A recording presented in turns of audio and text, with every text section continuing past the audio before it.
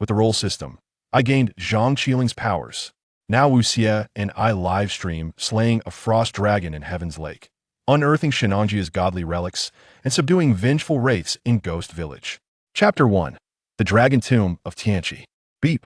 The divine role-playing system has been activated. You have obtained a permanent identity card. Zhang Qiling. The system is now bound. Host information. Chu Chun, male, age 24. Current world, parallel Earth. Suddenly jolted awake on the bus, Chu Chun instinctively reached for his phone, where an application titled Role-Playing System appeared on the home screen. System prompt. Please embody the acquired identity. The closer your embodiment to the character, the greater the abilities you will gain. Current ability, 0. Taken aback, Chu Chun had no time to articulate his thoughts before another new live-streaming app materialized on his phone. What is this? As if sensing his confusion, the system sent another notification. The host is urged to commence live streaming promptly. Earnings from a stream can be utilized to purchase resources from the shop. Flipping through the system's reward shop, Chu Chun was dazzled by the myriad of items on display. Even within the low-tier section, luxury vehicles such as Rolls-Royce and Lamborghini were featured. The mid-tier section offered an array of properties, including coastal villas and opulent clubhouses. As for the high-tier offerings, there existed a collection of items that transcended the laws of physics, each possessing extraordinary abilities. In terms of how extraordinary, the only limit is your imagination. Beep. You have activated the first task. Just as Chu Chun marveled at the splendid rewards, the task arrived. Newcomer task. Explore the Dragon Tomb of Tianchi in Changbai Mountain. Task duration, 7 days. Task requirement. Explore the Dragon Tomb of Tianchi and receive generous rewards upon completion. System gift. Beginner's Adventure Toolkit. Observing the app, Chu Chun noted his task list displayed clearly. At that moment, an image suddenly transmitted to his system, revealing his Adventurer's Club membership credentials. Please present this credential to enter the designated area. This was the system's final notification. Instinctively, Chu Chun grasped the bus ticket, which astonishingly read from Jilin City to Baishan City. It truly is a parallel world. Chu Chun exclaimed excitedly, gazing at the ticket. He had traversed dimensions. In the parallel Earth world, the capital of Jilin Province, Changchun City. Chu Chun donned a specially tailored black hooded outfit for Zhang Qiling, and immediately the system responded. Beep. Character alignment with Zhang Qiling. 40. You have acquired the following initial abilities. Activate 50 of Diamond Strength, enhancing physical power to 10 times that of an average adult male. Activate 50 of Adventure Savant ability, augmenting knowledge and exploration, tomb raiding, metaphysics, mysticism, talismans, and mechanical arts. Activate 100 survival skill capabilities, achieving mastery in diving, combat, weaponry, and medical skills. Activate 10 of the Qiling bloodline power, gaining a 40 resistance to malevolent forces. Suddenly, Chu Chun felt a spark of inspiration. Gazing around him, he sensed an invigorating energy surging within. Every movement of those nearby was crystal clear to him. Everything feels so slow. He lifted his gaze towards the sports cars outside the mall, perceiving their speed as if it had been reduced by a beat. It seems even bullets I could confidently evade. Zhang Qiling possessed formidable abilities. His martial arts and swordsmanship were unparalleled, complemented by his extraordinary Qiling blood, exuding an imposing aura, making him a godly figure in the tomb raiding realm. It appears I have only reached a 40 compatibility. To acquire more skills, I must strive even harder, Chu Chun mused. Upon arriving at Changbai Mountain, Chu Chun noted a heavy atmosphere enveloping the area. In this parallel world, Changbai Mountain was devoid of tourists. The surrounding vegetation stood desolate, casting an eerie ambience. Passing a sign warning of the 600-meter altitude, he spotted ominous dark clouds gathering above Tianchi, a foreboding sight that sent a shiver down his spine.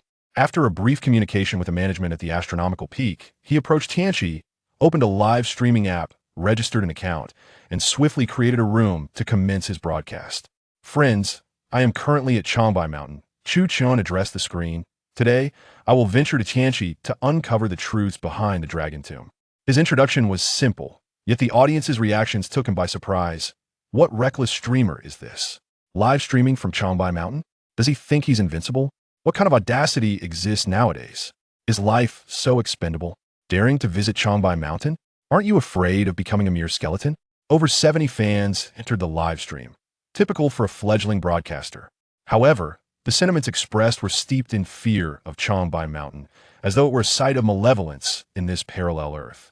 What's wrong with Changbai Mountain? Zhujian in Gui, streamer.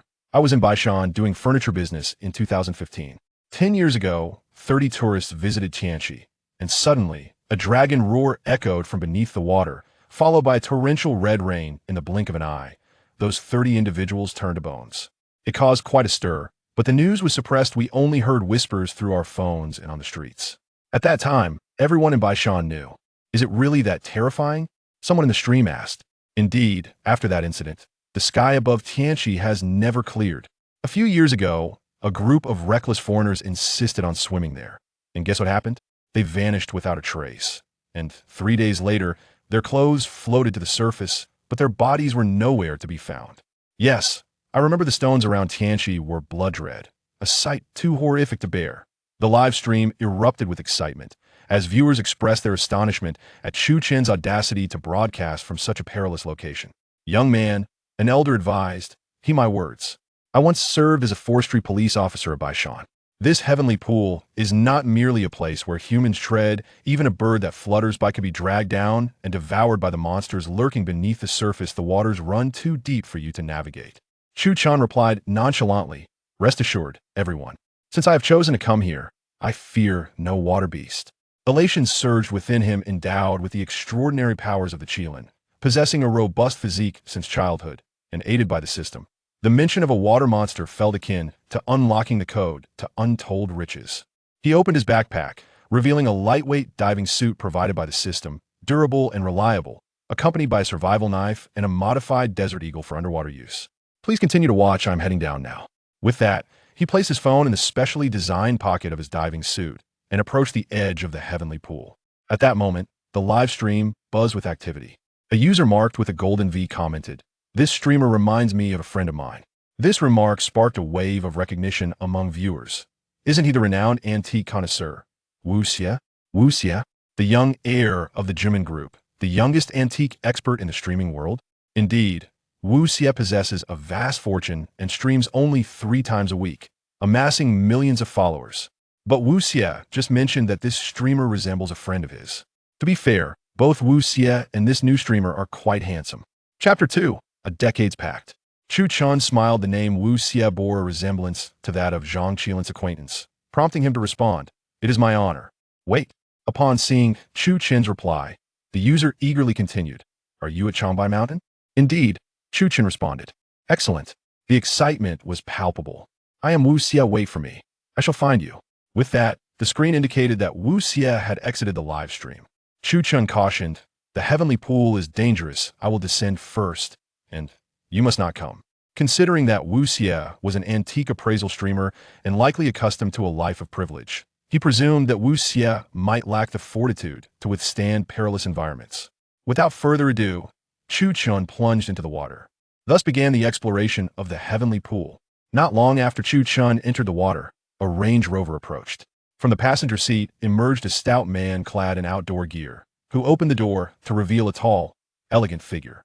Dressed in white athletic wear, the young man donned a brown trench coat to shield against the lingering chill of May in Changbai Mountain. This was Wu Xie. "Young master," the burly man in the passenger seat said with a furrowed brow, "the heavenly pool is a treacherous place. Why do you choose to venture here?" "He is here," the handsome Wu Xie replied with a radiant smile, bright as the sun. "Wang Ming, prepare the diving equipment." Once the equipment was ready, the young man activated his live stream. "Wu Xie is online. Young Master Wu, you finally graced us with your presence. What about your usual antique show today?" "I am live streaming my diving," he chuckled. "Today, I wish to collaborate with a new host." "The reason?" "He bears a striking resemblance to an old acquaintance of mine." The chat room erupted in excitement, showering the screen with likes, as the audience expressed their astonishment at this unexpected venture. After all, the realm of high-end antiques, calligraphy, and jade appraisal had never ventured into the outdoors. "Young master, we are ready," Wang Ming nodded. "However, young Master Wu, you must consider that the Zhang from years past. He is no longer with us. This individual may merely be an imitator." "I am aware," Wu Xie replied, gazing into the profound depths of the heavenly pool. "Wang Ming, regardless of the circumstances, he is a crucial friend of mine. Even if he is but a shadow, I wish to grasp it." I cannot allow that. I will accompany you. Wang Meng insisted, retrieving a set of diving gear. I must ensure your safety. Rest assured, Wu Xie smiled. Hand me the explosives and the underwater pistol. Very well, Wang Meng sighed. Your temper could not be swayed by 8 oxen. Wu Xie chuckled as he donned his equipment. Check the gear. I'm going underwater, he commanded. BC is normal, and the air valve is functioning properly. Young master, you may descend, Wang Meng confirmed. Keep an eye on the surface. Notify me of any developments, Wu Xie instructed. Wang Meng nodded. Young master, you may proceed. This is an underwater amplifier for distress calls, and here is the emergency device. Wu Xie smiled and said, Do you think I'm still that child from years ago? Wang Meng fell silent. Wu Xie lifted his gaze to the ominous clouds gathering above the heavenly pool. 10 years, he murmured, staring into the unfathomable depths. I hope the one I am to meet is still you. Underwater, Chu Chan found himself besieged by a swarm of piranhas. These were ordinary fish, albeit small in size, known for their aggressive nature in shallow waters. Several piranhas darted towards him with lightning speed, their jaws agape, revealing razor-sharp teeth. With reflexes like lightning, Chu Chan brandished his dagger, the glint of steel flashing as he struck, sending piranha flesh flying. The remaining fish scattered in panic. A netizen has sent a sports car. A netizen, with a trifling amount, has sent a rocket. A netizen, Lao Ba, has sent a diamond card. The chat room erupted in a flurry of gifts. Is he really that formidable? This host possesses remarkable skill. Incredible. It's the first time I've seen someone dare to dive into the heavenly pool. My friend, due to your impressive prowess, they'll treat you to a gift worth 6,000. This generous benefactor, known as Stone White Hero, bore an avatar frame that could only be obtained through a $10,000 purchase. Stone White Hero? Is this the legendary tycoon of our platform? It is said he owns over 100 properties across several first-tier cities, and even has his own yacht club overseas. Wow, a wealthy individual. It seems this host has attracted a big shot. Stone White Hero continued. Brother, I am quite straightforward. Show me some excitement, and I shall reward you. The audience began to shower the stream with gifts and donations. Some even invited friends to join, causing the viewer count to soar dramatically. The livestream of Chu Chun was instantly filled with viewers, as few could resist the allure of a truly adventurous host. It's merely a few insignificant fish. These creatures are less aggressive than sardines when submerged. Moreover, the rules of diving dictate that one must not disturb the aquatic life. This novice streamer clearly lacks understanding of the etiquette, making himself a spectacle. Suddenly, another prominent streamer entered Chu Chen's room. Is it him? The million-follower streamer, Long Ao, who broadcasts survival in Africa. I've heard that Long Ao was once a mercenary, having fought in Syria. He is one of the recently ascendant super streamers, heavily promoted by the platform. Chu Chun surmised that Zhang Qiling would certainly disregard such unreasonable provocations. It was likely that the well-funded and popular streamer, Wu Xie, had come to his aid, generating substantial promotional effects, which undoubtedly incited discontent among fellow adventure streamers. Long Ao clearly represented these envious individuals. Jealousy has never garnered Chu Chen's attention, hence he chose to remain silent. Observing this, the prominent streamer Long Ao seemed to perceive Chu Chen's indifference as a slight. By convention, at least the host should respond. Yet this streamer remained unresponsive. Today's young streamers often resort to deceit for attention. Selling counterfeit liquor is one thing, but to claim that red sturgeon is piranha for the sake of sensationalism is laughable. With this remark, some viewers in Chu Chen's stream were incited, eagerly questioning, Host, what exactly is this? This fish is the red-bellied sawfish carp, also known as the Nancher sawtooth carp, measuring 30 centimeters excluding the tail fin, Chu Chen declared, grabbing a deceased fish and presenting it to the camera. The fish was a vivid crimson, with sharp teeth and a pronounced spiny jaw.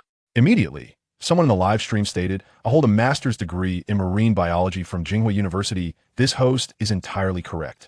With an authoritative endorsement, Long Ao fell silent. Long Ao, will you continue barking? Chu Chen's fans expressed their dissatisfaction. Indeed, the host has caught 4 piranhas with a single stroke. Are you feeling anxious? You must be the keyboard emperor. Type away. Ignoring a bully like this newbie streamer is the least we can do. Even some of Long Ao's loyal fans began to turn against him. Unperturbed by the commotion, Chu Chun resumed his dive. The water was serene, tranquil as an examination hall. while the camera captured an abyssal world shrouded in darkness. The waters of the heavenly pool were relatively pristine, with few impurities. Thanks to Zhang Qiling's expertise, Chu Chun was quite adept at diving. At that moment, a massive shadow darted beneath him. "Host, there's a colossal creature in the water. I used to live in Xan town. My village's elder spoke of a dragon locked beneath the heavenly pool in ancient times. I've heard tales too during the Song dynasty. The emperor forbade anyone from entering Changbai mountain, claiming it harbored sacred beasts. Today, it seems there might be truth to such legends. I hope this host isn't in danger." Chapter 3. The terrifying water monster. The depths of the heavenly pool, unfathomable and eerily silent, seem to conceal dangerous creatures, lying in wait. "I warned you. The youth are reckless, venturing into such a perilous place. Is this pool a realm for mortals? Countless souls have descended, never to return," an elderly viewer remarked in the live broadcast. "This host is quite remarkable, displaying no sign of fear at all," someone commented in the chat. Unfazed, Chu Chun closed his eyes, holding his breath, listening intently. Empowered by the formidable abilities of Zhang Qiling, he appeared to hear a sound, a breath emanating from the depths. The sound drew nearer, reminiscent of the furious roars of demons from the abyss, crashing waves, and the rumbling collapse of mountains. "What is happening? Is it haunted?" someone in the chat speculated. Chu Chun explained, "This sound is produced by living creatures, not a natural phenomenon. Fish emit sounds that, apart from mere mechanical friction, include a category associated with their behavioral characteristics." Upon hearing this explanation, the viewers in the chat began to praise him. This host is quite knowledgeable. Indeed. Unlike typical internet streamers, he is exceptionally erudite. "I graduated middle school and ventured into business. I truly don't understand these matters. I admire the host." Many in the chat started to commend him. Long Ao scoffed derisively. "It's merely the sound of water flowing through crevices. To claim it as animal sounds is just an attempt to frighten the audience for amusement." Chu Chun ignored him, stating, "Dear viewers, this sound will soon resonate once more.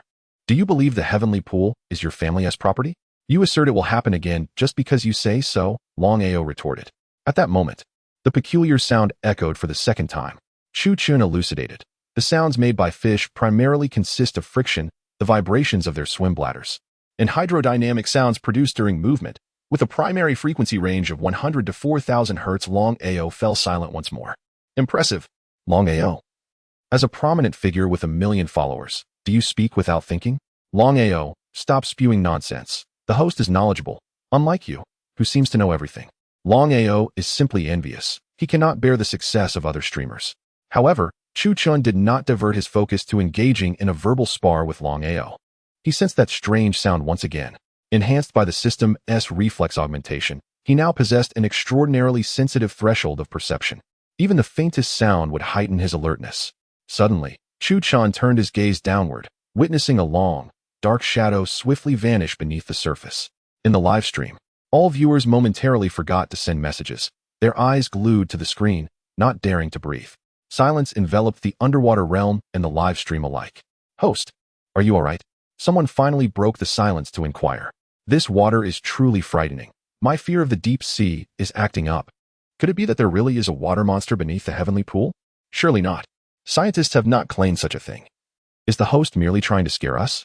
Before his words had faded away, Chu Chun was greeted by the sound of flowing water. It was the unmistakable noise of a massive creature swimming forward. He held his breath and drew forth his black survival dagger. Suddenly, a chill crept up his spine. It seemed a terrifying presence lurked behind him, ready to strike. The moment had finally arrived. Chu Chun glanced downward and beheld a fleshy tentacle hurtling toward him. With a swift motion, he focused intently and reacted. The cold glimmer of his blade pierced the tentacle, which resembled an enormous tongue. Dark gray in hue and covered with sharp, keratinous spines, far from the flesh of ordinary creatures. A deafening roar erupted from the owner of the tongue, revealing a colossal, shadowy figure rushing deeper into the celestial pool. Gripping the knife embedded in the creature's tentacle, Chu Chun utilized its strength to delve further into the depths of the pool. The deeper he ventured, the more he sensed he was entering a realm shrouded in mystery. Seizing the opportunity, he allowed this great fish to guide him into the abyss. At this moment, Chu Chun calculated his actions meticulously. The fish propelled him effortlessly, conserving his energy, a boon for his exploration. Ding. Compatibility with the entity increased by 5. Now at 45. Active skill rapid response upgraded, enhancing reflexes by 5. Active skill diamond strength upgraded, boosting strength by 5. Active skill Qiling bloodline upgraded, raising bloodline density by 3. With the enhancement of his abilities, he perceived the underwater scenery with astonishing clarity, even discerning protruding volcanic rocks with acute precision. Stop! Chu Chun commanded, seizing the gigantic tongue with his dagger. With a powerful single-arm motion, he thrust upward. Bang! Bolstered by his diamond strength. He grasped the immense water creature as effortlessly as if he were uprooting a willow, yanking it from the depths. The creature was adorned with sword-like scales, razor-sharp to the touch. It collided fiercely against the rocks, emitting a furious roar.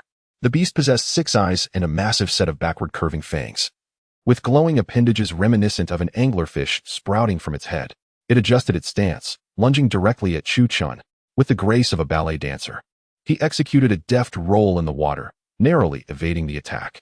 At this moment, the livestream audience was swept up in the excitement, their hearts racing as if on a roller coaster.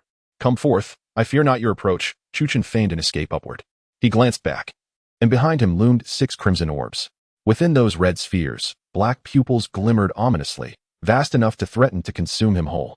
It was a colossal creature, akin to a giant salamander. This monstrous being possessed a cavernous maw lined with 3 tiers of sharp teeth, and its grayish-black tongue bore barbs. Astonishingly, the creature had dinosaur-like arms, its body adorned with numerous shimmering fins that glinted like steel. This fish even sported insect-like limbs for crawling and hunting. This is no mere aquatic creature, Chu Chun elucidated. Behold, this is the water monster. The live stream erupted with excitement. The streamer astonishingly engages in hand-to-hand combat with the creature. Is this thing a mutated organism? Streamer, why not utilize a firearm or a blade? If you possess the capability, then descend and confront it. It's submerged. If you can strike, then do so. This creature indeed does not resemble typical aquatic life. It lacks the characteristic morphology of fish. Specifically, it appears to be a being that has undergone prolonged mutation or biological modification. A man in the live stream, known by the moniker Professor Zhang Huang, remarked. The chat erupted with fervor as viewers began to voice their opinions, considering the previous scene was indeed perilously thrilling. Great deity, I shall bestow upon you 5,000 in donations. You are extraordinarily impressive. Donations? How can such an exceptional individual go unsupported? Is that even humane? This month's sustenance funds are yours, my friend. What a thrill. I've contributed. It was evident that the brave hero had just donated 16,000. Today, Chu Chun had amassed over 20,000 from this singular individual alone. However, he must now remain entirely focused on navigating this perilous environment. For they were at the bottom of the heavenly pool, having just traversed into the deep waters ridden by the monstrous fish. Every potential danger loomed nearby. Suddenly, the creature stirred. This aquatic beast surged forth with the swiftness of a torpedo, approaching with alarming rapidity. Chapter 4. Overwhelming power. Chu Chun felt the oppressive force of the creature, which was comparable in size to a white shark, stretching over 4 meters in length. With a mouth reminiscent of a crocodile's, the monstrous being launched a fierce attack against him. How sluggish! Chu Chun dashed forward, landing atop the creature's back. Leveraging his momentum to leap into the air, drawing the underwater sand eagle, and fired 2 shots. Boom! The creature's scales shattered, blood gushing forth instantaneously. Remarkably, its physical defense was quite formidable, Chu Chun quipped. In an instant, the number of viewers in the live stream surged from under 100 to over 300. Then it skyrocketed to 700 or 800. Moreover, a steady influx of new viewers continued to join. Is there truly a water monster? There is a water monster. Approach science does not deceive me. This streamer is actually confronting the water beast. How impressive. Is this streamer the water monster? He managed to make the creature bleed. I would wager that even a falcon or winter soldier could not defeat this beast. As the monster flicked its tongue, Chu Chun deftly dodged. Yet, in the water, the tongue inexplicably sprouted 2 fish fins, swiftly altering its trajectory, launching a counterattack. The monstrous fish, full of itself, believed that with its tongue, massive jaws, and razor-sharp scales, it could annihilate Chu Chun in an instant. Bring it on. Chu Chun readied himself, deliberately slowing his reaction just a fraction. It was this very moment that the enormous creature's tongue was now within his grasp. Danger, streamer. How swift, what is that? The viewers in the live stream were unable to discern what had flown by. Crack! Chu Chun's left hand shot out with lightning speed. Even beneath the frigid waters of the lake, his movements bore no delay. Gripping with his left hand, he swung his knife with the right. With a swift motion, blood gushed forth. In his hand was the writhing tongue of the creature, still pulsating, its nervous system not yet fully compromised. My heavens! The streamer is a superhuman. Is this a dream? Is this a movie? The streamer severed the water monster's tongue? This streamer must be a reincarnation of a legendary warrior. What divine skill is this? Instantly, the number of viewers skyrocketed to 2,000, 3,000, 6,000. From a mere 70 viewers at the outset, the audience swelled to 10,000. Chu Qiling set a record on the streaming platform. His donations escalated from a few dozen to several hundred, then to 5,000, now totaling a staggering 30,000. In just one morning, he earned 30,000 in donations. Look, this is the tongue of the monster. This tongue itself is a miniature life form, possessing the ability to hunt autonomously and swiftly defend itself, Chu Qiling elucidated. The streamer is incredible. This streamer is astonishing. He is truly a god of underwater combat. Chu Qiling presented the tongue before the camera, speaking nonchalantly. Suddenly, he noticed a gleaming object in the water. Adhering to the principle of discovery, Chu Qiling swam over without hesitation and grasped it in his hand. My goodness, this is a treasure. What is this? I do not understand artifacts. It seems quite valuable. Doesn't it? Host, what is this? Please enlighten your sister. Professor Zhang Huang commented in the live stream. I believe I have seen something similar at an exhibition, though the details elude me. This is the legendary luminous pearl. Chu Qiling chuckled. In ancient times, it was referred to as the suizhu or xianzhu. Typically, the term luminous pearl denotes a phosphorescent stone, a night-glowing gem formed over millions of years from certain luminescent materials within the Earth's crust. Chu Qiling elaborated. Yet this particular specimen, encased within a monstrous creature, is indeed rarer. The professor humbly admitted, I am in awe of your vast knowledge. The affluent gentleman, Changbai, inquired, how much can you sell it to me for? The luminous pearl, polished by the belly of a monstrous fish beneath the Tianchi volcano in Changbai mountain, is worth at least several 100,000. This pearl is likely more valuable than those found in Empress Cixi's tomb. The wealthy patron was intrigued. Great master, will you sell it? Chu Qiling felt elated, astonished that by defeating a monstrous fish, he had acquired a luminous pearl worth tens of thousands, a single pearl sufficient to purchase a house. I shall not sell it, Chu Qiling replied with a nonchalant smile. This luminous pearl possesses remarkable powers to ward off evil. It is essential to carry it during exploration. However, the monstrous fish's body remains intact despite having its tongue severed. And now, it is enraged, thoroughly incensed. How terrifying. The giant creature is approaching. I can hear its furious roars. The water beast is so fearsome that even those with long ears can hear it. Chu Qiling turned to see the massive fish truly incensed, turning to charge at him. The giant fish, resembling a colossal koan, opened its gaping maw towards Chu Qiling, revealing a hint of blood and even fragments of human bones flying out. Inside this enormous creature's mouth lay layers of sharp teeth and massive suckers, akin to those of an octopus.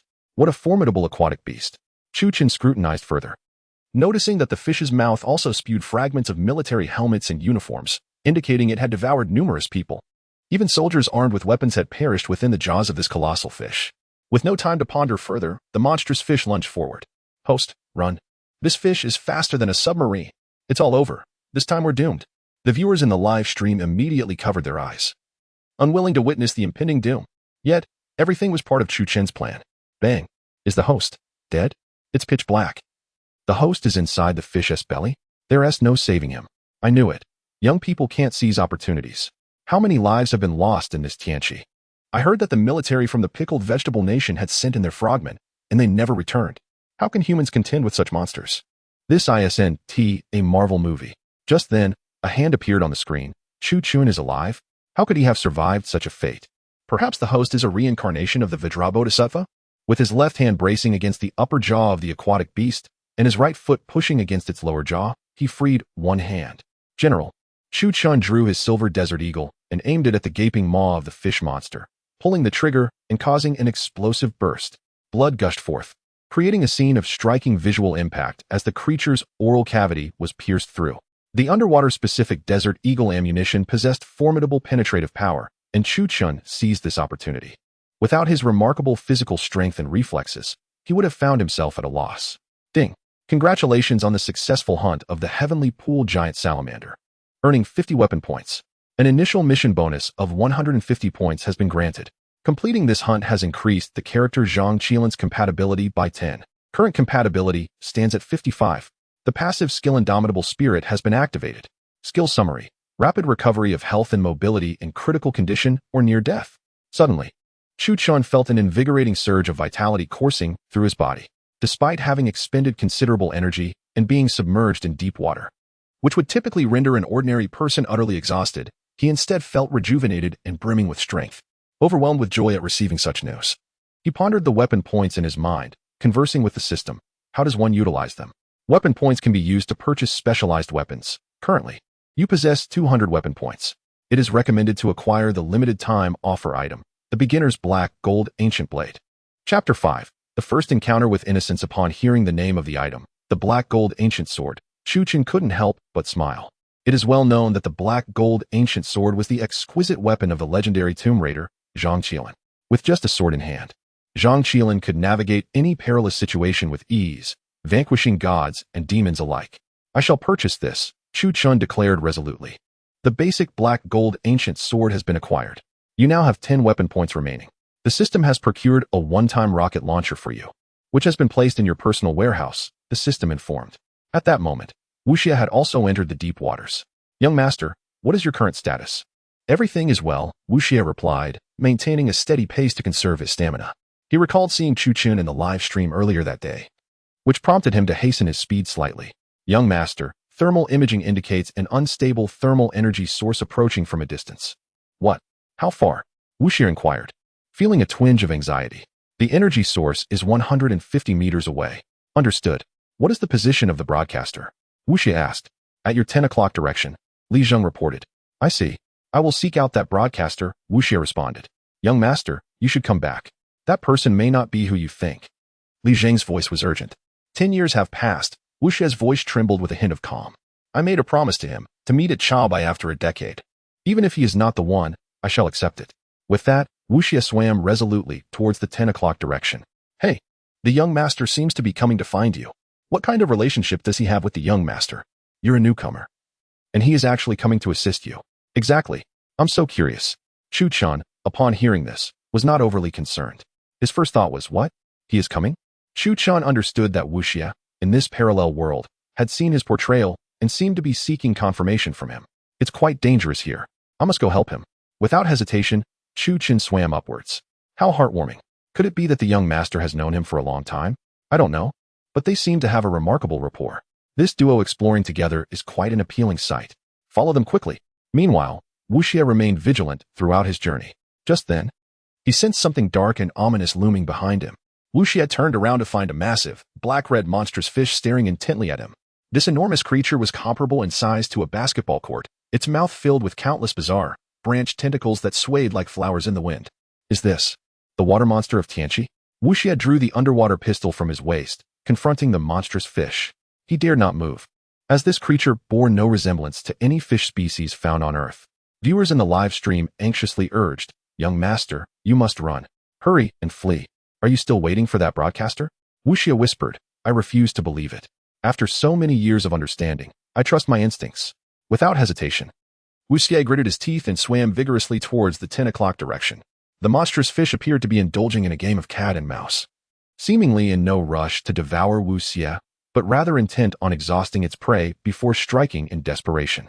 The creature swept through the water, shattering even the rocks in its path with its immense force. Typically, such colossal predators prefer to wear down their quarry before consuming them whole. Wu Xie, pursued by the beast, found his stamina severely depleting. Suddenly, he spotted a figure ahead. It was Chu Chen. Indeed, it was him. Possessing extraordinary reflexes, Chu Chen immediately recognized Wu Xie. As Wu Xie reached his side, he exclaimed, a monstrous fish is coming this way. All right, Chu Chen replied, gazing at Wu Xie. I'll handle it. Wu Xie, filled with delight, inquired, is your surname Zhang? No, Chu Chen clarified, my name is Chu Chen. You resemble a friend of mine. Wu Xie retrieved a white, canister-like object from his backpack. I will assist you in dealing with this aquatic menace. Chu Chen nodded, stating, it will be perilous. I am aware of the dangers, Wu Xie chuckled, which is precisely why I sought you out. The gigantic fish, upon seeing both Chu Chen and Wu Xie, seemed to grow even more exhilarated. Double the prey, double the delight. With a mighty rush, the creature lunged forward, its momentum reminiscent of a colossal whale, directly targeting Chu Chen. Flashbang. Wu Xie hurled the canister behind him, and immediately, a blinding light erupted in the water. Though homemade, this flashbang proved effective, particularly in the dim environment, creating a stunning effect. Confronted by a fish the size of half a football field, Chu Chen launched himself from the rocks, propelling like a cannonball. Let us see how you fare against my blade. With a spiral motion, Chu Chen swam beneath the giant fish. Startled, the creature lashed out with its snake-like appendages towards him, these limbs sharp as razors, capable of piercing even solid rocks. With an elegant flourish, Chu Chun wielded his black-gold ancient blade, its edge slicing through all limbs with the grace of a crescent moon. In a swift motion, he cleaved the beast open, ending its life instantly. The massive fish succumbed, its entrails spilling forth, staining the water crimson. Such an impressive streamer. How magnificent! Exclaimed the viewers. This streamer is incredibly brave. Truly reminiscent of the legendary Sun Wukong. With a spiral cut augmented by his skills, Chu Chun now possessed extraordinary destructive power. A single strike was sufficient to vanquish the enormous fish. Ding! Second kill accomplished, earning the following skill enhancements. Improved mechanism dismantling ability, a 10% boost in understanding ancient scripts, a 5% increase in skill strength, and a 3% enhancement in the concentration of Qiling bloodline. Chu Chun nodded, feeling as though a wealth of knowledge had suddenly flooded his mind, encompassing various occult and mystical studies. This newfound wisdom would undoubtedly prove invaluable in the adventures that lay ahead. Moreover, he sensed an enigmatic force coursing through his being, invigorating him with vitality. This must be attributed to the heightened concentration of Qiling blood, enhancing one's physical constitution. What is this? Wu Xie exclaimed, her expression one of astonishment as she swam to Chu Chun's side. Pray tell, is the weapon in your possession the black gold ancient saber? Indeed. Chu Chun affirmed with a nod. Just as I suspected. Wu Xie gazed at him, her excitement palpable. The black gold ancient saber is a symbol of the Zhang family. To wield it with such finesse. Her enthusiasm was evident as she continued. It seems I was not mistaken. Young man, let us embark on a journey of live streaming together. You bear an uncanny resemblance to a dear friend of mine. Is this friend significant to you? Chu Chun inquired. Undoubtedly, Wu Xie replied with a smile. He and his family ventured to the ultimate realm of the world. Before his departure, he told me that 10 years hence, I would come to Changbai mountain and encounter the person I longed to see. Then, with a grin, she added, since we have crossed paths, it must be fate. He directed me to Changbai mountain, and here I have met you. I believe this is all orchestrated by destiny. Chu Chun mused inwardly. It appears that this parallel world diverges entirely from the timeline of Earth as I know it. Here, Zhang Qiling does not guard the Bronze Gate, but has journeyed with his family to some mysterious locale. Young man, Wu Xie regarded Chu Chun. Allow me to formally introduce myself. You may call me Wu Xie. I am Chu Chun, he replied with a nod. Before Chu Chun could utter another word, a sudden, powerful undercurrent surged toward them. Chapter 6. The abyss of the malevolent dragon palace. The violent tremors beneath the heavenly pool instantly astonished the audience in the live stream. What is happening? Is the heavenly pool experiencing an earthquake? Gasps of surprise filled the room. The screen shook. Could it be a volcanic eruption?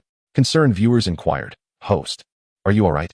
Do not panic, Chu Chun reassured. This is not a volcanic eruption or tectonic activity. Rather, it is a spatial fluctuation, a form of ancient magic. We must remain still.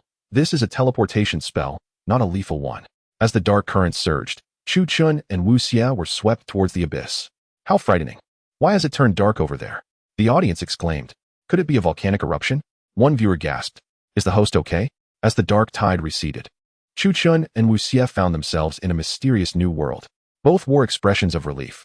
Friends, we have arrived, Chu Chun announced as he directed the camera ahead. Behold, the dragon tomb of the heavenly pool. Before them stood a magnificent palace, and beside him, Wu Xie was equally awestruck. This is the dragon tomb of the heavenly pool. The upcoming challenges will surely be perilous, Chu Chun remarked calmly, glancing at Wu Xie. Stay close behind me. You always treat me like a child, Wu Xie replied with a knowing smile. Do not worry, I will keep close to you. Ding. The system detected a familiar presence. Activating the bond system. Chu Chun received a prompt. The first tier of the bond, the scale, is activated, granting a 30 luck bonus. Conditions for activation. You and the character, Wu Xie, must be present, triggering the bond, significantly increasing luck. This bond applies to all scenarios. Chu Chun felt elated.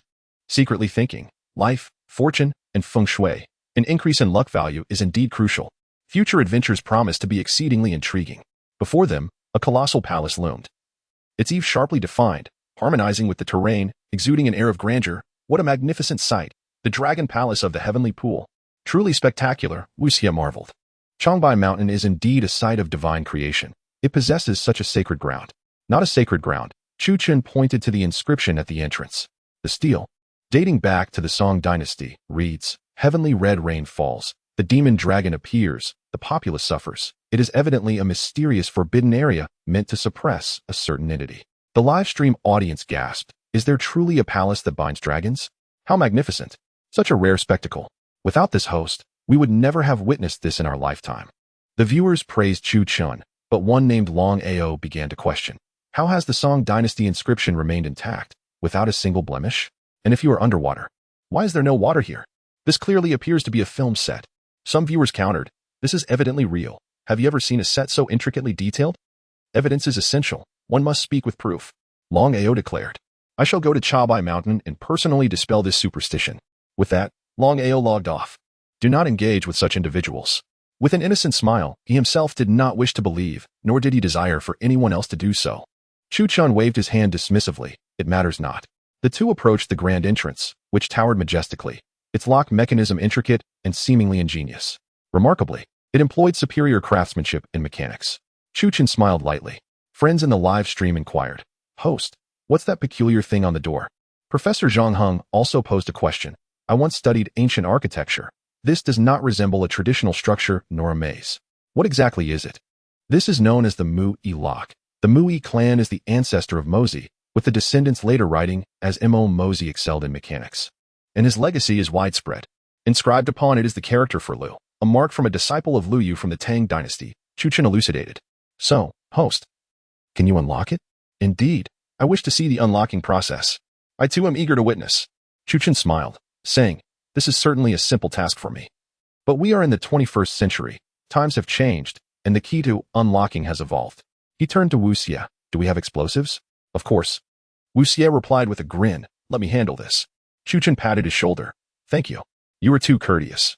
Wu Xie chuckled as he approached the entrance to set up the explosives. Everything was prepared. Wu Xie and Chu Chun retreated to a safe distance. With a resounding boom, the lock of the grand entrance was astonishingly blown apart. Look, this is the dragon palace that suppresses the monstrous dragon beneath the heavenly pool. Chu Chun adjusted the camera towards the palace. The palace rivaled the scale of the Forbidden City, secured by colossal iron chains. The hall glimmered in bronze hues, with bronze figures wielding halberds standing on either side of the entrance, where a strange symbol was prominently displayed. This is the lock of the dragon palace beneath the heavenly pool. A university professor, named Zhang Huang, began to enlighten the audience. I recall from an ancient mythology book that during the active volcanic times of the Song dynasty, a demonic dragon wreaked havoc. And the practitioners of the Central Plains combined the forces of heaven and earth to seal the giant dragon in this place. As a registered user and an actual university professor, his insights were well received by the majority of viewers in the live stream. Such a terrifying palace. The legends are indeed true. Host, does that mean you will encounter the great dragon? Indeed. What lies within is a demonic dragon. Chu Chun realized that this space was devoid of any flowing water. It felt like a separate world, entirely isolated from the heavenly pool. He took out his phone and noticed 2 stone tablets at the entrance. One tablet bore a grotesque shape, with blood-red inscriptions, and it seemed to ooze fresh blood. The tablet is bleeding, exclaimed one viewer. What do the characters say? Another queried. Oracle bone script? But it doesn't seem like it. If you don't understand, refrain from making baseless claims. You might mislead others. Host, enlighten us. Chu Chun slowly recited the verses inscribed on the tablet. Sharpened teeth suck blood, returning once more, slaughtering the myriad realms and butchering the underworld. The poetry was not penned by human hands. Upon reading the 2 lines, Chu Chun felt a shiver run down his spine. A wave of mental disturbance suddenly permeated the surroundings. How repulsive. Why does it feel like madness is approaching? A sudden wave of fear washes over me. Even through the screen, my heart aches. Could this be the spiritual pollution emanating from an ancient stone tablet? A sense of unease grips my chest. I am in desperate need of assistance. It appears that the verses inscribed upon the tablet exude an eerie power, inflicting mental harm upon those who gaze upon it. Even the innocent one leans against the wall, displaying a countenance of torment. My dear friend, there is something amiss with this stone tablet. The pallor of the innocent one deepens. The mental lethality of the tablet is extraordinarily potent. Even someone like Long Ao, who has served in the military, cannot escape the overwhelming malevolence that seeps into his mind, assaulting his thoughts. Chu Chun remains unfazed, shielded by the blood of the Qiling. Such a spiritual attack is merely child's play for him. He then turns his attention to another stone tablet, this one adorned with robust and powerful characters. This holds the key to our liberation. Everyone, please remain calm. I shall read it aloud. Unperturbed by the sinister thoughts, Chu Chun approaches the righteous stone tablet and promptly recites, the myriad heavens are vast and boundless. May my way flourish like the rising sun. Chapter 7. The Bone Lantern. As Chu Chun recited these 2 lines of poetry, the audience in the live stream gradually fell silent. Wu Xie rubbed his head. Supported by Chu Qin. Are you all right? Are you unaffected? Surprised, Wu Xie remarked. I only knew that a person possessing the Zhang family's Qiling bloodline is impervious to various malevolent influences. It seems. Let us proceed. Chu Qin stated. The host is truly remarkable. Isn't he just stunning? A female viewer praised in the chat. He is completely unharmed. He must be the chosen one. Commented a user with an anime-inspired name. This host is indeed impressive. I must recommend him to my colleagues. Another person chimed in. These two stone tablets. One should be the essence of the demon dragon's soul, while the other was utilized by ancient people to suppress the demon dragon, Professor Zhang Huang explained. The host is incredible. We were all suffering immensely, yet you seem unaffected on the scene, exclaimed another viewer. The host is astounding. Following him allows us to witness this extraordinary spectacle. The audience swelled by tens of thousands, and in an instant, Chu Qin's livestream boasted an astonishing 100,000 viewers. You are extraordinarily knowledgeable about these metaphysical matters. You are practically a walking encyclopedia, Professor Zhang Huang admired. Indeed, I must recommend this host to those around me, and encourage them to support you. Many echoed. As Chu Qin approached the Grand Hall's entrance, he noticed a faded plaque inscribed with the words, Enter, O fortunate ones. It appears I am indeed one of the fortunate, Chu Qin remarked.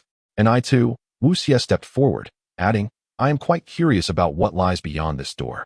With that, he pushed the Grand Hall's door, which creaked open. However, the audience erupted in shock. Heavens, this is a living hell. I was just eating. Is this for real? How disgusting. I, a grown man, am about to vomit. I've worked in a slaughterhouse for 10 years and can't handle this. Don't say that. I've been a surgeon and can't bear it. The live stream became chaotic. Yet, Chu Qin remained composed, unflinching at the ghastly scene before him. In such a place, a lack of gruesomeness would be rather peculiar. The path to the inner sanctum was lined with spikes adorned with dragon scales.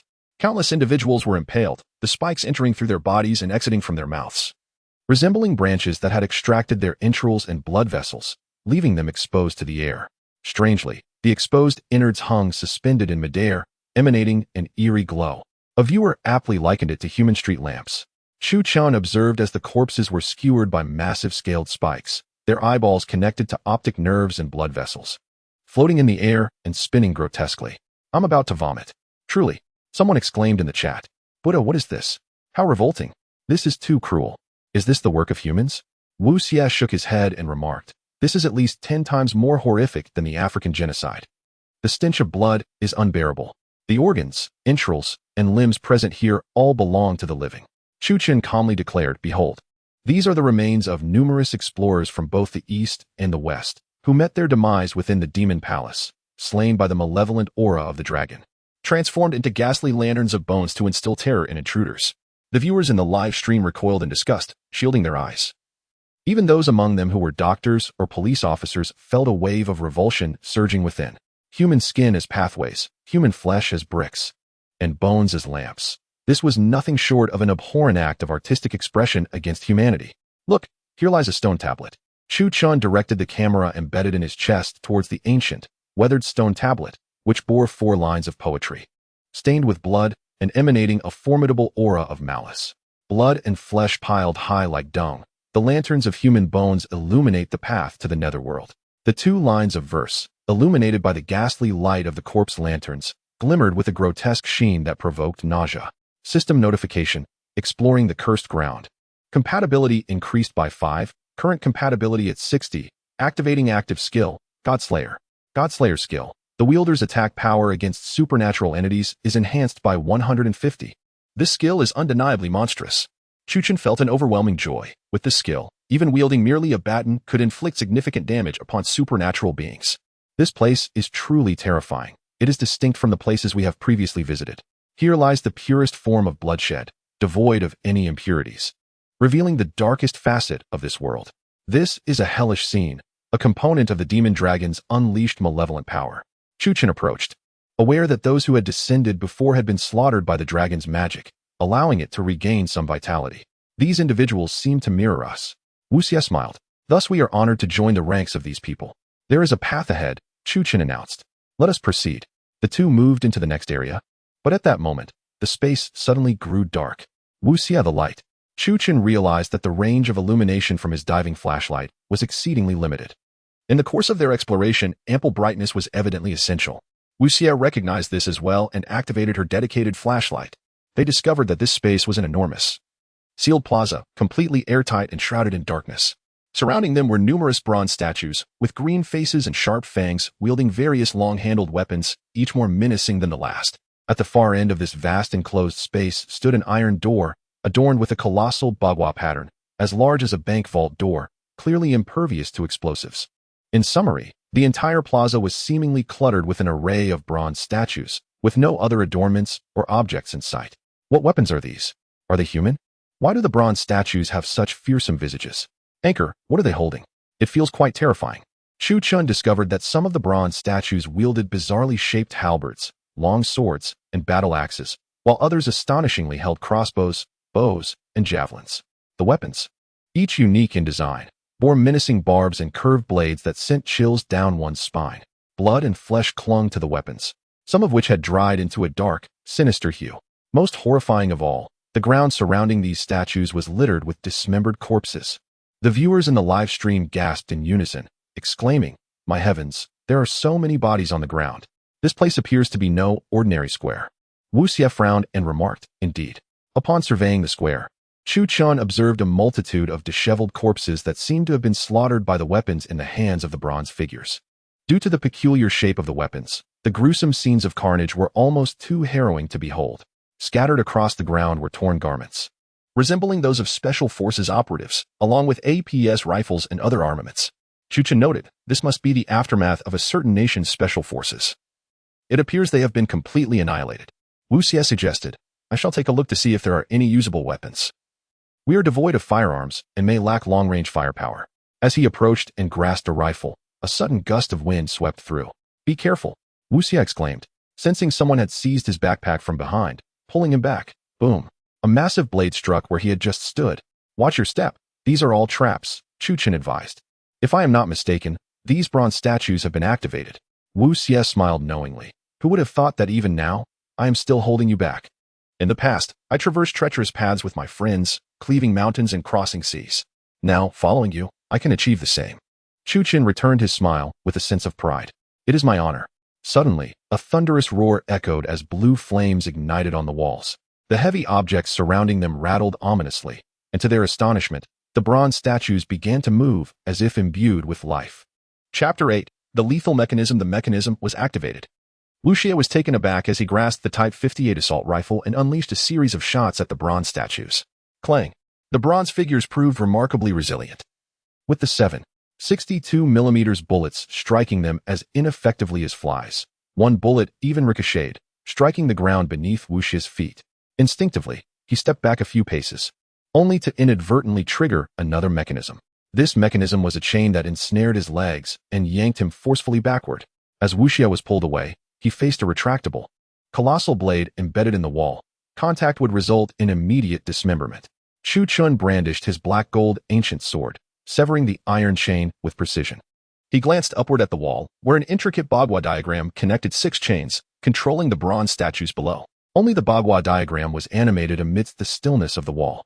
Suddenly, Chu Chun comprehended the solution. To dismantle this mechanism, one must halt the movement of the bagua diagram. "Wu Xie," Chu Chun addressed him, "the statue's attacks are straightforward. Follow my lead and stay behind me while I deactivate the mechanism." Wu Xie nodded in agreement, and Chu Chun added, "I entrust my back to you." Wu Xie chuckled, "You trust me so easily upon our first meeting? If you consider me a friend, I shall regard you as one too." As soon as Chu Chun finished speaking, he dashed towards the mechanism. However, a portion of the bronze statues continued to pursue him, seemingly aware of who posed the greatest threat. "Streamer, what should we do? This is a mechanism. How do we break it? It feels incredibly perilous."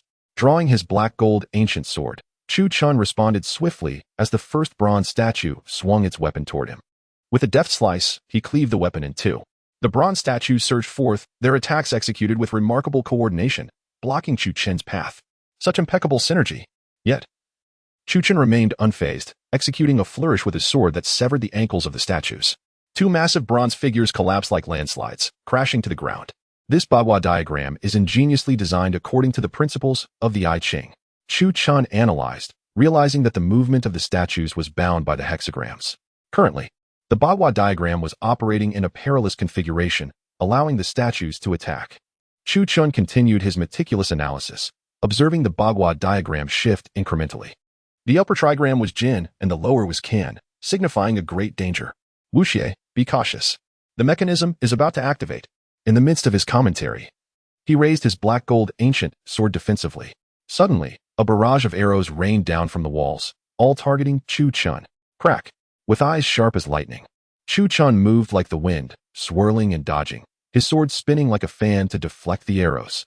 Indeed, if the mechanism attacked according to the hexagram, then one merely needed to adjust it to a favorable hexagram. With a powerful leap, Chu Chun soared into the air as two gigantic bronze statues wielding bronze halberds and massive axes struck at him, performing a 360-degree turn in midair. He brought his sword down, severing the heads of both statues. Though decapitated, the statues' bodies remained animated. Chu Chun brandished his tactical dagger and hurled it forward with a swift motion. With tremendous force, he severed the uppermost metal bar, the hexagram of the Bagua diagram. Now lacking one chain, instantly transformed into a favorable omen. What on earth is the host doing?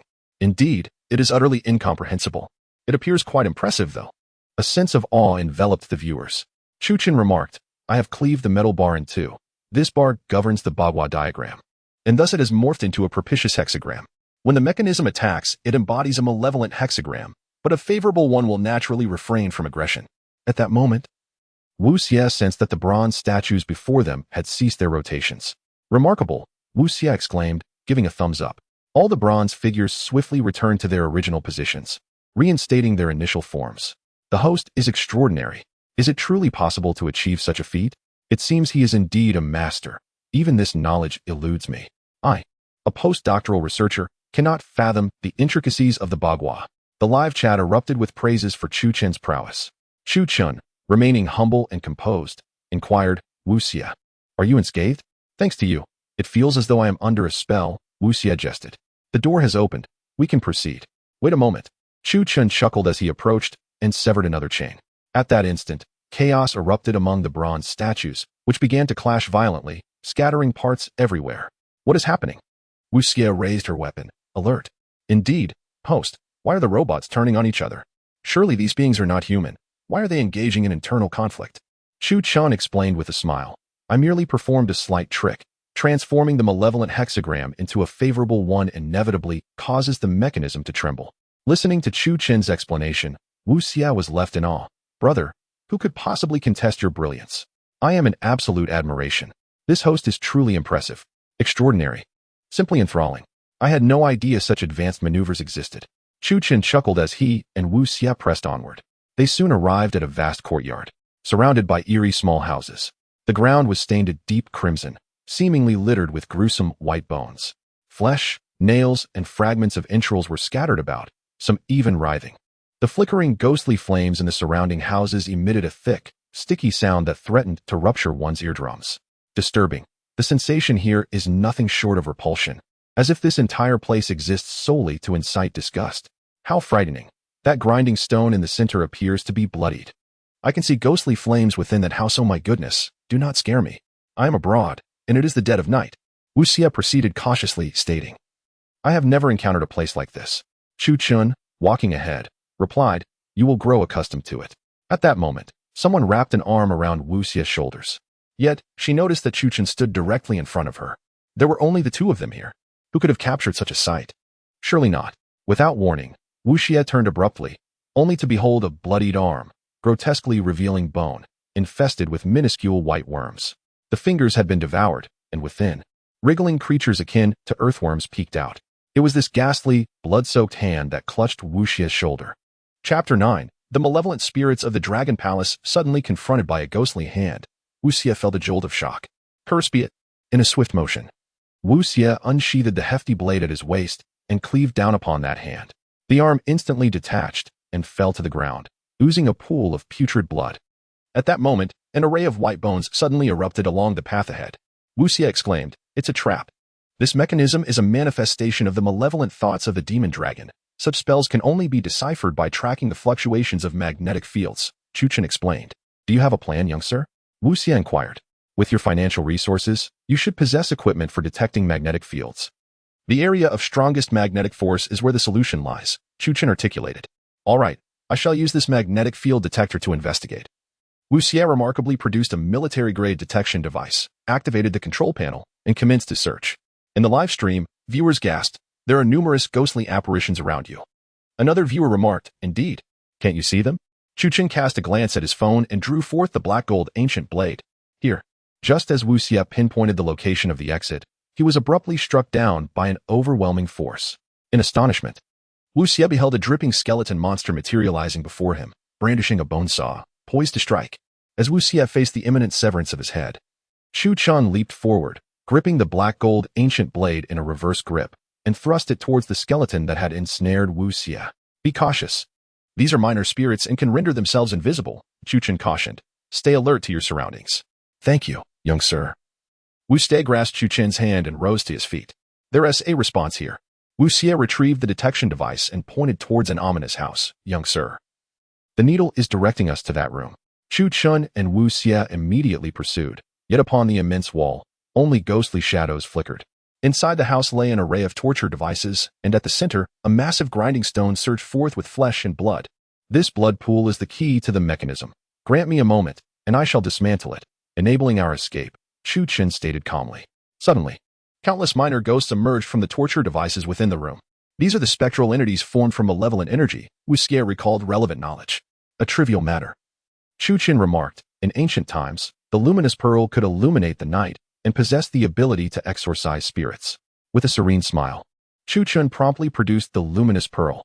As it illuminated the room, a chorus of anguished wails erupted.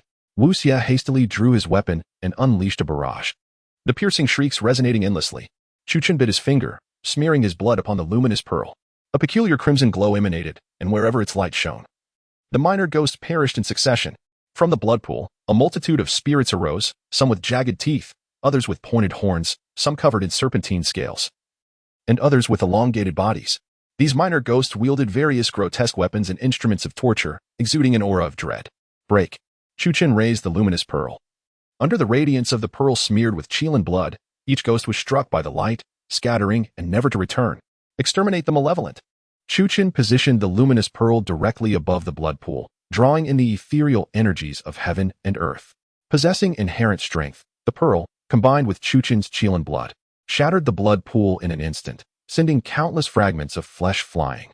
Wu Xie surveyed the surroundings and remarked, "These malevolent spirits have resorted to grinding human bodies with a millstone to create flesh, which nourishes the ancient dragon. How despicable." Thus, the ancient dragon is on the verge of resurrection. Chu Chen cast a glance around and noticed a depiction of hell painted in blood upon the wall. The artwork illustrated countless souls being repeatedly crushed beneath a massive stone, reduced to mere fragments. A wave of gasps erupted in the live stream. "What a horrifying image. It's utterly cruel. Who would adorn their space with such a grotesque painting? How twisted." For the painting depicted the stone-crushing hell, one of the 18 layers of hell. As soon as Chu Chen uttered this revelation, the door to the room slammed shut. Suddenly, a massive iron plate adorned with countless sharp blades began to descend ominously from the ceiling. "Streamer, this is perilous. If that descends, we shall be reduced to mere dumpling filling. What can we do? I can't bear to watch." Chaos ensued in the live stream as viewers expressed their concern for Chu Chen's safety. "I shall use explosives to breach the door," Wu Xie declared, confidently producing explosives once more. "This is the ghost sealing technique, an unconventional mechanism. Physical destruction will be ineffective." Chu Chen responded, "I shall dismantle it using my Qiling bloodline." He swiftly approached, applying the Qiling blood to his palm to draw a Taiji symbol. "Fear not, in but a moment, we shall escape." Upon hearing this, the live stream erupted with exclamations. "Streamer, if you do not exit soon, you will become a meat pie. This mechanism is terrifying. And the little spirits. What shall we do? It's too frightening. I will pray for you." Wu Xie wiped the sweat from his brow, wanting to speak, but hesitating. Suddenly, Chu Chen shouted, "Qiling bloodline, break." A resounding boom echoed as the door shattered into fragments, accompanied by a wretched scream from the demons, scattering debris in all directions. In that instant, the door swung open. Wu Xie exclaimed in delight, "Is that the Qiling blood?" "Indeed," Chu Chen replied with a smile. "This is the essence of the Qiling bloodline." Wu Xie grinned. "It seems that the words of the sealed oil bottle were not in vain. I have truly encountered the right person upon my arrival at Changbai Mountain." "That's splendid," Chu Chen responded as they dashed forward. Wu Xie picked up another firearm from the ground, reloaded it, and stowed an additional magazine for backup. Noticing an RPK light machine gun on the ground, Wu Xie smiled and was about to retrieve it when Chu Chen caught him by the backpack and pulled him back. The light machine gun. Wu Xie explained. I believe its firepower is formidable and could be of use. Look ahead, Chu Chen said calmly. Before them, the blood, flesh, and bones began to coalesce. In mere moments, they formed a gigantic demon, grotesquely devoid of legs. The flesh and blood demon towers over 5 meters. Its head resembling that of Ashura, possessing 2 heads and 8 arms, each grasping a variety of weapons, saw blades, iron hooks, stone statues, steel forks, chains, and even the rifles and machine guns of fallen soldiers scattered on the ground. What is this? An audience member inquired in the live stream. Even the seasoned Wu Xie was taken aback, instinctively taking 2 steps back. This is the flesh of the blood pool mechanism, having broken free from its control, its resentment scattering and transforming into a demonic monstrosity. As Chu Chen's words settled, he calmly turned to Wu Xie, asking, Are you afraid? Well, who wouldn't be afraid? Wu Xie replied candidly, picking up a gun. Stay here and do not fire. Bullets are ineffective against it, Chu Chen instructed. Chapter 10. The blood of the Qiling. What do you intend to do? Wu Xie inquired, as Chu Chen had already moved forward. Do not concern yourself with me, he replied, not glancing back. I shall return shortly. The colossal demon seized a statue in its grasp and smashed it onto the ground, causing the earth to fracture, and a nearby house to collapse with a thunderous crash. The demon roared, its ferocity causing blood to trickle from Wu Xie's nose. How terrifying. What are you doing, broadcaster? Has he lost his mind and is seeking death? Goodness, I never wish to encounter that demon again.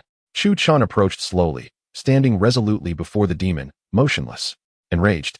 The demon's 4 eyes flared with fury as it raised its arm, wielding all its weapons against Chu Chen. In response, Chu Chen moved. With his right hand grasping the blade, he extended his left to apply the Qiling's blood onto the ancient black gold sword. With a thunderous roar, the massive demon swung its arm, resembling a mountain as it descended upon Chu Chen. Danger, broadcaster. Young man, beware. Chu Chen astonishingly closed his eyes. Everything fell into silence. The black gold sword, coated with the Qiling's blood, suddenly radiated a piercing golden light. Turning, Chu Chen walked towards Wu Xie. The demon's movements abruptly froze in midair. Young man, behind you, Wu Xie exclaimed in astonishment, pointing at Chu Chen's back. Chu Chen smiled, gradually sheathing the black gold sword. The moment the sword entered its scabbard, the gigantic demon behind him shattered. Its head severed, blood gushed forth, and its limbs were torn apart in a synchronized manner. The corpse plummeted to the ground, exploding into a cloud of blood mist. Chu Chen smiled indifferently.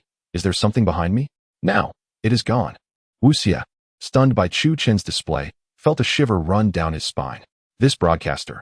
My goodness, how incredibly handsome. I cannot think of another word to describe him. I would call him the strongest. The live stream erupted with excitement, and a surge of fans flooded in, causing a temporary lag in the donation channel due to the overwhelming number of viewers. Now, we can proceed, Chu Chen stated, holding the luminous pearl. You will accompany me. This item can ward off evil spirits.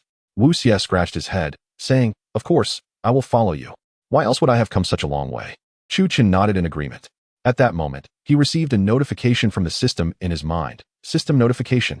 You have slain the blood guard of the Heavenly Pool Dragon Tomb. Compatibility increased by 3, current compatibility at 63. Adventure knowledge base upgraded, knowledge reserves increased by 3. Diamond strength skill upgraded, enhancement by 3. The Qiling bloodline has activated the passive skill, powerful recovery. You have gained 200 weapon points. The weapon, forging, function in the store has been activated. Forging function? After reviewing these skills, Chu Chen tidied up briefly and opened the forging section in the store. Forging allows one to enhance weapon lethality by consuming weapon points. So that is how it works. Chu Chen utilized 200 weapon points to enhance the lethality of the black gold ancient blade by 150 points, and further upgraded his pistol and rocket launcher. Upon examining the black gold ancient blade again, its once razor-sharp edge now emanated a faint, chilling gleam. After completing these enhancements, he and Wu Xie pressed onward. The further they ventured, the more corpses littered the ground. Some of these bodies were clad in frogman attire, while others donned special forces gear, with weapons like the 58-style automatic rifle from the Kimchi Nation scattered about. With the special forces having perished, how could they possibly engage in combat? The fate of those armed here was grim. Broadcaster, perhaps you should retreat. What nonsensical drivel are you spouting? This place is a site of great peril. Do you think it resembles a mere marketplace? You can't just waltz in here. An atmosphere of gravity swiftly enveloped the live stream. Chu Chen remained remarkably composed, stating, If I can enter, I can certainly exit. This broadcaster is so handsome. Not only does he possess striking looks, but he also exudes charm. So attractive. I adore him. At that moment, Chu Chen's livestream audience surged by 10,000, making it one of the most prominent among newcomers. He picked up the identification documents from the diving suit. Chu Chen presented the documents to the camera. What does this say? This is in Korean. I can't comprehend it. I don't know Korean either. This is from the underwater unit of the Special Forces Division of the Kimchi National People's Army. Chu Chen lowered the documents, revealing that a battalion of Special Operations Forces had fallen here. What? The military of the Kimchi Nation is renowned for its formidable combat prowess. Their special forces are selected through suicide missions. Even the elite cannot escape the clutches of death. The heavenly pool is truly terrifying. Observing the audience and the live stream panic-stricken only solidified Chu Chen's resolve to investigate further. Let us proceed. Chu Chen grasped an assault rifle, replaced the magazine, and stepped inside. Wait a moment. Wu Xie retrieved a medical bandage from her backpack. Hand it over. No need. Chu Chen politely declined. It's merely a trivial matter. Quickly give it to me. Can you not be obedient? Ignoring Chu Chen's refusal, Wu Xie firmly grabbed his hand and wrapped it with the bandage. In the past, my friend was just like you. When injured, he would never confide in anyone, shouldering every burden alone, Wu Xie reminisced. He must have been a tough guy. Chu Chen replied.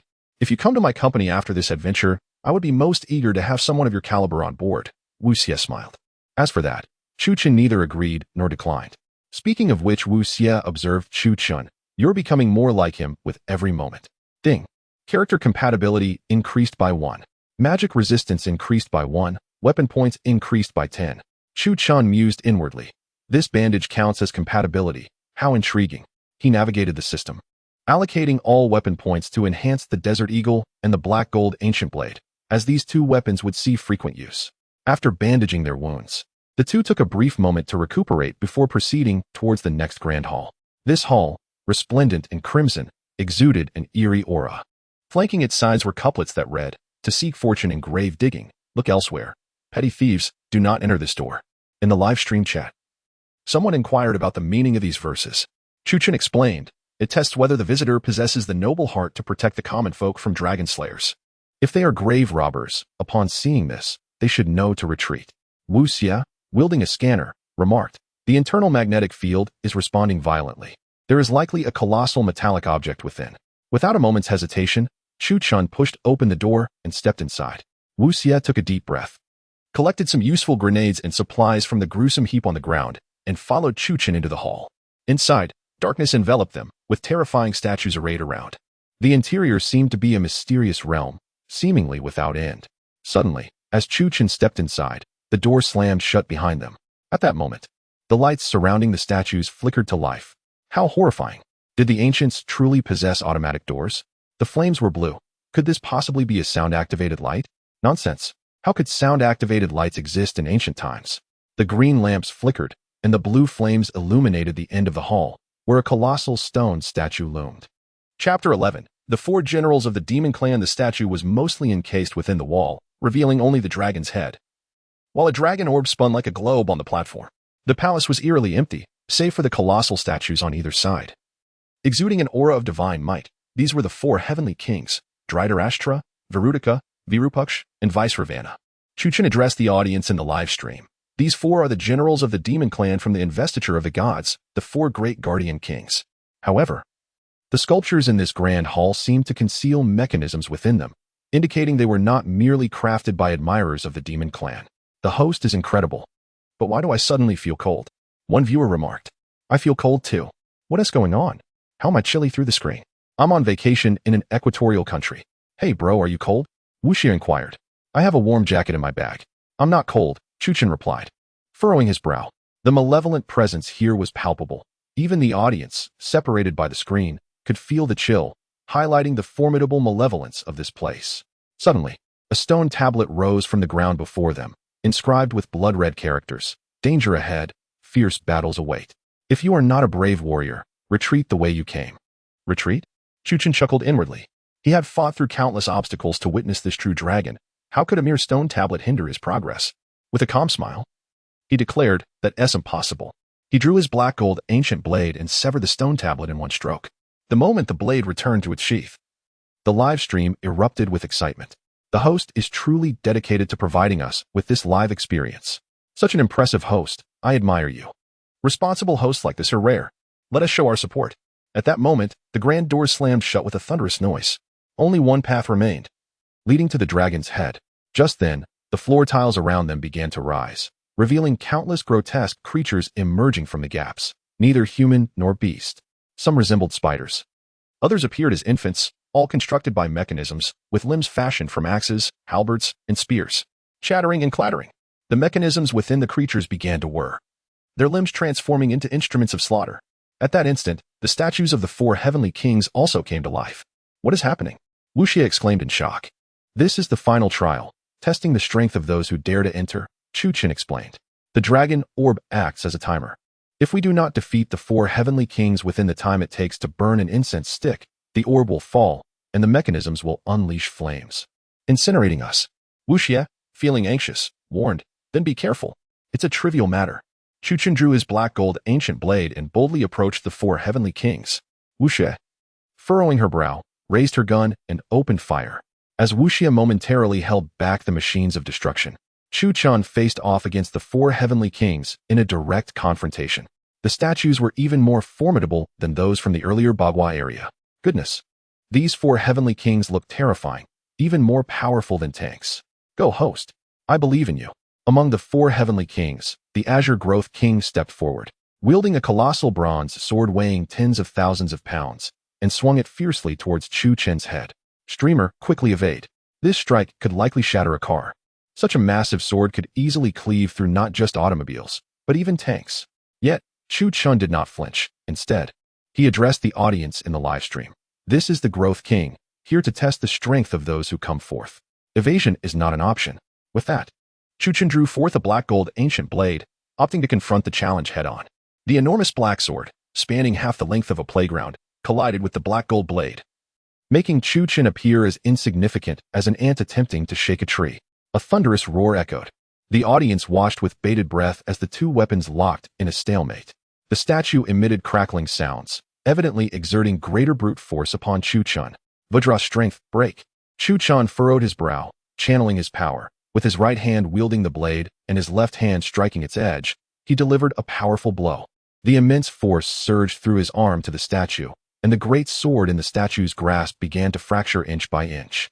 With a resounding crash, the colossal statue lost control, and the Growth King's sword shattered, collapsing to the ground. Chu Chen sheathed his blade. He had triumphed over the King of Strength and the Growth King among the four heavenly kings. Suddenly, from within the statue, a giant figure emerged. Without uttering a word, it unfurled a massive iron umbrella, casting a shadow like the heavens above. Who is this? The umbrella? Such a weapon? It exudes a sense of overwhelming pressure. The audience in the live stream gasped in astonishment. Chu Chen remained composed, stating, "This is the Northern King of Many Treasures, also known as Bishamon, wielding a treasure umbrella." As the statue of the King of Many Treasures activated its mechanism, countless blades burst forth from the iron umbrella. This challenge tests reflexes. Chu Chen smiled calmly as he rotated the blade in his hand. In an instant, silvery light radiated, accompanied by the thunderous sounds of metal clashing in the air. Countless sparks erupted, creating a breathtaking spectacle. Unbelievable. So fast. What are those sparks? Chu Chen chuckled. These sparks are the result of the blades I deflected colliding with the walls. Is the streamer truly this formidable? Did he manage to fend off all those blades? We didn't even see it. Upon witnessing this, the statue of the King of Many Treasures swiftly switched its state. The iron umbrella's mechanism reactivated to unleash a new wave of blades. Yet at that moment, Chu Chen vanished from sight. I am pressed for time. Suddenly, he reappeared behind the King of Many Treasures. With a swift slash, like a comet descending, silence enveloped the surroundings in an instant. The head of the King of Many Treasures was decisively struck by Chu Chen's blade technique. Impressive. Truly valiant. That makes 2 defeated. Only 2 remain.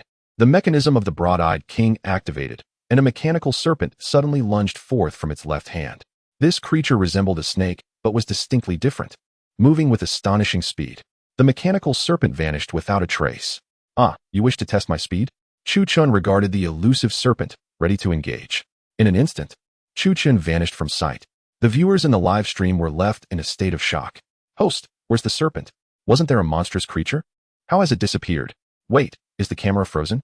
Indeed, the camera seems to have stalled. What is going on, host? Professor Zhang Hung suddenly interjected, "No, it's not frozen. The host, his speed has reached a level beyond the camera's capability to capture." The host lamented. "He should undoubtedly be a champion in the Olympics.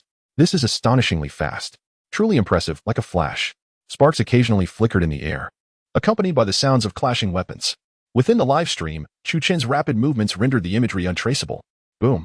Suddenly, the severed serpent fell to the ground in 2 pieces. Amidst the rising dust, Chu Chen slowly rose, elegantly flicking his black gold ancient blade, which settled securely upon his back. The host was awestruck.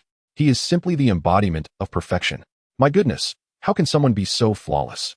The live stream erupted once more, as the audience found themselves overwhelmed, eager to witness Chu Chen explore the entirety of the heavenly pool. This broadcast was utterly mesmerizing. Chu Chen gazed at the final guardian king, who stood motionless, cradling a mechanical pipa. Just then, a melodious tune from the pipa resonated within Chu Chen's mind. Strange. Why is there a blonde beauty in my home? Someone in the chat remarked. So much money. And a BMW. My heavens, Peng Yuyan has come to my house. Chu Chen chuckled. Everyone, this is a test of composure. It is merely an illusion, so there is no need for concern. Only then did the viewers realize that the music from the pipa had conjured these phantasms. Suddenly, the grand hall began to collapse. Chapter 12. The dragon-slaying live broadcast. Chu Chen beheld a blood-red sky, as a gaping maw descended from above, and in an instant, legions of hellish armies surged forth. A tide of crimson engulfing the land.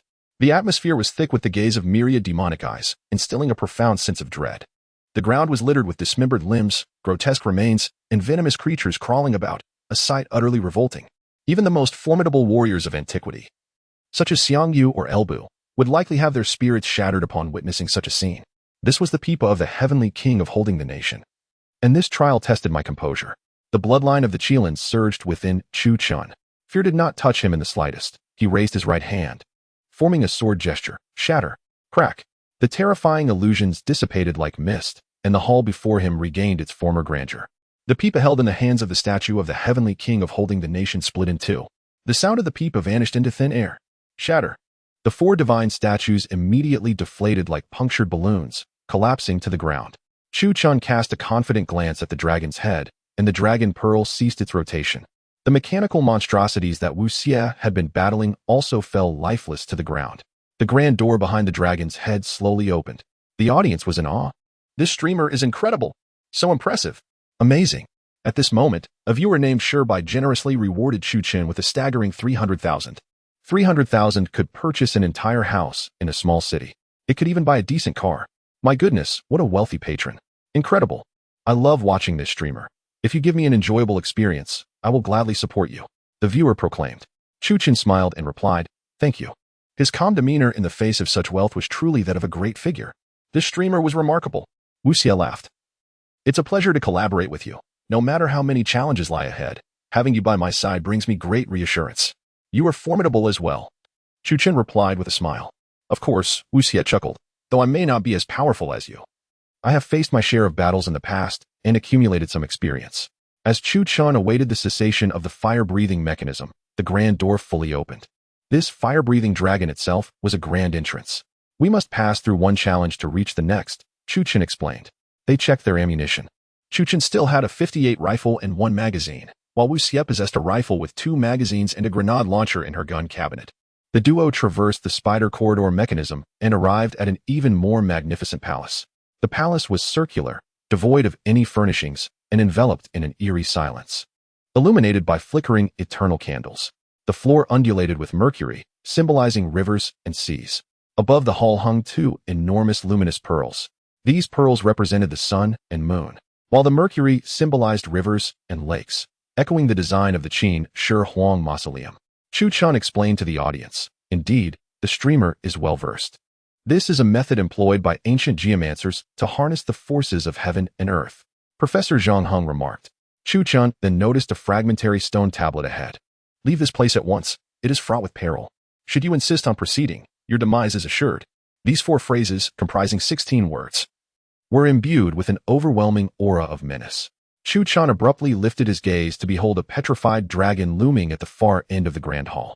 The dragon, colossal as a mountain, possessed a form that seemed to stretch across the heavens and the earth. Surrounding the stone dragon were massive chains, the very embodiment of its confinement. This was indeed the sealed dragon, though merely a minion of the true demon dragon, which lay concealed behind this statue, as Chu Qin calmly informed the livestream audience. "Is that a dragon?" the professor exclaimed in astonishment, realizing that the ancient texts of the Jurchen people were, indeed, accurate. So it is true. I had long heard whispers of a dragon bound beneath Tianchi. How astonishing that this streamer had witnessed it. Wu Xie's gaze was riveted on the colossal creature before them. "Brother, I can't shake the feeling that the chains are loosening." Chu Qin replied with an air of tranquility, "This is fortuitous. Only by vanquishing this dragon puppet will the true demon dragon reveal itself." Suddenly, the statue binding the dragon shattered, and the iron chains began to snap one by one. Indeed, there is a dragon. What the elders spoke of was true. A dragon is imprisoned beneath Tianchi. My goodness, the dragon has awakened. I have never seen a dragon before. What a ridiculous statement. Who has ever encountered a dragon? The live stream erupted in chaos, with viewers convinced that Chu Qin was doomed. After all, in the presence of such an immense dragon, he seemed utterly outmatched. Yet unperturbed, Chu Qin addressed the audience. "It appears we shall add an extra segment to today's stream." The viewers, witnessing his unflappable demeanor, were taken aback. What additional content will the streamer present? Dragon slaying? Chu Qin replied with a serene smile. "Whoa, the streamer is so cool. You're amazing," exclaimed the audience. "If it were me, I would have fled long ago. How can he stand there with a gun?" Gifts began to flood the chat, far surpassing the ostentatious displays of those lacking true prowess. Chu Qin remained silent, demonstrating through his actions the essence of steadfastness and masculine fortitude. "Since you intend to slay the dragon, count me in," Wu Xie said as he approached. The statue continued to fracture, revealing the fearsome visage of the dragon. Its scales were pitch black, adorned with purple markings, and its horns resembled colossal daggers. Its blood-red eyes were filled with ferocity, fangs protruded menacingly, and its whiskers bore barbs, while a great scar marred its forehead. A dragon, a once-in-a-century sight. The audience marveled, realizing they might never witness such a spectacle again in their lifetimes. "Streamer, I would gladly call you father." Though the streamer was undeniably handsome, he faced a dragon. "What shall we do?" Chu Qin chuckled softly and stated, "The moment I laid eyes upon it, it was already doomed." His confidence was not unfounded. Confronting such a vast seal required immense magical power. And the dragon bore a significant wound on its head, indicating it was in an incomplete state. Chu Qin explained, "Wu Xie, the wound on the dragon's head is its Achilles heel. Only explosive weaponry can deliver the fatal blow. I will engage it to distract, while you seize the opportunity to blind it with a flare grenade, and I shall strike it down with a rocket launcher." "Very well. I shall assist you from the sidelines." The innocent path. Trespassing into forbidden territory leads to death. This colossal dragon astonishingly spoke, unleashing a torrent of flames from its maw. In an instant, the surrounding space was engulfed by the inferno. In a moment of desperation, I seized the explosives and hurled them forth. Boom. The dragon, momentarily disturbed, roared in fury. "A mere insect dares to challenge me." Suddenly, it exhaled a plume of azure flames, resembling venomous serpents, utterly terrifying. Alas, I was discovered, and I froze in shock. The flames surged forth with astonishing speed, akin to the swiftest high-speed train. One can only imagine the sheer astonishment of standing before such rapidity. "No," I exclaimed, as Chu Qin furrowed his brow, swiftly executing a somersault and casting the ancient black gold blade with great haste. The blade spun, creating a dazzling array of light, like a fan, effectively blocking the onslaught of the blue flames. Chapter 13. The enigmatic woman. "Foolish mortal, cast aside your weapon. What do you intend to use against me?" With fervor, Wu Xie dashed forward, seizing the ancient black gold sword, and charged toward Chu Qin. The colossal dragon unleashed a torrent of flames, aiming to incinerate Wu Xie. In a moment of desperation, Chu Qin drew his desert eagle, firing 2 precise shots that struck the dragon's snout. The dragon's fiery breath veered off course, yet a formidable wall of flames materialized before Wu Xie. "The flames that emanate from my mouth are the true fire of the dragon. In an instant, you shall be reduced to ashes. You insignificant insect. Dare you approach my wall of fire? Stay back," Chu Qin warned, his voice laced with urgency. "Wait for me. I shall come at once." Wu Xie, undeterred, charged directly toward the wall of flames. "Truly, I am at my wit's end." Chu Qin watched helplessly as Wu Xie braved the inferno. In a moment of reckoning, he raised his pistol, covering the muzzle with his hand, and fired suddenly. The bloodied bullet soared towards the flames, whereupon it tore a gap in the inferno, infused with the essence of the Qilin. "What?" The dragon was taken aback. Seizing the opportunity, Wu Xie hurled the ancient black gold sword back to Chu Qin. As Chu Qin grasped the sword once more, the dragon roared in fury, unleashing an even more potent violet flame. This violet blaze was so fierce that it distorted space itself, evaporating the surrounding mercury. With one hand gripping the sword, blood smeared upon it. Chu Chun swung the black gold sword, creating a whirlwind of impenetrable blade blossoms that forcefully repelled the flames. The violet inferno clashed against Chu Chun's crimson blade aura, a breathtaking spectacle imbued with perilous beauty. Host, are you well? Are you still alive? This is disastrous. How could a mere human contend with a dragon? Indeed, the host is no Ultraman. The 100,000 viewers in the live stream were engulfed in concern for Chu Chen's safety. Insect, perish. The dragon suddenly erupted in rage, spewing forth a stream of crimson fire. Where the flames traversed, the ground melted, and the statues were shattered. Even the runes inscribed upon those statues emitted a sizzling sound akin to roasting meat, instantly transforming into pools of crimson liquid. The entire palace trembled ominously. How terrifying. This place is on the verge of collapse. Is this what our ancestors spoke of? The might of the dragon? Host, flee at once. How can he escape? He is cornered by the dragon. Insect, you dare trespass in my sacred domain? You shall descend into the abyss of Avicii, suffering in the flames for eternity. The dragon gathered immense red-hot energy in its maw, poised to unleash a devastating strike. This time, I shall obliterate the entire palace and offer your souls as a tribute to the Dragon Lord. The dragon was ready to unleash its ultimate attack. The host is doomed. This is perilous. He is as good as dead. Why did he venture here? Surely he will lose his life. The onlookers covered their faces, unable to bear the sight, convinced that Chu Chun would meet his end. As Chu Chun perceived the dragon gathering its strength, he shouted, Wu Xie, flares. In that instant, Wu Xie burst forth from the shadow of another statue. He aimed directly at the mouth of the colossal dragon and astonishingly launched a grenade. The grenade was from the rifle of a military officer he had encountered in the land of pickles, and to his surprise, it was an illumination round. The blinding light of the flare immediately disrupted the dragon's vision. Farewell. At that moment, Chu Chun effortlessly retrieved a rocket launcher from the system shop, purchased with weapon points. Good heavens, does the streamer possess this as well? What an extraordinary streamer, embarking on an adventure with a rocket launcher. Surely, he cannot be akin to a Taliban streamer from Afghanistan. Chu Chun locked onto the dragon's head, and a dramatic confrontation commenced between man and beast. Calculating the lead, he decisively pulled the trigger, and with a piercing whistle, the rocket soared forth. Its tail fins unfurled, leaving a comet-like trail as it struck the dragon's head with precision. Attack successful. Skills activated, enhancing damage by 150. Zhang Qiling's character bonus added another 50, culminating in a total damage increase of 200. Boom. The dragon's head erupted like a torrent, spewing forth copious amounts of dark blood. Splendid. Wu Xie leapt in exhilaration, astonished that they had indeed slain a dragon. In an instant, a tidal wave of blood surged forth, reminiscent of a classic scene from the renowned horror film The Shining. Ding. The system confirmed the defeat of the evil black dragon. A bonus of 200 weapon points awarded. Zhang Qiling's character compatibility increased by 4.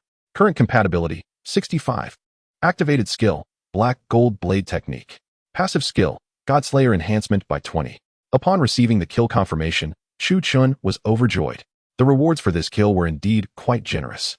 The Black Gold Blade Technique, wielded by Zhang Qiling in the Tomb Raiding realm, surely possessed formidable prowess.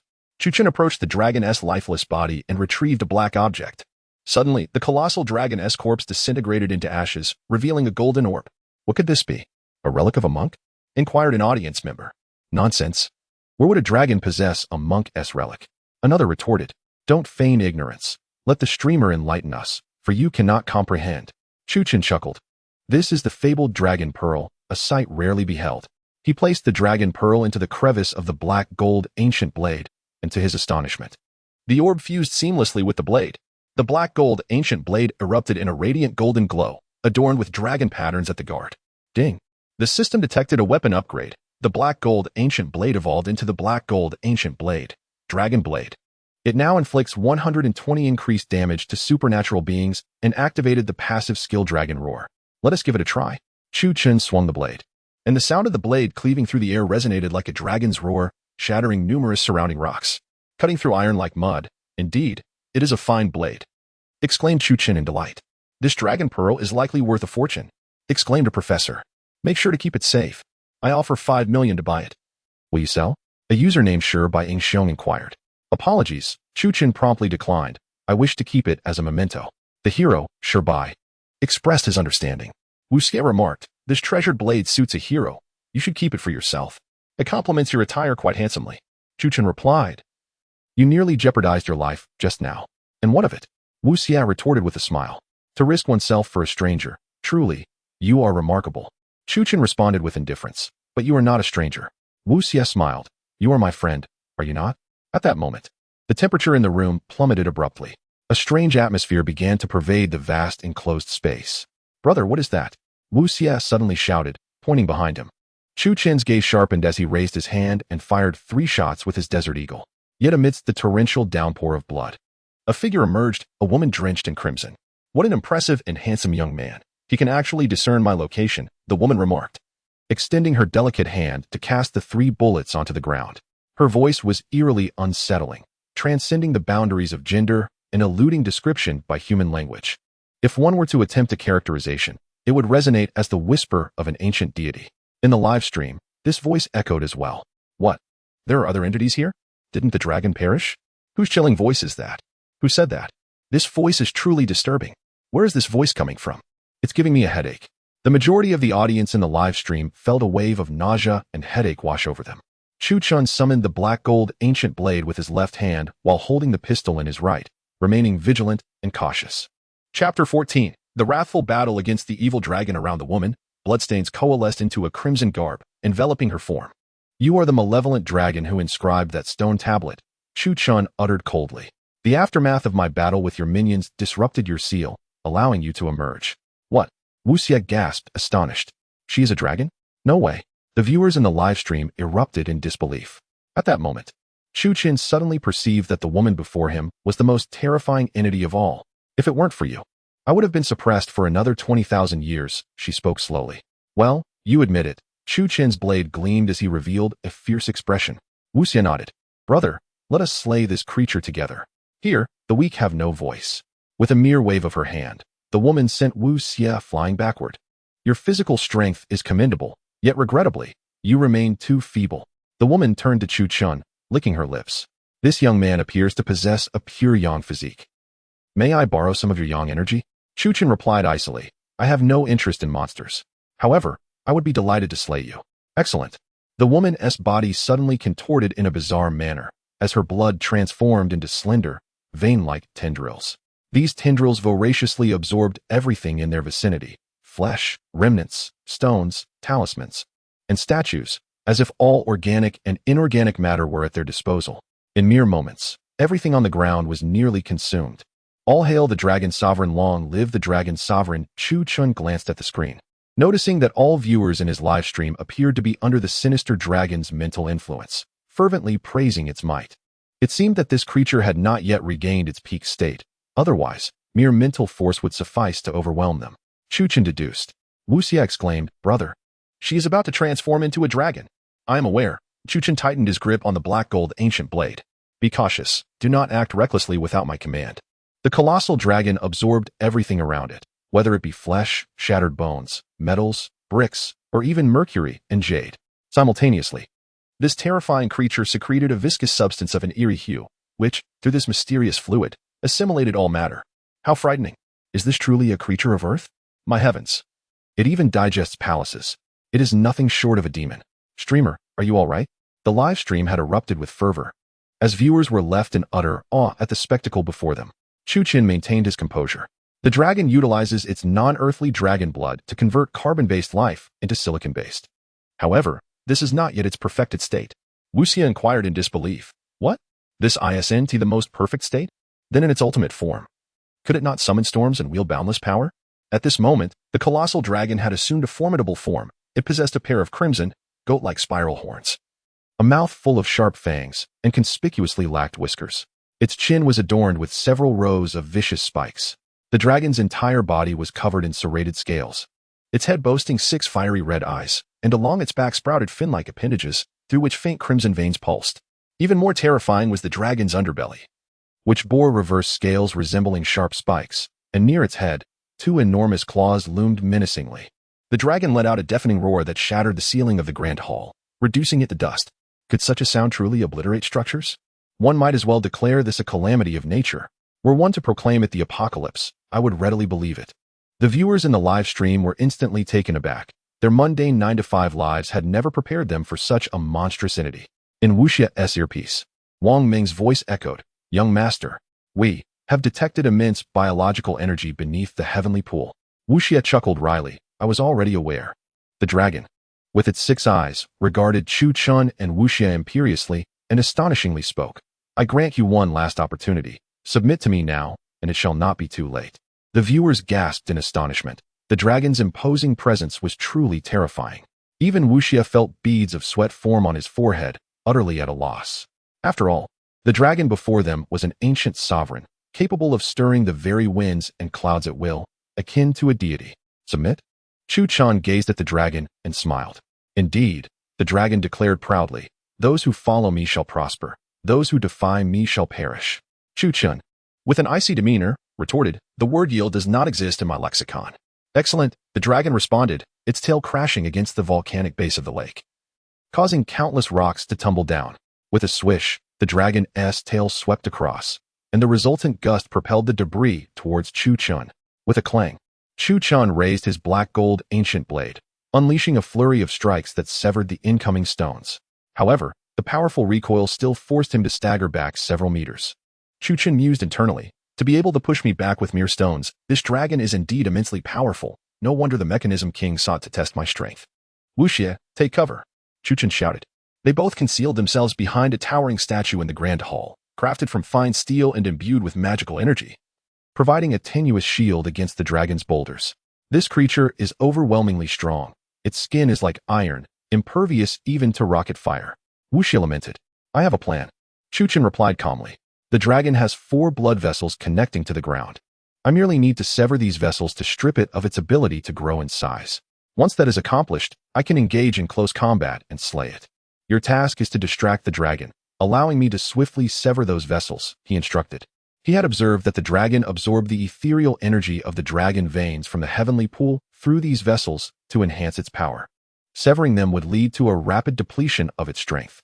By that time, the dragon could only maintain the form of that human woman, and at that moment, Chu Chun was absolutely confident that he could slay it with the black gold ancient blade.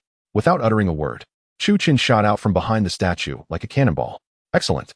Having just awakened from its seal, it was indeed fortuitous to have someone assist in invigorating its muscles and blood.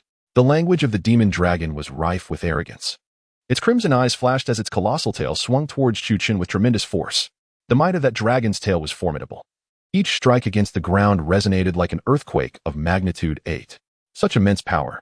Chu Chun dashed across the open ground with astonishing speed, resembling a cheetah in his swiftness.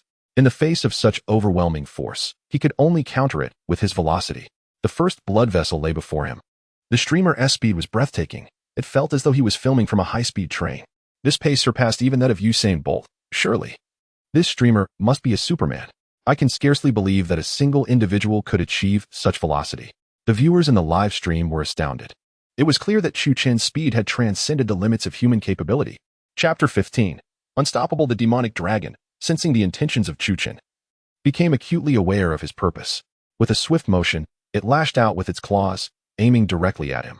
In response, Chu Chen pivoted his right hand, wielding the ancient black gold blade, which danced like a crescent moon, slicing open the dragon's claw. "Futile," the dragon sneered. "Relinquish your hopes, human."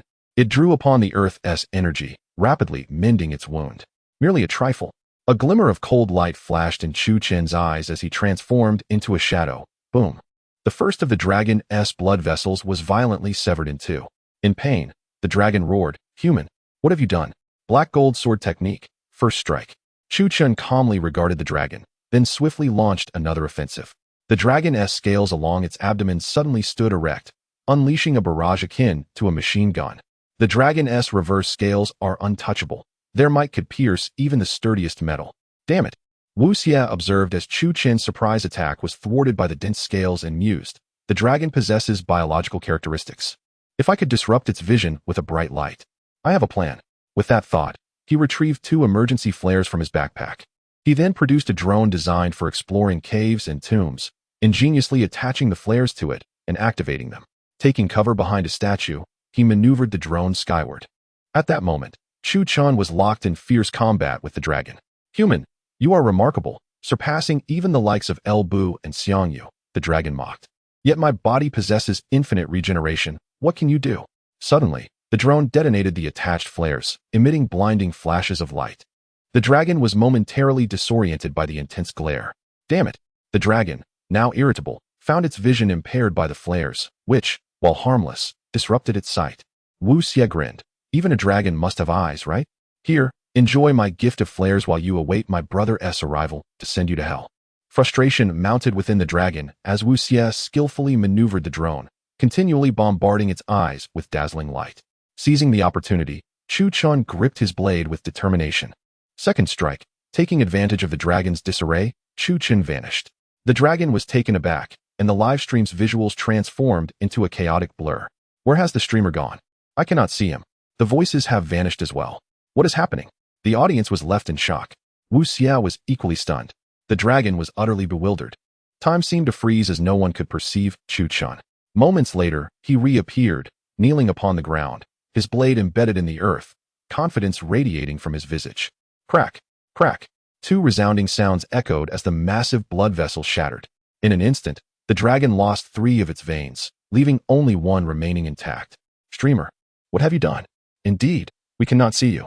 You disappeared just now. Where have you gone? The live stream erupted once more. The demon dragon, filled with trepidation, exclaimed, "What sort of swordsmanship is this?" Chu Chun elucidated. This is the second strike of the black gold sword technique. How does it compare to the first? The viewers in the live stream were utterly entranced, covering their mouths and noses, feeling as though they were witnessing a celestial battle. How absurd. The demon dragon roared in fury, extending its human-like arm to strike the mountainside fiercely. The stones at the bottom of the heavenly pool shattered, debris flying in all directions. From the rubble, the demon dragon extracted a colossal axe, marked by volcanic magma. One side of the axe was a blade, while the other resembled a halberd, crowned with a serpent spearhead and ending in a barbed mace, grotesquely adorned with countless bloodstains. Embrace death. The demon dragon swung the giant axe directly at Chu Chun. The axe, akin to a tempest, sent Chu Chun soaring into the air. Human, I shall see how you evade this strike. The demon dragon sneered, seemingly perceiving Chu Chun's ascent into the sky as an opportunity for a fatal flaw. Raising the giant axe, it cackled, I wish to see how you, suspended in the heavens, will escape my blow. Its pupils glinted with murderous intent. Streamer, you are in peril. You've been exposed. How will you fight? This. How can a human fly? We're doomed. I had thought this formidable streamer would be invincible, yet even he cannot escape death. The audience lowered their heads in unison, too fearful to witness Chu Chun being reduced to pulp. Wu Xie gasped in horror. However, the tempest wrought by the giant axe prevented the drone from approaching. Chu Chun swiftly adjusted his posture. Third strike. Just as the demon dragon was about to cleave down with the axe, it found itself without a target. Chu Chun had vanished once more. Streamer, the streamer is still alive. Indeed, the video is moving. The streamer hasn't been obliterated. Oh heavens, I'm in tears. The live stream erupted in cheers. Wu Xie, in a frenzy, dashed out from behind the statue, disregarding the danger, and shouted, Where are you, Mingyu? I am here.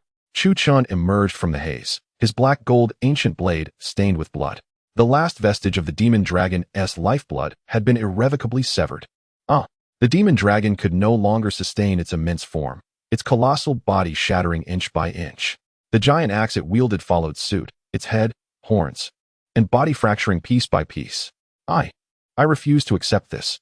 The voice of the demon dragon grew weaker, its body, like a burnt-out ember, crumbled into a pile of ashes. The ashes towered high, and none dared fathom that this had once been a demon dragon. Splendid. Wu Xie raced forward, proclaiming, I told you.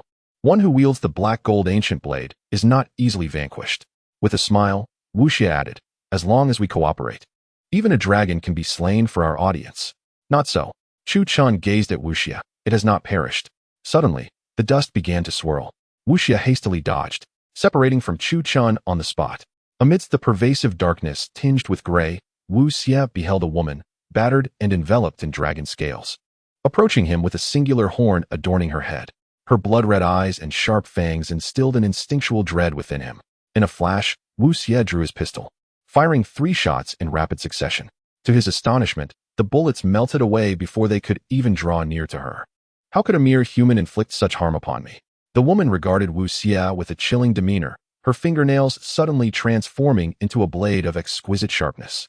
You may kill me, Wu Xie said, but know that he will surely avenge me. You are remarkably composed, she sneered. I aim to sever your throat. Even if I cannot eliminate him, I shall take your life. Wu Xie responded with an indifferent smile. Very well. I have come to Tianchi to meet the one I longed to see, fulfilling a decade-long promise. Death. Do you think I fear it? I shall grant you your wish. In an instant, the dragon-like woman thrust her fingernail sword towards Wu Xie. He closed his eyes, a tranquil expression gracing his face. After 10 years, he had awaited a gratifying resolution, one he could accept. Yet, to his surprise, Wu Xie felt no pain nor the embrace of death. Instead, something warm splattered across his face. Opening his eyes, he beheld a hand gripping the blade, halting its deadly trajectory. Chapter 16. The mysterious visitor, is it you? Within Wu Xie's heart, there was no elation from escaping the jaws of death. Rather, his joy stemmed from an altogether different sentiment. Chu Chun grasped the sharp claw, blood oozing from the crevices of his fingers. Do you humans truly feel compelled to rescue those who are unrelated to you? The demon dragon posed its final inquiry. He is not someone unrelated to me, replied Chu Chun, gazing intently at the demon dragon. He is my friend, a person of great significance. As soon as the words left his lips, Chu Chun tightened his grip on the sharp spike. Crack! He shattered the demon dragon's earthly form's claw, plunging it into the eye socket of the woman. Do you comprehend where you have erred? Chu Chun observed the demon dragon's earthly form, now howling and bleeding profusely. He wiped his bloodied hands across the ancient black gold blade. Enraged, the demon dragon conjured an enormous purple fireball in the shape of a dragon's head, raising the surrounding temperature by several degrees. The bone-chilling underground was suddenly transformed into a sweltering desert. Your mistake lies in attacking my friend. Those who dare to harm my friends seldom survive till dawn. With that, Chu Chun gripped the blade with both hands. The demon dragon's fireball surged forth, distorting the very fabric of space. Chu Chun's gaze sharpened as his hand fell with the blade. A crimson blade aura erupted, akin to the heavens collapsing. The viewers in the live stream could see nothing. They felt only an overwhelming, blood-red blade aura that nearly spilled from the screen. It was a fusion of compassion and ferocity, of rage and tranquility, the most astonishing strike delivered by Chu Chun. It embodied the pinnacle of both blade mastery and humanity. In that moment, nothing could rival the might of this blade aura. The demon dragon was obliterated in an instant, reduced to ashes. A surge of blood roiled as its body disintegrated into scattered white bones, accompanied by the flesh and blood beneath the water, boiling and swirling. The strange fish in the heavenly pool were stung by the searing dragon's blood, frantically struggling upward. At this juncture, by the edge of the heavenly pool, young master, Wang Ming shouted several times, discarding the communicator. He retrieved a hook gun designed for underwater use and prepared to suit up. Just then, a Hummer approached suddenly. A group of young men adorned in gold and silver disembarked, carrying expensive filming equipment, folding chairs, sun umbrellas, and lunchboxes. Brother Ao? A director-like figure exclaimed with a smile, as you dive in today, that little brat will surely have to apologize to you in person. A robust man, donning dinosaur glasses, grinned. Today, I, Long Ao, intend to show the audience what it truly means to be an adventure streamer. Not just any young brat can claim that title. With that, Long Ao donned his gear and activated the live stream. My friends, why are there only over 10,000 followers? Haven't they joined yet? Xiao Wang. Check if the network. Xiao Wang's face displayed concern. Brother Ao, they have all gone to watch that person's live stream. What? Long Ao was flustered. I am the true adventure streamer. All right? Look, I'm going in now. Just as he was about to dive into the water, a bizarre fish surged explosively from the lake. My heavens. Dragon Ao was so terrified that he cursed loudly and fled without a second thought. He abandoned his diving equipment, shouting, hurry, run. The monstrous fish leapt from the water, only to perish on the shore. Wang Ming stared at Dragon Ao in disbelief, saying, dude, it's already dead. I don't care. It's too frightening. What is that thing? Tears welled up in Dragon Ao's eyes as he urged, quick, start the car. He and his assistant, leaving everything behind, hastily jumped into the vehicle and sped away. Meanwhile, the fans in his live stream commented, coward, that dead fish scared you this much, while the streamer next door has slain a whole bunch. Exactly, go follow that other streamer.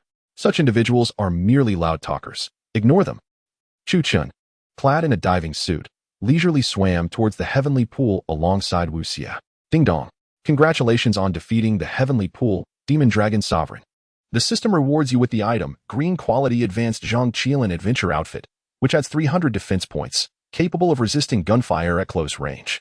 The system also grants Green Quality Enchanted Zhang Qiling Adventure Gloves, which come with the Lifesteal skill, enhancing through monster kills. Additionally, the system provides green-quality Zhang Qiling adventure pants, which enhance movement speed by 20.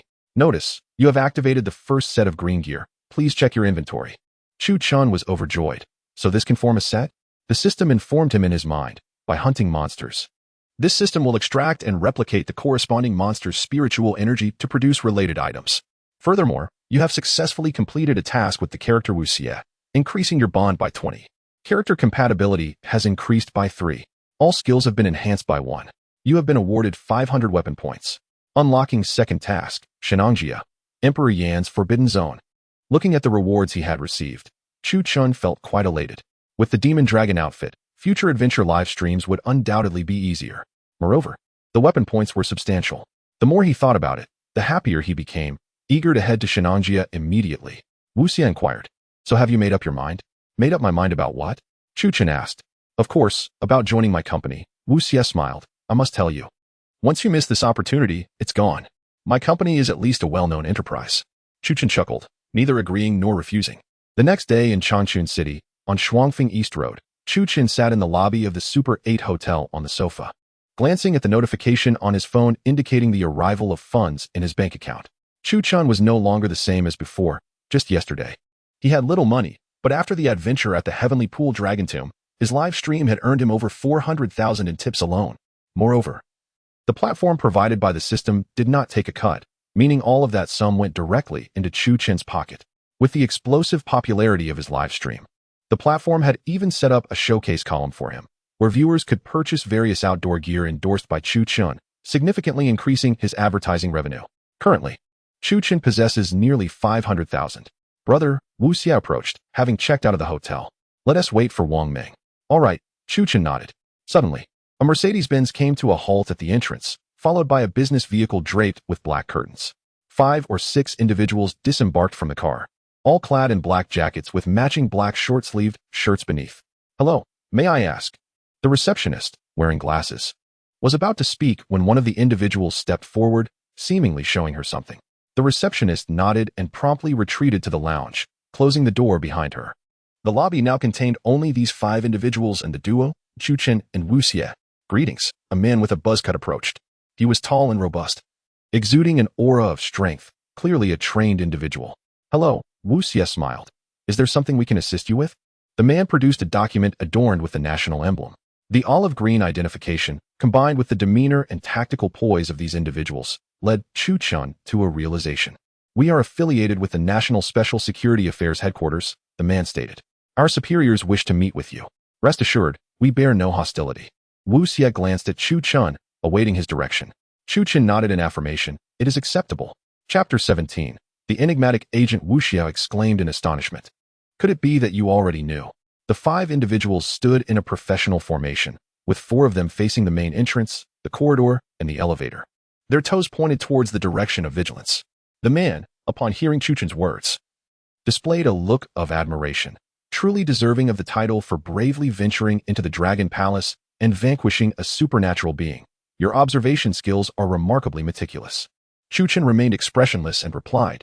The 2 entered a Mercedes-Benz van, where a woman awaited them inside. Dressed in a casual suit, her figure was alluring, and her long black hair was casually tied back. Her strikingly beautiful face left a captivating impression.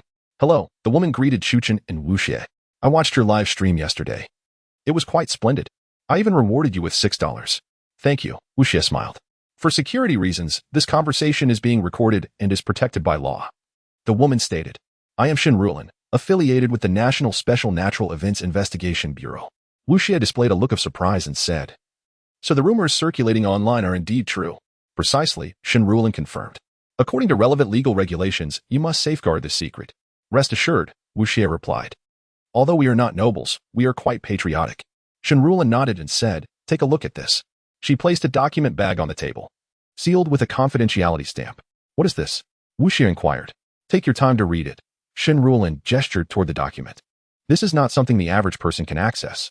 The contents of the bag were photographs, unexpectedly captured by local photography enthusiasts, seemingly obtained through internal communication within Shenrulan's department. "These are..." Wu Xie furrowed her brow. "There have been large-scale cases of missing persons in several villages near Shennongjia?" "Indeed," Shenrulan explained. Local herdsmen have repeatedly reported the disappearance of male residents, and relevant authorities have already initiated an investigation. I suspect, Wu Xie set the document down, that the relevant departments are not only at a loss but have also been affected. Correct, Shen Ruolin's expression turned grave. 5 investigators have gone missing, and a female journalist claimed to have encountered a red mist. Red mist? Wu Xie frowned. Yes, Shen Ruolin stated. What I am about to show you may induce physical discomfort. She handed over 6 or 7 photographs. The images depicted local villagers in grotesque states, dismembered and hanging from trees or discarded in the underbrush. Some appeared to have been violently severed in half, while others resembled shredded meat, scattered indiscriminately.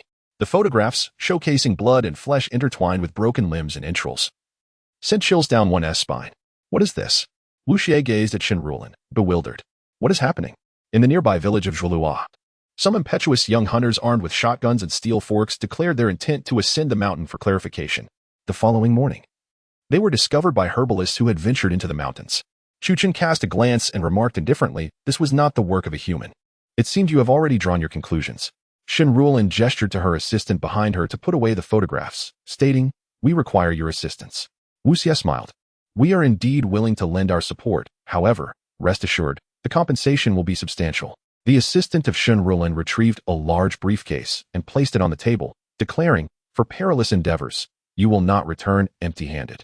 Inside the case lay an array of crisp red bills, 400,000. Shen Ruolin continued, this is a token of sincerity. As for the rewards upon completion, we shall provide you with even greater compensation.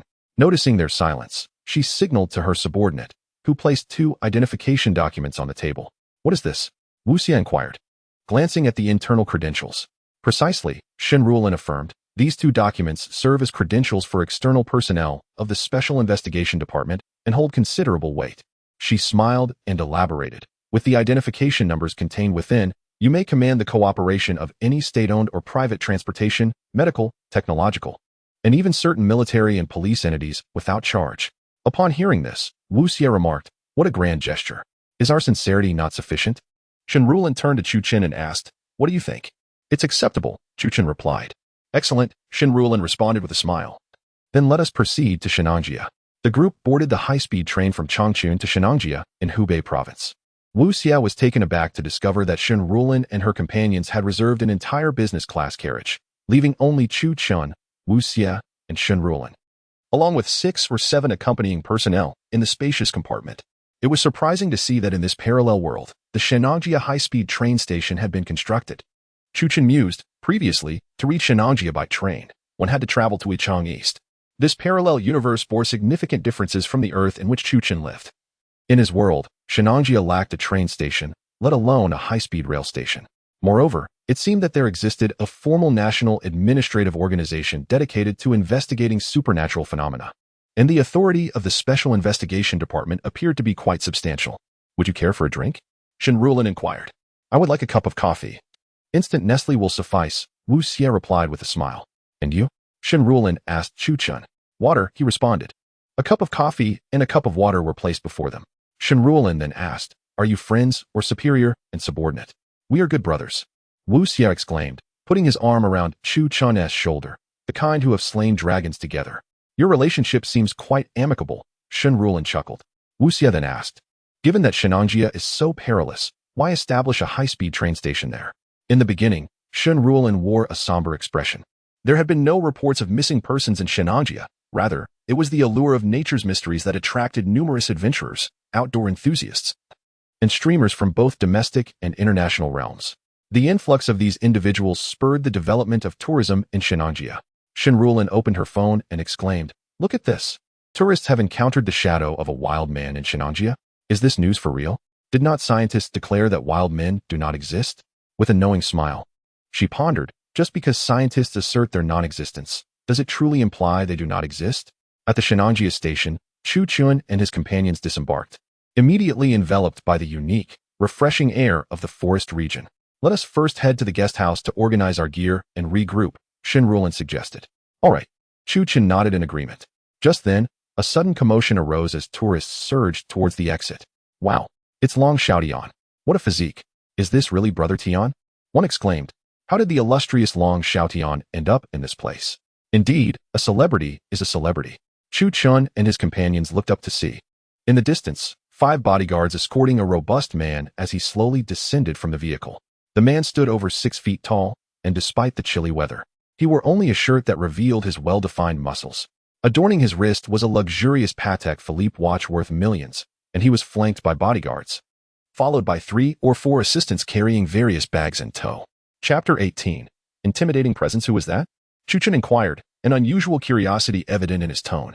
Ah, he is the older brother of Long Ao, the one who berated you in the live stream. Long Xiaodian, Wu Xie replied. Indeed. He once served as a foreign paratrooper in France. After retiring, he established a combat club and subsequently ventured into the film industry. With a modicum of success, he then embarked on a career in adventure live streaming. Shen Rulin elaborated. Quite the versatile individual, Chu Chun commented with a stoic expression. Suddenly, Long Xiaodian spotted Chu Chun. Ah, the young man. He approached with a smile, removing his sunglasses. You are the fortunate newcomer who slayed the dragon, I presume? It is a pleasure to finally meet you, though I must admit, I am somewhat disappointed. Luck is merely another facet of strength, Wu Xie interjected on Chu Chun's behalf. Long Xiaodian chuckled as he departed, but not before ostentatiously proclaiming for all to hear. The fame of Shennongjia is substantial, yet attracts some rather audacious individuals. His assistant and bodyguards quickly surrounded him, escorting him to a Mercedes. Shen Rulin remarked, rivals often emerge from among peers. Your competitor has arrived. I have no rivals. Chu Chun replied. That's quite the assertive stance. Shen Rulin nodded. Let us proceed. The group arrived at the guest house, where comrades from the forest district had arranged accommodations for Chu Chun and his companions. At last, we can rest. Wu Xie leaned back against the sofa.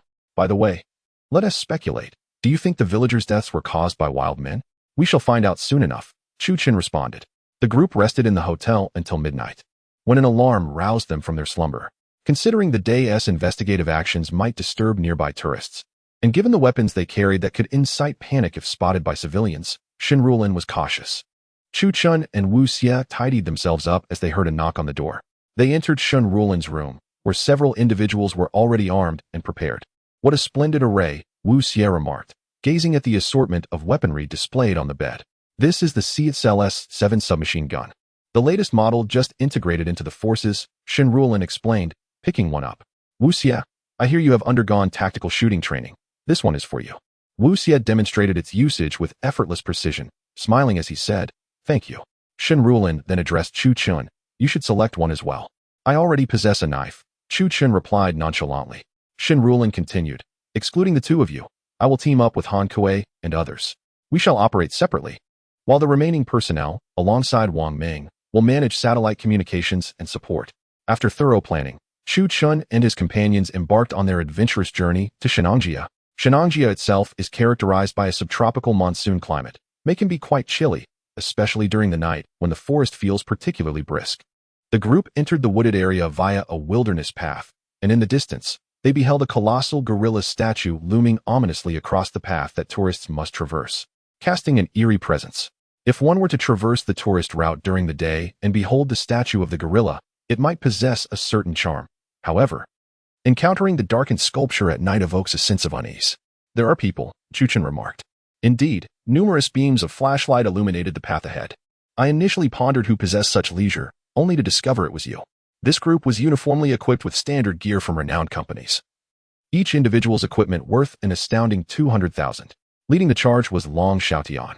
Behind him trailed a small squad of approximately 10 individuals, including 2 women whom Wu Xie recognized as popular influencers with millions of followers, whom Long Xiaotian had hired at a premium.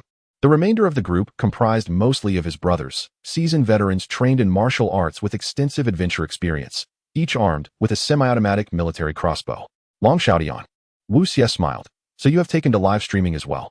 Of course, Long Xiaotian replied with nonchalance. As a seasoned broadcaster, a bit of hard work is to be expected. A beautiful female streamer beside him chimed in. This young male host is quite discerning. 2 handsome lads venturing up the mountain at midnight, unafraid of being devoured by wolves. Wei, that's rather impolite. Long Xiaotian retorted with a dismissive smile. Let us proceed. It is time to get to work. Observing the brawny men depart, Wu Xie remarked, You truly possess remarkable restraint. I can hardly bear to watch. It's nothing. Chu Chun replied calmly. We shall follow behind them. Follow behind them? Wu Xie questioned. Doesn't that mean they will live stream everything? Let them go, Chu Chun stated. opening the live stream with an air of indifference, for there are dangers ahead. Brothers, today we shall live stream our adventure in Shennongjia. At this moment, Long Xiaotian was brimming with energy, wielding a camouflage kukri to clear the underbrush obstructing their path. Brother Tian is truly impressive, as formidable as ever. Indeed, our brother Tian once served as a mercenary. Brother Tian, there are wild men in Shennongjia. Shall we live stream a hunt? The chat room erupted with excitement. What a jest! A bald, muscular man beside Long Xiaotian scoffed. What are wild men to us? Such a trivial matter hardly warrants Brother Tian's intervention. Let the younger brothers handle it. Long Xiaotian relished the flattery. If there truly were wild men, they would do well to inquire whether my blade would spare them. The chat room buzzed with gifts being sent. Brother Tian. Suddenly, the beautiful streamer named Wei Wei halted him. What is it? Long Xiaotian inquired. Zixin has gone to relieve herself, Wei Wei replied. At such a time, the bald man grumbled. Apologies, Brother Tian. Wei Wei lowered her head, cautiously offering her apology. Long Xiaotian waited a moment before saying, this doesn't add up. Even if a woman were to use the restroom, she should have returned by now. I shall call her. Wei Wei hastily retrieved her phone. But there is no signal. Use the walkie-talkie, Long Xiaotian scoffed. Hello? Zixin? Wei Wei called out. Where are you? No response came. The walkie-talkie was on, yet silence reigned. Only the howling wind could be heard. Dechang and Long Xiaotian raised their hands, and soon a formidable-looking man approached swiftly from behind. Search rapidly within the radius defined by our current position, Long Xiaotian instructed. Understood. Dechang, clearly a seasoned soldier, darted ahead. Tiangu? Wei Wei suddenly called out. What is it? Long Xiaotian inquired, following Wei Wei's gaze. Before them, a faint red mist began to materialize. Although it was night, the mist shimmered under the moonlight, revealing an eerie spectacle reminiscent of blood swirling through the air. What could that be? Long Xiaotian and the others immediately assumed a defensive posture. Their crossbows aimed towards the forest ahead. Tiangu, Tian Dechang panted as he rushed back. Dechang, Long Xiaotian furrowed his brow. You served as an airborne soldier in the Outlaw Legion for 12 years. Why are you so rash? You see? Dechang gasped, throwing an object onto the ground. Ah! Wei Wei shrieked in fright, her mouth covered by the bald man behind her. On the ground lay a woman's coat. Chapter 19.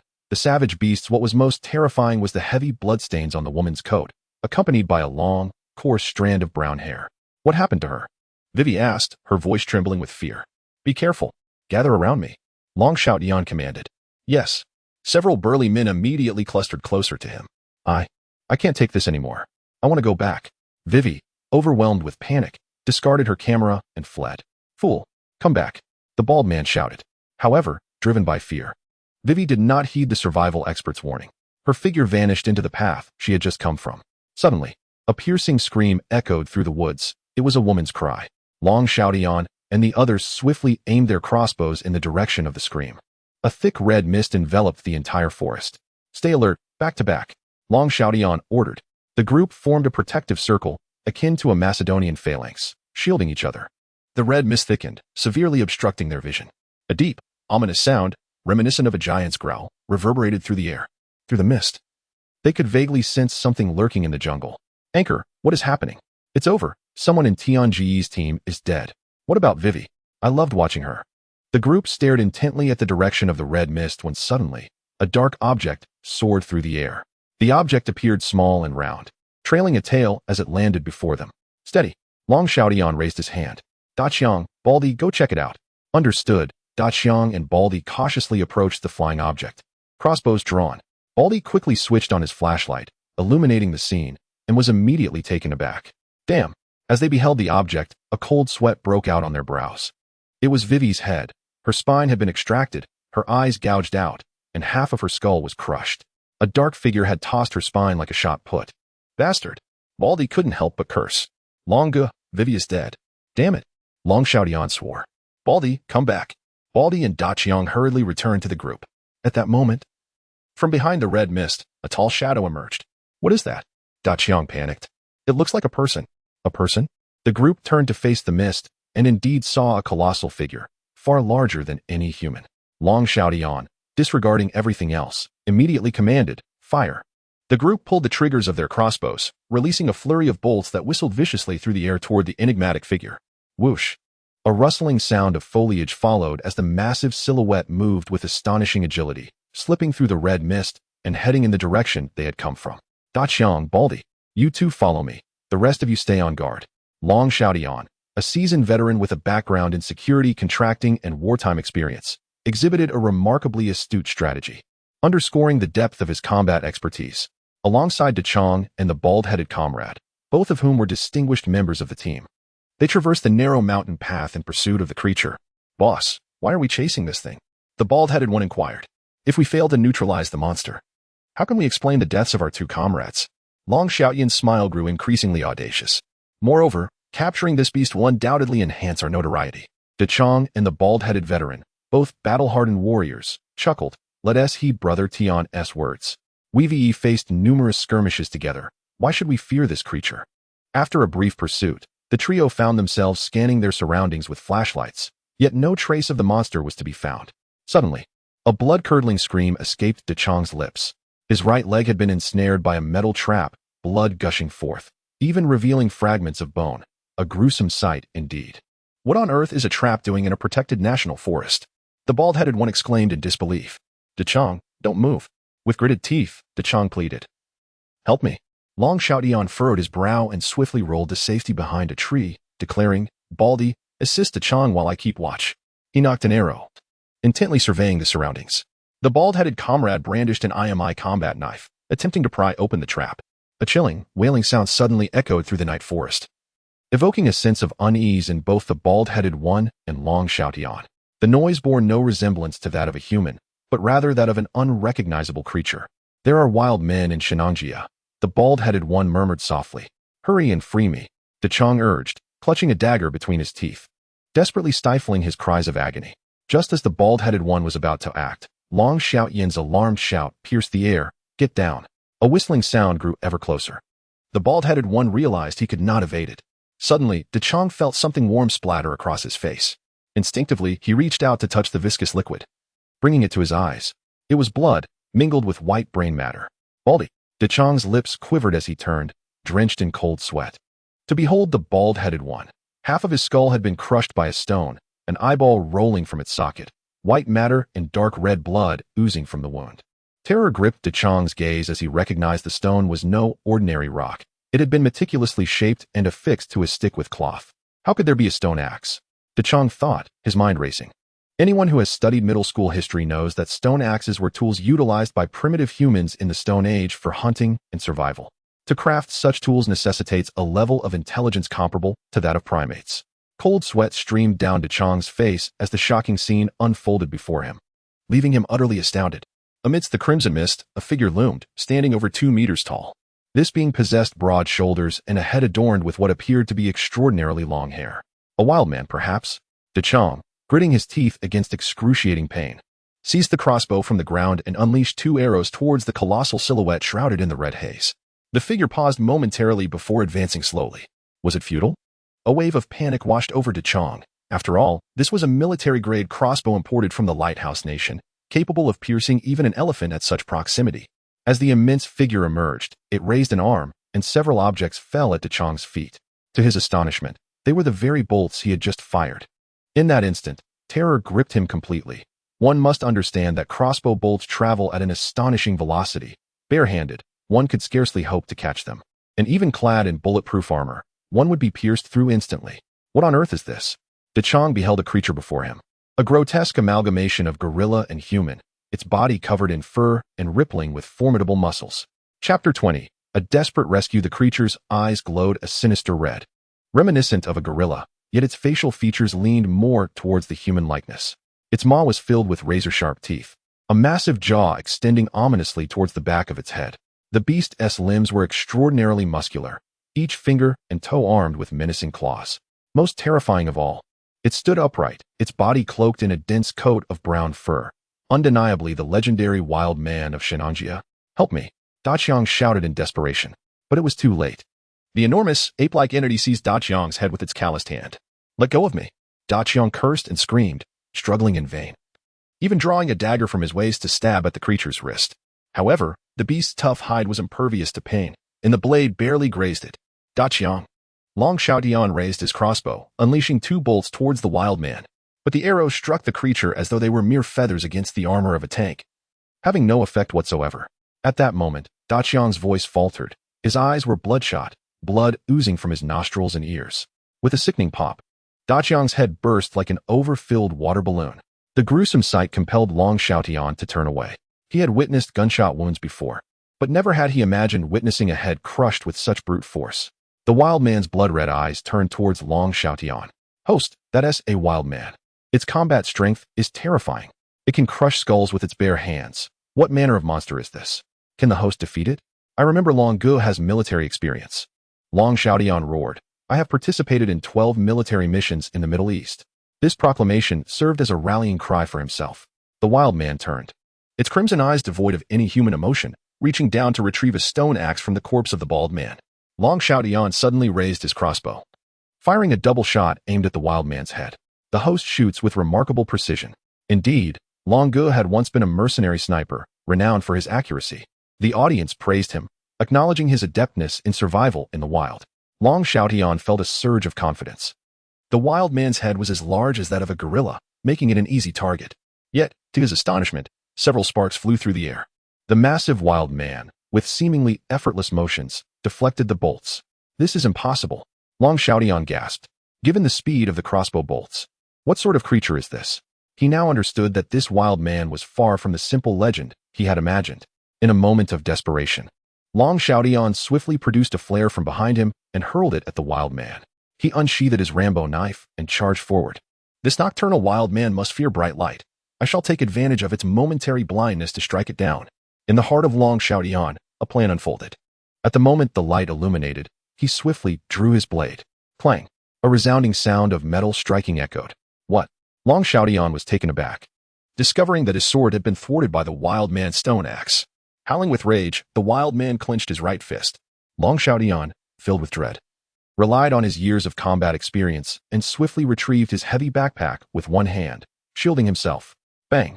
The wild man's punch sent the backpack and Long Xiaotian flying 5 meters away. He crashed into a tree, blood spewing from his mouth. Damn it!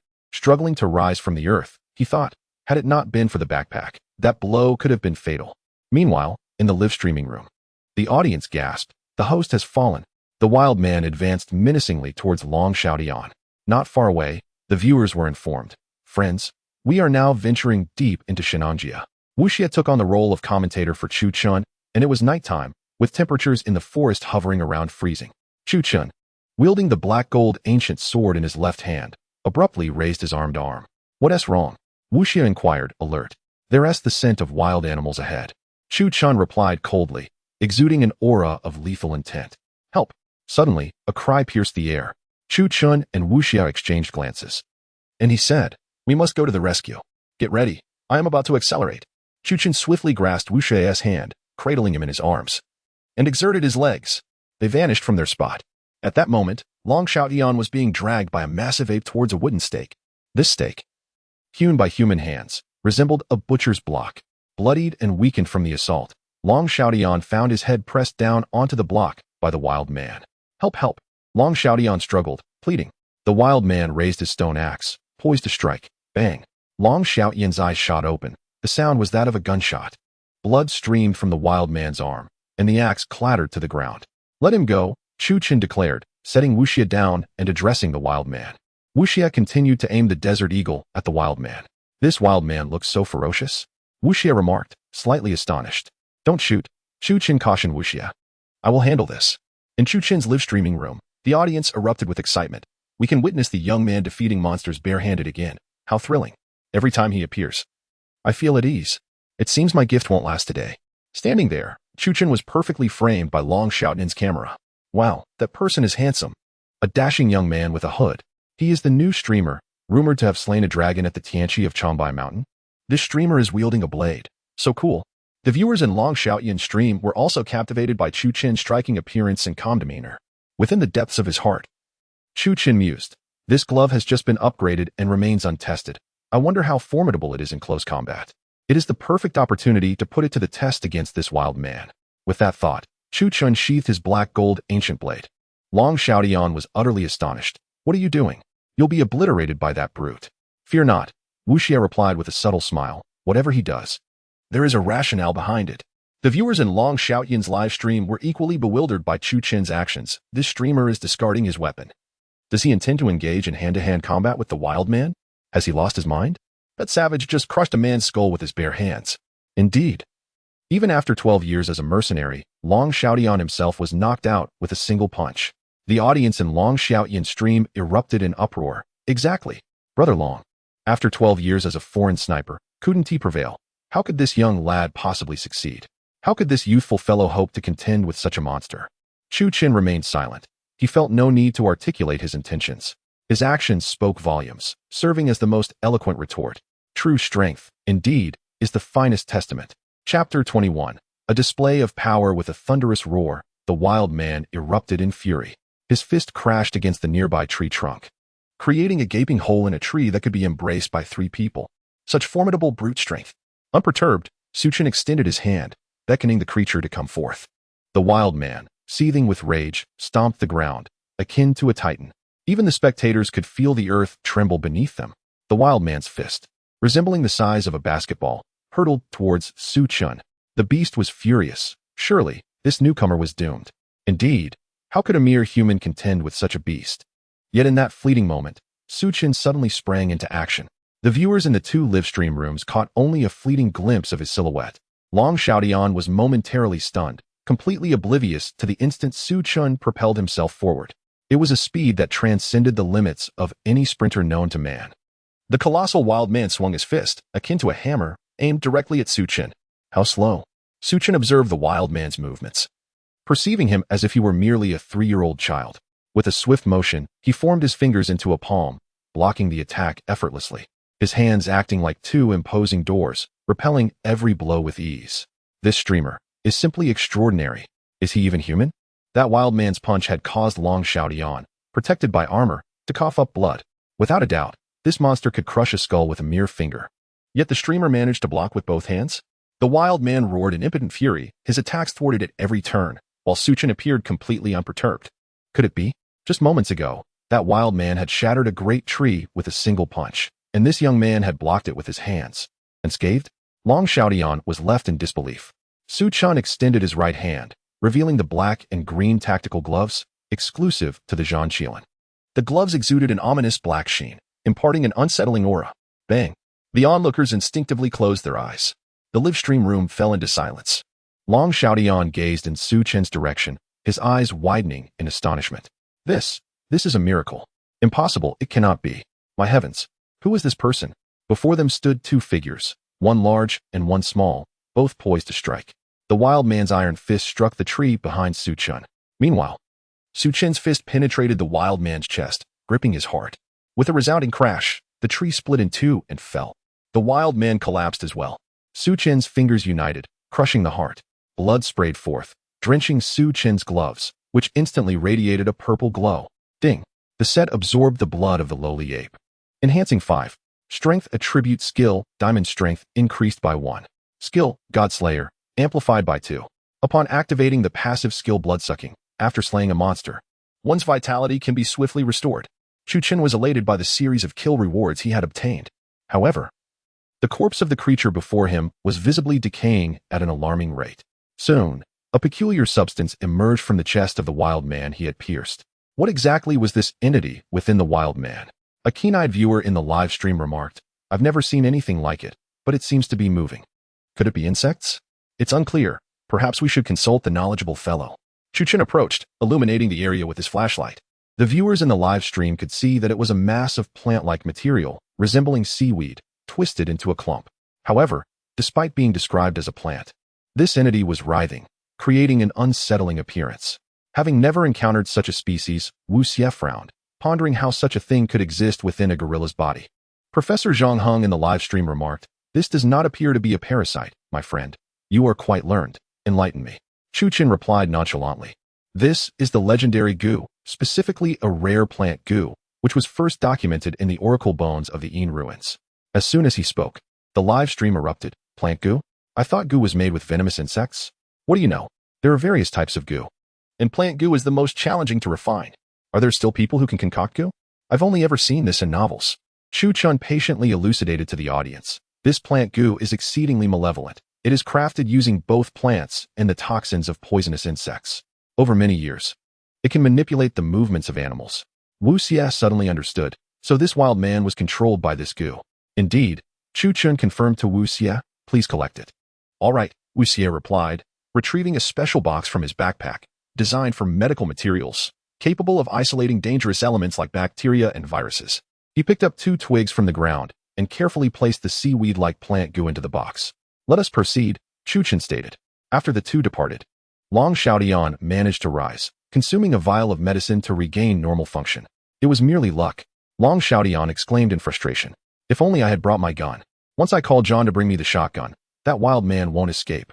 However, his words incited ire among the viewers in his live stream. That person just saved you. And you say this? You are truly despicable.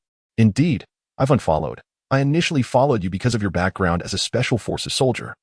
But I never expected you to be so petty. What a waste of your martial prowess. How can a grown man be so calculative? Consequently, hundreds of fans unfollowed Long Xiaotian. Enraged by this, he seized a satellite phone. John, bring the helicopter and also the shotgun I purchased from Italy. Meanwhile, Chu Chun and Wu Xie continued on their journey, surprisingly encountering no wild men along the way. Yet the crimson mist continues to waft, showing increasingly dense signs. Exercise caution. Chu Chun advised Wu Xie, they are lurking all around us. Wu Xie replied with a smile, I understand. Your effortless defeat of one has caused the remaining wild men to fear your prowess and keep their distance. A viewer in the live stream commented, this streamer is truly formidable, able to dispatch a gorilla with a single punch, leaving the others too intimidated to approach. He resembles the legendary Zhang Fei from the days of the Changyang Bridge. This is inaccurate, another chimed in. The young man is far too handsome to be likened to Zhang Fei. He is at least akin to Zhao Zilong. One wild man crushed a skull with his bare hands. Yet the young man was even more impressive, delivering a single blow that directly extracted the opponent's heart. Indeed, he far surpasses that so-called Long Xiaotian, who, despite his full gear, merely gifted others their demise. Gradually, over 100 records of donations appeared, as the audience generously showered gifts upon Chu Chun. Chu Chun, a message from Shun Rulin came through. Chu Chun picked up the intercom. What is it? We are being besieged by wild men. How is the situation on your end? Shun Rulin inquired, visibly concerned for Chu Chun's safety. Everything is fine here. Chu Chun reassured her. Shun Rulin seemed to breathe a sigh of relief. We have affixed a tracking dart to one of the wild men. It is heading towards the location of the Flame Emperor's altar. We shall rendezvous there. Understood, Chu Chun replied, before hanging up the intercom. Wu Xie, let us depart. At that moment, in Long Xiaotian's vicinity, a helicopter descended from the sky. A few individuals jumped down, their faces obscured by masks, seemingly not of the Huaxiao lineage. Chapter 22. The Iron-Eating Beast. Hey, on the helicopter, a man with a foreign visage chuckled. What's wrong, Long? Facing some trouble? There are monsters in these mountains. Long Xiaotian replied. John, where's the guy? Here. John descended from the aircraft, carrying several boxes, Beretta's latest offering from Italy. Semi-automatic, high-caliber, Hogler hunting shotguns. I'll send you the remaining payment later, Long Xiaotian assured him, patting John's shoulder. I really didn't want to come here, John frowned. This place gives me the creeps. These individuals are the finest survival experts. I've lent them to you, Long Xiaotian remarked, now armed with a powerful shotgun. A cold smile gracing his lips as he murmured, Chu Chun, there will always come a time for your tears. Chu Chun and Wu Xie advanced along the scenic route, encountering numerous animal carcasses strewn along the way. Isn't Shennongjia a tourist destination? Why are there so many bones? It doesn't seem like they were eaten by humans. Besides, it's illegal to capture wild animals for a picnic here, came the retort. Be careful, Shennongjia is a protected forest area. Dare to catch animals here? Watch out for jail. The audience in the live stream was fervently discussing the situation, and Chu Chun noticed the viewer count had surged from 500,000 to over 800,000, approaching the million mark. That is quite impressive, he mused. Wait. Chu Chun suddenly said to Wu Xie. What is up? Wu Xie inquired. Pointing to the ground, Chu Chun activated his flashlight and quickly turned it off. Wu Xie was taken aback. This, such a large footprint? Exactly, Chu Chun affirmed. It's not a wild man's. The wild man we just shot had 5 toes. This footprint clearly belongs to a large animal. Be cautious, he warned. Don't worry, I've got a gun. Wu Xie responded with a smile. Viewers in the live stream clamored with questions. What kind of footprint is this? Professor Zhang Heng replied. I suspect it belongs to a large mammal. I'm not a biologist. Let the host handle it. Chu Chun analyzed the shape and size, stating, based on the evidence, It appears to be a bear's footprint, likely a grizzly, but larger than the average. Suddenly, a deep growl resonated from within the forest. Wu Xie raised her gun. Alert! Don't shoot, Chu Qin cautioned. Based on the footprint, this creature is quite large, with thick subcutaneous fat. Existing bullets would struggle to penetrate its hide. What should we do? Wu Xie asked, bewildered. Draw it out, Chu Qin suggested. It's a master of jungle warfare. Engaging it in close quarters would be perilous. Wu Xie retrieved a jar from her backpack, resembling a scented candle. If it's a bear, it should be attracted to blood and flesh. She then took out her phone, seemingly connecting to the jar's Bluetooth, and after a few moments, declared, okay. Chu Qin nodded, and the two promptly retreated into the nearby underbrush. What is that? Someone in the live stream queried. This is a device that simulates various scents to lure animals. Wu Xie smiled. It mimics the smell of blood to entice carnivores. At that moment, a small tree in the distant forest suddenly collapsed with a resounding crash. The sound echoed like thunder. Chu Qin observed a dark shadow, resembling a small mountain, within the dense thicket. This mysterious and colossal figure charged forward. Resonating like a mighty drumbeat that sent shock waves through the air, a fierce roar erupted, startling countless birds into flight. The sound of snapping branches could be heard in succession. It has arrived, Chu Qin declared. Wu Xie raised her assault rifle, aiming at the trap ahead. Suddenly, the noise ceased, and an eerie silence enveloped the surroundings. Something felt amiss. Wu Xie scratched her head. I had indeed adjusted the simulation to mimic the scent of animal blood. It had worked in previous tests to attract wildlife. It has seen through us. Chu Qin warned, we must leave. Just then, a tree branch hurtled toward them. Chu Qin swiftly grabbed Wu Xie's arm, propelling her to safety. The branch whizzed past him, missing by mere centimeters. Damn it! Chu Qin frowned and retaliated with a punch. Boom! The branch shattered, splintering into countless pieces. With a determined gaze, Chu Qin leaped into action, only to find another branch soaring toward him. This branch was large enough to envelop a person, if struck. It would crush anything in its path, even an elephant. Suddenly, two crimson lights appeared in the distant forest. Are those flashlights? Wu Xie exclaimed in astonishment. No. Chu Qin replied, staring intently into the distance. Those are its eyes. Eyes. So large. Wu Xie gasped in shock. Emerging slowly from the woods was a creature resembling a bear. This beast had the shape of a bear but bore a lion-like face, covered in black fur, with a ring of white fur around its abdomen. Its ears were pointed, and its mouth was filled with long, curved fangs. Moreover, this bear-like creature possessed claws adorned with barbed spikes. At least 3 meters. Wu Xie cried. The beast moved leisurely. Its blood-red eyes fixated greedily on Chu Qin and Wu Xie. Its long, spiked tongue occasionally flicked out, dripping saliva, clearly revealing its immense appetite for the two humans. What kind of creature is this? Wu Xie shuddered. It looks like a bear, but it's not. And it's so tall, one swipe of its paw could flatten a car. Chu Qin addressed the live stream. This is an ancient iron-eating beast, a ferocious predator from prehistoric times. Judging by the scraps of fabric near its mouth, it has indeed consumed humans. Isn't that a protected species? Someone remarked. It is not, Chu Qin retorted, pointing at its body. I have no intention of reasoning with a creature that has feasted on humanity. Wu Xie grew anxious. What are we going to do against a 3-meter-tall monster? Suddenly, the iron-eating beast charged forth. Chu Qin met it head-on, his ancient black-gold blade gleaming with a cold light. The beast lunged forward, and the ground trembled beneath its weight. The clash between man and beast unfolded in a heartbeat. A flash of the blade sliced through the air as the colossal iron-eating beast ambled forward. Seemingly devoid of its former momentum, the creature emitted a guttural roar, its pace gradually slowing until it finally collapsed with a thunderous crash. What? The streamer dispatched it so swiftly? I had merely stepped into the kitchen to retrieve a soda, and by the time I returned, the beast lay slain. Remarkable. I had just witnessed the streamer walk past it, and it succumbed to its fate. The onlookers were astounded, marveling at Chu Qin's unparalleled swordsmanship. Ding. Confirmation of the kill, iron-eating beast. Compatibility with character increased by 1. Acquired a green gear enhancement point. Green quality, Zhang Qiling exploration upper garment, defense 1. Green quality, Zhang Qiling exploration gloves critical hit rate 1. The system awarded an additional 20 weapon points. Chu Qin accessed the system, confirmed the details, and continued onward. Meanwhile, Long Xiaotian and his companions advanced along their designated path. This time, Long Xiaotian exuded an unusual confidence, brandishing a semi-automatic shotgun meant for hunting. Reminiscent of the S-12K from survival games, a weapon that proved deadly at close range. Brothers, Long Xiaotian addressed the live stream. The wild men ambushed us earlier because they were unarmed. Now, with this in hand, It is as if Zhao Zilong has traversed Changbai slope, unimpeded. Some astute viewers recognize the value of the weapon, remarking, that item is rather expensive. I have seen it on foreign websites. Chapter 23. The Wild Army. At this moment, Long Xiaoyan's team had been replenished, each member equipped with a semi-automatic shotgun. Ah, truly. Brother Tian is wealthy. Each person has their own shotgun. Indeed, armed with these weapons, Brother Tian has become invincible. Suddenly, a commotion erupted ahead. The forest rustled, and everyone immediately raised their shotguns, aiming in all directions. In front of Long Xiaoyan stood a foreigner who shouted, "Stop!" In that fleeting moment, a shadow, approximately 5 feet tall, lunged at the foreigner. Shit! The foreigner dropped to the ground, and the creature soared over him. Fire!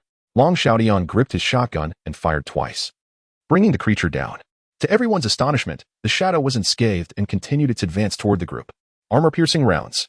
They swiftly switched to new ammunition, unleashing a barrage of fire that lit up the forest like a dazzling display of fireworks. After the fiery spectacle, they beheld the lifeless body on the ground. It was a small, iron-eating beast, merely a cub. Yeah, the foreigner rejoiced. We have slain a monster. Long Xiaoyan was equally elated, exclaiming, such a mere beast dared to attack us. It truly knows not the depth of the heavens or the expanse of the earth. He then turned to the live stream, grinning, what do you think? This is true strength. Unlike those streamers who rely on luck, we engage in real combat. A viewer commented, you only killed a cub. What is there to celebrate? Another chimed in, you 10 wielding guns only managed to take down such a small creature, while that streamer uses a blade. One of Long Xiaoyan's companions retorted, if you think you can do better, then go ahead. Another viewer remarked, that newcomer streamer just took down a creature over 4 meters tall, and they haven't even boasted about it. What? Long Xiaoyan's expression soured. He killed something that large? Skeptical yet intrigued, he pressed on. As they passed by Chu Chen's location, they were utterly astonished. A colossal iron-eating beast lay on the ground, its size and claw length sending chills through those present. My God, the foreigner crossed himself. Had this creature been here earlier, we would have been utterly annihilated. Even Long Xiaoyan's subordinates gasped, this monster. I never wished to see such a thing in my lifetime. Long Xiaoyan stood in shock. He observed that the creature bore only a single scar. Look, that beast has but one wound. It was inflicted by the newcomer streamer. Wow, that newcomer is remarkable. A single strike to end it. It's just like a hero from a novel. Long Xiaoyan was astounded, gazing at the corpse, his cheeks flushed with embarrassment. Host, I must say, another viewer commented, you are far too arrogant. Indeed, it would be better to watch Chu Chen instead. Exactly, this person is not impressive. They refused to acknowledge that no one is as skilled. Instantly, approximately thousands of fans chose to unfollow. Long Xiaoyan clenched his teeth in anger, exclaiming, let us go. On the other hand, Chu Chen has also gained several thousand followers. Little brother, many fans of Long Xiaoyan have turned to support you, Wu Xie remarked. I am aware. Chu Chen nodded. Streamer, I am online now. I just heard them say you defeated a colossal monster. The affluent player, Changbai, logged in once again, immediately showering Chu Chen with a diamond supercar. Such generosity is remarkable. A diamond supercar costs 50,000 each time. It seems the wealthy hero has set his sights on our little brother. Having money is indeed wonderful. I too wish to bestow such luxurious gifts upon him. Chu Chen smiled and said, I neither oppose nor encourage your donations. Your support is the greatest appreciation I could receive. This streamer is truly gentle, and he possesses combat prowess. How delightful. From now on, I will be watching him. I came from Long Xiaoyan's live stream, and compared to him, that other person is nothing. Indeed, he merely relies on his large following and wealth. The conversation was unremarkable, merely revolving around battles. At that moment, Chu Chen and Wu Xie finally arrived at the Yan Emperor altar. By night, the Yan Emperor altar appeared extraordinarily eerie. Enormous steps, totemic pillars surrounding it, and a colossal head with horns towering above, its expression stern enough to instill fear in anyone who approached. How magnificent! Where is this? It startled me. These sculptures are truly frightening at night. It resembles the father of Ultraman, Chu Chen remarked to the audience. This is the Yan Emperor altar in Shennongjia. The statue of the Yan Emperor stands at an impressive height of 21 meters, symbolizing the 21st century.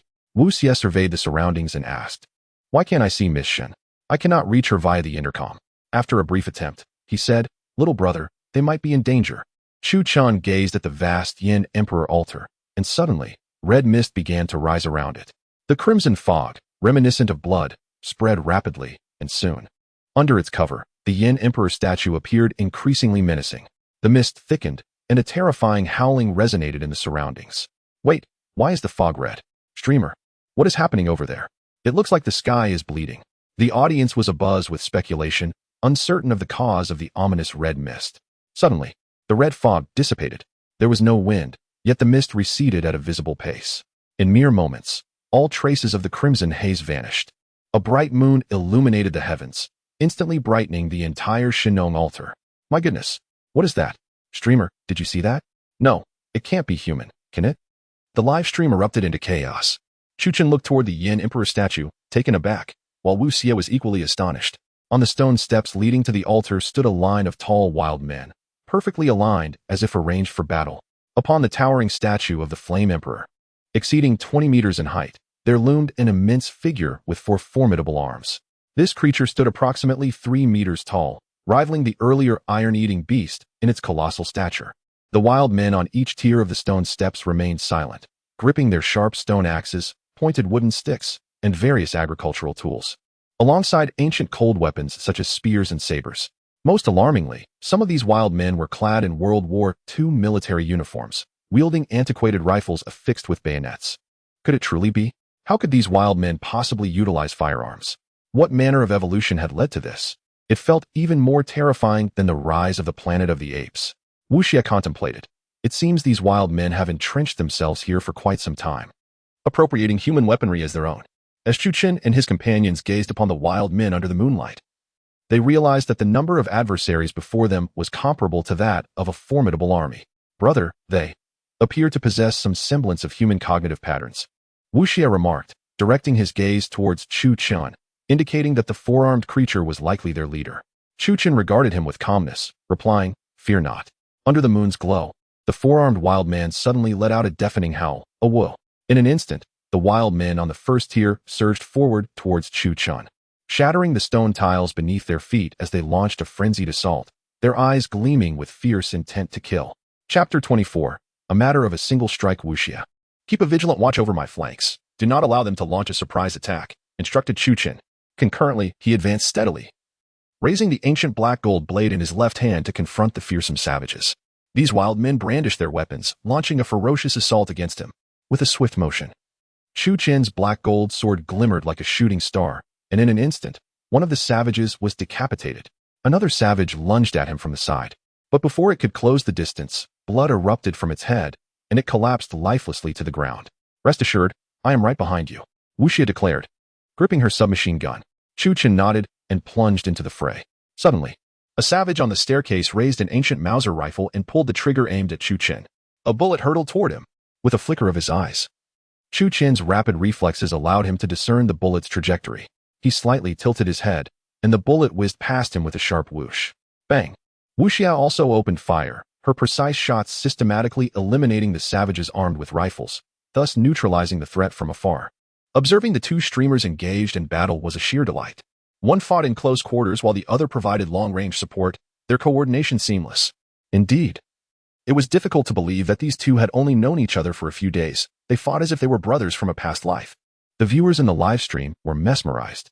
Under the moonlight, Chu Chen's blade flashed like a beacon of cold light, leaving a trail of fallen foes in its wake.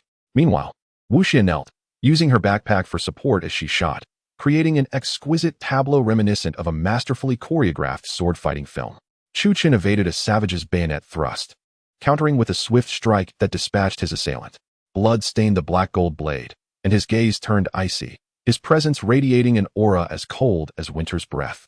The full moon hung high, casting a chilling light upon Chu Chen, rendering him akin to a sharpened sword, intimidating to behold. Even Wu Xie felt the frigid menace emanating from him. Who else? Chu Chen surveyed the remaining few savages ahead, his voice steady and devoid of any roar or emotion. It felt like an invisible blade, instilling dread in the hearts of those fearsome foes. For the first time, these towering savages, their eyes glinting with malice, experienced fear. Did the streamer truly frighten them? Just moments ago, these savages had effortlessly crushed 2 burly men with their bare hands, yet now they hesitated to advance against this streamer? It was as though a great general had boldly charged ahead. The terrifying and grotesque savages found themselves unnerved by Chu Chen, unable to approach any closer. At that moment, the colossal savage chieftain with 4 arms suddenly moved, vanishing from atop the statue of the Fire Emperor. Where has this monster gone? It was nowhere to be seen. Its speed was astonishing. The viewers in the live stream gasped in astonishment. Above, Wu Xie suddenly exclaimed. In an instant, the massive four-armed savage, wielding a heavy object, descended upon Chuchen with a ferocious impact. Boom. In an instant, the marble tiles beneath shattered into countless fragments. Is the host unharmed? Surely, he is fine. Our host is exceptionally formidable. As long as he is safe, everyone breathed a sigh of relief. At this moment, Chuchen stood behind the grotesque creature. The four-armed wild man's hair was a startling crimson, distinctly different from the minion-like wildlings. The beast turned its head, wielding a Mark IV Maxim machine gun, astonishingly fitted with a heavy axe by an unknown hand. What? This gorilla can wield weapons? While it is indeed a primate, one would not expect it to handle a machine gun, would one? How terrifying. It seems this creature transcends the notion of a mere wild man. The wild man bared its fangs, saliva dripping, clearly brimming with fury directed at Chuchen. Boom. The wild man lunged forward, using the Maxim as an axe, striking down once more. Without hesitation, Chuchen raised his hand and met the assault with his black gold ancient blade. Bang! The weighty machine gun pressed down upon the ancient blade, fracturing the stones beneath Chuchen's feet. Yet, he appeared unfazed, as if he were merely catching a cotton ball rather than a heavy Maxim. The wild man was instantly taken aback. Though it lacked a human visage, it now unmistakably exhibited signs of fear. It could withstand that. Could it be? The floor has cracked, yet the individual remains unscathed? This host must be from Krypton. How could such a monstrous being be at a loss against him? Are you a new fan? The dragon beneath Changbai Mountain's Tianchi couldn't even contend with him. Some veteran fans took pride in having witnessed Chuchen's Changbai Mountain livestream, and soon the chat was filled with encouragement for him. Chuchen gazed calmly at the wild man, then, with a gentle raise of his hand, astonishingly sent the heavy Maxim flying. The four-armed wild man, enraged, leapt back, creating distance from Chuchen. To be able to force a creature that thrives on brute strength into a ranged confrontation? The host is truly exceptional. He has driven the wild man away. Everyone was astonished. One must understand that the strength of this four-armed wild man was terrifyingly immense. Yet Chuchen had managed to compel it to abandon close combat, with just one hand. The wild man swung the Maxim, aiming at Chuchen and opened fire. Bang bang bang. The deafening sound of the machine gun erupted as bullets whizzed through the air. This is bad. This is a modern weapon. What will the host do? This is a machine gun with an exceedingly high rate of fire. In the past, the English used the Maxim to slaughter 5,000 Zulus in the blink of an eye. No one could evade its bullets. Professor Zhang Huang expressed his concern. However, to Chuchen, the bullets seemed no faster than snails. Suddenly, he vanished from sight. Is this host some sort of deity? He has disappeared again? New viewers were left in awe of Chuchen's speed. This is even at a slowed playback. Otherwise, we would hardly see anything. Someone proudly declared, "Fear not," proclaimed the wealthy hero Changbai. Regardless of the circumstances, he would emerge unscathed, as the wild man expended a rapid succession of bullets. A palpable sigh of relief escaped him upon realizing that his ammunition had run dry. He bellowed in fury, exhaling a frosty mist from his flared nostrils. Oblivious to the presence of Chuchen, whom he presumed had been obliterated by his gunfire. Suddenly, the four-armed beast turned around, only to be taken aback by the sight of Chuchen standing directly behind him. When had this formidable streamer appeared? The audience, initially filled with trepidation at the sight of the wild man, found themselves exhilarated by Chuchen's effortless manipulation of the creature. "Streamer, vanquish that monster," they urged, though the viewers had harbored a genuine fear of the wild man. Witnessing Chuchen toy with the four-armed behemoth instilled a burgeoning sense of courage within them. Enraged, the beast's primal instincts surged forth as it hefted its massive axe machine gun towards Chuchen's head once more, wielding it with all four hands. Its strength akin to a collapsing mountain. With a thunderous crash, Chuchen drew his blade. The obsidian-hued, ancient sword embedded itself directly into the interior of the machine gun, resulting in a fierce stalemate that chilled the air. To the astonishment of the live audience, the robust, pure metal Maxim machine gun was cleaved in two. Chuchen rarely drew his sword, but when he did, it signified a decisive end. Chapter 25. Perils abound with a flash of steel. The wild man abruptly ceased all movement. Suddenly, blood spattered forth as the hands of the four-armed beast were severed cleanly. A deep gash marred its chest, a testament to the lethal strike. With a resounding crash, the four-armed wild man staggered forward a few steps before collapsing to the ground. Without a backward glance, Chuchen hurled his blade skyward, and the sword gracefully returned to its scabbard. How incredibly suave. Could it be that this streamer has executed a swift kill? Such a ferocious creature, felled in a single stroke. Surely, This streamer must be a divine incarnation. The chat room erupted in admiration. A user named Stone White Hero generously rewarded him with a golden yacht, valued at 500,000. Congratulations to Stone White Hero for claiming the top spot on today's affluent leaderboard. Chu Qin glanced at his account, astonished to find an unexpected influx of 500,000. One cannot help but acknowledge the wealth of this Stone White Hero. Truly impressive. My friend, Stone White Hero commented, you have opened the door to a new world for me. Keep up the great work. The crowd expressed their envy. What a tycoon. It seems the newcomer has won over this great deity. Indeed, the great Stone White rarely bestows gifts upon others. This newcomer possesses remarkable skill. I am now a fan. Suddenly, Chu Qin noticed something on the severed arm of the wild man. He picked it up. It resembled a ring, yet on the enormous hand of the beast. It was akin to the size of a normal bracelet. What a beautiful design, exclaimed someone in the chat. It appears to be crafted from bronze. Such a genuine artifact could fetch a substantial price. I don't recognize it, but it seems to depict a bull-headed figure. The streamer was beseeched, please enlighten us. In response, Chu Qin explained, this is not merely a bull-headed figure, it is the divine ox. The Flame Emperor cultivated grains and advanced agriculture. Thus, the plowing ox is the totem of the Flame Emperor's tribe, also known as the divine farmer. Wu Xie approached with a smile. It seems defeating monsters truly yields equipment. This four-armed wild man is the leader of ordinary wild men. Whatever he possessed must hold significance. At that moment, the intercom crackled to life. Hello? Wu Xie inquired. A low voice responded from the other end. Miss Shun, how are you? We are under attack by wild men and have been captured. These monsters have taken me to a mysterious underground cave. What are the characteristics of your current location? Chu Qin pressed.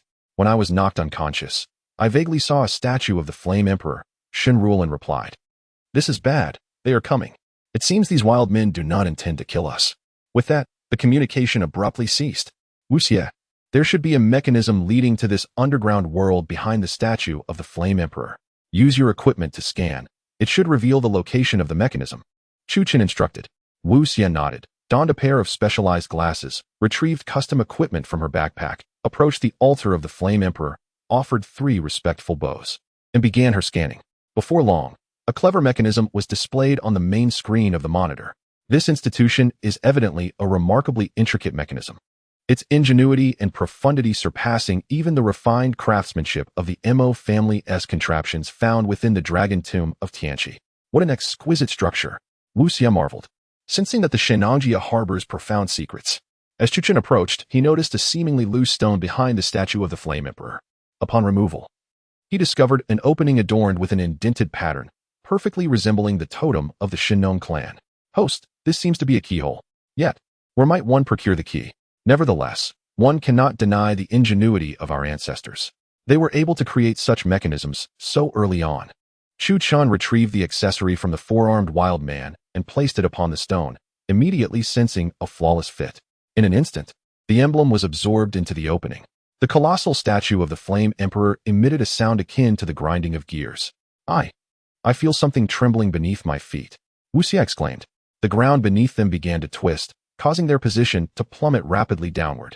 Chu Qin drew his black gold ancient blade and plunged it into the earth. Hold on to me, Chu Qin exclaimed as he scooped up Wu Xie. All right. Wu Xie clutched Chu Qin's garment, and the two descended at a breathtaking speed. Meanwhile, Long Xiaotian, armed with a shotgun, traversed the path with his 12-member team. Why were the viewers in the live stream continuously dwindling? Long Xiaotian's expression soured, resembling someone who had just consumed a fly. Brother Tian, it seems the fans have all flocked to that new streamer, the silent oil bottle, his assistant remarked cautiously. Why so? Long Xiaotian fumed. After years of being a streamer and running a media company, how can my broadcast pale in comparison to that kid's? The assistant sighed, Brother Tian. It said that the newcomer discovered something akin to a tomb. Long Xiaotian's spirits lifted instantly. What? A tomb in Shennongjia? It must contain immense treasures. We cannot allow him to monopolize it. We must intervene. He then called out to his companions. Brothers, stay alert. Did you hear that? The mention of a tomb sparked excitement in both domestic and foreign listeners, as the Shennongjia is renowned as the former domain of the Flame Emperor. When it comes to antiques, we're talking about millennia-old relics, priceless yet rarely seen. The group was instantly ablaze with thoughts of wealth. Eager to delve into the ancient tomb and seize treasures with reckless abandon. Let us go. Long Xiaotian led his team to the altar of the Flame Emperor, where the corpses of the wild men had already decayed, appearing as if no battle had ever transpired. Suddenly, The roar of a wild man pierced the air. Long Xiaotian smirked. Just what I needed for target practice. It has arrived at the perfect moment. From the thicket emerged a massive wild man, charging forth. This wild man possessed 2 arms, and shockingly, a glaring wound across his chest. Beneath his arms lay 2 severed limbs. Remnants of the wild man recently vanquished by Chu Chun. The wild man was not yet defeated. Astonishingly, he emerged once more to assault Long Xiaotian and his companions. Form a firing line. Long Xiaotian and his comrades, seasoned mercenaries, swiftly arranged themselves in a half-moon formation, unleashing a barrage of gunfire. Over a dozen semi-automatic shotguns erupted in flames, illuminating the night sky with a dazzling display of bullets and gunfire. The colossal 4-armed wild man roared ferociously, charging towards the leftmost enemy amidst the hail of bullets. "Curse it!" exclaimed one foreign explorer, desperately firing at the approaching beast. To his utter disbelief, every armor-piercing round struck the wild man with seemingly no effect. The wild man surged forward, delivering a devastating punch that sent the foreigner soaring into the air. His ribs shattered, blood spewing forth. With a savage growl, the enormous creature seized the unfortunate man's limbs, tearing him asunder, leaving a gruesome scene in his wake. "Brother Tian." The group was stunned. The shotguns were ineffective. "It's impossible." Long Xiaotian felt a surge of panic. The firepower was insufficiently concentrated. "Fire." The group swiftly reformed, their shotguns erupting in a relentless onslaught, refusing to relent for even a moment. Chapter 26. The Forbidden Zone of the Flame Emperor. Yet the 4-armed savage continued its reckless rampage, undeterred by the wounds inflicted by Chu Chen moments earlier. It was determined to obliterate all adversaries in its path. "Brother Long, save me," cried one individual as he was dragged to the ground by the beast.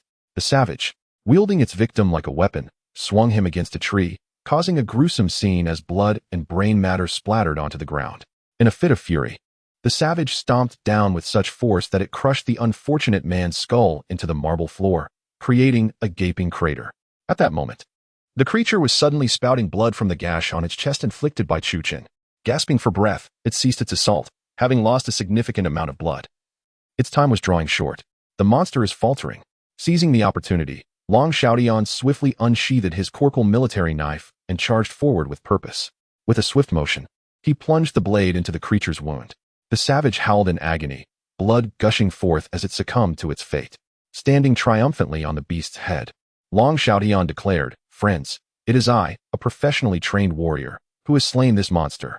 How can one like Chu Chen dare to compare himself with me?" The foreign companions behind him echoed in admiration. "We have hunted such a terrifying creature. Long, your prowess is commendable." The crowd lauded him, exclaiming, "Brother Tian is extraordinary. Calm under pressure, delivering a lethal strike. Truly the modern-day Fu Hongxue, the god of the blade." In the midst of the praise, another voice in the live stream chimed in mockingly. "This was merely the leftovers of the previous streamer, and you 4 were taken down by a wounded beast. How can you flaunt your supposed victory?" Enraged, Long Xiaotian retorted, "What evidence do you possess? I dispatched it with a single blow, and yet you invoke Chu Chen. Are you perhaps one of his hired trolls?" The individual responded with a smirk. "I enjoy browsing through various streamers. I just visited his channel, and it was a rookie streamer who severed the wound on the savage. You can verify it for yourselves." Long Xiaotian was momentarily taken aback, a sense of panic creeping in. The wound indeed appeared to have been inflicted with a black gold ancient blade. A shotgun could not possibly create such a clean incision. One of the foreign veterans bluntly interjected, "Long, this monster was already half dead from prior assaults. It merely had a brief resurgence to retaliate against us." Flustered, Long Xiaotian quickly countered, "Look, I killed this creature with my knife. Let me demonstrate again." He raised his blade and struck another part of the savage's body. To his astonishment, the knife met resistance, revealing a dent in its edge. "What?"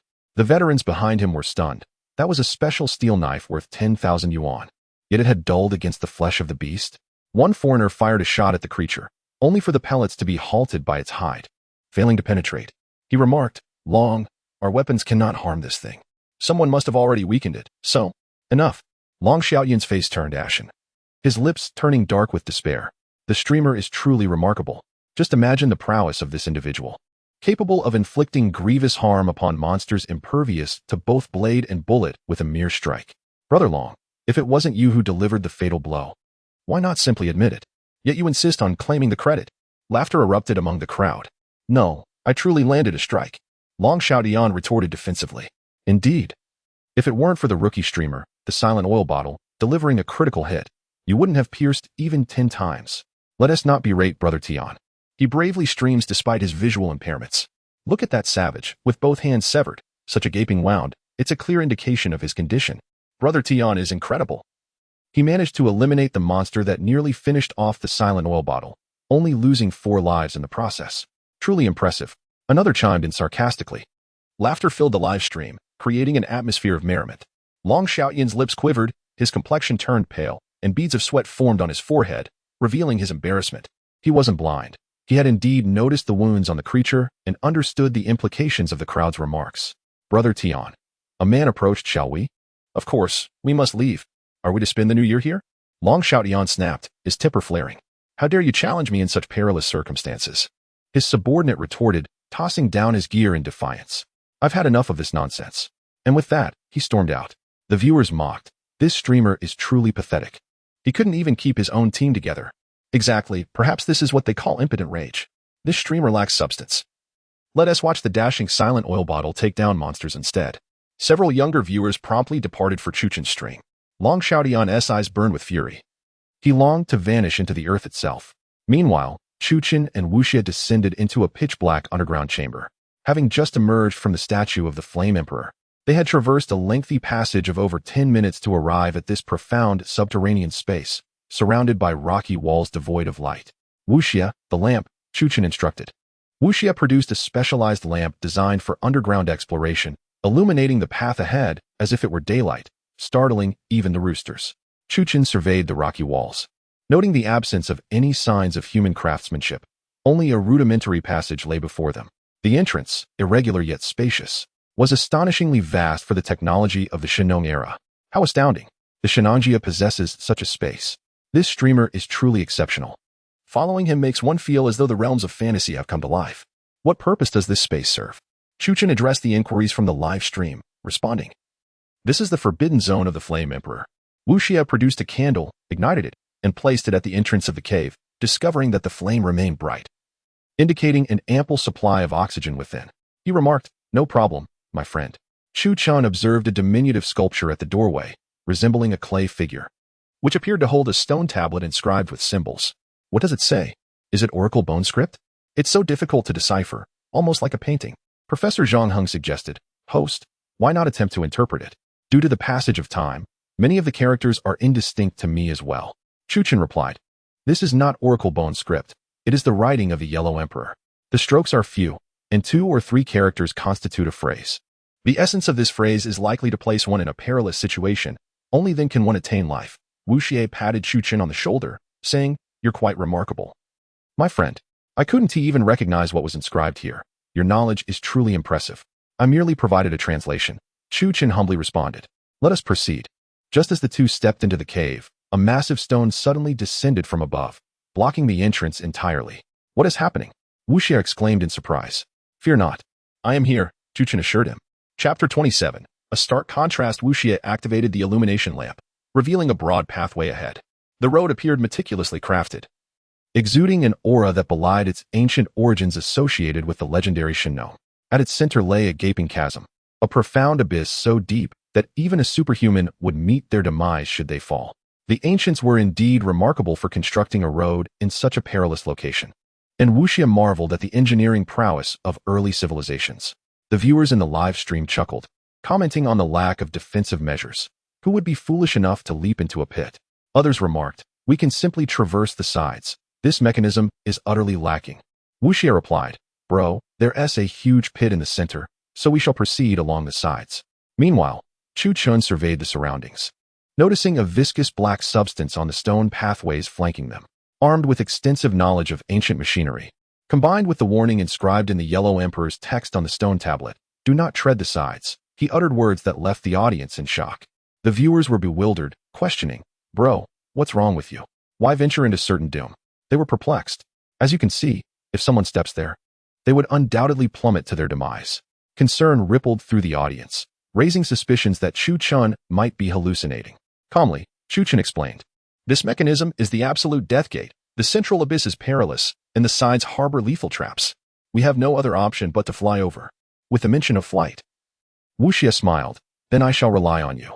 The audience transitioned from astonishment and fear to exhilaration. With a swift motion, Chu Chun lifted Wu Xie onto his back, instructing, "Hold on tightly." Wu Xie nodded obediently, grasping his shoulders. Chu Chun focused intently, bending his legs, gripping his blade with the reverse hand, and propelled himself forward with a powerful thrust. In that moment, he soared into the air, executing a black gold knife technique, harnessing the blade's energy to find a foothold mid-flight. Wu Xie, perched behind him, experienced a fleeting sensation of weightlessness, and upon reopening her eyes, they had successfully navigated past the mechanism. "Wow, bro, you're incredible," Wu Xie exclaimed in awe. Covering such a distance, even with a grappling gun, would be a formidable challenge. "This streamer is remarkable," he flew across. "He can even perform lightness techniques. That's truly brave." Gazing ahead at the unfathomable road, Chu Chun instructed Wu Xie, "Activate the communicator. Let us locate the Special Investigation Bureau personnel." "Understood," Wu Xie replied, operating the device to uncover a few sparse red dots. "The signal here is poor. Our communication with Wang Meng and the others is completely severed. We can only rely on this device to search, and mission appears to be quite far from us." "Let us proceed," Chu Chun declared, gripping his blade as he advanced forward. Shortly after Chu Chun and Wu Xie departed, the stone slab leading to the mechanism fell once more. This time, it was Long Xiaotian and his companions. "This rookie streamer didn't even take the key to activate the mechanism," one of Long Xiaotian's followers remarked, shaking his head in disbelief. Long Xiaotian smirked coldly. "Perfect. This gives us an opportunity." He turned around and said, "The boulder blocking the passage must be the only way. Leon, you all, blow this door open." A foreign accomplice nodded, picked up the C4 explosives, and began to set them up. Boom. With the assistance of the explosives, the massive rock was shattered, leaving a gap just wide enough for several individuals to pass through one by one. "This is a trap," Long Xiaotian pretentiously addressed the live stream. "Look, someone must have triggered the mechanism and plummeted into the abyss." He instructed his comrades behind him, "You two, split into two groups and proceed along the sides." Someone in the live stream immediately remarked, "Brother Menu said we shouldn't walk. We can only fly across or swing over with a grappling gun. Just because he said so, we can't?" Long Xiaotian scoffed. "This rookie streamer must be worried about someone else snatching the treasure and is just making excuses." Others in the live stream laughed derisively. "Why not take the sides? Is jumping off the cliff in the middle the only option? That is foolish." Those behind Long Xiaotian were unperturbed, saying, "Brother Tian, we'll go first." The viewers cautioned, "If you go to the sides, you'll be done for." "Nonsense," Long Xiaotian retorted. "Are you his devoted follower just because you listen to him?" Other fans of Long Xiaotian mocked, "This is hilarious. Why are other fans trying to gain attention here?" With a wave of his hand, Long Xiaotian commanded, "Let us go." The two stepped forward, and at the moment they entered the side paths, circular blades emerged from the walls, slicing through them horizontally. Spears shot up from the ground, piercing through their bodies, blood gushing forth like a fountain. In an instant, the two were transformed into gruesome spectacles, drenched in blood, their insides spilling out. A sight too harrowing to behold. "Damn," Leon cursed, "you're trying to kill us." "Brother Tian, didn't you say it was safe?" Others angrily questioned. The person in the live stream sneered, "I told you, the rookie streamer knows more, unlike you who think a little money can conquer the world." He knew he had to go through the middle, but no one listened. "Indeed, just moments ago, you mocked him, and now look at the outcome." Some immediately rebuked those who had spoken in favor of Long Xiaotian. As the live stream audience witnessed this scene, they fell silent. Long Xiaotian gritted his teeth, his eyes bloodshot, seething with unexpressed rage. "You're going to get us killed. Your pride is costing lives." An outsider exclaimed, "3 of our comrades have already perished because of you." The man grabbed Long's collar in fury. Long Xiaotian felt a twinge of guilt, muttering, "Sorry. I'll be more careful next time." The person in the live stream remarked, "You all look so frustrated. You'd be better off watching the rookie streamer. You mindless fans should just stick with Long Xiaotian. Get lost." Long Xiaotian finally tore off his facade, exclaiming in exasperation, "This streamer is indeed rude." Exactly. He's the one at fault. Yet he's throwing a tantrum in the room. Who cares? In an instant, Long Xiaotian lost another 1,000,000 followers. His current number of fans is dwindling, and those remaining fans have flocked to Chu Chen's livestream. How absurd. Long Xiaotian spat venomously, stating that we have no other choice.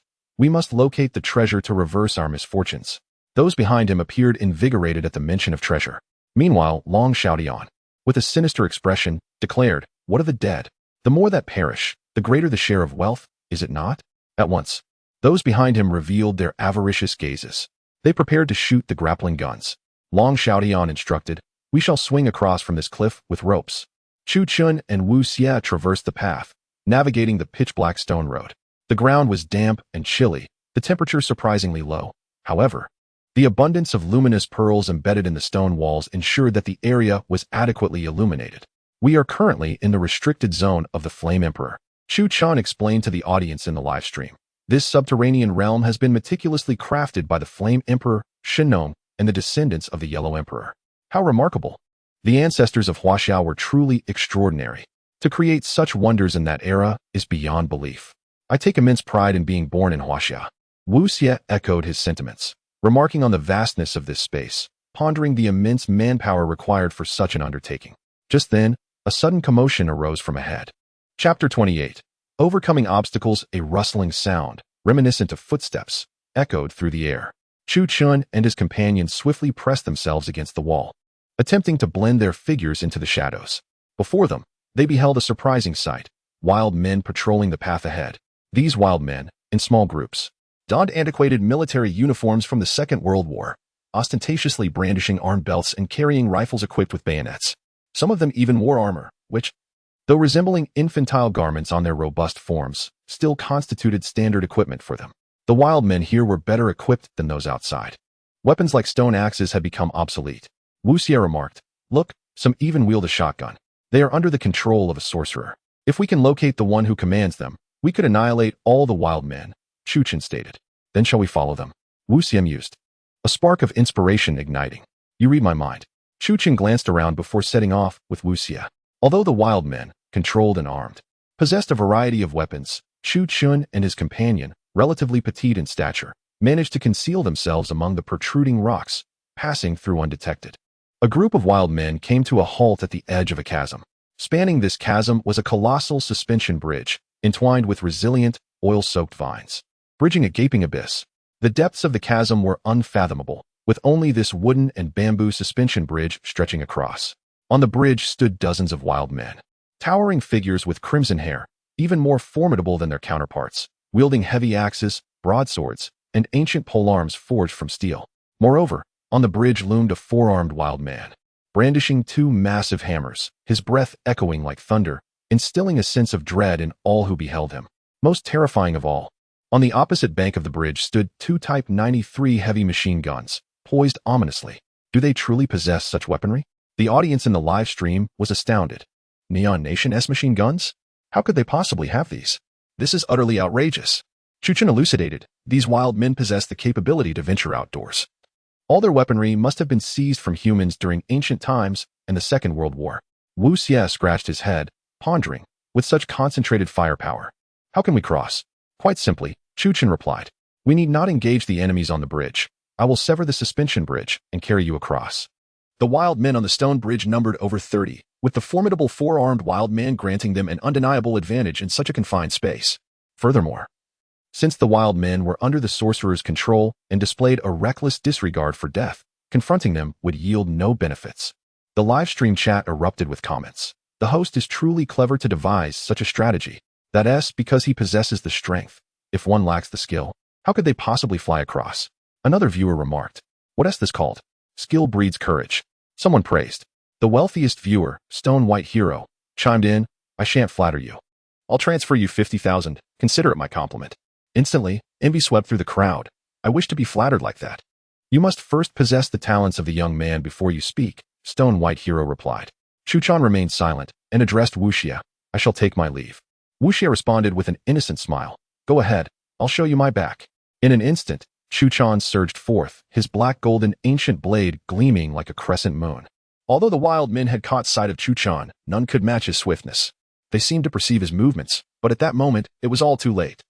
A cascade of cold light erupted, and in the blink of an eye, the suspension bridge was severed. Now was the moment. Chu Chun hoisted Wu Xie onto his back with one arm and unleashed his sword technique. With bated breath and focused mind, he gripped the black golden blade tightly, its tip aimed forward. Boom. In that fleeting instant, Chu Chun bent his legs and exerted force, propelling himself like a cannonball, transforming into a streak of light. Wu Xie clung to Chu Chun, overwhelmed by the force of the surrounding winds, unable to open her eyes. The black golden sword technique was fiercely formidable. In an instant, a dark figure soared over the cliff. Upon landing, Wu Xie drew her Desert Eagle, targeting the two wild men wielding heavy machine guns. One shot for each, and with the enhancement of the Godslayer skill, the wild men were obliterated on the spot. Chuchan's black golden blade claimed the lives of numerous wild men, and the system's voice echoed in his mind. Ding! Congratulations on achieving the kill count 100 milestone. The system rewards you with 300 weapon points. The system grants you green Zhang Qiling adventure pants, enhancing movement speed and flight speed by 50. After equipping his rewards, Chuchan turned to Wu Xie and remarked, "Your hair." At that moment, Wu Xie's hair had transformed into a shape reminiscent of a broom due to the high-speed movement, giving her a new hairstyle. Unable to contain himself, Chuchan chuckled. Wu Xie's hairstyle was simply too amusing. The viewers in the live stream also found it hilarious. Look at Wu Xie's hairstyle. It's absolutely ridiculous. Someone joked, "Isn't that the broom-headed character from King of Fighters?" Wu Xie laughed and said, "Little brother, you should smile more often. I rarely see you laugh." Indeed. Chuchan replied with a serious expression, "You should fix your hair first." Wu Xie tidied her hair, and then they both turned their attention to the terrain ahead. After crossing the stone bridge, they encountered a majestic range of mountains. The landscape was extraordinarily marvelous, with enormous stone pillars supporting the ground, as if these mountains had been excavated from beneath. The underground terrain resembled a magnificent landscape, truly a masterpiece of nature's artistry. The viewers in the live stream marveled through the camera, exclaiming, "I never imagined such a landscape existed underground. It feels just like a journey to the center of the earth." Everyone was astounded. Wu Xie pointed ahead, exclaiming, "Look over there." Chuchan glanced between the two mountains and noticed a distinct passageway emerging from within. Meanwhile, Long Xiaodian and his companions, armed with flashlights and shotguns, had just arrived at the cliff where Chuchan and the others had passed. "What is this?" The group gasped in shock at the sight of the severed bridge. That rascal actually cut the bridge. Long Xiaodian fumed, "Is the cable for the grappling gun sufficient?" An outsider replied, "Including the two brothers who just fell, it will be just enough." Long Xiaodian said, "All right, we shall proceed immediately. We cannot allow Chu Chun to seize the opportunity." He then addressed the live stream. "Observe that new streamer, the dull oil bottle. He is nothing short of a societal failure, brazenly severing the suspension bridge. Such a lack of decorum." At that moment, one of the men pointed into the distance, exclaiming, "My goodness, Brother Tian, look over there." "What is that?" Long Xiaodian, suddenly anxious, shouted, "The wild man." A four-armed wild man. As the suspension bridge collapsed, it sent the majority of the armed wild men plummeting into the abyss. Yet the four-armed wild man continued to ascend. Blood streamed from its chest, forehead, and legs, evidently wounded by the protruding rocks upon its fall. Upon spotting Long Xiaodian and the others, the four-armed wild man erupted in fury. Having lost its hammer, it advanced to the machine gun position, wielding two Type 93 heavy machine guns with its four arms, and commenced firing across the ravine. The bullets rained down like a swarm of locusts, relentlessly targeting Long Xiaodian. In a moment of desperation, Long Xiaodian pulled a nearby youth to shield him from the bullets, then swiftly darted behind a nearby rock. The young man was instantly struck in the heart by the machine gun fire, spewing blood and gasping for breath. "Damn it!" Leon cursed vehemently. "Long, you are truly a bastard." Long Xiaodian coldly retorted, "Let us first contemplate how to deal with this behemoth." The severely injured four-armed wild man, consumed by rage, gripped the machine guns tightly, using its immense strength to unleash a torrent of bullets directed at Long Xiaodian and his companions. Chapter 29. The Orc Queen and Outsider attempted to retaliate, only to be met with a bullet that shattered half of his skull, brain matter exploding on impact. "We must find a solution," Long Xiaodian bellowed. "What can I possibly do?" Another replied. "Do we have any flashbangs?" Long Xiaodian inquired. "We are not SWAT officers. Where would we procure flashbangs?" Leon retorted angrily. At that moment, the four-armed savage, seemingly suffering from internal injuries due to a fall compounded by the recoil of the machine gun, spewed blood and collapsed to the ground. The gunfire ceased. Long Xiaodian suddenly felt that this moment was as exquisite as paradise itself. This streamer has gone too far, using people as shields against bullets. What kind of streamer is this? It infuriates me. There is no sense of loyalty. No matter how perilous your situation, you cannot endanger others. The live chat erupted in chaos. Flustered, Long Xiaodian hurriedly explained, "I was merely tripped." "What nonsense." The viewers dismissed. "I'm reporting you." "Yes." Others echoed. "You criticize new streamers for lacking decorum, but I believe you are the one devoid of integrity." "No, you are heartless." Many viewers began to unfollow him. In that moment, Leon approached and landed a punch on Long Xiaodian. "You despicable scoundrel. How many of us have perished because of you? You are a murderer." Wiping the blood from the corner of his mouth, Long Xiaodian retorted, "Watch your words. We have come this far.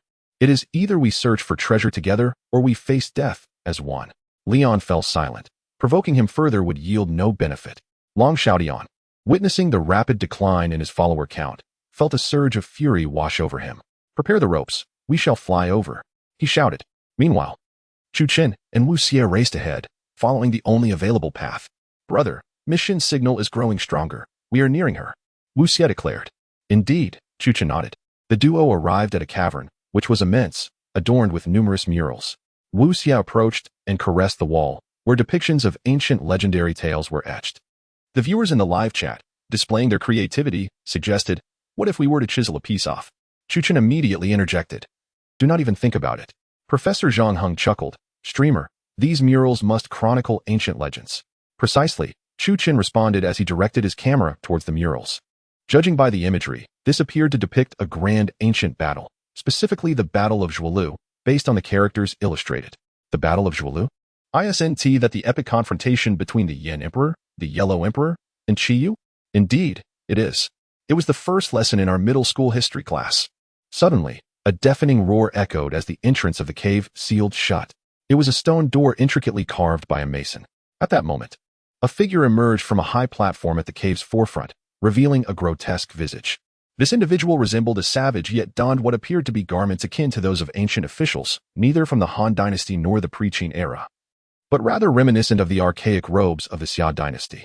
These garments bore no patterns, but were undeniably crafted from silk.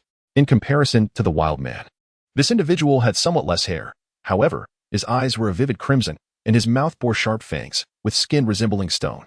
"Who are you?" Wu Xie inquired innocently. "This creature is neither human nor beast and is incapable of speech," Chu Qin replied.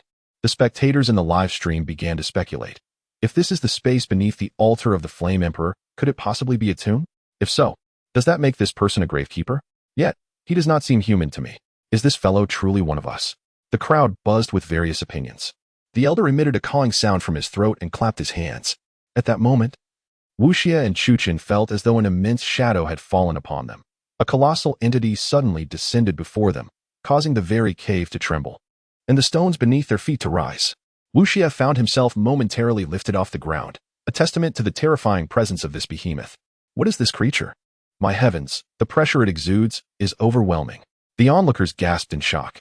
Before them stood a giant, towering 1 or 2 stories high. This small giant was not a wild man. It was enveloped in black armor, its limbs extraordinarily large, with its spine protruding from its back, adorned with sharp spikes. The giant's head sported 2 pairs of sharp horns, for eyes, and a gaping maw filled with fangs. As the monster loomed over them, its breath resembled a fierce gust of wind. The creature turned its gaze toward the elder, seemingly awaiting instructions. The elder pointed at Chu Qin and Wu Xie, sliding his finger across his throat in a gesture of slaughter. Wu Xie glanced at Chu Qin and asked, "Brother, can we take it down?" "Yes," Chu Qin affirmed. He gestured for Wu Xie to step back, drawing forth his black gold ancient sword, ready to engage in battle. Suddenly, the blade slipped from Chu Qin's grasp, drawn to a green stone. A natural magnet? He pondered. He then pulled out his Desert Eagle, only to have the firearm similarly attracted to the stone. "Brother," Wu Xie exclaimed in surprise, "use my gun. It's plastic." Chu Qin shook his head and replied, "No need."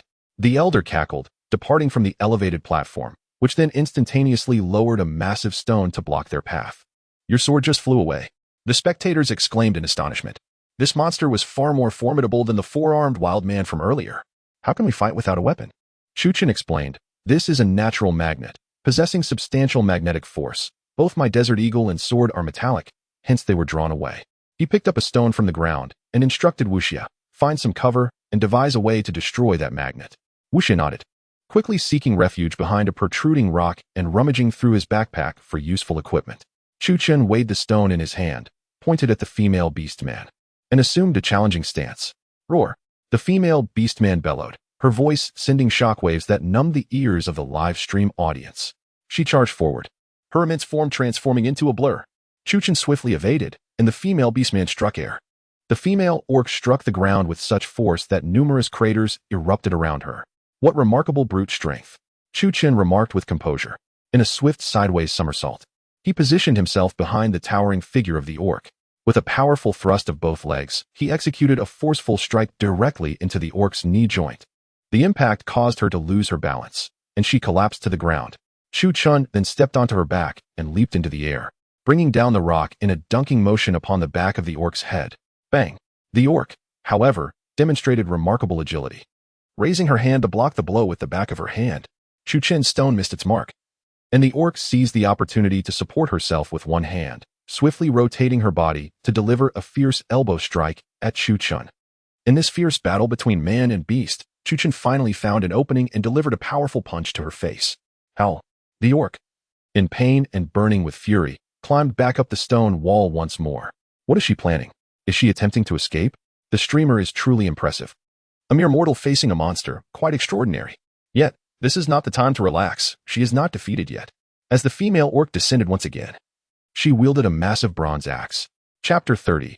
Defeating a powerful foe. The bronze axe was intricately carved with beast patterns, featuring a sharp spearhead on one side and a spiked hammer on the other.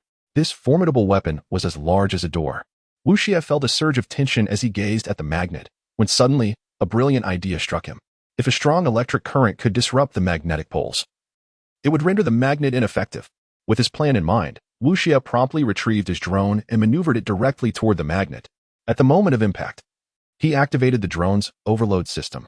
In an instant, a powerful current surged forth, obliterating the natural magnetism of the stone. The black gold ancient sword and the pistol, now liberated from the magnet's grasp, fell to the ground. Seeing this, Chu Chin swiftly rolled toward his fallen weapons and grasped the black gold ancient sword firmly in his hand. The game had reached its climax. With the sword in both hands, Chu Chun stepped forward, his gaze fierce and unwavering. The female beastman swung her bronze axe with all her strength, aiming a devastating strike at Chu Chun. The axe sliced through the air, creating a formidable gust of wind that even Wu Xie found blinding. Yet, Chu Chin remained as tranquil as still water, not moving an inch. Just as the axe was a mere half-step from him, he struck, with a sharp crack. The bronze axe was cleaved in two by the black gold ancient sword. Seizing the moment as the axe fell, Chu Chun kicked the severed portion away. And as the female beastman raised her weapon to defend, he launched his second attack. With a spring-like movement, he propelled himself forward, gripping the sword with both hands, his body twisting like a spiral as he soared. Thud! The black gold ancient sword plunged deep into the belly of the female beastman, black blood gushing forth immediately. Excellent! Wu Xie could not help but cheer. Chu Chin stood firm, turning to forcefully withdraw his blade. A torrent of black blood erupted as the female beastman collapsed, her eyes devoid of life. Ding dong! Congratulations on defeating the Beast Queen. The system rewards you with 300 weapon points. Green quality Zhang Qiling adventure set. Upgraded. All attributes increased by 12. The black gold sword technique unlocks its second tier. All active skills enhanced by 10. The passive skill, a hero does not fall to bare hands. Activated, boosting the attack power of any item in hand by 200. A surge of warmth enveloped Chu Chun, and as he sheathed the black gold ancient sword, he felt an unending stream of power coursing through his very being. In this moment, he believed that even without the black gold sword, he could vanquish this beastman with his bare hands. Filled with confidence, he declared. Wu Xie approached, smiling. Brother, impressive. Thank you. Chu Chin replied. Had you not disrupted the magnet, I would not have triumphed so easily. Wu Xie sighed. If only I possessed your extraordinary skills, I could have been of greater assistance. Suddenly struck by inspiration, Chu Chin resolved to procure a set of equipment for Wu Xie as well. With this thought in mind, he opened the system and searched the marketplace. This will do. Chu Chin's gaze settled upon a suit of nanometal armor. This armor, when worn, could disguise itself as ordinary clothing, allowing one to walk the streets unnoticed. Purchase. Chu Chin ultimately confirmed the purchase of the item. The nano-metal battle suit you acquired has been placed into your backpack. Please verify your equipment. Chu Chun retrieved the garment from his backpack and handed it to Wu Xie, saying, Put it on. Is this a leather jacket? Wu Xie chuckled. You don't seem like the type to give gifts. This is not a gift, Chu Chin replied. It is a special outfit to protect you. In that case, I shall graciously accept it. Thank you, big brother. Wu Xie smiled. Approaching the stone door, Chu Chin remarked to Wu Xie, the door is locked. Do you still have explosives? Hand them to me. Wu Xie confidently responded, as luck would have it. I do have some explosives on me. Moments later, the two walked within the cavern, when suddenly Wu Xie produced a communicator, stating, Big brother. The energy readings from Miss Shin's location are growing increasingly powerful. All right, let us proceed, Chu Chin nodded. At that moment, Long Xiaodian and his companions arrived in the vast chamber where Chu Chun and the others were situated, only to find the secret room in utter disarray. What kind of monster is this? Long Xiaodian gasped at the sight of the creature's corpse. A crew-cut man beside him glanced curiously at the plant-like substance oozing from the female beast's body, asking, "What is this?" "That, according to the streamer next door, is a cursed object. It's best not to touch it," a female viewer in the livestream cautioned. "It's merely a type of insect that has lived underground long enough to evolve into something resembling a plant. Parasitic organisms are hardly a rarity," Long Xiaodian scoffed. "What era are we in, still believing in curses? Superstition is unacceptable." The man beside him stepped forward, grasped his combat knife, and poked at the mass, saying, "This is nothing more than a clump of vegetation. I could just as easily call it Ultraman." However, the mass suddenly moved. Its tendrils swiftly invaded the man's mouth and nostrils, and the entire cursed object burrowed into his brain like an eel. "Ah!" The man screamed in agony, clawing at his own face as his eyes reddened and swelled. Beneath his skin, one could see writhing, insect-like creatures coursing through his dermis. At that moment, the crew-cut man was engulfed in excruciating pain. He began to tear at his own flesh with his fingernails, causing Long Xiaodian and the others to recoil in horror. This unfortunate man, tormented by the curse, ultimately plunged a knife into his own heart, taking his own life. Long Xiaodian and the viewers in the live stream were left in shock, overwhelmed by the horror of the cursed object. "I'll strip the ammunition and gear from him," a mercenary beside Leon stated. "Don't waste it." Just as the mercenary approached the deceased man's side, the body twitched. "Hey, be careful," Leon warned. "After death, some muscles stiffen. It's normal." The mercenary thought little of it, reasoning that it wasn't a zombie apocalypse. What was there to fear? As the mercenary prepared to retrieve the shotgun from the corpse's hands, the lifeless body suddenly stood up, and it did so without any support. "What?" The mercenary was taken aback as he beheld the lifeless body, its face a ghastly shade of blue, eyes rolled back in their sockets. Lunging towards him with a military knife in hand. With a sickening thrust, the mercenary, caught completely off guard, felt the sharp blade pierce his throat. Blood gushed forth as he clutched his neck, gasping for air, only to swiftly succumb to the inevitable. The corpse, now possessed by a malevolent force, exhibited skin that began to shed, revealing that it had been transformed into a monstrous entity. "Fire!" commanded Long Xiaodian and Leon, who immediately opened fire, bringing the creature down. Yet, to their astonishment, the undead rose once more, charging at them with alarming speed. Leon, quick-witted and agile, seized the climbing pickaxe from his back and delivered a decisive blow to the creature's head. "Look at the blood on your hands, dragon. You have caused the demise of many," Leon exclaimed, his fury palpable. Long Xiaodian abruptly terminated the live stream, his voice laced with anger. "Leon, you stand at a crossroads. Join me in the pursuit of treasure, or retreat the way you came." "To hell with you," Leon retorted, "though I am a mercenary. I will not stoop to your madness." With that, he turned to leave. "I offer you one final chance," Long Xiaodian shouted, his rage boiling over. "Join me, and we shall share the treasure equally." Leon scoffed coldly. "Go find it yourself, you scoundrel." With those words, he turned away. Bang! Suddenly, Long Xiaodian fired a shot at Leon's back. "Die, you foreign devil." Long Xiaodian was now nearly deranged, consumed by the thought of uncovering the treasure and proving his prowess to the world. Chapter 31. The ancient demon god Chu-chun and Wu Xie traversed the frigid, bone-chilling stone pathway, and with each step forward, the cold grew increasingly intense. The subterranean chill was even more severe than that of the Tianchi dragon tomb. Throughout their journey, as Chu-chun led the way, they encountered little in the way of danger. Even the wild men wielding cold weapons and the iron-eating beasts fell swiftly to Chu-chun's formidable prowess. "Brother, the communicator indicates that Miss Shun is just ahead of us," Wu Xie announced, pointing forward. Before them stood an imposing iron gate, soaring to several dozen meters in height, adorned with intricate carvings depicting two figures, one with horns and the other clad in finery, unmistakably the Flame Emperor and the Yellow Emperor. Both figures wielded iron swords. Their blades crossed, with the Yellow Emperor holding an ancient tome and the Flame Emperor grasping a sheaf of grain. The sheer magnitude of the iron gate instilled a sense of awe. What an enormous gate! Is this a relic of ancient craftsmanship? It is truly hard to fathom how the Yellow and Flame Emperor's people managed to sculpt such a grand portal in their time. Our ancestors were remarkably skilled. It's unimaginable that even today we could replicate such a gate, much less place it underground. Chu-chun educated the viewers in the live stream. According to ancient customs, iron gates are meant to lock away malevolent spirits, while wooden doors serve the divine. Such towering iron gates are often used to suppress certain entities. Oh, what could be imprisoned within? The Yellow Emperor and the Flame Emperor are mythical figures. Could what they contained be the four great beasts? Don't jump to conclusions. Were the four great beasts even around then? Perhaps it is an evil god? If that is the case, isn't it incredibly dangerous inside? The live chat erupted with speculation. Everyone, please remain calm. Once we enter, all will be revealed, Chu Chen replied, unperturbed. Wu Xie observed. It seems the iron gate is not locked. The two positioned themselves on either side of the massive iron door and pushed it open. Creak, the gate, with an age of approximately 3,000 years, groaned in protest as they exerted their strength. Inside lay an expansive chamber, vast enough to defy belief. At the far end stood an altar-like structure upon which rested a coffin, while behind the altar loomed a colossal, blood-red crystalline rock. The space was crisscrossed with a grid of pathways, and the ground was marred by puddles, each filled with blocks of ice. Astonishingly, fish could be seen swimming within the icy pools. Within the great gate, countless caverns lined the mountainsides, each adorned with an iron plaque. What is inscribed upon those? Uncertain.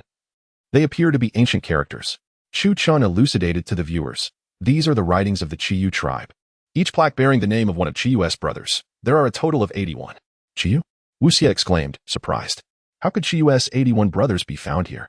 Perhaps you should inquire of that individual, Chu Chun suggested, nodding towards the elder who had suddenly appeared at the far end of the grand hall. At the end of the grand hall stood a row of stone pillars, upon which were bound Han Kuei, a subordinate of Shen Ruolin, alongside several agents from the Special Investigation Bureau. Astonishingly, the elder had sprouted a pair of antlers, and a purple serpent coiled behind him. What on earth was happening? Wu Xie inquired. Chu Chun, with an air of indifference, replied, Wu Xie, he is the wind god from mythology, a strategist who aided Qiyu during the Battle of Zhuolu. The livestream erupted with excitement. Professor Zhang Hung remarked, the wind god is said to be a creature that assisted Qiyu in the ancient Battle of Zhuolu. What? Isn't that a mythical figure? Do such beings truly exist? Others in the livestream expressed their astonishment, realizing that this individual was indeed a deity from ancient times. The wind god approached a stone coffin and pushed open its lid, revealing Shen Ruolin lying within. Above her head, there was no obstruction from a mountain, but rather a perfectly circular opening that allowed a view of the sky. Chu Chen stated, if I am not mistaken, the wind god intends to use Miss Shun as a sacrificial offering to resurrect the great Emperor Qiyu.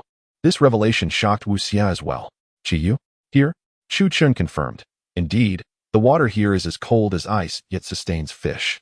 This is the extreme Yin water, known as the Yellow Springs. The coffin's position aligns with the night sky to attract the moon, facilitating the conjunction of extreme Yin to awaken Qiyu's spirit. The wind god, with a monstrous visage, displayed a look of astonishment as he turned to Chu Chun, forming a magical array with his hands, causing a layer of white light to envelop the altar. Meanwhile, Shen Ruolin lay in a deep slumber within the coffin. Chu Chun instructed Wu Xie, I will confront the wind god. You go save her. Understood, Wu Xie nodded. Suddenly, countless nanobots erupted from Wu Xie's coat, enveloping him and forming a suit of armor resembling blackened metal. Brother, I'm off, Wu Xie declared. Seeing the two approach, the wind god furrowed his brow and clapped his hands. Instantly, red mist began to rise around them. This dense red fog quickly engulfed the entire space, even consuming the fish swimming within the ice, reducing them to mere bones. Yet, more terrifying than the red mist was the emergence of a colossal figure within the vast cavern. It was a fearsome orc, entirely black, its chest and abdomen adorned with a blood-red, armor-like substance. Unlike the wild men, this orc possessed a more proportionate and elongated physique, reminiscent of male deities in Aegean civilization sculptures. The orc's diamond-shaped eyes glinted with a sinister purple light, and it bore twisted red horns atop its head, exuding an ominous aura. This creature, though not as towering as the Wild Queen or the four-armed wild man, stood just over 2 meters tall, yet its presence radiated a palpable sense of danger. The wind god raised his hand once more, signaling for a lethal assault. In an instant, the massive orc warrior leaped high into the air, soaring over 10 meters. Be careful, Chu Chun darted forward, grasping Wu Xie and swiftly moving them out of harm's way. The enormous orc landed with a thunderous crash, causing the ground around them to shatter into fragments. It was, in fact, the aftermath of a shockwave. The residual force still possessed such formidable destructive power, which attests to the terrifying might of its origin. Wu Xie exclaimed in astonishment. Chu Chun replied, I shall deal with the monster. You focus on rescuing others. Very well, I shall do my utmost. Wu Xie nodded in agreement. The Orc War King seemed to have discerned their plan, and in an instant, it erupted, its arm resembling a dark shadow lunging towards Wu Xie.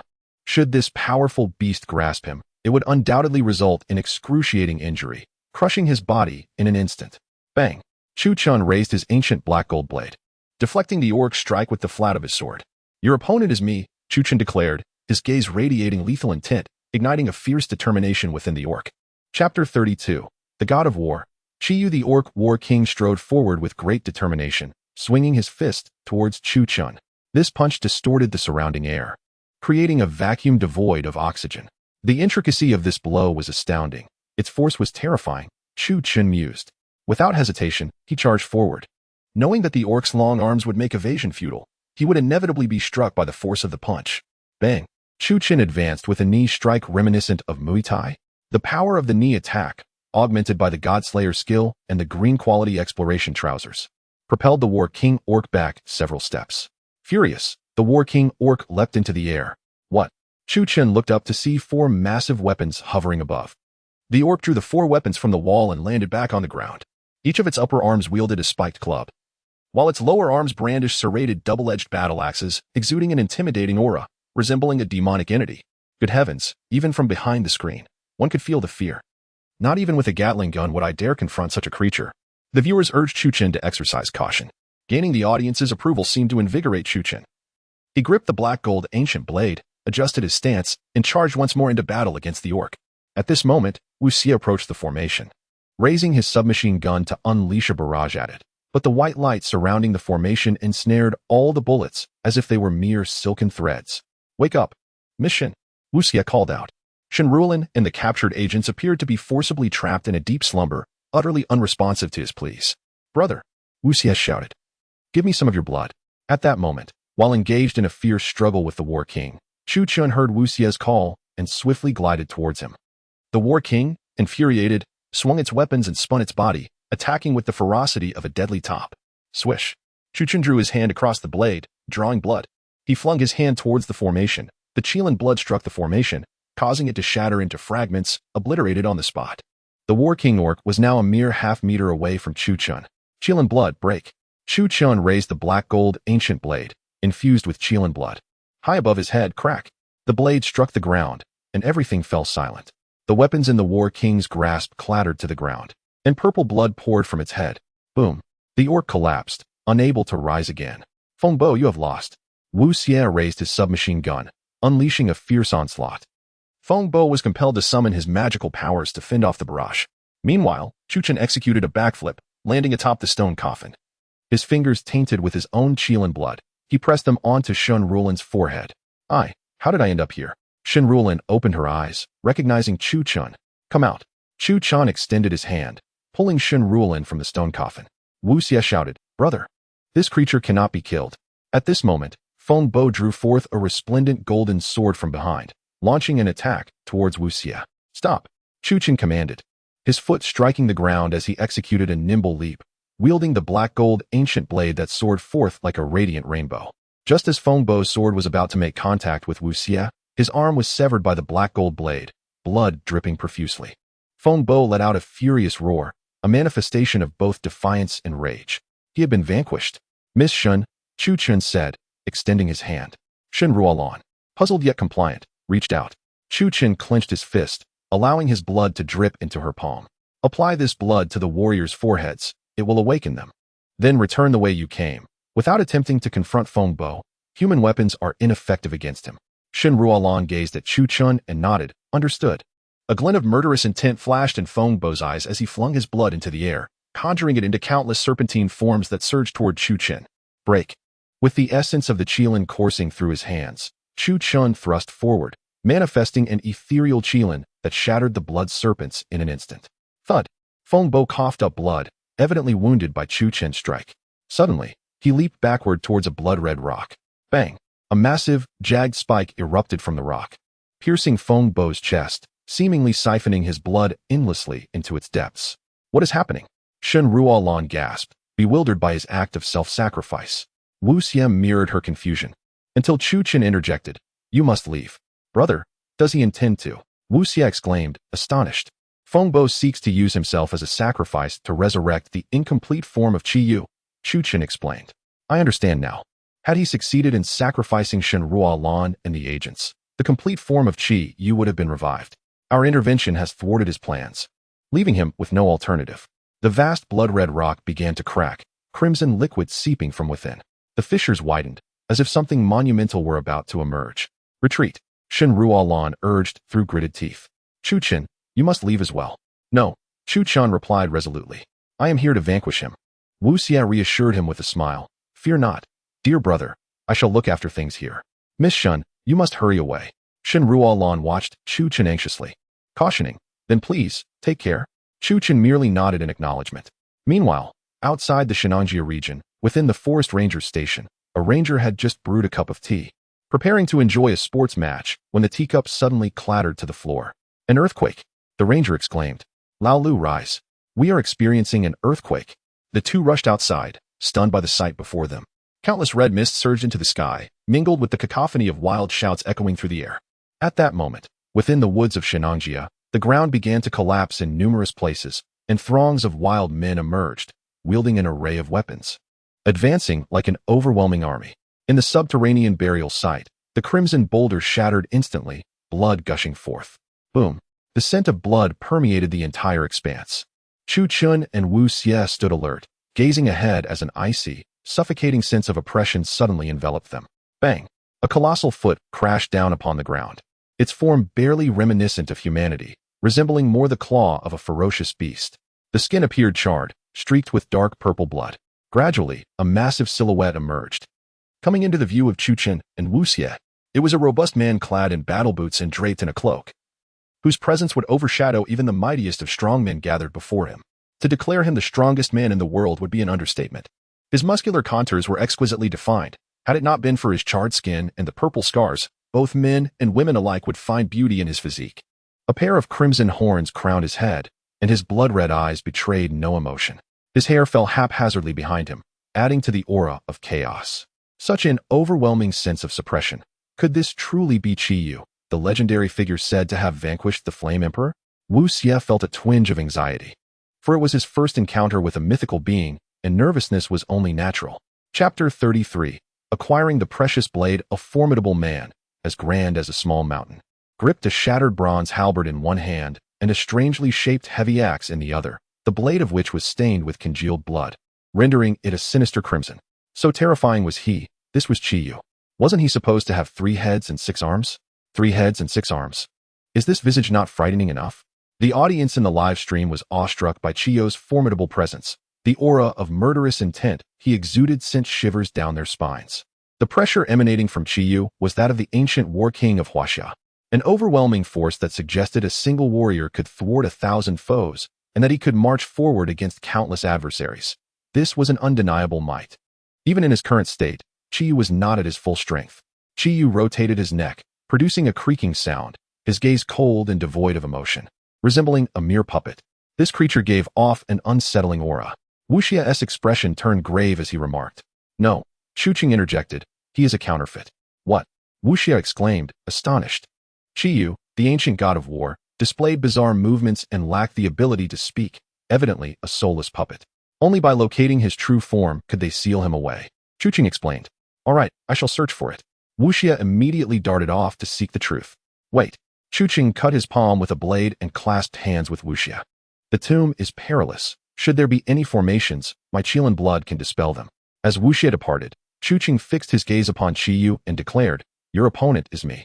Qi Yu raised his weapons, one hand wielding the halberd and the other the heavy axe, adopting a battle stance unlike any seen before. Wu Xie shouted, be cautious, brother. Qi Yu's martial prowess does not belong to any known school. Countering him may prove exceedingly difficult. Chu Cheng did not turn back but waved his hand, signaling Wu Xie to remain at ease. Qi Yu launched the first assault, and thus the battle commenced in earnest. His attacks were ferocious. The long halberd swept horizontally from a distance, accompanied by a fierce gale, which left deep gouges in even the hardest stone walls. Such ancient combat techniques, though lacking in flair, exuded an undeniable might. Chu Cheng thought to himself, indeed, he is the ancient god of war. Qi Yu continued his relentless onslaught. Chu Cheng bent low, allowing the halberd to graze past his face. Seizing an opportunity, he supported himself with one hand, performing a spinning leap to deliver a powerful downward strike with his long knife. Like a spiral, Chu Cheng gripped the knife with a reverse hold, executing successive slashes, while Qiyu swiftly withdrew his halberd, engaging Chu Qing with the axe. In the live stream, viewers marveled, exclaiming, "The host is incredible, managing to contend with the war god Qiyu using merely a knife. Indeed, he is the warrior who single-handedly faced the Yellow Emperor and Yin Emperor a millennium ago. Does this imply that this host surpasses the Yellow Emperor?" As Qiyu retreated a step, Chu Qing naturally followed suit, both engaged in a fierce exchange, neither gaining the upper hand. At that moment, Chu Qing was aware that thousands of wild men outside were attempting to breach the electric defenses of the Shennongjia forest area. The battle needed to be resolved swiftly. Just then, Wu Xie's communicator buzzed. "Miss Shen?" Wu Xie inquired. "What is the situation on your end?" The wilderness outside was teeming with wild men, seemingly under the control of an unseen force, recklessly assaulting the forest perimeter. There were likely over 1,000 of them. Shenruolin's tone was grave as he declared, "You must hold your ground here. I will handle this." At that moment, Chu Qing was locked in a fierce battle with the Qiyu puppet, when suddenly, the puppet discarded its weapon to the ground. Its form grew increasingly translucent, emanating a blood-red glow. An energy entity? Wu Xie turned to observe. The energy form was impervious to blades and bullets. Even artillery would struggle to dismantle it. It was imperative that Qiyu did not transform into such a state. He called out to Chu Qing, "I can't locate it." Chu Qing replied, "Its body is currently absorbing energy. This energy will surely be infused into its true form. By utilizing a magnetic field detection device, we can find it." After scanning for a moment, Wu Xie discovered a remote cave that contained a bronze ring. He approached and exerted all his strength to pry it open, revealing a bronze coffin within. Inside the coffin lay a magnificent man. His skin shriveled and his face a deep shade of blue, yet he showed no signs of decay, maintaining his visage. The man was interred wearing a helmet. With a robust physique and pointed features, undoubtedly the very Qiyu himself. "We found it," Wu Xie exclaimed with delight. Suddenly, a thick black mist emanated from the corpse within the coffin. This mist appeared to be a protective barrier for the body, and in an instant, Wu Xie felt his consciousness slipping away. Could it be an illusion? His mind clouded. He instinctively drew a dagger from his waist, aiming it at his own throat.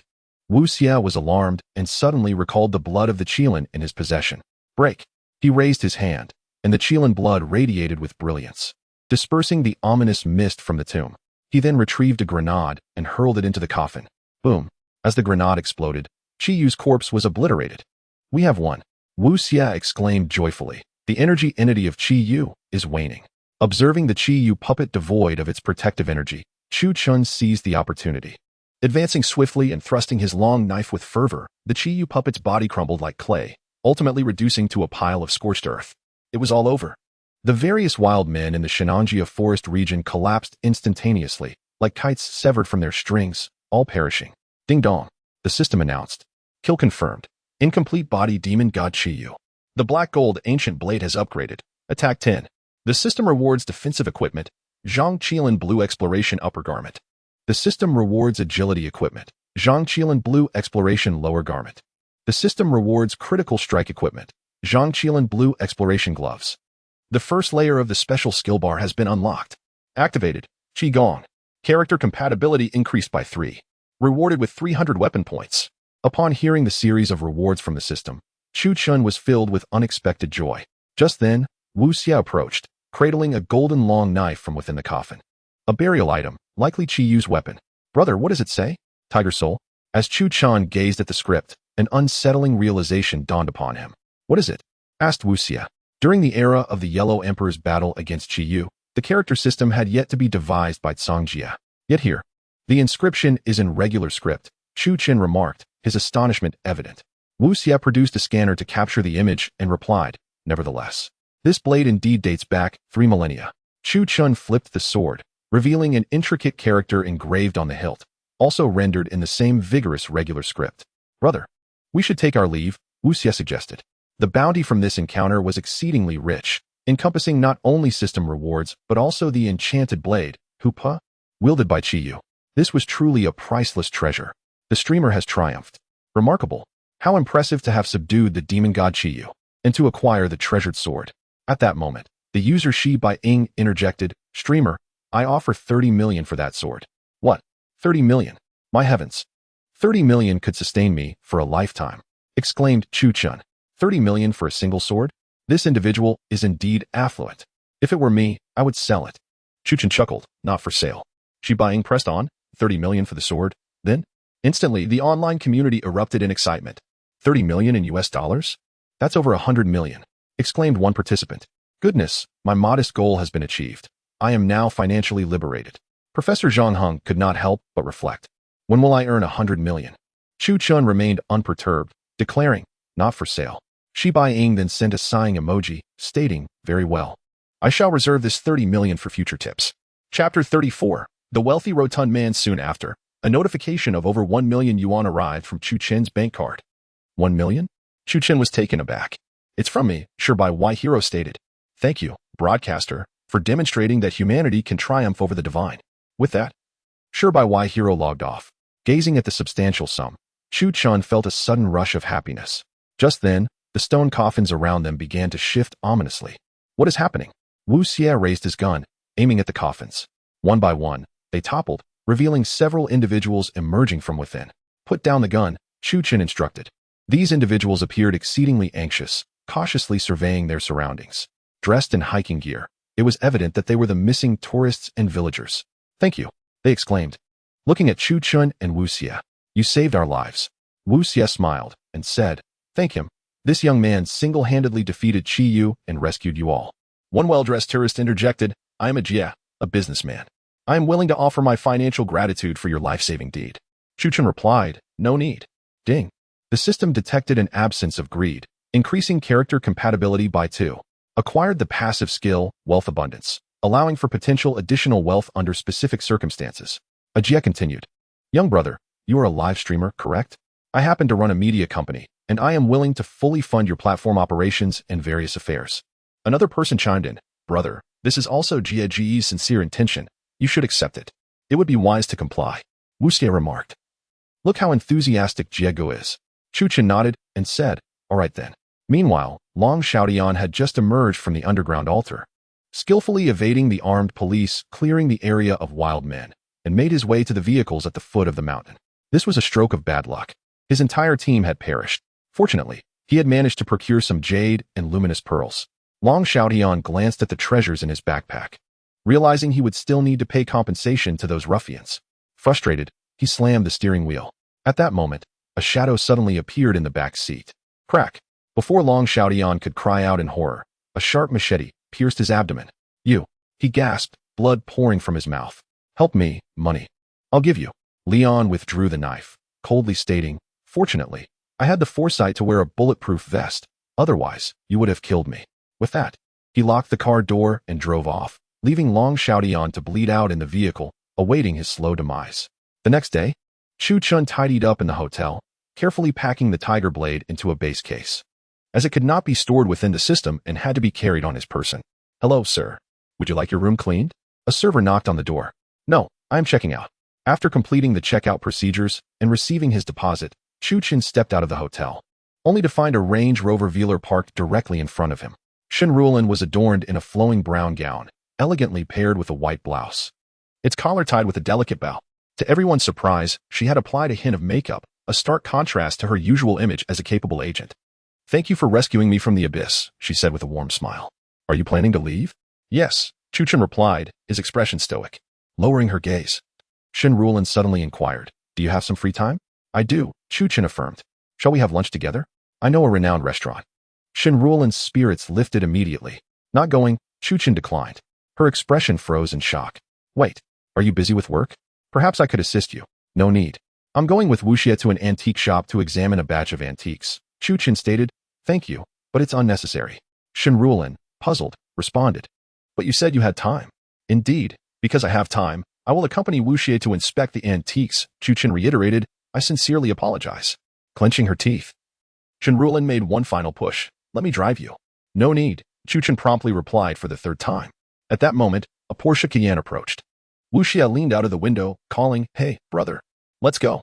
All right, Chu Chen said, picking up his bag and heading straight to Wu Xie's vehicle. Watching the Porsche fade into the distance, Shennongjia felt a wave of disappointment wash over her. Han Kuei and several undercover agents emerged nearby, teasing her. What a pity. He's a solid titanium man, utterly unflappable. One young soldier remarked, our Captain Shun is so beautiful that even girls would wish to become boys just to marry her. That guy is truly. What are you all doing here? Shennonjia's expression transformed into a frosty demeanor. Is the Special Investigation Division so leisurely that you can afford to wander around? Han Kuei and the others chuckled and quickly dispersed. Seated in the car, Chu Chen closed his eyes to rest, while Wu Xie smiled. Brother, you might find our next destination intriguing. Where? Chu Chen inquired. Henan Province, specifically Qinyang City, Wu Xie replied. I contacted General Wang of the San Province Antique Shop. He mentioned a remarkable collection he'd like me to see. Why bring me along? Chu Chen asked. First and foremost, you are my good brother, Wu Xie grinned. Secondly, this General Wang, known in the circles as Fat Wang, is quite cunning. One must always be wary. Chu Chen remained silent. After some time on the road, Wu Xie and Chu Chen finally crossed into Henan Province. Brother, we're heading to Qinyang City shortly. General Wang just messaged me, stating that he has prepared a banquet at the Qinyang Grand Hotel to host us, Wu Xie said. Chu Chen nodded, not elaborating further. After all, he was merely accompanying Wu Xie, needing only to maintain an imposing presence when required. Upon arriving at the Qinyang Grand Hotel, they spotted a Mercedes-Benz and a Maserati parked at the entrance. The door of the Maserati swung open, and a somewhat portly man emerged, pulling out a cigarette.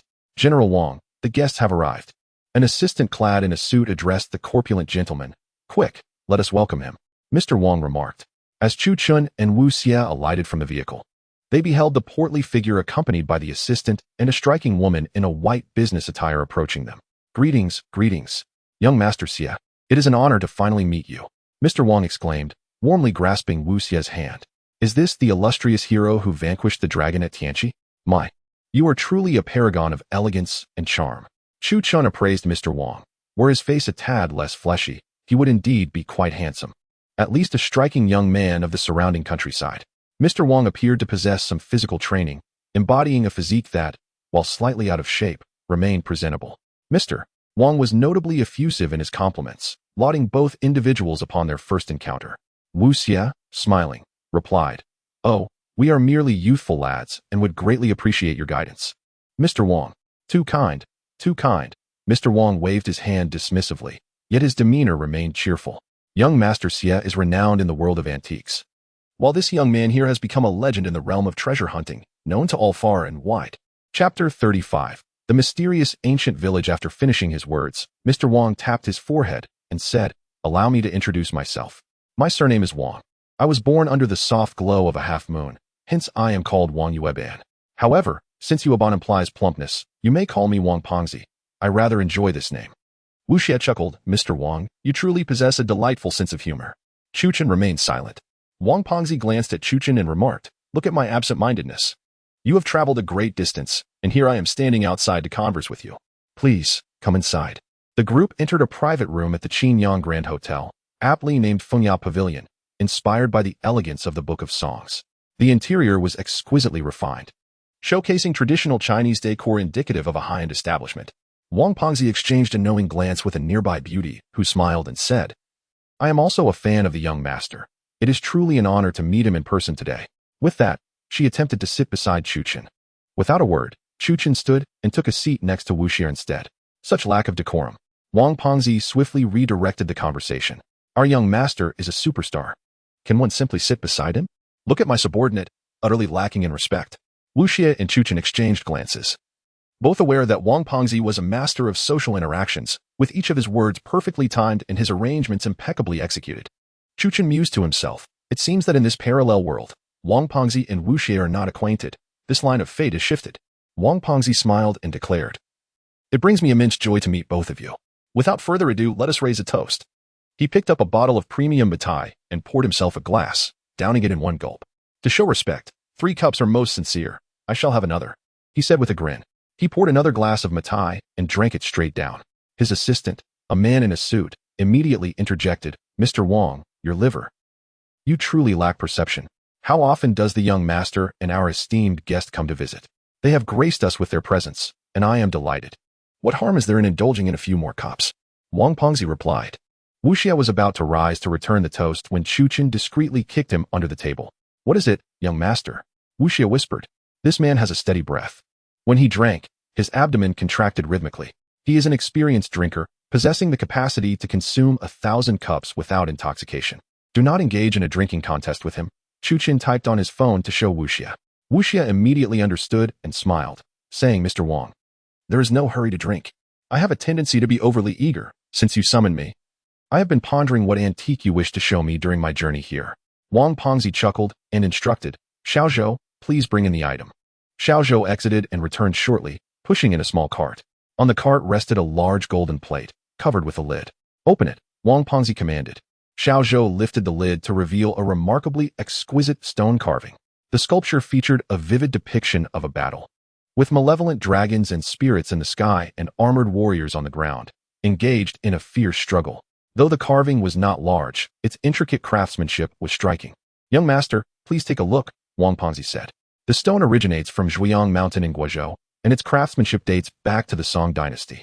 Wu Xie expressed astonishment, noting that large-scale carvings depicting war events are seldom found among artifacts from that era. Wang, with a glint in his eye, turned to Chu Chun and inquired, What are your thoughts on this, my friend? Chu Chun replied, This stone tablet must have been unearthed nearby. Impressive, Wang exclaimed, unable to suppress his admiration. Truly, you are a remarkable explorer of the Heavenly Pool Dragon Palace. How did you deduce that? Chu Chun calmly explained. The general depicted on the tablet has a gourd carved at his waist and wields a large axe. He is likely the renowned Song dynasty General Meng Liang, who was stationed near Qinyang in the past. Precisely, Wang chuckled. This slab was indeed discovered in a village in Qinyang. As for that village, his assistant shivered beside him. Even the beautiful woman accompanying them paled at the mention of the village, her demeanor suddenly changing. Wu Xie, intrigued, asked, What is wrong with the village? Wang replied, I must warn you not to take this lightly. That village is Fengmen Village. Wu Xie turned to Chu Chen and said, Fengmen Village is notorious for its hauntings. This village is quite famous in the paranormal community. Many prominent figures and streamers have ventured there, yet none returned alive. Now, the Qinyang city government intends to invite a master to perform rituals to dispel evil, Wang elaborated. Chu Chun took the stone tablet and flipped it over, revealing a look of shock. What is the matter? Wu Xie asked. Look, Chu Chun handed the tablet to him. A character for mystery. Wu Xie was taken aback. Isn't this the same as the one we encountered at Shennongjia? He did not continue. The character inscribed on the stone was identical to the one etched on the Qiyu battle knife that Chu Chun had acquired at Shennongjia. Wang inquired, What is going on? Shennongjia? Wu Xie smiled and explained, During our previous expedition to Shennongjia, we found a character for mystery in an ancient tomb, and it bears the same strokes, style, and technique as this one. How coincidental. Wang was equally astonished. Is there truly such a connection? At this point, he suddenly chuckled. It seems both you and the young man are quite intrigued by this tablet. Speaking of Fengmen Village, it is a place of both treasure and peril. Chu Chen remarked. You wish for us to accompany you, don't you? Wang exchanged a glance with his assistant and could only smile. You are indeed a straightforward individual. I appreciate dealing with someone as forthright as you. To be frank, I wish to invite both of you to help us explore Fengmen Village. What would be the basis for this invitation? Wu Xie inquired. On a private basis. The municipal government has reportedly engaged a nationally renowned feng shui master, who happens to be a beautiful woman. Personally, I am skeptical of feng shui. I only believe in tangible strength. With that, Wang retrieved a check from his briefcase and placed it on the table with both hands, sliding it towards them. Wu Xie picked up the check, which amounted to 5 million, a considerable sum. 5 million as a deposit, with further rewards upon successful completion. Moreover, I intend to accompany both of you on this venture. Wang stated. You will join us? Wu Xie was momentarily taken aback, surprised by Wang Pengzi's audacity. Just then, a command resonated within Chu Chen's mind. Ding dong. A new mission activated. Explore Ghost Village of Sealed Doors. Time limit, 5 days. Location, Qinyang City, Henan Province. Accepting the task. Chu Chen realized it coincided perfectly with Wang Pengzi's mention of exploring the Sealed Door Village. Wu Xie glanced at Chu Chen and inquired, What are your thoughts, young sir? Chu Chen nodded in agreement. We can proceed. Wang Pengzi chuckled. Excellent, then I wait. Chu Chen regarded him, having yet to finish his statement. At this moment, the synergy between Chu Chen and Zhang Qiling had reached new heights. Their energies were completely aligned, exuding an aura of authority that silenced any dissent among those present. Wang Pengzi laughed. Young sir, speak your mind. We shall listen. Chu Chen replied. Firstly, funding and equipment shall be provided by you. Secondly, you must heed my and Wu Xie's directives. Wang Pengzi, already elated, would never reject such simple terms. He responded eagerly, of course. Here's to a fruitful collaboration. With the arrangements settled, they enjoyed several rounds of drinks and dishes, leading Wang Pengzi to accommodate both of them in a luxurious hotel suite. After taking a shower, Chu Chen lay on the bed, examining the inscriptions on the tiger blade. Young sir, Wu Xie emerged from the bathroom and nestled beside him. Are you still studying that? Wang Pengzi mentioned we must depart by 5 tomorrow. Chapter 36. The sinister nightmare. Chu Chun laid down his blade and remarked, it is getting late. We should retire early. As the night deepened, both Wu Xie and Chu Chun had long succumbed to slumber, enveloped in the tranquility of their hotel room. Suddenly, a faint creak echoed. Someone appeared to be pushing the door. The sound, though subtle, did not escape Chu Chun's keen ears. He sprang up, instinctively grasping the black gold ancient knife beside his pillow, and turned his gaze towards the entrance. How could the door, secured with 2 locks and a chain, be opened so easily? Puzzled, Chu Chun opened the door, only to be confronted not by the hotel, but by a foreboding, desolate village. Twisted vines and ancient trees loomed under the pallid moonlight, and the ground was muddy and uneven. The village featured several dilapidated houses, abandoned and in ruins. Yet flickering lights and the distant sounds of children playing echoed eerily. A chill coursed through Chu Chun as he turned to look back, only to find the door had vanished. The hotel had dissolved, leaving him solely in this village. Though devoid of people, an unsettling presence lingered everywhere. Big brother, he heard a voice calling. Following the sound, he arrived at a crumbling house where a small girl sat with her back to him. She wore a floral cotton jacket reminiscent of the early 20th century, her hair tied in a ponytail adorned with a red ribbon. The room was dark and dilapidated, lacking even a candle-esque flicker. Who are you? Chu Chun asked coldly. Big brother, please help me find something, the girl replied, still not turning around, seemingly fiddling with something on the ground with a stick. Chu Chun held his knife defensively, reiterating his question. Where is this? This is Fengmen Village, big brother. The girl suddenly burst into a chilling giggle and continued. Big brother, will you help me find something? Chu Chun remained silent. The girl stood up, still facing away from him, her silhouette appearing increasingly eerie under the cold moonlight. What do you seek? He inquired. Abruptly, she turned to face him, revealing her eyes, 2 gaping, blood-filled sockets devoid of eyeballs, crawling with maggots. Blood trickled from her mouth as she cried, Big brother, help me find my eyeballs. Fury surged through Chu Chun as he unsheathed the black gold ancient knife and swung it fiercely. Yet, the girl vanished without a trace. Do not come here, do not enter the village. A multitude of voices cried from behind him, trembling and echoing as if from the depths of hell. He whirled around to behold the ancient tree in the courtyard, where countless severed heads dangled grotesquely, suspended like macabre ornaments. Their pallid skin, eyelids peeled back, and enormous eyes weeping blood, all mouths stretched wide to utter the same chilling warning. In Fengmen ancient village, death awaits all who enter. The ominous atmosphere thickened as he realized the tree itself was formed from human blood and flesh. Coldly, Chu Chun declared, what a masterful nightmare. With that, he sliced his palm and instantly leaped from his bed. The commotion abruptly roused the innocent beside him. Rubbing his sleepy eyes, he inquired, what are you up to, little brother? Chu Chun replied, someone visited me in a dream. Visited you in a dream? The innocent gazed at Chu Chun. Did you dream? No. Wait, why is your hand bleeding? Without further ado, the innocent sprang from the bed to fetch bandages for Chu Chun's wound. There is something, or perhaps someone, that does not wish for us to enter Fengmen Village, Chu Chun stated. The innocent appeared astonished. So formidable, it could reach you in a dream? Indeed. Such dream visitation only works on those with profound magical abilities, Chu Chun affirmed. However, the more formidable it is, the more determined I become to go. The innocent chuckled. It is merely a dream. If we allow a dream to hinder our journey, can we still call it an adventure? The following morning, Chu Chun and the innocent organized their equipment and boarded Wang Pengzi's vehicle.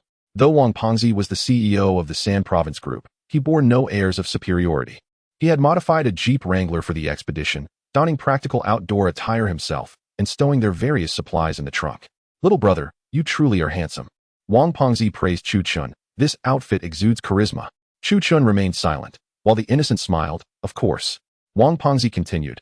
Fengmen Village is quite mysterious. So I have brought along some weapons and tools that I had consecrated by a Taoist priest at the temple. The innocent chuckled. No worries, with you around. We have nothing to fear. Wang Pengzi grinned. Then let us set off. On the road, the innocent and Wang Pengzi engaged in lively conversation, while Chu Chun pondered over the dream from the previous day. Little brother, Wang Pengzi called out, how old are you? Why do you ask? Chu Chun replied, just curious. Wang Pengzi chuckled. I noticed you appeared quite preoccupied earlier. The innocent interjected. He mentioned dreaming of the villagers in Fengmen Village, with heads hanging from trees. What? Wang Pengzi suddenly fell silent. What does that expression mean? The innocent pressed.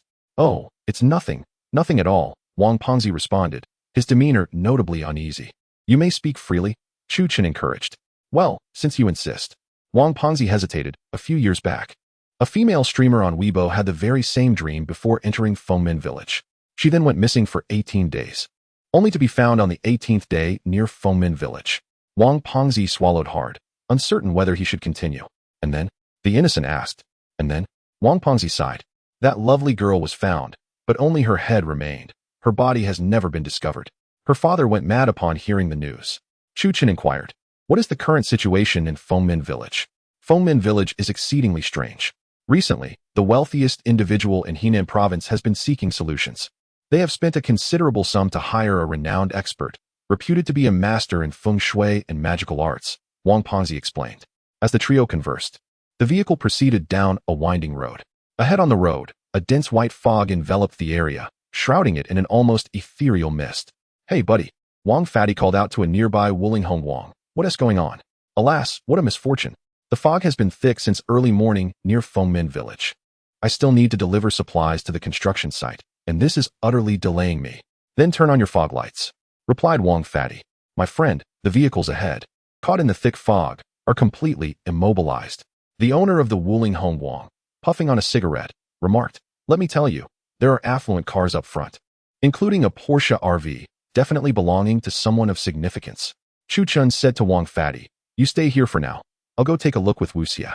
As the two descended from the vehicle, they observed a multitude of cars halted ahead, utterly incapable of movement. In the distance, they spotted a group of individuals, clad in tailored suits, crisp shirts, and gleaming designer belts. Their polished shoes and briefcases revealed their affluent status. What are we to do? Just yesterday, I personally inspected this vehicle, and now it seems to be out of fuel. A man with slicked back hair lamented. This is bizarre. We haven't even entered Fengmen Village, and we are already caught up in such a predicament. Another man furrowed his brow in concern. Chapter 37. The terrifying white mist. Wang Fatty approached, producing a pack of soft cigarettes. Come, let's smoke, he said, handing one over. After a few puffs, he inquired, hey, buddy, what do you think they're up to ahead? As they smoked, one among them remarked, up ahead are masters invited from Yanjing, attempting to dispel the mist. They instructed us not to approach, lest we disturb their rituals. Another cautioned, I advise you to refrain from interfering or spectating. The one who summoned her is Wang, the affluent magnate of Hunan, and he has come with bodyguards. Chu Chen, Wu Xie, and Wang Fatty ventured forth, where they spotted a black Mercedes at the forefront, followed closely by a Porsche RV. I've never seen this model before, Wu Xie noted. I too am an aficionado of Porsche, yet this particular vehicle eludes my memory. Ah, my dear Wu, Wang Fatty replied, this master is quite prosperous, earning over 100 million a year. This bespoke vehicle cost an astounding 50 million. Hence why it is unique. There's only one in the world. Chu Chen, indifferent to such ostentation, boldly advanced into the thickening mist. The closer he drew, the denser the white fog became, enveloping him like milk and obscuring his surroundings entirely. What are you doing? Suddenly, a man in a suit approached, exclaiming, have you lost your mind? Accompanying him was a younger individual, casually dressed, yet exuding an aura that was anything but ordinary. Chu Chen responded, just taking a look. Taking a look? The suited man retorted, you have no idea what lies ahead. Staying here could be fatal. The casually dressed young man stepped forward, smiling. My friend, it is perilous ahead. This is the cursed Fengmen Village. I advise you, for your own safety, to take a detour and leave swiftly. Wu Xie inquired, may I ask who you are? Here is my business card, he replied, handing it over. Wang Linjian, the wealthiest man in Hunan province? Wu Xie was taken aback, realizing the significance of their visitor. Wang Fatty whispered to Wu Xie, Wang Linjian is no ordinary person. He is the heir of the Wang group, young and affluent, often referred to as the most eligible bachelor in Hunan. His family possesses boundless wealth. Wang Linjian smiled. I am the one who funded the master's visit, as I intend to establish a business here and wish to avoid any ominous occurrences. Wang Fatty exclaimed, Mr. Wang, you are truly magnanimous. You are addressing both enterprise matters and such a grave issue. Your merits are immeasurable. At that moment, a melodious voice emerged from the RV. Mr. Wang, what's the matter? Upon hearing this, Wang Linjian hurried over, saying, Teacher Jia, I apologize for the disturbance. From the vehicle emerged a woman clad in a chestnut trench coat, her long hair cascading gracefully. Unadorned by makeup, her natural beauty radiated like a water lily, and her every gesture was imbued with elegance. Such a refined lady naturally captivated Wang Lingjian's undivided attention. Innocent Dao, brother. I just recalled that this teacher Jia is Jia Yutong, a disciple of a renowned feng shui master. Despite his youth, he has already assisted numerous corporate groups with feng shui consultations, and he even possesses the ability to exorcise demons. Wang the Fat sighed. In this lifetime, if I could marry such a wife, I would gladly sacrifice 30 years of my life. Wang Lingjian chuckled. Now that Teacher Jia has matters to attend to, I kindly ask those unrelated to step aside. Teacher Jia cast a glance at Chu Chun and said, Please, I request that non-essential personnel leave this place. Chu Chun surveyed the mist and shook his head. You all heard Teacher Jia. Wang Lingjian's assistant approached with a cold demeanor. I advise you to leave promptly. Otherwise, we shall call the authorities. We were merely passing through. Why be so confrontational? Innocent Dao interjected, defending Chu Chun. Just as a man was about to become enraged, Jia Yutong interjected, it matters not. Having them nearby poses no issue. Wang the Fat sneered and stood aside to observe. At that moment, Chu Chun shook his head. What is it? Innocent Dao inquired. This mist is not the work of a demon. Rather, it is a manifestation of natural law, making it difficult to counter with Taoist techniques, Chu Chun explained. Wang the Fat laughed. Brother, you truly are impressive. I have read the Tao Te Ching as well. This natural law indeed calls for obedience to nature, for one cannot defy the heavens. Am I correct? Chu Chun nodded. The bodyguard beside Wang Lingjian seemed to overhear and scoffed. A few streamers dabbling in minor antics online dare to voice their opinions here. Wang Lingjian smiled. In today's society, there will always be those who enjoy pointing fingers at the world. Let them indulge in their sense of presence. Chu Chun paid them no heed. The truth would soon reveal itself. Suddenly, Jia Yutong wielded a sword adorned with a Bagua diagram, and as she held a talisman, it spontaneously ignited. Excellent. Wang Lingjian couldn't help but applaud.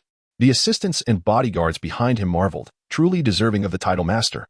Innocent Dao cast a teasing smile at Chu Chun. In an instant, Jia Yutong acted, folding the fire talisman and applying it to the sword while reciting an incantation, thrusting the sword forward. Bang! Suddenly, the white mist erupted like an explosion, producing a resounding noise. The sword, too, had turned an ashen color. What? Wang Lingjian and the others were taken aback. The mist had not dissipated? Jia Yutong, too, was flustered, her beautiful eyes filled with trepidation, clearly shocked and frightened. Chu Chun approached to examine the mist. Your method is flawed, he said slowly. Jia Yutong furrowed her brow. Impossible, the spell my master taught me. To trust in text entirely is inferior to having no text at all, Chu Chun remarked. In the same vein, to trust a master entirely is less wise than having no master. Jia Yutong regarded Chu Chun with newfound respect. Wang Lingjian, displeased, retorted. Do not speak as if you are immune to pain. This spell is profoundly intricate. How much do you truly understand? You speak as if you are the reincarnation of Zhuge Liang himself. His assistant added with disdain. This young man seems to be nothing more than a bravado artist, merely seeking to assert his presence. Chu Chun disregarded the crowd and approached Jia Yutang directly. Give me a talisman, he requested. Jia Yutang nodded affirmatively. Here you go. Chu Chun promptly retrieved a folding knife from behind him, pricked his finger, and with his blood, inscribed a talisman upon the yellow paper, performing the act with an air of solemnity that seemed almost theatrical. The assistant scoffed. What nonsense. Silence, Jia Yutang admonished her assistant, causing the latter to falter in surprise.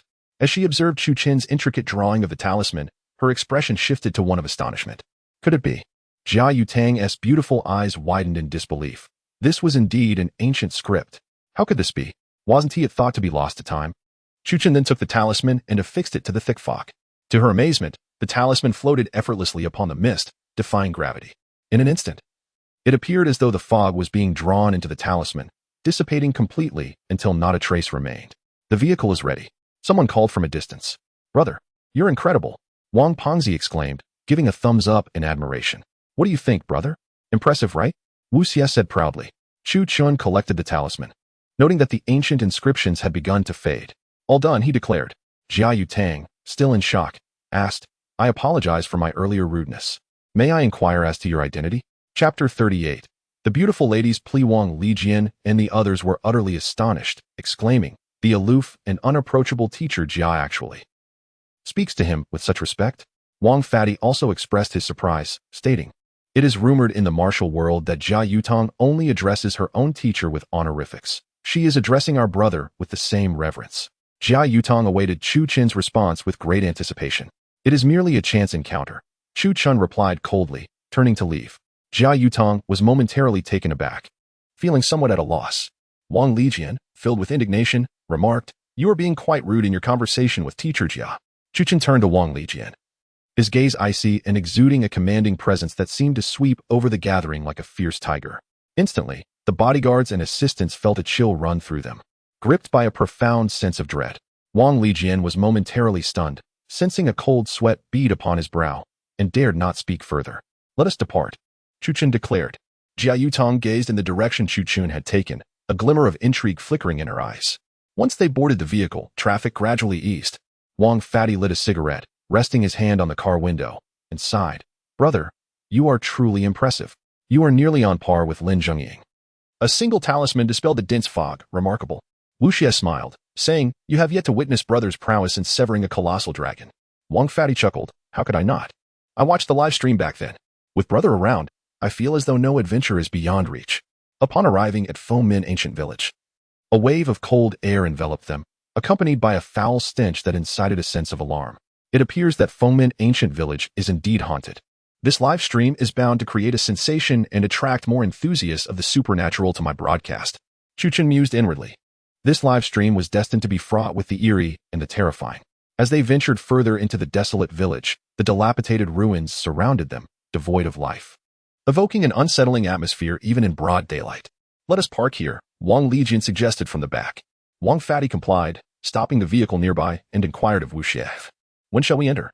"I'll follow your lead. There is no rush. Let us rest first," Chuchen replied. "Rest?"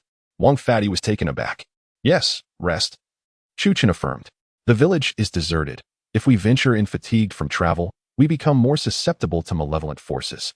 Wang Fatty shivered, conceding, "Now that you mention it, that makes sense. Let us take a moment to rejuvenate and gather our strength." As lunchtime approached, Wang Lijian retrieved an exquisite lunchbox from his Mercedes and approached Jia Yutong's trailer, tapping gently on the door. "Mr. Wang?" Jia Yutong inquired, her gaze fixed on him. "Is there something you need?" "Teacher Jia, I went to great lengths to reserve a Buddha jumps over-the-wall set meal at a high-end restaurant for you. You haven't had lunch yet, have you?" Wang Lijian smiled.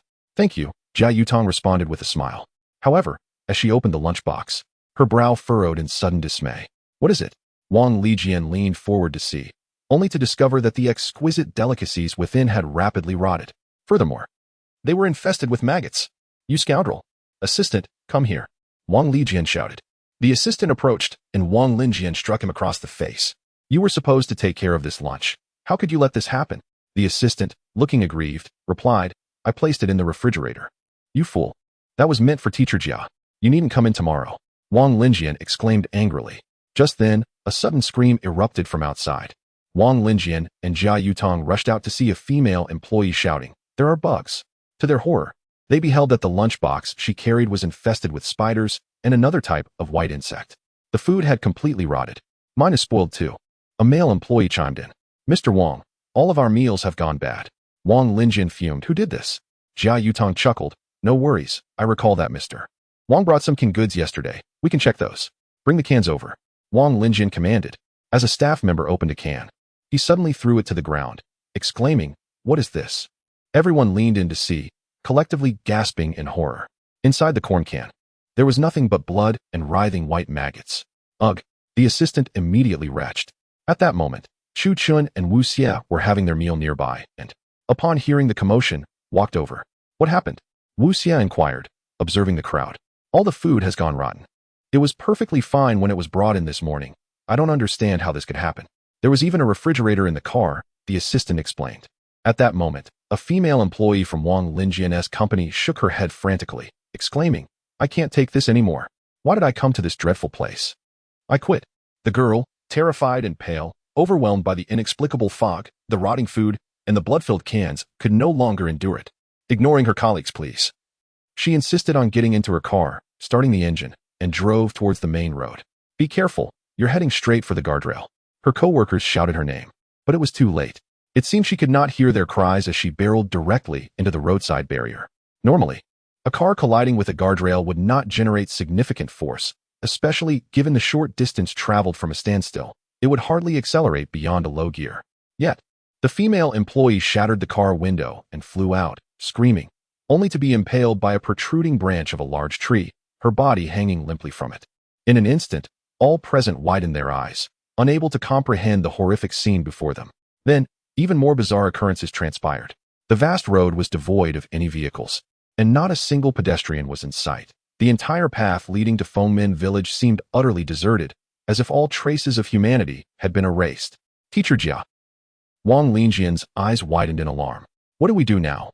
Just as Jia Yutong was about to respond, a peculiar sound resembling a musical instrument echoed through the air. The sound of a rattle drum echoed from an unknown source, accompanied by a peculiar yet melodious childlike voice. Fengmen Village, where the grass is lush. Those who enter the village shall not survive. In the afternoon, Wu Xie and his companions were meticulously preparing their recording and live-streaming equipment, intending to broadcast from the village at dusk. Chu Chen believed that an evening live stream would be far more exhilarating and challenging, thus attracting a larger audience. Consequently, the trio reclined in the car, resting and conserving their energy for the night ahead. Sir, a suddenly enchanting voice, reminiscent of silver bells, pierced the air from outside, while Wu Xie and Wang Pengzi slumbered. Chu Chen, ever vigilant, opened his eyes and grasped the black-gold ancient blade beside him. I am Jia Yutong. To his surprise, the voice belonged to none other than Jia Yutong herself. Chu Chen exited the vehicle, gently closing the door behind him. What brings you here? Just moments ago, Manager Wang conducted a check, and all the vehicles failed to start. I have studied sorcery for many years, yet I have never encountered such a formidable force. Jia Yutong's expression revealed her distress. So, you wish for my assistance? Chu Chen articulated her unspoken request. Chapter 39, The Mystery of the Ghost Village. Jia Yutong bit her lip and said, I consider myself quite adept in my craft. Yet today's events in Fengmen Village truly reveal that there are always greater forces at play. Chu Chen remained silent, patiently awaiting her to finish her thoughts. My abilities are insufficient, thus I humbly seek your assistance in unraveling this predicament. Jia Yutong summoned her courage to express. That is unfeasible, Chu Chen replied succinctly. I can offer you a considerable sum as remuneration, Jia Yutong continued. Millions are not beyond my means, provided you can assist me in deciphering the enigma of Fengmen Village. Noticing that Chu Chen made no immediate response, Jia Yutong pondered for a moment before abruptly departing. Wu Xie leaned out of the car window, intrigued, and asked, What did she want from you? Surely she isn't inviting you for a Starbucks? Not at all, Chu Chen replied nonchalantly. She wishes for my help in exorcising evil spirits. How amusing, Wu Xie chuckled, shaking his head. This young lady is attempting to negotiate finances, unaware that a single live stream could afford her a session of feng shui. However, moments later, Jia Yutong returned, holding a long, elegant wooden box that exuded an antique charm. The quality of the wood suggested it was precious and valuable. I see you're fond of blades, Jia Yutong stated. This sword is a treasured weapon forged during the Tang dynasty, a gift from my master. Yet, none have been able to draw it forth. Suddenly, a notification appeared in Chu Chen's mind. Ding. System has detected a high-quality treasure. A wave of excitement surged within him as he mused. This blade has triggered the system's alert. It must indeed be a rare artifact. Jia Yutong presented the sword with both hands. My master claims this blade was used by the demon-slaying division of the Tang dynasty. And even many enlightened beings and reclusive masters have failed to unsheath it. Chu Chen took the sword, drawing it with a crisp sound to examine it closely, a fine weapon. Jia Yutong was utterly astonished, stammering, You drew it? Chu Chen nodded, not difficult. The blade gleamed like a mirror, adorned with a Qiling carving along the spine, and its handle wrapped in rhinoceros hide. Even modern craftsmanship could not replicate such exquisite beauty and sharpness. I plan to enter Fengmen Village this afternoon, Jia Yutong said eagerly. President Wang has also decided to join us. Will you accompany us? No, Chu Chen shook his head, gesturing to Wu Xie. I will go with him. Wang Pengzi added with a grin, and I will be there too. Jia Yutong appeared somewhat disheartened, stating, Very well. I will strive to perform the exorcism and endeavor to seal the malevolent energy here, preventing the spread of sinister beings. Chu Chen nodded and then departed. As they prepared to gather their belongings, darkness suddenly enveloped them. In an instant, the surroundings transformed into an abyss of night. The sky was obscured, and light from the sun and moon vanished, resembling a moonless night, a boundless realm akin to the afterlife. With no moon, no starlight, nothing at all, it was less a night than an eternal darkness. Some of the more timid employees and companions activated their phones, only to find, without exception, that they had lost signal and their screens appeared blurry. I must call for help. What is this dreadful place? I refuse to stay. One of the male employees lost control, seizing his phone to dial the emergency number. Hello? He exclaimed, astonished that the call connected. I am. Before he could finish his sentence, a bizarre laughter emanated from the phone.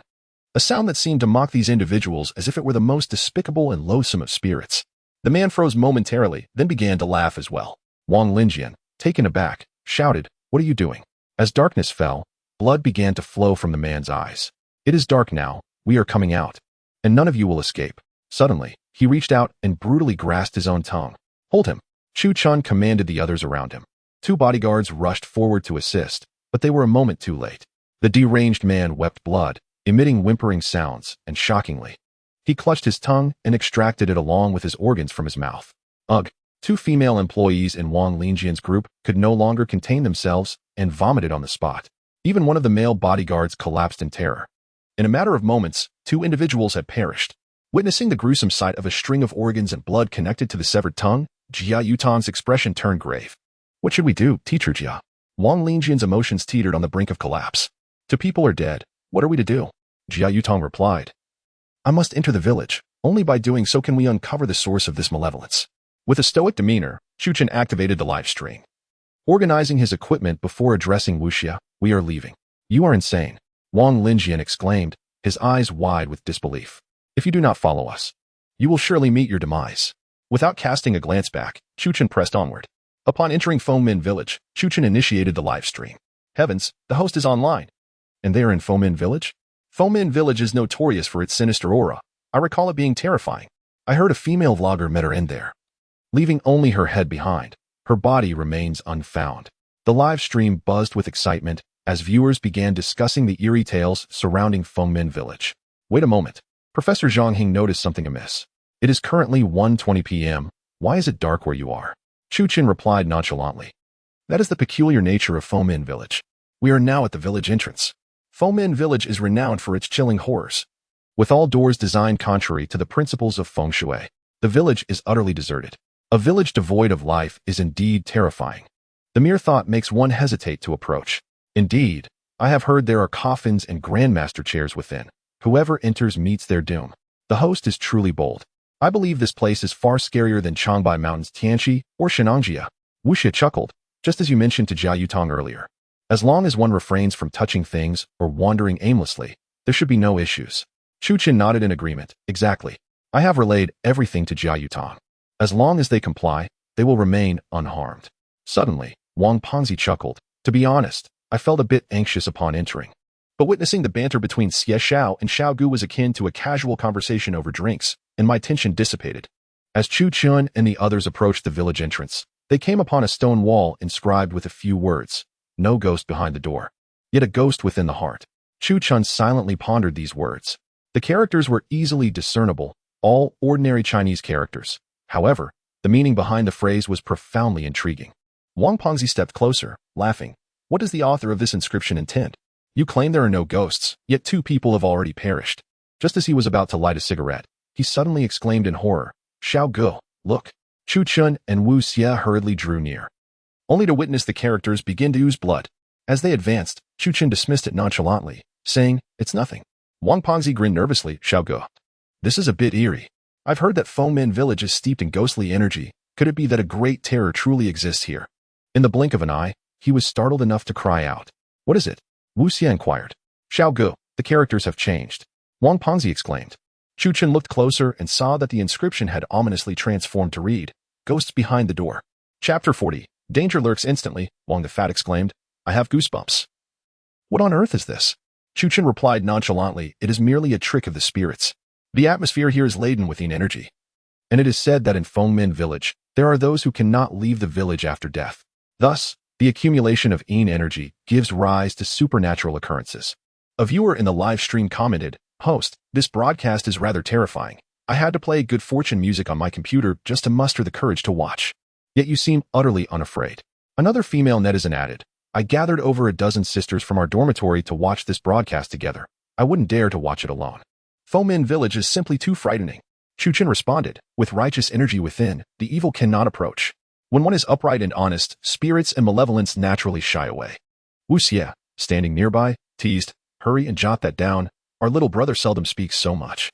Wang the Fat interjected, wait, look ahead. Both Wu Xie and Chu Chen lifted their eyes to behold a grand armchair before them. The chair was stately and solemn, crafted from heavy materials. Its size exaggerated and its decorations ornate. Under the moonlight, it emanated a unique luster indicative of high-quality wood. Wu Xie remarked, "Who placed this expensive armchair here?" "Hold on." Wang the Fat nudged Wu Xie. "There's no one in Fengmen Village. How could this chair be so new?" Suddenly, Wu Xie and Wang the Fat's expressions turned vacant as they said, "Let us sit down." The two stumbled forward, seemingly compelled to take a seat. Seeing this, Chuchen swiftly stepped forward, extending his fingers to touch their foreheads. "What am I doing?" Wu Xie was taken aback. "Am I really about to sit down? My goodness. I felt as though I was dreaming just now. That chair seemed incredibly comfortable." Wang the Fat exclaimed in astonishment. "It appears this chair is indeed cursed." Chu Chun gazed at the chair and calmly stated, "You need not sit." Wang the Fat inquired, "But what if we do sit?" The audience in the live stream echoed, "Yes, host, I'm particularly curious. Generally, when visiting palatial places, one tends to sit in such chairs. Will it affect our fortune?" Chu Chun elucidated. The armchair is named after an official title, symbolizing high status and power. If one disrespects it by sitting casually, they may invoke the wrath of its rightful owner. Wu Xie nodded in agreement. "Indeed, I remember a self-media channel that once live-streamed here. 3 individuals sat in this armchair, and subsequently, they all perished." Wang the Fat remarked, "Brother, we are fortunate to have you with us. However, this chair is a menace. It should be destroyed." "Then let it be disposed of," Chu Chen declared, raising his ancient black gold blade and shattering the armchair into fragments. At that moment, Wang Linjian, accompanied by bodyguards and staff, entered the village following Jia Yutong. "Mr. Wang, please do not wander about or disturb anything around," Jia Yutong cautioned. Wang Linjian nodded. "Rest assured, I will not touch anything." Just then, one of the bodyguards exclaimed, "Why is there a chair here?" This remark immediately drew the attention of everyone present, revealing a finely crafted armchair before them. Before departing, Chu Chen warned me that everything in the village of Fengmen was off limits, remarked Jia Yutong. A bodyguard scoffed, saying, "That kid is merely a streamer. How dare he instruct us? Who here isn't superior to a mere broadcaster?" He reached out to touch the grand armchair, commenting, "What exquisite wood." "What are you doing?" Jia Yutong stepped forward, questioning him. "It's not that I wish to sit. My hands, they want to let go." The bodyguard suddenly displayed a look of panic, exclaiming, "It feels as though something has ensnared me." Abruptly, he seemed to be seized by an invisible force. The bodyguard's body settled into the chair in an unusual posture. "Help me," he cried out in desperation. Yet it was all too late. The grand armchair appeared to glide effortlessly into a nearby small room. The door of the room slammed shut, and screams echoed from within. "This is bad." Jia Yutong instantly recognized the gravity of the situation. She grabbed a talisman and began to chant an exorcism incantation, affixing the talisman to the door. Bang! The door burst open, releasing a billow of crimson smoke. "Save him!" Jia Yutong shouted. Several bodyguards drew their firearms and rushed in, only to discover a paper effigy dressed in a jacket seated on the chair. "A paper effigy?" they exclaimed in shock, surrounded by walls, with only the grand armchair holding the effigy. "No, this is bodyguard Xiao Zhang," one of them shouted. "Isn't that the person from earlier?" Jia Yutong was taken aback. Xiao Zhang had transformed into a paper effigy? How could a living person have turned into a paper effigy meant for burning? Wang Linjian furiously declared, "Enough with the supernatural antics. Come out." He swung the pickaxe in his hand, striking the paper effigy with brutal force. Immediately, a wave of putrid scent assaulted their senses. The head of the effigy shattered, and brain matter and blood gushed forth. "No, this can't be true." Wang Linjian was utterly astonished. The effigy was indeed a person transformed. The companions were thrown into a state of panic, some even preparing to flee. "Everyone, calm down." Jia Yutong stepped forward. "Our mobile phones have no signal, and the fabric of time and space here is evidently distorted. If we flee in a disarrayed manner, we shall meet our demise. Then what do you suggest we do? We can't just wait to die in this village." A girl cried, her voice trembling. "We must reach the location of the Death Gate in Fengmen Village. Only by breaking the curse can we escape. For now, we must band together to increase our chances of survival." Jia Yutong asserted. "All right, let us heed teacher Jia's advice. She has studied feng shui and Taoist arts. She will surely lead us out," Wang Linjian declared. He brandished a shotgun confidently, stating, "Rest assured, teacher Jia, I will protect you. You should first ensure your own safety." Jia Yutong retorted coldly. Meanwhile, Chu Chun and his companions were ascending the stone path of the village, arriving at a household adorned with white lanterns at its entrance. The white lanterns gleamed as if newly hung, while paper money lay scattered at the entrance, suggesting that a death had recently occurred within the household. Wu Xie felt a twinge of confusion. Was it not stated that Fengmen Village had been uninhabited since 2002? Why then did the lights still flicker? It appears there are still people residing here. I shall inquire, Wang Fatty remarked. Wait, Chu Chen interjected, let us enter together. With Wang Fatty to the left and Wu Xie to the right, Chu Chen walked at the center, gripping his knife with his left hand, and the trio ventured inside. The room was expansive, yet an eerie chill permeated the air. The three of them settled beside a table, where a coffin was prominently displayed. Yellow talismans adorned the coffin, seemingly intended to suppress it, as a family appeared to be seated at the table, dining quietly alongside the resting casket. Viewers in the livestream commented, "This family seems peculiar. Have they returned from a visit?" Another netizen replied, "I had a university classmate with the surname Gua. His grandfather hailed from Fengmen Village and mentioned that many still pay respects to their ancestors during festivals." Chapter 41, The Feast of Malevolent Spirits, a netizen remarked. That was truly terrifying. Perhaps this family has returned home to honor their ancestors, which is why the spirits do not pursue them. Chu Chen addressed the camera, stating, "Do you not find it peculiar that a family is dining in a haunted village?" Upon hearing this, the chat room erupted with excitement.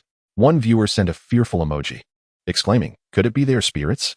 The aroma wafting from the table was enticing. Wu Xie approached, gazing at the family seated at the dining table. They remained silent, their chopsticks untouched, while a sumptuous array of fish, meat, and other dishes adorned the table, exuding an irresistible fragrance that tempted the appetite. "Hey, what are you doing? Evil young master?" Wang Pengzi approached, captivated by the delightful scent. Both he and Wu Xie reached out to touch the food on the table. Observing this, Chu Chen swiftly intervened. He formed hand seals and silently recited incantations. Just as they were about to partake in the feast, Chu Chen performed a gesture with both hands, flicking his fingers to touch the eyes of Wu Xie and Wang Pengzi. Wang Pengzi exclaimed, "What is happening?" This is a Taoist meditation technique, designed to dispel illusions and stabilize the mind, Chu Chen replied calmly. When Wang Pengzi and Wu Xie looked back at the table, they nearly retched. The chicken leg was, in fact, a baby's hand, teeming with spiders and maggots. The so-called soup was merely half a gnawed human head, with leeches slithering in and out of the eye sockets. The family dining at the table turned out to be paper figures, astonishingly lifelike, even possessing fingers. My God, this is absolutely revolting. We almost consumed it.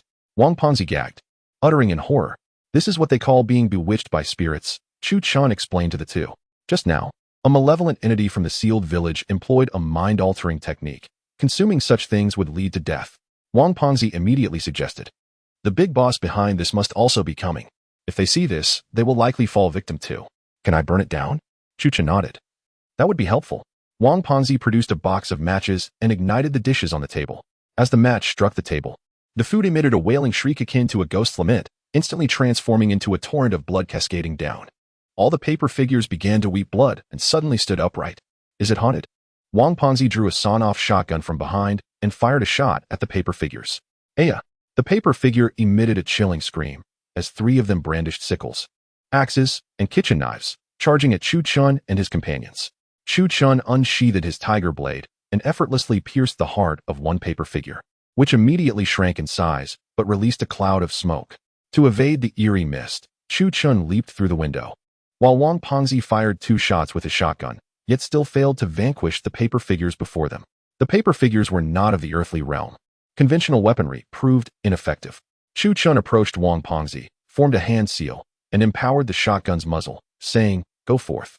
Chu Chen hurried to assist Wu Xie, who, clad in the system battle suit gifted by Chu Chen, resembled an indomitable warrior, impervious to harm.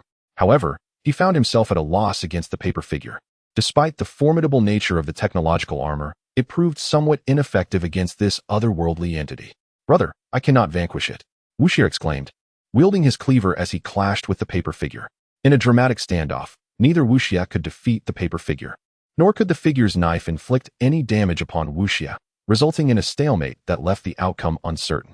"This must be the most amusing scene of the evening," remarked an audience member in the livestream. "Indeed, young master is quite adorable. It suddenly feels as though Fengmen Village is not so terrifying after all," chimed another viewer, creating a lively atmosphere. Chu Chen, brandishing the tiger blade, pierced the paper figure and, after a moment's contemplation, retrieved several sheets of yellow paper he had acquired from Jia Yutong. He inscribed the Maoshan Talisman of Illumination and handed it to Wu Xie. "Use this to cleanse your weapon," Chu Chen instructed. "You are truly considerate, brother," Wu Xie expressed his gratitude. "It's nothing," Chu Chen replied modestly. At that moment, Wang Pengzi had dispatched the paper figure with 2 gunshots and rushed over, brimming with excitement. I must say, brother, you are remarkably formidable. That paper figure we couldn't defeat earlier fell effortlessly once you activated the talisman. It was as though my gun transformed into the Rui Jingu Bang. Wang Pengzi exclaimed, his face alight with enthusiasm. I've made up my mind. From now on, I shall follow you, even to the palace of Yama. It will feel like a leisurely stroll in the park. Wu Xie quipped, Pengzi, are you feeling inspired? However, you have witnessed brother's capabilities. If you choose to join us, do ensure you perform well. Wang Pengzi grinned, of course. Just watch. I will not be a burden. Meanwhile, the trio had managed to navigate their perilous encounter with relative ease, but matters were far less favorable for Jia Yutong. Wang Lijian, accompanied by a sizable entourage of bodyguards, numbering 7 or 8 and armed with handguns, found their preparedness adequate for dealing with common thugs or road robbers, yet in the eerie confines of Fengmen Village. Their confidence was uncertain. There's a light ahead, one bodyguard announced. Wang Lijian's spirits soared. In extreme situations, the sight of light evokes an innate joy. Let us investigate, he commanded. His secretary and a female assistant expressed their elation, exclaiming, at last, we see living souls. Hurry, let us ask if they have a phone. Jia Yutong cautioned. Let us proceed with care. I sense an oppressive aura surrounding us. But teacher Jia, look at that bright light and the aroma of food. Villagers must have returned home. The female employee exclaimed, dashing forward. The male assistant laughed. President Wang, allow us to scout ahead. As they hurried towards the source of the light, they encountered a rather peculiar scene. The house was brightly lit, adorned with black funeral flowers at the entrance, and the main hall housed a photograph of a girl clad in a floral cotton-padded jacket, a memorial for the deceased. In the courtyard stood over a dozen paper figures, both male and female, dressed in traditional attire, all devoid of eyes. Upon entering the house, they found only a table laden with 4 dishes and a soup, featuring chicken legs, duck intestines, and crabs among the offerings. Feeling famished, the female assistant's eyes widened in astonishment.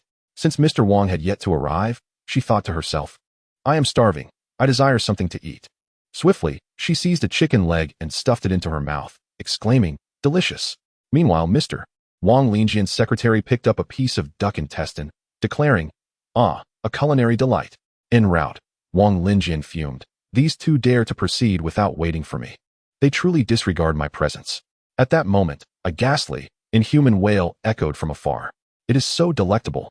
I yearn for more. Such earthly delights. The rarest delicacies cannot compare. Though this utterance was meant to praise the food, it resembled the lamentations of a vengeful spirit, the voice quivering with an eerie resonance. Jia Yutong exclaimed in alarm, this is not good. The group hurried into the courtyard, only to witness the lighting shift abruptly from a dim, warm glow to a chilling azure luminescence. The paper figures scattered throughout the yard simultaneously grinned, their mouths agape. Blood began to ooze from the tops of their heads, congealing on their faces, transforming into 2 round, bulging eyes. So delicious, a horrifying sound reverberated from within the house. Chapter 42. The mysterious girl Wang Linjian and his companions were utterly astonished as they gazed into the room. The secretary was no longer consuming duck intestines. Instead, countless vivid red centipedes had pierced through his mouth and penetrated his eyes, writhing within his brain. The secretary's abdomen had decayed, and a multitude of centipedes fell to the ground with a cacophony. Meanwhile, the female assistant, who had been gnawing on a chicken leg, was no longer indulging in her meal. She was regurgitating, and a skeletal hand was forcefully burrowing into her neck. Fire! Shoot! Shoot them mercilessly! Wang Linjian was completely unhinged. With a single command, the bodyguards around him unleashed a barrage of gunfire, turning the secretary and assistant into a sieve. The paper figures surrounding them erupted in laughter. And to their horror, they opened their mouths, harmonizing in a chillingly eerie childlike voice reciting ancient verses. Do not mock the farmer's murky wine, in a bountiful year. There's enough for guests of chicken and pig.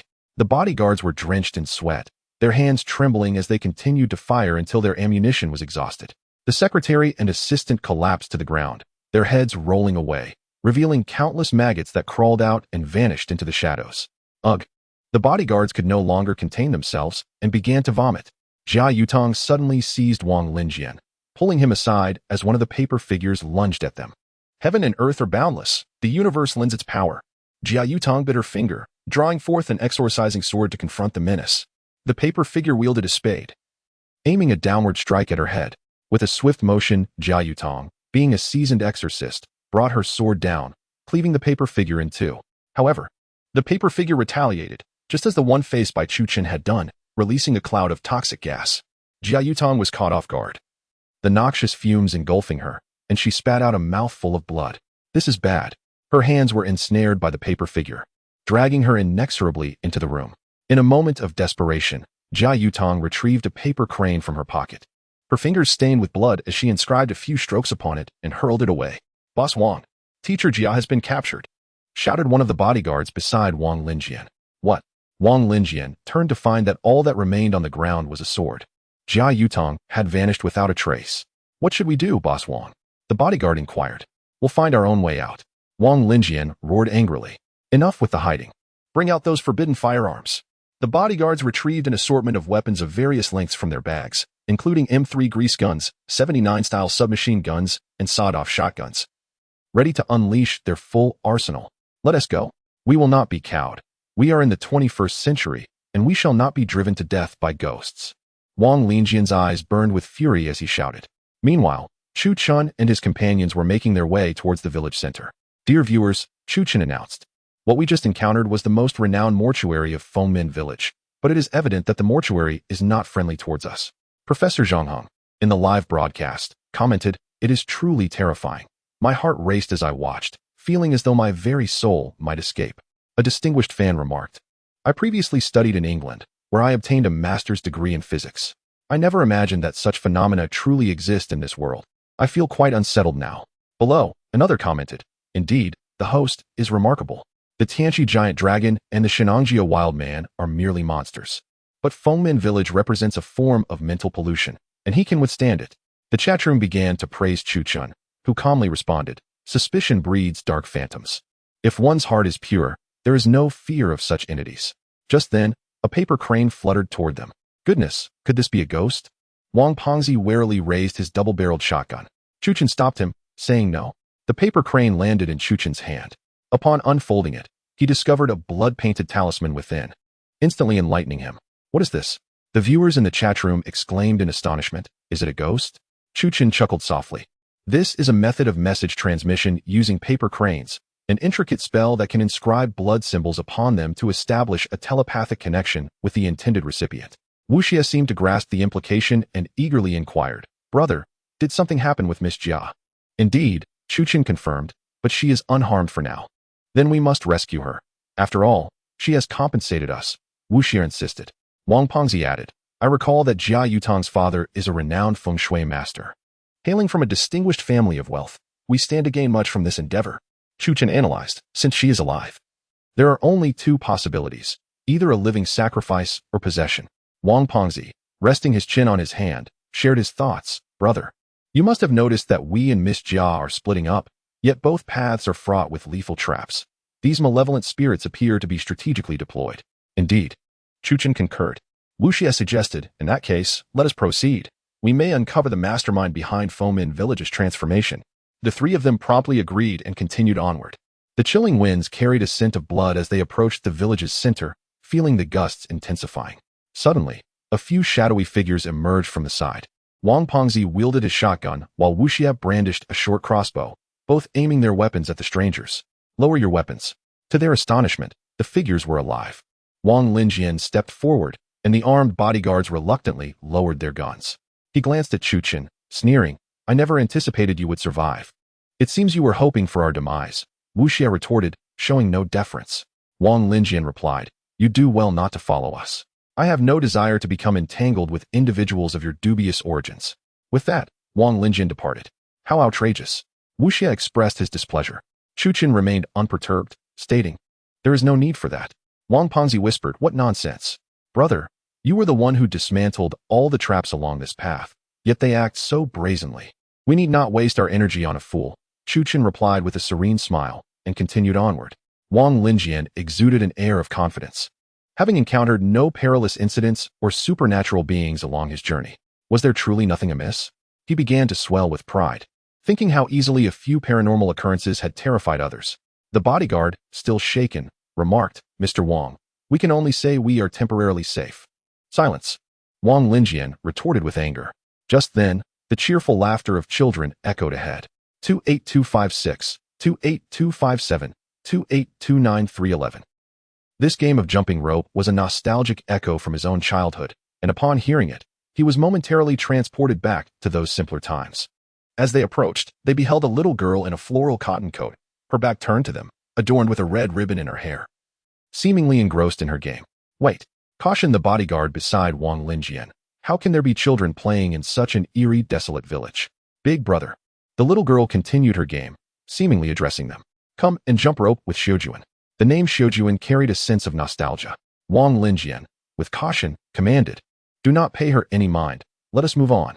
Chapter 43. The soul-capturing coffin. At that moment, the two bodyguards froze, staring down at their feet, exclaiming, rubber bands? To their astonishment, elastic bands were ensnaring their ankles. Run! Wang Linjian shouted to those behind him. The two bodyguards in front were immediately ensnared. They raised their submachine guns and began to fire wildly at the child. Big brother, you're hurting Xiujuan. That's not nice. The little girl cried. Father, mother. They're hurting Xiujuan. She turned back, and the two bodyguards were instantly petrified with fear. The girl bore no resemblance to a human. Her face was pallid. Her eyes were mere gaping voids, from which blood and maggots incessantly poured forth. The rubber bands she jumped with emanated from a coffin positioned before her. Suddenly, the coffin stood upright, unleashing a multitude of decaying hands and intestines that ensnared the two bodyguards, dragging them inside. Ah! They screamed as they were pulled into the coffin, which slammed shut. When it reopened, a torrent of blood, entrails, and shredded clothing erupted forth. The ghostly girl named Xiujuan climbed atop the enormous coffin, which sprouted countless spider-like legs, each adorned with human hands, frantically advancing towards Wang Linjian. Big brother is bad. Father, mother, let us eat him. Blood streamed from her mouth, as if it were her saliva. Help! Help! Wang Linjian, terrified, fled at breakneck speed, while the bodyguards behind him unleashed a frenzied barrage of gunfire with their shotguns and submachine guns.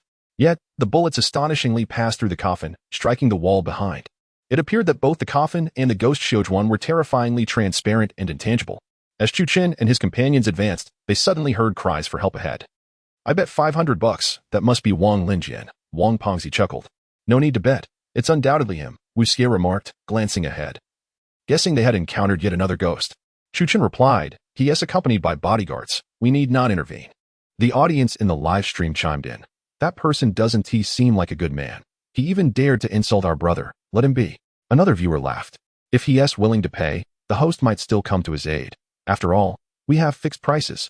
The audience unanimously supported Chu Chen, clearly disapproving of those who disrespected him.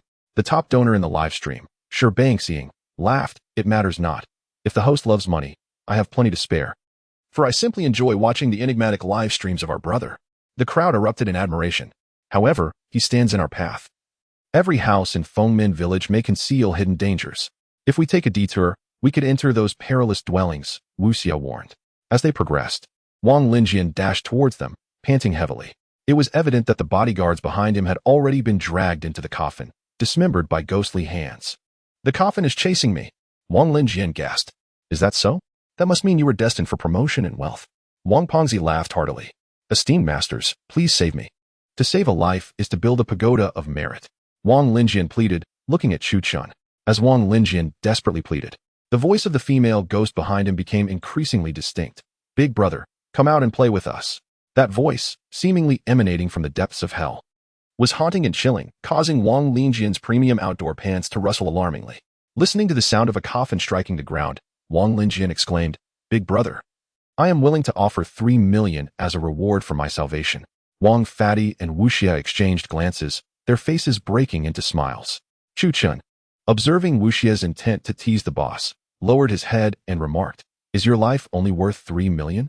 Wang Fatty immediately relayed, Mr. Wang, you oversee 100 million enterprise, as the saying goes, while money is precious, life is priceless. Wu Xie added, Little brother, I'm so scared. Why don't we just leave? Do not be afraid, we shall depart at once, Chu Chen reassured, gently patting Wu Xie's head. Wang Linjian, his face drenched in cold sweat, clutched Chu Chen's leg, sobbing, 9 million. 9 million. Wu Xie chimed in, Little brother, I'm not afraid anymore. Wang Fatty interjected, but your words, spoken so freely, could be used against you should we leave. Turning back, Wang Linjian was horrified to see the coffin revealing long, spider-like legs. I have a check. Trembling, He pulled out a stack of checks from his backpack, exclaiming, "You can cash these at the bank." He signed a check for 999,000 and handed it to Chu Chun. At that moment, the enormous coffin loomed before the three of them. Holy crap! Wang Fatty could not help but curse.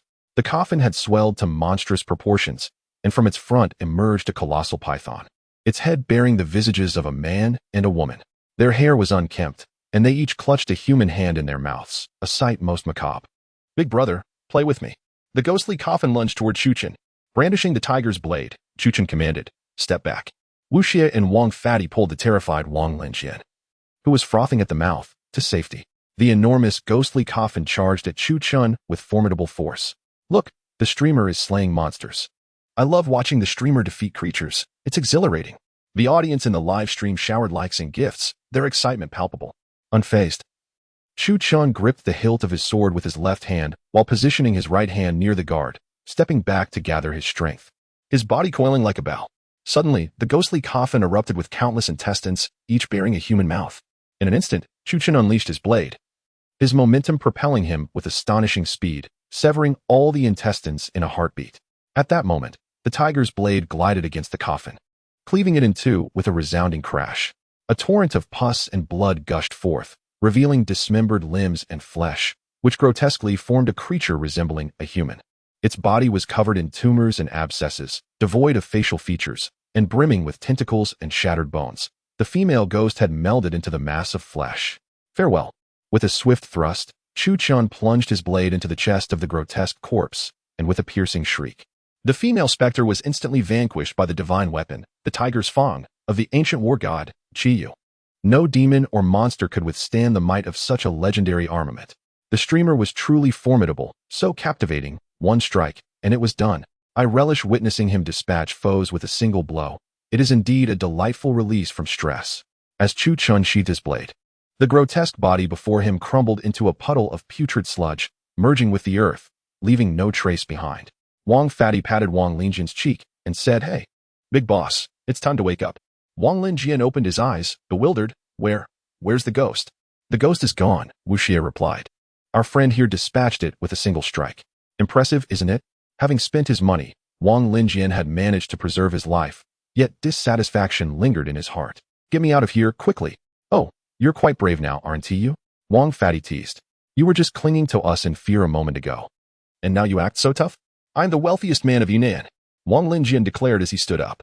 "I am the CEO of a multinational enterprise. And my family, the Wang clan, is of noble lineage." "Very well," Wu Xie replied, extending his hands. "Go tell the wandering spirits of Fengmen Village that you are from the Wang family, and see if they invite you for tea at their parlor." This time, Wang Linjian grew anxious. He understood that in this perilous realm, only Chu Chun could offer him protection. Chapter 44, The Altar of the Spirits Otherwise. Even if one were a descendant of a prestigious lineage like Jia Yutong, they would still face the dire consequence of being overwhelmed by countless spirits. However, at that moment, Chu Chun uttered a statement that left Wang Linjian momentarily stunned. "You may leave now." Wang Linjian was taken aback, believing that Chu Chun was upset with him, and hurriedly responded, "No, you misunderstand. I am not questioning your abilities, merely feeling a bit anxious." Chu Chun replied, "We must go to rescue Miss Jia. I have just paid 9 million. You should accompany me." Suddenly, Wang Linjian interjected, "Jia Yutong is undoubtedly doomed. Your efforts would be in vain." Upon hearing this, Wu Xie felt a surge of displeasure. "You invited Miss Jia to assist us. Now that she is in peril, how can you remain indifferent? What is the matter? I've also invested real money to bring her here. Why should I not go to her aid?" Wang Linjian sneered coldly. "Jia Yutong can only be said to be unfortunate. This has nothing to do with me." Wu Xie was deeply dissatisfied with such a lack of loyalty. But just as he was about to speak, Chu Chun intervened. "The malevolent energy is not strong now. If you head northeast, you will be able to leave the village." Wang Linjian chuckled. "Very well, you all search for her at your leisure. I shall take my leave." With that, he clutched his shotgun and dashed away from the village as if fleeing for his life. "Brother, are you just going to let him go?" Wang Pengzi exclaimed. "That scoundrel should be bound and forced to accompany us." "I do not wish to carry any burdens," Chu Chun replied calmly. Yet, it was not without its repercussions. Wu Xie was displeased that Chu Chun spared him, yet would not allow him to escape unscathed. Wu Xie smiled and said, "Pengzi, since our brother has decided, we need not worry. The three of us possess considerable combat prowess. Wang Linjian will be of no assistance to us and would only cause further chaos." Wang Pengzi retorted, "Ah, I understand the reasoning, but I cannot abide by such cowardice and self-preservation. Let us proceed, Chu Chen urged. The trio continued on their journey. After confronting the female ghost and the ghostly coffin, the village was temporarily much safer, no longer fraught with the peril that had previously surrounded them. With Chu Chan wielding the tiger blade and the imposing aura of Qi Yu, even the sinister entities dared not act recklessly. That should be the village center ahead, Wu Xie pointed out. Chu Chen and Wang Pengzi followed his gaze and saw that the structures before them appeared significantly more intact than those they had previously passed. With a large locust tree standing in the center of a courtyard, this house is quite spacious. It must belong to the village chief. And there's even a shrine nearby, Wang Pengzi remarked. Regardless, these buildings are likely problematic, right? Netizens in the live stream reacted fervently, with those familiar with Fengmen Village commenting. This shrine is peculiar. I've heard from friends on paranormal forums that their shrine does not worship deities or ancestors, but seems to honor spirits. Another netizen expressed confusion. Is that even possible? Who would do such a thing? Wang Pengzi gazed at the shrine, where lanterns cast an eerie glow, creating an ominous atmosphere. In the center stood two statues, one male and one female, surrounded by candles and offerings, though most of the offerings were in a state of advanced decay. For reasons unknown, the air surrounding the ancestral hall was exceptionally frigid. Logically, by May, one should have long departed from the lingering chill of spring, yet this hall exuded an atmosphere reminiscent of an ice cellar.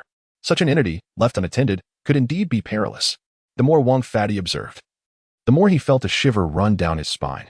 Thus, he resolutely raised his hunting rifle and obliterated the two dedicated sculptures into shards.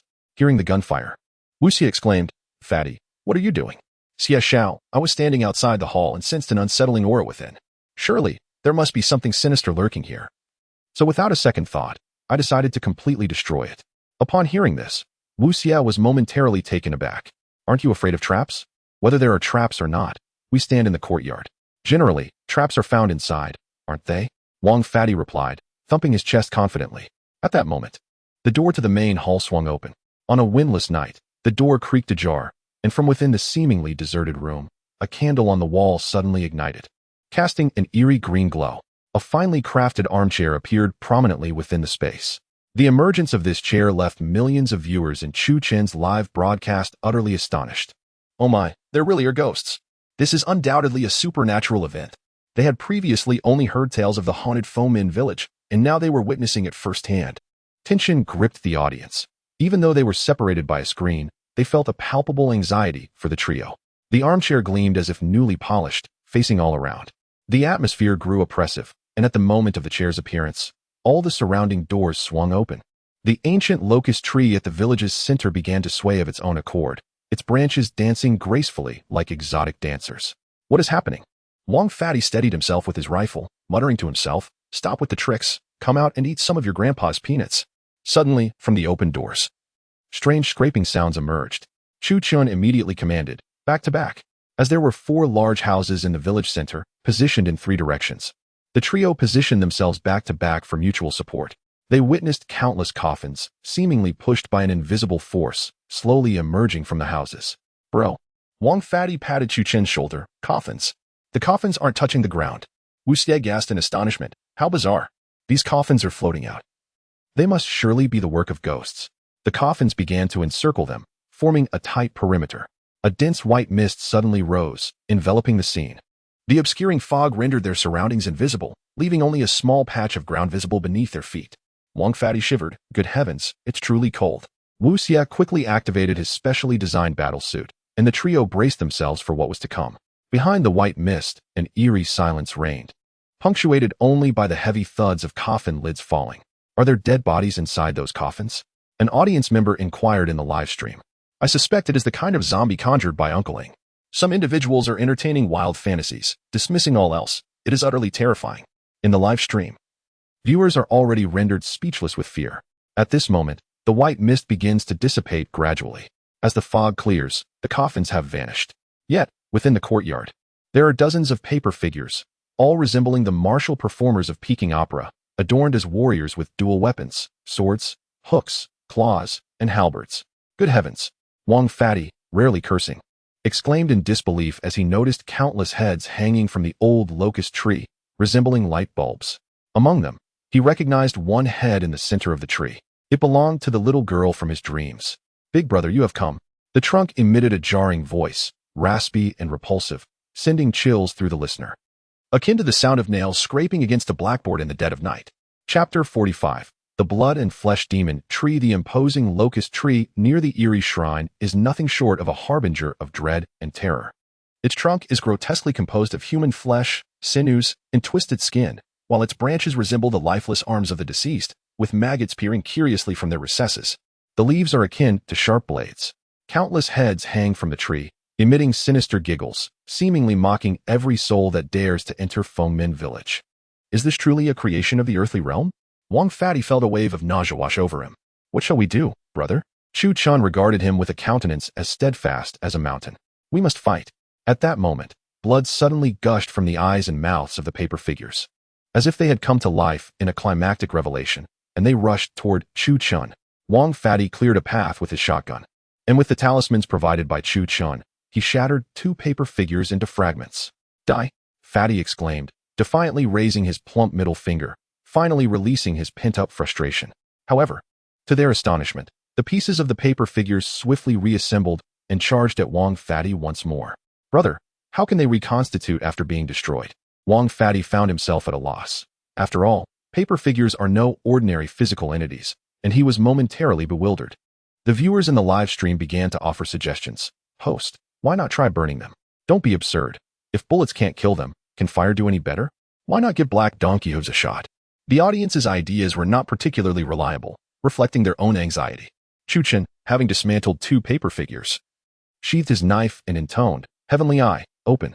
He invoked a spell, activating the power of the Heavenly Eye, and instantly discerned that above the paper figures, ominous energies coalesced into ropes, which were, astonishingly, controlled by the heads atop that monstrous tree. Fatty, Wu Xie, Chu Chun called to the two. What is up, brother? Just tell me what to do. Wang Fatty replied eagerly. Chu Chun pointed at the tree and instructed, shoot the heads on that tree. They are the puppeteers of the paper figures. Okay, Wu Xie affirmed, and Wang Fatty, reinvigorated, declared, finally, a chance to vent my frustrations. Just watch, brother. With that, Wu Xie produced a compact, military-grade repeating crossbow, while Wang Fatty raised his double-barreled shotgun and fired at one of the heads. The head exploded, showering the area with putrid flesh and blood, causing one of the paper figures to deflate like a punctured balloon. Whoosh! Wu Xie's bolt whistled through the air, striking another head, leading yet another paper figure to swiftly wither away. Having discovered the means to counter their foes, everything fell into place for Chu Chun. He relinquished his knife, seized a desert eagle, and began firing one-handed, methodically targeting each foe. The host is incredible, firing a desert eagle with one hand. The viewers praised. I've realized that no matter how perilous the situation, as long as brother is present, all will be well. There are few hosts as versatile as him. No wonder his fan base is growing so rapidly. With his final shot, all the heads atop the great tree lay shattered. The blood-soaked tree erupted once more, releasing plumes of white smoke as if attempting to flee. Brother, that creature is escaping. Upon hearing the innocent cry, Chu Chun unsheathed his tiger blade and leaped into the air. Beneath the obsidian sky, a crimson arc of light flashed. Crack!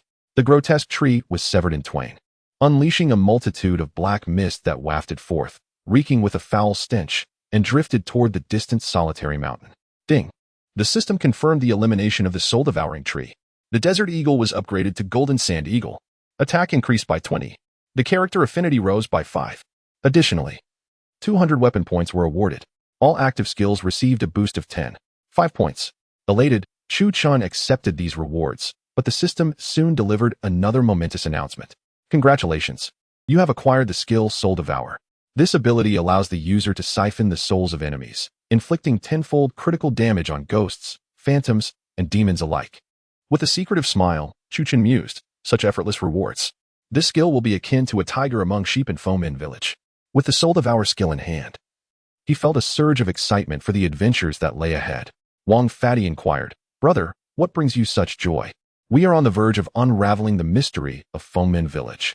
Chu Chun pointed towards the shrine, saying, Behind the statue you shattered, there is a compartment. Wang Fatty replied, Let me take a look. Be careful, Fatty, warned Wu Xie. It's fine, Chu Chun reassured. There are no spirits remaining here. Wang Fatty retrieved an ancient, tattered book from the compartment, its pages mostly decayed by mold, leaving only fragments of text. Ancient script, Wu Xie observed. It says, in this world, there exists the underworld. Humans have life and death. Upon death, one becomes a ghost, entering the realm of yin and yang, sealing the forbidden grounds, colluding between the two worlds. Brother, what does this mean? Wang Fatty scratched his head. Brother, I don't comprehend. My studies focused on science and engineering. The viewers in the live stream chimed in. These fragments resemble the writings of a hysteric. Indeed, what is this realm of yin and yang? Could it be the underworld? Who knows? Just the thought sends shivers down my spine. Chu Chun interjected. He took the ancient book and explained. It states that upon death, one first enters the realm of yin and yang before proceeding to the underworld or paradise. And Fengmen Village serves as the conduit between the human realm and the realm of yin and yang. Goodness. So, we stand at the threshold of the realm of yin and yang? Wang Fatty exclaimed. We must expedite our search for her. Wu Xie began to conjecture. If it is indeed the realm of yin and yang, there must be many ghosts. They might be yearning to enter the human world? Wang Fatty shuddered and hastily urged the two. Let us not dwell on that. Let us set off. Curious, Wu Xie asked. So, where are we headed?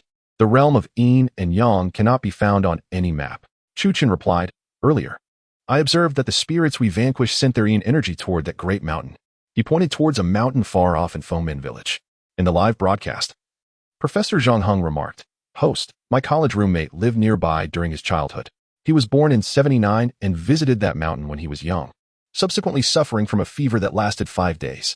Someone in the chat could not help but exclaim, Is that mountain the infamous one? It could be deadly. Professor Zhang responded. He referred to that mountain as Chue Ming Mountain. You can traverse a path leading up after crossing this ancestral hall. As my classmate had once told me, Chu Chun said to Wu Xie, Let us proceed beyond the ancestral hall. The three of them climbed over the high wall behind the hall, discovering a path that dropped about 3 meters, which was suitable for climbing. I find this even more terrifying, Wang Fatty remarked. Fatty, shall I offer you a piece of chocolate to bolster your courage?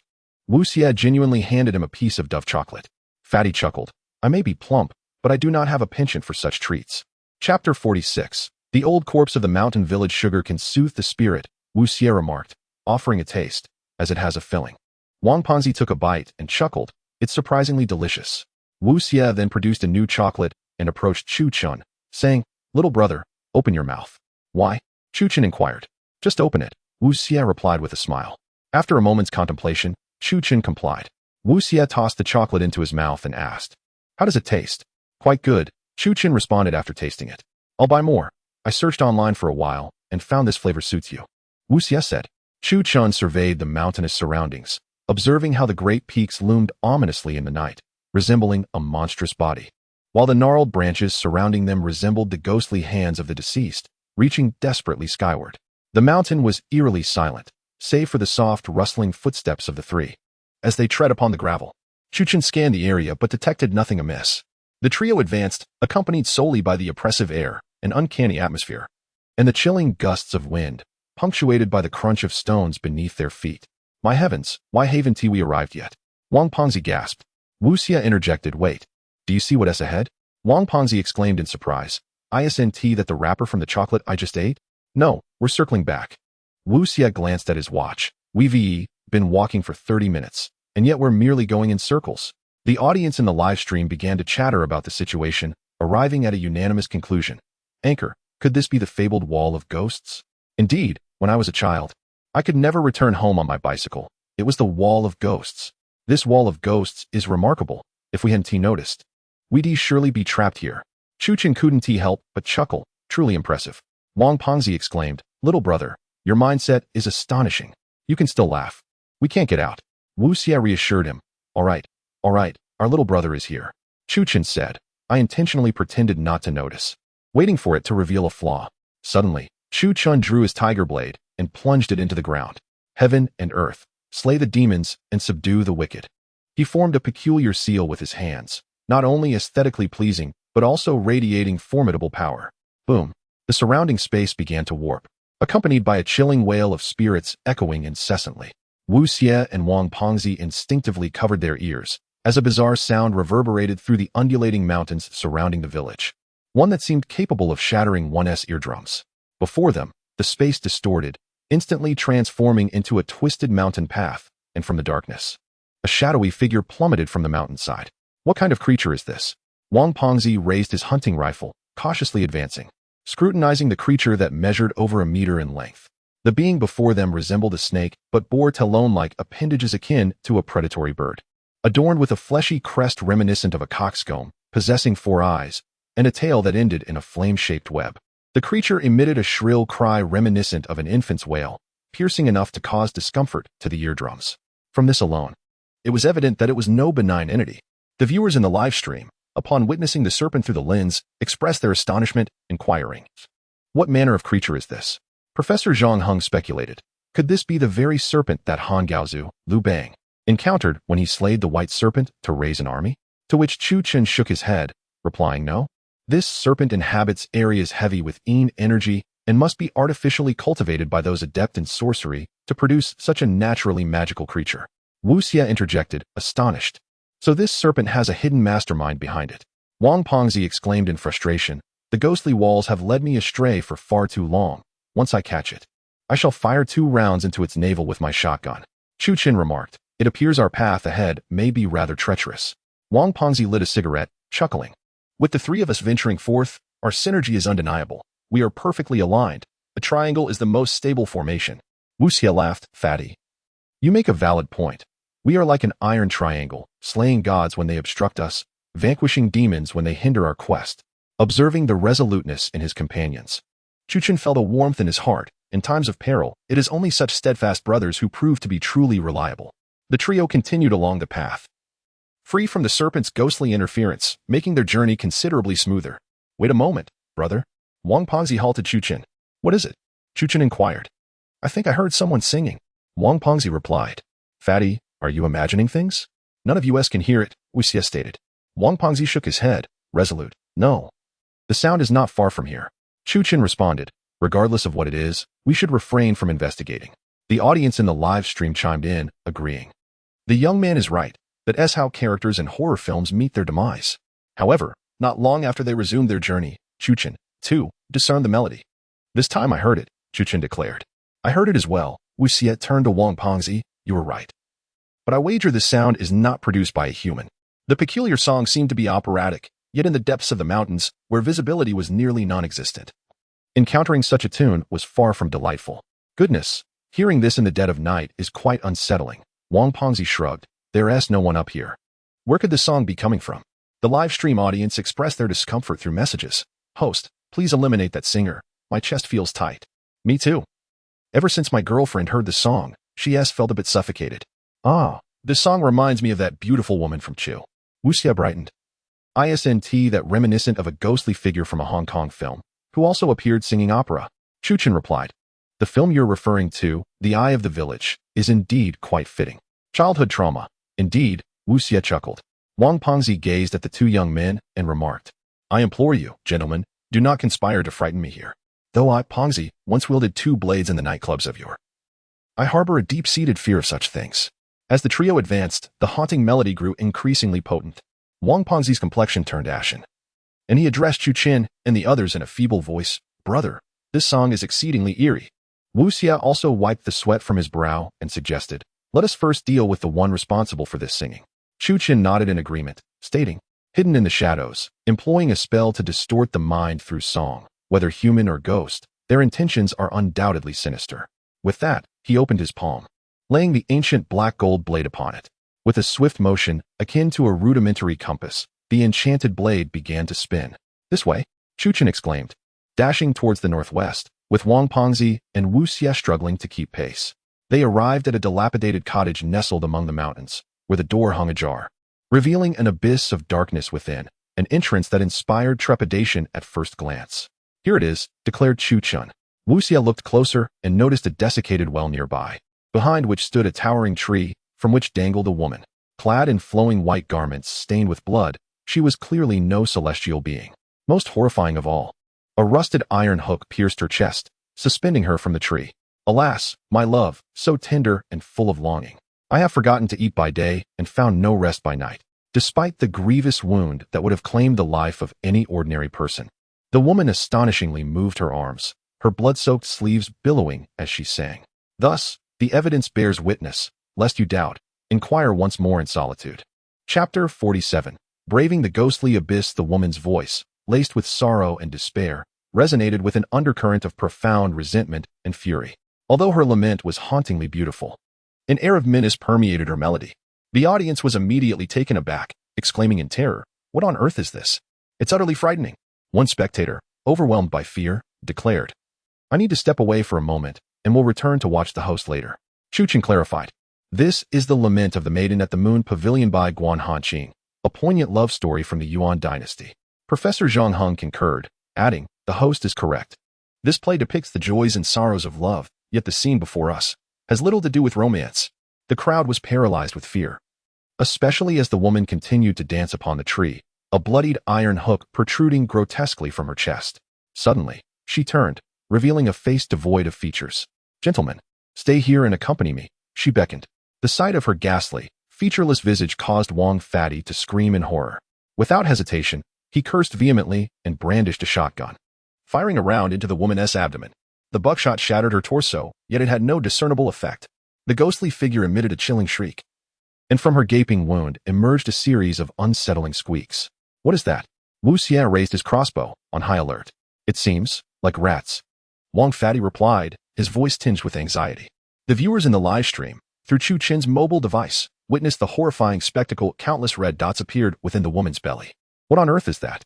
It's absolutely terrifying. My God, I can't handle this fear of clusters." Suddenly, the female specter let out a piercing scream, and an avalanche of rats cascaded forth. Their fur glistened like steel needles, fangs bared and eyes a crimson hue. They surged towards the trio. The most alarming aspect was the seemingly endless tide of vermin pouring from the ghost's abdomen, akin to a monstrous wave. "How many rats does that creature harbor?" Wang Fatty exclaimed, leaping in panic. Wu Xie hastily unleashed a volley of crossbow bolts, toppling several rats. Yet the onslaught seemed infinite, akin to a relentless tide. With a black gold ancient sword in his left hand and a tiger's fang battle knife in his right, Chu Chen swung both weapons with the precision of a propeller, creating a lethal barrier that decimated countless rats in an instant. Confronted by the overwhelming swarm, Chu Chen stood resolute, twirling his dual blades in defense, while Wu Xie and Wang Fatty provided ranged support, firing bullets and bolts to repel the frenzied rodents. "Wang Fatty, do you have explosives?" he inquired. "Indeed," Wang Fatty replied. "Do you have a plan?" "Yes," Wang Fatty exclaimed. "Brother, lend me your assistance." Rather than firing his weapon, he crouched to rummage through his backpack. Chu Chen instructed Wu Xie, "Let us position ourselves back to back." The two formed a protective barrier around Wang Fatty. From his bag, Wang Fatty produced a vacuum-sealed pouch containing a piece of bloodied raw pork. "Explosives," he declared. Without hesitation, Wu Xie immediately handed over the explosives. Wang Pongzi bound the meat and explosives together with tape and swiftly hurled them away. A multitude of rats, drawn by the scent of blood, surged toward the meat, clearly enticed by the raw flesh's gory allure, appealing to their predatory nature. "Well done," Wang Pongzi declared with a smug expression as he pressed the detonator. Boom. In an instant, blood and flesh erupted, and countless rats were obliterated on the spot. "You've got it, Fatty," Wu Xie chuckled, then asked, "But why did you bring a piece of meat?" "I often venture outdoors. Once, in the Caucasus Mountains, I encountered a bear, so I started carrying meat, which is laced with animal attractants to lure carnivorous creatures," Wang Pongzi explained with a grin.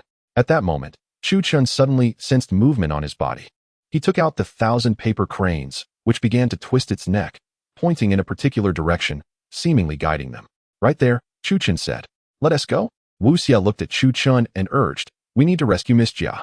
Wang Pongzi wiped his nose, declaring, "Rescuing a damsel in distress is my favorite pastime." The trio arrived at the foot of a towering mountain, where they spotted a narrow entrance that appeared to emit a faint light. "This is far too narrow," Wang Pongzi grimaced, fearing it would be a tight squeeze for him. "You should shed some pounds, Fatty," Wu Xie teased. "With your size, that cave will be quite painful if you bump into the walls. You'll have to endure." "Damn it, I'll give it my all," Wang Pongzi exclaimed, discarding his backpack and leaving only ammunition and essential gear behind. Chu Chen turned to Wu Xie and said, "Wu Xie, stay behind me. I'll take the lead." "Be careful," Wu Xie advised.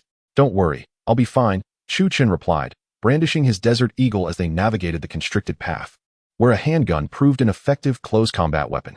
As they advanced through the narrow passage, it felt extremely confined at first, but after several dozen steps, they experienced a sense of spaciousness. Chu Chen discovered that as they ventured deeper, the space expanded, a path that could barely accommodate one person now allowed two. "Finally, a bit of room," Wang Pongzi complained. If we go much further, I might squeeze out 2 pounds of Wang's soybean oil. Wu Xie jested. Perfect. That means I won't have to buy oil for the next few months. Wu Xie, if I produce the oil, would you dare to drink it? Wang Pengzi chimed in, lightening the ominous atmosphere with humor. If you dare to extract it, I shall drink it. I'll make you fried eggs, my friend. Wu Xie teased back. If you cook, I shall eat, Chu Chen added. You two are seriously making fun of me. Wang Pengzi laughed. Pointing ahead, Chu Chen said, look over there. Wang Pengzi and Wu Xie gazed forward, stunned. Before them lay a spacious forest, reminiscent of a hidden utopia. However, the forest was suffused with a terrifying green light. The trees were ancient and desiccated, the grass was parched, and the surrounding flowers, though wilted, still stood in place. The fruits hanging from the trees were infested with maggots.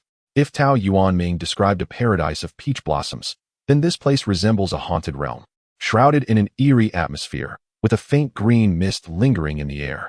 Wang, the corpulent figure, approached a tree and unsheathed a dagger to pierce a fruit. To his astonishment, a thick, snow-white liquid oozed from within, exuding a foul odor. What could this substance be, so pale and viscous, resembling a bodily secretion? Wang's face contorted in distaste, his words hanging unspoken in the air. Brother Fat, refrain from steering off course. The young man is live-streaming, Wu Xie hastily cautioned. Concerned for the potential closure of the stream. Yes, referring to brain matter, Chu Chen interjected, abruptly halting the ongoing conversation. To their disbelief, the fruit on the tree seemed to secrete what appeared to be cerebral fluid. Could it be that this tree is carnivorous? Wang, startled, sidestepped cautiously. Brain matter? What in the world does that mean? Wu Xie and the others were left in bewilderment. Chapter 48, The Return to the Ghost Village. At that moment, a figure suddenly appeared before the three of them. The silhouette seemed to be carrying something as it slowly moved towards the distance. Let us follow it, Chu Chen suggested to the other two. Wu Xie and Wang Fatty nodded in agreement, and the trio pursued the figure. Midway through their chase, they were suddenly greeted by a brilliant light. Is it sunny? Wu Xie looked up to find the sky clear, devoid of clouds, with a radiant red sun hanging above, instantly uplifting their spirits. Look, Wang Fatty pointed towards a stone tablet. This is peculiar. Chu Chen and the others gazed ahead, astonished to find a monument before them inscribed with the words Fengmen Village in bold red letters. Wu Xie was somewhat perplexed. What? Have we returned? What is happening? Wang Fatty scratched his head in confusion. Aren't we supposed to be in the Yinyang realm? How did we end up in Fengmen Village? In this weather? These houses, aren't they just too real? The viewers in the live stream were equally bewildered, commenting, Host, haven't you returned to the real world? This is rather good. It means the hosts are safe. Just then, a villager noticed their presence. The villager turned and left, and within moments, a large group of people appeared. These villagers wore tattered clothing and carried farming tools, gathering in small clusters at the village entrance to greet Chu Chen and his companions. Suddenly, a sound of bells rang out from behind the crowd. A man clad in a white robe, wearing a white hat, and holding a peculiar shaking bell, approached Chu Chen slowly, seemingly a practitioner of some sort of religion. That man's attire is rather strange, Wang Fatty remarked. Wu Xie paused for a moment and replied. He appears to be a disciple of some faith, but I cannot discern which one. Chu Chen explained. This is a representation of the ancient secretive religion known as the Luo God sect. The artifact he carries is used for rituals by this sect. However, this cult is notorious for its ruthlessness, bringing chaos wherever it goes. Wu Xie cautioned, it seems we should be wary of this individual. As the man drew closer, he bowed and introduced himself. I am known as Yi Xian, a practitioner here. Chu Chen responded, greetings. Yi Xian smiled and said, I have just arrived as well. The villagers of Fengmen are known for their warm hospitality. You may stay here for a few days. Chu Chen nodded, thank you.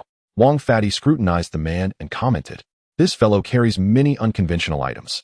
Chu Chen pointed at the artifact behind him and said, that is called a soul-binding lock. It can manipulate one's mind, turning them into ferocious and bloodthirsty beings. His intention in possessing this item is to massacre all the villagers of Fengmen and then open the portal to the Yinyang realm. Wu Xie suddenly furrowed his brows and whispered to Chu Chen, brother, don't you find these villagers somewhat familiar? And the houses appear too new. Chu Chen replied, I noticed that earlier. The villagers here are the very demons we dealt with in Fengmen Village. Wang Fatty was taken aback. What? These villagers are the monsters we've slain? Hearing this, the audience in the live stream was struck with a sense of horror. The house before them unmistakably retained the visage of the 20th century, reminiscent of an ancient rural dwelling. Each structure within this village bore an inscription of peculiar characters, resembling a talisman.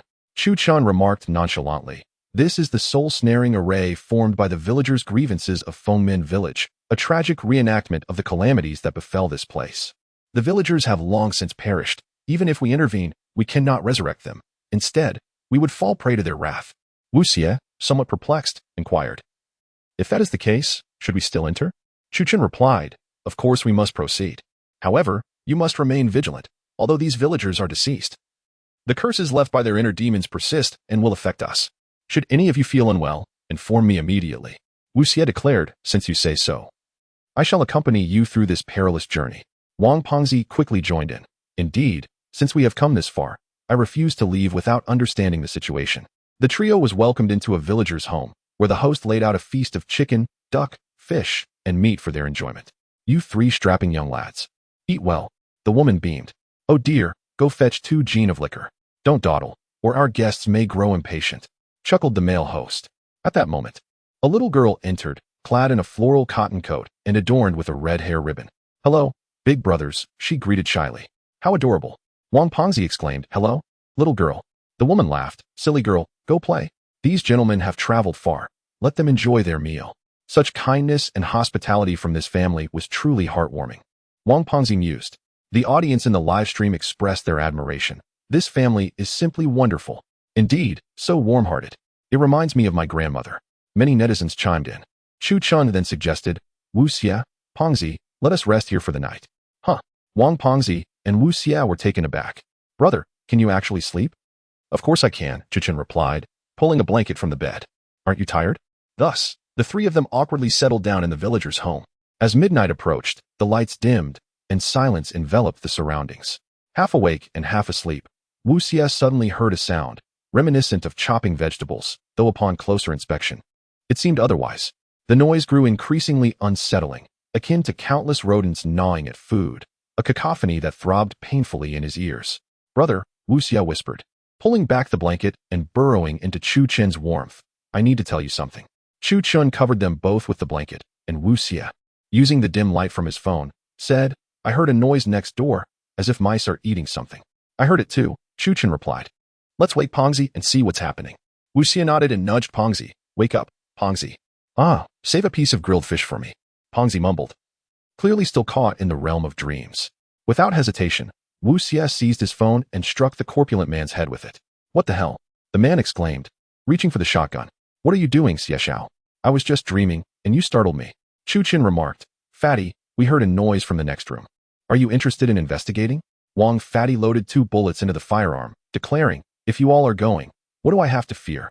Thus, the trio ventured forth towards the source of the sound. The ancient rural-style architecture was spacious, yet once night fell, the lighting became exceedingly poor. The 3 of them groped their way forward, illuminating the path ahead with the light from their phones. We must be in the living room, Wu Xie observed. Indeed, Chu Chun replied, directing his gaze into the distance where the sound seemed to emanate. They cautiously pushed open a door, and a sliver of light slowly emerged from within. The room revealed itself to be the family's kitchen. At this hour, are they still having a midnight snack? Fatty inquired. Inside, the couple was consuming something. And upon the kitchen's wall stood a peculiar sculpture. This 6-armed, green-faced figure with tusks was no ordinary deity depicted in common artistic references. Beneath the sculpture, the couple was voraciously feasting on something. What are they eating? Fatty leaned in closer, inadvertently pushing the door wide open. To their horror, the couple turned to face them, brandishing not mere food, but the dismembered arm of a living person. The arm was grotesquely gnawed, flesh and blood mingling to reveal exposed bone.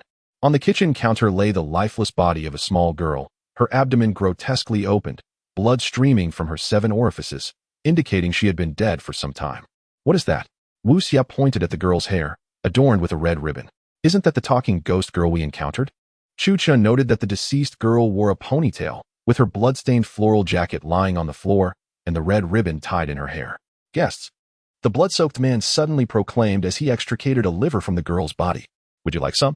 Chapter 49. The soul-devouring curse upon witnessing the grotesque spectacle of a couple consuming a girl alive. Wang Fatty was engulfed by a wave of terror intertwined with fury, prompting him to reach for his shotgun with the intent to eliminate the horrifying duo before him. However, Chu Chen's hand firmly rested upon the weapon. Brother? Wang Fatty glanced up at Chu Chen, seemingly seeking guidance. Futile, Chu Chen shook his head. This is merely an illusion crafted by the monk. A reconstruction of the tragic fate that befell Fengmen Village and its inhabitants. We cannot save them. The couple extended their hands, their mouths twisting into a sinister grin as they beckoned. Guests, would you care to partake? Chu Chun shielded Wu Xie from the gruesome sight of the bloodied kitchen countertop. We are not hungry. Very well. The couple turned their backs to the trio. If you shall not eat, then it is time for slumber. Let us depart. Chu Chun instructed the others. Wu Xie stood frozen, disbelief washing over him as he processed the horrifying scene of a girl being devoured. A sight that filled him with both rage and dread. Chu Chun grasped Wu Xie's hand, leading him away from the kitchen. Upon returning to the living room, Wang Fatty's gaze fell upon several black and white photographs adorning the wall. They have consumed their own daughter, he gasped. It appears the calamity of Fengmen Village is beginning to resurface. Chu Chun observed. Suddenly, Wang Fatty, who had been standing behind them, twitched his neck before a ghastly smile crept upon his face. What are you doing? Chu Chun swiftly seized Wang Fatty's ear, sensing something amiss. Fatty shivered. I suddenly felt the urge to strike. Be cautious. The villagers are beginning to behave erratically, signaling that the illusion is becoming perilous under the influence of the curse. Our wavering minds will surely be disturbed, Chu Chun cautioned. Wu Xie immediately proposed. Fatty, let us keep a watchful eye on one another. The following morning, Wu Xie awoke from a deep slumber, only to find a pallid figure standing by his window. Who are you? Wu Xie exclaimed, instinctively reaching for his crossbow. The man's expression was devoid of emotion. His skin as pale as lime. He tossed a piece of paper into the room before departing without a backward glance. What does it say? Wang Fatty, now awake, inquired. The village chief has invited us to witness the annual village opera? Chu Chun donned his gear, replying, conceal the firearms and crossbows, since they seek us. We might as well observe. As the trio stepped outside, they were greeted by an overcast sky, hinting at impending rain. This gloomy weather is no different from a darkened night, Wang Fatty complained. Everything here is a restoration of the original Fengmen Village, Chu Chun remarked, gazing outside. Come, let us venture forth. The three followed a throng of villagers to the site of the opera, where Wu Xie and Wang Fatty were astonished to recognize their surroundings. Isn't this? Indeed, Chu Chun confirmed. We are at the ancestral hall of Fengmen Village. Although the structure remains relatively intact, its location has not changed. Before the grand sycamore tree at the heart of the village stood a monk named Yan Huang, atop a stone platform. Beside him sat an elderly man, clad in traditional garb and adorned with a cap of imperial design, his white beard and hair revealing his advanced age. The old man spoke slowly, declaring, From this day forth, all matters, great and small, within the village shall be overseen by Master Yan Huang. Furthermore, we shall henceforth venerate the sycamore tree. With a calm demeanor, Yan Huang replied, Let the sacrificial rites commence this year. His voice resonated, echoing with a distant, ethereal quality, as a peculiar artifact in his hand emitted a sound reminiscent of wind chimes. Suddenly, the couple known for their gruesome deeds approached, clad in black attire. They stood, one on each side, cradling a peachwood tray. Upon the tray lay a circular object, swathed in crimson cloth, while blood dripped from its corners onto the ground below. Yan Huang gestured towards the venerable tree, prompting the couple to place the tray before it. Both Wu Xie and Wang Pengzi stood in astonishment, their faces reflecting disbelief at the unfolding scene. As Yan Huang recited a haunting chant, a human head emerged from the trunk of the tree, its features identical to those of the seated elder. In an instant, numerous gray, decaying arms erupted from the heart of the tree, seizing the tray from the ground below. Long live the deity! Yan Huang's artifact resonated once more, producing a sound akin to the clash of metal.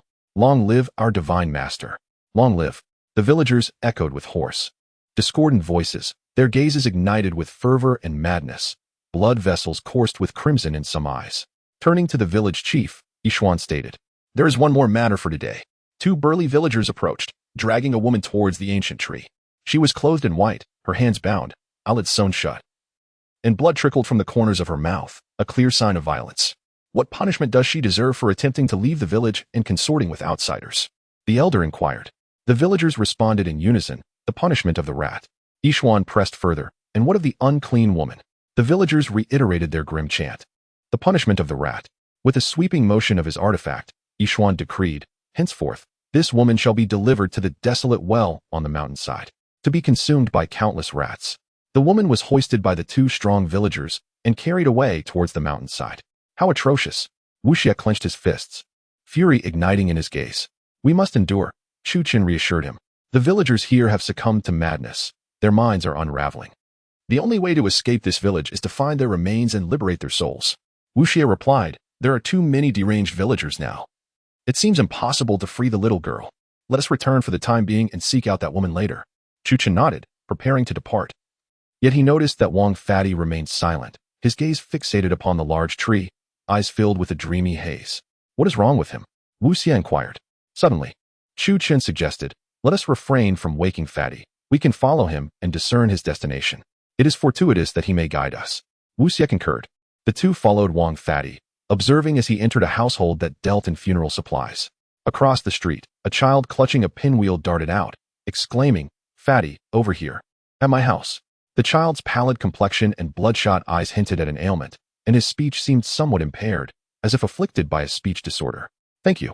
Wu Xie said, chocolate, would you like some?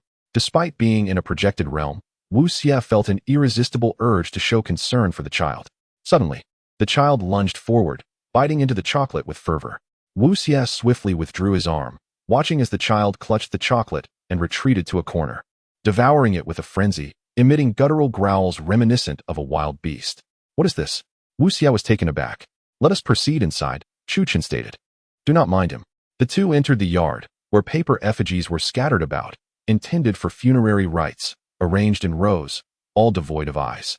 After the pair stepped into the abode, Wang Fatty suddenly positioned himself before a row of paper figures, his eyes wide and unblinking, frozen in place. Chapter 50. The harsh truth. Wu Xie observed the plump man seated amidst a pile of funeral paper figures. An unsettling sight that prompted him to hastily approach and gently pat the man on the shoulder. Brother Pang, what troubles you? Wu Xie inquired, a hint of anxiety in his voice. Just as Chu Chen was about to respond, a man emerged from the room, dressed simply in a coarse cloth shirt. He bore the unsettling mark of having only one eye, his complexion a ghastly shade of gray, with lips tinged black. The door to the man's dwelling stood ajar, and Chu Chen noticed a photograph within, depicting a woman who appeared to be his daughter. From the attire, it was evident that she was the same individual subjected to the rat punishment that morning. Eat, eat. Dinner is ready at home. Meat.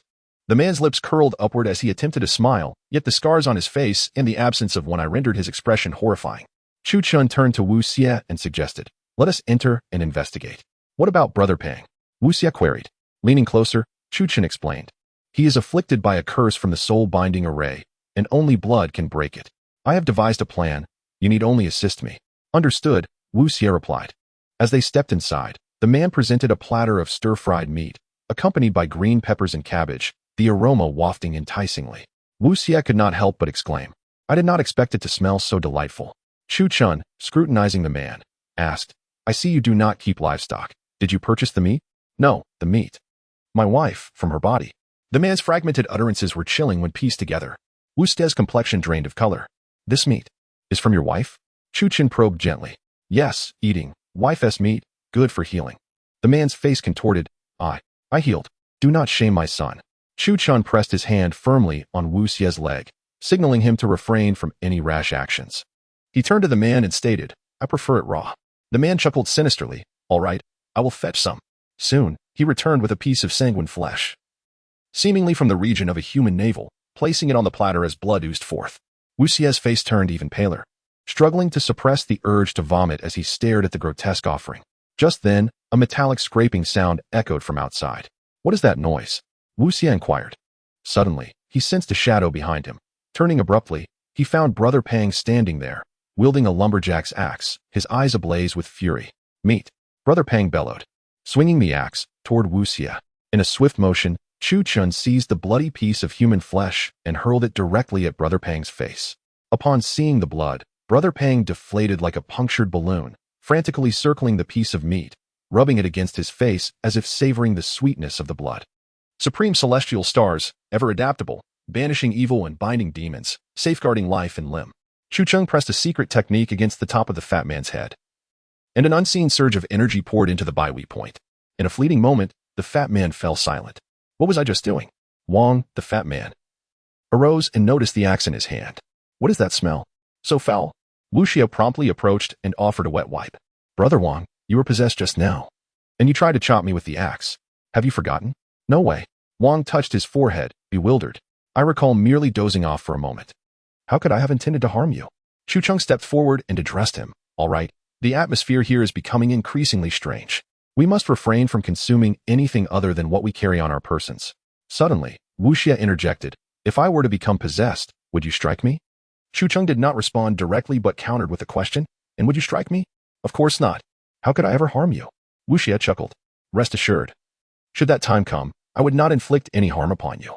So, would you strike me? Indeed, Chu Cheng replied, for without addressing the issue, we cannot resolve it. This is for your own good. Ah, how disheartening, Wu Xie laughed softly, lightening the mood. Ultimately, the three did not linger in the man's abode. They decided to wander about the village to assess the situation. Wang suddenly proposed, let us head to the rear mountain and see what has become of that woman. The others agreed unanimously. Upon reaching the rear mountain, they stumbled upon the very house and the well. What is the story behind that house? Wu Xie wondered. Let us explore. Wang nodded in agreement, and the trio pushed open the door and entered. The interior was quite simple, featuring just a bed and 2 wooden stools, alongside a basin and a mirror mounted on the wall. Upon the bed lay a corpse, having succumbed to a natural death, with a knife protruding from the chest. A resolute end. This person committed suicide. Their attire is rather neat, suggesting they were perhaps an educated individual, likely not from this village. Wang speculated. Indeed not, Chu Cheng replied, picking up a note clutched in the man's hand. It chronicled the tale of his love for the woman who had been cast into the well that very day. Wu Xie leaned in, saying, so, when the woman left the village, she was in love with this man, who worked as a teacher in another village. As they grew closer, their affections blossomed.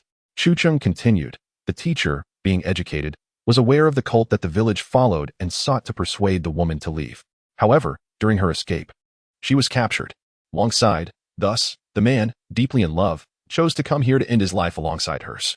The trio approached the well and peered inside. There, they beheld the woman's corpse, ravaged by countless rats, her abdomen gnawed open, with her intestines writhing as the rodents scurried about. How familiar, the fat man suddenly remarked.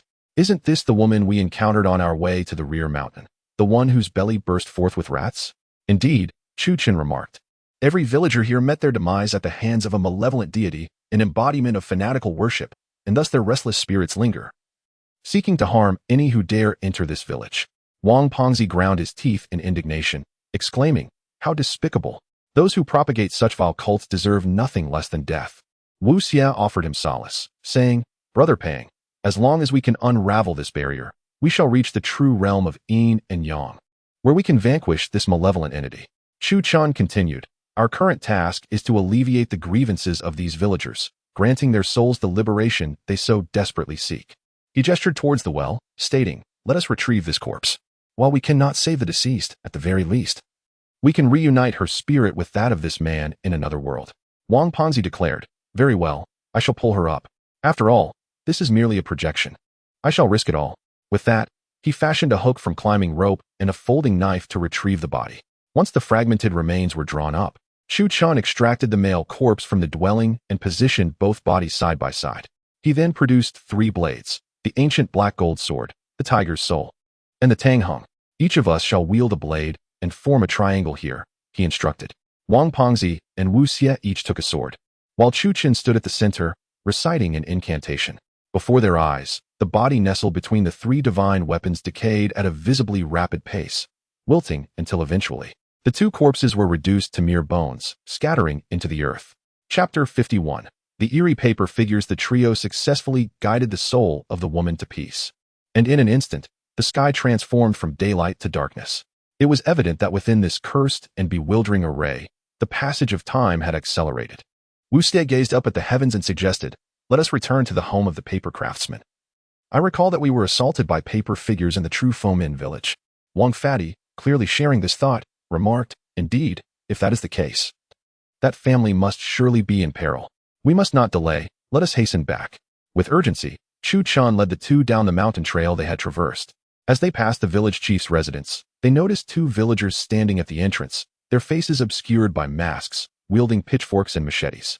From within, muffled cries echoed, sending a chill down their spines. What are they doing?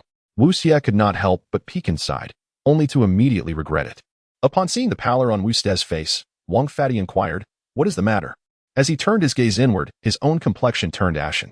Inside, several villagers donned bloodied white gowns, suspending severed heads with intestines or water buffalo tendons from the branches of every tree. The heads, still dripping with blood, resembled grotesque fruits. These fiends are nothing short of savages. Wang Fatty could not contain his outrage. They too have been brainwashed by that Luo god cult, otherwise they would not stoop so low, Wu Xie commented. Let us first check on that paper shop to see if the family is safe. Chuchen nodded in agreement. And without lingering at the doorstep, the three proceeded directly to the paper crafting shop. A chilling melody echoed from within, sung by the man whose speech had always been impaired. His song now sent shivers down their spines. Upon entering the courtyard, they beheld a row of paper figures. Their eyes ignited, flowing with crimson paint. I recall that the paper figures burned for the deceased typically have black eyes. This is the first time I have seen red eyes, Wang Fatty pondered. I have never encountered paper figures with red eyes either, Wu Xie added, equally perplexed. What could this signify? At that moment, the song from the backyard shifted, though none could discern the lyrics. The melody suggested it was a local folk tune. Suddenly, the paper craftsman emerged, carrying a large wooden basin filled with a sticky, viscous substance, a mixture of white and red. What are you doing? Wu Xie immediately inquired. Paper figures, igniting their eyes. Once their eyes are lit, they come to life. The paper craftsman's gaze became fervent, his pupils constricting as if he were a drug addict, filled with an insatiable desire for the paper figures. The children are ungrateful. They are all my sons. His speech flowed more smoothly than when they had first encountered him. Wang Fatty stepped closer, pinching his nose as he questioned. Say, brother, what is that paint you have? Does it not have a foul odor? Has it expired? Suddenly, Chu Chun patted Wang Pongzi on the shoulder, declaring, You absolutely do not wish to know what that is. The paper artisan chuckled eerily, beginning to mutter to himself obsessively. This pigment is precious. I have ground it for an eternity. Wang Pongzi, still perplexed, inquired, Is pigment supposed to be ground? Isn't it supposed to be mixed? At that moment, Wu Xie spotted drops of red pigment on the ground, leading towards the backyard. Wu Xie exchanged glances with Chu Qin and Wang Pongzi, who promptly followed him to the paper artisan's backyard. Within the yard, there lay a grinding stone, and on the ground, a large basin contained the legs of a child. The upper half presumably transformed into crimson mud upon the stone. Nearby, a bloodied, flattened little windmill lay abandoned. What the hell? Wang Pongzi cursed vehemently. This is truly a beast lower than a pig or dog. Chu Qin replied. These are the lingering resentments of villagers who perished decades ago. If we allow our emotions to spiral out of control, we risk being ensnared by their curses. You must remain vigilant. Wang Pongzi struggled to suppress his emotions, attempting to light a cigarette, but to no avail. Frustrated, he threw the cigarette onto the ground. Wu Xie placed a comforting hand on Wang Pongzi's shoulder, suggesting, There are remains here. Let us help this child's spirit find peace. Chu Qin once again drew 3 blades, arranging them into a ritual formation, placing the child's remains in the windmill in the center of the circle. Reciting the same incantation and employing the same spells, as Chu Qin began his incantation, the child's corpse slowly dissipated into the ether. The child's spirit was now at rest. Chu Qin wiped the sweat from his brow, noting, We have taken another step closer to unraveling the curse that binds this bewildering enchantment. At that moment, time abruptly began to race forward once more, the sky fluctuating between light and dark, ushering in night once again. Rain began to fall, cold and relentless, accompanied by distant thunder that resonated deeply within the soul. Sons. So many sons. The trio remained in the backyard, hearing the paper artisan's voice grow increasingly coherent. They rushed out to witness a multitude of paper figures as the artisan, wielding a wooden bucket, smeared his sons' blood upon their heads and bodies. I have many sons. I shall no longer be bullied by outsiders. They will protect me. They can work. They are healthy. They speak clearly. They are my good sons. The paper artisan was now blind, his eyes obscured by a film. His hands were smeared with remnants of flesh and blood as he frantically painted the paper figures with the grisly mixture. Wu Xie and Wang Pongzi stood in stunned silence, shocked by the scene before them, feeling the darkest malice of this world. The man discarded his brush, using his hands to smear his child's blood and flesh onto the paper figures, laughing maniacally. Good sons, grow up quickly. His excitement mounted, reaching a fever pitch. At the moment the flesh was fully applied, the bloodied paper figures grotesquely grinned. Father! Father! All the paper figures opened their mouths, revealing sinister smiles, uttering the same word. The man, overwhelmed with joy, let 2 streams of crimson blood flow from his eyes as he clutched one of the paper figures, exclaiming, Son, I am here. He then proceeded to slash his own wrist, using his lifeblood to nourish the paper effigies.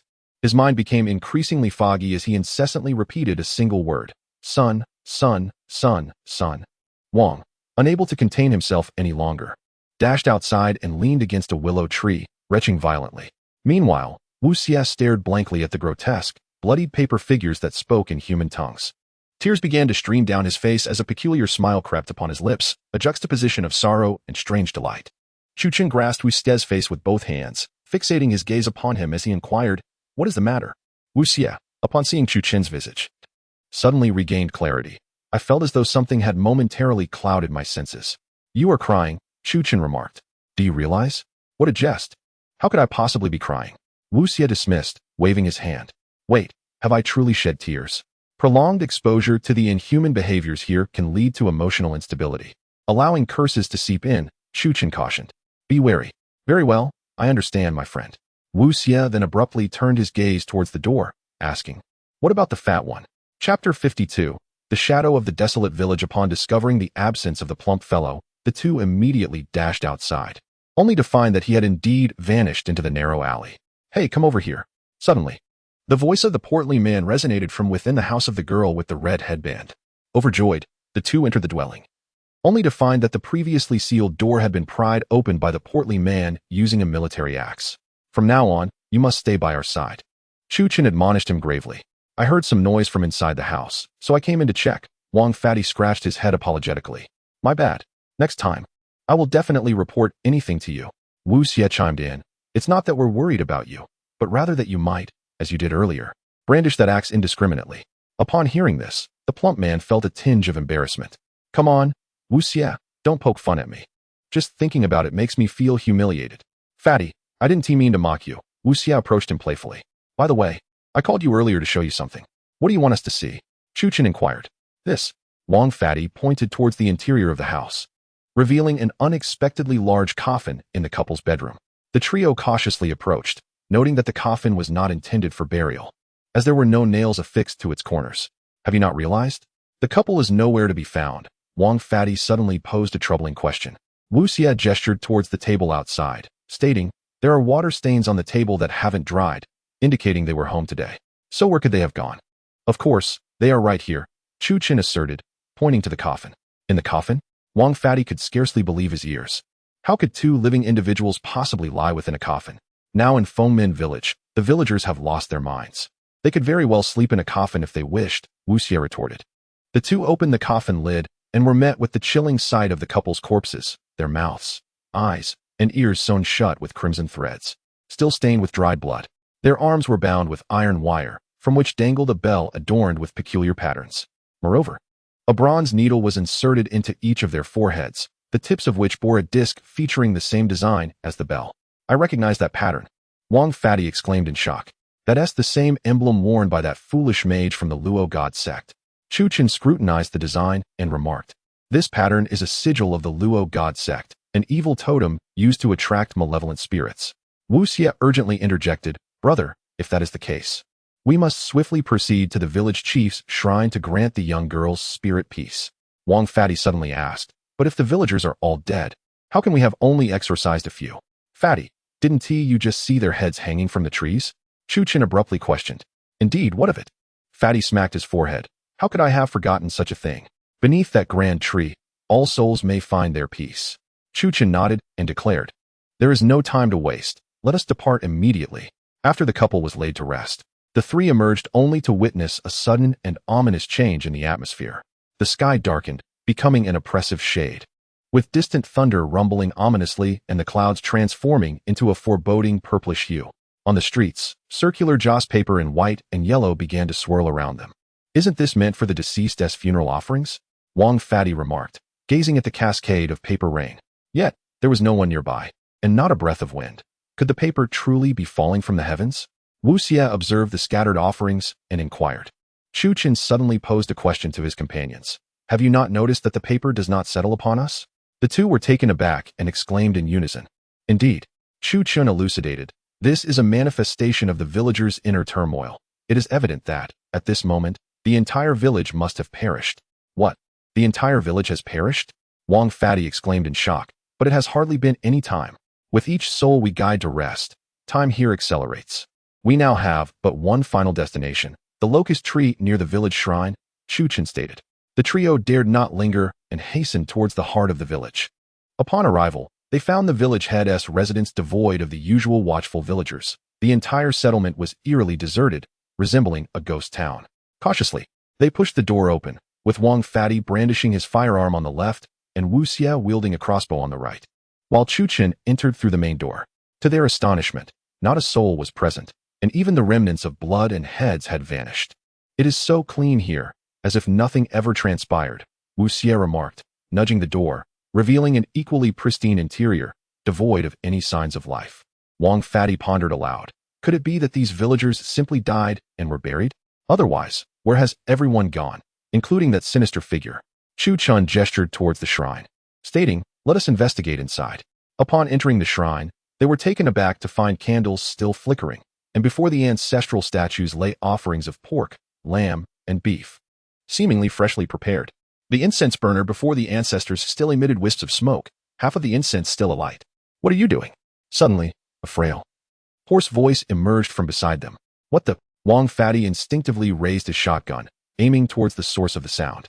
There sat the old village head, his complexion pale, his gaze vacant and unblinking. "Village head, where are the villagers?" Wu Xie inquired. "What are you doing?" The village head repeated. "Where is the religious practitioner?" Wu Xie pressed further. "What are you doing?" The village head echoed once more. Wu Xie, contemplating, suddenly exclaimed, "You old wretch, why don't you just die?" Wang Fatty quickly interjected. "He's an elder. What are you doing, Wu Xie?" The village head remained in his previous state, uttering, "What are you doing?" At this point, the situation had taken a decidedly unsettling turn. Wang Pengzi comprehended the situation, and thus he turned towards Chu Chen. Upon receiving a nod from Chu Chen, Wang Pengzi grasped the shotgun and stealthily approached the back of the village chief. The chief remained seated in his grand armchair, offering no words even as Wang Pengzi drew near with his weapon. "Brother," Wang Pengzi suddenly exclaimed, observing the astonished expression on Wang Pengzi's face.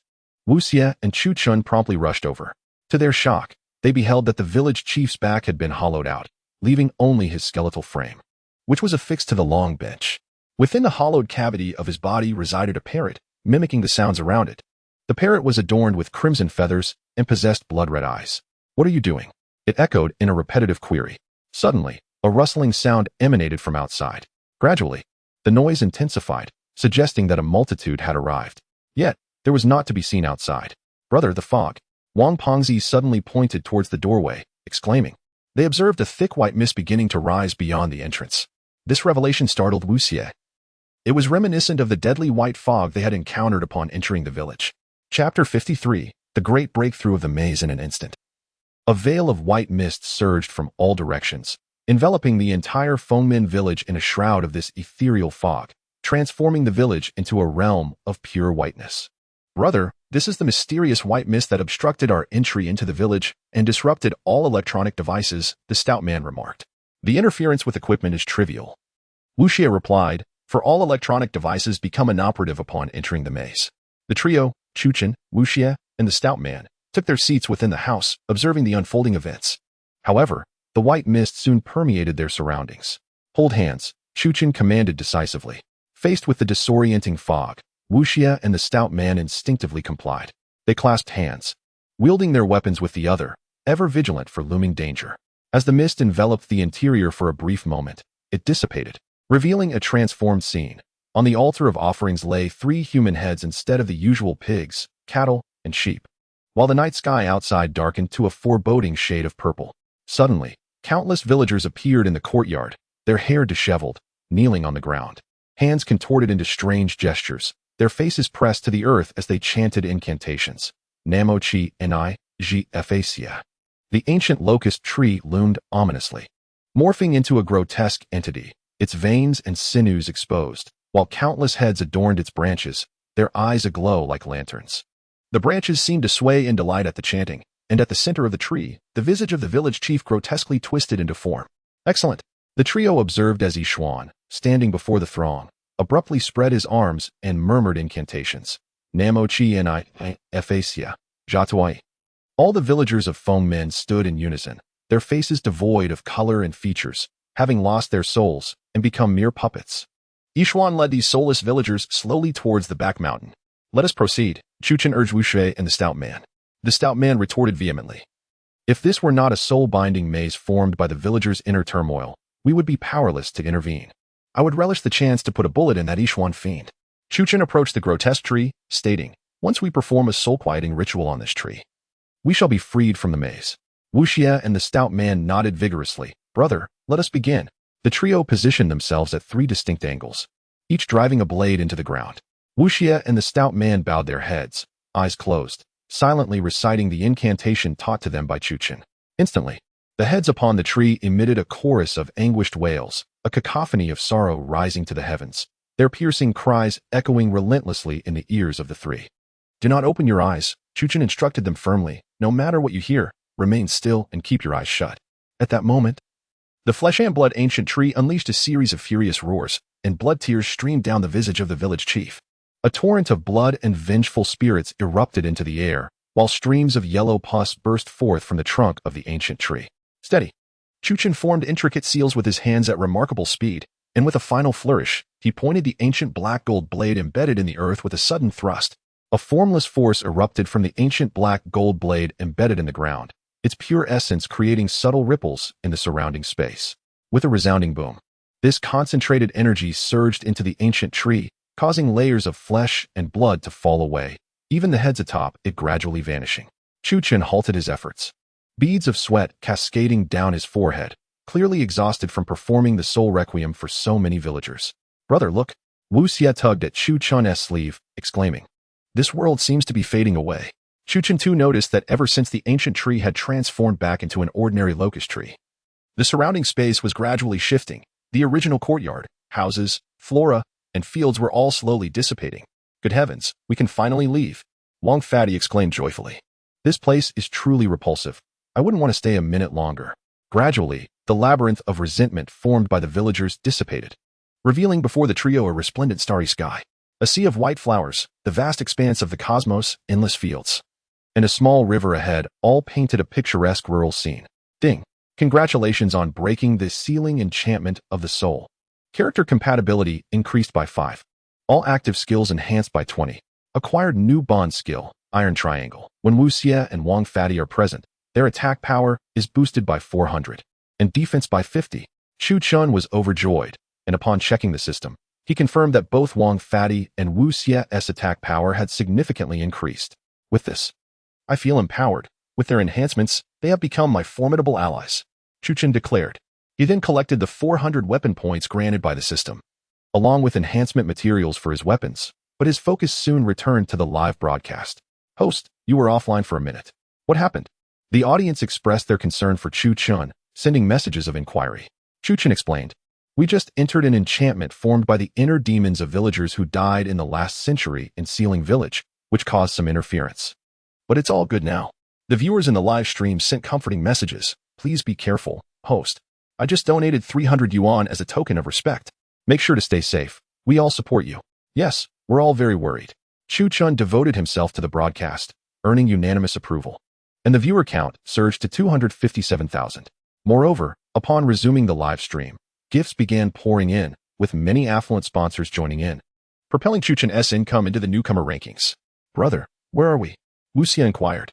Chuchen lifted his gaze, observing that this world seemed no different from the human realm, with everyone standing amidst a blooming field of flowers. Brother, where exactly are we? Wu Xie pondered. It's astonishingly tranquil here, isn't it? Wang Fatty gazed at the white flowers beneath his feet and sighed. I am utterly exhausted. I need to lie down for a moment. Without further ado, he reclined directly onto the ground. Fatty, do not lie around carelessly, Chuchen immediately cautioned him. Brother, look at all these little white flowers on the ground. It's perfectly fine, Wang Fatty replied, feeling somewhat fatigued after enduring the trials of the maze. Wu Xie, who also felt a bit tired and wished to rest, chose to remain standing upon hearing Chuchen's warning. Suddenly, Wang Fatty touched his head and remarked, why do I feel a bit damp underneath? He then reached down to the spot where his head had rested, only to find his hand smeared with a sticky substance. What is this? He exclaimed as he looked at his palm, a cold sweat breaking out as he swiftly sprang to his feet. There, in his palm, were the viscous stains of blood. The metallic scent filled the air, and Wang Fatty stared in astonishment at the spot where he had lain, now horrifically stained crimson with fresh blood. What on earth is happening? Wang Fatty exclaimed in disbelief. Chapter 54. Relentless Pursuit. Wang Fatty rose to his feet and exclaimed, isn't this merely a flower? No, why is there blood seeping from its center? As he scrutinized the blossom, his eyes widened in astonishment, and he suddenly flung the flower away. To his horror, There was a human face at its core. Wu Xie picked up another flower and observed it closely. Its petals appeared normal, yet in the center lay a visage of a person. Chu Chun seized a different flower and remarked, "This is known as a human face flower. A rare sight indeed." Ancient texts recount that this flower blooms in the underworld, each blossom encapsulating the soul of a deceased individual. He continued, "This indicates that we have entered the domain of the ghost realm. The human face flower flourishes along the river of 3 crossings. And that river ahead is indeed the river of 3 crossings, signifying that Yixuan has already crossed over." Wang Fatty, still shaken, wiped the blood from his clothing with a wet tissue, saying, "Brain pulp trees, human face flowers. What could Yixuan possibly want with Miss Jia in such a ghastly place?" Wu Xie pondered aloud. Could it be that he intends to exploit Miss Jia for some nefarious purpose? Human face flowers typically bloom only in response to significant fluctuations in the yin-yang balance, Chu Chen asserted. This Yixuan likely seeks to use Jia Yutong as a bargaining chip to summon malevolent spirits to prolong his own life. How wicked! Wang Fatty cursed. "We must leave at once." Chu Chun produced a paper crane from within his garments, and it unexpectedly soared into the air, evidently buoyed by Jia Yutong's magical essence, guiding the trio onward. Wu Xie interjected, "Brother, I noticed you expended considerable energy with your spell earlier. Shouldn't we take a moment to rest?" "There's no need." Chu Chen replied coolly. "It was merely a minor incantation. Resting is unnecessary. But I am concerned for your well-being." Wu Xie insisted earnestly. "If you tire and sustain injuries in the ensuing battle, such a scenario will not occur," Chu Chen gently interrupted. "Every second we linger in this realm of yin and yang increases the peril for you and Fatty." In unison, the 3 of them readied their weapons and equipment before pressing onward. "Here we are, the river of 3 crossings. Once we cross, we shall enter the ghost realm," Chu Chen declared. "Time is of the essence. I can sense the magical fluctuations indicating that Yixuan is commencing the ritual to summon spirits." The river lay tranquil, its waters shimmering a deep emerald hue, concealing the depths beneath. "What are you 2 doing?" Wu Xie and Wang Fatty stood transfixed before the jade-colored water, seemingly entranced. Suddenly, they both dropped to their knees, lowering their heads as if drawn to plunge into the depths. At that moment, a skeletal hand, infested with maggots, emerged from the water's surface. "Be careful," Chu Chen shouted, grabbing their backpacks and yanking them back to safety. As they retreated from the riverbank, Wang Fatty and Wu Xie emerged from their stupor. Wang Fatty spoke first. "Brother, I just saw countless gold bars in the river. I saw Miss Jia beneath the water." Wu Xie added, "The river of 3 crossings is home to soul-eating fish that use illusions to lure their prey." Chu Chen remarked, "We must cross the river while remaining vigilant against this peculiar fish." Wu Xie added, "Just now, as I approached the river, I felt as if my soul had left my body." Chu Chen nodded in agreement with Wu Xie, stating, "This river is known as the Xingta River. Its waters are imbued with extreme yin energy. A single drop upon the skin would cause it to freeze instantly." Wang Pengzi tossed a piece of chocolate into the water, and in an instant, it transformed into ice, shattering into fragments. "Goodness, this is extraordinary," Wang Pengzi exclaimed. "What shall we do?" A friend in Chu Chen's livestream chimed in. "I remember the young man could perform lightness skills in Shennongjia." Someone from above retorted, "You're foolish. Last time in Shennongjia, the streamer only brought along Xie Xiao. This time, he has brought Fatty along." "Indeed, and there are monsters in this river. As everyone has seen, they are terrifying." The streamer carrying 2 individuals would exhaust himself with repeated flights, not to mention the inability to defend against the monsters. Chu Chen remained calm and told Wu Xie, "We shall utilize the resources at hand." "Utilize the resources at hand?" Wang Pengzi was taken aback. "What do you mean?" "The brain pulp tree can be fashioned into a boat." Wu Xie smiled. "You're clever as always, young man. The brain pulp tree grows in the realm of yin and yang, so it should naturally adapt to the waters here." Wang Pengzi began chopping the tree while Wu Xie designed and processed the materials. The 3 soon transformed the wood into an exceptionally resilient raft. Once the raft was completed, Chu Chen instructed, "Good, you both need to cut your fingers and provide me with some blood." The 2 complied, and Chu Chen produced a yellow talisman, folding it into a human shape, upon which they dripped their blood. "This is a soul-summoning talisman. The creature in the water feeds on souls. Once I cast it, you must row with all your might towards the opposite shore," Chu Chen explained. Wang Pengzi and Wu Xie nodded in agreement. The 3 boarded the raft, with Wu Xie and Wang Pengzi on either side. Chu Chen cast the bloodied paper figure into the distant water, and the 2 began to paddle with fervor. Suddenly, tumultuous waves erupted from beneath, as if a massive entity were about to surface. Just as the paper figure was about to touch the water, an enormous monster fish broke through the surface. "Heavens! It's enormous. Wang Pengzi gasped. What kind of fish is this? Wu Xie exclaimed, astonished by the colossal figure before them. The fish resembled a blue carp, but bore a human-like face with 4 eyes and a row of razor-sharp fangs. Even more terrifying were its fins, shaped like curved blades, with countless ghostly hands lurking beneath each scale. With a thunderous splash, the giant fish sent waves crashing, pushing the paper figure even further away. And it began to pursue the talisman. Wang Pengzi let out a long sigh of relief, stating, "At least we've sent that creature away." "Young man, your paper crane," Wu Xie suddenly shouted. Chu Qin looked down to see that the 1,000 paper cranes formed by Jia Yutang's techniques had begun to develop dark spots. Yuan Xian has already started invoking spirits, Chu Qin noted. The yang energy is too heavy. Jia Yutang lacks sufficient cultivation, which is why the spell has been compromised by the ghostly aura. At that moment, a sudden tumultuous sound erupted behind the three. The rotund Wang turned to behold a massive fish swimming directly towards them. Without hesitation, he seized his shotgun and fired twice, yet only managed to dislodge a single scale from the creature's body. "Brother, the gun you blessed with your talisman truly works wonders." Wang chuckled. The soul-eating fish opened its gaping maw, seemingly guided by some unseen force, and lunged at Chu Chen's boat. Without a moment's pause, Chu Chen brandished his black gold ancient blade and struck, causing the fish to recoil in pain and retreat, readying itself for another assault. "Wu Xie, the explosives." Chu Chen extended his hand. Wu Xie promptly handed him the explosives, and Chu Chen affixed a talisman to them. Just as the fish charged again, he hurled the explosives into its maw. Boom! The beast erupted in a fountain of dark blood, yet astonishingly, it retained its fighting spirit and surged forward once more. "More explosives," Chu Chen called out. "I have none, brother." Wu Xie waved his hand. "Fatty, do you have any?" "Wait." Wang produced 2 bundles of blasting caps intended for quarrying. "This is all I have left," Chu Chen declared. "Fatty, Wu Xie, use the shotgun and crossbow to lure it in, forcing it to open its mouth." He bound the 2 bundles of blasting caps with tape, affixing a total of 4 talismans to them. This should possess sufficient power. A smile crept across Chu Chen's face. Wang fired again, drawing the massive fish closer. In the instant the creature's mouth gaped wide, Chu Chen hurled the explosive, adorned with 4 talismans, into its cavernous jaws. Boom! This explosion unleashed an immense shockwave, nearly capsizing their wooden raft. The great fish's head was blown apart, and in an instant, blood and flesh splattered everywhere, while half of its carcass slowly sank into the Sunta River, devoured by countless vengeful souls. "That was close," Wang sighed in relief, finally feeling the shore draw near. Chapter 55. The dust settles. The raft reached the shore, and the 3 individuals disembarked in succession. "Brother, do you hear the sound of a recitation?" asked Wu Xie, perking up his ears. "I heard it too. It must be the incantation for summoning spirits," Wang Fatty replied. The viewers in the live stream busily engaged in discussion. "I heard that sound. It must be a chant, right?" "No, the chanting doesn't sound this terrifying. This voice is eerie." "Host, what are they reciting? It sounds almost like a foreign language."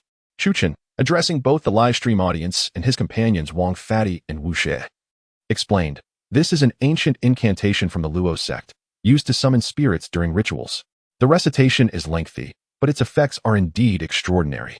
Suddenly, the voice of Yishuan reciting the incantation grew louder, and the surrounding cold winds howled violently. The realm of spirits erupted in a cacophony of wails, and chilling cries echoed all around. In that moment, the lotus beneath the 3 men emitted a piercing shriek reminiscent of an infant's wail, and in an instant, countless souls burst forth from the lotus, drifting toward a fixed direction. Wu Xie declared, "In that case, we must hurry and interrupt him while he is casting the spell." The 3 were in perfect accord as they pursued the direction from which the souls were emanating. "Look!" Wang Fatty pointed ahead, revealing a vast lake of blood. With an island at its center, countless small ghosts meandered on the island, while the winds howled ominously and blood waves surged violently, with malevolent spirits hovering in the air, revealing their grotesque visages. Within the blood-soaked lake, bloodied skeletons and living corpses struggled, while at the center of the island stood a humanoid statue, with Jia Yutang bound to it, her palms pierced by bronze nails. At the island's heart, a massive swirling fissure appeared, and Yishuan, clad in white robes, knelt before an altar adorned with ritual implements. "Miss Jia is over there," Wu Xie exclaimed. "Let us advance." Chu Chen surveyed the surroundings and strategized. "You 2 help me fend off the monsters behind us while I confront Yishuan directly." He handed Wu Xie a Tang horizontal blade and Wang Fatty a tiger blade, advising them, "Under no circumstances should you relinquish these weapons. They will assist you in battle." Nodding in agreement, the trio commenced their assault. Wu Xie and Wang Fatty charged toward Yixuan's ritual site, with Fatty firing his weapon to divert the attention of the surrounding restless spirits, while Wu Xie stayed by his side. Their coordination surprisingly harmonious. Seeing this, Yixuan hastened his recitation, Naluo Boja Qi Fa Xie, Daishanluo, Maluo Shangzuan. Disciples humbly beseeched the Daishanluo god of fate, Maluo Shangzuan. The incantation caused the massive whirlpool to ripple, and a colossal figure slowly emerged. The apparition resembled a robust black skeleton, seated cross-legged, possessing 4 arms. Instead of a head, a large purple hand loomed above its neck. At the center of the hand rested an eye, while its fingers branched out, each adorned with various weapons such as swords, spears, and axes. A deity.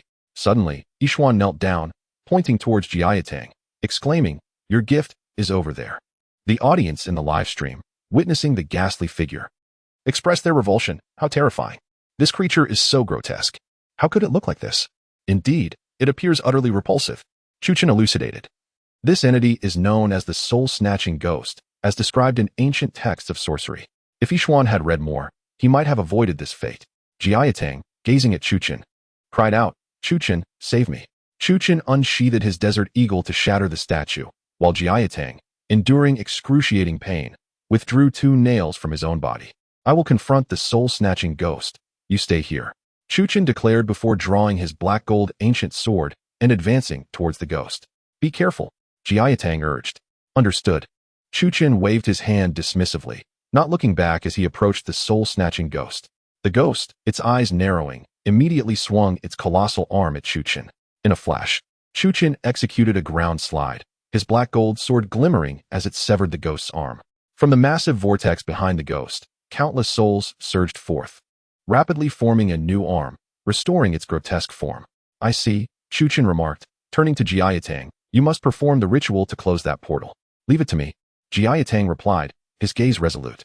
In an instant, Chuchen moved behind Yixuan, who was astonished, unable to fathom Chuchen's incredible speed. The next moment, a steel blade pierced through his chest. "May you pay with your life," Chuchen coldly stated. Yixuan, filled with regret and unwillingness, collapsed in a pool of blood, concluding his malevolent existence. Ding! Congratulations on defeating the evil monkey Xuan, activating the new form of the black gold ancient sword, Undying Slash. In this state, attacks on malevolent spirits are amplified by 1000 and possess a fatal effect. Suddenly, blood-red patterns emerged on the steel blade in Chuchen's hand. His eyes glinted with icy determination as the black gold sword emanated a fierce red light. "This final strike shall escort you to your destined realm," Chuchen declared. This strike was devoid of any flourish or technique. It was a straightforward leap into the air, channeling all his strength into this singular blow. It was also a retribution for all the villagers of Fengmen Village who had fallen victim to Yixuan's malevolence. The blade of the black iron sliced through the head of the soul-snatching ghost, the sharp black gold sword fully realizing its unique efficacy against entities of the underworld, cleaving the creature, imbued with all of Yixuan's malevolent thoughts, as easily as cutting tofu. "It is finished." Chuchen sheathed his sword and walked away from the ghastly scene, not glancing back at his friends, while the soul-snatching ghost shrieked in agony, its form dissolving into a murky puddle. It desperately smeared the viscous substance onto itself. But it was all in vain. Ding! System detected that the high-level monster, soul-snatching ghost, has been slain. Reward: Purple Quality Zhang Qiling Exploration Upper Garment, Defense 250. He acquired the Purple Quality Zhang Qiling Adventure Trousers, enhancing agility and speed by 200. He also obtained the Purple Quality Zhang Qiling Tactical Gloves, boosting attack power and critical hit rate by 300. Furthermore, he amassed 320 weapon points. All skills experienced a 30 increase. The third tier of the black gold ancient sword technique has been unlocked. Chu Chun felt a surge of joy. Such an abundance of rewards would undoubtedly facilitate his journey in adventure broadcasting. Suddenly, a multitude of white light points appeared around them. 1, 2, 3. Wu Xie and Wang Fatty approached, while Jia Yutang concluded his spell, sealing the enormous vortex. At that moment, everyone gazed at the pure white light points as they gradually drew near. Among them was a little girl. Wu Xie observed the white figures, one of which was the girl with a red headband. Also, the brother from the paper shop, Wang Fatty remarked. The woman who eloped with her beloved, the village chief. The parents of the little girl. All the villagers stood before them. They bowed in unison towards Chu Chun and the others. This bow conveyed the profound gratitude of these souls to Chu Chun and his companions. "Safe travels," Chu Chun said, joining his hands in prayer and bowing as well. Wu Xie and Fatty followed suit, offering solace and respect to the villagers. This marked a true conclusion. Where did they go? Wu Xie inquired. To the afterlife. Chuchen replied. Their souls have been liberated, forever free from the curse of Fengmen Village, welcomed by infinite possibilities. Chapter 56. The enchantment of Shennongjia. Yutong smiled and expressed his gratitude. Thank you. Without you, I would likely have fallen victim to the soul-snatching specter. And it seems that Fengmen Village will no longer be haunted. Where there are no ghosts in Fengmen, the specters reside within the heart. Chuchen suddenly recalled the words inscribed at the entrance of Fengmen Village. Such individuals, in their pursuit of that which ought not to be pursued, ultimately find themselves on a path shrouded in darkness. At that moment, the space before them began to twist, prompting everyone to swiftly close their eyes. Upon reopening them, they discovered themselves lying upon a patch of grass. What is this? Wang Pengzi exclaimed, picking up a flattened box of Furong Wang cigarettes. We're back. Indeed. This is the national highway of Qinyang, Jia Yutong said with delight. We can return to Qinyang now. A few days later, at the Qinyang Grand Hotel. Hey, how much did we earn this time? Wu Xie inquired after finishing his bath. Towel in hand as he approached Chu Chun and took a seat. The tips amounted to over 400,000. I've withdrawn it and deposited it in the bank for interest, Chu Chun replied. Plus, the arrangements made by the CEO of Shennongjia for several platforms add up to a considerable sum. Wu Xie smiled and said, all right. Tonight, Brother Pengzi mentioned treating us to dinner.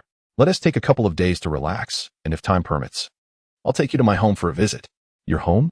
Chu Chun asked, intrigued. Yes, my home is quite spacious, Wu Xie replied. It's just right after our 3 perilous excursions. We certainly deserve a respite. Just then, Wang Pengzi entered, exclaiming, Come, I have good news for you. Wang Pengzi produced several checks, each starting at 1 million. What is this? Wu Xie gasped. Where did this money come from? I sold the talismans from that soul-summoning sorcerer. Wang Pengzi chuckled. Last night, I struck a deal with a few people from Neon Country and sold everything to them. Wu Xie laughed. Aren't you going to turn this over to the authorities? Wang Pengzi replied. I asked Miss Jia. She said these items are cursed and bring misfortune to whoever possesses them. I happen to know a few antique dealers from Neon Country, and seeing how they're not particularly reputable, I just gave them away. Chu Chun and Wu Xie exchanged amused glances, saying, You truly are a genius. We'll split it evenly. All 3 of us shall partake. Wang Pengzi grinned. Wu Xie added, Brother Pengzi, if you have some free time, let us go to my company and unwind for a few days. I'll treat you to food, drinks, and entertainment. I may not excel in many areas, but indulging in food and merriment is certainly my forte, Wang Pengzi replied. Let us check out, and off we go. As the 3 exited, they encountered a familiar face at the door. Jia Yutong approached, saying, Thank you for saving me.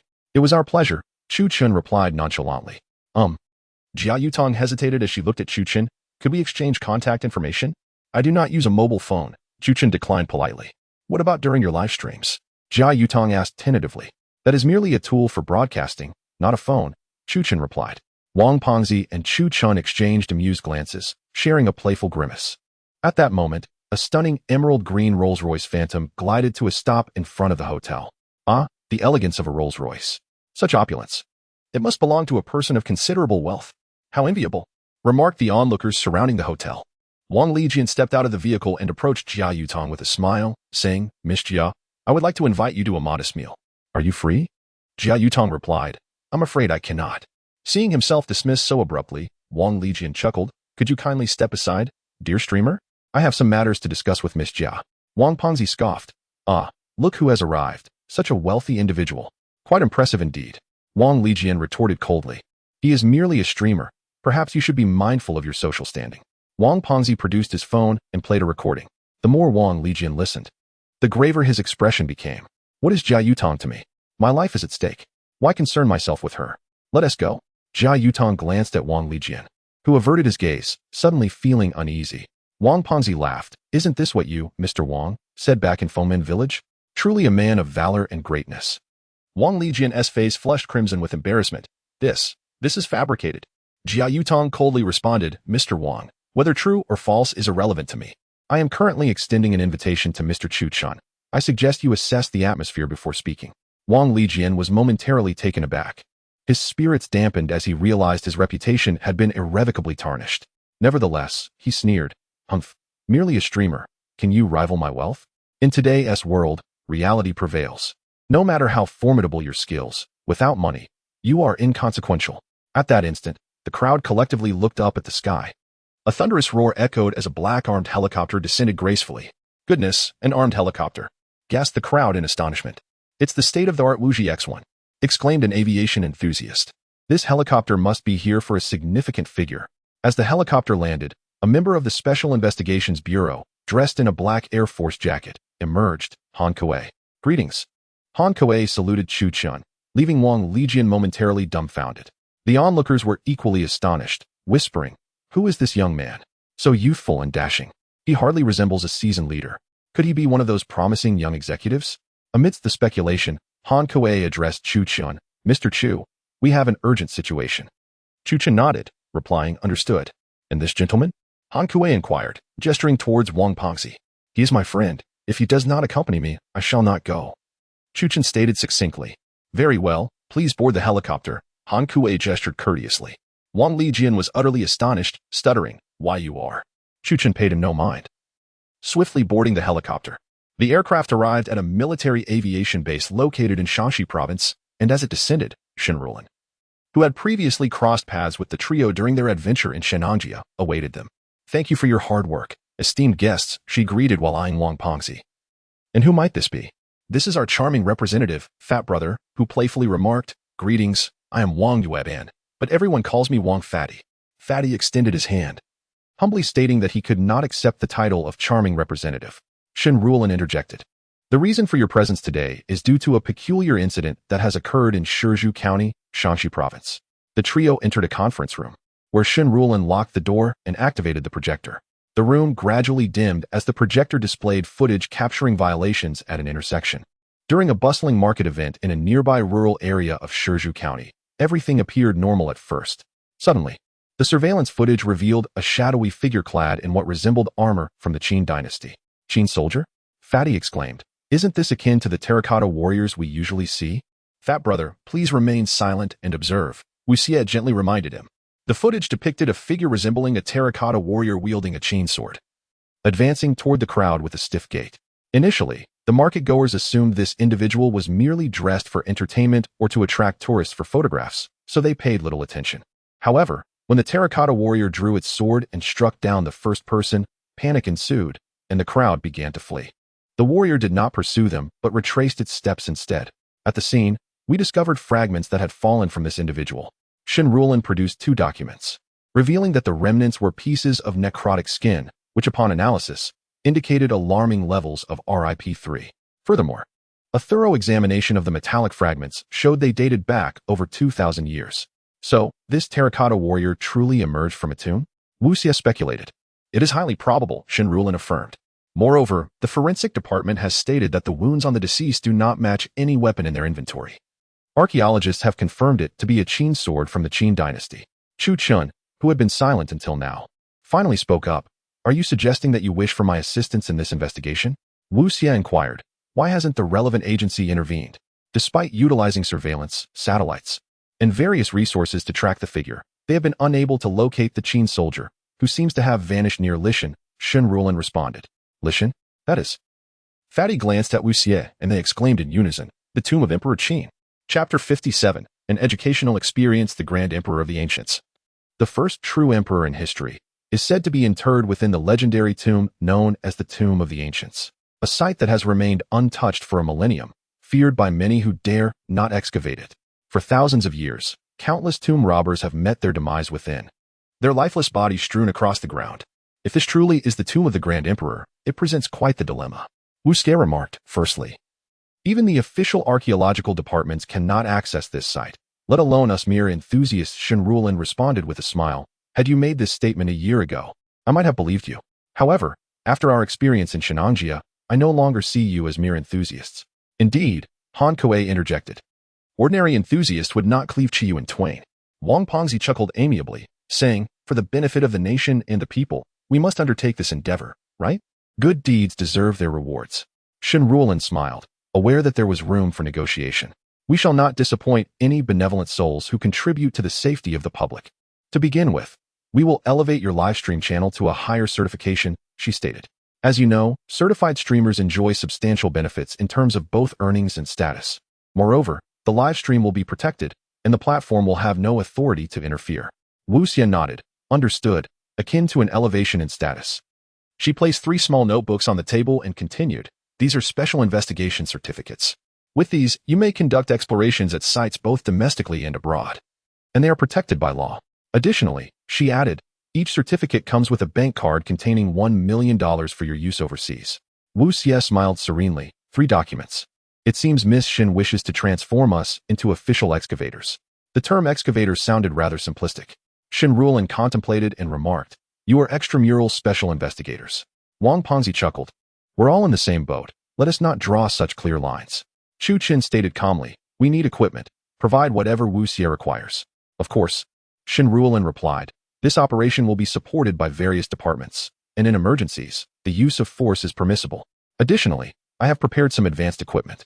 Shin Ruolin produced a box from her side, stating, this is a state-of-the-art Luoyang shovel, crafted from alloys and concealing a rifle with 5 armor-piercing rounds. Even the bullets will not damage it. Wang Pengzi exclaimed, I like this. This is the latest technology in drones, capable of attack, detection, and electromagnetic interference. And this one is for young Master Wu Xie, Shin Ruolin announced. Chu Chan gazed at the final piece of equipment, revealing a military-grade watch before him. This must be one of those watches that conceal various weapons, Wang Pengzi speculated. No, Shin Ruolin turned to Chu Qin. This is a gift I purchased for you. Do you like it? That evening, under the arrangements of Shin Ruolin and others, Chu Chun, Wu Xie, and Wang Pengzi checked into a luxurious hotel in the Lintong district of Xianan City. To their surprise, the Lintong district in this parallel world was remarkably prosperous. As Chu Chan entered the hotel lobby, he recalled having visited Xianan once before, but this hotel was unfamiliar to him. What are you thinking about? Wu Xie approached him, handing over a skewer of grilled meat he had just purchased outside. I'll treat you another day. Chu Qin took a bite of the skewer and replied, brother, the room cards are ready. Wang Pengzi exclaimed, let's move our gear.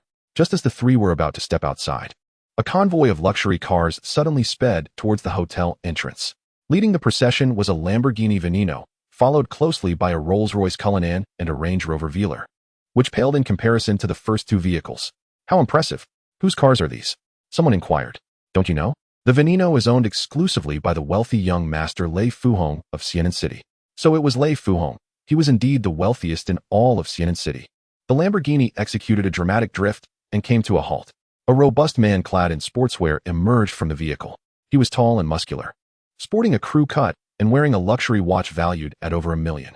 Without hesitation, he commanded, clear the area in front for my friends and me to park. The hotel security immediately responded with smiles. We will take care of that right away. The Lamborghini, a McLaren, a Rolls-Royce, and 3 Range Rovers quickly filled the hotel's main parking lot. Here comes another wealthy patron, Wang Pengzi remarked. I've heard that Lei Fuhong's grandfather was originally involved in the coal mining business and accomplished significant feats in Jiangnan during his youth. He even served under Sun Dianying and entered the tomb of Empress Dowager Cixi with him, Wu Xie noted. As Lei Fuhong scanned the area, a burly man behind him reported, young Master Lei, there's still one vehicle that cannot be parked. Isn't there a Jeep Wrangler? Lei Fuhong pointed at the car belonging to Chu Qin and his companions. Move that vehicle to the underground parking. We need to park there. With his wealth and imposing demeanor, Lei Fuhong spoke with authority. Wang Pengzi chuckled, young master, while your collection of luxury cars is indeed impressive, parking at underground won't transform your Lamborghini into a Jetta, will it? Lei Fuhong approached, looking down at the 3 with arrogance. My vehicles always park at the front of the hotel. Do you understand? Chu Qin remained unperturbed and replied coolly, let us go. He had no desire to engage with such a person. Lei Fuhong was instantly incensed. His esteemed status and the convoy of luxury cars that followed him meant he was accustomed to being treated with the utmost respect at every 5-star hotel in the country. Today's incident had genuinely angered him. How dare someone defy young Master Lei in this manner? My heavens, these 3 must be courting disaster, murmured the surrounding crowd, recalling how a coal magnate had once fallen into ruin for offending Lei Fuhong. Furious, Lei Fuhong seized Wu Xie by the shoulder, declaring, you stop right there? Let him go. Chu Qin's tone grew increasingly frigid. Wu Xie instantly became tense. He feared not other matters, but rather the possibility that Chu Chun might kill Lei Fuhong. You 3, do not look down on others. Lei Fuhong's words were abruptly cut short as Chu Qin delivered a powerful kick, sending Lei Fuhong flying 5 meters away. The force was tremendous, causing him to crash into a sports car, which crumpled under the impact. The onlookers, including Lei Fuhong's lackeys, were left dumbfounded.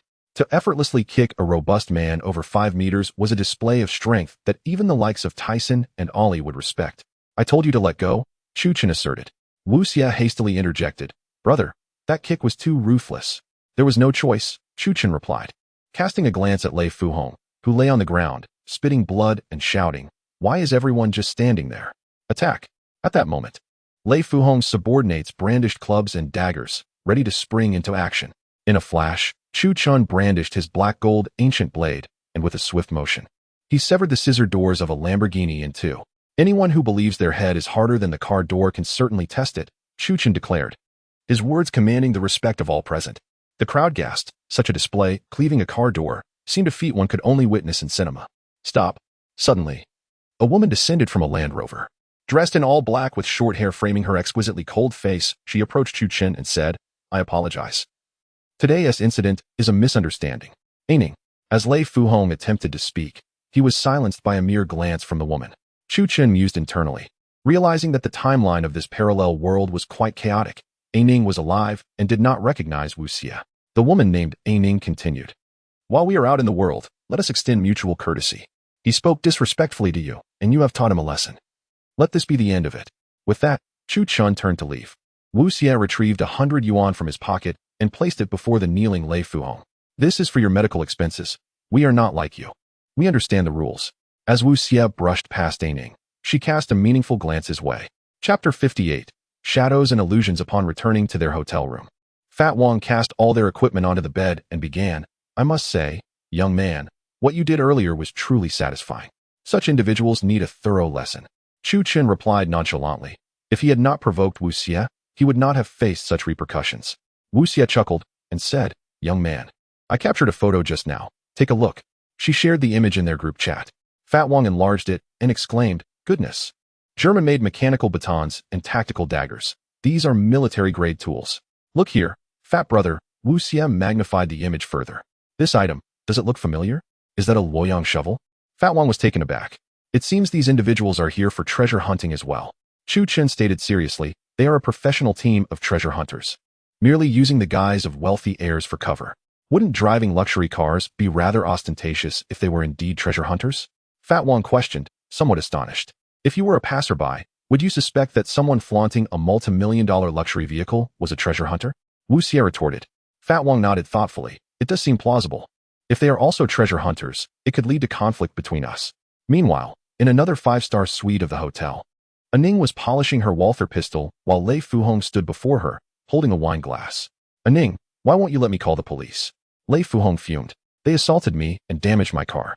In all my life, my father has never laid a hand on me. I am the one who usually does the hitting. Without looking up, Aning coldly inquired, have you ever seen a knife capable of severing a car door in one stroke? The group, including the burly men, fell silent, still reeling from the earlier shock. It was evident that those who dared to attack a wealthy heir openly at the entrance of a 5-star hotel and wield such a formidable weapon were not ordinary individuals. Their audacity indicated they were unafraid of police intervention. Aning holstered her pistol and reminded him, remember, our objective this time is the tomb of Emperor Zhu Long. Let us not complicate matters. At that moment, a robust man with blonde hair and blue eyes approached with a beer in hand. Mr. Lei, I hope you heed Ning's advice. Otherwise, Mr. Jude Law will be quite displeased. Upon hearing the name Jude Law, Lei Fuhong immediately composed himself. Ning, a bespectacled, refined gentleman entered the room abruptly and said, Mr. Jude Law's people have sent word that the Wang family has also mobilized. Ning turned to the blonde foreigner and said, Chris, leave the Wang family to your former special operations team. I trust your judgment. A cruel smile appeared on the foreigner's face. The following afternoon, around 2 o'clock, Chu Chen and his companions checked out of their room, only to find that the luxury cars had already departed. Sir, your deposit. The receptionist, upon seeing Chu Chen, recalled how he had shattered a car door with a single blow the previous day, instilling a palpable fear in the local tyrant, young Master Lei. Thank you, Chu Chen replied as he took the deposit. Fatty, let us proceed to Lishan. All right. Wang Fatty stretched lazily. The three of them sped off, ultimately arriving at Madong Village, located at the foot of Lishan Mountain. Madong Village was a quaint place, embodying simple folk customs. In Chu Chen's memory, such a village did not exist in his original world, suggesting it was an exclusive settlement of this parallel universe.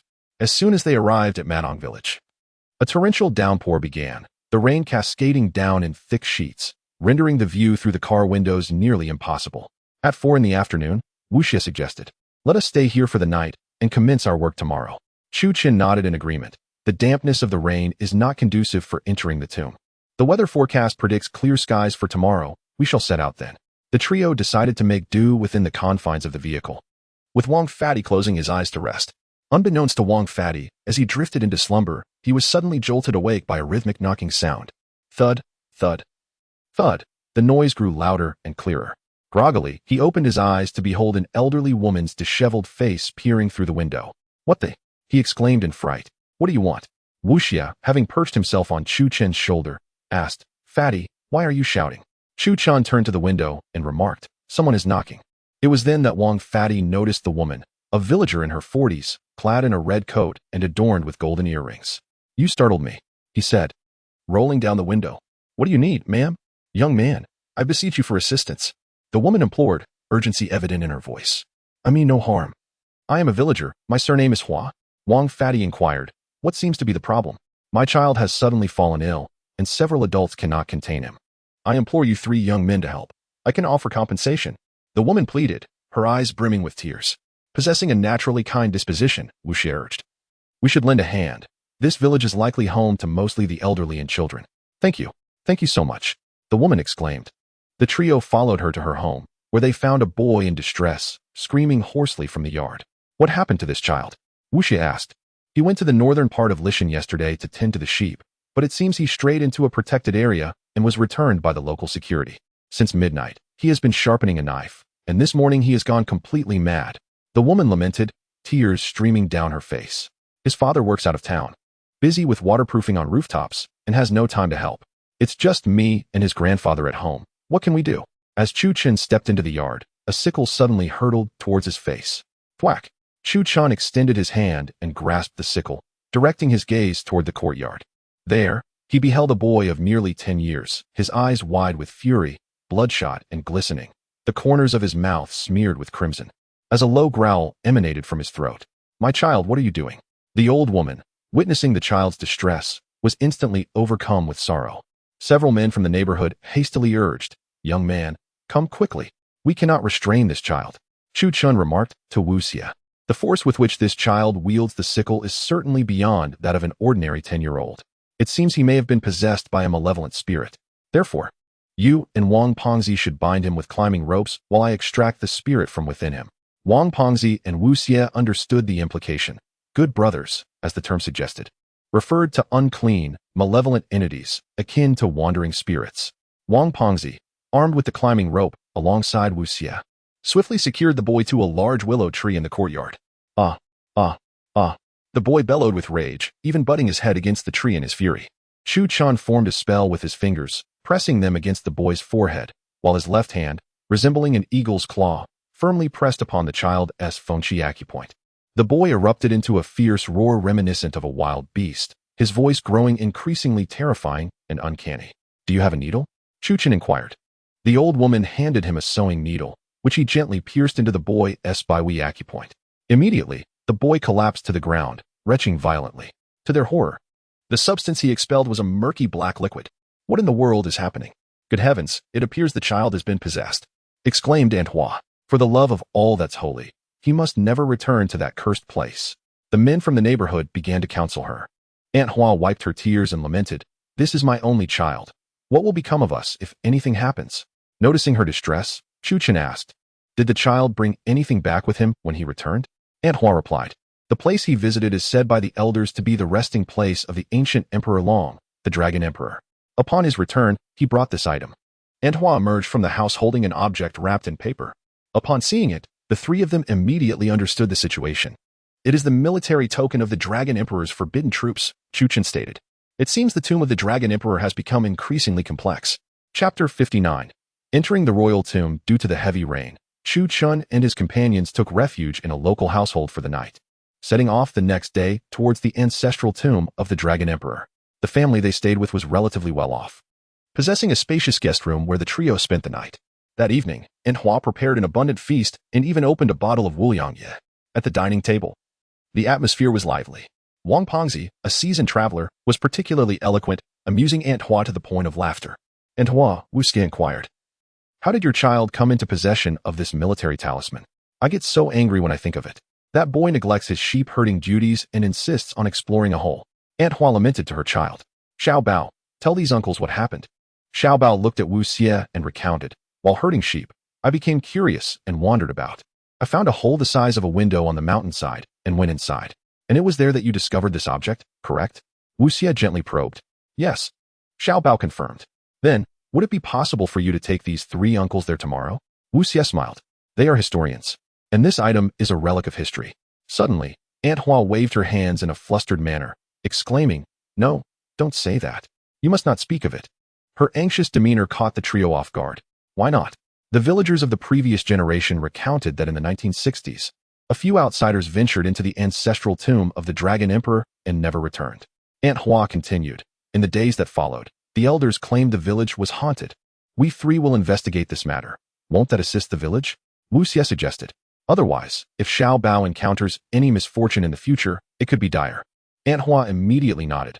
All right, Xiao Bao, take these 3 uncles with you tomorrow. After the meal, the companions returned to their room. Wang Pengzi chuckled. Xie Xiao, you truly are remarkable. I initially intended to showcase my skills in locating dragon veins, but now that opportunity has slipped away with Xiao Bao's presence. Wu Xie replied with a smile. That is what we call effortless gains. Xiao Bao has saved us a great deal of trouble. All right. Chu Qin glanced at his watch, noting the time was 9 o'clock. We must rise early tomorrow, so let us rest and conserve our energy to avoid any drowsiness later. Not long after the 3 fell asleep, a sudden thunderclap erupted. What is happening? Wu Xie awoke, nudging Chu Qin. Is thunder frightening to you? Chu Qin inquired. Not at all, but it had stopped raining when we went to bed. Why is there thunder now? Wu Xie questioned. Suddenly, a series of bright flashes illuminated the outside. Xiao Bao began to cry, and from the adjacent room, Aunt Hua could be heard soothing him to sleep. This is no ordinary thunder, Chu Qin declared, grasping his black gold ancient sword. Wu Xie, wake the fat man and arm yourselves. Wang Pengzi and Wu Xie grabbed the submachine guns from their bags, pressing against the window to observe the empty ground outside. They beheld the flickering white light, and another blinding flash lit up the sky. It's so dazzling. The 3 immediately shielded their eyes to protect their vision. As they opened their eyes, they were astonished by the sight before them. In the village clearing stood 7 or 8 terracotta warriors. What on earth was happening? How eerie. What were those? Stone figures? Why were the terracotta warriors here? The locals seemed to harbor a deep fear of these figures. Chu Qin turned to Wu Xie and said, Please take care of the people inside this house. I will venture outside. With his ancient black gold dagger in hand, Chu Qin stepped outside and approached the terracotta warriors, only to find that they were merely ordinary stone figures, devoid of any abnormalities. Suddenly, a clap of thunder echoed in the sky, followed by a blinding flash of white light. Crack. This white light was not lightning, but rather a vast halo. Chu Qin raised his arm to shield his eyes, and when the brilliance faded, everything returned to normal. However, when he gazed at the terracotta warriors, he noticed that the corners of their mouths had curved upwards, revealing eerie smiles. All the warriors began to grin, and blood inexplicably streamed from their lips and eyes. The crimson liquid formed 8 ominous characters on each warrior's body. Dragon Emperor's tomb, trespassers shall perish. While the villagers inside cowered in fear, too terrified to venture outdoors and trembling behind tightly shut curtains, Chu Qin unsheathed his black gold dagger and with a single stroke, severed the terracotta warriors in half. Bored, Chu Qin sheathed his dagger and returned to the house to continue his slumber. The following morning, the trio set off, with Aunt Hua preparing eggs and fried dough sticks. After a simple breakfast, they made their way to Lishan. Following the rain, a thin mist enveloped the mountainside, blending beautifully with the soft morning light, creating an enchanting scene. There it is, Xiao Bao pointed to a small cave in the distance. I'm going home. My mother wants to allow me to join you. Go ahead, Wu Xie replied. Be careful and don't come back. Chu Qin glanced at the cave and then opened the live streaming room. As soon as he did, over 1 million viewers flooded in, and the familiar buzz of the live stream returned. Dear viewers, today we are delving into the secrets of the Dragon Emperor's tomb, Chu Qin announced. Here comes the handsome guy. A viewer exclaimed. Isn't he always handsome? Is this really the Dragon Emperor's tomb? It is said that no one has ever dared to excavate it. Chu Qin said to Wu Xie, this appears to be a narrow passage formed by rain erosion. We should be fine entering one after another. The 3 of them proceeded into the cave. Since this opening was revealed by rainwater erosion, it was not an official entrance to the tomb, and thus, There were no traps. They successfully entered the interior of the tomb through this passage. It's so dark, Wu Xie remarked, turning on a flashlight. Before them lay a rough passageway, large yet devoid of any carvings or murals. From this observation, Chu Chan deduced that this might have been an escape route for laborers who had been forced to construct the tomb. Those conscripted workers would face execution upon completion of the mausoleum, which explained why someone might have built a tunnel to flee. Wang Pengzi proclaimed, "Let us hasten our steps. The heavens have granted us favor, and we must not let it go to waste." At that very moment, as the trio entered, a band of individuals approached the vicinity of the cave. Sister Aining was indeed correct. Following Wu Xie would lead them to the entrance. Lei Fuhong appeared, accompanied by several comrades clad in mountaineering gear and wielding hunting rifles. There were over 10 of them, all brandishing firearms and dressed in exceptionally high-end outdoor equipment. Evidently a contingent dispatched by Aining to aid Lei Fuhong. "Now, gather your gear," he commanded. "Once we enter and encounter Wu Xie and his companions, show no mercy. Capture that silent lad wielding a knife and deliver him to me. I shall personally ensure his demise." Lei Fuhong brandished a Type 54 pistol and added, "You lot, come forth." From the surrounding thickets, figures clad in camouflage began to emerge, equipped with military-grade weaponry, each armed with suppressed Type 56 semi-automatics and Type 79 submachine guns.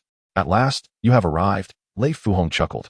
"I have expended a considerable sum to employ your services.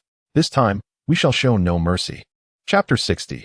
A glimpse through a narrow aperture advancing along the secret passage constructed by laborers during the era of the Dragon Emperor's mausoleum. The trio encountered neither traps nor fearsome beasts. Instead, Wu Xie and the plump Wang discovered numerous rudimentary tools from the age of the ancestor dragon. Remnants likely abandoned during the laborers' escape, some of which had succumbed to decay.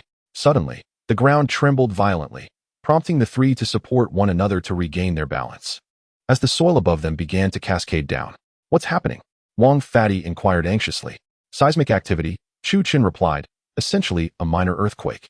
Wu Xie suddenly pointed into the distance, exclaiming, "There's no light filtering through. The exit has collapsed." At that moment, their communication channel buzzed to life. "Have you entered the Imperial Tomb?" Shen Ruolin's voice sounded urgent. "We have," Chu Chun recounted their circumstances. "We are currently traversing the secret passage towards the tomb's center." Wang Fatty interjected, "Boss, why does your voice sound so tense?" Shen Ruolin explained, "We have just apprehended another dragon warrior who has killed over 10 people. Medical analysis reveals that his body contains cells capable of rapid regeneration and eternal youth." "I understand," Chu Chin responded. "The ancestor dragon emperor once tasked Su Fu with the search for an elixir of immortality. What you describe could be the effect of such a life-extending potion." Shen Ruolin continued, "Thus, we hope you can extract some fragments or samples from the remains of the ancestor dragon emperor. If we can unravel the mystery of immortality, countless incurable ailments could be addressed." Chu Chin nodded, "Understood." Wu Xie then asked if that's the case. "Let us delve deeper into the tomb's core and open the coffin of the ancestor dragon to investigate." Wang Fatty chimed in, "If that's the plan, I am wide awake. I have also heard tales of the elixir of immortality. I truly wish to witness it today." Wu Xie chuckled and said, "In that case, let us hasten our pace." "Wait." Shen Ruolin interjected with another piece of information. "Geologists have detected minor seismic activity near your location. Experts predict that the mausoleum will experience a complete collapse within 5 hours." Wang Fatty shuddered. "What? We can't exit now. Do we have no choice but to press forward?" Chu Chin affirmed. "Thus, our mission now extends beyond locating the remains of the ancestor dragon emperor. We must also find a way out within 5 hours." "Precisely," Shen Ruolin cautioned. "Be careful. Hurry, we have only 5 hours left." "Hold on," Chu Chin suddenly called to his companions. "What is it?" Wang Fatty asked. "Someone is pursuing us," Chu Chin stated. Wang Fatty exclaimed, "We didn't hear anything." "There are at least 10 of them," Chu Chin warned. "You both go ahead. I will set a trap here." Chu Chan produced a piece of bone, inscribed a spell upon it, and placed it face down on the ground. Having completed this task, the three continued their journey. "You guys are in grave danger. Only 5 hours left," a viewer in the live stream exclaimed. The host just mentioned that there are still more than a dozen armed individuals. Thus, the opposing side undoubtedly comes with ill intentions. This time, the host and his team face significant challenges, remarked other viewers in the live stream. Chu Chin replied nonchalantly, "No matter."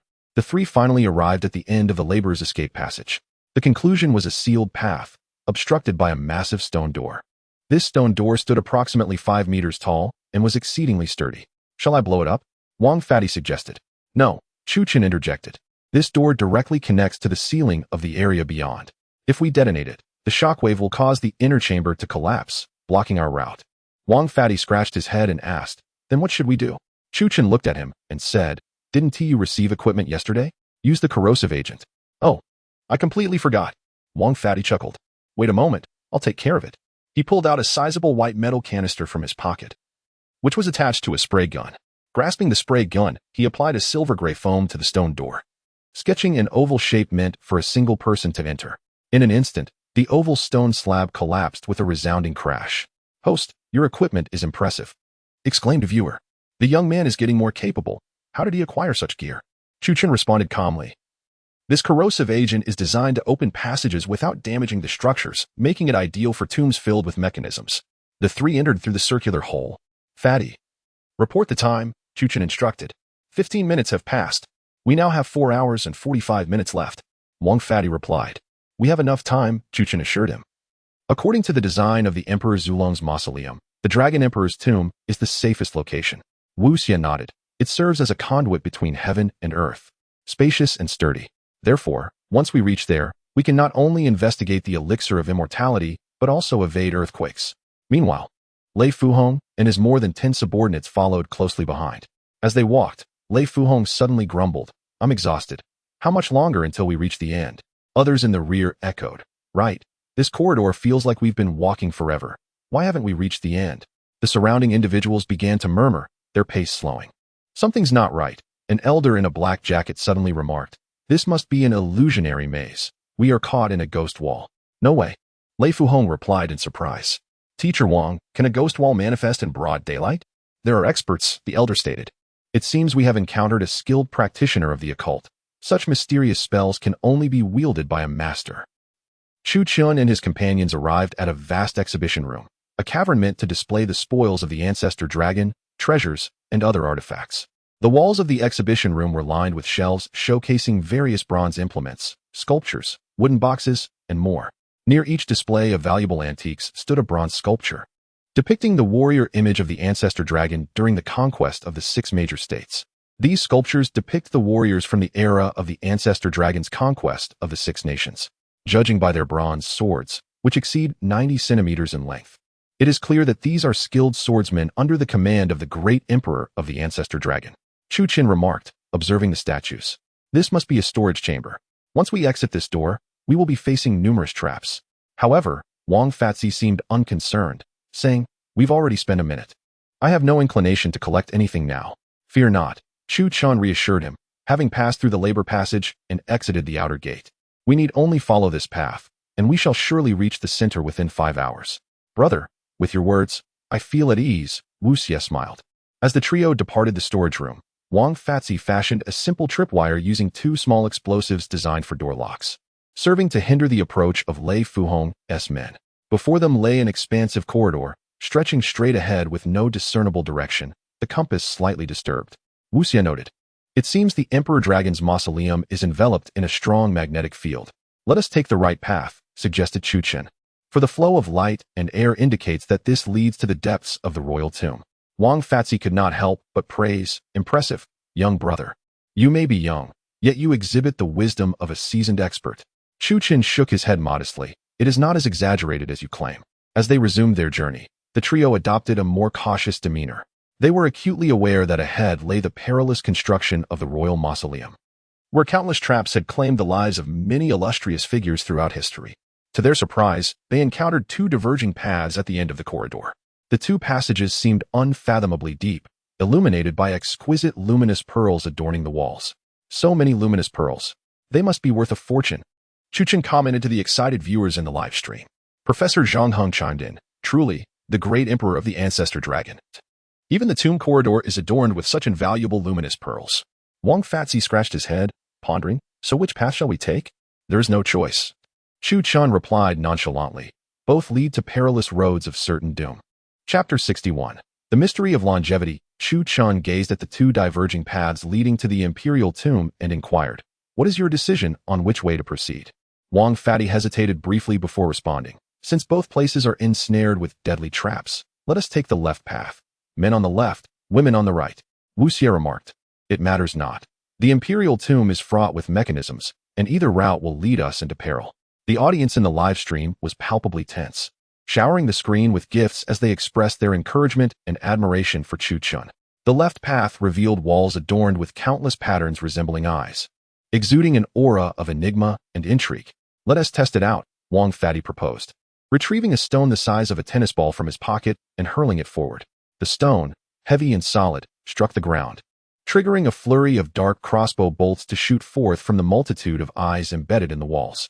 The bolts pierced the stone walls, igniting sparks akin to a dazzling display of fireworks. Following this barrage, countless long spears emerged from both the floor and ceiling, creating a tempest of lethal projectiles that transformed the corridor into a scene of sheer terror. "Goodness!" Wang Fatty wiped the sweat from his brow, exclaiming. If a person were to enter, they would instantaneously become a porcupine skewer.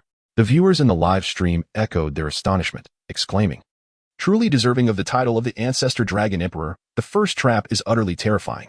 How on earth will you get past this, streamer?" With a notable confidence, Chu Chin replied, "This mechanism is merely at the entry level. The walls are equipped with metal gears that activate the concealed crossbows and spears. All it requires is a magnet to disarm it." Turning to Wu Xie, he instructed, "Wu Xie, utilize the electromagnetic function of the drone." "Understood." Wu Xie responded promptly. The drone soared into the corridor, activating its electromagnet. "Let us go," Chu Chin commanded. Wang Fatty and Wu Xie quickly followed suit, forming a semicircle around the drone. Suddenly, a thunderous noise emanated from the walls. "Streamer, the walls around you are rumbling.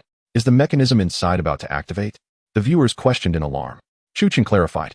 "The powerful magnetism of the electromagnet has interfered with the normal operation of the internal gears, causing a temporary malfunction.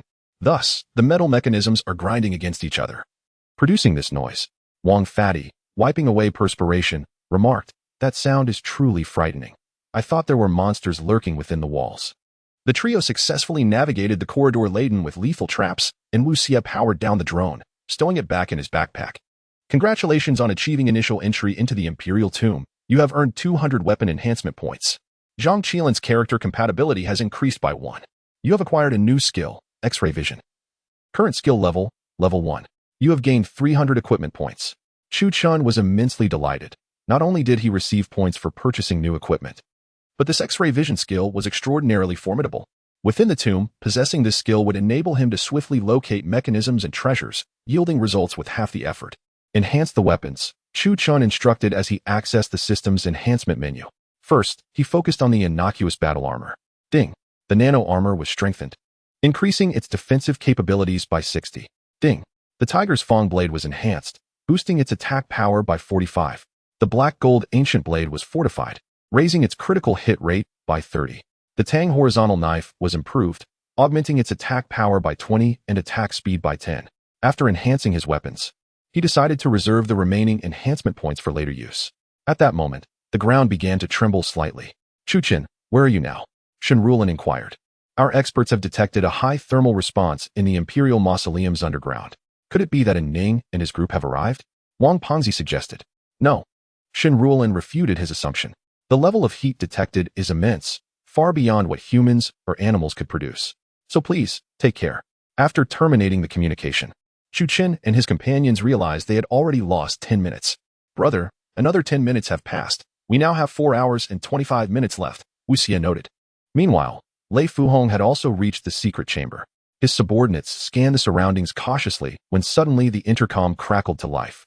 "Young Master Lei, how's it going on your end?" Ning asked. "Fear not. I have arrived at a secret chamber along with Wu Xie. Exiting this chamber should lead us to the hidden passageway to the Imperial Mausoleum," Lei Fuhong replied, his resolve firm. "This time, I will definitely eliminate that knife-wielding brat." And Ning's voice carried a hint of annoyance. "I advise you to prioritize Mr. Jude Law's mission. We must locate the remains of the Ancestor Dragon swiftly," Lei Fuhong reassured. "Rest easy, Sister Ning. I will make my move once they enter the core of the mausoleum." After disconnecting the intercom, Lei Fuhong commanded fiercely, "Open the door." 2 subordinates promptly pushed open the iron door. Boom! The explosives planted by Wang Pengzi detonated as the men triggered the fuse. One subordinate suffered a grievous injury, his leg blown off, blood gushing as he cried out in agony. Bang! Lei Fuhong raised his weapon and shot the injured subordinate dead. "Strip him of his gear." "We shall proceed," Lei Fuhong grinned malevolently. With one less person, we shall have a greater share of the treasures within the Dragon Emperor's mausoleum. Chu Chen, utilizing his X-ray vision, glanced back and remarked, Pongzi, your explosives were effective. Really? Wang Pongzi chuckled. This will certainly delay their progress. I didn't use lethal amounts. Just enough to hinder them. No, Chu Chun interjected. They killed that subordinate. Damn, that's inhumane. Wang Pongzi exclaimed. Brother, how did you know? I didn't hear anything. Let's just say I know, Chu Chun replied calmly. Wu Xie smiled. The brilliance of our brother lies in his ability to perceive what we cannot. As the trio advanced, they encountered a large circular door adorned with a lifelike bronze statue of a tiger's head. To their surprise, an ancient key was lodged in the lock of the door.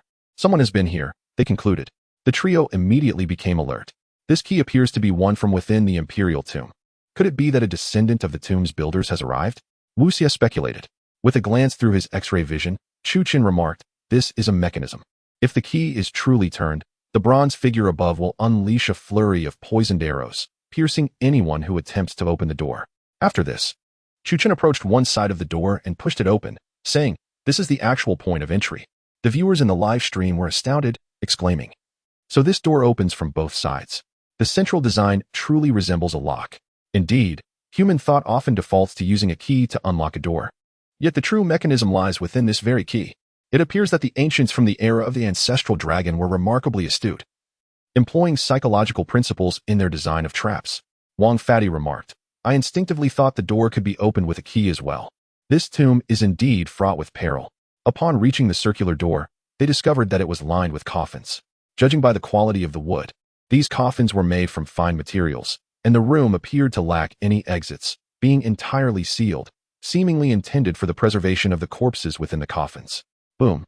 At the moment the trio stepped inside, the circular door closed completely, as if it automatically sealed upon entry. These coffins are meant to store the experimental subjects of the elixir of immortality, Chu Chen stated. Observe the small script on the wall. The ancestral dragon emperor conquered the 6 kingdoms and dispatched the Yen man Lu Sheng to seek the elixir of immortality, which is the very method for crafting our elixir of eternal youth. Wang Fatty gasped in astonishment. Is there truly an elixir of immortality? Wu Xie replied. It seems Miss Shen was correct. The reason those murderous warrior corpses are able to regenerate their cells must be due to the effectiveness of the elixir of immortality experiments conducted back then. Shall we take a sample from them? Wang Fatty inquired. Wasn't Miss Shen supposed to have us collect samples of the elixir of immortality? Chapter 62. Reluctant cooperation. The inscription on the stone tablet regarding the elixir of immortality astonished everyone. It was hard to believe that the legendary potion, spoken of for millennia, was indeed real. If these warriors entombed within their coffins were merely the Dragon Emperor's test subjects, could it be possible that they still lived? Wu Xie suddenly presented a bold hypothesis. What? Wang Pongzi exclaimed, taken aback. I don't think so. Wasn't it said that many perished after consuming the elixir? Perhaps this is merely a memorial for the deceased. At that moment, a sudden blaze illuminated the room. Candle flames flickered to life atop each coffin in the dim, circular chamber. A rustling sound emerged from within the coffins, growing increasingly louder, as though someone were forcefully striking against the confines, striving to break free from their millennial entrapment. Prepare for a fight, Wang Pongzi declared, seizing his submachine gun. It appears, evil young master, that your ominous predictions hold true. Chu Chun drew his black gold ancient blade, shifting it into the state of undying slash. The audience in the live stream held their breath, eager to witness the appearance of those who had consumed the elixir of immortality. Bang! Suddenly, the lid of the first coffin flew off, revealing a warrior clad in armor, with blood-red eyes and skin as charred as coal. He looked like a creature risen from volcanic magma. 1, 2, 3. Wang Pongzi gasped. There are monsters in all 30 coffins.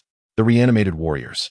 Their skin scorched black, brandished swords, halberds, axes, and curved blades, slowly advancing toward the group. Wang Pongzi and Wu Xie felt a surge of anxiety. These were no ordinary soldiers, but the elite retainers of the ancestor dragon. The viewers in the live stream grew tense, exclaiming, "This tomb is sealed. How can we escape?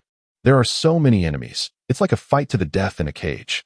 Indeed, these warriors were the finest among the ancestor dragon's ranks, and their numbers were formidable. What could be done? Wu Xie and Wang Pongzi opened fire, but the bullets seemed to have no effect on the soldiers. Is it possible? The guns are useless? Both Wang Pongzi and Wu Xie were momentarily stunned. The soldiers appeared impervious, like figures of bronze and iron, rendering the situation a stalemate. I will hold the enemies at bay. You two go in the direction I indicate and set up 4 explosives. Chu Chen, utilizing his X-ray vision, swiftly discerned the path to the exit. Little brother, that's a wall, Wang Pengzi remarked. These warriors were the most elite of the ancestor dragon soldiers, even in death. They would vigilantly guard any escape routes for intruders. Chu Chen articulated his analysis. Wu Xie insisted, I will distract them. You go, little brother. No. These soldiers are exceptionally dangerous, Chu Chen replied. You must go. This is not the time for disputes. Wang Pengzi interjected, we will set the explosives. Your combat prowess is formidable. Remaining here would only hinder you. Wu Xie nodded in agreement. Chu Chen brandished his black gold ancient blade and plunged into the ranks of the undead warriors. Although the reanimated soldiers were skilled in swordsmanship, they fell before Chu Chen's blade, their limbs severed with precision. The subsequent scene took Chu Chen by surprise. The limbs of those soldiers suddenly sprouted numerous parasitic entities, hastily stitching their bodies back together. An immortal being? A thought flickered through Chu Chen's mind as he transformed the black gold ancient blade into its immortal slashing state. With a single stroke, the bodies of those soldiers were severed once more. Yet, the severed parts quickly burgeoned with red, worm-like parasites, swiftly rejoining their corporeal forms. It became apparent that they were not supernatural beings. Chu Chen sheathed his blade and opted for the Desert Eagle, honing in on their knees. Although the tomb warriors possessed regenerative capabilities, each assault necessitated a period of stitching. With every strike that shattered their legs, Chu Chen effectively prolonged their recovery time. Brother. Installation complete, Wu Xie announced. Chu Chen swiftly evaded to a safe zone, while Wu Xie and Wang Pengzi took positions on either side, detonating their explosives and collapsing a wall in an instant. Let us move, Chu Chen urged the two as they exited through the debris. The warriors, having sustained broken knees, gradually regained their composure and sluggishly pursued them, weapons in hand. As the trio departed the tomb chamber, they soon arrived at a luminous corridor, a circular passage reminiscent of a roundabout. Brother, did those soldiers truly consume an elixir of immortality? Wu Xie pondered. I can't shake the feeling that they resemble creatures from a biohazard nightmare. Their elixir of immortality is likely more complex than it seems, Chu Chen replied, assessing the situation. It appears to be a parasitic substance, possessing the ability to rapidly repair cells. Wang Pengzi interjected, does that mean the Emperor Zulong has also transformed into such a creature? Just as the trio engaged in conversation, a beam of light suddenly pierced the pathway leading to the roundabout. Be cautious, Chu Chen warned, and the three armed themselves, standing vigilant. In an instant, Ning's crew materialized, their numbers diminished, with several individuals bearing traces of blood on their faces and hands, evidently having suffered injuries from traps. Drop your weapons, someone from behind Ning commanded. Wang Pengzi brandished 2 grenades, retorting, are you blind? Don't you see the explosives in my hands? Very well. Let us see if you have the guts to use them, Ning countered. Oh, are you speaking to me, your fat brother like that? Wang Pengzi replied with a chilling smile. Wu Xie produced 2 additional grenades, adding, let us double the stakes, shall we? From behind Ning, a foreigner remarked, Ning, they're using enhanced fragmentation grenades, which are highly potent. We're within the lethal radius, and there's no cover here. And Ning replied, you 3 have traversed without incident? Indeed, Wu Xie proclaimed proudly. Brother has been by our side, clearing the path as we went. I've noticed you've lost quite a few men. And Ning contemplated this before suddenly exclaiming, we encountered a type of undead being. No matter how we shoot, even using flames, we cannot eradicate them. Those are the Zulong warriors possessed by parasites, Chu Chen explained. You actually know this? Ning was momentarily taken aback and proposed, how about this? We team up to venture into the underground palace, and any treasures we encounter shall be divided equally. What do you think? The foreigner behind Ning remained silent, but was well aware of Ning's intentions. What should we do, bro? Wang Fatty inquired. Wu Xie leaned towards Chu Chen and whispered, they must have expended considerable ammunition against those parasitic warriors. And with their numbers diminished, they seek to collaborate with us. Chu Chen sought the opinions of the two. What are your thoughts? Wu Xie responded. Judging by the scale of the tomb, there should be a cluster of parasitic warriors comparable to the Terracotta Army. We require ample manpower to confront those ancestral dragon warriors transformed into monsters by the eternal life elixir. Wang Fatty remarked, that makes sense. This place is riddled with stone doors and explosives have been utilized extensively. Besides, we have little animosity with Ning, despite our past with that wealthy heir. At that moment, a sudden scream pierced the air from afar. The faint sound of gunfire and human cries unmistakably indicated that the team, led by Lei Fuhong, was being slaughtered by parasitic soldiers or some other horrifying entities. Wu Xie turned to Chu Chen and said, Bro, it appears the traps and monsters here are formidable. We could let them help us clear the mines. More people have been killed. Could it be Lei Fuhong? A Ning furrowed his brow. Wu Xie replied, we can consider collaborating, but you should remain honest. The foreigner behind a Ning chuckled. Kid, you certainly have a bold tone. You have so many armed men, yet you've suffered significant losses. Meanwhile, the three of us have made it here without so much as a scratch.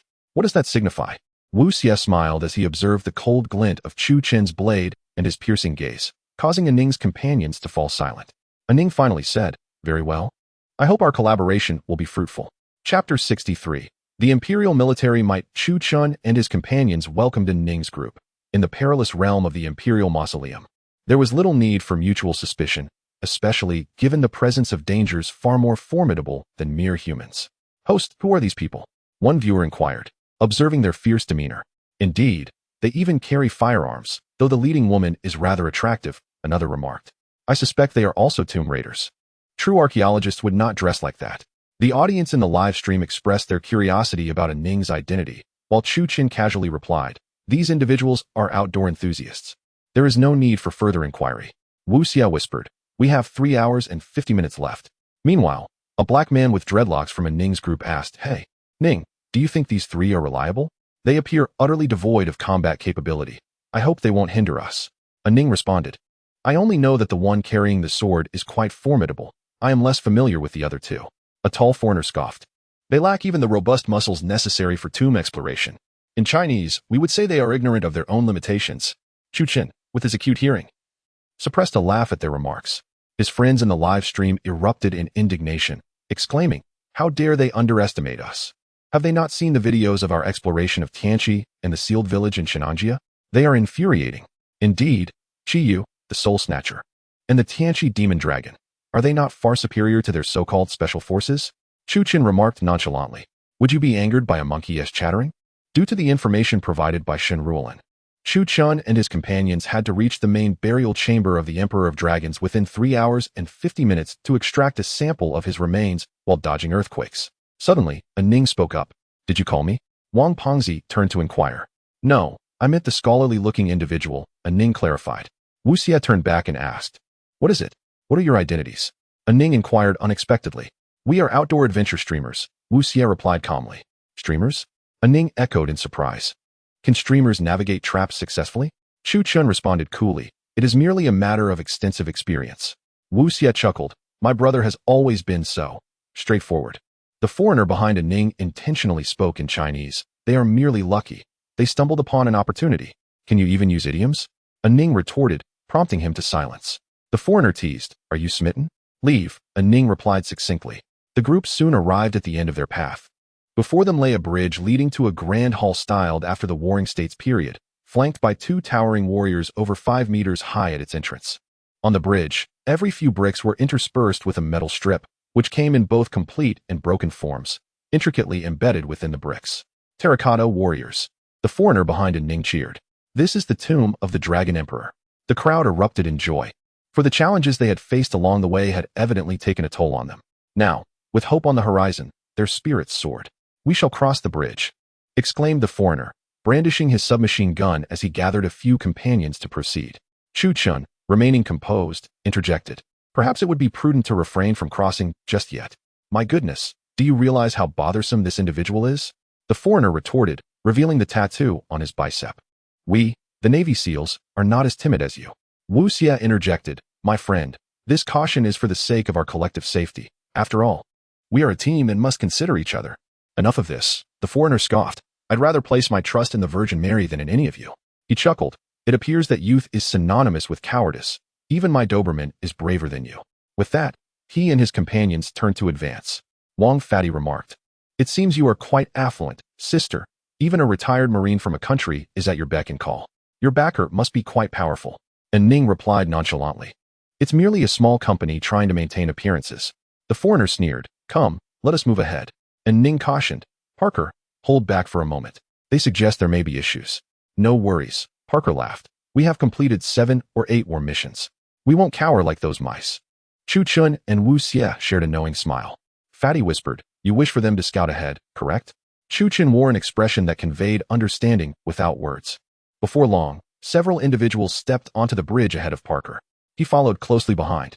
The metallic strips on the bridge symbolized yin and yang. The complete line represented yang, while the broken line stood for yin.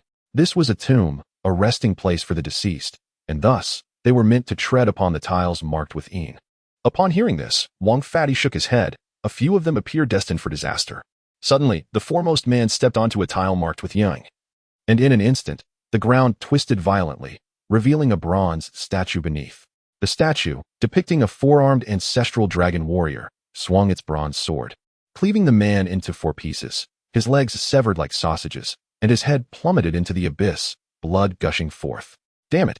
The teammates behind him immediately opened fire, only to find the statue unmoved, as it was returned to its hidden position beneath the bridge. Yet another unfortunate soul inadvertently triggered a mechanism, causing another bronze figure to emerge and similarly butcher him. In an instant, the bridge was awash in blood and dismembered limbs, a scene of unspeakable horror. Furious, Parker seized his shotgun, ready to retaliate, but as he stepped back, he felt the ground give way beneath him. A bronze warrior statue materialized before him. Just as the statue swung its sword, a rope ensnared Parker's neck, yanking him into a safe zone. Still shaken, Parker gazed at Chu Chen, who had retracted the rope, and recognized the folly of his previous arrogance. "Thank you," Parker uttered in Chinese. Chu Chen remained silent as he approached the bridge, declaring, "Those who wish to survive, follow my lead." Within his streaming channel, viewers chuckled, remarking, "Look, those who ignore the host are facing trouble, aren't they?" Indeed, just a handful of foreigners think they can underestimate our host. This broadcaster, with such a benevolent heart, even extends a hand to save him. Truly a display of grandeur. The netizens expressed with admiration. Chu Chen, with an air of calmness, remarked, "Parker possesses numerous pieces of equipment that will prove useful to us later." As the group crossed the bridge, they finally arrived at the grand entrance of the magnificent hall. Suddenly, Chu Chen's communication channel buzzed. "Chu Chen, the geological expert has detected a massive thermal anomaly in the mausoleum you are in. The heat is spreading," Shen Rulin informed him. Chu Chen replied, "There are numerous ancestral dragon soldiers infested with parasites within the mausoleum. They all consume the elixir of immortality. These must be defective versions of the longevity elixir." Shen Rulin stated, "We hope you can retrieve the remains of the Dragon Emperor, preferably the entire body, while you may handle the other treasures as you see fit." Chu Chen affirmed, "Understood, we will proceed swiftly." Additionally, Shen Rulin cautioned, "The thermal anomalies are likely the resurrected warriors. I can assert that their numbers exceed 1,000. Before you lies a vast burial ground, accompanied by the remains of the deceased." Wang Pongzi exclaimed in astonishment, "My goodness, over 1,000? It seems this time the monsters are more numerous than before." Wu Xie remarked, "The palace ahead must be the Dragon Emperor's tomb. Considering the scale of the terracotta army, there should be at least a battalion to accompany him in death." Aining added thus, "We must collaborate now more than ever. My own forces have suffered considerable losses. Without cooperation, we cannot confront such a multitude of parasitic soldiers." The three reached a consensus and ventured into the inner sanctum of the tomb. Upon passing through the ornately decorated gates, the group beheld an awe-inspiring sight, a colossal square pit, with only a few narrow pathways allowing passage over it. Within that pit lay a meticulously arranged multitude of warrior figurines. Aining was equally taken aback. After a brief calculation, she exclaimed, "Based on the specifications of the burial pit, at least 3,000 warrior figurines are interred here." Suddenly, Wang Pongzi voiced a grave concern. "If these are all soldiers who have consumed the elixir of immortality, how are we to fight them?" The group fell into silence. If such a vast formation were to be fully revived, they would be utterly overwhelmed. Chapter 64. The bloodthirsty terracotta warriors in the depths of the pit. The terracotta warriors stood with an air of vitality, their craftsmanship so lifelike that it was difficult to discern the end of the formation at a glance. These clay figures were not mere ornaments. As we approached, caution was paramount. Chu Chen advised Wu Xie and the others. Wu Xie nodded, suggesting, "Let us bind ourselves together with ropes around our waists to avoid becoming separated." The group set forth from 2 different positions, descending into a dense forest of spears, where countless terracotta figures wielded weapons such as spears and polearms. A fall into this abyss would surely result in a gruesome fate. Intermittently, a thunderous sound echoed, heightening the tension. "What is that sound?" Wu Xie inquired, bewildered. "It must be the wind whistling through the cracks in the rocks," Wang Pongzi replied. Chu Chen gazed ahead, observing some intricate gears in the valley. However, the mechanics appear exceedingly complex. They are likely traps. "Brother, if there are traps along this passage, it will certainly be exhilarating." Wang Pongzi chuckled. Fear not. Let those foreigners pave the way, Chu Chen replied nonchalantly. Wang Pengzi grinned. Brother, what kind of traps are we dealing with here? At that moment, Chu Chen's eyes fell upon the ground beneath him, revealing an extraordinarily intricate mechanism. This is measuring pressure, he suddenly declared. The greater the pressure on the tiles, the more likely it is to trigger a trap. Everyone, reduce your weight and crawl forward. Measuring pressure? Parker laughed. I acknowledge your prowess, but pressure was discovered by Pascal, not by your ancient civilization. Laughter erupted among the group, as several foreigners remarked, the world originates from their huaxia. It's truly amusing. Chu Chan turned to Ning, stating, very well, let them walk upright while we crawl. Ning hesitated, but Wu Xie urged, trust us. Crawling will not lead to your loss. Ignorance is what incurs loss. Ultimately, Ning chose to lie down. Suddenly, from the depths of the pit, the sound of mechanisms whirring filled the air as a massive gear began to turn, sending chills down their spines. Not good, he triggered a trap. Ning shouted, everyone, lie down. The group immediately took to the ground, and from above, a colossal crossbow bolt flew overhead. Even those lying in the passage felt the wind rush past, as if it could lift their scalps. That's a ballista, Chu Chen identified. What is a ballista? Someone from Ning's group shouted. How can there be such a massive bolt? Wu Xie warned, those bolts can take out an entire row of people. Be vigilant. Ning's team began to crawl forward cautiously. With no barriers on either side, there was no option for evasion. Forward was the only path. Be careful, Chu Chen called out as another wave of heavy bolts was unleashed. The thick bolts, as robust as tree trunks, hurtled towards Chu Chen and his companions. Drawing his ancient black gold blade, Chu Chen struck with precision, splitting the bolt in two upon impact, rendering it harmless. Wu Xie, utilize your drone to emit an electric pulse and disrupt the firing mechanisms. Chu Chen pointed ahead. Do you see those stone walls? Wu Xie followed Chu Chen's gaze and beheld colossal crossbows, operated by intricate gears, incessantly launching heavy bolts. Understood, Wu Xie replied. He maneuvered the drone forward while Chu Chen took on the task of deflecting the incoming bolts. At that moment, a shout erupted from Ning's side. Someone attempted to charge forward and was instantly struck down by a crossbow bolt. The man's blood began to seep onto the ground, dripping down onto the soldier figurines in the pit below.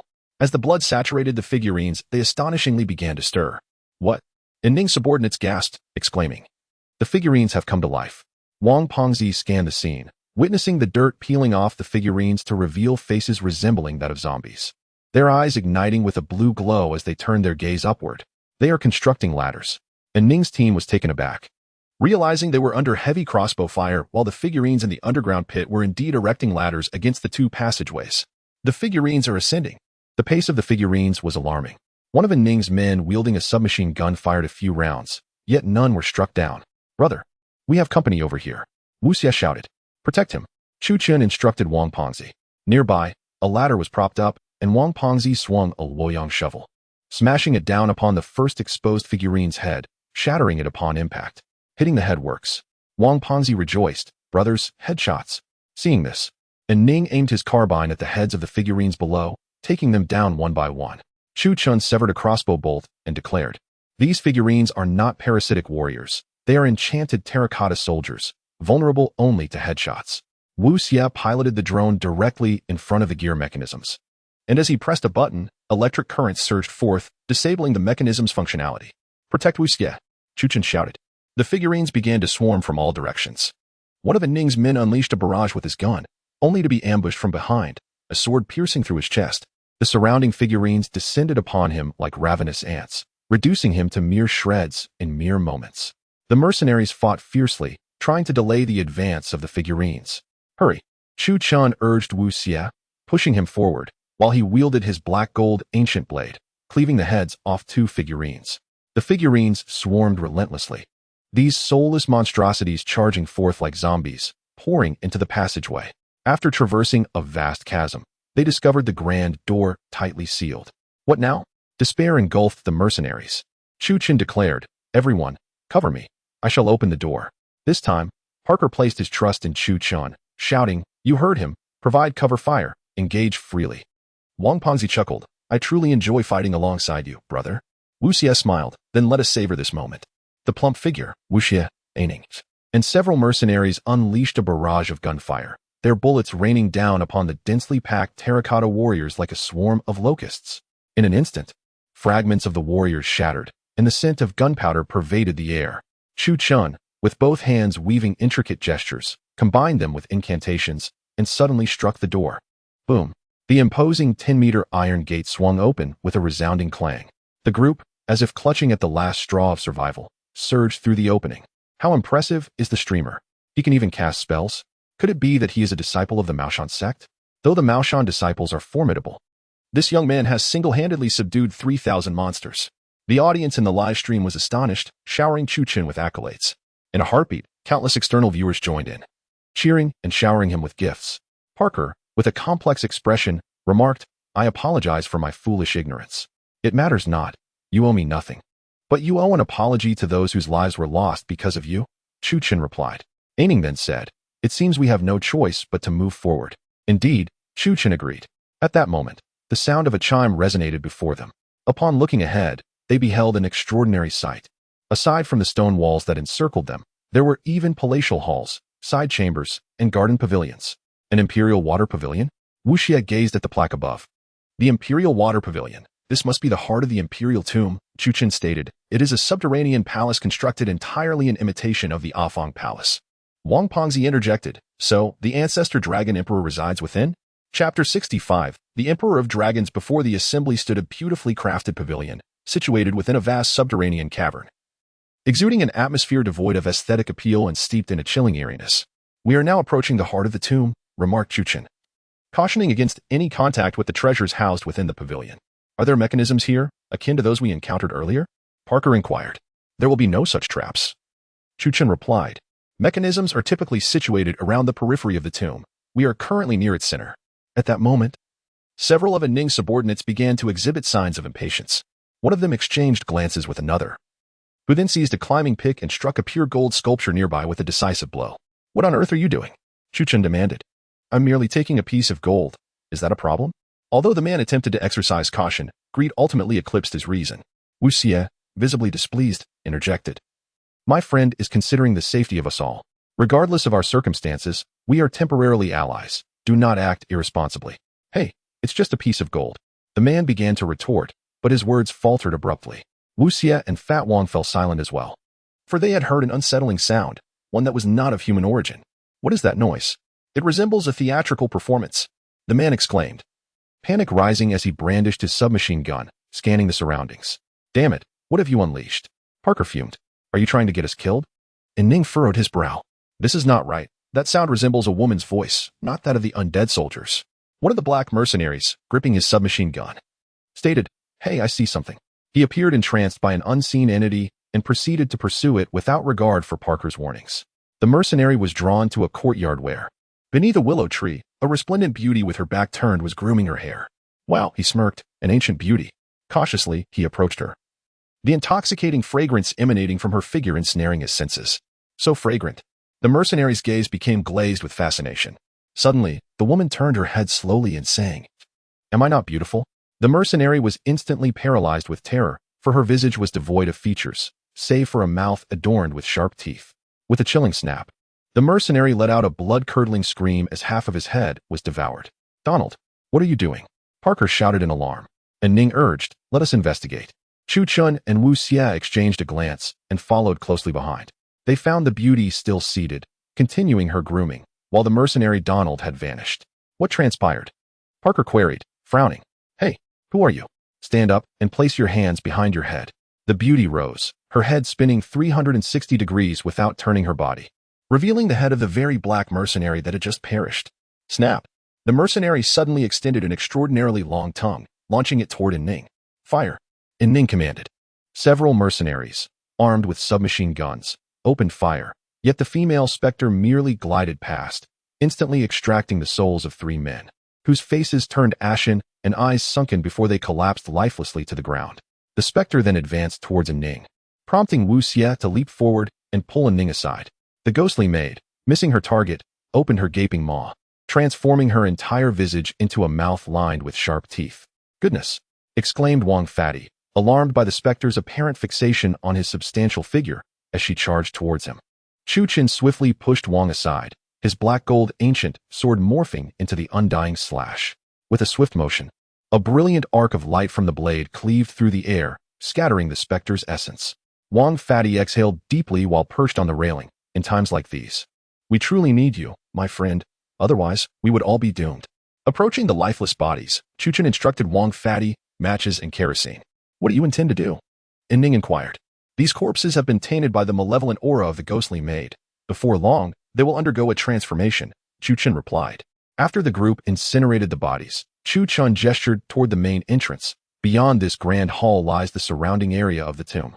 I advised you to refrain from disturbing anything here, and I implore you to heed that warning. Parker, thoroughly impressed with Chuchen's capabilities, conceded, I must admit. You were right. At that moment, a series of chilling giggles echoed, sending shivers down their spines. Suddenly, figures appeared densely across rooftops and within the buildings, while blood seeped from windows and doorways. This is dire. Wu Xie gasped, realizing it was the spirits of the entombed maidens and concubines. The group was taken aback as the spectral maidens began to converge upon them. Let us move. Chuchen raised the undying slash, its formidable aura deterring the spirits from drawing near. As they advanced, the ghosts, intimidated by the power of Chuchen's blade, refrained from following, leading the group to the massive bronze doors of the grand hall. Standing before the colossal entrance, Chuchen understood that upon pushing it open, they would confront the ancient emperor, the dragon ancestor. We have 2 hours left, Wang Fatty remarked, recalling Mission S warning that a significant earthquake would occur in 2 hours, causing the entire tomb to collapse. Once we enter, retrieve the remains as swiftly as possible. I sense a powerful force behind the door, Chuchen instructed. We agreed to take only a portion of the remains, and Ning added. What do you need the remains for? Wang Fatty queried. With all the gold, silver, and treasures within, are you truly fixated on the deceased? And Ning countered. Wang Fatty fell silent, and Ning suddenly remarked, throughout this journey, you have taken nothing, heading straight for the center. You are no ordinary treasure seekers. You belong to a noble lineage. In a serene yet unperturbed manner, Wu Xie remarked, our identities are of little consequence. What truly matters is the purpose behind your actions. Behind a Ning, Parker interjected, all right, may we enter now? I have no desire to listen to your collegiate debate any longer. The group approached the bronze door, surprisingly unlatched. It appeared that the Emperor of the Ancients displayed a measure of generosity, leaving a passage for those fortunate enough to reach this point. Wang Pengzi chuckled. The audience in the live stream marveled, exclaiming, the host is truly remarkable. He may well be the first to unearth the Emperor's tomb. Professor Zhang Huang, a viewer, expressed his admiration, stating, I even canceled my dinner with my superior today just to witness the host's exploration of the tomb. The live stream experienced an unprecedented surge in popularity, with the follower count soaring almost twofold, from 2 million to approximately 4 million. Concurrently, the number of viewers reached an astonishing 10 million. Countless gifts poured in, and even modestly priced tokens amassed into a 6-figure sum in an instant. Leading the charge was the affluent Bai Ying, who attracted a throng of wealthy patrons and young tycoons eager to bestow extravagant rewards upon Chuchen, whose earnings now ranked him at the pinnacle among newcomers. As Chuchen pushed open the door, he observed Ning's companions entering in a single file, armed and vigilant. Having learned from previous encounters with lethal traps, they had grown considerably more astute. Stepping into the center of the chamber, Chuchen was greeted by a vast ocean of mercury, with square pools lining the grid-like corridors, creating a breathtaking spectacle reminiscent of rivers and lakes. Above, the vaulted ceiling of the tomb was adorned with gold and various pearls, crafting a celestial tableau. Surrounding the grand hall were lifelike statues of generals such as Wang Jian, Bai Qi, and Meng Tian, standing sentinel. At the very heart of the hall lay a golden circular platform, upon which rested a square bronze coffin. Surrounding the coffin were over 100 bronze statues, each brandishing exquisite weaponry, their unique forms and resplendent armor suggesting they were not mere soldiers of the ancients, but guardians fashioned for the purpose of eternal vigil. This is indeed the coffin of the Emperor of the Ancients, Chuchen declared. What a magnificent sight, and Ning exclaimed, awestruck by the extraordinary vision before them. As Chuchen surveyed the surroundings, he noted the absence of traps. However, amidst the guardian statues, he sensed an unusual energy. Let us claim what is rightfully ours. And Ning urged, turning to Parker, fetch the sampling equipment and extract a portion of the Emperor's remains. Wu Xie inquired, why do you seek the remains of the Emperor? What is your purpose? And Ning coldly replied, for the same reason as you, to unravel the secrets of immortality. Chapter 66. The bronze monster tree. Wu Xie already had the answer in his heart. From the very beginning, the three of them knew that Ning harbored ulterior motives. Upon learning that Ning was also in pursuit of the secret to immortality, Wu Xie inquired, Who is your employer? And Ning gazed at Wu Xie and replied nonchalantly, do you really think I would disclose that to you? At that moment, Chuchen suddenly interjected, we have a more pressing matter to address. The others turned their attention to him at once. What's wrong, brother? Wang Pengzi asked. Why can those ancestor dragon warriors venture out to slay? While the ancestor dragon itself remains confined, Chuchen looked at the crowd and explained, the ancestor dragon is bound by magic. If we linger here too long, the excessive yang energy will disrupt the spell. And Ning remarked, then it falls upon you to decide how we proceed. Let us first examine the coffin, Chuchen suggested. The group navigated past the stone statues surrounding the protective coffin and arrived at the golden platform. There, they beheld an immense coffin, exceedingly heavy and adorned with gold and precious stones. Parker and several mercenaries strained for quite some time but could not budge the relic. Brother, you take over, Wang Pengzi exclaimed, utterly exhausted. Chuchen approached calmly, exerting a forceful effort to effortlessly lift the coffin lid. Inside the coffin lay the ancestor dragon emperor, whose complexion was a sickly blue. It appeared as though he was holding a preservative elixir in his mouth. Thus, he seemed incredibly aged yet devoid of decay or foul odor. Under the illumination of the everlasting lamp above, the emperor's dignified visage appeared even more ancient and weathered. The onlookers were transfixed, staring intently at the interior of the coffin. Is this truly the ancestor dragon emperor? My heavens, it's a real person. I am so exhilarated. The host is remarkable. Without you, I would never witness this in my lifetime. The viewers in the live stream showered praises upon Chuchen. We shall only extract a sample of skin, and Ning stated. Is that unreasonable? Chuchen replied, it's fine, let them proceed. Shenrulin's voice crackled through the earpiece. Their origins are unclear. No matter, Chuchen murmured, stepping aside. The remains of the ancestor dragon emperor cannot be handled with ordinary equipment. If they transport it this way, it will simply vanish. Shenrulin couldn't help but smile. You truly have a way about you. I knew you wouldn't easily allow them to tamper with the Dragon Emperor's body. While Chuchen was away, someone fixated on the ancestor Dragon Emperor's corpse could no longer resist the urge to seize his crown. Do not obstruct the light, Chuchen suddenly warned the individual. But it was too late. In that instant, the person's hand blocked the everlasting lamp. Bang! Suddenly, the ancestor Dragon Emperor's eyes snapped open. He seized the person's arm and, in a swift motion, tore it asunder. Ah! The mercenary screamed, collapsing to the ground in agony. The ancestor Dragon Emperor held the severed limb aloft, blood splattering across his countenance. Abruptly, his eyes transformed into a translucent crimson. The ancestor Dragon Emperor forcefully struck the coffin, revealing it bound by iron chains, plummeting straight down. Boom! Suddenly, the entire coffin began to plunge violently, akin to an elevator descending, swiftly submerging into the depths below. What? And Ning and the others were taken aback. There was actually a tomb beneath the ground? Chuchen explained. The subterranean realm is a safeguard employed by the ancestor dragon to deter grave robbers.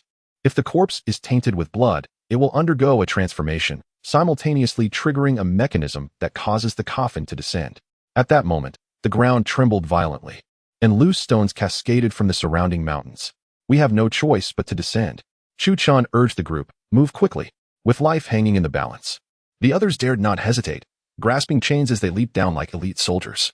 Chuchen was the first to land. Upon looking up, he beheld a colossal sandworm, reminiscent of a giant earthworm, racing away with the ancestor dragon's coffin. Such a gigantic creature. The group was astounded, and at that instant, they realized they were situated in an even more expansive burial chamber. The periphery of this tomb pit bore no adornments.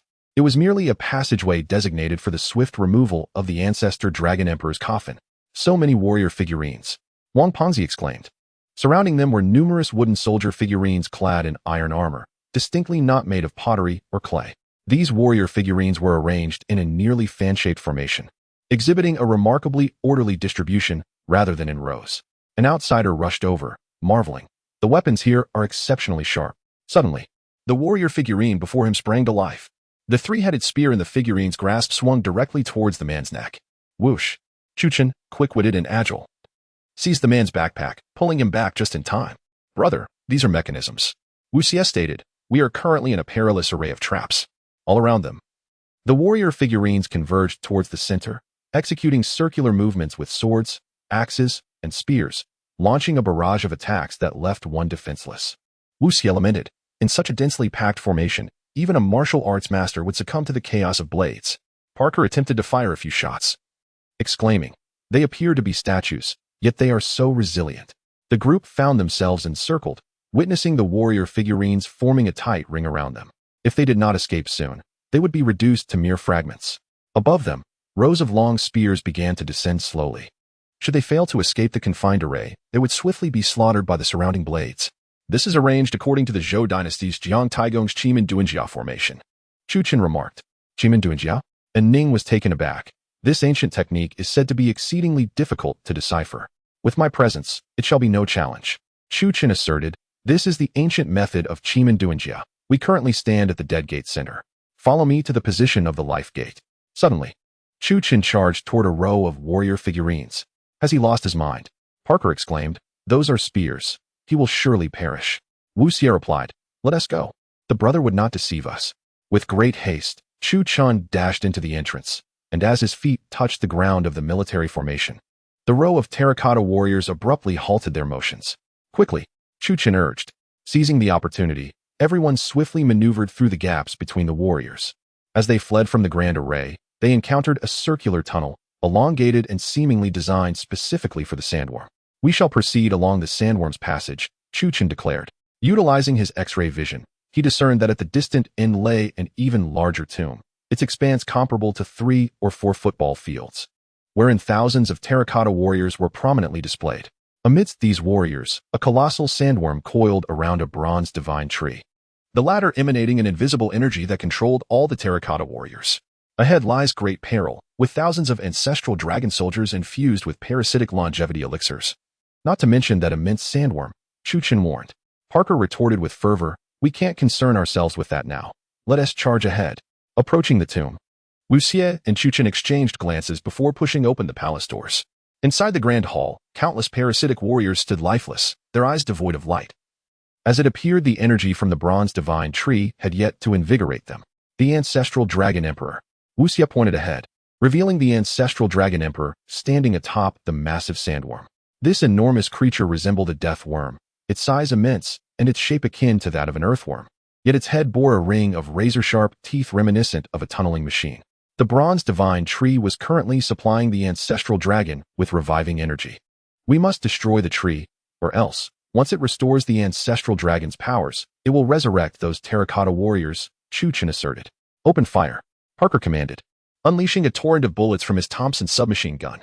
However, upon contacting the ancestral dragon emperor's corpse, the bullets melted instantly. The dragon emperor floated gently upward. His entire form elevated as if an invisible force was supporting his body. Chu Qin, why has your signal been cut off? Shenrulan inquired anxiously. It's being interfered with by energy, Chu Qin replied. Be cautious, as there is a massive source of heat beneath your feet, Shenrulan warned. Activating his X-ray vision, Chu Qin suddenly noticed that within the ranks of warriors around him, the parasites began to stir slowly. Chapter 67. Perilous Crisis Within the Depths of the Tomb. An atmosphere of chilling dread enveloped the surroundings. Parker gazed in astonishment towards the direction of the Dragon Emperor, who stood proudly upon the back of a colossal sandworm, seemingly entranced in a state of slumber. The immense sandworm, resembling a great python, coiled atop the bronze divine tree, seemingly drawing in its extraordinary energies. In this vast tomb, both the Dragon Emperor and the sandworm were fervently replenishing their powers, relying on the mystical essence of the bronze tree. Meanwhile, the terracotta warriors positioned both before and behind the group remained an ominous threat, their awakening uncertain. At that moment, the Dragon Emperor's eyes sparkled like distant stars. He ceased all movements, while the sandworm exhaled heavy breaths, as if under the influence of the bronze tree, it too succumbed to a temporary dormancy. This is dire. Anning thought, her brow furrowed. We are currently ensconced in a tomb surrounded by terracotta warriors that have consumed the elixir of immortality. Our weapons are ineffective against the Dragon Emperor. Wang Fatty also frowned, perplexed. I've aimed precisely, yet why do my bullets fail to strike the ancestral dragon? It is due to that bronze tree, Chu Qin explained. The bronze tree? Parker questioned, failing to comprehend. Is that iron relic merely a talisman for the Emperor's remains?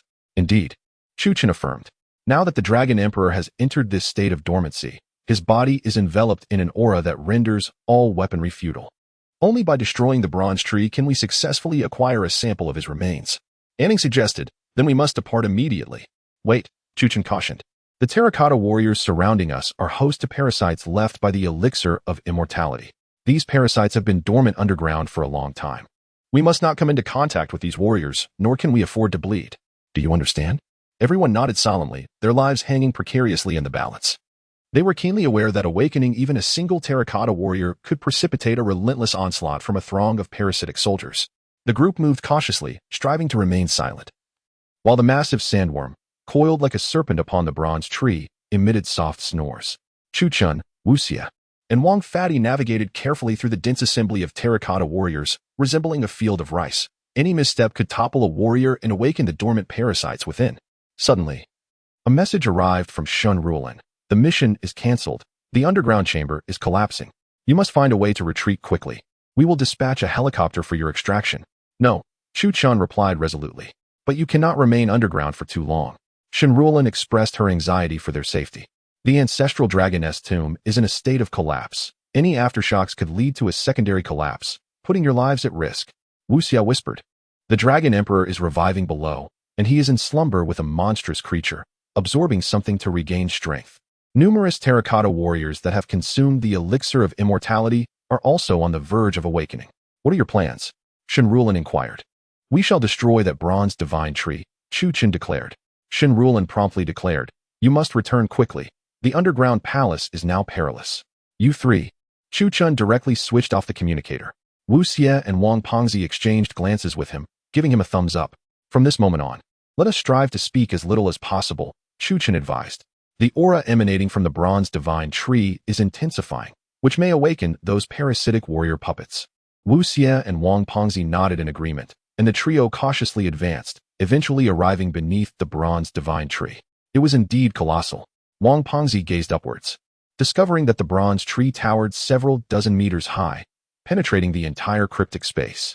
The bronze trunk was adorned with intricate patterns depicting mountains, rivers, and a myriad of creatures. Each leaf bore symbols reminiscent of the I Ching's hexagrams, and astonishingly, each leaf was nearly the size of an adult. At that moment, the leaves began to gradually affix themselves to the body of a sandworm. Dragon scales? Wu Xie suddenly uttered a surprising remark. You are correct, evil young master. It does resemble dragon scales, Wang Pengzi remarked, swallowing hard. Could this worm transform into a dragon? The sandworm slowly manifested numerous dragon scales, and even claw-like appendages began to emerge from its abdomen. Its head gradually sprouted eyes and horns. At that instant, both Wang Pengzi and Wu Xie abruptly knelt before the bronze divine tree. Wake up! Chu Chun swiftly intervened, applying pressure to the Bai point on each of their heads, instantly jolting them awake. They gazed incredulously at one another. Bro, we. Meanwhile, Chu Chun cast a glance at the livestream room, where viewers were frantically commenting in the chat, their messages devoid of coherent grammar. It appears that the bronze divine tree can induce a state of confusion. The viewers in the livestream are also beginning to be affected, he elucidated. At that moment, a Ning approached, leading Parker, and inquired, what do you think? Can this tree be detonated? Chu Chen employed his X-ray vision to scan the bronze tree's roots. The roots of the bronze divine tree lay deep within the crypt. This subterranean cavity was filled with desiccated bones, evidently the remains of soldiers and laborers captured during the era of the ancestor dragon's conquest of the Six Kingdoms.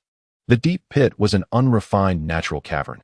Its interior comprised of rocky soil, expansive in size, densely populated with numerous bronze tree roots inscribed with strange symbols. Some resembling pictographs, others cuneiform. Be cautious, bro, Wu Xie shouted. Suddenly, Parker brandished a gun, murmuring in arcane language, aiming the weapon at Chu Chen. Stop. A Ning slapped Parker, admonishing, snap out of it.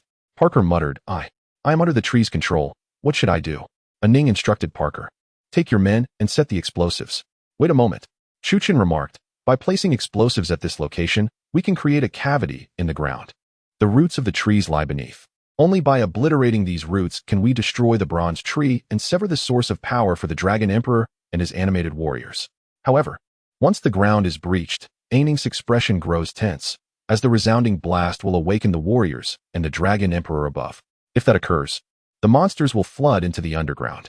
Parker interjected, Aining, while you dismantle the roots below, we will intercept the warriors above. That would be tantamount to seeking death. Wang Pengzi cautioned, think this through, my friend. Parker glanced at the two mercenaries beside him and said, I am under control. My mind is filled with those images. I cannot leave. Chu Chen nodded, I implore you. The group set up the explosives and detonated them in an instant. With a thunderous roar, the ground collapsed. Let us go, Chu Chen urged, as he, the innocent Pengzi, and Aining leaped down, landing on the earthen floor. In the cavern, the densely intertwined roots suddenly emitted a faint glow, seemingly welcoming the arrival of the trio. "Look, brother!"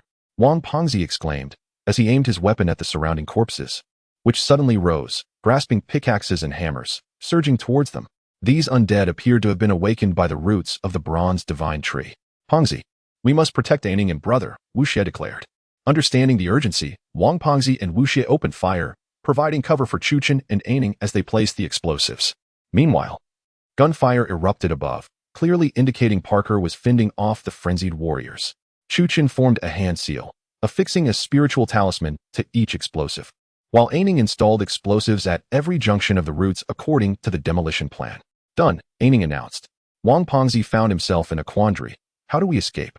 "We can leave by following the direction of the roots." Chuchen pointed to the roots sprawling within the cavern, explaining that they required air. Thus their extension would lead to the periphery of the tomb. Chapter 68. Narrow escape from danger. At this moment, the group found themselves in a dim, damp cave, where three individuals were diligently installing explosives beneath the roots of the bronze divine tree. They fled in the direction from which light emanated. In the distance, the sound of a grenade explosion echoed. Aining, recognizing the military tone of the sound, silently concluded that Parker had detonated the grenade, sacrificing himself along with the soldier statues. Chuchen stated, "Let us proceed towards the light. We have now retreated to a safe area. Detonate the explosives." Behind them, a horde of ancient corpses with glowing blue eyes relentlessly pursued. Wu Xie handed the detonator to Chuchen, saying, "Brother, it's your turn." Nodding in agreement, Chuchen ignited all the explosives. The resulting explosion unleashed tremendous force, engulfing all the ancient corpses and the roots of the bronze divine tree in a conflagration. "Mission accomplished," Wu Xie exclaimed joyfully. "We can finally leave this place." Suddenly, Wang Fatty shouted, "Look out! A monster!" A colossal sandworm was barreling towards them with frenzied aggression, smashing through the rocks on either side as it charged directly at the four. "You all, hand me the explosives," Chuchen commanded. The three promptly complied, relinquishing all the explosives to him. In a swift motion, Chuchen tore off all the talismans, using his own blood to bind these talismans to the explosives. Just as they sprinted out of the cave, the enormous sandworm was on the verge of breaking through the earth. Boom! Chuchen hurled the explosives into the sandworm's maw. The explosives, imbued with mystical talismans, detonated, obliterating the sandworm into fragments. In an instant, the ground collapsed, a significant portion of Mount Lishan crumbling and entombing the Dragon Emperor forever within the mountain. The four lay on the ground, inhaling the fresh air, acutely aware that this ordeal had come to an end. "You're returning empty-handed," Wu Xie remarked, glancing at Aining. "It matters not," Aining replied nonchalantly. "At least I'm alive." Chuchen added, "You would do well to advise your employer that immortality is not a blessing but a curse." Aining pondered this, responding, "Understood." As Aining departed, Chuchen suddenly heard a voice from the system. "Ding. Congratulations on completing the Ancestor Dragon Emperor's Tomb Exploration Mission. This mission grants you a character affinity increase of 2. You have acquired Zhang Qiling Exploration Upper Garment, Dragon Emperor Limited Edition, Defense 500, Monster Deterrence 200. You have acquired Zhang Qiling Exploration Pants, Dragon Emperor Limited Edition, Speed 200, Leg Attack 200. You have acquired Zhang Qiling Exploration Gloves, Dragon Emperor Limited Edition, Critical Hit Normal Attack Weapon Attack 100, Mechanism Cracking Speed 50.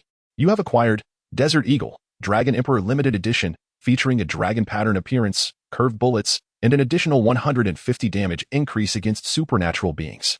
You have received 500 system currency. You have received 500 weapon enhancement points. You have received 500 weapon purchase points. Having acquired the legendary weapon, the Flying Sword of Ganjiang and Mo Yi, which can be manipulated through mental prowess to vanquish foes, Chuchen felt an overwhelming sense of joy at his bounty. Upon inspecting the system's marketplace, he realized that although 500 system currency may not appear substantial, according to the system's regulations, a Maserati only requires 10 coins. Hence, with 500 currency, he could easily procure a luxurious seaside mansion and $1 million vehicle. With a little more accumulation, he would even have enough to acquire a grand casino in Macau. Chuchen accepted the rewards bestowed by the system, satisfied with the conclusion of his recent adventure. As he smiled, he extracted 2 divine swords from the system. Suddenly, a notification from the system appeared. Artifact skill, Flying Sword, can be activated by the user's mental power, allowing the sword to soar 100 paces in an instant to claim a life. Wang Fatty rejoiced, exclaiming, "Brother, you are quite swift. You've even procured 2 swords." Unable to disclose the details of the system, Chu Chun replied, "Indeed, I found them in the tomb. They are said to be flying swords." Wang Fatty, emboldened by this, added, "In our future adventures, we can simply rely on you." To which Wu Xie jested, "Fat brother, if you're so hefty, what will happen if our brother can't move?" Chu Chun, in high spirits, chuckled, "That would indeed be a bit heavy." Wang Fatty remarked, "Hey, it seems like our brother rarely smiles." Wu Xie turned to Chu Chun and suggested, "Actually, brother, you would look much more charming if you smiled more." Chu Chun nodded. "All right, I'll heed your advice." As the trio engaged in light-hearted conversation, a derisive laughter suddenly pierced the air. To their surprise, it was Lei Fuhong, accompanied by 3 others, one of whom was the elder. Among their group of over 10, only 4 remained, highlighting the perilous nature of the underground palace. Had it not been for the sudden earthquake, they likely would not have escaped unscathed. The elder's gaze fell upon the Ganjiang and Moyi swords in Chu Chen's possession, and he promptly informed Lei Fuhong, "Young Master Lei, those 2 swords he holds are exquisite weapons extracted from the ancient tomb." Though Lei Fuhong was a wealthy heir, the allure of relics from imperial tombs delighted him, prompting him to declare, "I'll offer you a chance. Relinquish the swords, and I will release 2 of your companions." Wu Xie retorted coldly, "You're overestimating your position." Pointing a gun at Wu Xie, Lei Fuhong threatened, "You insolent brat, I did not ask for your input. You are also affluent. Tell me, what holds more value, wealth or life?" Wang Fatty interjected with a grin, "What absurdity. If you lower your gun now, we might spare your life." "Preposterous." Lei Fuhong bellowed with laughter. "We are 4, armed with 4 guns, while you are merely 3 without any weapons. What do you intend to contest with?" He then pointed at Chu Chun, commanding, "You kneel and hand over those swords, or I will execute your companion." In an unexpected turn, Chu Chun agreed, signaling to his companions. Wu Xie and Wang Fatty exchanged knowing smiles, understanding that Chu Chun was genuinely infuriated. Indeed, Chu Chun was eager to test the formidable prowess of the Ganjiang Moi sword. The more he remained silent, the more ferocious his actions became. Lei Fuhong chuckled, "Consider yourself perceptive." Suddenly, with a mere thought, Chu Chun discreetly formed a sword technique in his hand, causing 2 flying swords to levitate and dart forth like arrows. In an instant, the swords danced in midair, severing the arms of the old man and Lei Fuhong. "Ah!" Lei Fuhong shrieked, his gaze upon Chu Chun now filled with dread. "Please, don't kill me. My father is a wealthy man," he exclaimed in panic. Chu Chun paid him no heed. Realizing the gravity of Chu Chen's anger, Lei Fuhong hastily knelt and pleaded for mercy. "Brother, remain calm. I have money. I can offer you riches. I promise to leave this city." Chu Chun regarded him and inquired, "Who were you intending to kill moments ago?" "Wu Xie." Lei Fuhong frantically shook his head. "No, not him. I would never harm anyone." "You just mentioned Wu Xie, did you not?" Chu Chun thrust a sword into his mouth, and Lei Fuhong perished on the spot. For anyone who dared to harm Chu Chen's friends, he would show no mercy, especially to Wu Xie, with whom he had shared countless trials and tribulations. The old man was taken aback and said, "Young brother, you are a master, and masters do not harm the elderly. My restraint in not killing you is not due to your age, but because you did not attack us," Chu Chun replied, fixing his gaze upon him. The old man sighed in relief, clutching his injured arm. "Thank you for sparing my life. You must remember this." Chu Chun responded, "Today, I have severed one of your hands as a warning. Should I see you again," he paused, "it will be your head that is severed." The old man dared not meet Chu Chen's gaze, terror-stricken, and hurriedly nodded, "Understood. Thank you for sparing my life." Meanwhile, Wang Pengzi drove, ultimately bringing both Chu Chun and Wu Xie to the hotel. "I have a suggestion," Wang Pengzi suddenly proposed. "Shall we visit a bar tonight for some merriment?" Chapter 69. The Curse of the Eye. That evening, Chu Chun and his companions emerged from the hotel, having refreshed themselves with a bath and donned casual attire. They made their way to the largest local bar, seeking to unwind as a form of self-reward following their adventure in the Dragon Emperor's tomb. "Come, let us drink." Wang Fatty clinked his glass with Chu Chen's. "Brother, your capacity for alcohol is astonishing. You consume it as if it were soda, and your face remains unflushed." "I am unperturbed by alcohol," Chu Chun replied nonchalantly. At that moment, Wu Xie, feeling somewhat tipsy, gazed at Chu Chun and remarked, "Brother, you truly are remarkable. Look at Xie Xiao. He is already intoxicated after such a small amount. How pathetic. Does that imply you are quite brave, Fatty?" Wu Xie retorted. His eyes slightly glazed as he held his drink. "Drink less. It is detrimental to your health," Chu Chun advised, subsequently taking Wu Xie's glass and setting it aside. "Waiter, bring him a glass of juice." Just then, the waiter unexpectedly approached with an array of alcoholic beverages, juices, and a selection of expensive delicacies. "We did not order these," Chu Chun stated. "A young lady placed this order for you," the waiter explained. A young lady? Wang Fadi inquired, puzzled. Brother, Xie Xiao, which beauty has taken a liking to you both? At that moment, two women entered the bar. One of them was Jia Yutong, whom the trio recognized, while the other was a strikingly beautiful woman with short hair, prompting Wang Fadi to exclaim, "Isn't that the rising star, Zhou Yuqing?" Zhou Yuqing smiled at Wang Fadi and greeted, "Hello, Miss Jia. May I inquire what brings you here?" Chuchen asked. "I have a matter on which I seek your assistance." Jia Yutong hesitated before confessing. "To be candid, Zhou Yuqing is my cousin, Yuqing." Zhou Yuqing frowned slightly, her expression filled with embarrassment. Yet, she lifted her shirt just enough to reveal a mark on her waist. It was a fleshy tumor, neither too large nor too small, resembling an eye, with black lines that mimicked a pupil. Wang Fadi and Wu Xie were momentarily repulsed. The tumor's eye-like appearance was indeed disconcerting. "Where did you go?" Chuchen inquired. "To Jianyin province," Zhou Yuqing replied. "We, a group of celebrities, were invited by a production team to a location to partake in a survival reality show. Upon reaching a cave, we inadvertently stumbled upon a shrine. We touched the idol, and one of the male stars kicked its head off. After returning, we found ourselves afflicted with these growths. That male star has since passed away." As she recounted the events, her face was etched with terror. "This is the curse of the insect eye," Chu Chen declared. Indeed, Jia Yutong seemed to have found a glimmer of hope. "We tried various Taoist techniques and Maoshan rituals. Although they could suppress the growth of the eyes, they could not eradicate the problem. The one who tied the knot must be the one to untie it." Wang Fadi suggested, "I believe we must journey to Jianyin province." At that moment, a voice resonated in Chu Chun's mind. Ding. New mission activated. Exploring the Yunnan Insect Valley. Deadline, 8 days. Task tools. Insect repellent pills, X3.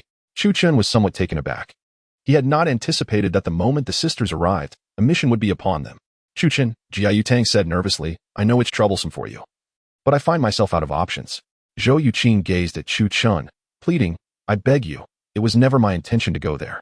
I am willing to pay." "We shall comply," Chu Chun replied with indifference. Jia Yutang and Zhou Yuqing were overjoyed.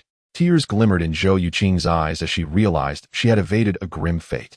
Jia Yutang produced several photographs, stating, "These are images of those celebrities I had someone take, rather grotesque." The pictures depicted several stars, each grotesquely adorned with eyes sprouting all over their bodies. Not mere tumors, but genuine eyeballs. The corpses were in a horrifying state, their mouths teeming with eyes, emanating an aura that was both bizarre and terrifying, leaving an indelible impression on anyone who dared to look. "Ugh!" Wang Fadi jolted awake from his stupor, exclaiming, "I am afflicted by a fear of clusters."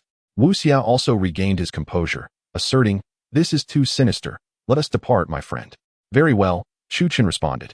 "You two arrange the itinerary." The sisters expressed their delight in unison, "Certainly."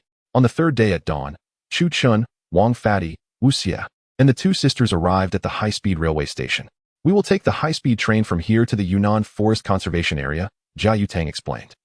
"Yuqing has been working on a variety show there, but it is currently sealed off due to the incident involving the celebrities."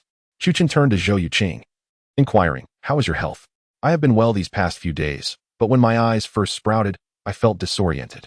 One night, I awoke to find myself biting my own finger, blood oozing out," Zhou Yuqing recounted, shuddering at the memory. The four boarded the business-class compartment of the train. After settling into their seats, Jia Yutang and Zhou Yuqing sat together, while Chu Chun and Wu Xie occupied adjacent seats, with Fatty positioned behind them to tend to the luggage. "The journey is long. Let us take a moment to rest," suggested Jia Yutang. "Agreed," Chu Chun nodded, subsequently closing his eyes to recuperate. In the realm of slumber, Chu Chun suddenly found himself in a vast forest. It was a lush expanse, ancient trees towering towards the heavens, their melodies of chirping birds creating a serene atmosphere. Yet, the towering trees obscured the sunlight, imparting an unsettling feeling that was difficult to articulate. Chu Chun mused inwardly. To be drawn into this dream signifies that my journey to Yunnan will not unfold without complications. Awakening from the dream was effortless, yet Chu Chun yearned to uncover the entity capable of imparting such dreams to him. He ventured towards the solitary path winding through the woods, surrounded by ancient trees, with insects he had never encountered ascending the trunks, creatures that seemed to belong not to earth. Soon, the dream version of Chu Chun arrived at the edge of the forest. In the depths of the forest, there stood a colossal stone statue, adorned in garments reminiscent of the Han Dynasty, crowned with a lofty diadem. The statue towered several dozen meters high. Chu Chun gazed upward, only to witness tears streaming from the statue's eyes. This is. Before Chu Qin could finish his thought, he was astounded to see that the tears transformed into an endless torrent of insects, a vast swarm.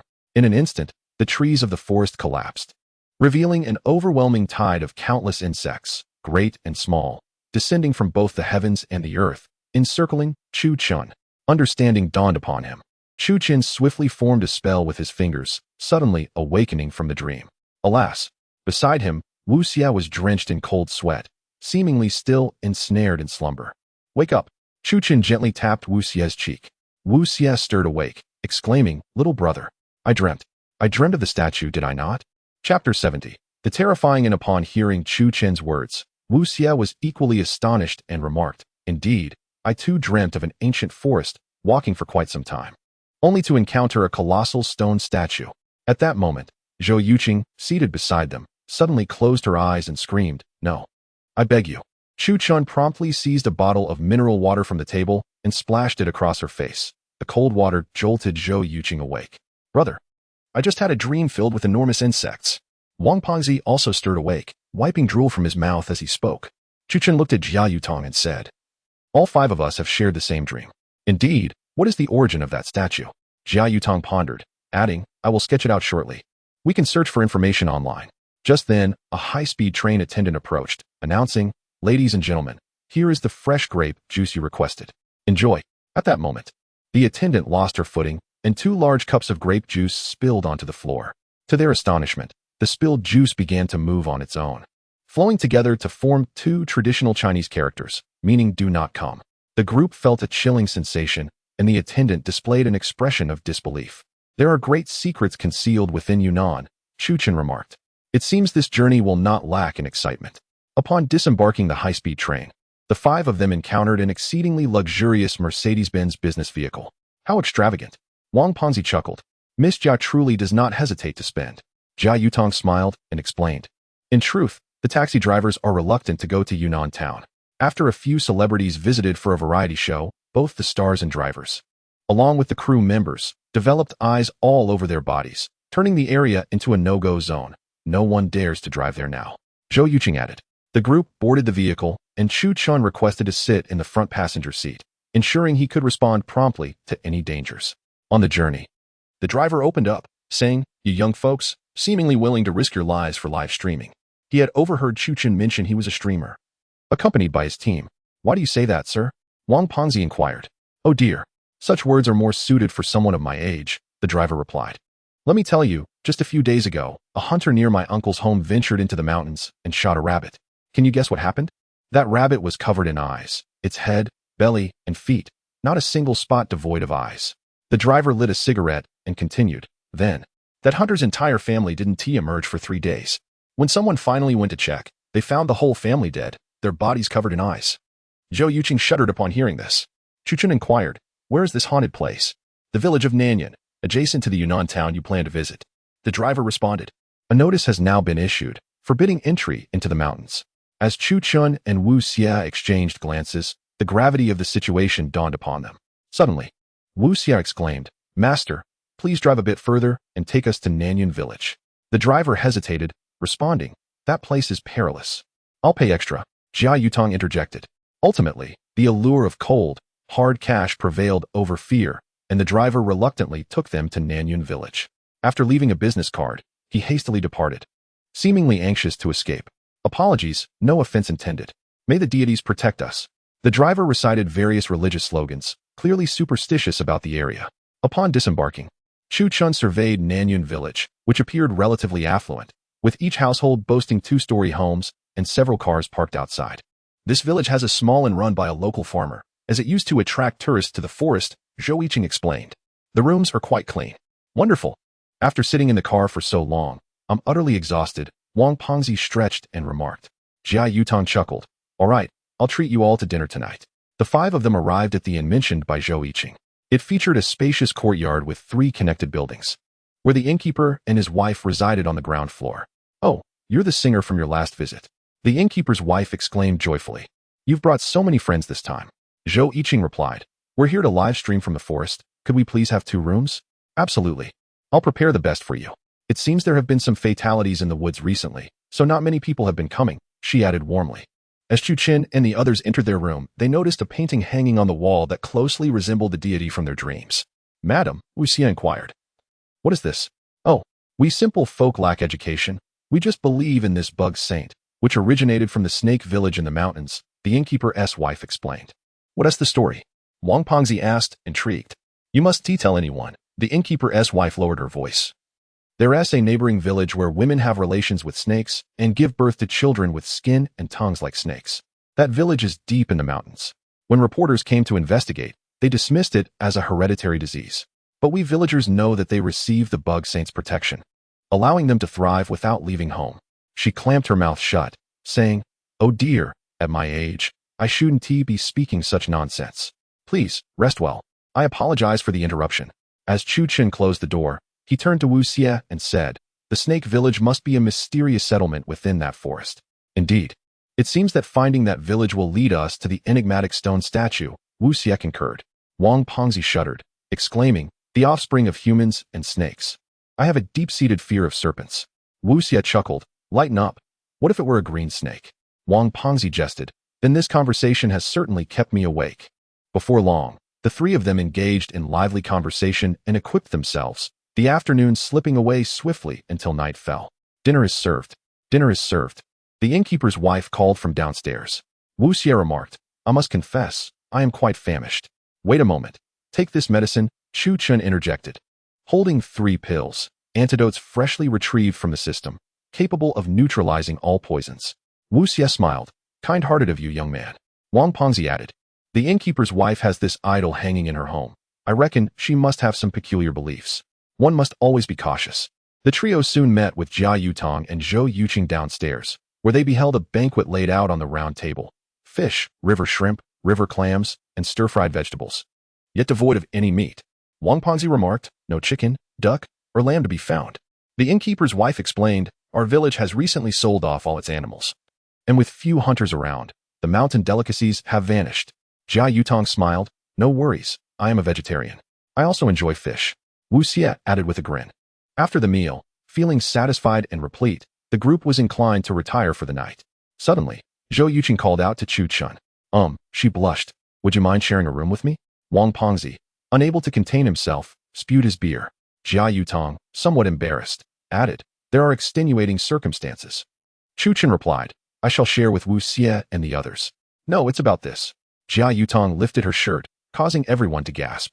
The growth resembling an eye on her waist had developed eyelids and eyelashes, increasingly resembling an actual eye. "I cannot resolve this situation," Jia Yutong said, lowering her gaze. Wu Xie patted Chu Qin on the shoulder. "Young man, you should go. Human lives are at stake. This is of utmost importance."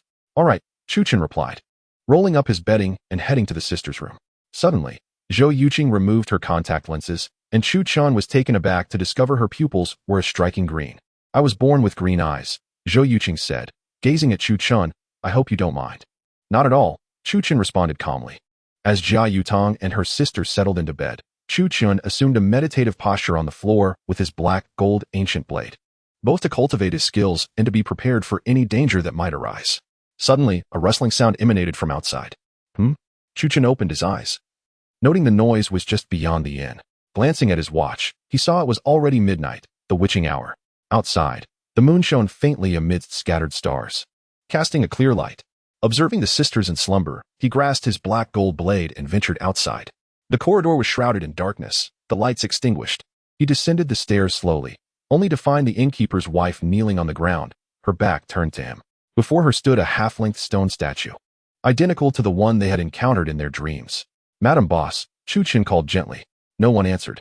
The proprietress donned a white nightgown, her hair cascading untamed.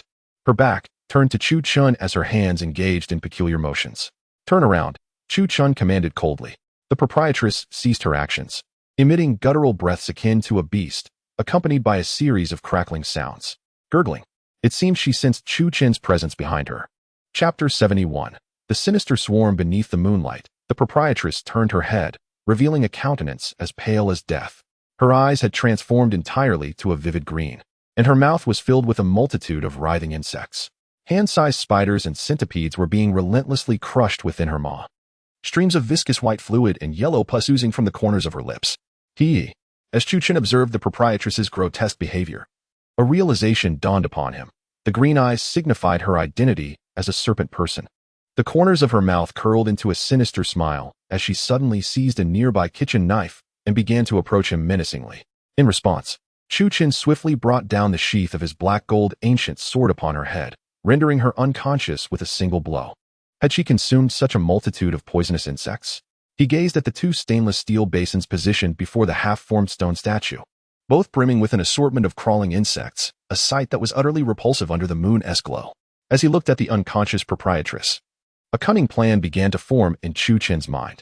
Since she was a serpent person of considerable standing in this village, she was likely the leader sent by the serpent village to exert control over this area.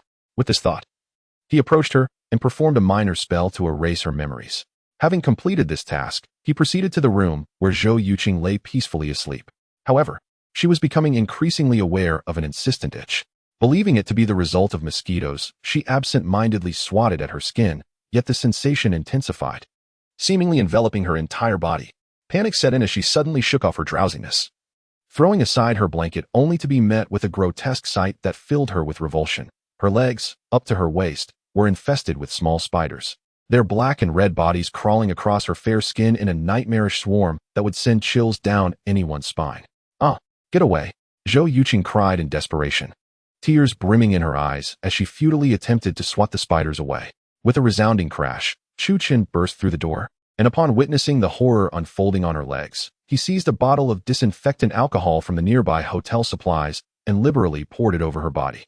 The 75 concentration of alcohol proved lethal to the insects, causing them to scatter in a frenzy. Chu Chen then grabbed a toothpick and swiftly impaled one of the fleeing spiders against the bed frame. "What happened?" Jia Yutong, roused from her slumber, inquired, alarmed. "There are spiders," Zhou Yuqing replied, her eyes glistening with tears, grateful for Chu Chen's timely intervention. Otherwise, who knows what might have transpired. Removing the toothpick, Chu Chen examined the spider and remarked, "This species is not one currently recognized. In ancient oracle bone inscriptions, it is referred to as the witch spider, known for its potent venom, and was deemed an ill omen by our ancestors." "Have you been bitten?" Jia Yutong asked with concern. "No, if she had been bitten, she would not be speaking so normally," Chu Chen reassured her. Jia Yutong observed Chu Chen, clad in his garments and wielding his ancient sword, and queried, "Did you go out just now?" "Yes," he replied succinctly. This time, Zhou Yuqing was too terrified to sleep. Thankfully, Wu Xie had brought along some pain-relieving sleeping pills, which she administered, allowing Zhou Yuqing to finally drift off into a restful slumber. As Jia Yutong and Chu Chen sat in the room, she inquired, "This spider is neither summoned by ritual, nor is it akin to Southeast Asian sorcery. What, then, could it be? Have you ever heard of the Tua bug technique?" Chu Chen suddenly asked. "In my earlier studies of the Tao, my master mentioned that it is one of the 3 great malevolent arts of Dianyun, even more formidable than the head-lowering technique," Jia Yutong replied. "The Tua technique is divided into 3 branches," Chu Chen explained. "One is intended for murder, another for controlling others. This one is the 3rd type, which involves parasitism through insects, selecting a host." A chill surged through Jia Yutong's heart. Zhou Yuqing and the others fell victim to the Tua technique. Yet why is Zhou Yuqing still alive, albeit with only one eye tumor? A sudden shiver ran through Jia Yutong. "Do you mean these Tua insects reproduce within a person's body, selecting the most suitable host?" "Indeed, others perished, leaving only her alive," Chu Chen confirmed. "To remedy her affliction, we must delve into the mysteries of this snake village." The following day, as Chu Chen and his companions rose and ventured into the courtyard, they discovered the proprietress busily washing vegetables. "Ah, you've awakened," she greeted them warmly. Wang Pengzi, perplexed, nudged Wu Xie and whispered, "Did not my brother mention that the proprietress was possessed yesterday, devouring a large bowl of insects?" Wu Xie remarked, "Although my brother administered an antidote, it seems the proprietress remembers nothing." Chu Chen smiled calmly. "Do you still have that stone statue?" The proprietress hesitated. What statue?" "Do not feign ignorance," Chu Chen retorted. "You told me yesterday that you are a snake person and guided us to the insect valley. Will you swear before your statue?" Pointing to a flower bed in the distance, he revealed the very statue the proprietress had worshipped the previous night. In her moment of panic, her eyes turned green. Wu Xie exclaimed, "Brother, you were right. It seems the proprietress truly is a snake person. I have betrayed the deity."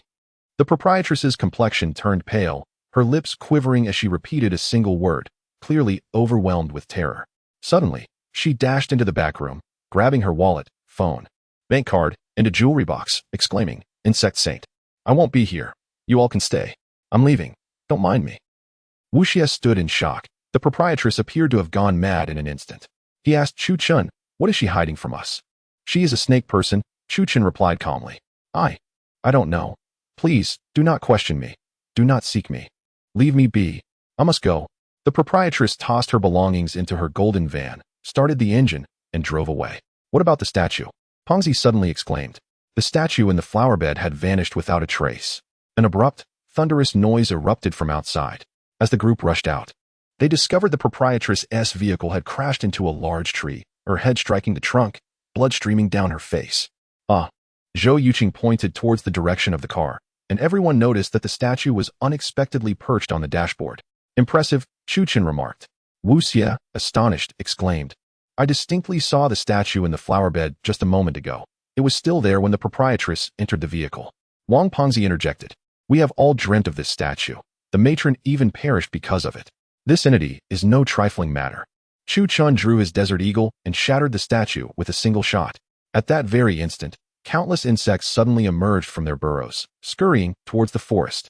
Spiders, centipedes, ants, scorpions, pill bugs, and millipedes. These creatures seemed to be guided by an enigmatic force, making their way deep into the woods. Chu Chun, Jia Yutong pointed out, observing their surroundings. The villagers began to emerge from their homes. Initially vibrant, they now wore expressions of despondency, kneeling at their doorsteps and bowing their heads. "Calm your fury. Do not hold grudges," the villagers chanted, seemingly conversing with an invisible presence. Chu Chan addressed the group. "These insects are advancing in a specific direction. We shall follow in their wake. Let's heed his words and set off swiftly to find the statue before nightfall," Wu Xie encouraged. Thus, the group ventured into the forest, entering a mysterious and perilous unknown realm. "Sister, Chu Chen." Suddenly, Zhou Yuqing, in the midst of the group, clutched her chest and collapsed to the ground. "What's wrong?" Wang Pengzi immediately inquired. Jia Yutong retrieved a talisman, dissolved it in water, and gave it to her. Zhou Yuqing soon felt much better. "I heard someone calling my name," she said. Chu Chen replied calmly, "All of us in this forest must not respond to any sounds we hear, nor seek out their source." "Understood," Wang Pengzi said, pulling a sawed-off shotgun from his backpack. Wu Xie patted Chu Chen on the shoulder and asked, "Do you think Zhou Yuqing might turn into a zombie or some sort of puppet?" "No," Chu Chen reassured. "The parasites within her have perfectly integrated with her. They will not kill her, but will assimilate with her." The three continued onward, following the insects, but upon reaching a denser part of the forest, the insects suddenly burrowed into the surrounding holes. "We've lost them," Wu Xie remarked. Chapter 72. The Ogre Tree. As the group entered the Dianyun forest, a vast swarm of insects that had been trailing them burrowed into the ground, vanishing from sight. Consequently, the five adventurers lost their living markers. Surrounded by the swaying shadows of trees and the gentle caress of a cool breeze, they gazed ahead, only to find the scenery indistinguishable all around. Chu Chen activated the live stream, announcing, "Follow my lead." Instantly, as the stream commenced, tens of thousands of viewers flooded in, engaging in spirited discussions. "From this moment on, you must not stray too far from me, lest you become lost in the forest," Chu Chen cautioned. With a smile, Wu Xie proposed, "Let us attach these miniature communicators to our collars. It will allow us to stay in touch should anything arise." Zhou Yuqing and Jia Yutong affixed their communicators, and soon Chu Chen and the others were also prepared, officially entering the forest. Is this really the forest of Yunnan? It is truly magnificent, though magnificent. It was the recent eye-gouging murder case that had instilled fear in many, preventing them from venturing into Dianyun. As an insider, I can tell you, that male celebrity met a gruesome end, his body riddled with eyes. Even the two forensic experts couldn't hold back their retching. Chu Chen remarked, "Our purpose for coming to Dianyun is to delve into this enigmatic realm and uncover the truth behind the eye curse. The streamer is incredible, always braving perilous territories. Indeed, the streamer consistently ventures into the most treacherous locations, which we would never dare to approach." Wu Xie chuckled, a brave lad, unafraid of challenges.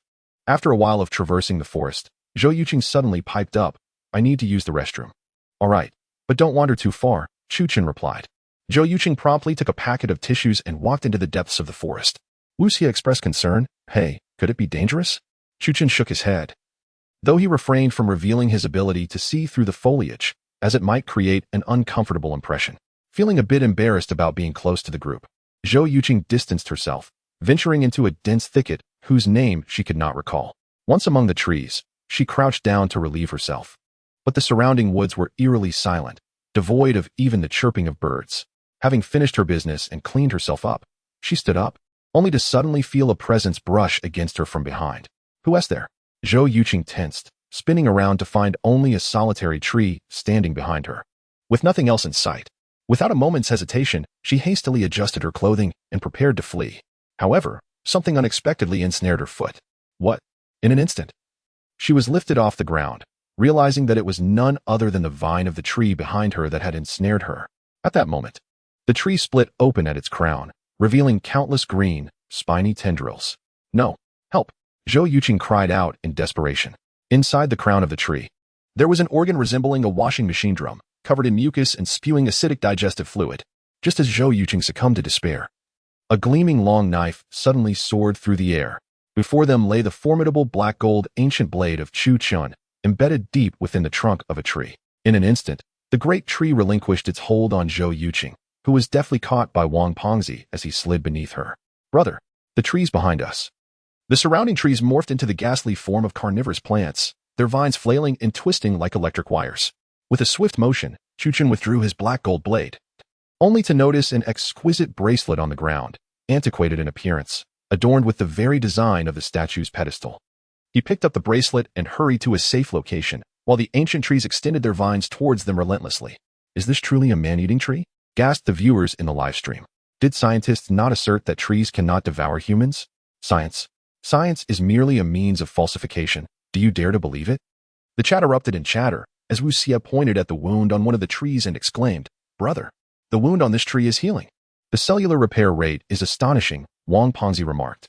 At that moment, their path back was obstructed by a forest of man-eating trees, with vine-like tendrils encircling them from all directions. Wu Xie, ignited, commanded Chu Chun. Wu Xie understood, retrieving 2 flares from behind and striking them, causing sparks to fly. Come over here. Wu Xie waved the white phosphorus flare at the approaching vines, which recoiled at once. Form a circle, with the girls in the center. Fatty, load your shotgun. Shoot any tree that moves, instructed Chu Chun. He drew his Desert Eagle pistol, firing intermittently alongside Wang Pengzi to hinder the actions of the regenerating carnivorous trees. We're out, Wu Xie announced as they escaped the clutches of the man-eating woods. Next time we need to use the restroom, let's find an open area. Zhou Yuqing, feeling embarrassed, apologized. I'm sorry for causing you trouble. It's nothing. Chu Chun reassured her. Suddenly, Zhou Yuqing exclaimed, I've lost my bracelet. Don't worry, it's merely a material possession. Do you wish to go back for it? Wang Pengzi replied, astonished. No, I've never seen my father. This was a protective charm given to me by my mother. I must retrieve it. Zhou Yuqing insisted resolutely. Is this it? Asked Chu Chun. Yes, thank you. She expressed her heartfelt gratitude as she accepted the bracelet. This bracelet was given to you by your mother. Yet it bears a symbol akin to that of a deity, remarked Chu Chun. Wu Xie and Wang Pengzi gazed at Zhou Yuqing as she began to disclose. I have never met my father. My mother left after giving birth to me. Her hometown is around Dianyun, and I was raised by my grandmother. Chu Chun and Wu Xie exchanged glances, with Wu Xie smiling gently. Do not misunderstand. We harbor no ill intentions. We merely feared that this bracelet might be linked to some monstrous entity. The group continued on their journey, and Wu Xie whispered to Chu Chun, Brother, do you think her mother is here? Yes, replied Chu Chun. Yesterday, I witnessed a spider capable of causing instant death crawl upon her. Yet it did not harm her in the slightest. Innocent path. Indeed, she had just dropped her bracelet when she encountered the assault of the man-eating tree. That bracelet must possess something extraordinary. I can sense that Chu Chun is gazing into the distance at her mother, who hails from the Serpent Village. But where exactly is this Serpent Village?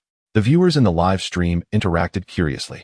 Following the direction of the wormhole will lead us to the Serpent Village, replied Chu Chun. The viewers in the stream were taken aback, exclaiming, Is that even possible? I have seen plants and water guiding the way, but never have I witnessed wormholes as a guide. Another prominent figure in the live stream countered. Such matters must be analyzed on a case-by-case basis. What you mentioned pertains to ordinary situations. Our broadcaster is navigating through the Worm Valley.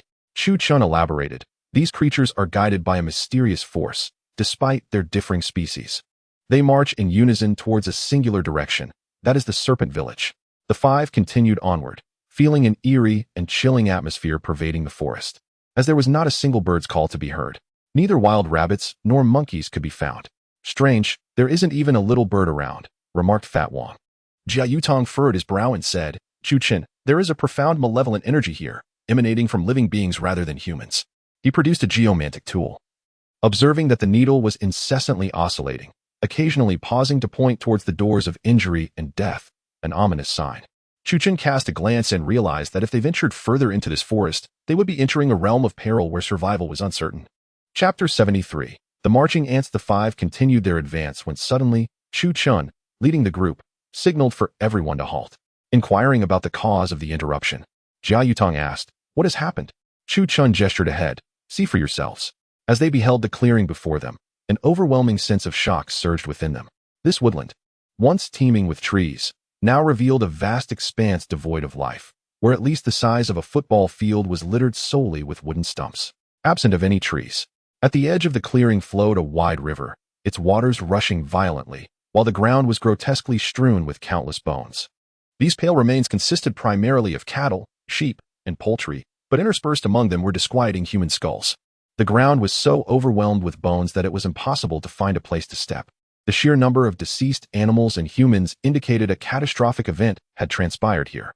The state of the bones suggested that these beings had ventured into this area only to be slaughtered by some unseen force.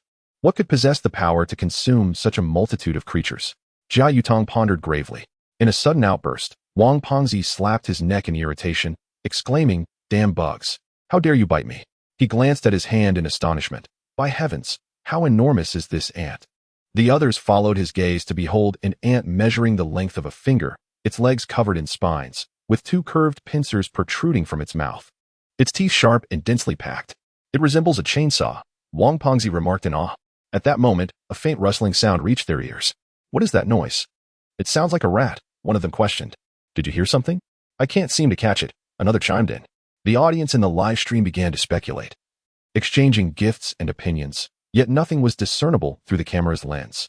Suddenly, Wang Pengzi pointed ahead. "There is something." Chu Chen, upon seeing it, shouted, "Pengzi, the Molotov cocktail." As Wang Pengzi fumbled for the gasoline bottle, he shouted, "What is that?" Jia Yutong exclaimed beside him, "Ants. Army ants." Before them surged a relentless tide of ants. A veritable black carpet engulfing the jungle, casting a shadow over the entirety of the forest. "Curse it." Wang Pengzi hurled the gasoline bottle, igniting a wall of flames upon impact. Yet, the army ants quickly coalesced, forming towering spheres of ants, far exceeding human height. The outer layer was incinerated by the fire, but those within remained unscathed.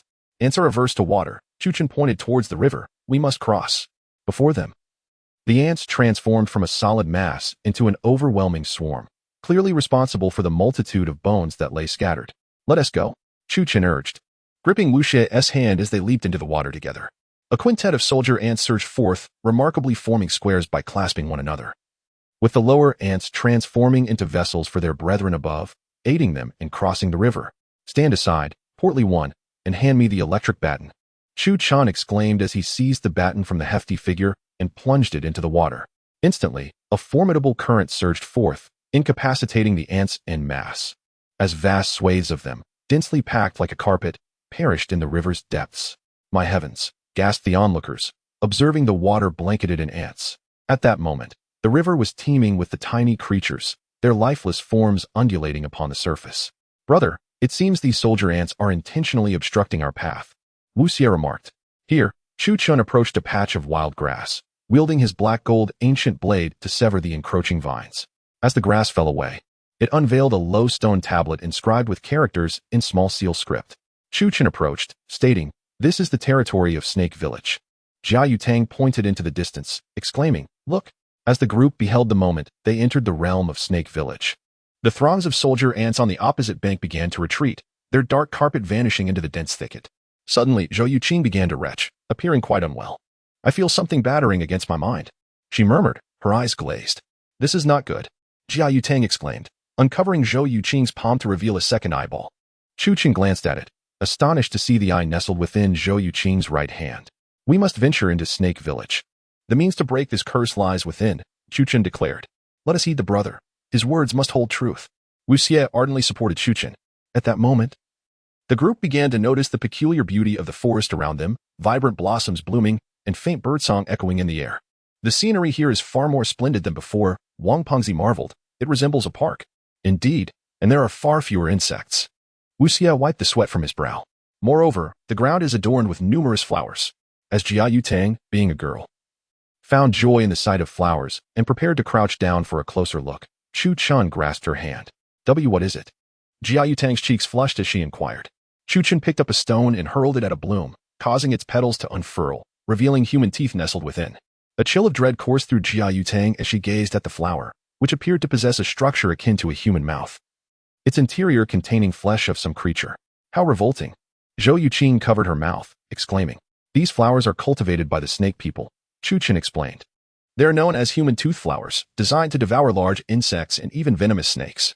Suddenly, Zhou Yuqing, standing beside them, began to wander deeper into the woods. Home. She muttered softly, her hands hanging limply, as if her very essence had been drained. Brother, Wu Xie called out, attempting to intervene. Only for Chu Chun to halt him. In this treacherous jungle, danger lurked at every turn. It was evident that Zhou Yuqing had fallen victim to the snake man's hypnotic spell, illusory sting, leaving her soul under the control of the spellcaster. By following her, we could uncover the path to the snake village. Jia Yutang expressed his surprise. This method is indeed remarkable. The friends in the live stream chimed in, urging, host, take us to the snake village. Yes, this snake village seems intriguingly formidable. We are eager for an enlightening experience. The host is truly impressive, venturing into such a place. I'm ready to shower gifts. The atmosphere in the live stream surged, with thousands more joining to watch, and the number of fans skyrocketed. Chu Chun glanced at the figures. Noticing that across 3 platforms, his follower count was rising sharply, his popularity now surpassed that of many renowned veteran explorers. Stay close, Chu Chun instructed the group. The 4 of them followed the entranced Zhou Yuqing, making their way forward without encountering any peril. Listening to you was a wise choice. Just like having a strategy guide for a game. Wang Pengzi exclaimed joyfully. I really dislike those bugs, and thankfully haven't seen any on this journey. Chu Chun pointed ahead, stating, look. Before them lay a dense forest, where every tree was devoid of leaves, and the trunks exhibited a sickly hue, evoking a profound sense of discomfort. Chapter 74. The hidden realm before them stood towering trees adorned with a striking red and black bark, evoking an instinctive discomfort among the group. Yuqing advanced ahead, prompting Jia Yutang to exclaim, we must follow. Let us proceed, Wu Xie urged. The others trailed behind, cautious not to draw attention to themselves and risk revealing their presence to the caster of the hallucinatory sting technique targeting Zhou Yuqing. This enigmatic forest was flanked by ancient trees that cast a dense shade, obstructing some rays of sunlight. Between the 2 rows of trees lay a dirt path, evidently shaped by human intervention. Though uneven and littered with gravel, it was navigable for pedestrians and tricycles alike. Our journey has been remarkably smooth. At least we haven't encountered any insects, Wang Pengzi remarked, basking in the cool shade while fanning himself. Who would have thought that despite your burly physique, you still harbor a fear of these tiny creatures? Wu Xie jested, playfully patting Wang Pengzi's belly. Everyone has their fears. Wang Pengzi retorted, scratching his neck. What is this? Turning around, Wu Xie was taken aback to see a glistening pool of slime clinging to Wang Pengzi's hand. How disgusting! Wang Pengzi exclaimed as he attempted to shake off the viscous substance. Where did this come from? Suddenly, the group's gaze fixated above Wang Pengzi's head. Among the thick canopy formed by the towering ancient trees, clusters of purple flowers blossomed on the branches. Yet, as the petals unfurled, they revealed layers of sharp, menacing teeth. What? Wang Pengzi, startled, collapsed to the ground and fired his shotgun in panic. Boom!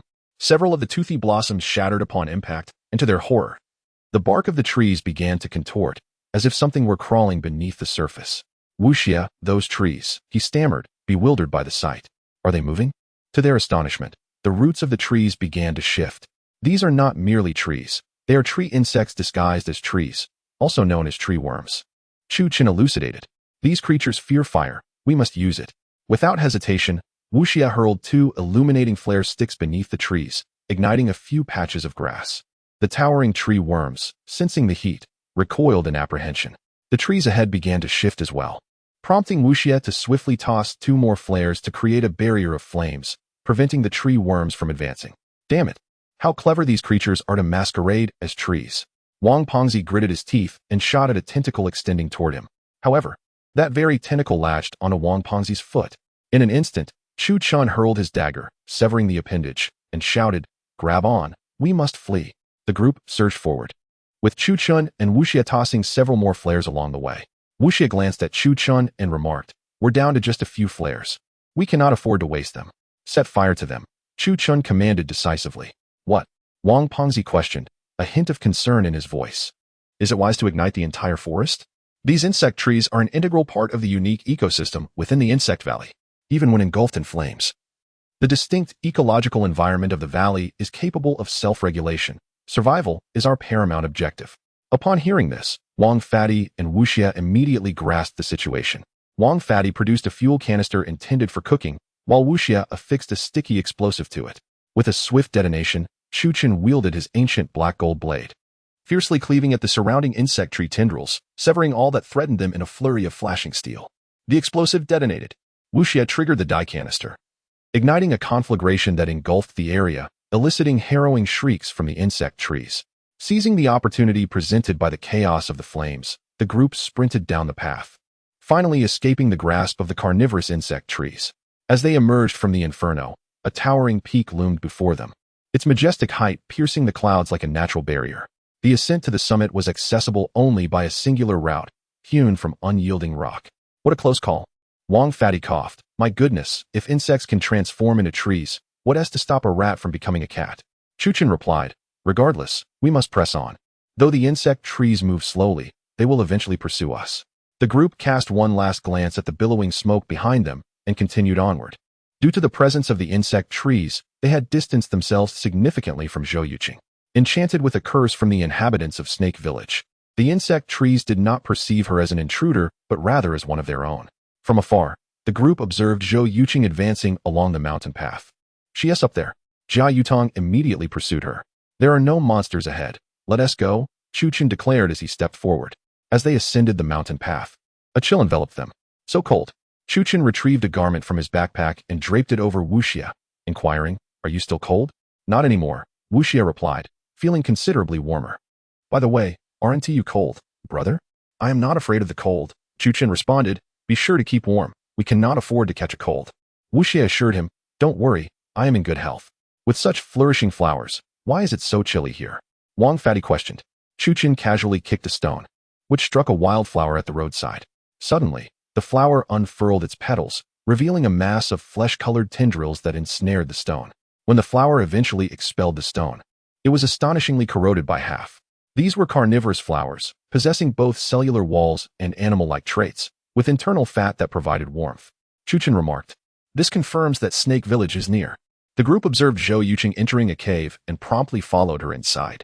The cave was remarkably cold and damp, and the space was particularly constricted. Upon entering, they discovered numerous murals adorning the walls. What do these murals depict? The viewers in the live stream clearly observed the content of the murals through the camera, prompting a flurry of inquiries. Chu Chun explained, these murals narrate the tales of the ancient Dian kingdom, predominantly illustrating the story of a general from the Chu state who arrived here, conquered the local inhabitants, and subsequently, the locals established a new kingdom.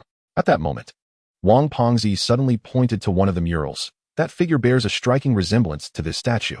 Chapter 75, The Enigmatic Floating Village. Following Wang Pengzi's, Chu Chun and the others gazed upon a painting depicting countless warriors of the Chu kingdom alongside the locals, reverently adoring a resplendently adorned man. This was the effigy in question. Wu Xie turned to Chu Chun, stating, brother, it seems we are yet another step closer to the truth. This Snake Village must be the descendants of those individuals. Chu Chun replied, Wu Xie, once we enter the village, we must exercise utmost caution. Understood, Wu Xie affirmed. The group trailed behind Zhou Yuqing as they exited the cave, only to be greeted by an entirely different realm. Upon emerging, Jia Yutong and Wang Pengzi were instantly taken aback. The scene before them resembled another world altogether. Within the cavern, a village emerged, its summit basking in sunlight, while the surrounding structures were interconnected by rope bridges, with houses constructed upon massive tree vines. Astonishingly, a grand tree stood at the village's center, its vines entwined with the stone walls of the mountain. Jia Yutong was in awe. This tree appeared to be suspended by its vines amidst the cavern, with an abyss lurking below. Truly a spectacle. Wang Pengzi retrieved his phone to capture a few photographs. Suddenly, Zhou Yuqing collapsed to her knees, dazed. Before rising again, where am I? You are in Snake Village. You brought us here, Chu Chun replied. What? Zhou Yuqing exclaimed in shock. I felt as though I had fallen asleep, unable to remember anything. I even dreamt that my mother took me back to our hometown. That was no mere dream. It is a technique known as illusory stasis, Chu Chun explained as he approached her. You momentarily succumbed to slumber and were transported here because someone was manipulating this spell. Zhou Yuqing grew anxious, clutching Chu Chen's clothing. Please. I can no longer endure this torment. Let us go to the village and uncover the identity of the one who has harmed me. Chu Chen nodded. Pongzi, Wu Xie. Prepare your weapons. We shall proceed with caution. Crossing the suspension bridge, they found comfort in the absence of traps or ambushes. As they traversed the bridge to the village built upon the floating tree, they encountered not a single soul or even a dog. What a magnificent sight. One cannot help but marvel at the ingenuity of the Snake Village inhabitants managing to establish such an expansive settlement upon suspended roots, Wu Xie mused. There is a stone tablet over there, Wang Pongzi pointed out. Jia Yutong and Zhou Yuqing approached the ancient tablet, crafted from bronze, inscribed with incomprehensible characters. This tablet bears the script of the Chu kingdom, Chu Chen remarked. It is Chu language, an early form of the characters used during the spring and autumn period in the Warring States era. Zhou Yuqing eagerly inquired, what does it say? Does it prohibit entry? It reads Snake Village, Chu Chen replied. This village is indeed audacious, boldly inscribing its name, Wang Pongzi reflected. Yet, there is not a soul in sight. Jia Yutong surveyed his surroundings and found that there was not a soul in sight. Every house stood devoid of doors. Chu Chun pointed to a house near a large tree, stating, this house is the heart of the village. If it is indeed the village center, Wu Xie mused. There might be a way to unravel the mystery of the poison. However, the absence of inhabitants here creates an unsettling atmosphere, regardless of whether anyone is present. All the houses lack doors, so we might as well enter and search for the antidote, Wang Pongzi declared with enthusiasm. Taking the lead, Chu Chun and the group approached the house adjacent to the tree. This structure was unlike the others, featuring a tower-like design that narrowed as it ascended. At the entrance stood two stone sculptures depicting an unfamiliar serpent-like creature, adorned with conical horns and thorn-like spikes along its back. What kind of serpent is this? Wu Xie pondered, scratching his head. Could it be the totem of this village?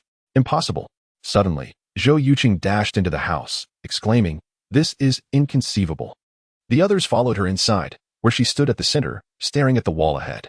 There, prominently displayed, were two photographs. The images were slightly yellowed, and judging by their color and pixelation, they appeared to have been taken with a camera from the 1970s or 1980s. Framed in gold, it was evident that the individuals depicted held a position of high esteem within the Snake Village. The photograph on the left featured a man in an old-fashioned blue suit, his hair styled in a vintage manner, slicked back. To the right, a woman donned an exquisite qipao, adorned with jade bangles, exuding the grace of a distinguished lady. Is that my mother? Zhou Yuqing gasped, clutching her head. Miss Jia, isn't this girl from your family? Why is her mother here? Wang Pongzi inquired. Our two families have only recently come together, Jia Yutong replied, equally intrigued by the presence of Zhou Yuqing's mother in this place. Zhou Yuqing found it hard to believe. Yet there was no mistaking that the woman in the photograph was indeed her mother. Wait a moment, Wang Pongzi interjected. Zhou Yuqing is hailed as the youngest songstress, and she is still quite young. If the woman in the photo was of such an age in the 1970s or 1980s, then Zhou Yuqing must be older than she is now. Chu Chun responded nonchalantly. The serpent people can maintain their youthful appearance for an extended period. This is one of the benefits of their transformation. As the conversation unfolded, a sudden hissing sound filled the air, akin to something scraping against the ground and a chalkboard. What is that sound? Wu Xie and Wang Pongzi turned around, hearing the noise yet failing to discern any anomaly. A thick fog is rolling in. Jia Yutong pointed outside, where a layer of eerie green mist had enveloped the village. This hue is not a natural green but a ghastly shade, reminiscent of the spectral glow that often heralds the appearance of ghosts in early Hong Kong horror films. How could fog arise within the cave? Jia Yutong furrowed her brow and inquired. Wu Xie and Wang Pongzi raised their firearms, directing them towards the entrance. Chu Chen addressed Jia Yutong, saying, Miss Jia, your Taoist sect possesses rituals to disperse fog, correct? Indeed, Jia Yutong nodded in affirmation. Excellent. Chu Chun began to devise a strategy. Miss Jia will perform the ritual, while Wu Xie, Pongzi, and I will guard the entrance, ensuring nothing enters. The group, armed and vigilant, prepared for whatever might come. Chapter 76. The Serpent Chief amidst the dense fog. Chu Chun and his companions hastily secured the doors and windows, plunging the room into profound darkness. Little brother. The sounds outside resemble insects. Wang Fatty trembled, voicing his unease. At that moment, Zhou Yuqing suddenly collapsed to her knees, clutching her head and murmuring, They have come. Who has come? Wang Fatty inquired. From the sound, it seems to be serpents slithering, Wu Xie replied. The excruciating friction outside escalated, and suddenly, Something began to pound against the doors and windows. As the ominous thumping intensified, Zhou Yuqing's terror and anguish grew. She became increasingly frantic, her fingers entangling in her hair, her gaze becoming more and more unfocused. Wu Xie abruptly pointed at the window and exclaimed, "Little brother, a snake!" At his shout, the others turned their attention to the window he indicated, where they beheld a green serpent wriggling through a small breach. To their astonishment, this was no ordinary snake. It was a two-headed serpent. As the creature slithered through the window, bearing its venomous fangs, Chu Chun reacted swiftly, firing his desert eagle and obliterating one of its heads, sending it hurtling back outside. So many snakes! Wang Fatty gasped, noticing the window's shadow teeming with double-headed vipers. What was most alarming was that these serpents were pouring in through the crevices of the door and walls with reckless abandon. Are these snakes made of water? How can they infiltrate from everywhere? Wang Fatty exclaimed, raising his shotgun to fire, yet the weapon proved ineffective against the relentless swarm of serpents. Miss Jia, do you have the sulfur for your rituals? Chu Chen asked. Yes. Jia Yutong quickly handed over the sulfur powder from her backpack. Chu Chen retrieved 2 mineral water bottles, poured the sulfur into the water, and pierced the caps with his military knife before passing them to Wu Xie and Wang Fatty. You know how to use water, right? Sulfur drives away snakes. We cannot remain holed up in here. On the count of 3, we charge out. Jia Yutong declared, Chu Chen, I will disperse the fog. Let's break out. At his command, Wang Fatty and Wu Xie began to wildly splash the sulfur-infused water around them. Indeed, the serpents recoiled in fear of the sulfur, retreating and refusing to advance. Chu Chen kicked the door open, slicing through the encroaching two-headed serpents with his blade. Yet, as they stepped into the courtyard, they were struck dumb. Just moments ago, the village had been deserted, but now, dozens of serpent people stood atop the rooftops. These beings possessed human skin, limbs, and facial features, yet their skin was green and adorned with scales akin to those of snakes. Little brother, they have guns, Wu Xie observed, horrified. The serpent people, towering above, aimed vintage firearms from the Second World War directly at Chu Chun and his companions. The broadcaster is in grave danger. Indeed, we are surrounded.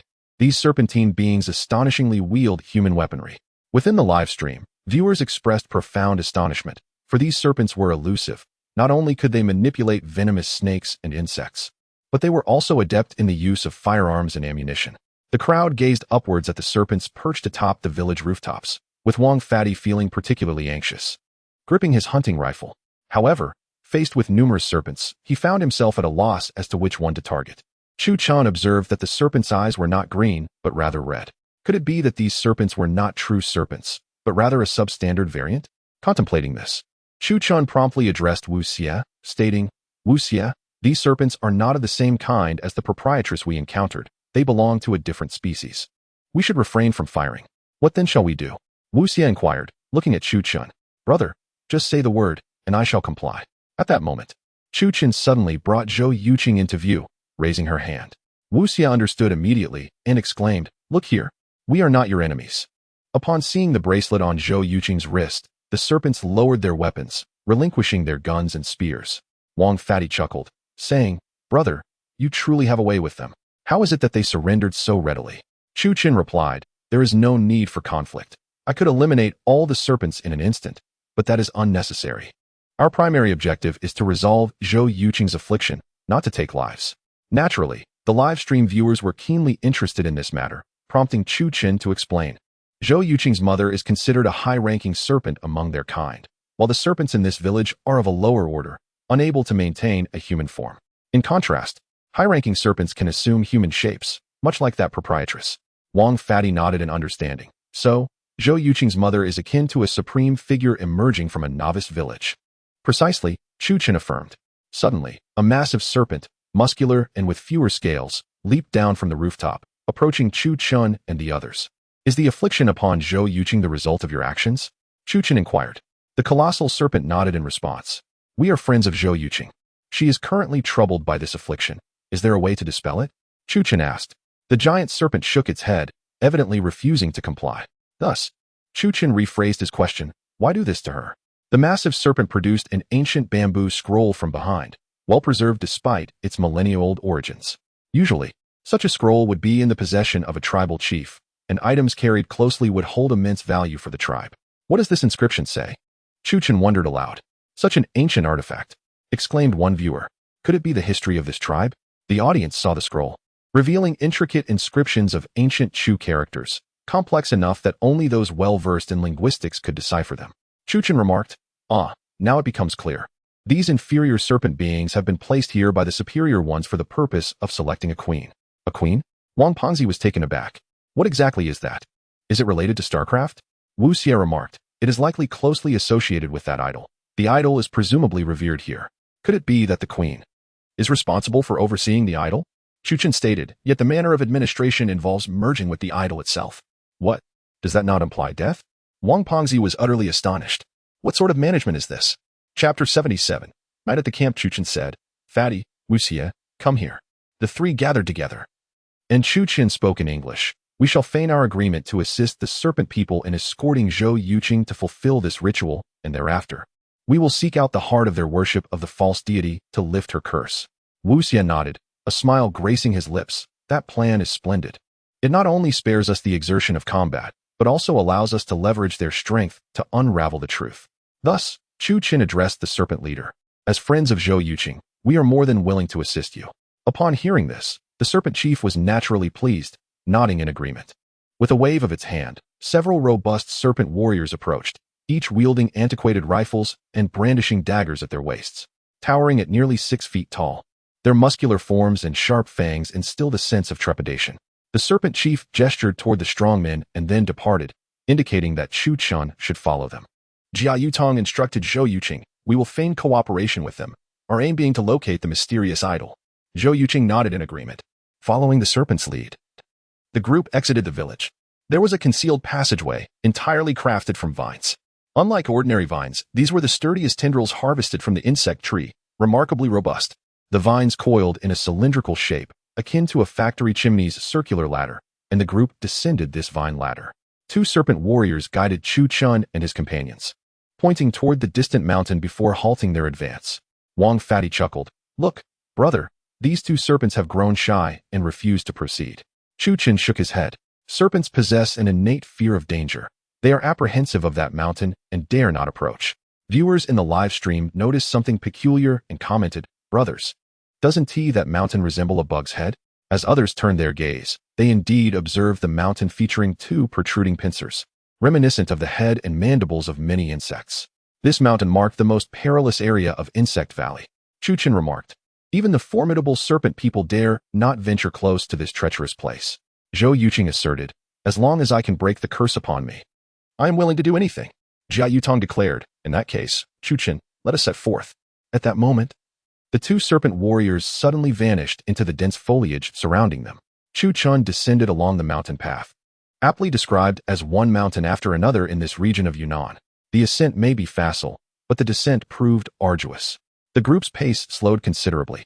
Although they traversed serpent territory and Zhou Yuqing bore serpent blood, the treacherous mountain path still impeded their speed. With great care, Chuchen supported Wu Xie, anxious that she might sprain her ankle on the treacherous descent, where the jagged rocks formed a natural fortress. "We have already squandered 3 hours on this path," Chuchen remarked. "By the time we reach the bottom, darkness will have enveloped us." A sudden wave of fear washed over Zhou Yuqing. "Will there be wild beasts lurking in the dark? Perhaps wolves?" Wang Pengzi chuckled reassuringly. "Fear not. I possess more than enough means to ignite a fire. Should any beast approach, I shall incinerate it completely." His buoyant optimism brought a smile to Zhou Yuqing's face. However, Wu Xie was reluctant to dampen the mood, but felt compelled to voice her concern. "What we face now is far more terrifying than wolves." At that moment, the group spotted a skeleton ahead. It belonged to a carnivorous creature, unmistakably larger than a wolf, likely a black bear. Yet, upon closer inspection, they noted numerous holes in the bones, suggesting it had been thoroughly devoured by a multitude of smaller creatures, perhaps army ants. Could there be ants ahead? Zhou Yuqing trembled. "That would be unlikely," Chuchen replied. "Army ants defend the territory of the snake people, since this area belongs to them and bears are their prey. The ants wouldn't attack it." The livestream audience began to speculate. Could it be cockroaches? Grasshoppers? A swarm of grasshoppers can be quite fearsome.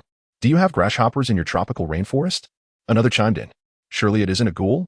As they passed the skeleton, they discovered the bones of several small animals, including rabbits, which had also been stripped clean, revealing a disturbing array of insect holes. "What is happening here?" Jia Yutong exclaimed, feeling a chill. Not only were the flesh and meat consumed, but even the marrow.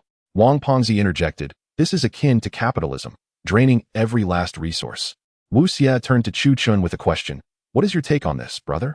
Gently lifting a piece of bone, Chu Chun replied, Ah, now I understand. This is known as the death worm. What?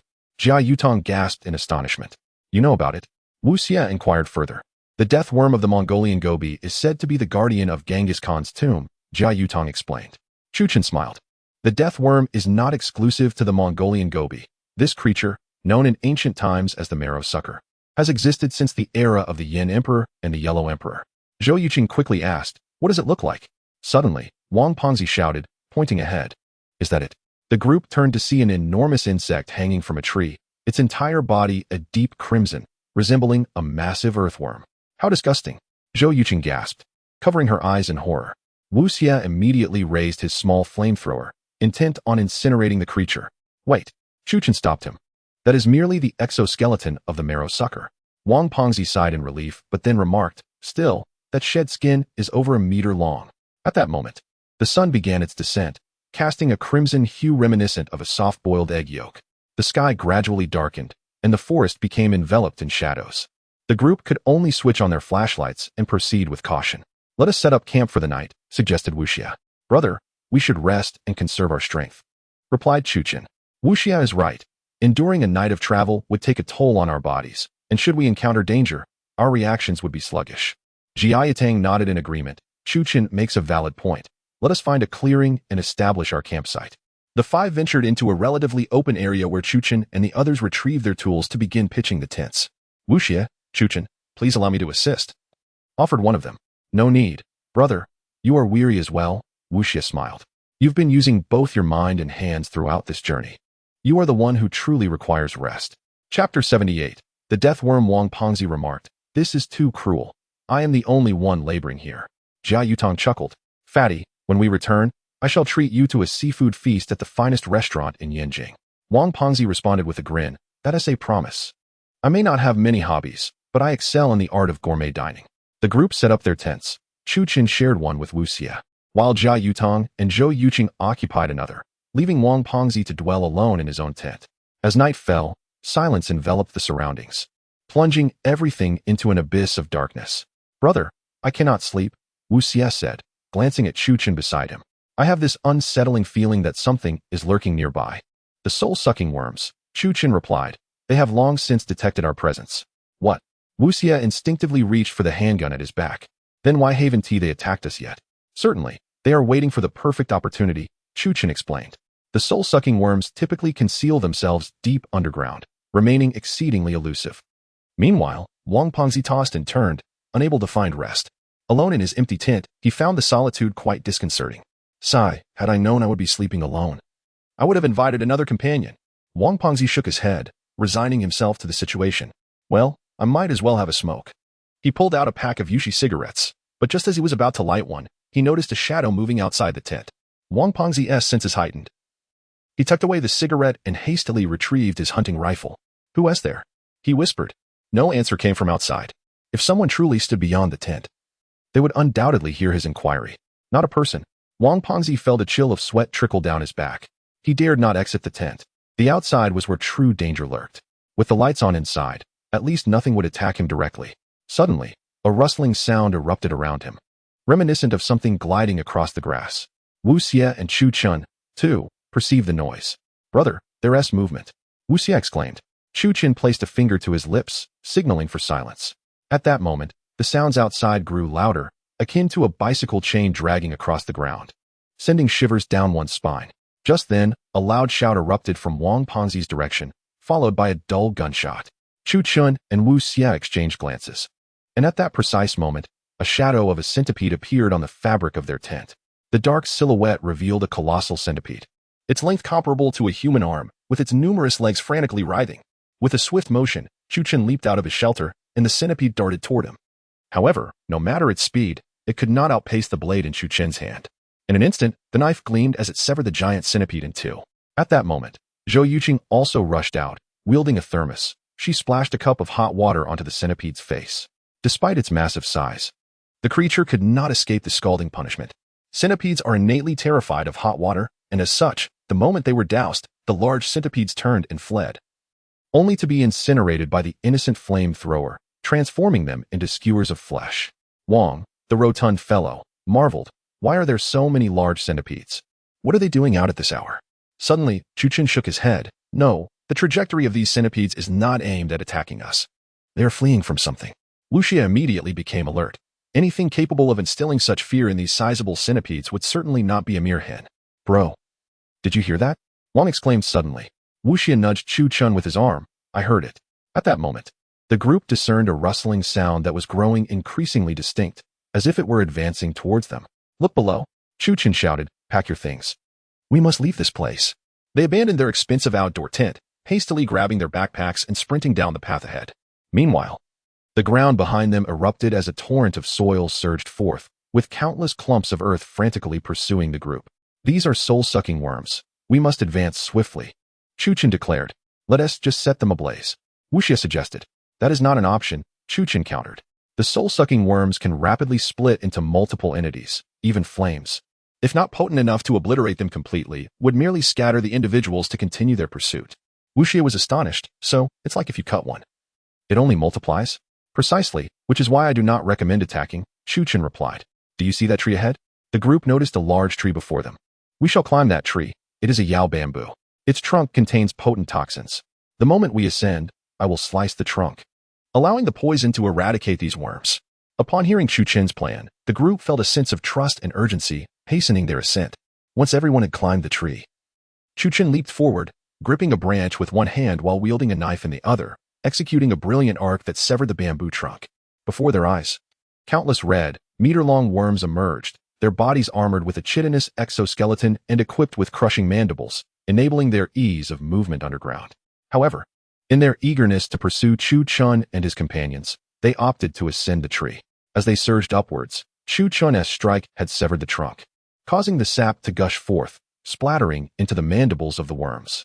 It is worth noting that yao bamboo is highly toxic, and upon absorbing the sap, the worms began to perish en masse. Well done, bro. Wang cheered from his perch on the tree. Chu Chun executed another masterful cut, ensuring not only that all the sap was expelled, but also that each worm could absorb as much of the toxic liquid as possible. Soon, a multitude of soul-sucking worms perished, and such a significant loss instilled fear in the remaining creatures, causing a large number of them to retreat slowly, restoring tranquility to the jungle once more.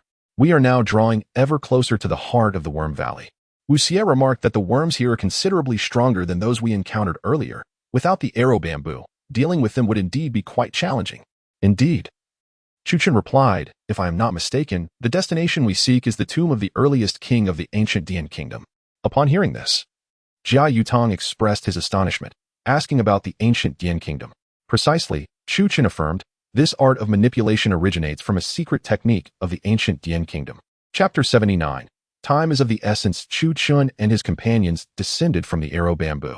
Wang Fatty, upon witnessing the ground littered with death worms, their bodies adorned with sharp spines and antennae, spat in disgust. Wu Xie remarked, these death worms only appeared behind us. Why did they not attack us from the front? Jia Yutong pondered, could it be the arrow bamboo trees? Chu Chun gestured forward, look over there. Before them lay the site of the prince's tomb, where all creatures in the insect valley, be it flowers, birds, fish, or insects, existed solely to safeguard the tomb and eradicate us. Thus, they dared not recklessly approach the prince's tomb. Following Chu Chen's, they beheld two low mountains, each crowned with a statue. Though these statues were of ancient origin, the intricate patterns and craftsmanship remained discernible.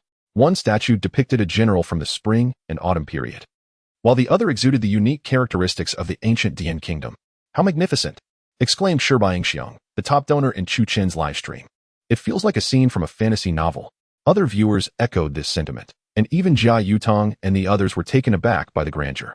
Brother, Wu Xie pointed out, the two mountains form a grand gateway, and between them flows a river, resembling a path. Chu Chen responded, this is a classic ancient feng shui configuration, two mountains flanking a river, typically indicative of a tomb or ancestral hall. Wang Fatty inquired, then this is? The prince's tomb of the ancient Dian kingdom, Chu Chen clarified. So, the serpent people intend for me to remain entombed forever? Zhou Yuqing frowned. It seems the prince of the ancient Dian kingdom may not be dead or fully deceased, Wu Xie remarked. In any case, we must reach that location. Only by finding the ruler of the insect valley and destroying the mysterious statue of the prince, can we break the curse afflicting Zhou Yuqing? Chu nodded. Let us search for tools to cross the river. Initially, the group planned to fell trees to construct a raft, but to their surprise, they discovered an ancient boat nearby. The vessel exuded an antique charm, with a long hull crafted from premium wood and bamboo. This is excellent. The bamboo on the exterior is soaked in oil, making it incredibly sturdy, perhaps even resistant to bullets, Chu remarked. Wu Xie, elated, declared, who would have thought that after such a search, we would find this without any effort? Brother, let us board this vessel. As they boarded, Zhou Yuqing suddenly began to retch. Seasick? Wu Xie inquired. No, it's something from the prince's tomb affecting her. Chu replied urgently. We must hurry. Given her condition, we must destroy the statue of the prince before dawn. The small boat set sail. The surrounding mountains and waters swiftly receding into the darkness, illuminated only by the faint light of the flashlights held by the group. Throughout the journey, Jia Yutong and Wang Fadi remained vigilant, scanning their surroundings for any peculiar entities that might launch an attack. Suddenly, someone heard a stirring in the water. It must be fish, Wang Fadi remarked. In such a vast river, it's normal to spot a couple. Wu Xie chuckled. Brother Fat, are you itching to fish? Wang Fadi scratched his head. Not that I particularly want to fish, but I used to enjoy it quite a bit. Zhou Yuqing, reclining in the boat, suddenly said. I feel as if that mountain is calling to me, compelling me to approach. Upon hearing this, Chu inquired earnestly, may I take a look at you? Zhou Yuqing seemed to grasp the gravity of the situation as she lifted her shirt, only to discover an eye had inexplicably appeared on her abdomen. Ah, how can this be? Fear gripped her as she realized she now possessed two eyes. One was red, the other white, an utterly terrifying sight. As if fate had conspired. It appears the ultimate goal of the serpent people is to make you a priestess guarding the idol, Chu stated. What does that mean? Jia Yutong asked anxiously. It means becoming one with the idol, Chu explained, merging with the idol and those cursed insects to become the queen of the insects, continuing the lineage of the entire insect valley. Zhou Yuqing's eyes welled with tears as she exclaimed, I don't want to. I refuse to become such a creature. At that moment, the water beneath them surged violently, seemingly stirred by Zhou Yuqing's emotions. Wu Xie bent down to look, but was abruptly pulled back by Chu. Be careful. Many aquatic creatures leap to attack. Wu Xie exclaimed, I feel as though something is following the boat. Just then, Jia Yutong shone the flashlight ahead. Fish. If a group of friends were frolicking in a reservoir, the sight of fish would bring joy. However, they were in the perilous insect valley, where the trees were infested, and the fish were no ordinary fish. Suddenly, a shadow shot up from the depths, moving with astonishing speed, lunging towards Wu Xie's neck. With a swift thrust, Chu drove his ancient black gold blade through the creature's body, revealing it to be a fish resembling a viper fish, yet armed with razor-sharp fangs, blood-red fins, a pointed tail, and a backward-facing spine. What is this creature? Wu Xie exclaimed, bewildered. I recall viperfish being small. They shouldn't grow this large. Chu clarified, this is not an ordinary viperfish. I saw its likeness in the murals within the Serpent Village Valley. The ancient Dian kingdom referred to it as the ghost-tooth viper. The ghost-tooth viper is the guardian of this river.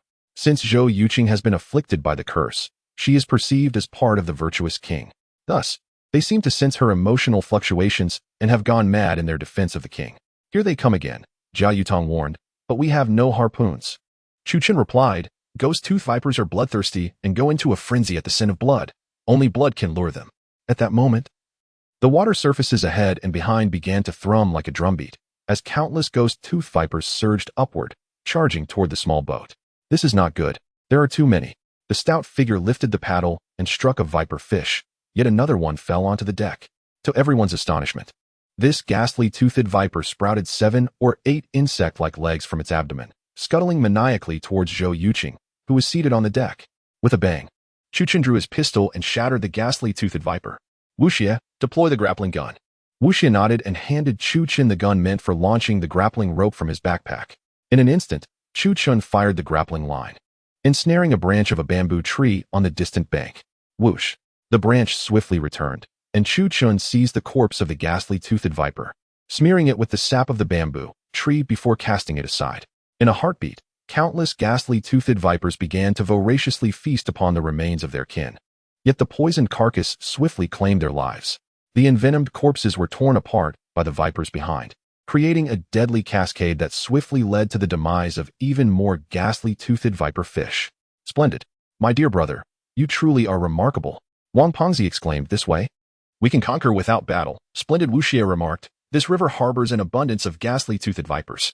It seems someone is determined to prevent us from approaching the grave of the Sage King in Insect Valley.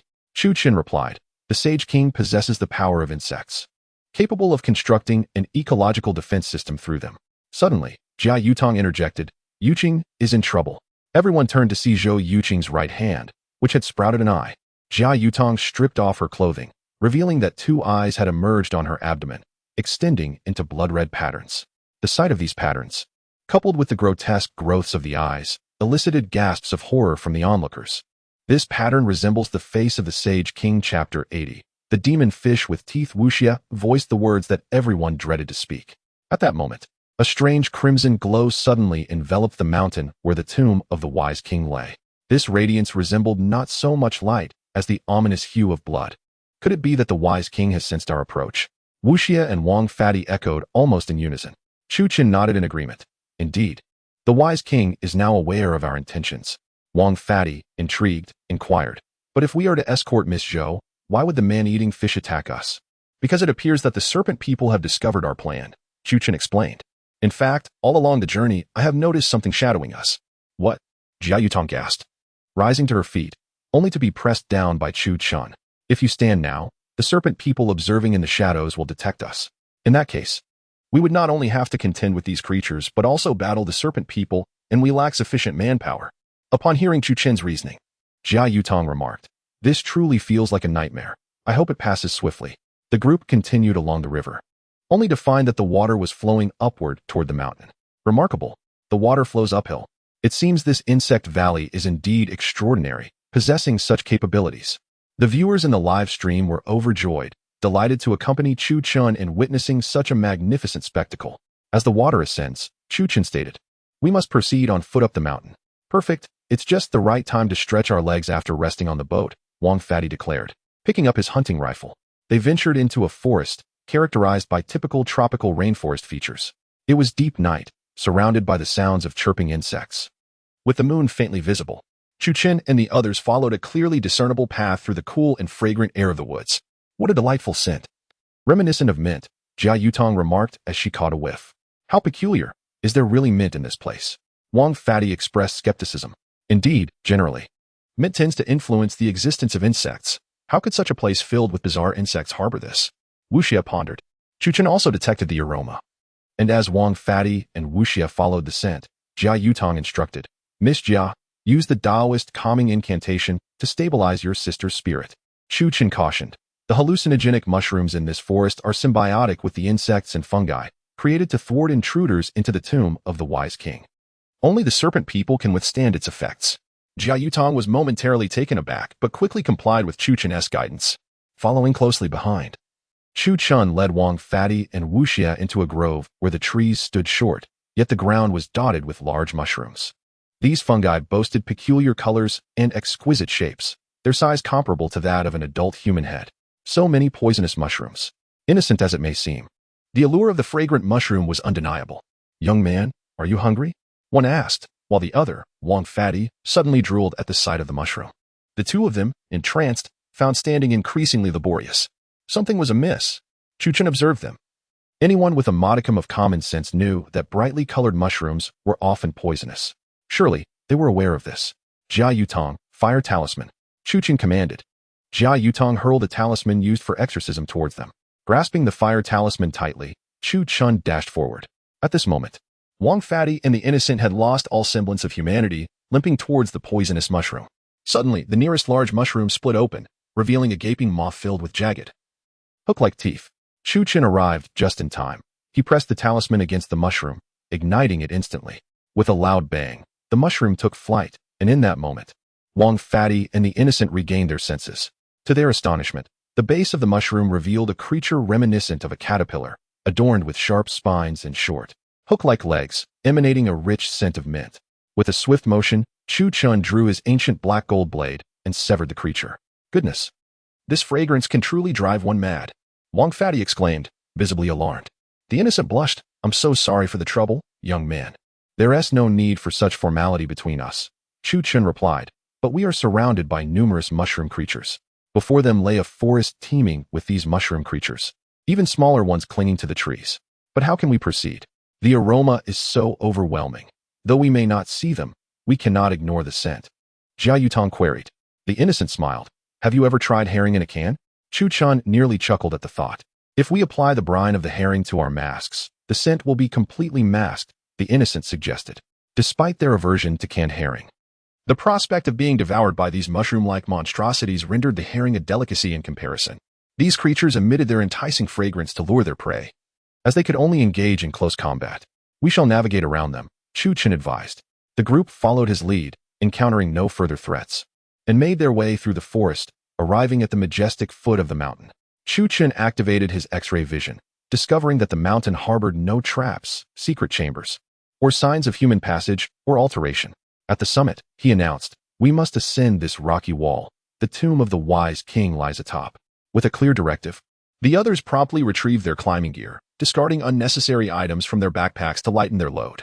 Having made all the necessary preparations, they commenced their ascent, grateful for the brief respite they had just enjoyed, which left them adequately refreshed for the climb ahead. After all, the present Zhou Yuqing is in urgent need of deciphering the art of healing, and the time left for them is dwindling. The robust Chu Chun carries Zhou Yuqing on his back. At this moment, she has fallen silent, her gaze fixed intently upon the summit of the Yan Huang tomb. Clearly under some form of control, Chu Chun, Jia Yutong inquired, if Yuqing is indeed controlled and suddenly turns against you, would you take her life? No.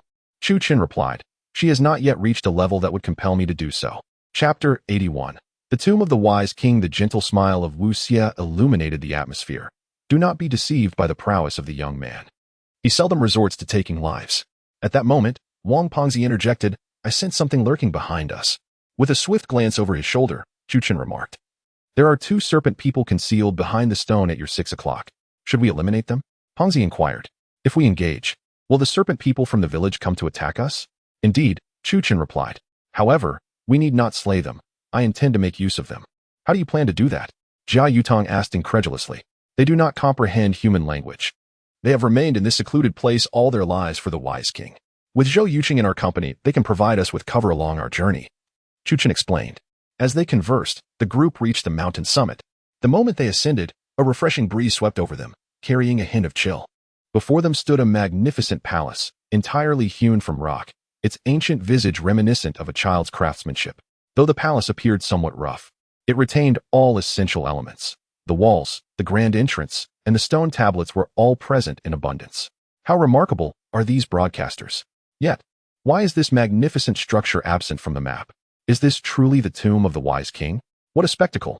Indeed, this tomb is quite impressive. Situated atop a lofty mountain, Chu Chun remarked nonchalantly.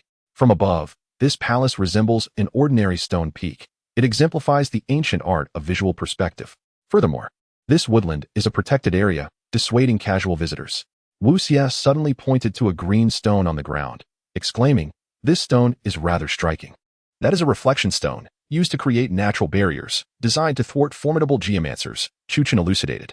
At that moment, Zhou Yuqing's countenance was devoid of expression, with not a trace of color, rendering her akin to a specter. Chu Chun gestured ahead, stating, this palace harbors great peril. Once you enter, refrain from touching anything. Do not open any chests, and avoid any treasures. Wang Pengzi and Wu Xie nodded in agreement, understood. The group then embarked on the path leading into the tomb. The entrance to the wise king's burial chamber was perpetually open for the serpent people. Chu Chun pushed the door ajar, revealing an expanse of darkness, where one could not see their own hand in front of their face. What is happening? Jia Yutong exclaimed, observing her sister step forward unwittingly. Do not pull her back. Chu Chun cautioned. There are some functional mechanisms here, operable only by those who possess the art of the Ding technique. In essence, she serves as a key. Only by following her can we locate the wise king's tomb and sever the connection between the idol and Zhou Yuqing. Zhou Yuqing continued her slow advance, seemingly beyond control, her gaze becoming increasingly erratic. In that instant, the tomb was suddenly illuminated, as rows of candles flickered to life, revealing the true form of the burial chamber. The tomb is meticulously crafted in the likeness of a palace, with intricately carved stone reliefs adorning the surrounding walls, chronicling the significant events of the ancient Dian kingdom. My goodness, this place is immense, Wang Pengzi remarked, for what the group currently occupied was merely a section of the palace, reminiscent of a living room within a house. The central pathway of this palace led to a raised platform, upon which stood a locked door, and aside from that, The space was utterly devoid of any ornamentation or burial artifacts. As Zhou Yuqing hastened her pace, she seemed to glide rather than walk. We should follow her.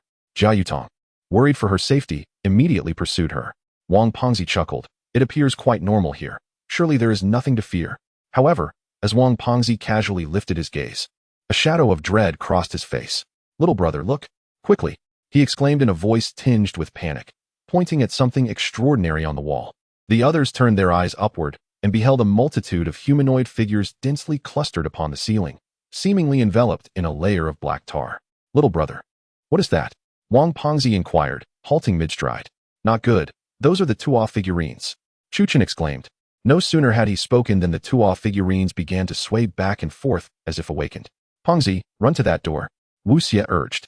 Chu Chen looked at Jia Yutong and instructed, use your Maoshan technique to create an illusionary formation, disorienting them. Jia Yutong drew his sword and began to chant incantations. While beside Chu Chen, the legendary sword, Ganjiang Mo levitated in anticipation of the impending confrontation. Suddenly, the Tuo figurines erupted, and from within, countless pitch-black humanoid creatures, adorned with eyes, leapt forth. My heavens, what are those? Wu Xie exclaimed as one of the grotesque beings descended near him. The creature, neither wholly human nor entirely beast, had arms that could morph into weaponry, and an unnaturally large mouth that was oriented vertically atop its head. Instinctively, Wu Xie drew his military machete and struck. But the blade melted upon contact with the creature's body, just as the monster prepared to impale Chu Chen with its bizarre bony weapon. Chu Chen swiftly unleashed two flying swords, decimating the creature in an instant. These are Tuo Renyu, ancient biological weapons forged through forbidden sorcery, he explained. Their blood possesses an extraordinarily high temperature, capable of melting metal in an instant. How do we combat this? Wang Pengzi shouted from a distance as he fired his weapon, though the bullets merely forced the creature back a few paces. The viewers in the live stream were equally astonished. The creature's body radiated intense heat, rendering conventional weaponry utterly ineffective against it. Chu Chen called out, if you have any water, douse them with it. It will slow their movements. Jia Yutong invoked the Maoshan technique, and in the blink of an eye, a gentle rain began to fall. Those malevolent puppets of malevolence lurked in every corner.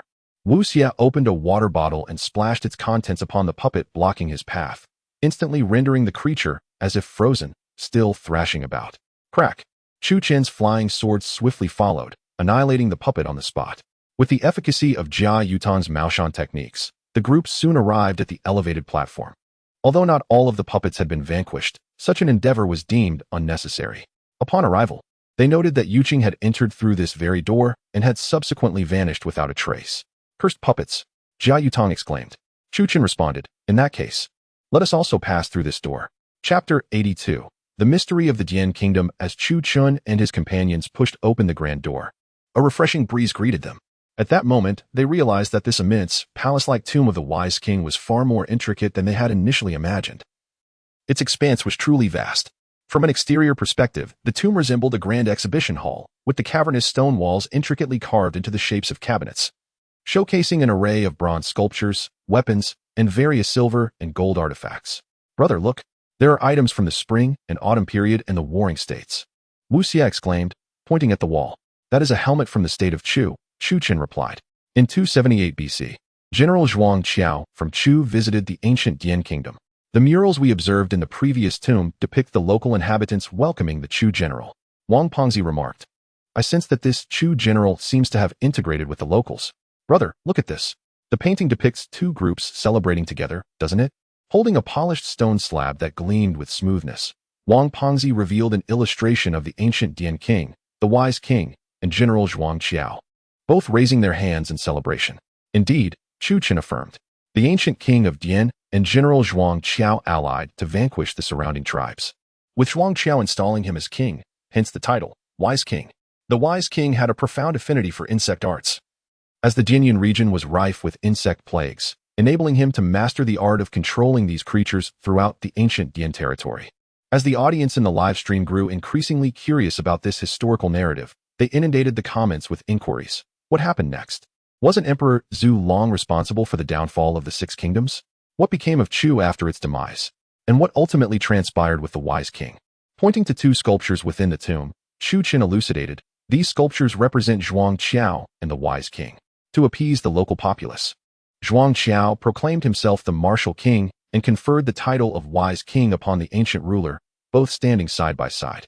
Subsequently, the mighty Qin army of Emperor Zhu Long swept across the Six Kingdoms, leaving Zhuang Qiao unable to return home, leading to his demise. His descendants flourished until the establishment of the Han dynasty. The new martial king, upon discovering that the wise king could siphon the life force of insects, grew fearful, concerned that the wise king might achieve immortality. Thus, he plotted to eliminate him, seeking to bring the Dian kingdom under the Han dynasty's dominion in pursuit of wealth and power. Upon hearing this, Wu Xie and Wang Pengzi shook their heads in disbelief, commenting, "The human heart is truly complex." Approaching a stone tablet, Chu Chen stated, "Do you see this?" The tablet portrays a scene of warfare, depicting a civil war within ancient Dian that culminated in the wise king's victory. And what then? The livestream viewers queried persistently. The wise king triumphed. Surely those people must have met a gruesome fate? Chu Chen shook his head, replying, "The wise king did not slay these individuals. Instead, he employed his insect arts to transform them into insect puppets, akin to the humanoid monsters we encountered earlier, covered in eyes." Meanwhile, a portion of the loyal subjects from the Central Plains, whom the wise king could not bear to transform into monsters for fear they might return to the Central Plains, were metamorphosed into serpent men, allowing them to live freely in nearby villages, provided they offered one beautiful maiden each year as a concubine to the wise king. Jia Yutong remarked, "Is this the reason why Zhou Yuqing was chosen?" "Indeed," Chu Chen replied. "The serpent people are loyal to the sage king and will never abandon the territory of the ancient Dian kingdom." Eventually, the sage king realized that life could not be sustained indefinitely, so he sealed himself within a statue, surviving by drawing energy from insects. Wu Xie interjected, "I suspected as much." Then, when the Han dynasty sent troops, the others in the ancient Dian kingdom, unaware of the sage king's secret, surrendered to the Han. Chu Chen nodded. His tomb was sealed by the Han sorcerers, and over time, the seal weakened, granting him the ability to create a multitude of insects to absorb energy, preparing for resurrection. "That spells vengeance," Jia Yutong exclaimed. "If this sage king were to awaken, he would indiscriminately slay the innocent. We must hasten to stop them."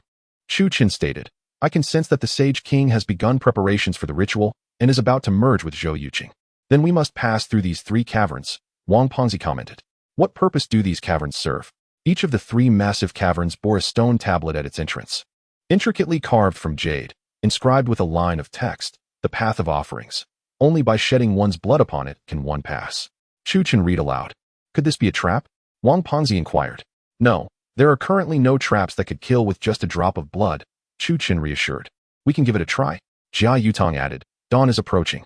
If we cannot destroy the Sage King's statue before daybreak, Yuqing will be consumed by it. Moreover," Chu Chen continued, "at that point, this insect valley will expand uncontrollably. If the statue absorbs Zhou Yuqing, it will gain even greater magical power, causing the insect valley to grow infinitely, resulting in more victims." Wu Xie exclaimed, "If the insect valley expands, will there not be venomous insects throughout Dinyan province? We must take action." "For safety's sake," Wang Pengzi suggested, "I will go that way." "I will accompany President Wang," Jia Yutong declared. Chu Chen nodded, and thus, he and Wu Xie ventured into one cavern, while Wang Pengzi and Jia Yutong entered another, the 4 splitting into 2 groups. Chu Chen and Wu Xie entered one cavern, which was surprisingly vast, devoid of even the most basic decorations or burial items, resembling an empty void. The only distinguishing feature was the stark white bones scattered across the ground. "Are there any traps here?" Wu Xie hesitated to approach. "No traps," Chu Chen said, glancing around. He looked up and suddenly noticed numerous vines overhead. These vines, resembling an intricate spider's web, blanketed the cavern, lacking leaves, but teeming with densely clustered round fruits that were a vivid red and appeared to breathe like humans. "Streamer, there are no doors here. It seems rather simple." A viewer commented, "I've heard the streamer say they must pass through to save someone. I feel there should be no danger here." Other viewers began to discuss. Chu Chen warned, "Be cautious. These fruits are not mere plants. They are a fusion of venomous arts and sorcery, further altered by the techniques of certain onmyoji from the Warring States period. They must not be attacked. Doing so will release a toxic gas." At that moment, the fruits suddenly emitted a surge of gas, which swiftly permeated the entire tomb. "Do not breathe." Chu Chen hastily handed his gas mask to Wu Xie. As the gas spread, the space was enveloped in a dense white fog, resembling a thick mist. "This is the illusion sting technique," Chu Chen stated. "Once we enter here, the illusions are inescapable. Even if we hold our breath, we cannot evade them." "What should we do then?" Wu Xie inquired. Remember, no matter what phenomena you witness, they are all mere illusions. Do not trust any of them, Chu Chen cautioned. Just then, footsteps echoed from behind the fog. The sound was incredibly steady, tranquil, and unhurried, as if nothing in existence could disrupt that rhythmic presence. Chapter 83. Confrontation with the Qiling brother. I hear footsteps, Wu Xie exclaimed. I heard it too, Chu Chen replied, drawing his black gold ancient sword, preparing for battle. However, the viewers in the live stream expressed skepticism. What sound? We didn't hear anything. Exactly. I have the volume turned all the way up, and I can't hear a thing. Host, I'm wearing a gaming headset, and I didn't catch that sound. Chu Chen and Wu Xie turned their gaze toward the source of the smoke, and slowly, a military boot emerged from within. This is Wu Xie's eyes widened in disbelief. It can't be at that moment. Even Chu Chen found it hard to fathom what lay before him. The figure stepping out of the haze wore a neatly tailored hooded cloak and held a black gold ancient sword. He was handsome and tall, exuding an almost celestial presence. Wu Xie gasped, "Is that the oil bottle?" Chu Chen responded, "Why is it?" The individual before them radiated a sword-like aura, embodying the essence of a blade, with a fierce energy emanating from him. Zhang Qiling. Chu Chen recognized him immediately, astonished to see Zhang Qiling standing before him.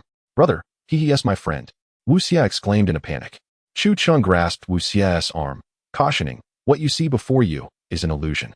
Wu Xie gazed at Chu Chen, lost in thought for a long while, his emotions swirling. The person from their 10-year pact had returned, though he could not discern whether it was real or merely a mirage. Yet, the Zhang Qiling before them remained silent, suddenly drawing his black gold ancient sword and attacking Chu Chen directly. Bang!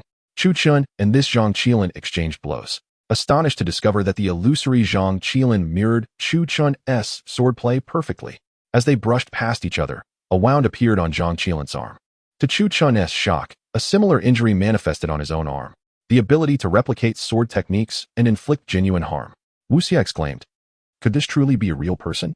Chu Chen replied firmly, "Wu Xie, this Zhang Qiling is a fabrication. No matter what, do not trust your eyes." Wu Xie looked at Chu Chen and said, "Brother, the main issue is, do you believe me?" Chu Chen asked. Memories flooded Wu Xie's mind of their meeting at Tianchi, the treacherous journey they had shared through Shennongjia, Fengmen Village, and the ancestral dragon tomb. "Do you believe me?" The echo of Chu Chen's question resonated in Wu Xie's heart. To doubt would contradict the profound understanding they had forged through countless perils. "I believe you," Wu Xie declared, lifting his head with determination, his gaze resolute. Chu Chen said, "Wu Xie, the illusion grows stronger with the desires of those who enter. You must burn the fruit above. If we do not exit this cave, we cannot lift the curse on Shuking, nor can we prevent the prince from expanding the insect valley." Wu Xie gritted his teeth and retrieved the drone from behind him, maneuvering it into the air to approach the cursed fruit. Whoosh! Suddenly, the illusory Zhang Qiling swung his black gold ancient sword, lunging towards Wu Xie. "Be careful." Chu Chen immediately positioned himself before Wu Xie, wielding the black gold ancient blade, resolutely intercepting the strike. "I comprehend now." Wu Xie's conviction grew even stronger. "The true dumb oil bottle would undoubtedly never harm me," Chu Chen asserted. "I understand Zhang Qiling. Even if he were to sacrifice himself, he would never take your life." Sensing the profound bond between the two, the illusory Zhang Qiling launched an even more ferocious and lethal assault. Wu Xie deftly maneuvered the drone upward. As it approached the target, he pressed the control button, releasing a powerful surge of electricity. The surrounding illusionary fruits were struck by the drone's formidable current, rendering them momentarily paralyzed. At that instant, the illusion began to distort, akin to a poor signal, manifesting phantoms. With a swift motion, Chu Chen plunged his blade directly through the heart of the illusory Zhang Qiling, causing the apparition to vanish instantly. A pool of an indeterminate black liquid pooled upon the ground. "What is this?" Wu Xie inquired, astonished. "This is Shirang," Chu Chen explained. "An ancient and mysterious substance that flows deep underground. Through ancient methods of refinement, it can take on various forms." "I understand now," Wu Xie exclaimed, clapping his hands. "These fruits embody the images of those we hold dear, crafted from Shirang. No wonder this phenomenon appears so authentic." Just then, a passageway abruptly materialized before them. "I recall, brother, there was no door here," Wu Xie remarked. "It seems that by vanquishing the illusion, the door has been opened," Chu Chen noted. These 3 caverns were prepared by the wise king to test whether the entrants are the true priests of the serpent people tribe. Those who succeed are automatically recognized as subordinates of the wise king and allowed passage. After exiting the cave, Chu Chen and Wu Xie found themselves standing in an expansive square. "Brother Xie Xiao," Wang Pongzi came running from the opposite side, exclaiming, Xie Xiao? We have emerged as well. You too have dispelled the illusion? Wu Xie queried, impressed. It was simple. Wang Pengzi replied. We saw an illusion depicting you two rescuing Miss Shou, and then the brother smiled at us. I knew it was false. Jia Yutong interjected. Chu Chun rarely speaks except when it is crucial. Sensing something was amiss, we recognized this as an illusion, and thus the great door opened. The group redirected their attention to the magnificent square before them, observing its grandeur as it was adorned with 7 or 8 colossal sculptures. To the left stood warriors from the spring and autumn period, wielding battle axes and spears, while to the right were figures of ancient Dian warriors and priests. Rich with the distinctive characteristics of the ancient Dian kingdom, the sculptures were arranged on either side of the square, while at the center loomed a gigantic statue, clad in official robes, with a serene countenance. It was none other than the likeness of the wise king. In this vast square, only these bronze statues remained, and at that moment, Zhou Yuqing stood before the statue of the wise king, arms outstretched, gazing at the divine figure. The statue of the wise king serves as his coffin. He resides within, Chu Chun declared. I shall go rescue him. Upon finishing his words, Chu Chun took a great stride and soared towards the statue. At that moment, the statue abruptly opened its eyes. Brother, the statue has opened its eyes, Wu Xie exclaimed. Typically, such statues in folklore are depicted with closed eyes or lowered eyelids. And there exists a notion in the tattoo community that one should not ink deities with open eyes. The opening of the statue's eyes signified a manifestation of divine presence, the consequences of which were beyond human endurance. Wang Fadi and Wu Xie quickly followed suit, but the instant the statue's eyes opened, the surrounding guardian stone statues suddenly shifted and emitted a radiant golden light. Chu Chun and his companions were instantly blinded to their surroundings, only feeling the ground beneath them seemingly give way, and then they plummeted swiftly downward. Grab my hand, Chu Chun instructed Wu Xie. Fadi, hold on to Wu Xie, he added. Wu Xie extended his hand, which Chu Chun grasped tightly, drawing forth the black gold ancient sword and plunging it into the wall, leveraging its speed to descend the mountainside. Wang Fadi looked down and shouted, What the hell? Wu Xie and the others glanced down to discover that they were falling into a vast pit swarming with countless insects. Venomous spiders, snakes, centipedes, millipedes, scorpions, and other nameless creatures writhed in the pit. Moreover, each insect was astonishingly the size of an infant. Brother, if we fall down now, we'll become their fast food, Wang Fadi yelled.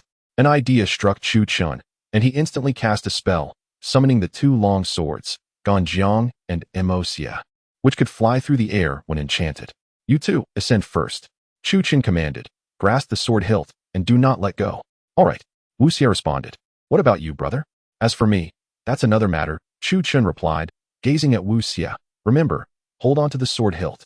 Wu Xie and Wang Fadi clutched the hilt as Chu Chun formed a sword gesture, causing the hilt to swiftly carry them upward from the abyss. Just as Chu Chun was contemplating his next move, his phone suddenly rang. Hello?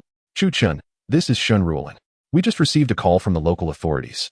35 locations in Jinyun province have been attacked by venomous insects, with toxic creatures assaulting various institutions, including hospitals and schools. Shun Ruolin stated, Are you in Jinyun? Chapter 84. The dust finally settles. Chu Chun remarked that there had been disturbances in the tomb of the wise king located in the Diyun Insect Valley. Very well. I shall dispatch a helicopter for your support. Do ensure your safety, Shun Ruolin replied. The authorities are placing great emphasis on this matter and have instructed our special operations team to act immediately. With you there, I feel reassured. After Chu Chun ended the call, he promptly drew his Huohua battle blade. With both blades wielded, he ascended with remarkable speed, akin to a mountaineer pickaxe. However, upon his arrival, he discovered that the sisters, Jia Yutong and Zhou Yuqing, had already fallen into the clutches of the wise king. Before him stood the statue of the wise king, now completely disintegrated, leaving debris scattered across the ground. The creature that loomed was a colossal figure, towering at 5 or 6 meters. Its form comprised hundreds of twisted worms, their bodies festooned with hooks that intertwined, while each finger of the wise king resembled a massive centipede. Moreover, 8 spider-like appendages sprouted from its back. The head of the wise king was an extraordinarily eerie bronze mask, adorned with horns on either side, and its eyes were shrouded in darkness. Inside the grotesque body of the wise king were Jia Yutong and Zhou Yuqing, ensnared by countless tendrils, positioned one before the other. A white worm extended from their mouths, seemingly siphoning their very life force. Brother, it cannot be killed, Wu Xie exclaimed. I just tried using a flamethrower and explosives, yet it remained utterly still. Wang Pengzi wiped the sweat from his brow and added, What is truly terrifying is that it does not budge at all. I threw detonators and fired with a shotgun. But it treated us like mere wood, completely dismissing our presence. Just as Chu Chun was about to take action, the mountainside suddenly crumbled, revealing countless tendrils emerging from the surrounding rock. These appendages appeared more akin to insects than mere tentacles. Wu Xie, Pongzi, Chu Chun stated. I just received a call from Shun Rulin at the Special Operations Team. Various regions in Dian Province have been besieged by a multitude of venomous insects. What? Wu Xie gasped in shock. These insects are merely ordinary venomous creatures, impossible to defend against. The Wise King serves as a hub. While the insects from all over act like mobile devices, Chu Chun offered a simple analogy. We must eradicate it. Otherwise, the insects will never cease their assault. At that moment, the horizon began to brighten, heralding the end of the night and the imminent rise of the sun. I must act now, or by dawn. These two sisters will be eternally entwined with the Wise King, Chu Chun declared. What shall we do? Just tell us, brother. Wang Pongzi urged, eager to follow Chu Chun's lead. Recall the trap we fell into earlier, Chu Chun instructed. You set explosives around here. When I lure it over, detonate them to ensnare it in the pit. Understood. Wang Pongzi beamed with excitement. Thus, the final battle commenced. Chu Chun charged forward, while the spider-like legs of the Wise King lunged at him. So, the strategy is to assess the opponent's abilities before determining whether to counterattack? Chu Chun comprehended the distinctive traits of the virtuous king. He now exerted all his strength to command the insects, allowing them to devour humanity and expand the dominion of his insect valley.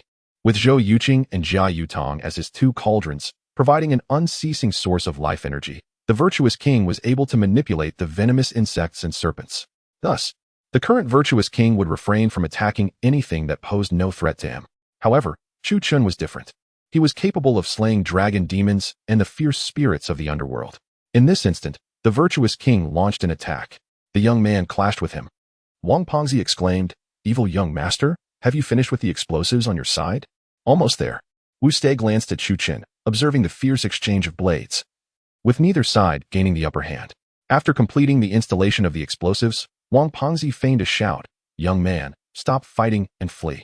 At this moment, Chu Chun discerned the hidden meaning behind Wang Pongzi's words, and he too played along with the act. Just as he was about to strike, he deliberately stumbled to the ground and fled in a panic, even firing a couple of shots with his handgun during his escape. It was worth noting that Chu Chun's Desert Eagle was enchanted, and the virtuous king, upon being struck, felt considerable pain, which incited its wrath. The enraged virtuous king began to pursue Chu Chun with heavy steps. The trap was set. The virtuous king, seething with anger, chased after Chu Chun. As the virtuous king approached the spot where the duo had buried the explosives, Chu Chun executed a somersault over the large pit, while the virtuous king leapt straight over it. Boom! Suddenly, Wu Xie and Wang Pongzi detonated the explosives on either side. In an instant, the rocks on both sides of the ground were shattered. The virtuous king, standing atop the collapsed ground, lost its balance and fell directly into the pit. However, this pit was designed for tomb raiders, and the virtuous king's massive form could not completely descend, leaving it in an awkward predicament. Its legs and waist were below, while its upper body was stuck above. Wu Xie, Pongzi, shoot the grappling gun, commanded Chu Chun.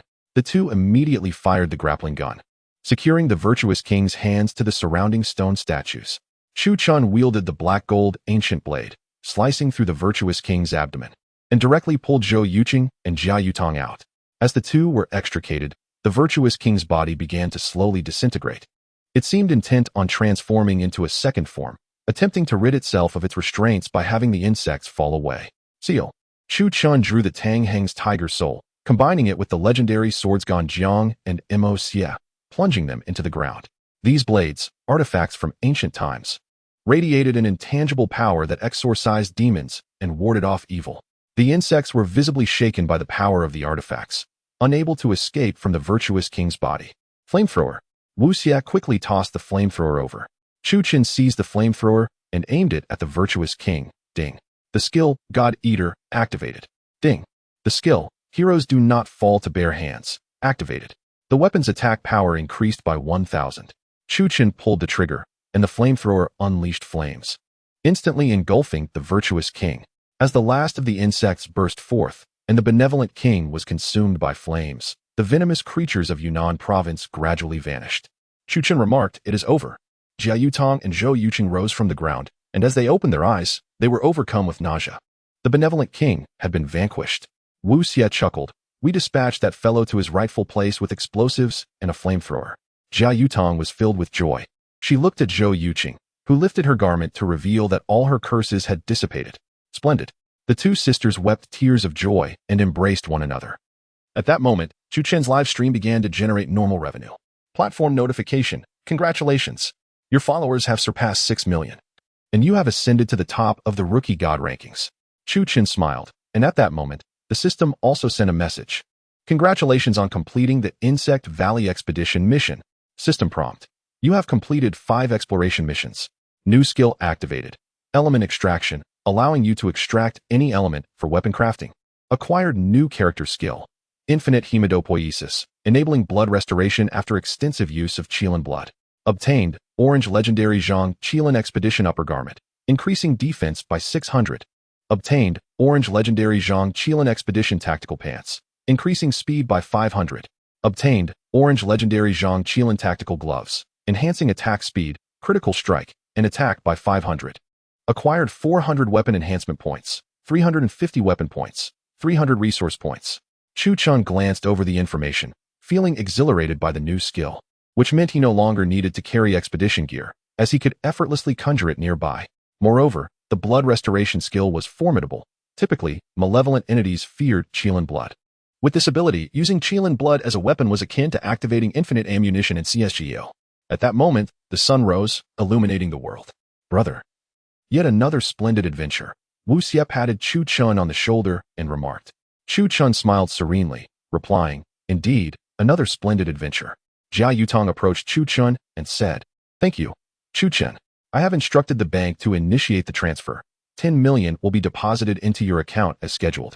Chapter 85. The storm reignited. It appeared that the funds were more substantial than initially anticipated. Chu Chun gazed at the balance on his bank card and remarked, This is what you rightfully deserve. Jia Yutong looked at him and replied, You have assisted us immensely. It is only fitting that we compensate you. Zhou Yuqing added, You risked so much to save my life. I truly do not know how to express my gratitude. You mention money? If someone has already given it, you must offer yourself in return. Let me tell you, our little brother is quite the stoic gentleman, often found in the company of a rogue. Wang Pengzi jested. This caused Zhou Yuqing to blush. Chu Qing glanced at the portly man and said, Do not jest carelessly. The serpent beings that were trailing us have vanished. This matter is far from resolved. Let us return and discuss it further. The group retraced their steps, encountering no army ants, viper-like creatures, or hallucinogenic mushrooms along the way. It seemed these beings had perished with the demise of the benevolent king.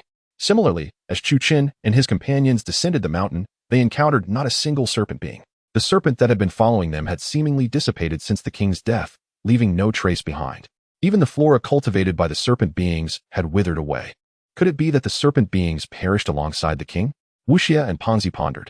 Chu Qin suddenly inquired, If your boss beats you daily, do you still go to work? Brother, you underestimate me, Wang Pengzi retorted. If I don't beat him to a pulp, it would be as if he were clean. Chu Chen replied, It was the benevolent king who transformed these individuals into serpent beings. They are destined to serve this statue for eternity. Doesn't that resemble a tyrannical employer imposing a 996 work schedule? Wang Pengzi's eyes lit up with understanding. When the tree falls, the monkeys scatter. Now that the king has been vanquished, these serpent beings must yearn for independence. Indeed, Chu Chen concurred. Their ancestors were subjected to the king's control. With his demise, these serpent beings have gained their freedom. Wu Xie interjected, I observed in the photographs that the stele recorded the descendants of Zhuang Qiao intending to slay the king. However, a faction of his subordinates remained loyal to him. Those individuals were not transformed into serpent beings. Fearing they might reclaim the Han kingdom, the king converted them into serpents. The serpent beings must long for a mundane existence. It is unjust to transform good people into something neither human nor ghostly. In ancient times, this distinction was significant. Unlike today when one can simply renounce their humanity, Wang Pengzi remarked. From the perspective of that landlady, she too wished to escape the king's control. Thus, the serpent beings likely desire a peaceful life, Jia Yutong added, having dealt with the benevolent king of the Insect Valley. Chu Chen and his companions returned safely to the village along the same route. Upon their arrival, they noticed villagers standing at the far end of the village, welcoming them with gongs and drums, exuding immense enthusiasm. Some even set off firecrackers, giving the impression that a joyous occasion was unfolding. However, beneath the festive facade lay a palpable sense of danger. A man of considerable refinement, His hair and beard, touched with gray, was surrounded by villagers who, judging by their demeanor and actions, regarded him as a figure of at least the village chief's stature.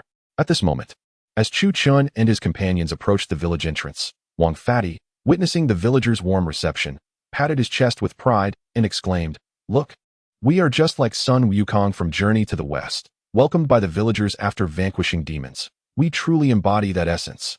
Wu Xie chuckled, glancing at Chu Chun, and said with a bright smile, "This can be seen as a good deed for the villagers here. Seeing everyone so joyous brings me happiness as well." Chu Chun remarked, "Let us settle here for now. These serpent people do not seem to harbor any hostility." At that moment, the village chief approached them. He appeared to be in his 60s, with gray hair and eyebrows, yet his eyes sparkled with vitality, and his physique was robust. The chief smiled warmly, grasping Chu Chun's hand firmly, and expressed, "Thank you. You are truly a benefactor to our village." Chu Chun replied with modesty, "Not at all." Wang Fatty interjected with a grin, "Chief, you must treat us to a meal." The chief chuckled heartily, "Certainly. Tonight, we shall host a feast." Chu Chun and his companions continued to reside at the innkeeper's home. Upon entering the courtyard, they were surprised to find that all the statues and murals of the benevolent king had been torn down. It seemed the serpent people harbored a deep-seated resentment towards the king for transforming their ancestors in such a manner. Wu Xie noted, with the king's demise, their worship was instantly revoked. Chu Chun drew back the curtains to observe villagers arriving in rickshaws, transporting a considerable amount of livestock such as pigs, cattle, and sheep back to the village. Everything appeared quite ordinary, possessing keen hearing akin to that of a Qiling. Chu Chun caught snippets of conversation among the villagers. "What does the chief think? Feeding those women pork?" Another replied, "Why feed them meat? In my opinion, as long as they don't starve, it's sufficient. After all, they can only give birth and nothing more." Upon hearing this, Chu Chun felt a twinge of confusion. "What's wrong, little brother?" Wu Xie inquired. Chu Chun replied, "I overheard some villagers transporting meat into the village. It seems they are delivering it to someone." Wu Xie suggested, "In that case, let us go and take a look together." After a moment's contemplation, Chu Chun nodded, "Very well, let us investigate." He addressed the group. "Fatty, stay here and protect Jia Yutong and the others while Wu Xie and I go for a stroll." "All right," Fatty nodded, unconcerned about any potential threats from the villagers. Chu Chun and Wu Xie exited, donning masks and following the tracks left by the rickshaws. "Those are the very vehicles," Chu Chun remarked, observing the substantial amount of meat being transported. Wu Xie, astonished, queried, "Do the villagers eat this much?" Chu Chun noted, "This isn't meant for us." With so much meat, a few individuals could hardly consume it all. The two followed the rickshaws out of the village and discovered that they moved slowly, coming to a halt near a large mountain. The villagers on the vehicle commenced unloading their cargo, gradually moving the meat down and then trudging into the mountains. Chu Chun and Wu Xie exchanged glances and followed suit. They soon observed that these individuals formed a queue, carrying the meat into a secluded cave. The location of this cave was quite remote. It would have been challenging to discover had it not been for the afternoon sun shift. "It is the serpent people of the tomb of the wise king," Wu Xie suddenly exclaimed, pointing ahead. Chu Chun noticed two serpent people stationed at the cave's entrance, armed with antiquated rifles, seemingly guarding something of significance. "Something feels amiss," Chu Chun remarked. "We should investigate further. They must be concealing something from us. Otherwise, there would be no need for them to hide and assign guards here," Wu Xie asserted. Without delay, Chu Chun followed suit. The two concealed themselves in the surrounding grass, awaiting the villagers' departure. They swiftly incapacitated the serpent guards from either side and ventured inside. "No way," Wu Xie gasped in astonishment. "There are so many women." Chu Chun observed that the cave had been partitioned into several enclosures by the serpent people using wooden planks and barbed wire, within which countless women were imprisoned. "Do not fear, we are humans, here to rescue you," Wu Xie declared. "Who are you?" the captives inquired. Chapter 86, Step by Step to Danger. An elderly woman exclaimed, "Those monsters are forcing us to bear their offspring. They are not human. We are all without families. Some of us are homeless. And there are abandoned baby girls at home. They want them all. These creatures are like serpents." Wu Xie and Chu Chun exchanged glances, and Wu Xie urged everyone, "Flee at once and seek assistance from the local authorities." As they exited the cave, Chu Chun remarked, "These serpent people are abducting human women to propagate their kind. It is utterly despicable. It appears their ambitions remain unquenched." Wu Xie retorted angrily. Chu Chun suggested, "Let us return to our residence and contact Fatty and the others." Upon returning, Wu Xie and Chu Chun relayed the events to the group. "Little brother, send a message to Miss Shun," Fatty proposed. I refuse to believe that the Special Investigations Department cannot handle them.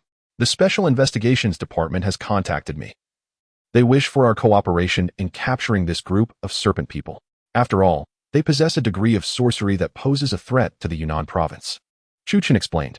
Naturally, Jia Yutang agreed, stating, "Indeed, these monsters have caused great suffering to Yu Qing, and I will not let them escape retribution." After Chu Chen shared the details, Fatty interjected, "Little brother, my phone is out of order."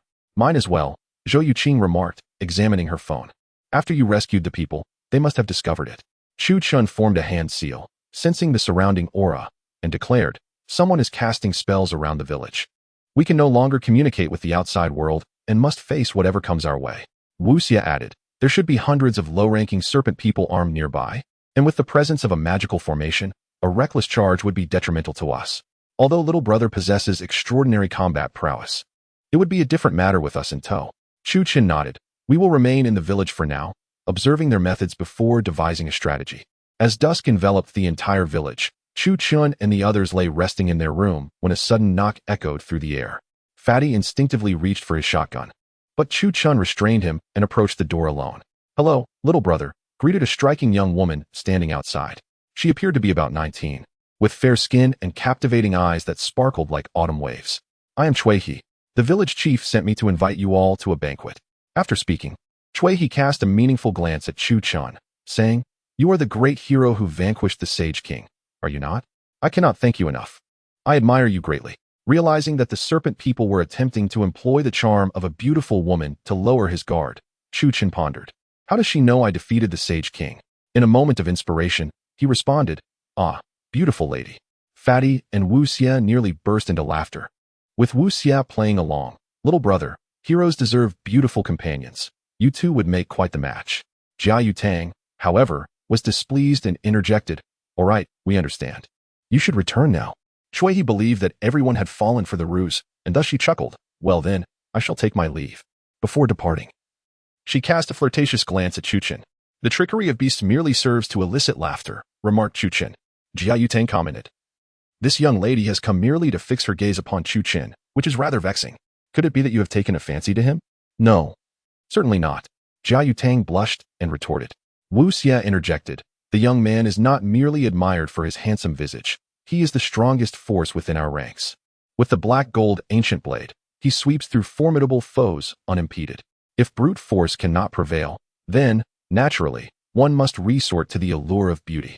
If the serpent people intended to eliminate Chu Chen from the outset, then tonight's scheme must undoubtedly be perilous," pondered Jia Yutang. Meanwhile, in a nearby grove, peculiar symbols were etched into the ground, resembling the undulating movements of a serpent. Surrounding these symbols were 4 bronze altars, each bearing the heads of cattle, pigs, and sheep as offerings. Flanking the altars were green lanterns entwined with serpent skin, and upon the tables lay bronze daggers, shaped like swords but more slender. Let the performers take their places.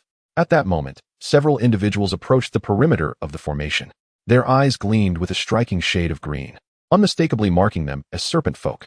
The serpent men, bare-chested and clad in serpent skin trousers, possessed robust physiques and exuded an air of elegance akin to handsome youths.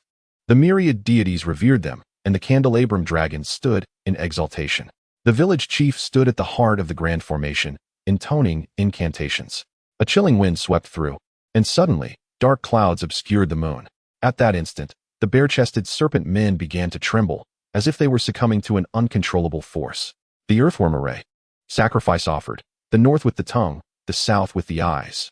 Suddenly, a serpent man positioned in the northern section extended his tongue, wielding a sharp pair of scissors, and severed his own tongue, blood gushing forth. Meanwhile, the serpent man to the south produced 2 gleaming steel nails and plunged them into his own eyes with a sickening sound. The east with blood, the west with souls. Candelabrum dragon, the great saint of 9 eons. In an instant, the serpent men in the east and west assumed cross-legged positions. The eastern one directly slit his wrist, allowing blood to flow over the symbols, while the western one pierced his temple with the steel needle. In that moment, the air became thick with the scent of blood, enveloped by a purplish mist that crept in from all directions. Completion. From behind the village chief emerged several hooded serpent men, who seized the bronze swords from the altars and plunged them into the heads of the sacrificial animals. The earthworm array was fulfilled. At this juncture, Chu Chun and his companions arrived at the village chief's residence. Strangely, there was another village chief present. The chief approached and warmly welcomed them, saying, "We are ever so grateful to you for saving the people of our village. Please, take a seat." Chui turned to Chu Chun and said, "Brother, please sit beside me." Wu Xie rolled his eyes and remarked, "This young lady is quite enthusiastic. We must not offend her." Chu Chun exchanged a glance and replied, "Very well." A group of individuals moved in perfect harmony. Without taking a seat at the table, Wang the Fat seized a piece of chicken with his hand and exclaimed, "I am starving. This journey has been fraught with battles and relentless chopping. It is utterly exhausting." The village chief's eyes darted as he observed the fat man indulging. He genuinely believed that the group had let their guard down. Unaware that Wang was protected by the antidote given to him by Chu Chun, rendering him immune to any poison. "We are immensely grateful for the assistance of a few of you. The villagers are overjoyed, though not everyone could join us. Allow me to raise a toast in your honor," the village chief remarked with a smile. Chapter 87. The village of the worm demon Chui. He consumed 2 cups of alcohol, her face flushed with embarrassment as she pressed her forehead, exclaiming, I cannot handle liquor. I feel a bit dizzy." Chu Chun, with a sudden flash of insight, recognized that the other's scheme was about to unfold. He promptly offered, "Allow me to assist you back to your room for some rest." Wang Fatty and Wu Xie exchanged subtle glances. One of the former's hands stealthily moved towards the short gun concealed within his coat. Jia Yutang feigned interest in his mobile phone, yet was also preparing to draw the talisman hidden within it. The village chief, believing his plan had succeeded, remarked, "Chui He, look at how you falter at a critical moment, only causing trouble for others." Chu Chen chuckled, "It matters not. It is commonplace for ladies to be unable to drink." With that, he supported Chui He as they departed. Chui He added, "My home is in this direction, young man. Since you too have indulged in drink, why not rest at my place before you leave?" Her words were laced with suggestion, and upon noticing this, Chu Chun mused inwardly. Indeed, a beauty's ploy. The direction she chose was thick with malevolent energy, indicating that the worm heaven formation was nearing completion. Of course, Chu Chun feigned a frivolous expression. "I find you exceedingly beautiful." Chui He blushed, replying, "Your words make me feel quite bashful." They exchanged a few more pleasantries before arriving at her residence, which was unnaturally warm despite the summer heat, as electric heaters were in operation. It was no surprise, for snakes despise the cold, and thus the heating was understandable. Chui He laughed, "Young man, I was born with a frail constitution. If you feel too warm, you may remove your clothing." Chu Chun surveyed the surroundings. The room revealed no traps or hidden assassins, meaning the only threat lay with Chui He herself. Very well. To entice Chui He into revealing her intentions, Chu Chun pretended to comply and removed his gloves and outer coat. A glint of murderous intent flickered in Chui He's gaze as she suddenly grasped his hand, stating, "It's cooler over by the bed." Just as Chu Chun began to rise, she unexpectedly embraced him, whispering, "Young man, I like you." In that instant, as Chui He clung to him, her face was positioned behind Chu Chun. Suddenly, her expression shifted, her eyes ruptured, and from her eye sockets emerged 2 serpents of a deep crimson hue, brandishing 3 sharp fangs. Just as Chui He prepared to strike him down, she froze. Chu Chen's hand pierced her heart, devoid of any weapon or knife, merely his hand. The serpents emitted a hiss before collapsing, lifeless, upon Chui He's eye sockets. With a forceful shove, Chu Chen sent Chui He sprawling onto the bed, his hands stained with blood, gripping a green heart. "This farce must come to an end," he coldly declared, gazing at Chui He's heartless corpse. He then seized her heart, exerting pressure until it burst, sending green blood splattering onto the floor. Chui He's body emitted a sound akin to boiling water and swiftly transformed into a viscous, purple-green foam, utterly repulsive. The innocent Wu Xie, along with the rotund Wang and the sisters Jia Yutang, remained seated at the dining table. Jia Yutang remarked, "I shall go check on Chu Chen."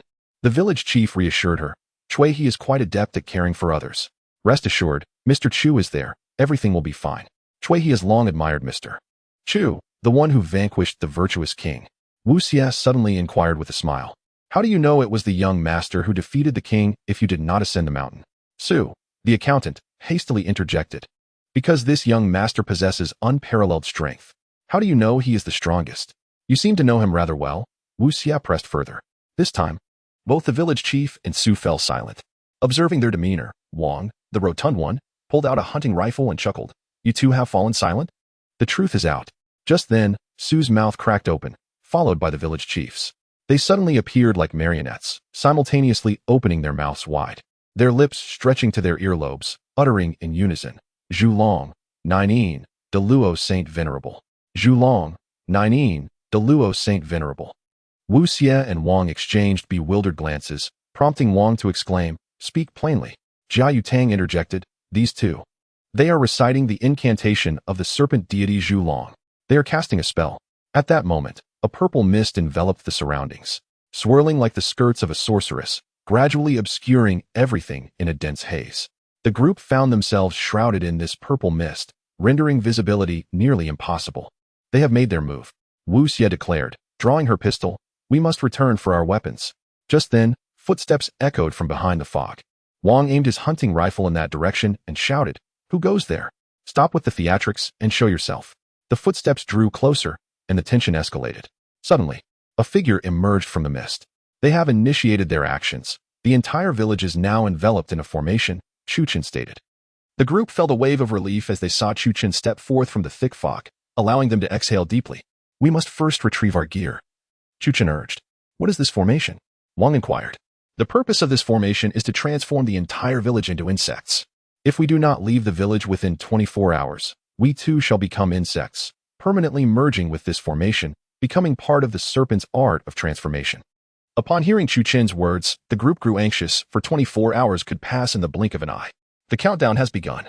Wu Xie set her watch to countdown mode, revealing 23 hours and 58 minutes remaining. "We must exit the village within this time frame." At that moment, the life and death struggle between Chu Chen and the village chief commenced. Suddenly, the purple mist dissipated, and Wang, Wu Xie, and the others gazed upon the spread of food upon the table, unable to suppress their retching. On the table lay an array of repugnant delicacies, featuring various loathsome creatures such as venomous insects, centipedes, spiders, and cockroaches, all presented as culinary offerings. "Fear not," Chu Chen reassured the retching crowd. "For the antidote will neutralize all poisons. What you consume is merely a source of protein." Wu Xie and the others gazed upon the village chief and accountant Su, suddenly realizing that these two figures were not truly human, but rather hollow shells devoid of internal organs and bones, consisting solely of a layer of desiccated flesh. Chapter 88. Terrifying illusions. Within a mere 24 hours, we must escape the horrifying village shrouded in the serpent people's sinister enchantment, while also confronting the countless monsters and venomous creatures lurking within. Faced with such a dire predicament, Chu Chen made a profoundly shocking decision. He activated the live streaming feature on his mobile device. Wow, is the streamer pulling an all-nighter today? Why has he started another live session? The streamer is incredibly diligent. As a university student, I'll contribute $200 to ease my astonishment. Fortunately, I was already awake watching the live news about the Roborov disappearance. I haven't slept a wink. The streamer is truly dedicated. I'll donate first and discuss later. No need for words, it's all about the money. In an instant, many of Chu Chen's fans, who had been deprived of rest, began to tune in, with some even rousing their entire dormitory to watch his stream. The content of this broadcast was particularly thrilling. We are currently in a village in Yunnan, where all the inhabitants are serpent people. Every year, they abduct women without familial ties to cultivate children with serpent genes. Right now, we are enveloped in an illusion. If any of us lose our sanity, we will be eternally trapped here, transformed into monsters. Upon hearing this, the chat erupted with fervor. The audience expressed their disgust at such abhorrent attempts to alter humanity, deeming it utterly unacceptable. What? Such inhumane acts exist? They must be severely punished. These monsters are truly shameless. You are the greatest streamer. You must eradicate these fiends. Many viewers voiced their righteous indignation. Chu Chen explained, "At this moment, only this phone can connect us to the outside world. They have cast a spell known as enchantment, cloaking the entire village. I thought of live streaming to reveal the truth to everyone." Wang Ponzi could not help but exclaim in admiration, "Incredible, my friend. This live stream is crucial. You've exposed the serpent people's conspiracy. The truth cannot be hidden forever." Jia Yutang suddenly understood, saying, "So that is what is happening. Chu Chen, you are truly remarkable. You thought to harness the power of media." Wu Xie smiled and interjected, "Let us not rush to praise our friend just yet. 3 minutes have already passed. We must hasten our pace." At that moment, Chu Chen and his companions arrived at the inn where they had previously stayed. They were astonished to discover that the sky here was perpetually dark, devoid of stars or moonlight. Only the streetlights cast their dim glow. However, aside from Chu Chen's phone, which had been equipped with a special system, none of the other devices were operational. The village exuded a sinister, eerie atmosphere, the streets were deserted. And most terrifying of all, the walls of the buildings had morphed into twisted, worm-like shapes. A glance at the myriad structures was enough to induce panic in those afflicted with a fear of clusters. Let us hurry and retrieve our weapons and gear, Wu Xie urged. I'll wait for you outside. You go in, Jia Yutong said. Then take this. Wang Pengzi handed a handgun to Jia Yutong. The three of them gazed at the tightly shut doors of the inn, surrounded by an impenetrable darkness. The iron gate was firmly closed, rendering the keyhole nearly invisible. Allow me to pry it open, Wang, the plump one, declared as he retrieved a shovel from the courtyard, only to discover that the handle had inexplicably transformed into a slippery worm. What on earth? He exclaimed, abandoning the shovel in disgust.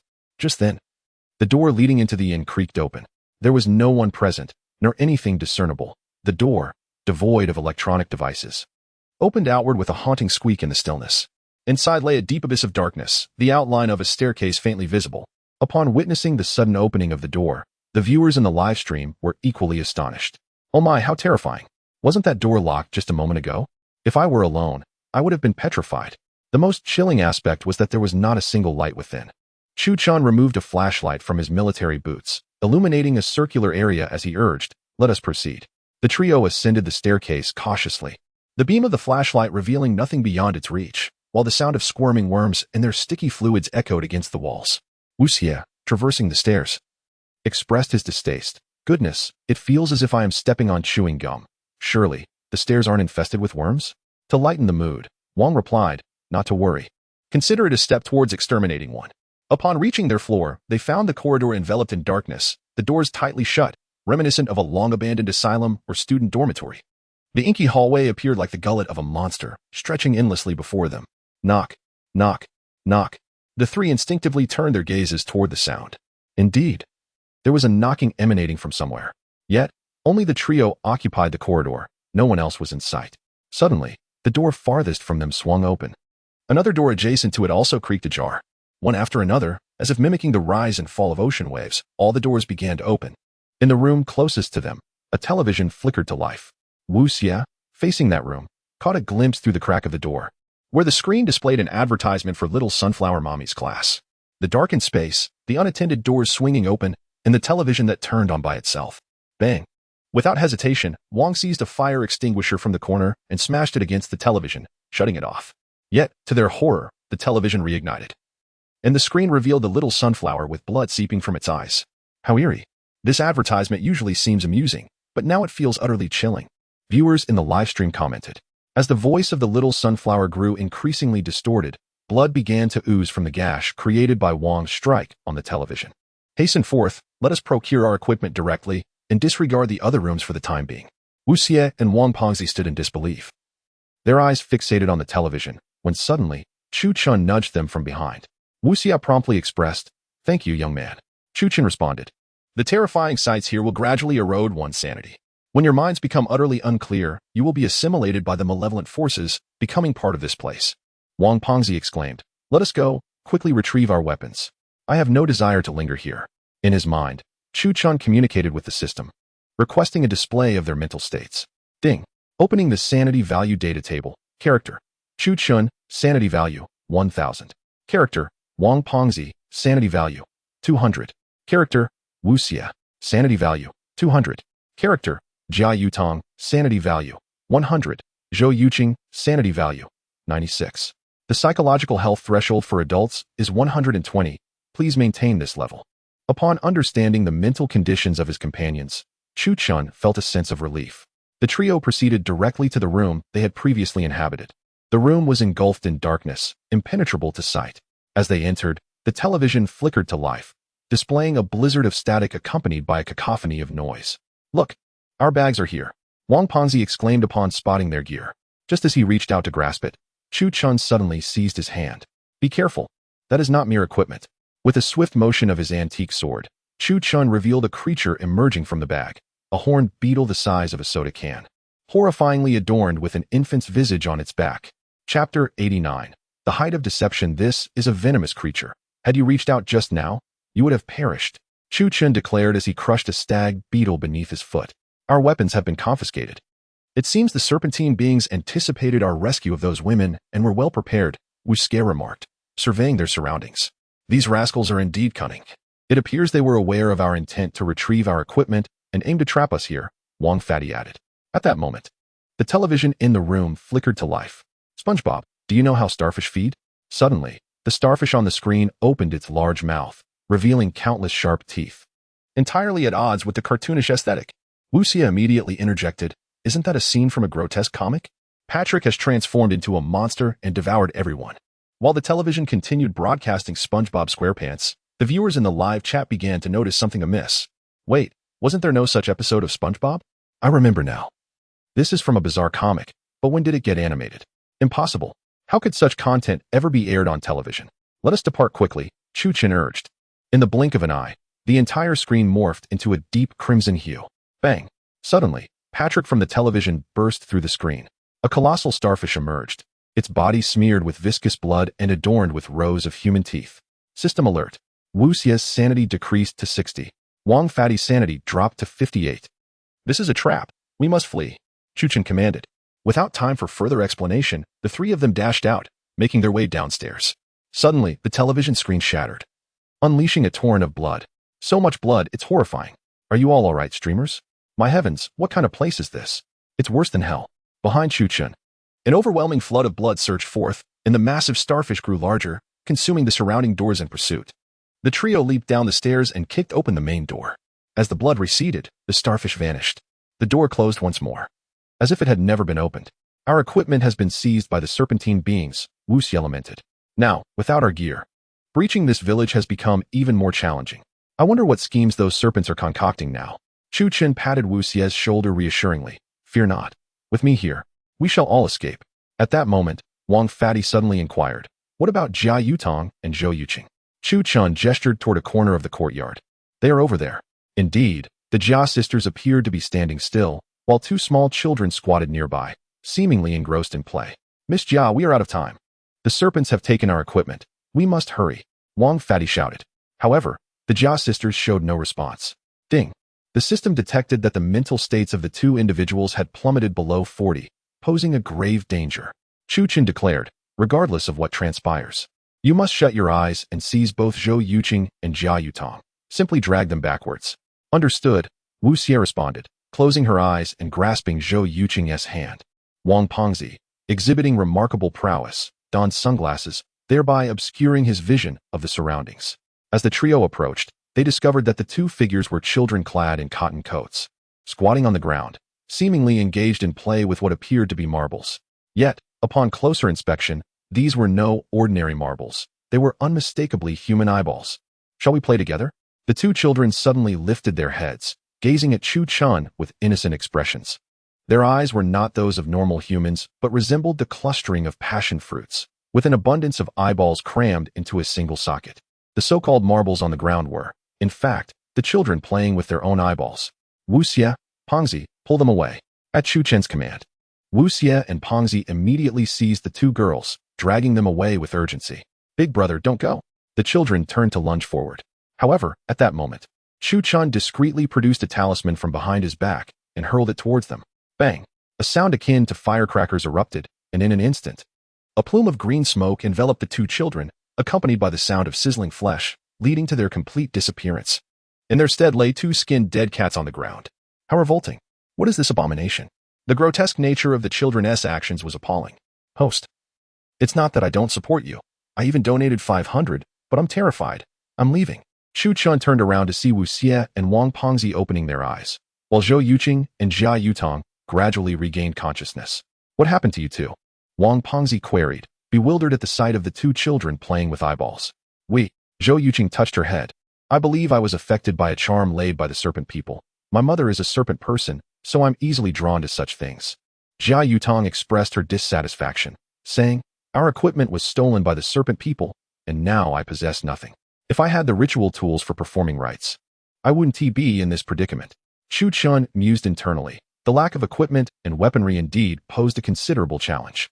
With this in mind, he promptly selected weapons from the system, utilizing the points he had amassed from previous purchases. Wang Pengzi favored firearms, so he opted for an Uzi submachine gun for him. Wu Xie was adept with technological gear, thus he decided on acquiring a drone for her. As for Jia Yutong, she would need talismans and a Taoist exorcism sword. After procuring these items from the system, A backpack suddenly materialized behind him. Everyone, this backpack contains weapons, Chu Qin announced. Brother, when did this bag appear? Wu Xie inquired. Astonished. I had it prepared in advance, Chu Qin replied. There are weapons inside. Make sure to equip yourselves. Wang Ponzi chuckled. Hey, these 2 submachine guns are far superior to what I brought. Wu Xie remarked. Is this the most advanced drone? It can be operated while wearing gloves. How impressive. Jia Yutong added. Incredible. With this equipment, our situation has improved significantly. The crowd was immediately filled with joy, for possessing weapons and firearms instilled a sense of security, sometimes.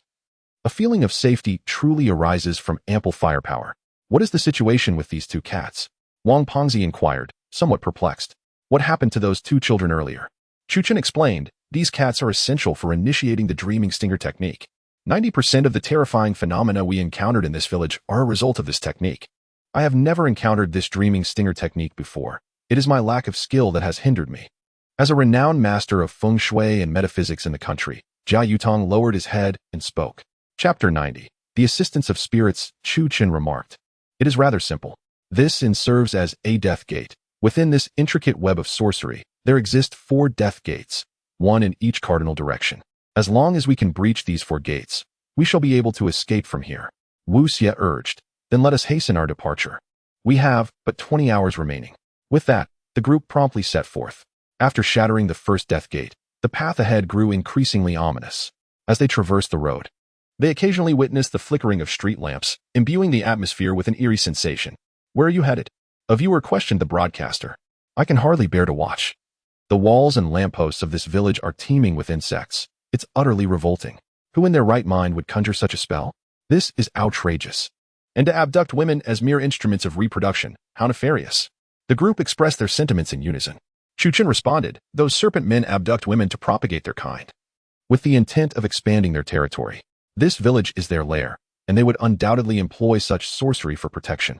Suddenly, Zhou Yuqing spoke up. My mother is from this village. Where is she? Is it not possible that your mother has already left the village? Jia Yutong inquired. After all, she entrusted you to our family and departed, presumably to avoid associating with the serpent people. However, Zhou Yuqing insisted, my mother is a serpent person. They can sense one another. She has not appeared in years, and I harbor an ominous premonition. At that moment, Wang Pongzi suddenly heard a creak emanating from a wooden door. Hey, there's movement, he exclaimed, brandishing 2 UZI submachine guns as he approached the door. I distinctly heard it creak. With a swift kick, Wang Pongzi forced the door open. He glanced around and found nothing inside. This is peculiar. As he turned to the left, he was immediately struck with terror, letting out a piercing scream. Before him was a ghastly visage, drenched in blood, a woman's face, half of which was grotesquely shattered, with blood pouring forth and her brain exposed. Her pupils were clouded, exuding an overwhelming sense of dread. A ghost! A ghost! My goodness! A female specter! The cabinet is moving. I cannot bear to look. The viewers in the live stream also caught sight of the apparition and flooded the chat with panicked messages. Chu Qin cautioned, calm down, Pongzi, that is merely the innkeeper's wife. Wu Xie observed that the female ghost stood motionless, neither harming nor advancing upon them, merely lingering. You are correct, Wu Xie exclaimed. This must be the innkeeper's wife. She met her demise in a collision, her head crushed, just as her ghostly form is now. The spirit of the innkeeper's wife gestured with her fingers. Unable to speak, she conveyed her message through this means. Chu Chun turned to Jia Yutong and said, Teacher Jia, she wishes to assist us. You should perform a spell to allow her to possess an object for easier transport. Without delay, Jia Yutong fashioned a paper effigy from talismanic paper and intoned, 3 souls, do not falter, 7 spirits, remain at peace. Swift as a jade bell, heed my command. The ghost of the proprietress suddenly possessed the paper figure, which began to emit a cacophonous sound, reminiscent of mechanical friction. After my death, my spirit could not depart from this village, eternally ensnared by the curse. I have committed sins, thus I have come to assist you. Upon hearing this voice, the viewers in the live stream erupted into fervent discussion, dividing into 2 factions. As the proprietress nears death, her words seem to hold sincerity. Indeed, she has passed on. Perhaps she is unable to reincarnate, and thus speaks from the heart. Yet, there were dissenting opinions. A person alive is not necessarily virtuous, and a spirit departed may not embody goodness. If she leads the hosts astray, into the snares of a serpent man, who shall take responsibility? The lively debate in the chat nearly overwhelmed the screen. Calm down, Chu Chan said with composure, I deeply appreciate that everyone is concerned for my and Wu Xie's safety. However, it is essential to proceed with caution. He continued, this place is fraught with peril. If the proprietress's spirit can aid us, that would be most advantageous. Wu Xie chuckled, if she intends to harm us, our brother here will ensure she finds no peace. Wang Fatty chimed in, exactly. With our ultimate weapon at hand, the black gold ancient blade, even the invincible Eastern Invincible would meet his match. The viewers were touched by Chu Chen's demeanor, flooding the chat with praises. This host is so gentle, truly lovable. Indeed, he is formidable and articulate, a rare gem. At that moment, the paper figure, under the proprietress's influence, spoke again. Though I am a serpent man, I have recognized my transgressions. Now, unable to reincarnate, a wandering soul trapped in this village, I yearn to atone for my past. Chu Chen replied, very well, lead the way. Just then, Zhou Yuqing suddenly inquired, what about my mother? Do you know where she is? The proprietress sighed, child, follow me. The paper figure's arm suddenly gestured toward a specific direction, a row of houses. A dark alley devoid of light. Such alleys, composed of humble rural dwellings, often haunt the childhoods of many.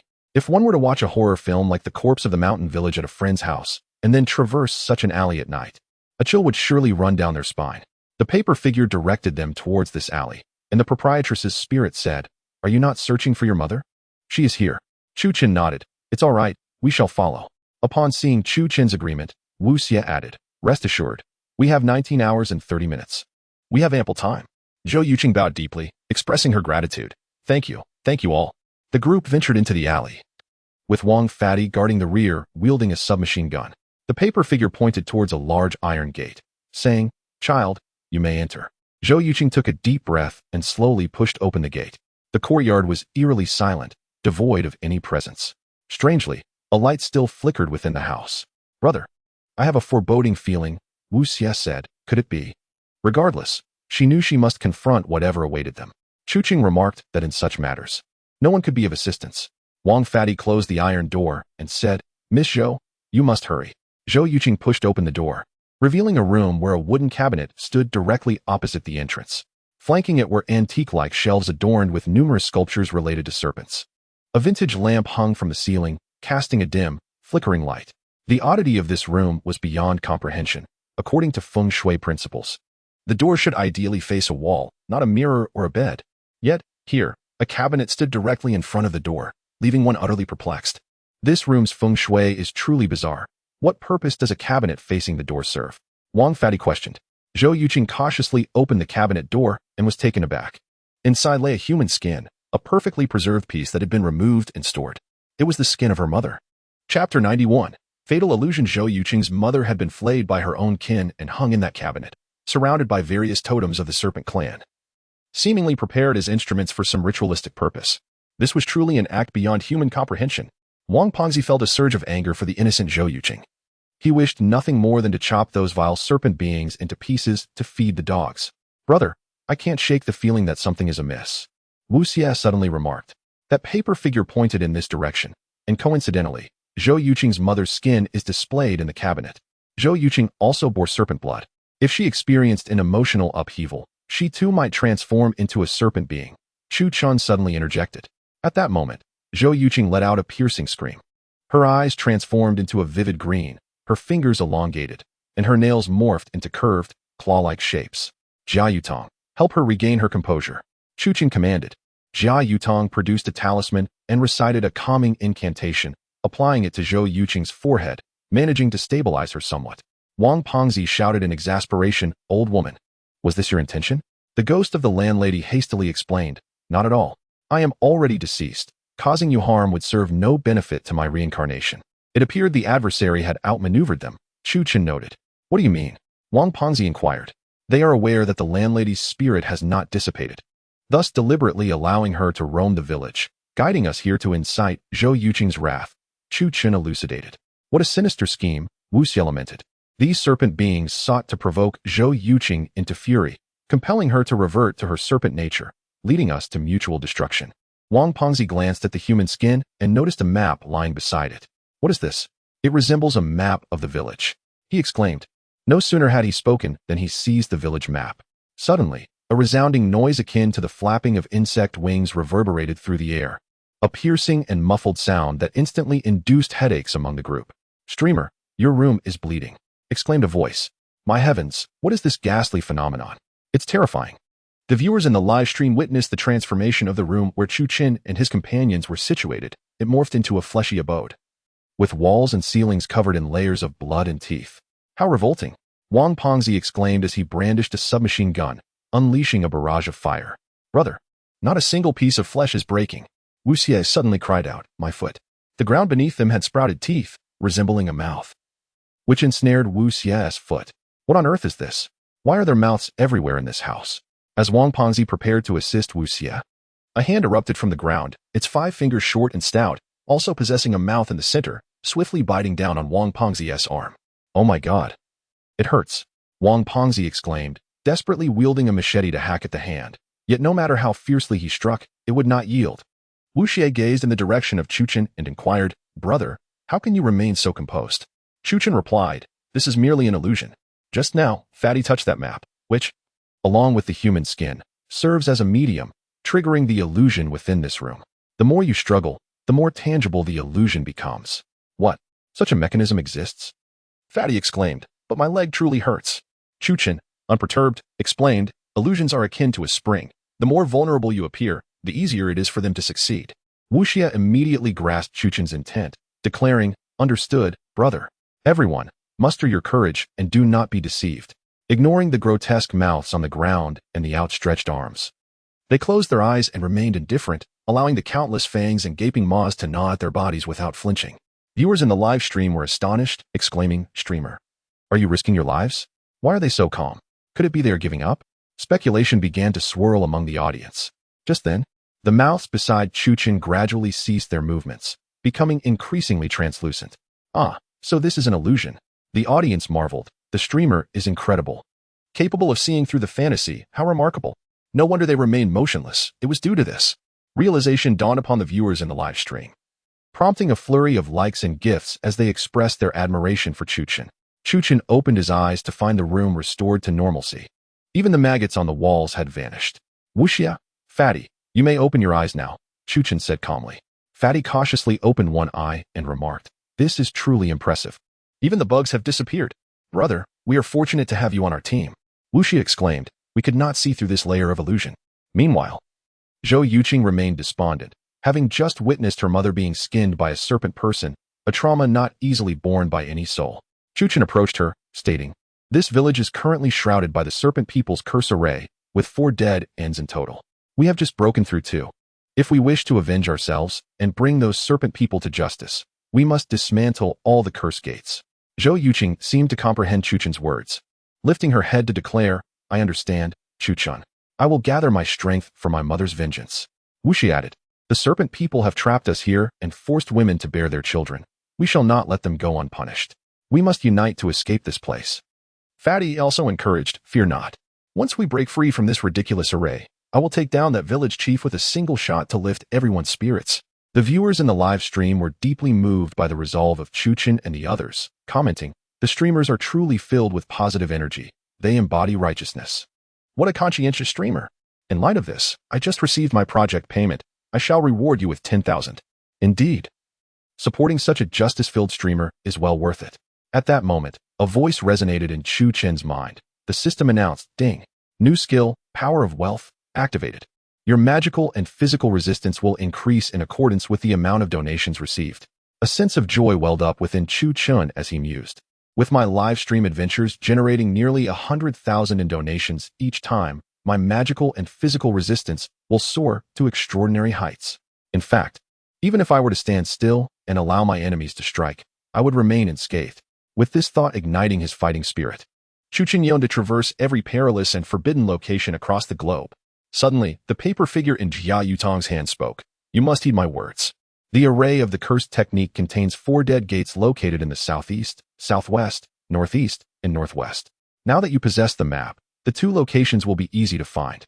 However," the ghost of the proprietress continued, piquing Wu Xie's curiosity. "What do you mean?"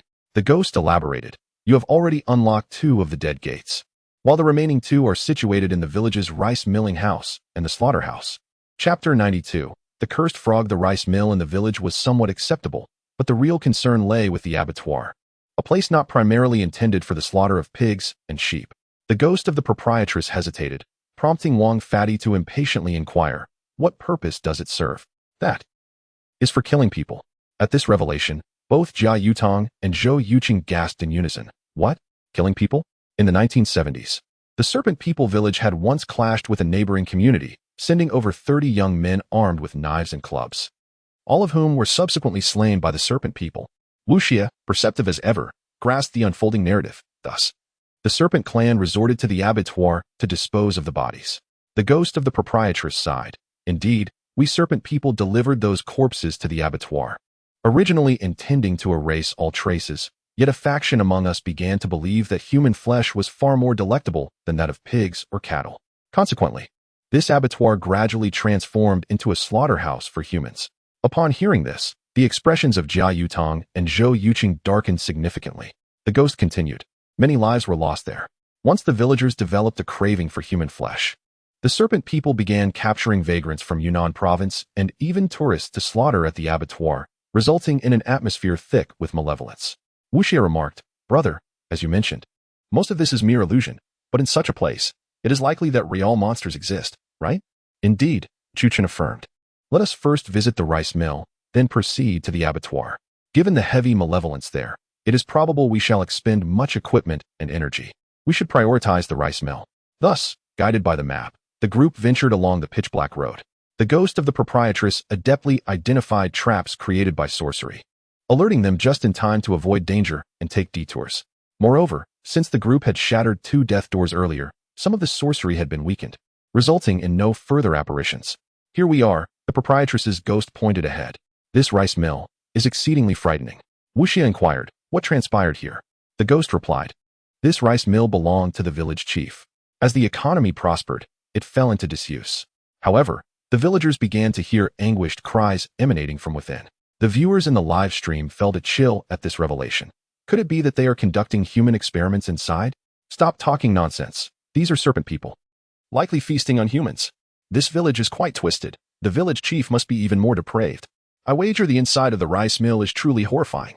At this moment, Chu Chun and the others beheld the rice mill, an ancient wooden structure, entirely made of timber, with a layer of tiles overhead, occupying a vast expanse of land. The rice mill is divided into 2 sections. Facing the crowd is a large hall, connected above to another room, while at the back stands a substantial brick building, seemingly constructed after the village's fortunes improved. Surrounding the rice mill are several ancient locust trees, their flourishing branches twisted and gnarled, exuding an eerie aura. Chu Chen remarked that locust trees typically attract malevolent spirits, and given the peculiar nature of these trees, it was likely that something sinister lurked within the rice mill. Jia Yutong interjected, stating that to depart from this place, they must breach the 3rd deadlock of the curse technique, or they would remain trapped. "Let us proceed," Chu Chen commanded.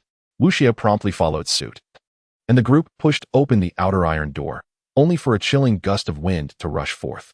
"It's so cold," Wu Xie shivered, rubbing his cheeks. "Brother, it feels like a freezer in here, and it's June. It should be sweltering in the south." Wang Pengzi trembled in agreement. "Even I, a hefty fellow, feel the chill. It's like stepping into a refrigerator. The aura is indeed oppressive." As they entered, the unexpected roar of a tractor at the entrance startled them, rumbling to life without any human contact. "Goodness, that gave me a fright," someone exclaimed, startled by the sudden commotion. "The host is quite brave to venture here." The viewers in the live stream were equally taken aback by the abrupt disturbance. Chu Chan instructed the group, "Pay no mind to these phenomena." The 5 approached the wooden structure before them, which appeared normal, devoid of the grotesque, maggot-infested architecture common in cursed settings. Wang Pengzi declared, "Leave the heavy lifting to me." With a swift kick, he forced the door open, revealing a vast granary filled with rice, stretching endlessly, with bags piled high on either side. "Madam Owner," Wu Xie inquired, "didn't your rice mill cease operations long ago? How is there still so much rice?" The spirit of the owner expressed curiosity as well. "Indeed, this place has been abandoned for quite some time. Who would stockpile rice here in the market?" When Chu Chen activated his X-ray vision, he discerned that the rice bags contained actual grains, albeit of an unusual crimson hue, unlike ordinary rice. His vision revealed that the granary appeared to have been enlarged by the curse technique, with the most concentrated malevolence emanating from the rice mill at the rear. "We shall proceed along this central path," Chu Chen advised, steering clear of those rice bags. They are not ordinary. As the group advanced, a sudden rupture occurred in one of the rice bags, spilling a cascade of grains onto the floor. Who touched that? Wang Pengzi instinctively queried. No one did. Jia Yutong replied. The atmosphere grew increasingly tense, and then, with a resounding bang, the granary door slammed shut. What? They turned to see the door firmly closed. Its latch transformed into two enormous writhing worms entwined together. With a sudden rustle, an increasing number of rice sacks began to split open without any human intervention. What could this be? Zhou Yuqing gazed at the grains that had scattered at her feet, perplexed. This was not rice. It was undoubtedly chunks of flesh. Wang Pengzi cautiously crouched down, producing a dagger to probe the contents, and immediately declared, No, my friend, this is not rice. These are flesh pieces the size of rice. Suddenly, amidst the pool of blood-red grains, a commotion erupted. Wang Pengzi swiftly aimed his firearm at the mound of flesh. To their astonishment, something began to writhe within those flesh pieces. As everyone watched intently, a grotesque creature leaped forth. It resembled a frog but bore the head of an insect. Its limbs adorned with sharp barbs and claws that were menacingly pointed, an eerie hybrid of amphibian and insect. Die! Wang Pengzi unleashed a barrage of gunfire, swiftly eliminating 3 or 4 of the creatures. These things are incredibly fragile, he exclaimed with glee. They go down easier than the previous monsters. Wait, Mr. Wang. Zhou Yuqing suddenly gasped, pointing in horror at Wang Pengzi's arm. What is that? Wang Pengzi, taken aback, looked down to discover numerous flesh-like growths sprouting from his arm, each resembling grains of rice. It hurts, he cried out, clutching his arm. What is this? Chu Chen focused intently, activating his X-ray vision, and was horrified to find that Wang Pengzi's muscles were infested with numerous small maggots. This is called a curse frog, Chu Chen explained to Jia Yutong. Anyone who kills these frogs will develop flesh tumors, which will burst forth with maggots that consume human flesh and blood. Chapter 93. No entry for the living. The viewers in the live stream were horrified to see the clusters of millet-sized tumors on Wang Fatty's arm. What will happen to that chubby fellow? He seems quite nice. Will he perish? Without a hint of concern, Wu Xie replied, As long as the young man is here, no one shall meet their demise. Chu Chun immediately commanded, Jia Yutong, retrieve the talisman for dispelling evil and soak it in water to cleanse Wang Fatty's arm. Remember, it must be washed twice. Suddenly, more cursed toads emerged from the mass of flesh, and Wu Xie hesitated to act, aware that the curse on the frogs would unleash insects upon anyone who touched them. Chu Chun drew his Desert Eagle pistol, firing at the cursed toads on the ground, obliterating each one without exception. Goodness, the streamer has been affected by those things. The viewers noted. Could it be that the streamer is the chosen one? He has killed so many frogs without a hint of trouble. The crowd was filled with astonishment and delight. Wu Xie exclaimed, The young man possesses the bloodline of a Qilin. Those curses are rendered ineffective against him. Wang Fatty, filled with righteous indignation, shouted, Well done, young man. Keep killing a few more for my vengeance. It's so satisfying. The cursed toads, oblivious to the futility of their curses against someone with Qilin blood, continued to perish, ultimately realizing they could not harm this godlike figure before them. Let us proceed, Chu Chen declared, kicking down the lock at the end of the granary. Jia Yutong, brimming with excitement, inquired, Chu Chen, how did you evade the curse? Wu Xie responded, He possesses an ancient bloodline, which inherently has the power to vanquish demons and dispel evil, not to mention these toads' curses.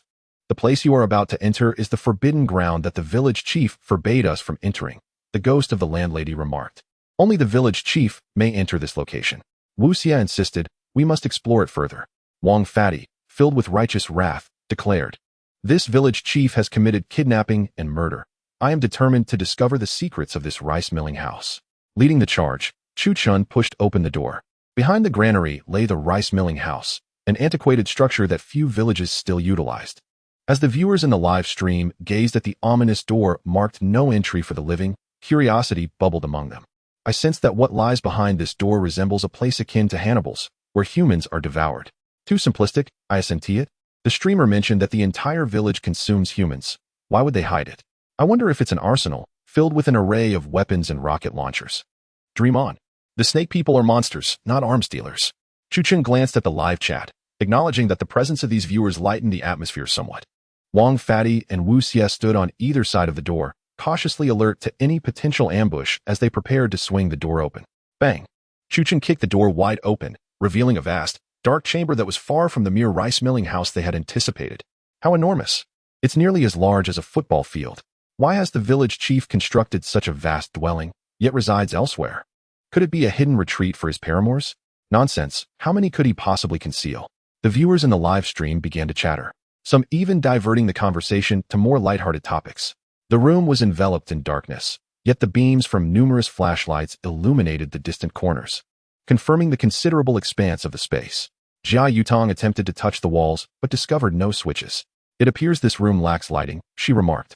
This chamber is a dead end, Chu Chen stated. It is saturated with malevolent energy, and there lingers a foul, musty odor. Brother, there's a photograph on the wall, Wu Xie pointed out. As he directed his flashlight towards the wall, it illuminated a charming image of a girl, her green eyes unmistakably identifying her as a serpent person. She is the village chief's daughter, whispered the ghost of the proprietress. That old scoundrel has a daughter? Wang Pengzi couldn't help but retort. He abducts innocent people daily, murders, and consumes human flesh. I am quite surprised he hasn't exterminated his lineage. Is she still alive? Wu Xie inquired. Wang Pengzi chuckled. Brother, your tongue is sharper than mine. No, Wu Xie replied. Logically speaking, a father who places his daughter's photograph in such a secluded location and forbids others from entering indicates that something dreadful has transpired. Chu Chen concurred. Wu Xie makes a valid point. A rational person would not act in such a manner.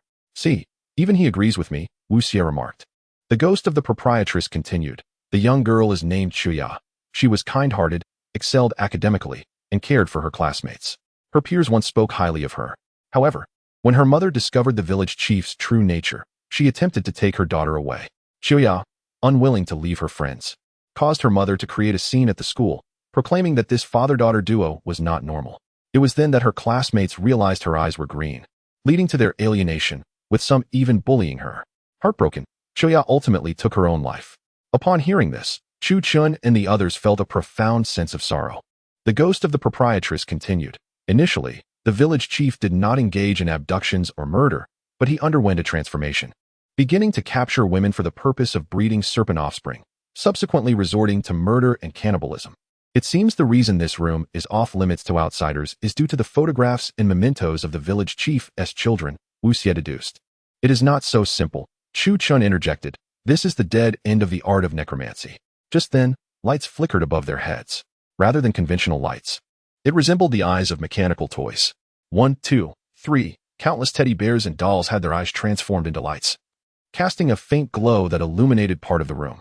In the pitch-black room, a row of toy bears and rabbits adorned the ceiling, their eyes gleaming with red and blue lights, some even playing children's songs.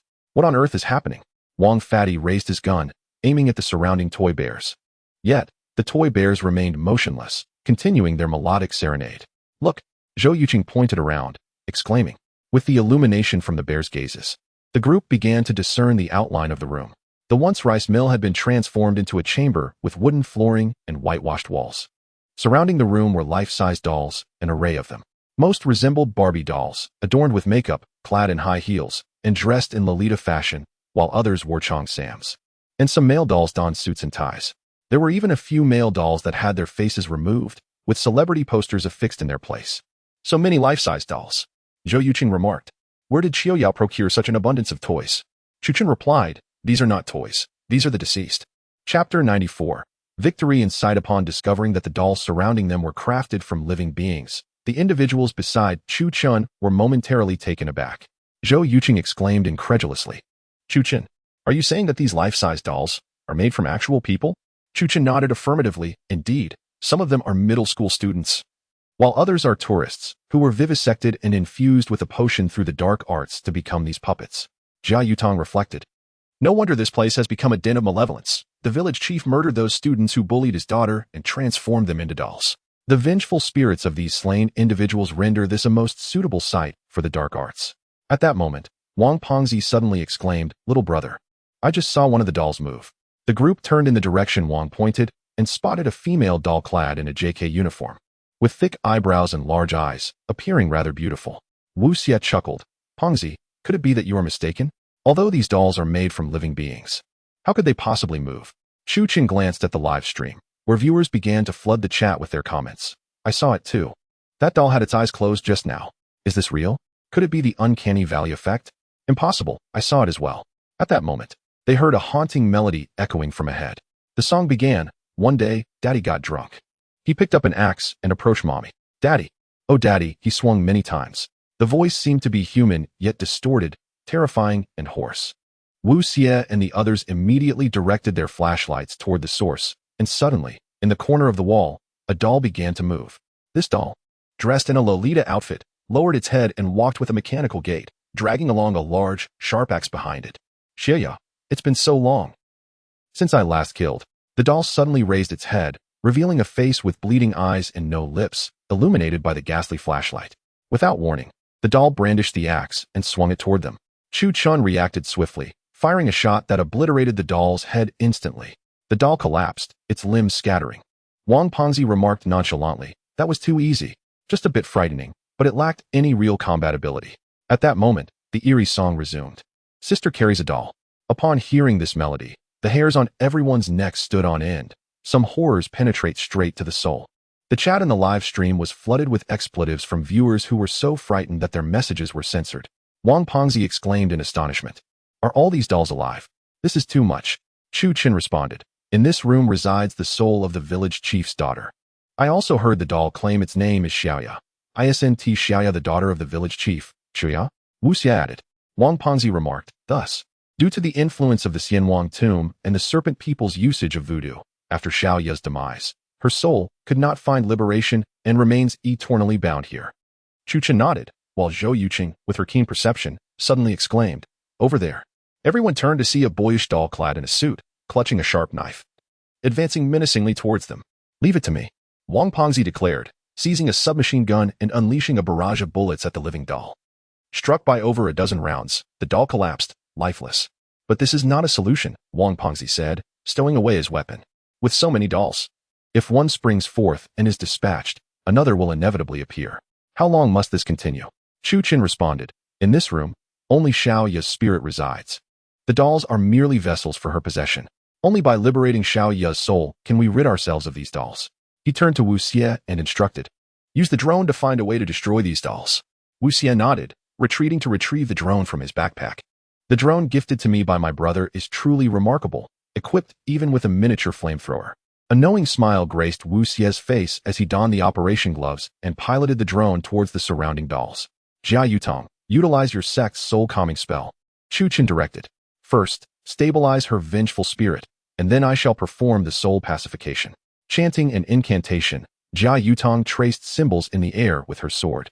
And instantly, the entire room began to tremble. The walls transformed from white to a deep crimson, and torrents of blood flowed from the corners. The dolls on either side emitted mournful wails, their eyes weeping blood, while their skin began to peel away. Wu Xie, at Chu Chen's command, the drone he operated immediately unleashed flames. The dolls, already coated in grease, ignited rapidly, leaving Xiaoya's vengeful spirit without a vessel to inhabit. A piercing shriek reverberated, shattering the eardrums of all present, as if countless spirits from the underworld were venting their fury. With a flourish of her sword, Jia Yutong shouted, "Chu Chun." In the air above the room, a gelatinous mass resembling an octopus became vaguely discernible, at the center of which was the visage of a girl. Her eyes blood-red and blood trickling from the corners of her mouth. Soul pacification, Chu Chun chanted the incantation, biting his finger and drawing the Tianchi symbol with Qilin blood in his palm, then struck downwards. Instantly, silence enveloped the room. The black specter before them dissipated, vanishing into thin air. "Jia Yutong," Chu Chun instructed, "I will extract the resentment, and you shall guide Xiaoya's spirit using the paper figure as a medium." Jia Yutong swiftly shaped a paper doll, and a faint white light swiftly entered it. "All set," Jia Yutong declared. "I will take these two paper dolls back to the temple for purification." Just then, the dolls erupted into flames. As the flames surged upward, the arcane arts here were unraveled. Chu Chun and his companions did not linger, but directly departed for the final location of the Death Gate, the slaughterhouse. Their mobile phones regained signal. Wu Xie remarked, "Miss Shen has sent us a message. Her superior has launched a missile, which will reach Snake Village in 10 minutes, intending to raze the entire village to the ground. Therefore, we must vacate this place within 10 minutes, Chu Chen declared. In an instant, everyone quickened their pace, rushing towards the slaughterhouse. "Stop," Chu Chen suddenly gestured, signaling the others to halt. "This is the slaughterhouse," the ghost of the proprietress spoke. "I can accompany you thus far, but I cannot enter. The slaughterhouse is a forbidden ground for the village chief and the elders of certain serpent clans, and I dare not venture inside." Chu Chen replied, "Understood." At this moment, Wu Xie and Wang Pengzi were filled with determination. After all, this was the final hurdle. Once the death gate of the slaughterhouse was dismantled, the arcane arts would dissipate, allowing them to escape this cursed place. Brother, let us face life and death together, Wang Pengzi and Wu Xie declared in unison. Chapter 95. The Abattoir of the Living. As Chu Chun and his companions pushed open the door, a sudden wave of dizziness overwhelmed them, plunging their vision into darkness. When they regained consciousness, they found themselves still within the confines of Snake Village. However, this iteration of the village radiated an air of tranquility and harmony. Villagers meandered about, wielding farming tools and riding tricycles, exchanging friendly greetings. The enticing aroma wafting from breakfast stalls filled the air, while children, led by their parents, prepared to embark on their journey to school. The ambience here was remarkably comforting, standing in stark contrast to the terrifying village teeming with snake people. Wu Xie exclaimed in astonishment, "Aren't we in the abattoir of Snake Village? How do we end up here? It appears to be another facet of Snake Village." Jia Yutang replied, "Yet everything feels so vivid, as if it were not an illusion." At that moment, they spotted Xiaoya's figure. Xiaoya? But she was supposed to be dead. Zhou Yuchen gasped in disbelief. "This is an illusion," Chu Chen cautioned. "You must listen carefully. Under no circumstances should you trust the villagers or follow them. Do you understand?" Wu Xie nodded earnestly. "Of course, as long as it's your word. I will believe unconditionally." Wang Pengzi added, "Rest assured, I won't hold us back. We must head to the abattoir," Chu Chen instructed. "The illusion we fell into originated there, and so it is where we must unravel it." As they proceeded, numerous villagers greeted them, yet the group, recalling Chu Chun's warning, refrained from engaging with anyone. Upon arriving at the abattoir, a peculiar purple glow enveloped the place, instantly awakening their senses. "We're out," Wu Xie exclaimed with excitement. "Thank goodness, we've finally escaped this place." Zhou Yuqing rejoiced. Chu Chun, however, remained silent, seemingly lost in thought. "Let us hurry and leave this place," Wu Xie urged with a smile. The group departed Snake Village without encountering any snake people in pursuit. They located their off-road vehicle hidden within the grass and drove back to the hotel. "At last, we can finally rest," Wang Pengzi declared as he swung open the hotel door, only to be met with a shocking sight. Not just him, but everyone was taken aback. Upon entering, they found not the hotel lobby, but the abattoir of Snake Village. No, this cannot be. Viewers in the live stream were momentarily rendered speechless, having seemingly escaped Snake Village. They were inexplicably thrust back into its grasp. Wu Xie was at a loss. How did we return? Wang Pengzi was equally bewildered, while Jia Yutang pondered. Could this be an even more sophisticated illusion? Chu Chun explained. This abattoir conceals countless bodies of the slain. These corpses are woven into the fabric of this illusion. Therefore, we must locate all the bodies to dismantle this illusion. Wu Xie appeared to grasp the essence of the situation. So, we need to find the bodies of the innocent tourists slain by the snake people and burn them to break the final barrier. Chu Chen nodded in agreement. Indeed, we must ascertain the whereabouts of those bodies to ultimately shatter this deadly illusion. The onlookers were deeply impressed by the formidable nature of this illusionary realm. Even the most skilled among them, Chu Chun, initially failed to recognize that he had entered a phantasm, underscoring the potency of this illusion. As the group once again ventured into the slaughterhouse, that peculiar sensation enveloped them anew. This time, they found themselves in a pitch-black void, and upon opening their eyes, they discovered they were back in the Snake Village. "Brother, this iteration of the Snake Village differs significantly from the one we encountered earlier," Wu Xie remarked. Chu Chun and his companions noted that this version of the village lay in ruins. Walls crumbled, the ominous cawing of crows echoed through the air, and the sky was shrouded in gloom. It seemed that no household had illuminated their lamps, and the streets were devoid of villagers. "This is yet another illusion," Chu Chun stated. "However, it appears to be a manifestation of the innocent souls murdered by the villagers of the Snake Village. This means we may uncover the specific locations where the bodies are concealed within this illusory slaughterhouse." "Brother, there are people," Wang Pengzi suddenly exclaimed. At that moment, numerous villagers emerged from the surrounding houses, standing on either side of the street, in courtyards, or peering from windows, all fixated on Chu Chun and his companions. In any ordinary circumstance, even in broad daylight, the sight of unfamiliar villagers staring with such intensity would instill fear in the hearts of any passerby. The villagers' eyes suddenly transformed to a sinister shade of purple-green, their mouths curling into grotesque smiles as they gazed upon the group, muttering, "Delicious outsiders." The villagers brandished sharp implements, scythes, kitchen knives, axes, and cleavers, slowly advancing toward Chu Chun and his companions. "These are mere illusions. They can harm us, but we cannot inflict damage upon them," Chu Chun declared. "Avoid the main road. Let us take the alley," leading the group down a narrow path. They stumbled upon garbage bins filled with various brand-name athletic and hiking attire, all stained with blood. They are committing murder, Wu Xie exclaimed.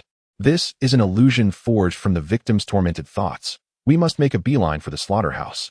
As they pressed on, a growing throng of villagers with glowing green eyes followed closely behind, wielding their weapons and steadily closing in on Chu Chun and his companions without any intention of relenting. Here we are.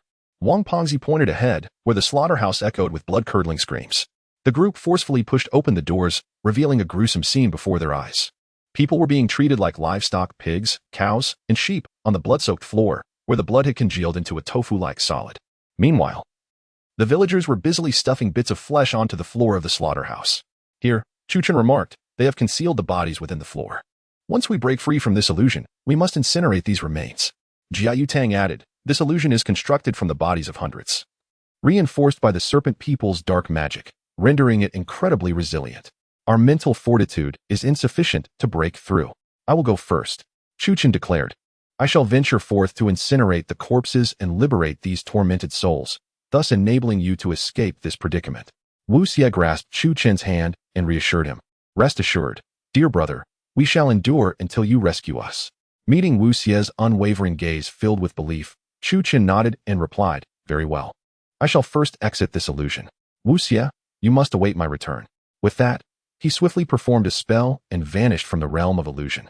The plump man, Miss Jia, and Wu Xie observed the villagers gradually streaming in from the outside. No matter what, we must hold on until our brother comes to our aid. At that moment, having departed from the illusion, Chu Chun found himself back in the grim reality of the slaughterhouse. The corpses lay beneath the ground, necessitating the breaking of the surface to retrieve the dismembered remains. An idea sparked within Chu Chun's mind as he promptly drew forth the black gold ancient blade, slashing downwards, causing the ground to fracture. Beneath the surface, he beheld a sight of desiccated corpses. These bodies had their eyes gouged out, their innards hollowed, and were bound with peculiar wooden talismans, inscribed with the unique runes of the serpent people. The entirety of the slaughterhouse floor was strewn with a myriad of lifeless bodies. Chapter 96. Escape from peril. Chu Chun produced a talisman, closed his eyes, and silently recited an incantation. He cast the talisman upon the corpses, and instantly, flames erupted from every lifeless body. In a mere moment, the ground of the slaughterhouse was engulfed in blinding fire. Buzz, Chu Chun felt the surrounding space warp. And in the blink of an eye, Wu Xie and the others reappeared before him. We are saved, Wang Fatty exclaimed, sitting on the ground. The danger had been overwhelming. Had it not been for you, little brother, we would have perished within that illusion. Wu Xie smiled, saying, I told you, listening to little brother is always right.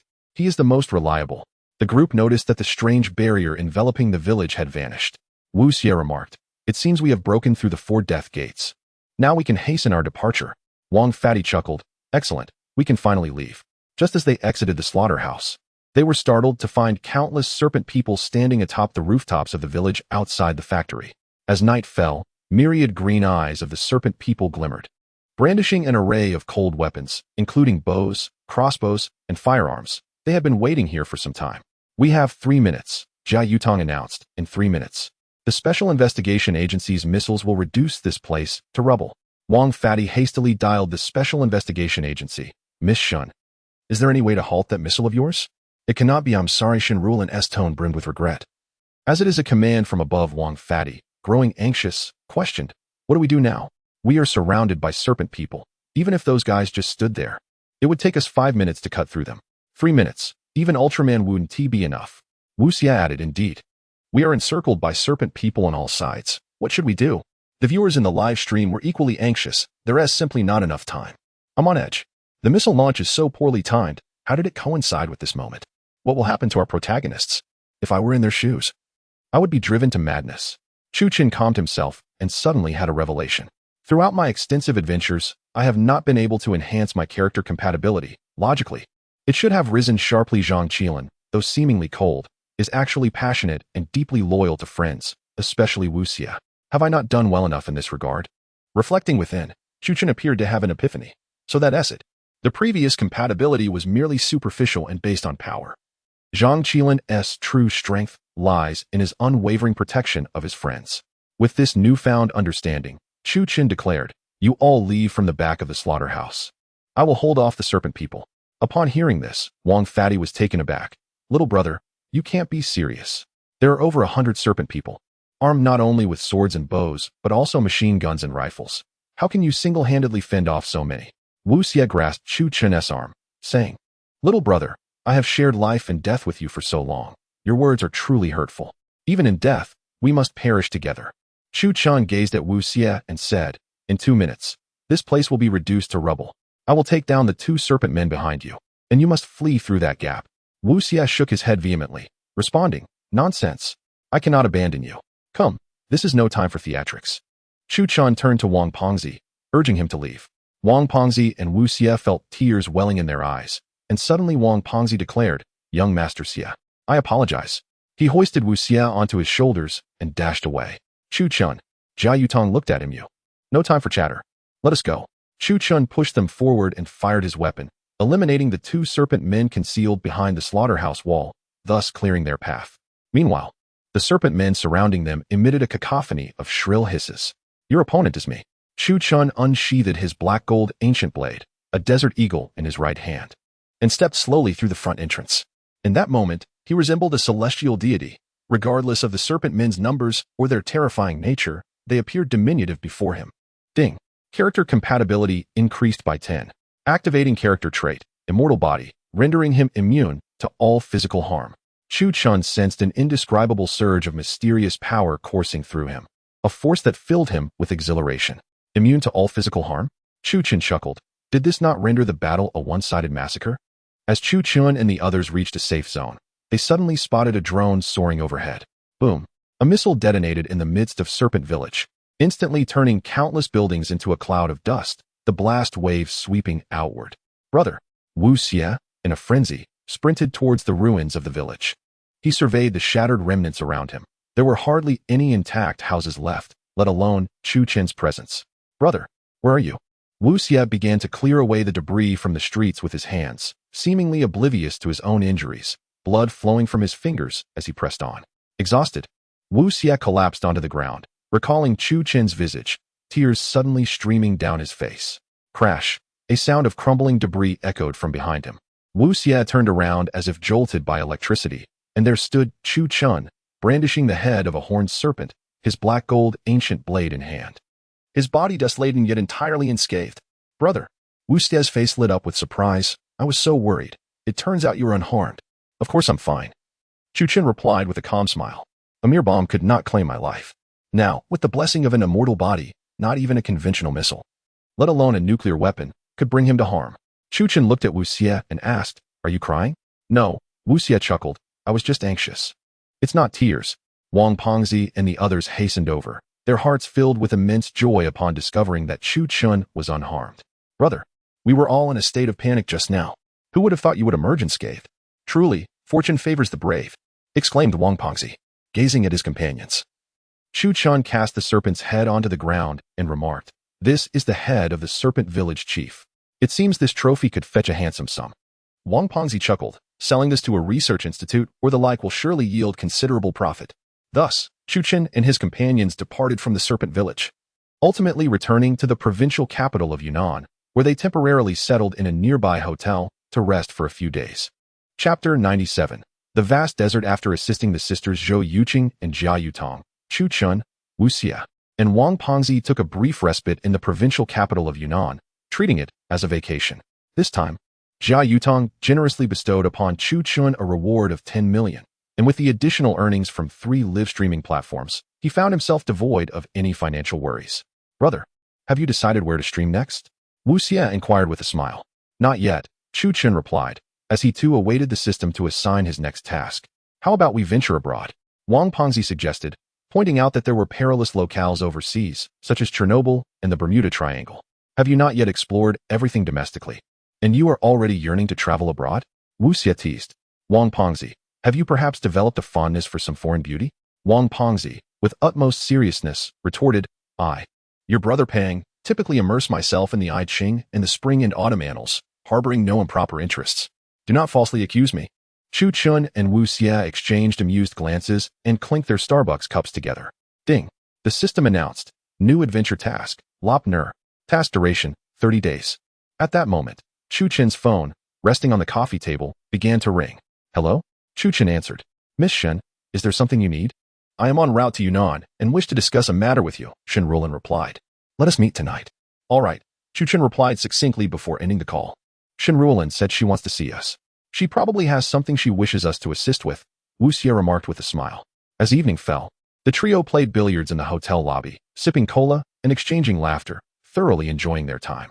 At 7 o'clock, as the LCD television in the lobby broadcast the news, Shen Ruolin entered. Just in time, Chu Chen noted. Let us find a private place to converse, Shen Ruolin suggested.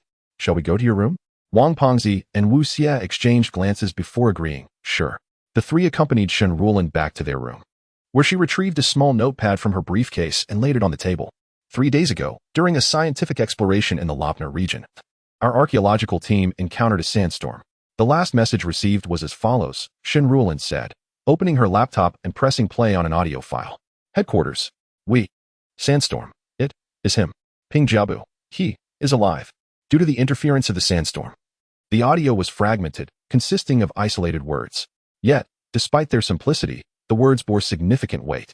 Wang Pengzi inhaled deeply from his cigarette and remarked, wait, that Ping Jiabu is not the scientist who vanished in Lopner years ago? Logically, after all these years, he should have perished. Indeed, Shen Ruolin confirmed, meeting his gaze. A few days before the archaeological team's departure, I had predicted that known natural disasters would occur, yet they captured this. Shen Ruolin opened an image, revealing a photograph taken by an archaeologist with a mobile phone. The clarity of the image showcased a singular bronze pillar that had unexpectedly emerged amidst the sandy expanse. Adorned with peculiar and enigmatic patterns, the intricate details remained elusive due to the considerable distance from which the photograph was captured. It could be surmised, however, that the inscriptions were certainly not of Han origin. Shen Ruolin continued to relay the tale to the three individuals. It was said that after capturing this photograph, the archaeologist encountered a fierce sandstorm. Despite the archaeological team's equipment being fortified with storm-resistant communication devices, contact with them remained unachievable. Therefore, you wish for us to assist. Chu Chen remarked. Indeed, this archaeological team reported an encounter with Peng Jiamu, and their expedition is shrouded in a classified mission, necessitating our urgent rescue, Shen Ruolin stated. Understood. Chu Chen nodded. What is this classified mission? Shen Ruolin gazed at him, and after a moment's hesitation, conceded, very well, since I have entrusted you with this, I shall disclose it. However, you must adhere to confidentiality and not divulge this to a fourth party. We are quite discreet, Wu Xie interjected, expressing a desire for clarity. Are you familiar with the Pisces jade pendant? Shen Ruolin inquired. The three were momentarily taken aback, with Wang Pengzi exclaiming, it is said that the Pisces jade pendant is exceedingly mysterious, one of the 10 wonders of Huaxia, defying countless laws of physics and biology. Precisely, Shen Ruolin affirmed. This archaeological team seeks the truth behind the Pisces jade pendant, yet they have been uncontactable for 3 days, with helicopters and rescue teams unable to locate them. Chu Chen declared, very well, we shall take on this matter. Shen Ruolin continued, we will once again provide you with the most advanced weaponry, explosives, tools, and sustenance, all of military-grade quality.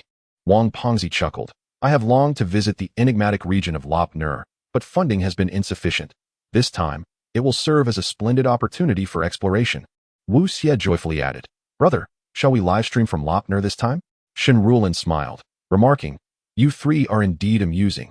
Such a perilous mission. Yet you embrace it with such enthusiasm. By the way, Wu Xie interjected, I heard in the news yesterday about a multinational corporation planning an adventure competition in Lopner. Will this conflict with our mission? It will not, Shen Ruolin reassured. You may focus solely on your task. Furthermore, the leader of this archaeological team is named Chen Wenjin. Chen Wenjin? Wu Xie paused, realizing, that is an old friend of my father's. Upon hearing the name, Chu Chen pondered, it seems the timeline in this parallel world is indeed chaotic, for Chen Wenjin was reported missing in Shisha. Yet here she is transformed into a missing person in Lopner. Shen Ruolin nodded, saying, in that case, I appreciate your assistance. Lopner has always been a realm of mystery. In addition to incidents involving tourists, the notorious Peng Jiamu case and the enigmatic ancient kingdom of Lulan have contributed significantly to the mystique surrounding this land. As I gaze into the distance, the expanse of the Lopner stretches endlessly, a vast sea of golden sands rising and swirling towards the heavens. Here, the landscape is marked by desolation, evoking an overwhelming sense of bleakness and solitude. It seems that in such a place, merely mounting a steed conjures the imagery of venturing beyond the Han frontier, and the return of wild geese to the land of the Hu. Consequently, travelers flock to this enigmatic locale. A Land Rover traverses the road leading to Lop Nur, driven by none other than Fat Wang. The journey is long, and Fat Wang drains a can of Red Bull, discarding it into the refuse bag beside him. Hey, I did some research on Lop Nur, he said. I've heard tales of sand dwellers, mysteriously resurrected souls. Some tourists claim to have spotted a military unit from the 1940s there. Chu Qin placed a finger to his lips, whispering, Wu Xie is asleep. At that moment, Wu Xie, perhaps too fatigued, had dozed off against Chu Qin's shoulder, drooling slightly. Fat Wang chuckled and lowered his voice, however. I truly couldn't find any information on that double-fish jade pendant. My friends, who dabble in antiques, even suggest it's unreliable. Chu Qin replied, no worries. We can investigate further later. Fat Wang drove swiftly, and soon they approached the outskirts of Lop Nur. A grand hotel here is quite a rarity, he remarked with a smile. I visited this area once as a child, and back then, there was merely a small inn nearby. Chu Qin mused to himself. It seems that this parallel world Lop Nur has transformed into a sanctuary for explorers from around the globe, boasting such a scale of luxurious accommodation and stimulating the surrounding economic development. Chapter 98. The name of an old friend. Wang Pengzi chuckled. Little brother, who do you think frequents this place but the affluent? The treacherous Roborok is perilous. Now, only the wealthy, equipped with professional gear, dare to venture here. Ordinary folk would shy away from courting death.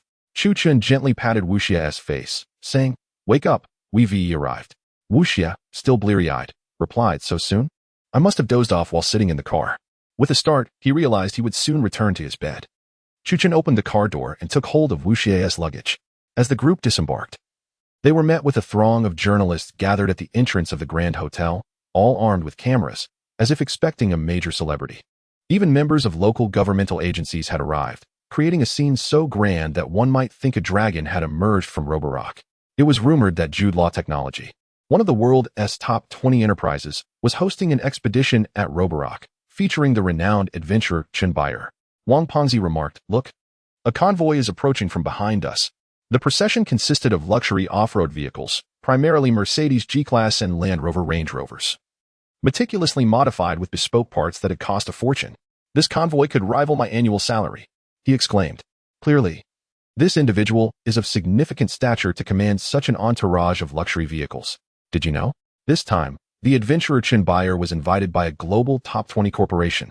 The crowd buzzed with excitement, yet Chu Qin, unfamiliar with Changbai's fame, inquired, Pengzi, who is he? Wang Pengzi laughed. Little brother, you must not frequent the internet.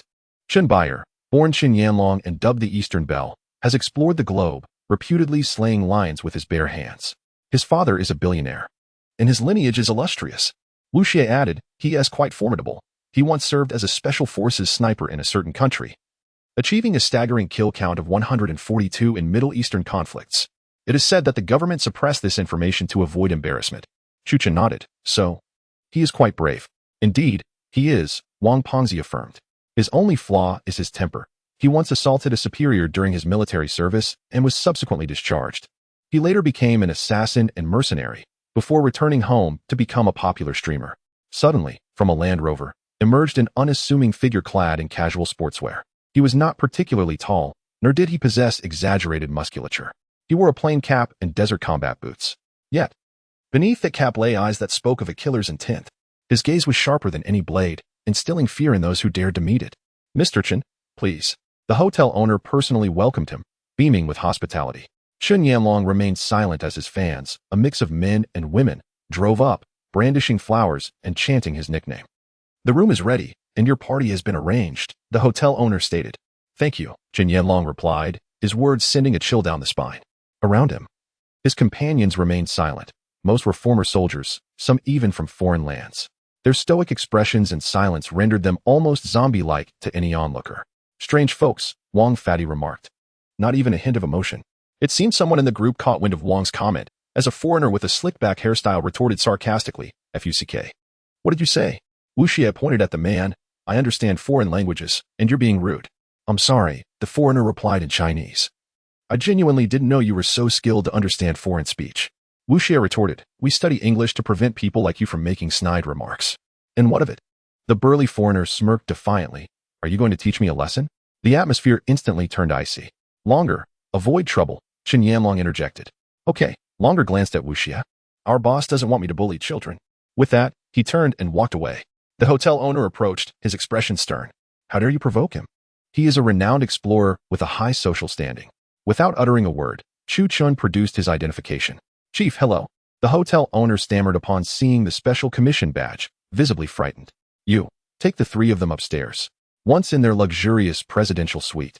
The trio tossed their bags aside, quickly turning on the air conditioning and television before collapsing onto the sofa. Those foreigners are truly arrogant, Wang Fatty remarked. I can't help but wonder if they entered the Lop Nur for the same reason we did, to find that jade pendant. Not necessarily, Wu Xie replied. They haven't brought any weapons. The depths of Lop Nur are exceedingly perilous. Even established research teams have gone missing. Entering without arms would be quite dangerous. Regardless, if they proceed, it would be tantamount to courting death, Chu Chen stated. Wu Xie chuckled. Brother, your confidence remains unwavering. Let us rest well today and head into Lop Nur at dawn. The next morning, the alarm rang at 7 o'clock.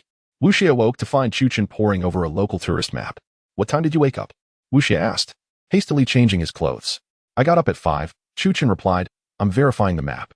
Tourist maps don't have many markings, Wu Xie noted. I had Miss Shin send me a military satellite map yesterday.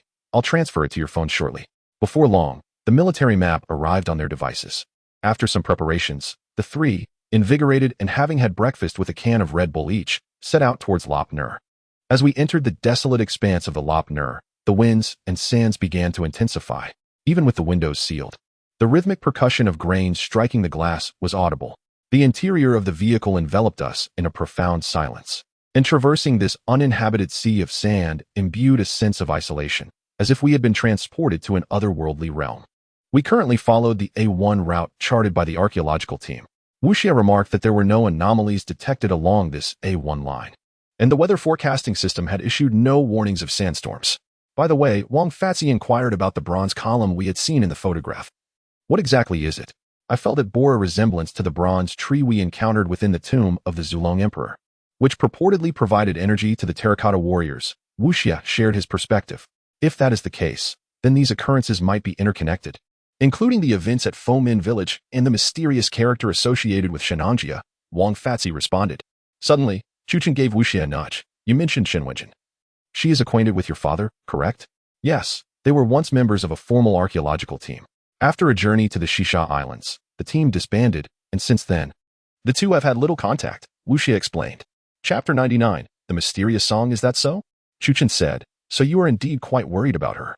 Indeed.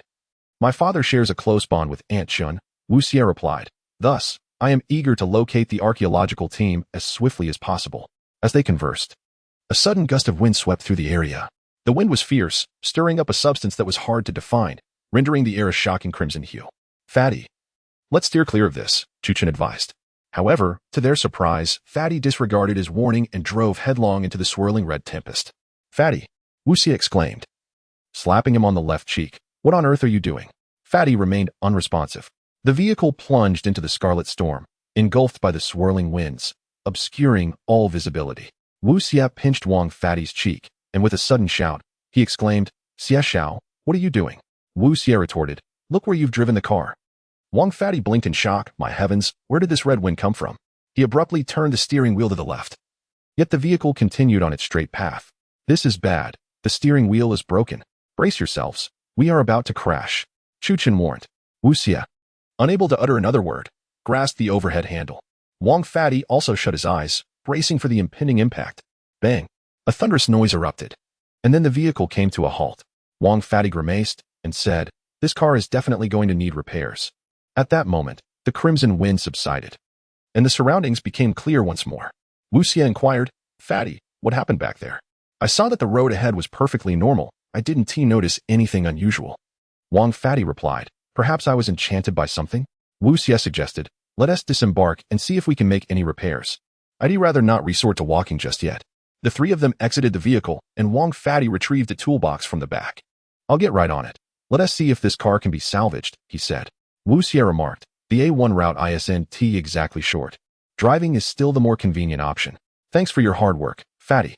The trio turned their attention to the front of the vehicle, their expressions growing serious. What they had collided with was none other than the enigmatic bronze pillar depicted in the archaeological team's photographs. The pillar was adorned with various abstract patterns and symbols that defied categorization as mere letters, taking the shape of a three-sided pyramid, abruptly blocking their path. Wang Fatty surveyed the endless sea of sand ahead and stated, "I'll start making repairs. Let us hope for the best." Upon lifting the car's hood, he was struck dumb, staring in silence for an extended moment. Seeing his perplexity, Wu Xie promptly approached and asked, "Fatty, what's wrong? Are you feeling unwell?" Fatty pointed at the engine, exclaiming, "What is this?" Chu Chun and Wu Xie hurried over to investigate. Inside the engine, they discovered a mass of red, vein-like tendrils that had completely damaged and clogged the machinery. Could this be some malevolent entity emerging from that pillar? Wang Pengzi attempted to strike with a machete several times, yet his efforts proved futile. The crimson substance, resembling veins, entwined throughout the mechanical structure of the vehicle, rendering it nothing more than scrap metal. Chu Chun remarked, "Let us equip ourselves. We shall proceed on foot." Wang Pengzi, feeling somewhat embarrassed, replied, "I apologize, my friend. I truly did not know what was happening." Leading us to walk instead, Chu Chun comforted him with a pat on the shoulder, saying, "It is of little consequence. Walking is perfectly fine." Wu Xie chuckled, "Brother Pang, we have endured far worse. Is this truly a concern?" Thus, the trio shouldered their packs and set forth, guided by the map. "I just captured an image of that bronze pillar," Wu Xie noted. "We shall hand it over to the Special Investigation Bureau for their study." Chu Chun agreed, "Sounds good." As they progressed, Wang Pengzi suddenly inquired, "Brother, does your watch still function?" Chu Chun raised his arm to glance at his watch. "It has stopped." Wu Xie added, "Mine too has ceased to work." Wang Pengzi laughed. "It seems this Lop Nur is indeed remarkable. We have yet to venture deep within, and already our watches have halted." Wu Xie sighed. "It appears this journey to Lop Nur will not unfold as simply as we had envisioned." Time passed swiftly, and soon it was afternoon. The three paused to rest, setting up a smokeless stove behind a massive stone to heat some rations and replenish their energy. "Here you go," Wu Xie said, handing a portion of hot beef to Chu Chun. "By the way, I wonder if Chun Yanlong and the others have departed yet." Wang Pengzi grumbled, "Those careless individuals irritate me. I can't understand why a Chinese person like you would choose to associate with those foreigners.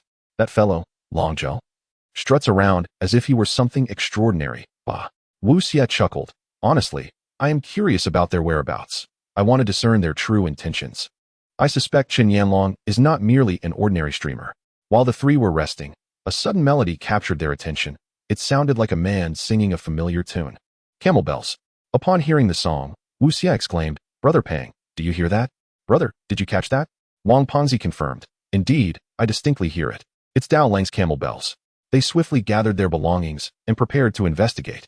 Following the direction of the song, they pursued the sound, yet despite its clarity, they could not locate the source of the singing. How curious. Why can we hear the singing so clearly, yet not find the singer? Wu Xie pondered. This path is the A1 line mentioned by Miss Shen. Aside from the group of archaeologists, no one else has traversed here. Could it be that they are calling for help? Wang Pengzi speculated, but why would they sing instead of shouting for help? Chu Chun suggested, "Let us continue forward and search." The plump man and Wu Xie nodded, and the three of them continued their journey, treading upon the gravel beneath their feet. Unbeknownst to them, time swiftly slipped away, and when they looked up, they were astonished to find that night was nearly upon them. The watch had ceased to function, but according to the local time, it was estimated to be past 8 o'clock. Wu Xie remarked that they had searched from afternoon until evening without discovering the source of the song. At that moment, Wang Fatty suddenly exclaimed, "Wait, the melody has changed." The trio listened intently, and to their surprise, the song transformed into an unknown language, its haunting notes echoing with a sorrowful lament. Reminiscent of a forsaken woman reminiscing about lost love, imbued with profound melancholy.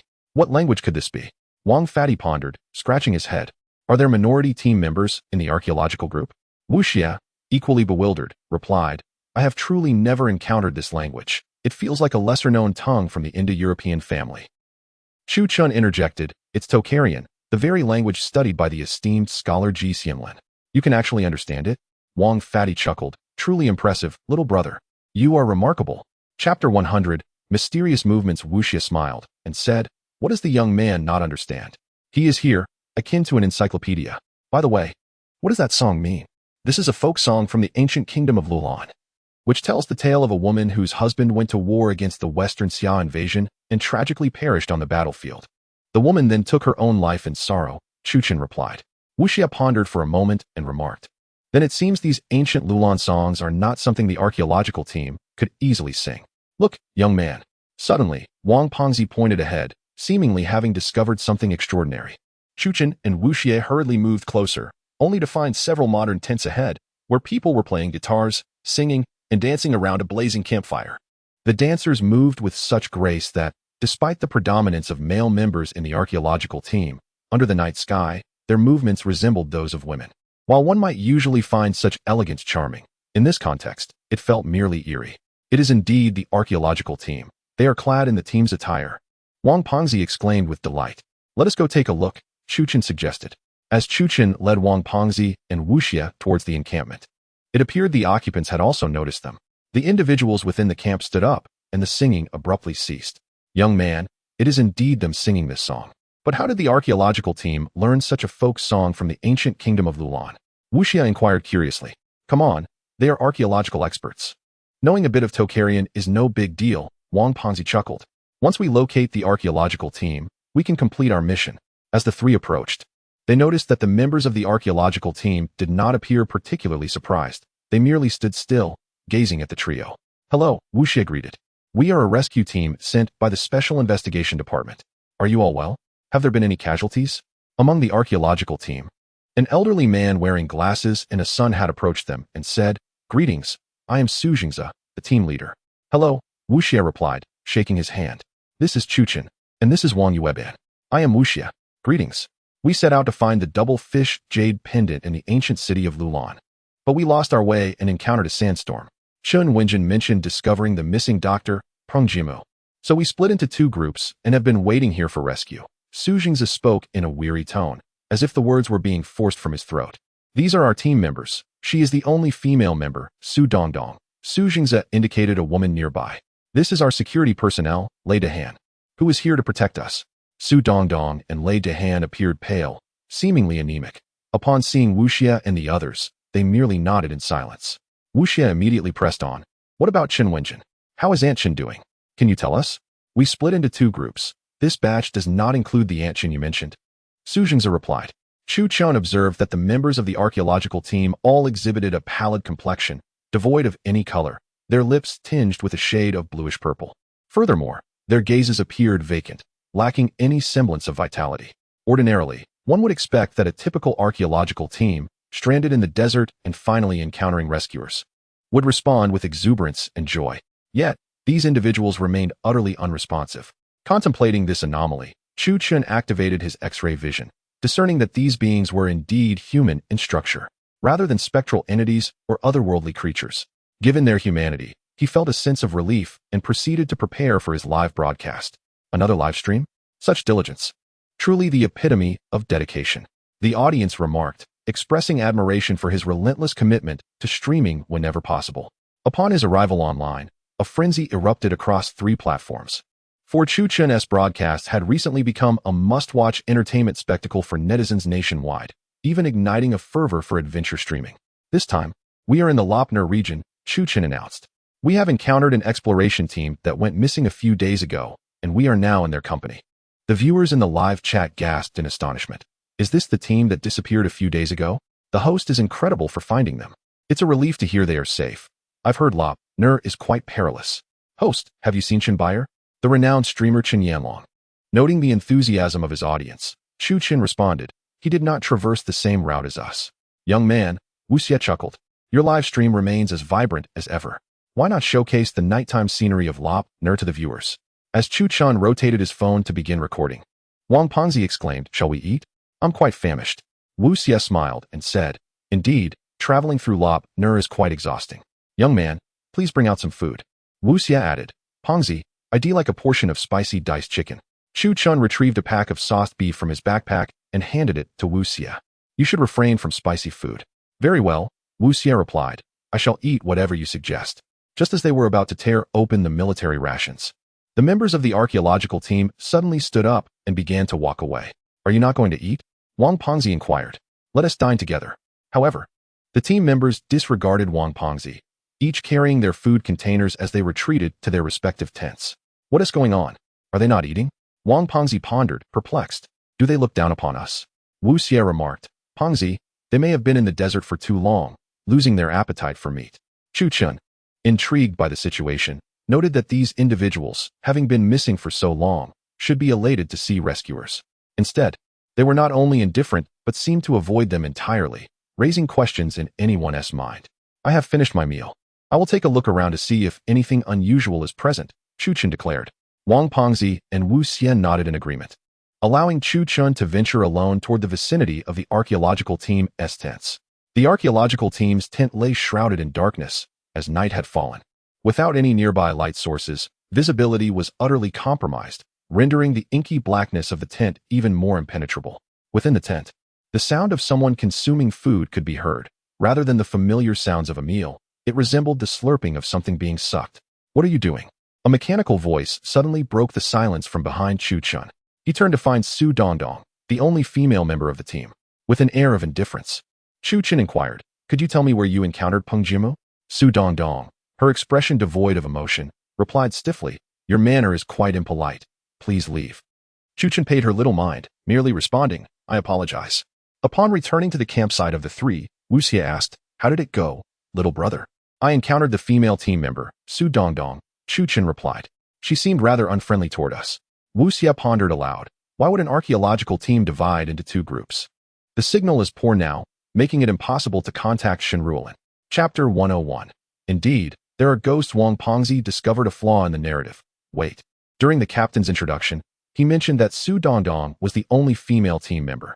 He also stated that Chun Wenjin was in another group, which does not align. The three seemed to sense something amiss. Chu Chen turned to glance back at the camp. The archaeological team's tents were shrouded in darkness, leaving them uncertain of who remained inside. At that moment, Captain Su unexpectedly appeared behind them. "Goodness!" Wang Pengzi exclaimed. "When did you come out?" Su Zhengza opened his mouth and slowly articulated, "Tomorrow, we shall venture to the ancient city of Lulan." "The ancient city of Lulan?" The three echoed in unison. "Indeed. The double-fish jade pendant is located in the ancient city of Lulan, and so is Chen Wenjin." Su Zhengza spoke with a robotic demeanor. "We are also headed to Lulan." Chu Chen remarked, "The ancient city of Lulan has reportedly vanished for many years. To this day, the whereabouts of Lulan and the treasures of the Lulan Empire remain an enigma." Wang Pengzi couldn't help but express his curiosity. Why do these people speak in such a manner? Listening to them is quite distressing. They sound like puppets. Su Zhengza continued, "You should not rest near our camp at night." With that, Captain Su turned and departed. Viewers in the live stream could no longer contain their frustration, exclaiming, "What nonsense is this? It's infuriating. We saved them, and yet they act like this." Indeed, it is no easy feat for the host, having traversed thousands of miles only to encounter this. They truly seem to regard themselves as significant figures.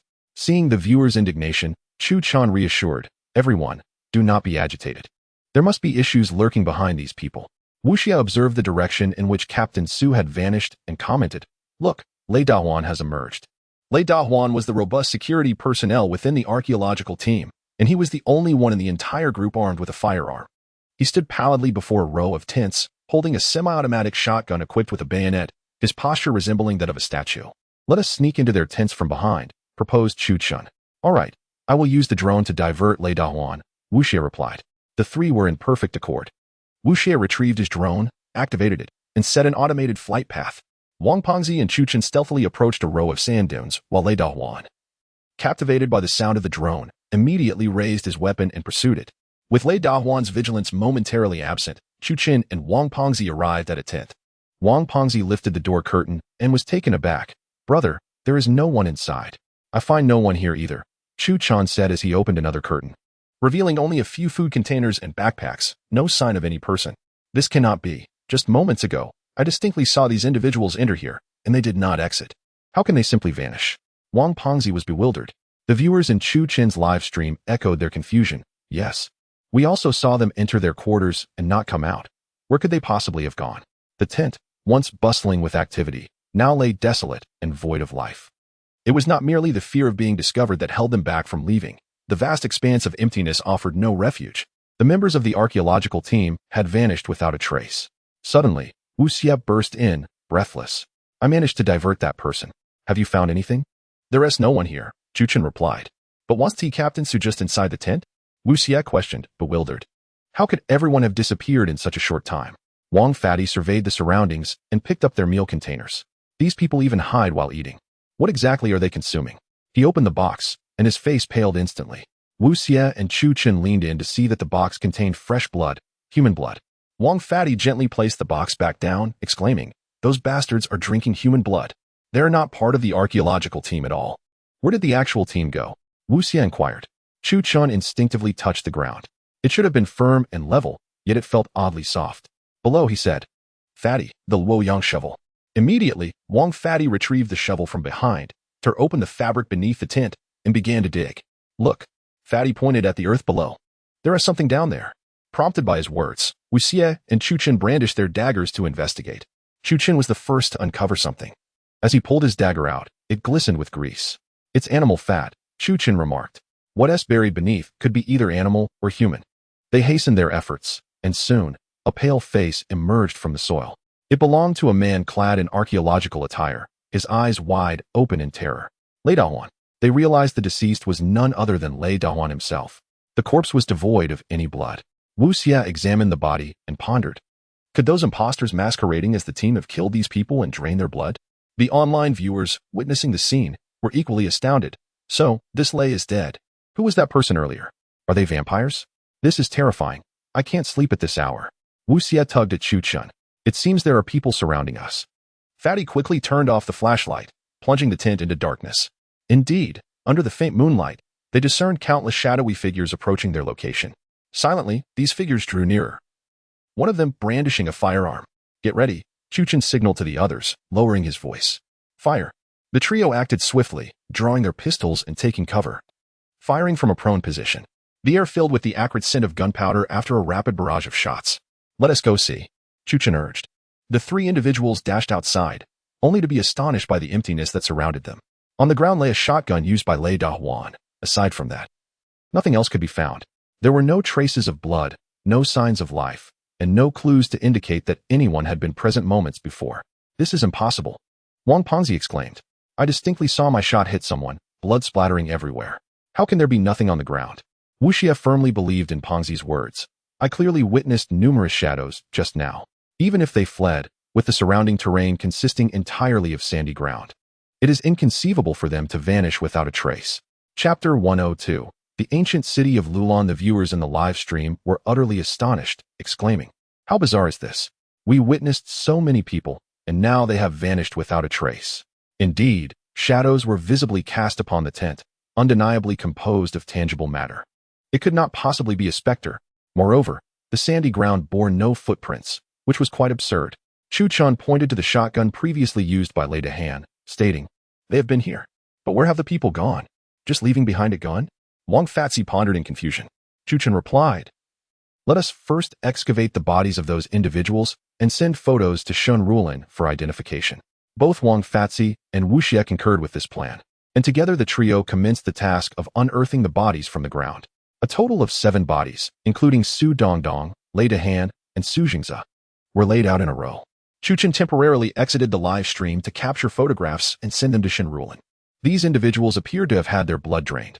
Could it truly be the work of vampires? Wang Fatsi examined the corpses and noted that their pores seemed somewhat reddened and larger than those of an average person. Wu Xie scrutinized with a magnifying glass and remarked, Brother, there's a new discovery. What is it? Chu Chun inquired. The deceased members of the archaeological team exhibit enlarged pores, and they are congested. Every single one is like this, Wu Xie explained. Wang Fatsi pursed his lips and suggested, Could it be insects? Don't you remember those little bugs from Insect Valley that could invade a person's body? Is it possible that the archaeological team was killed by insects? Unlikely, Wu Xie replied. Look, there are no signs of tearing or wounds in the pores of the deceased, and there are no insect burrows near the campsite. It cannot be insects. Chu Chun asserted, It is a liquid organism. Liquid? Both Wu Xie and Wang Fatsi echoed in unison. Only a liquid could achieve such a phenomenon. The entity that came earlier was also of a liquid composition, Chu Chun elucidated. What sought to eliminate us this time is a being composed entirely of liquid.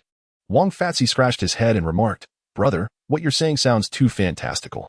Stop joking. Do not dismiss it, Wu Xie interjected. There is certainly reason in what he says. Chu Chun continued, There is no sign of Qin Wenjin among the bodies. Perhaps they were indeed correct. Qin Wenjin truly escaped. That person mentioned the ancient city of Lulan, Wu Xie noted. Moreover, according to Miss Shen, the archaeological team encountered a sandstorm after discovering Pengjiamu. Could it be that Aunt Qin followed that Pengjiamu to the ancient city of Lulan? Wang Fatsi chuckled nonchalantly and said, Evil young master, regardless of the circumstances, all clues now lead to the ancient city of Lulan. Let us pay a visit. Worst case, We will act as grave robbers. Wu Xie looked at Chuchen, who stated, "Wherever you go, I shall follow." Wu Xie smiled knowingly and said, "Brother, then we shall journey to the ancient city of Lulan. Thank you for your unwavering support." Wang Fatsi interjected, "Evil young master, while I may be plump and not as handsome as brother, you cannot solely thank him and neglect my contributions. All right, Fatsi, I promise to treat you at the finest club we know, and I will order you a bottle of 82 La Fight." Wu Xie replied with a grin. "Behold," Wang, the corpulent one, chuckled, "as long as our iron triangle is in action, whether it be the ancient city of Lulan or the modern constructions, we shall flatten them all." As they journeyed forward, dawn broke on the following day. "Has Miss Shen replied?" asked Wu Xie. "At present, only your phone remains unblemished, and our connection to the outside world rests solely upon you. She has responded." Chu Chun interjected, noting that a sandstorm is imminent, rendering helicopters and drones unable to penetrate the area. "Thus, we are temporarily deprived of transportation," Wang lamented. "Are there any buildings nearby?" "This route we tread is the perilous A1 line," Chu Chen explained. Shen Ruolin mentioned that this vicinity is a nuclear testing zone, where we shall encounter 2 abandoned outposts, allowing us a respite. "Excellent," Wang exclaimed. "A sheltered spot against the wind is all I desire." The 2 outposts aligned with the route provided by the Special Investigation Bureau toward the ancient city of Lulan, where they aimed to find Chun Wenjin and Peng Jieyu. Pausing at both outposts along the way, Chu Chen finalized the plan, with Wu Xie and Wang readily agreeing. As daylight spread across the expanse of Lopner, an air of desolation enveloped the landscape, with jagged stones strewn across the ground, endless stretches of sand, and a sky that barely allowed sunlight to pierce through, crafting a scene of oppression. The trio traversed on foot, soon finding themselves cloaked in a fine layer of sand, their faces grimy and dull. "We shall soon reach the first outpost," Wu Xie noted, studying the map. "Once there, we can rest." Given the severe water scarcity and sandification of Lopner, prolonged walking amidst the harsh winds would severely deplete their strength, making timely breaks essential. Chu Chen nodded, stating, upon arrival at Outpost 1, "We shall dine and hope to find usable vehicles." Wang expressed his hopes. "I sincerely wish that at the ancient city of Lulan, we might uncover treasures left by its king. It is said that the black sandstorm buried many riches beneath the earth." Wu Xie smiled. "If we could find them, that would indeed be splendid. However, I have heard tales of the ferocity of the black sandstorm, capable of completely engulfing the ancient Xixiao army." The 3 conversed merrily to pass the time until they spotted a tower-like structure in the distance. "The outpost has arrived," Wang exclaimed with glee. "Oh my heavens! We can finally rest." "This is the security outpost established from the nuclear tests," Wu Xie remarked. "Let us head there to recuperate and enjoy a meal." As Chu Chen gazed upon the outpost, he noted the bright red 5-pointed star emblazoned on its entrance, surrounded by a perimeter of iron sheeting and barbed wire, comprising 3 buildings in total. Astonishingly, a vehicle was parked in the courtyard. On the weathered walls were the commanding words, "Obey orders, brave in battle." While atop the highest observation tower stood a quad-mounted anti-aircraft gun, left behind in the hasty withdrawal. "Remarkably, there are vehicles here," Wang exclaimed, his eyes alight with excitement. "If we can drive them, we need not walk any further." Innocence was somewhat intrigued. Logically speaking, given the considerable time elapsed since the nuclear tests, how could there still be abandoned vehicles? The entire outpost did not appear to have been deserted following a retreat. Rather, it seemed as if it had been forsaken after some form of assault. Typically, well-trained soldiers would not leave behind formidable weapons, such as anti-aircraft artillery, in such a location. Chapter 103, The Land of Silence. As Chu Chen pushed open the door of the outpost, he was met with an empty station. Surrounding the perimeter were numerous Soviet-style DSHK, twin heavy machine gun emplacements. The interior of the outpost was in disarray, the ground littered with scraps of fabric and debris. With his keen perception, Chu Chen quickly discerned that many metallic objects here, including the iron sheets on the outer walls, the water barrels inside, vehicles, and the very walls of the building, bore deep scratches and gouges. "It's chaotic. It appears something has transpired here," remarked Wang Pengzi. "Look, there are still 60mm mortar shells that haven't been moved. Something definitely went awry." "Brother, over here," Wu Xie called out.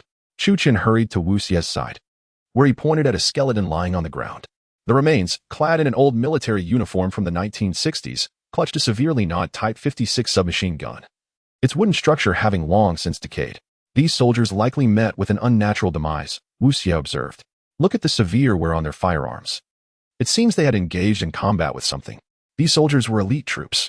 What could possibly annihilate them before they even had the chance to fire their mortars?" Wang Pengzi said, growing alert. "Let us first close the outpost's door and have a meal," Chu-Chen suggested. I can sense that we are not far from the ancient city of Lulan. Wang Pengzi responded. I've heard that the Western Xia army, preparing to attack Lulan, was obliterated by a black sandstorm. Do you think we might encounter such a storm as we approach the ancient city? Brother, please refrain from uttering ominous words. Here, have some roasted beef to silence your mouth, Wu Xie offered, handing him a ration pack. Brother, I have a feeling we might be able to drive one of the vehicles here soon. All right, I'll make some repairs then, Chu-Chen acknowledged. The three of them distinctly observed a black whirlwind approaching in the distance, spiraling menacingly as it swept across the land, akin to a tsunami, raising clouds of sand and debris in its wake, exhibiting an extraordinary ferocity. How peculiar. It's a clear day. How could there be a sandstorm? Wang Pengzi remarked. Glancing at the sky, which was indeed a pristine blue, devoid of any signs of meteorological disaster, Wu Xie echoed his curiosity. Logically, sandstorms obscure the sun, yet this gale seems unrelated to the weather. Chu-Chen activated his perspective vision and surveyed the direction of the storm, declaring, this is not mere wind and sand. Seek shelter immediately. If it's not wind and sand, then what is it, brother? Wang Pengzi exclaimed in alarm. It's an organism, Chu-Chen replied. This black wind is not a climatic phenomenon. It is a swarm of creatures. Wu Xie glanced around, anxiety creeping in. This is dire. The structures here are insufficient to withstand such a multitude of creatures. Chu-Chen pointed towards a water barrel, instructing to the barrel. The water barrels within the outpost were constructed of sturdy metal, akin to oil tankers, divided into 3 compartments, providing just enough space for the 3 of them to take refuge. 3 individuals entered a water storage barrel, which had long since run dry. Shortly after their arrival, a thunderous roar reverberated through the metal walls. The sound resembled that of an aircraft's engine, yet, in truth, it was the howls of some creature. The trio distinctly heard the relentless assault on the barrel, as even the sturdy steel appeared precarious under such an onslaught. What is that? Wu Xie exclaimed in astonishment. It's denser than locusts. This is the black sandstorm that caused the disappearance of the ancient Lulan kingdom, Chu-Chen replied. What are you saying? The storm is alive? The portly man gasped, visibly shaken. Indeed, Chu-Chen affirmed. It is a creature known as a flesh-eating worm, only found in legends, with no scientific reports confirming its existence thus far. Wu Xie marveled. So, these flesh-eating worms annihilated the Lulan kingdom. What connection do they have to it? That is a matter to be addressed once we enter the Lulan ruins, Chu-Chen responded. The good news is that we are nearing the ancient city of Lulan. Wang the Fat rejoiced. That's splendid. Just let me avoid encountering those monsters again. The cacophony outside gradually subsided, eventually falling into silence. Chu-Chen, utilizing his enhanced vision, observed that the creatures had vanished. Let us depart, he instructed, and the trio lifted the lid of the barrel and emerged. Outside, the scene had become even more chaotic than before. Various metallic structures, such as the base of a watchtower, lay nearly shattered, while car doors were reduced to tattered remnants. The surrounding buildings had lost all their glass, and the walls were riddled with deep scars. What immense destructive power, Wu Xie marveled, recognizing that such force could devastate modern reinforced concrete and steel. The ancient cavalry of the Western Xia and the Lulan kingdom would be as fragile as tofu before these flesh-eating worms. Strictly speaking, Chu-Chen elucidated, these flesh-eating worms are not true worms. Their relatively small size and their tendency to swarm led ancient people to label them as such. Brother, there's a vehicle we can drive, Wang the Fat exclaimed. He had discovered a heavy-duty truck from First Automobile Works, seemingly designed for transport and built to withstand sandstorms. This truck's cargo bed and sides, including the tires, are reinforced with steel plates, so it should hold up against the flesh-eating worms, Wang the Fat asserted. Excellent. There is even a DSHK heavy machine gun aboard, Chu-Chen noted. I will take position at the rear. You two should occupy the driver's cabin. Brother, what if the flesh-eating worms come from behind? Wu Xie expressed concern for Chu-Chen. Rest assured, I am invulnerable, Chu-Chen replied calmly.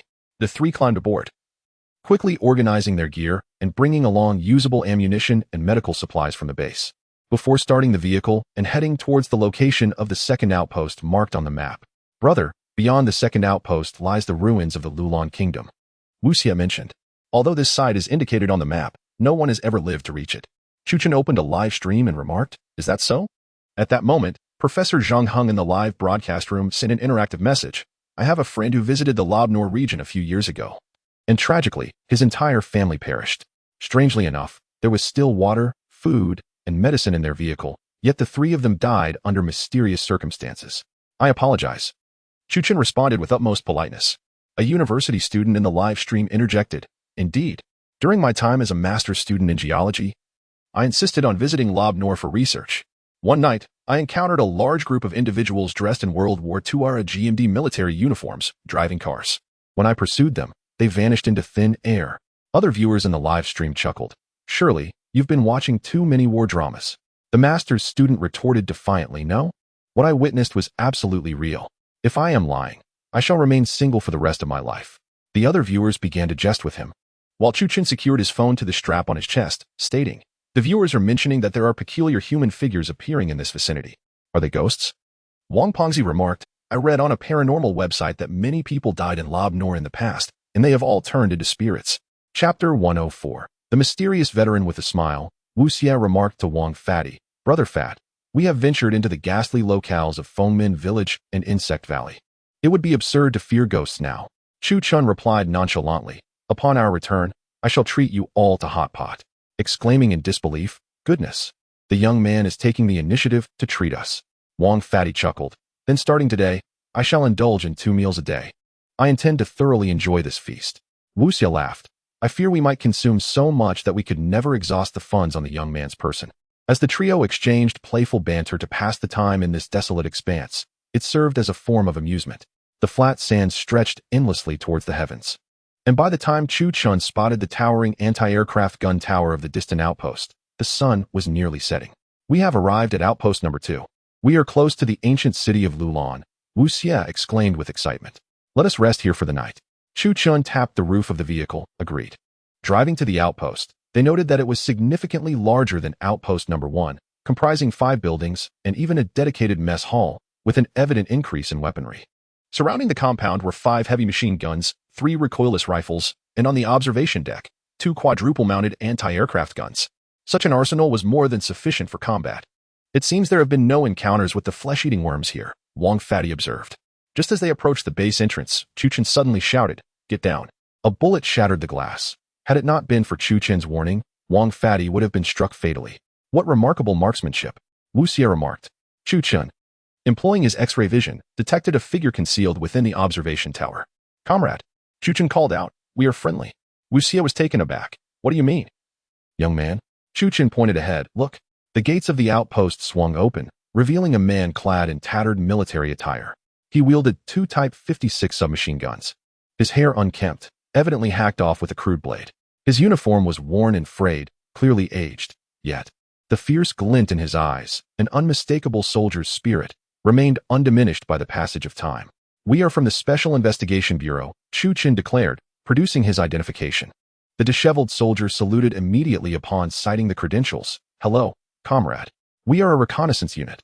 My name is Tang Hui, and that sniper over there is Lin Ning." "Greetings," Chu Chin replied. "What brings you here? Would you believe what I am about to say?" Tang Hui suddenly inquired. "I would," Chu Chin nodded. "We are here to investigate the mysterious phenomena of Lob Nor. We are a special team assigned to protect Dr. Peng Jiamu," Tang Hui continued. Later, during a scientific expedition, Dr. Peng discovered a jade pendant and left the camp alone, stating he was heading to the ancient city of Lulan. The year of Dr. Peng Jiamu's disappearance was 1980. "How can you appear so youthful?" Wang, the hefty man, expressed his doubt, remarking that they looked even younger than he. "This is quite perplexing," Tang Hui interjected. "Our team later encountered a fierce sandstorm, one teeming with insects, during which several soldiers perished. Just as Lin Ning and I decided to detonate our grenades in a final act of defiance against the enemy, a radiant white light appeared." "A white light?" Wu Xie inquired. "Indeed," Tang Hui affirmed. "Within that luminescence, we beheld Dr. Peng Jiamu, clad in peculiar attire that was unfamiliar to us. He merely walked past, uttering not a word nor performing any action. Since that light enveloped us, we have not suffered from illness." At that moment, Lin Ning, the sniper stationed atop the tower, descended, cradling an SVD sniper rifle. He remarked, "That white light was indeed strange. After we were illuminated by it, we have remained in perfect health and have not aged. We can sustain ourselves on just 1 meal a day. Have you been enhanced?" Wang pondered, a hint of disbelief in his voice. Subsequently, we conferred with the scientific expedition team, advising them to return home while we awaited Dr. Peng's return. During this interval, we endeavored to locate the ancient kingdom of Lulan, but our attempts proved futile, Lin Ning recounted. Chu Chun mused internally. These 2 soldiers lack modern technological devices. And without a map, it is no wonder they could not locate the ancient kingdom. He then addressed the soldiers. Tonight, we shall rest at your camp and set off in the morning. We encountered carnivorous insects along the way, thus it would be prudent to have shelter for the night. Certainly, Linning nodded, but be cautious. The camp is laden with tripwires, do not trigger them. Tripwires? What purpose do they serve? Wang queried, intrigued. Since we established our post, we have been relentlessly assaulted by something emerging from the ground. Only the tripwires can counteract it, Tang Hui explained. What manner of creature? Wu Xie asked. We do not know. They have yet to succeed, seemingly intent on preventing us from approaching the ancient city of Lulan and on obstructing our search for Dr. Peng. Tang Hui furrowed his brow. Both the sandstorm and those subterranean creatures appear to be thwarting our efforts to uncover the truth. Chu Chen glanced at the fading light and declared, It is getting late. Let us proceed inside. The three followed Lin Ying and Tang Hui into the outpost, where they discovered numerous grenades rigged as tripwires, alongside several anti-personnel mines, clearly intended for defense against intruders. This way, they gestured toward a 3-story building. Remember, after midnight, do not wander on the first floor. Your feet must not touch the ground, and sleep can only occur on the upper bunk. Wang and Wu Xie exchanged puzzled glances. If we cannot touch the ground, what shall we do? Wang asked. All necessities will be managed on the upper bunk, Tang Hui instructed, ascending to the second floor and indicating a particular room. You shall rest there. Linning added, I will take my rest atop the watchtower. Chu Chen discovered that all the beds had been pushed together, and the iron bunk beds were welded to the ground with iron plates and steel nails by 2 individuals. After midnight, one must not approach the ground, for doing so would result in a most unfortunate demise. Tang Hui admonished. Even if you find yourself in dire need due to an upset stomach, you must squat on the upper bunk. Wu Xie remarked, Fat brother, if you need to use the restroom, now is the time. As night fell, the room enveloped in pitch darkness, devoid of even a candle. Chu Chen switched on his flashlight, studied the map, and inquired, What will we encounter if we head north? The north is a region plagued by frequent black sandstorms. Tang Hui responded, As I mentioned earlier, those insect-formed sandstorms will grow increasingly ferocious. Even tanks could be devoured by them. Is that so? Wang Pengzi was somewhat incredulous. They can even consume automobiles. Indeed, Tang Hui continued, I once encountered a black sandstorm, during which a private sightseeing plane inadvertently flew into the fray, and afterward, only a few metal scraps remained. At this point, Wang Pengzi shuddered. That is truly terrifying. Chapter 105. The Burrowing Beasts. Chu Chen declared. This northern direction leads to the ruins of the ancient city of Lulan. If we proceed along this path, we should be able to locate the ancient kingdom of Lulan. Tang Hui responded with great enthusiasm. Wonderful. We shall finally find Dr. Peng. Chu Chen nodded. You should prepare yourselves tomorrow and accompany us. Absolutely. Tang Hui exclaimed. We have endured for years with the singular purpose of finding Dr. Peng Jiamu. He is a hero, and bringing him home is our mission. As night fell, tranquility enveloped the surroundings. The group resided in the upper bunk, with Chu Chen cradling the ancient black gold dagger as he drifted into slumber, while Wu Xie and Wang Pengzi clutched their submachine guns, having been warned by Tang Hui that the night posed the greatest peril. Chu Chen initiated a live stream. Though he was asleep, the tension and thrill of the environment added a unique allure to the experience. The others were deep in slumber when suddenly, a thunderous sound jolted all three awake. What was that? Wang Pengzi exclaimed, grabbing his submachine gun and scanning the area. Is everything all right? Wait, the ground. Tang Hui pointed downward. Wang Pengzi rubbed his eyes and replied, What is wrong with the ground? It's just sand. Chu Chen slapped Wang Pengzi's face lightly. Consider where we are. What floor are we on? Upon realization, Wang Pengzi's complexion shifted. We came directly to the second floor. Wang Pengzi's drowsiness dissipated instantly. If this is the second floor, then why does it seem like the first now? Tang Hui, a seasoned warrior, revealed a look of terror. This is bad. They are coming. They? Wu Xie inquired. Are they those underground creatures? At that moment, the sandy ground began to bulge ominously. Portions of the sand were shifting in an orderly manner. My goodness, there is something beneath. The viewers in the live stream witnessed the scene. And not only was the inexplicable transformation from the second floor to the first alarming, but the movement of the sand was equally terrifying. The sandbags of varying sizes slid across the ground, prompting Tang Hui to seize his rifle and shout, Fire! The group unleashed a barrage of bullets. But the creatures beneath seemed to quicken their pace. Fortunately, they were on the upper bunk, which spared them from immediate danger. This is bad. They're attacking our bed. Wang Pengzi shouted. The ground began to cave in, and an iron bed tilted precariously before toppling over. In an instant, a figure erupted from the sand, lunging directly toward the bed. Bang! With swift reflexes, Chu Chen drew his Desert Eagle and shot the creature, obliterating it. The group gazed at the remains. The creature resembled a fusion of a gecko and a pangolin, adorned with diamond-shaped scales. Its most prominent feature was its mouth, resembling a barrel filled with sharp, spiral teeth. This monstrous entity measured approximately the size of a human forearm, and one could easily envision the devastation it could wreak if it were to swarm like ants. Capable of dismantling an entire building with ease. This passage recounts the existence of the fragmented rock salamander as documented in an ancient text from the kingdom of Luolan. These carnivorous creatures, known for their formidable aggression, inhabit solely the region of Lop Nur. Chuchen remarked that this specimen represents merely the smallest of its kind. A prominent scholar from the same platform in the live stream noted the host's profound knowledge, stating that the fragmented rock salamander appears solely in select lost records of Luolan's local customs, where these colossal beasts were once nurtured by the Luolan people, consciously safeguarding their ancient realm. Professor Zhang Huang also engaged in the live discussion, suggesting that they would soon reach the kingdom of Luolan, as these creatures serve to protect the palaces surrounding the ancient city. Wu Xie inquired, "Brother, how do we deal with them now? There are still many such creatures below." Chuchen responded, "We cannot remain here indefinitely." Tang Hui pointed toward the window, saying, "Let us all gather on one bed, topple the iron bed, and leap out the window." Chuchen countered, "Can we not go down to the ground? The moment we touch the surface, those monsters will gnaw at our feet, and that would spell our doom." Tang Hui asserted, "There have never been this many before. They seem to sense your arrival, hence their dense presence. Come to my bed," urged Chuchen. The group climbed onto his bed, and Chuchen overturned the adjacent two beds, creating a slanted iron bed that formed a makeshift ladder against the window sill. The three swiftly traversed the inclined iron bed and leaped out to the exterior of the building. "The vehicle is over there," exclaimed Tang Hui. "And there is another brother," shouted Wang Pengzi. "Come down, get in the car." Lining slid down a rope from the high platform, and the group dashed towards the truck. At that moment, Chuchen glanced back to see the three-story building had completely sunk into the ground. It appeared that some creature of immense strength had caused the surface beneath the building to collapse instantaneously, leading to the entire structure crashing down. This must be a formidable beast. Otherwise, those small creatures could not have devoured the foundation of the building. Wang Pengzi remarked. Lining, astonished, replied, "After your arrival, their numbers have increased. These monsters are specifically on guard against you." Lining and Tang Hui hurled several grenades. Warning, watch your step. There are tripwires. As the group rushed towards the truck, they intermittently heard the detonations of tripwires, evidently triggered by monsters that had inadvertently touched them.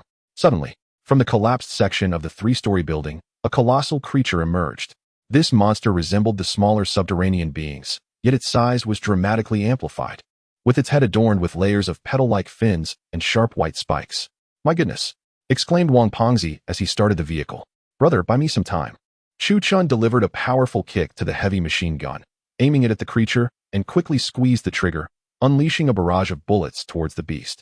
The enormous fragmented rock salamander was struck by the bullets, yet it remained completely unscathed, as if a human were merely being bitten by a mosquito. The colossal rock lizard, enraged by Chuchen's bullets, charged directly towards the group. Simultaneously, the smaller rock lizards beneath it burrowed forth, trailing closely behind the vehicles of the crowd. The viewers in the live stream were gripped with terror. Such monsters truly exist in this world, and they are utterly frightening, seemingly capable of devouring trucks. Did you not witness the destruction of the very building where the hosts resided? What a relief it is that we did not embark on a self-driving trip to the Lobner this year. Otherwise, we would have unwittingly delivered ourselves to this creature. The online audience was left in sheer awe, with some who had planned to visit Lobner immediately canceling their plans out of fear.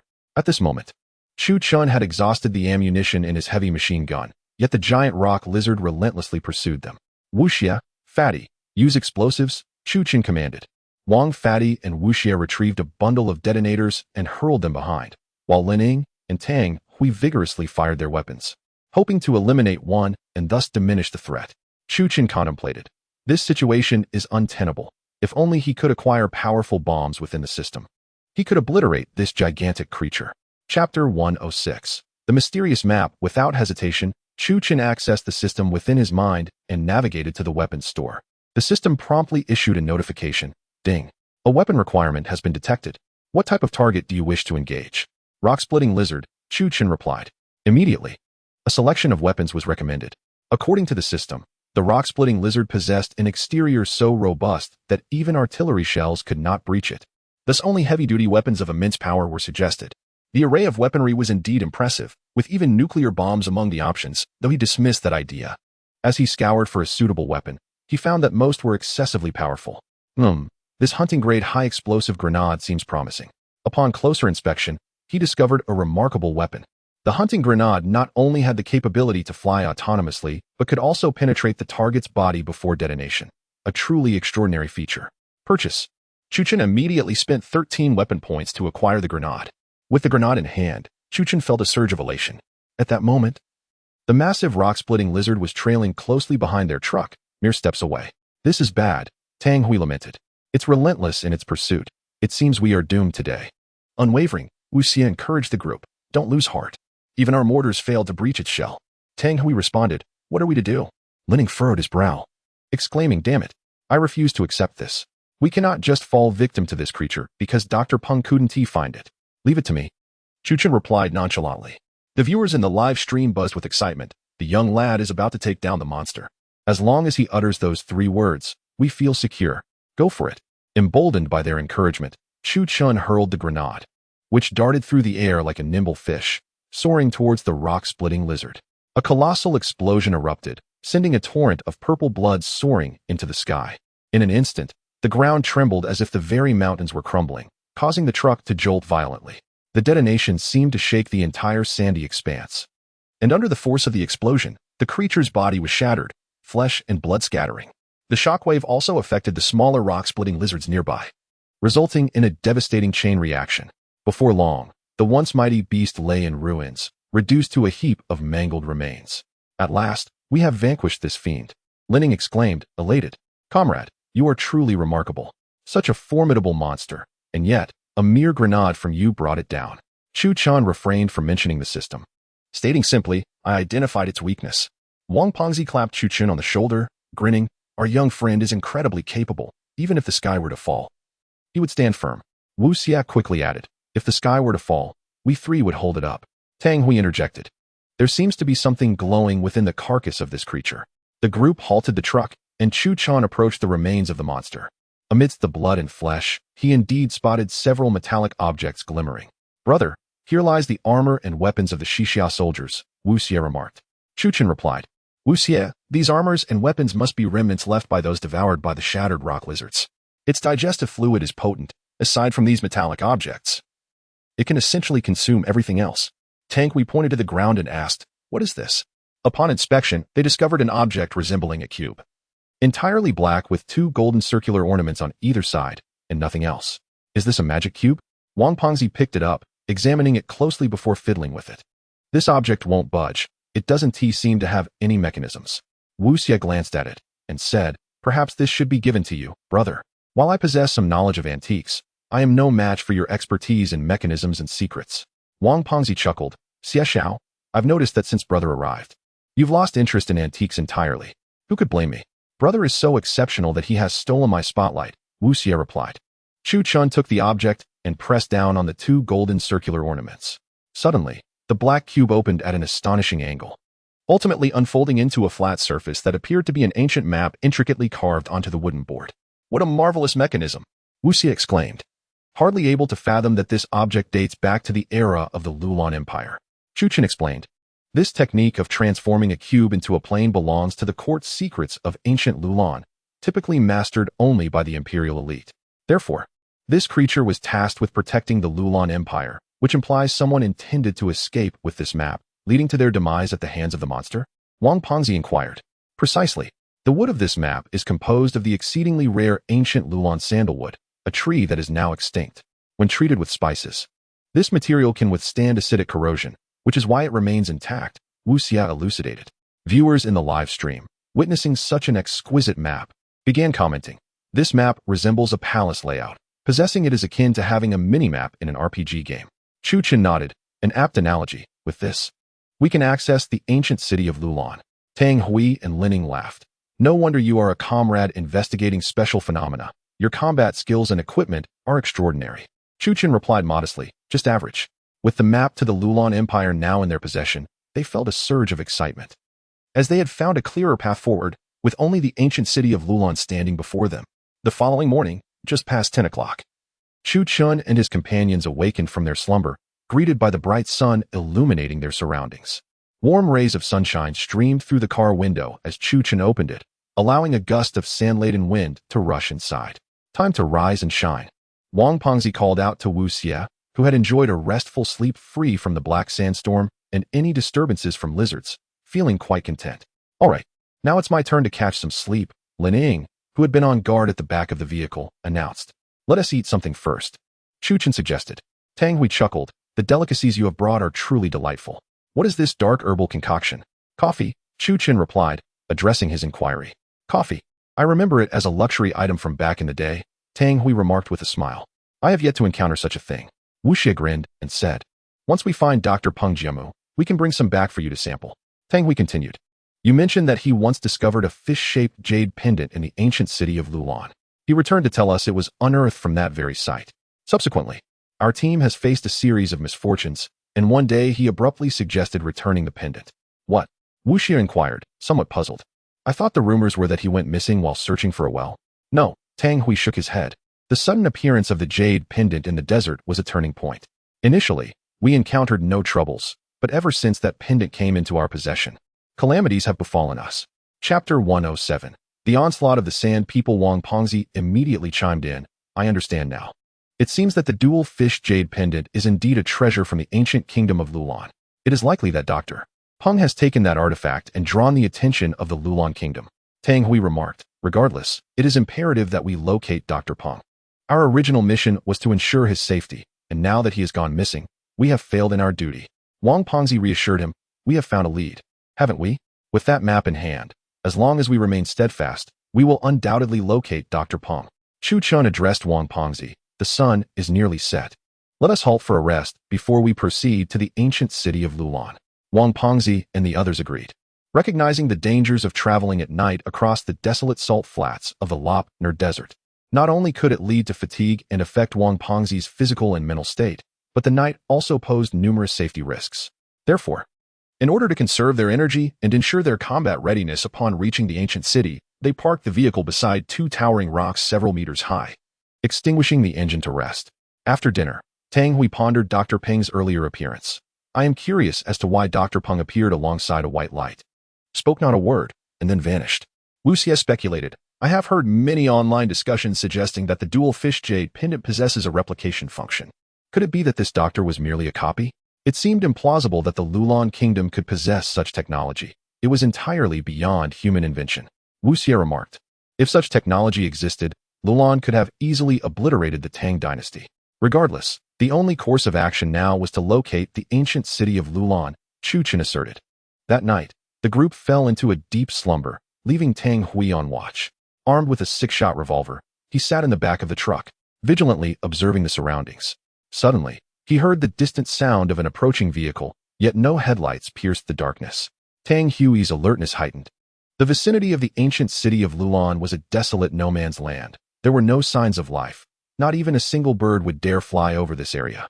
Moreover, driving without lights at night in the Lop Nur was tantamount to courting disaster. No traveler would dare undertake such a perilous journey. Be cautious, a vehicle is approaching. Tang Hui rapped on the truck's hood. Everyone, wake up. Lin Ying was the first to spring up, seizing her sniper rifle and questioning. A vehicle? But this is a death zone. How could there be a car? Chu Chen activated his enhanced vision, and beneath the cloak of night, he discerned several antiquated military Dodge trucks making their way toward them. The occupants donned steel helmets and wore archaic military uniforms, brandishing weapons reminiscent of those from the past, such as the Mauser, Czech models, and Gur rifles. However, it was strikingly peculiar. Every soldier aboard appeared pallid, their eyes devoid of life. The vehicle swayed, yet the individuals within remained utterly motionless, as if they had become one with the truck itself. Upon closer inspection, the scene was eerily surreal. The viewers in the live stream could not see the source of the commotion and assumed it to be fellow adventurers, flooding the chat with messages. Host, you have company. It was bewildering. How could those people be here? Lin Ying peered through the sniper scope and beheld the approaching figures. Could they be the legendary Sand People? Wang Fatty inquired. What are the Sand People? Some comrades from the local Vale tribe had mentioned that they often spotted soldiers from before 1949, wandering around the ruins of the Lulan kingdom like spectral guardians. Upon hearing this, Wang Fatty was taken aback. Could it be that the fish jade pendant replicated the entire army to protect the ancient city of Lulan? Are we now facing an entire battalion? Wu Xie asked, astonished. At that moment, Chu Qin noticed several trucks coming to a halt in the distance. As the vehicles stopped, soldiers armed with bayonet rifles disembarked one by one, devoid of expression, uttering not a single word, and without any apparent command. It seemed as if an unseen force dictated their every move. Be cautious, Tang Hui warned. Get down. They are about to open fire. The machine gunners set up their weapons, and the riflemen formed a precise line. Their barrels aimed directly at Chu Qin and his companions. In the live stream, viewers sensed something was amiss. These soldiers were clad in anything but modern attire, and their movements were eerily devoid of humanity. They resemble zombies. Some suggested, whatever they are, they certainly are not human. Regardless of the discussions, everyone arrived at the same conclusion. These soldiers were not of this world. Tang Hui, growing anxious, recalled, I remember a scientific expedition that was surrounded by these sand people and was completely annihilated. These fellows must be formidable. They have machine guns and rifles. Wang Fatty wiped the sweat from his brow. Should we escape by car? Tang Hui pointed ahead. We are surrounded. Wang Fatty and Wu Xie were taken aback, realizing they had been so focused on the rear that they had failed to notice the sand people silently advancing from the front. These beings are sand people, replicated by the fish jade pendant, Chu Qin suddenly declared. Like the previous archaeological team, they are mere copies of the pendant. Their sole mission is to eliminate us. Brother, let's consider this from another angle. We are now perilously close to the ancient kingdom of Lulan. Their emergence is a consequence of our defeat of that colossal beast and our evasion of the black sandstorm, which is why the sand people are attacking us, Wu Xie interjected. Indeed, Wu Xie is correct. If we are to enter the ancient city of Lulan and locate Dr. Peng, we must first overcome this onslaught of sand people, Chu Qin affirmed. The sand people opened fire, and a fierce exchange ensued, reminiscent of a wild western gunfight on the desolate Gobi Desert. Chu Qin and his companions fought valiantly, yet they gradually found themselves overwhelmed. Despite their rapid-fire weapons, the opposing forces' concentrated firepower severely suppressed them. Chu Qin internally lamented that they lacked the appropriate weaponry to combat these supernatural beings. If only they possessed more advanced armaments, their combat effectiveness would undoubtedly double.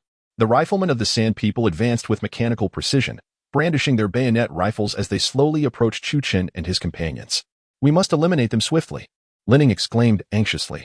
Some veteran soldiers had recounted that the Sand People were impervious to bloodshed, pain, and even death. Engaging them in close combat with bayonets would undoubtedly seal our fate. Wang Pengzi, astonished, remarked, Are these creatures truly immortal? Indeed, Chu Qin replied, but I have a plan. You have a plan? Linning paused in surprise. What is your plan?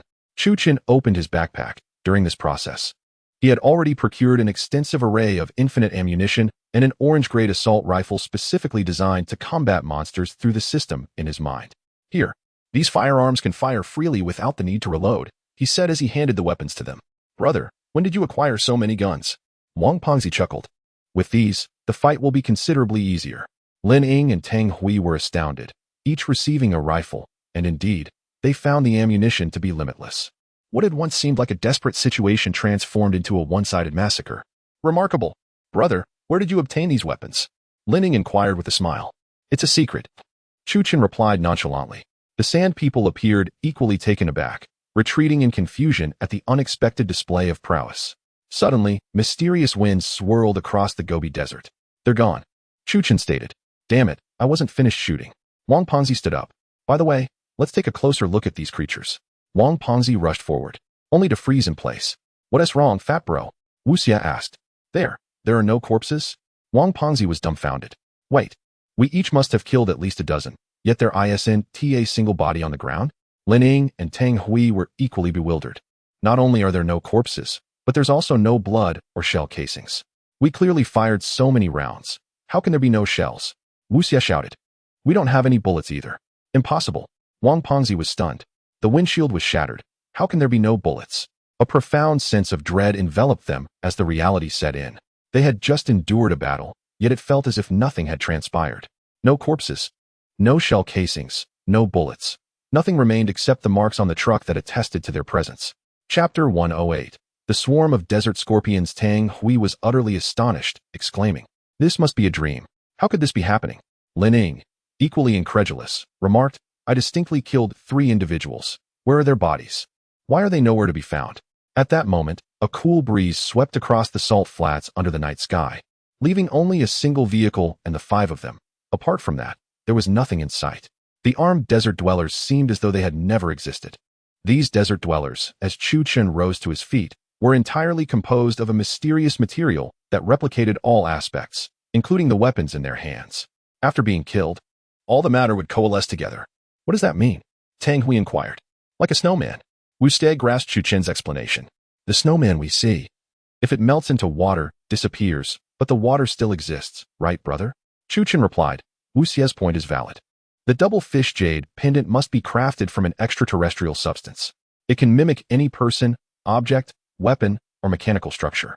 They replicate anything they observe. If attacked with bullets, they transform into firearms. Tang Hui exclaimed in astonishment. I understand. The military must have previously attacked these beings, prompting them to take on the appearance of soldiers. In reality, they are made of that very substance. Precisely, Chu Chen affirmed. Thus, the fall of the ancient kingdom of Lulan, the disappearance of Dr. Peng Jiamu, and this substance are inextricably linked. The barrage of comments in the live stream quickly intensified, as the disappearance of Dr. Peng Jiamu had shocked the entirety of Huaxia. With this newfound clue, viewers began to speculate fervently. Could it be an alien abduction? Such a formidable substance must be of extraterrestrial origin, right? Could it be divine? Are there miracles in the Lopner? To the three upstairs, one quipped. Have you all been playing too many games?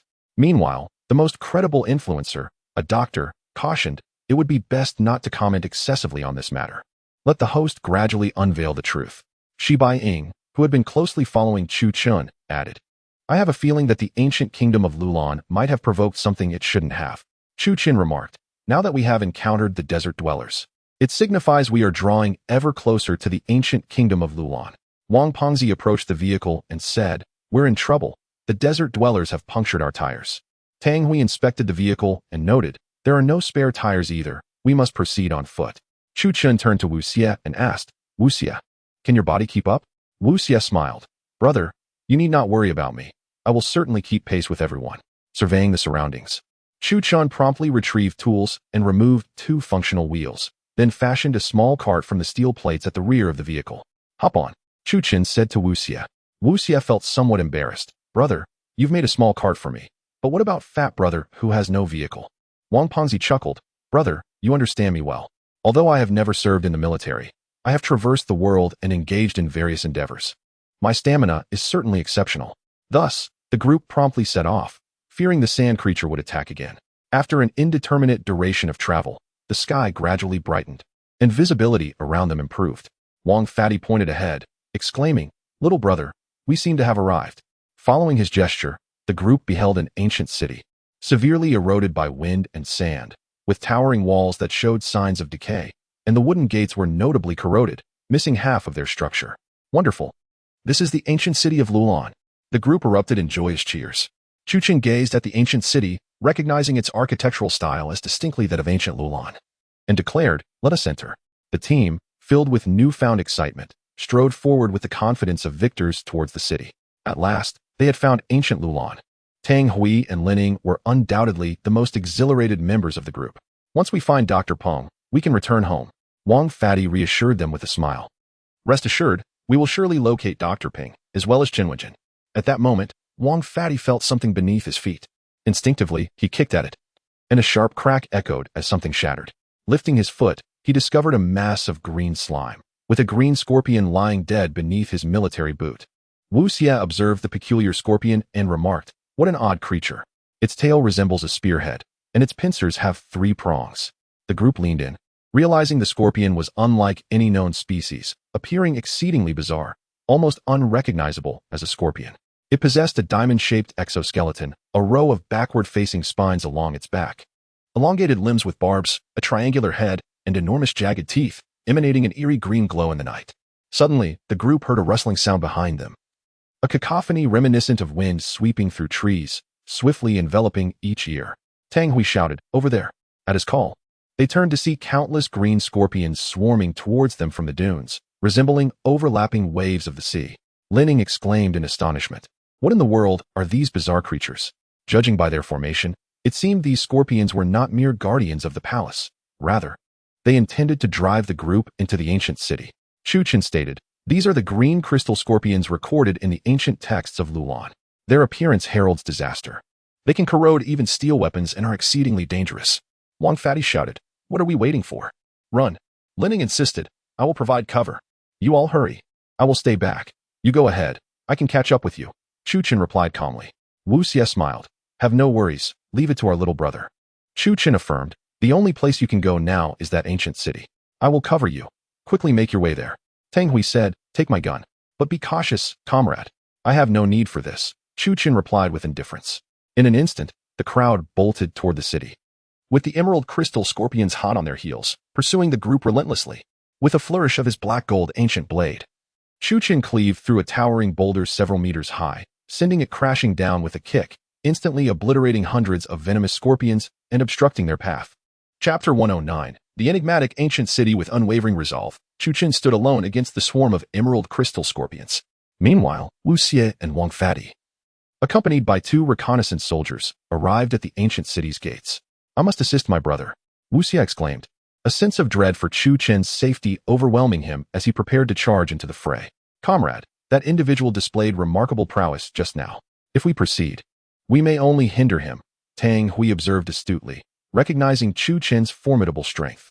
But he is by himself, Wu Xie retorted. I cannot allow him to face such peril alone. With that, he sprinted toward Chu Chen's position. I shall join you. You two stay here and cover us. Ready to support when needed, Wang Fatty declared, following closely behind Wu Xie as they plunged into the sea of relentless green crystal scorpions. At that moment, Chu Chen wielded his black gold ancient blade, the glint of his strikes illuminating the air as he dispatched the scorpions before him, their viscous remains staining the sands beneath him. Suddenly, Chu Chen perceived a shadow looming overhead. He glanced upwards, astonished to see that the scorpions had evolved wings, completing their transformation from terrestrial to aerial creatures in less than a minute. What astonishing evolutionary speed! Even Chu Chen, whose combat prowess was unparalleled, could not help but marvel at the rapid development of these creatures.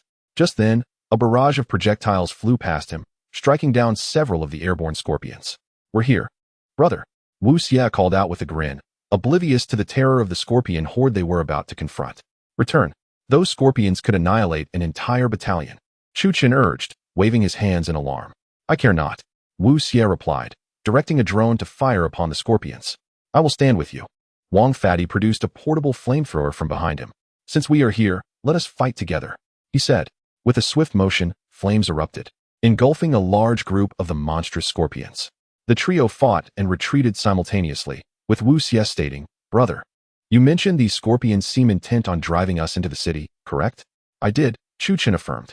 Then if we can reach that building, the scorpions will cease their pursuit, Wu Xie asserted. Let us make haste. The scorpions are momentarily held back, Wang Fatty urged. The 3 of them alternated in providing cover. Sometimes it was Fatty, at other times it was Chu Chen, while Wu Xie maintained distance, skillfully maneuvering the drone to strike. Lin Ying and Tang Hui were also engaged, taking precise shots with their rifles. Given the sheer density of the scorpion swarm, a single bullet was often enough to fell one of the creatures. They retreated to the grand gates of the ancient city of Lulan, whereupon the scorpions, upon witnessing the entrance of the 3 men, abruptly halted their advance and began to withdraw along the path from whence they came. The scorpions are retreating, Lin Ying exclaimed joyfully. Finally, those beasts are fleeing. Before them loomed the vast expanse of the ancient city. The seemingly endless street, surrounded by dilapidated houses, features a magnificent golden sculpture in the center, resembling a human form, which attests to the former splendor of this city. It evokes the ancient capital of the Lulan kingdom. Just a mere tap on that golden statue could bring fortune, Wang Fatty remarked. Do not dwell on gold. There is something peculiar about this sculpture, Chu Chen observed. Look at it. This statue lacks facial features, clothing, adornments, and hair, merely a smooth, humanoid figure. The onlookers noted that within this ancient 1,000-year-old capital, this strange statue stood at its heart, devoid of a face or attire, simply an unadorned figure, leaving its identity a mystery. As they gazed upon the golden statue, it was clear that it neither commemorated historical events nor celebrated heroic figures, imparting an unsettling aura. Professor Zhang Huang in the livestream promptly engaged. Generally, statues in ancient monarchies are created to commemorate wars, extol rulers, or depict religious themes. This deity seems to embody none of these attributes. Wang Fatty interjected, indeed. Which king possesses such a demeanor, or which god of a religion resembles this? It looks more like a duck egg. Even mannequins in shopping malls are more aesthetically pleasing. Unwittingly, Wu Xie admonished Wang Fatty, "Brother, this is, after all, a type of totemic faith here. Your words may not be appropriate." At that moment, unexpectedly, Tang Hui and Lin Ying discarded their firearms, gazing entranced at the statue, reciting fervently, "Thou art the embodiment of chaos, sovereign of the stars, merciless Lord, great prophet, we be insignificant." The two appeared entranced, uttering phrases reminiscent of the ramblings of the unhinged, as if extolling an exalted entity. Chuchen sensed their unusual state. These were resolute veterans, seasoned warriors forged by the crucible of battle, incapable of succumbing to bizarre notions. Thus, he seized both men and sharply slapped each across the face. After the blow, Tang Hui awoke as if from a dream, exclaiming, "Damn it, how strange. It felt as though I were asleep, dreaming of a golden figure. I felt so insignificant." Lin Ying echoed, "Comrade, thank you. Were it not for your slap, I might never have awakened." Their faces glistened with sweat, appearing utterly fatigued, akin to having just completed several strenuous laps. "Brother, what has happened to them?" Wang Fatty queried. Chu Chen replied, "From this moment forth, none of you should gaze upon this golden statue, nor should you speak ill of it." Wu Xie concurred, "What he says is true. There are matters we cannot comprehend at present. It is wiser to approach them with reverence." As the group passed the statue, they noticed an array of flowers surrounding it, blood-red petals resembling roses, yet unmistakably not roses. Wang Fatty chuckled and remarked, "How beautiful." Upon saying this, he reached out to pluck the flower. "Fatty, what are you doing?" Chu Chen's words caught him off guard, and he retorted, "I don't know why, but I have an inexplicable fondness for flowers, akin to a debtor spotting 5 million. In an instant, Chu Chan drew his blade and severed the flower, causing blood to erupt from the soil beneath the altar. "Do you still wish for it?" Chu Chen inquired. Fatty, startled, quickly replied, "No, no, brother. What kind of flower is this? Why does it bleed?" "This is the Yama flower, nourished by human blood. Its core harbors parasites that rapidly proliferate once they enter the human body, ultimately causing the person to bloom," explained Chu Chen. Upon hearing this, Wang Fatty shuddered, exclaiming, "No wonder those green crystal scorpions forced us in here. This ancient city is fraught with peril." Wu Xie patted Fatty's shoulder and said, "Fat brother, as long as you heed brother's advice, nothing will go awry." Chu Chan gestured towards the flower bed, stating, "These blossoms lure people here to their demise, subsequently serving as sustenance for this idol." Wang Fatty expressed his astonishment. Such a heartless scheme. It seems this deity is far from being a legitimate god. Wu Xie remarked, "In light of the cultural artistry of the ancient Lulan kingdom, even religious worship would adorn deities with opulent embellishments, rather than presenting them without facial features or attire. Even in ancient Greece, where nudity was revered, sculptures emphasized facial features to convey solemnity." Upon hearing this, Tang Hui and Lin Ying were momentarily taken aback. "At first glance, this seems amusing, but your words render it increasingly terrifying." Viewers in the live stream began to speculate. Is this thing an alien?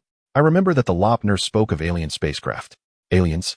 I believe it's merely a result of ancient people lacking sculptural skills, leading to such a creation. Nonsense. The murals and sculptures of the Lulan kingdom are exquisite. How could they not carve statues? I think this represents some nameless god, and the absence of facial features is intentional. Professor Zhang Huang, who possessed a higher education, asserted in the live stream, "I too believe this to be an imported artifact, a deity of foreign faith." Chu Chen shook his head, stating, "I cannot ascertain that this is religiously affiliated. Any religion would embellish its supreme deity, and this lacks any aesthetic religious function." Wang Fatty interjected, "The palace lies ahead. Let us hasten our pace and disregard this bald-headed monstrosity." Chapter 110. The mysterious maiden. The 5 companions continued their journey towards the royal palace, which was now overgrown with moss. Various plants entwined around its outer walls, and several structures had crumbled, with the dome exhibiting cracks. Suddenly, the stout one exclaimed, "Look!" The others turned to see a sculpture of a faceless figure standing before the palace gates. "Wait a moment," earlier from a distance. "I only saw that one sculpture we encountered," Lin Ying exclaimed in astonishment. "Indeed, I observed through my binoculars. There was no such sculpture at the palace entrance," Tang Hui added. At that moment, Lin Ying shouted, "Behind us! The sculpture is gone." The group turned around, only to discover that the sculpture in the square had vanished. Could it be? Wang Pengzi felt a chill run down his spine. This sculpture, can it walk? A sense of inexplicable terror enveloped them. This immense statue, not to mention in ancient times, even in the modern era would require cranes for movement, yet it had somehow relocated itself to the front of the palace. This palace is even more bizarre. Wu Xie remarked, "The Lopner region is arid and hot, not conducive to the growth of moss and vines. So is this palace haunted? Wang Pengzi speculated. Without uttering another word, Chu Chen strode directly into the palace. Inside, the palace was resplendent, a stark contrast to its exterior. The decor was entirely in accordance with the aesthetics of the Lulan civilization, with exotic treasures displayed on either side of the grand hall. Staircases led to the second floor on both sides, and in the center stood a sculpture, once again, of the faceless deity. The interior was adorned with various gold and silver sculptures and decorative items, all exuding an ancient Lulan charm. The tables, chairs, and artworks were pristine, as if someone had been diligently cleaning. This palace seems remarkably new, Wang Pengzi remarked as he approached the display cases of treasures.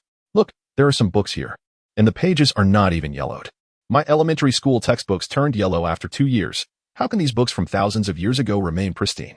Wu Xie approached and stated, Brother, this book contains records of some sacrificial rites of the ancient Lulan kingdom, but many pages at the front have been torn out, leaving only the latter portion. The others quickly gathered to look.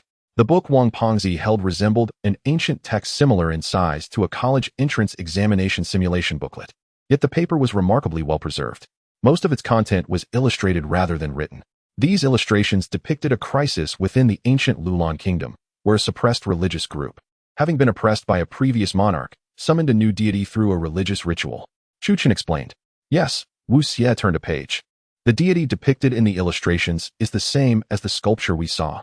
This deity is faceless. It initially appeared as a sphere but transformed into human form upon encountering humans. This book meticulously chronicled the events following the deity's arrival in the ancient Lulan kingdom. Wu Xie continued. This deity brought with it a peculiar substance. A black liquid that was not truly a liquid, an existence that defies description. Tang Hui was somewhat puzzled. It is a liquid, yet not a liquid. What could it be? Chu Chen replied. Some phenomena elude verbal explanation, for this substance defies the very logic of thought. The ancient kingdom of Lulan documented the descent of the divine through pictorial representation, indicating their inability to articulate the experience in words. Just then, a melodious song wafted through the air. The melody was gentle, possessing a soft timbre, imbued with a serene grandeur that rendered it exceedingly pleasant to the ears. The viewers in the live stream naturally heard the enchanting sound through Chu Chen's device. Who is singing? Could it be? After so many years, is there still someone in the grand hall? During daylight, it cannot possibly be a ghost, can it? Behind Chu Chen, Tang Hui and Lin Ying had already raised their weapons, aiming at the front, wary of any peculiar entities that might emerge. At that moment, footsteps echoed from the staircases on either side. Alert! Lin Ying and Tang Hui swiftly took cover behind the stone columns, pointing their guns towards the staircase. Their movement seamless and remarkably professional. At that instant, a multitude of women resembling palace maids descended from above, each more beautiful than the last, surpassing even celestial beings. These women exuded a fragrant aura, their exquisite forms adorned in the traditional attire of ancient Lulan, radiating an exotic charm that was utterly captivating. Be cautious. These individuals are the ancient Lulan people, Chu Chen warned. For those who do not perish after a millennium must surely harbor mysteries. Wang Pengzi and Wu Xie also raised their guns, prepared to fire. Upon noticing the group, the women surprisingly spoke in Mandarin. Do not be afraid. We are merely palace maids trapped here. Chu Chen, naturally skeptical, employed his X-ray vision to scan them, confirming that these maids indeed possessed human anatomical structures, complete with internal organs and bones, and were not monsters or phantoms. Tang Hui inquired, Comrade, are these beings truly human? They are humans ensnared here by the divine's secret arts, Chu Chen explained. Then we can rest easy, Lin Ying remarked. If it is due to secret arts, that is tolerable, as long as they are not those kinds of monsters. A few maids approached, and, upon seeing Chu Chen and the others, began to weep. Wang Pengzi asked, Why are you crying? We have finally encountered humans, one of the maids replied. We have been trapped here by the followers of the holy divine sect for generations, guarding the palace. Chu Chen asked, What is your name? The foremost maid in the line responded, Anya. Good, you can speak Mandarin? Chu Chen queried. We have had interactions with the Tang Empire. Thus we are able to communicate in your language, Anya replied. Well, we intend to investigate this palace today. Is that permissible? Chu Chen inquired. Of course. But you must take us away from here, Anya insisted. Wu Xie remarked to Chu Chen. We can take these maids with us and later hand them over to mission for proper arrangement by the Special Adjustment Bureau. Agreed. Chu Chen readily concurred with Wu Xie's suggestion, as this would also facilitate our inquiries. Thus, Chu Chen asked, Have you seen this person? He produced a photograph of Peng Jiamo. No, they replied. Anya spoke with honesty. In this palace, which has stood for thousands of years, we have yet to encounter a living soul. This is a sacred sanctuary dedicated to the worship of the holy deity, and even the king of Lulan seldom graces it with his presence. Wu Xie inquired, "What is the holy deity?" "The holy deity is immensely powerful," Anya explained. "It aided us in establishing a vast empire, but later, due to the prince's lack of reverence, it unleashed a devastating sandstorm, leading to our empire's ruin." Wang Fatty chuckled. "What a thing. If one does not believe in it, it annihilates humanity. What sort of deity behaves in such a manner? No religion throughout history has acted in such a way." At that moment, another group suddenly burst into the grand hall. This contingent consisted of 8 individuals, some of whom were armed with 2 or 3 rifles, evidently stripped from their deceased comrades. The key figure among them was Chen Yanlong. "You all move swiftly," Chen Yanlong remarked, eyeing Chu Chun with surprise. "I never imagined that a mere novice streamer could arrive at the Lulan Palace ahead of us. What brings you here?" Wu Xie asked. "We are under no obligation to inform you," Chen Yanlong replied, before turning to inquire about the palace maids. Anya candidly responded, "We are the ones trapped here, cursed by a malevolent spell, and we have been here for thousands of years." Chapter 111. Alternative arrangements. Chu Chun and Wu Xie were somewhat astonished by Anya's unexpected directness.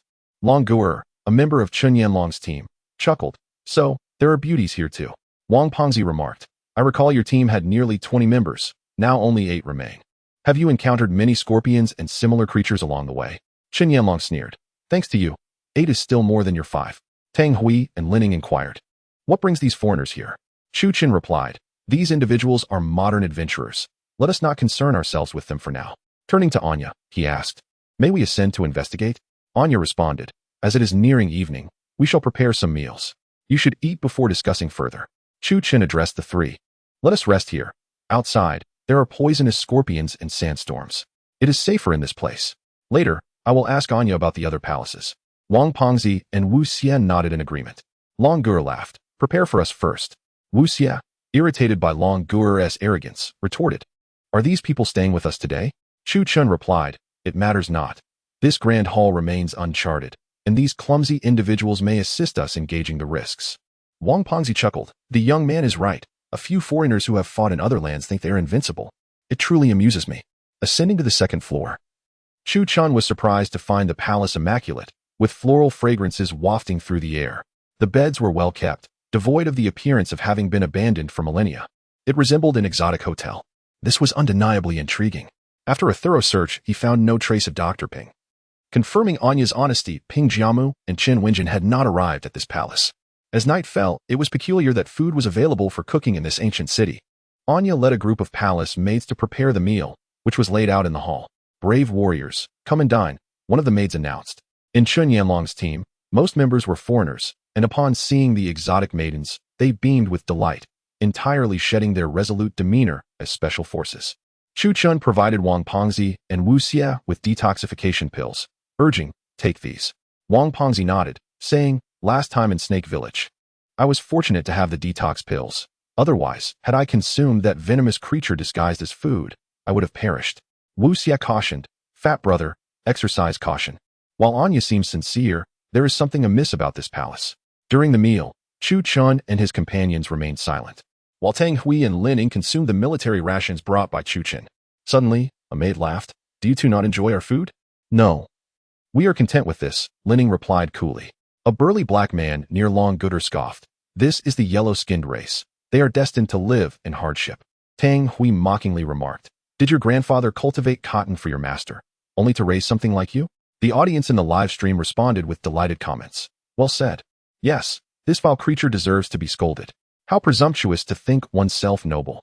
Wu Xie and Chu Chen exchanged knowing glances and chuckled.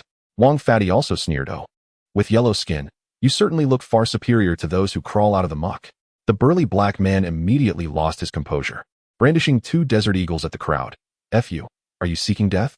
Tang Hui and Lin Ying aimed their guns at the black man as well.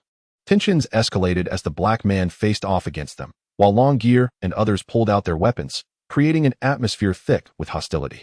"I advise you not to challenge us," Long Gear sneered. "You are outnumbered by 3 guns." Chu Chen calmly replied, "You have 8 people, correct?" "Indeed," Chen Yanlong stated. "You are at a numerical disadvantage. Alone, I can eliminate all 8 of you," Chu Chen asserted. "In terms of quality, you are at a disadvantage." The atmosphere grew increasingly tense, charged with the scent of gunpowder. Just then, a palace maid stepped forward, saying, "Let us not get angry. How about we go to my room to cool off?" Upon hearing this, the burly black man chuckled. "Yeah."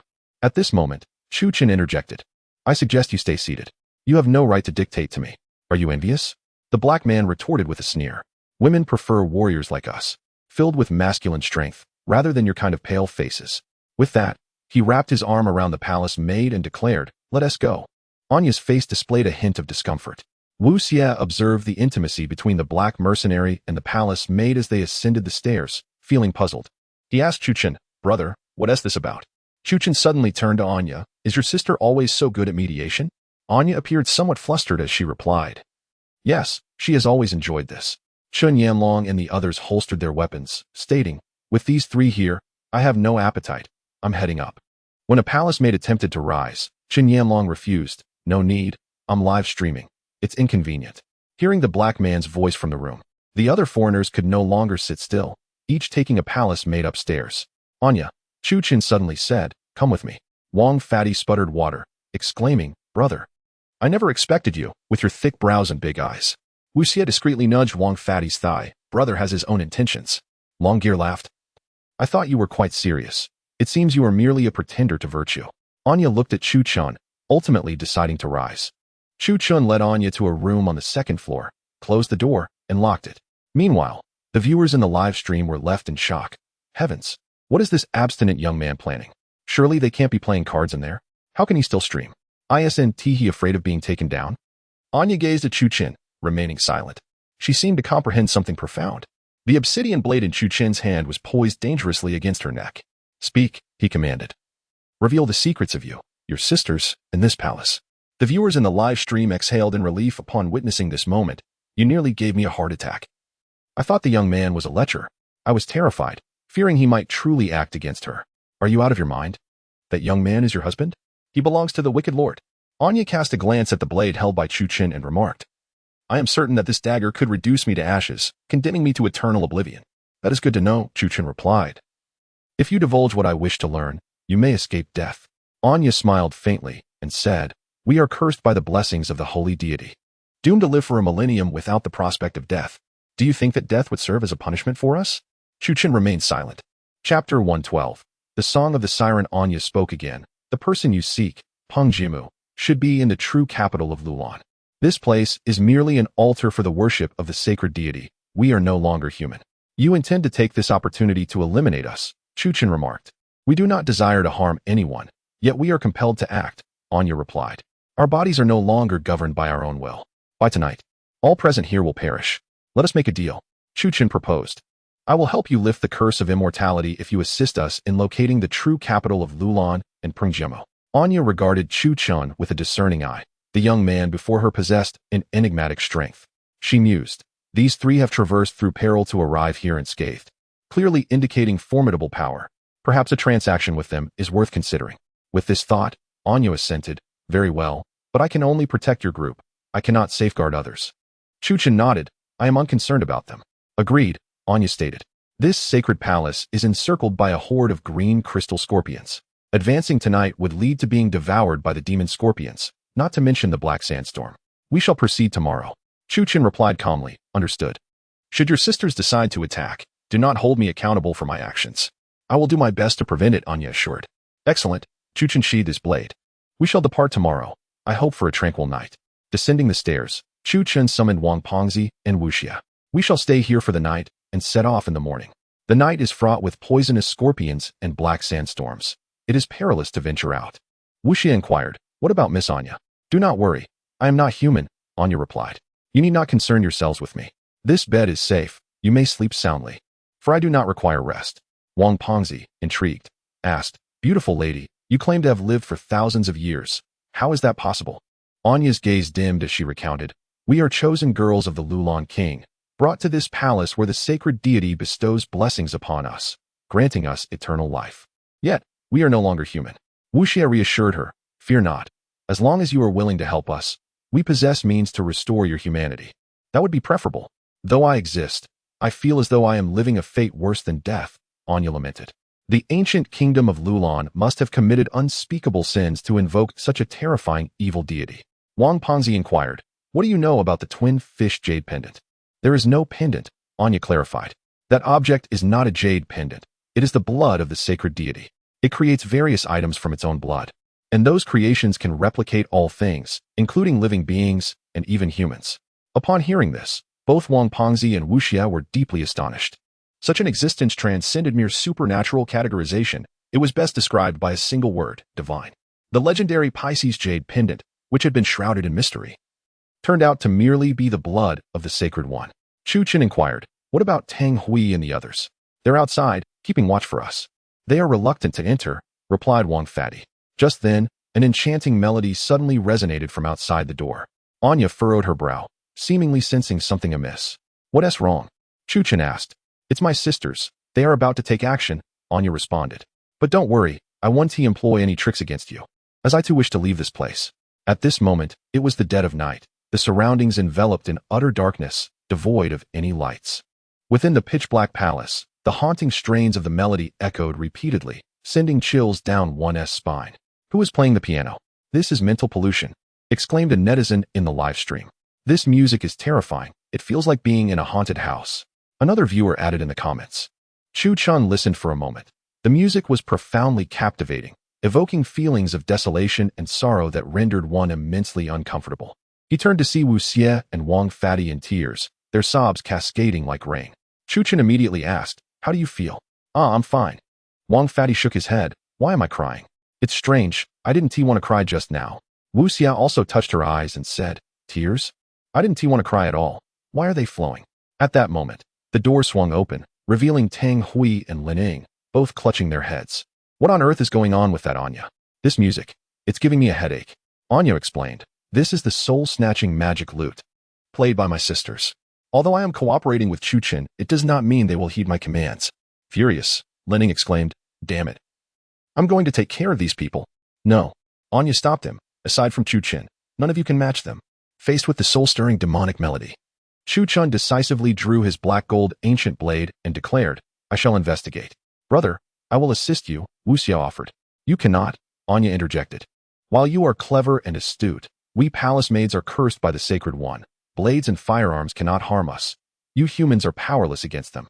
Wu Xie could only sit down, advising, "Brother, please be cautious." Chu Qin nodded and pushed the door open. The second floor of the grand hall was shrouded in darkness, where one could not see their own hand. Listening to the melody, he followed it to a long corridor directly ahead, which led to the room where the palace maids and foreign mercenaries were reveling. In the corridor, the walls were adorned with various bizarre paintings.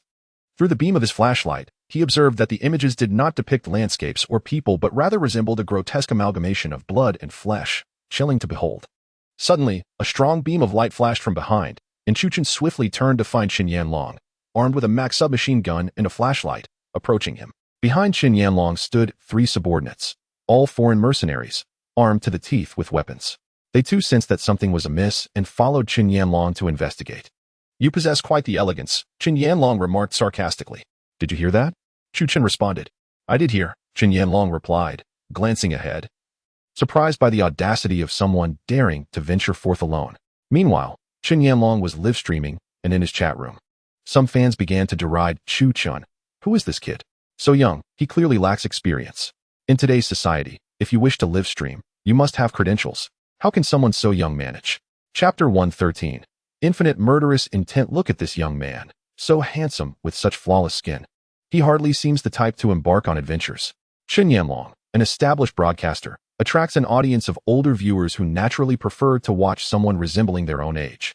Consequently, some of these elderly individuals often feel inclined to criticize, believing that their decades of existence bestow them with profound life experience.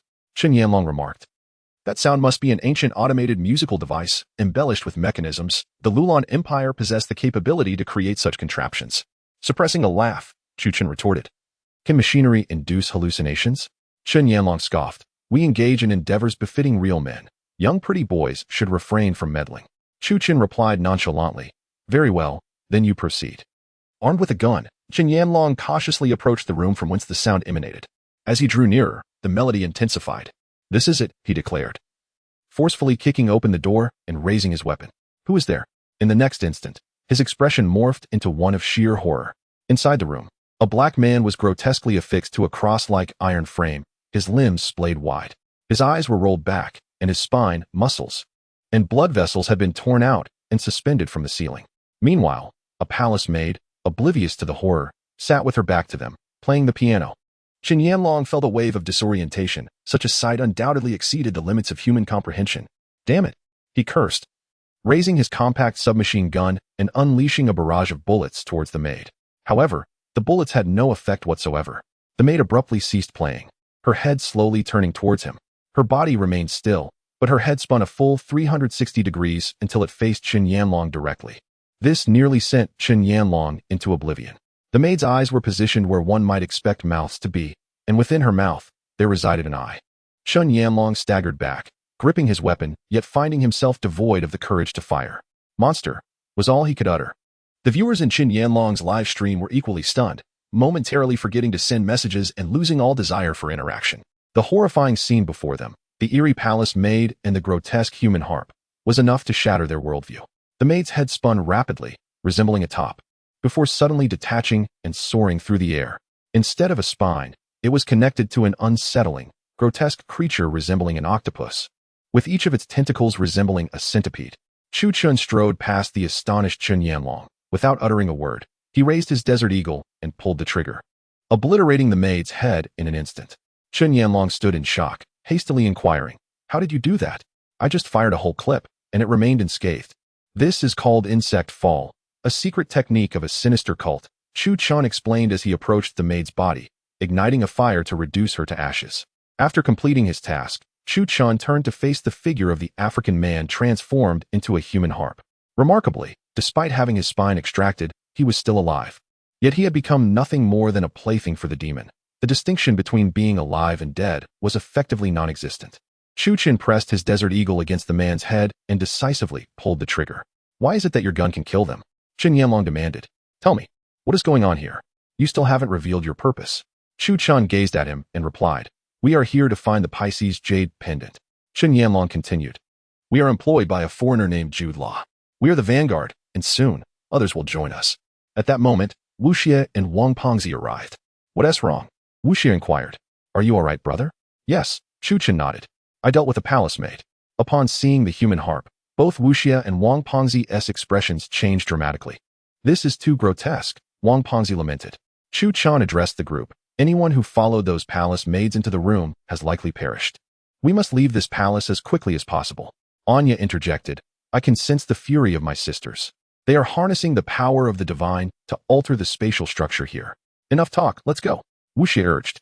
Just as the group was about to exit, a sudden whirlwind ensued, and the door before them appeared to twist and contort. Subsequently, the world outside normalized, and the group spilled out, only to find themselves in a setting reminiscent of a banquet hall. "Where are we?" Qin Yanlong asked as he picked up the intercom. "Hello? Longer? Lant? Where are you?" There was no response. It seemed all means of communication had been severed. Chu Chun surveyed the expansive hall, adorned with exotic decor. The tables were laden with pure gold plates and goblets, showcasing the artistic style of ancient Lulan. The long table was flanked by walls adorned with images and sculptures of the divine, and the room was not dark. Rather, the lights lining the corridors shone brightly. "Brother, how's this a dining hall?" Wang Pengzi remarked. "Why do the paintings on the walls seem to depict cooking?" "This dining hall is designated for the priests who come here to offer tributes," Anya clarified. "Each year, priests conduct sacrificial ceremonies and reside here for a time, which is why this dining hall exists." Wu Xie asked, "So your sisters use sorcery to distort space and bring us here for what purpose?" Anya replied, "No, they are soul-devouring specters. Although this hall serves as a dining area, it is not meant for preparing meals. It only has one type of ingredient, humans." After Anya uttered this, Wang Pengzi questioned, "Wait, Miss Anya, then what are you?" "My existence is rather peculiar," Anya explained. "This room is meant for slaughtering those prepared as sacrifices to the divine. So they lured you here in hopes of achieving freedom through sacrifice." Wu Xie gazed at Chu Chun and remarked, "Little brother, it seems they intend to offer you as a sacrifice to the holy deity." "Why?" Chu Chun inquired. Wu Xie explained, "From the mercenaries they have slain, it appears that the more powerful individuals are deemed more suitable as offerings. Your strength surpasses all, and thus, should the holy deity acquire you, it would be akin to adding wings to a tiger." Anya admired Wu Xie's astuteness, affirming, indeed, should they seek to please the holy deity by eliminating Chuchen, it would only serve to amplify their malevolent powers. At that moment, Chen Yanlong interjected, enough of this chatter. There is a door here through which we can escape. He approached the door, ready to push it open. No, Chuchen shook his head. Chen Yanlong scoffed. Last time, you vanquished that specter solely because of superior weaponry. Are you now reluctant to let me leave, preferring instead to accompany you to your demise? Chapter 114. A breakthrough in clarity. Wu Xie exclaimed. How can you speak of him in such a manner, young man? His intentions are noble, yet you slander him unjustly. There are no traps behind this door. We can pass through unimpeded. You merely wish to drag me along with you for your own security, do you not? Chen Yanlong responded, in my live stream. My fans surprisingly stood by my actions. Brother Long, do not heed that child. He is far too young to presume to advise others. Indeed, Brother Long is an experienced adventurer. A veteran streamer with years of exploits to his name. Why would he listen to him? Chen Yanlong, once a special forces soldier, surely did not need to stoop to their level. The crowd became increasingly agitated, as if it were an egregious offense to question the beloved streamer they followed. Chuchen, let us depart, Wu Xie urged.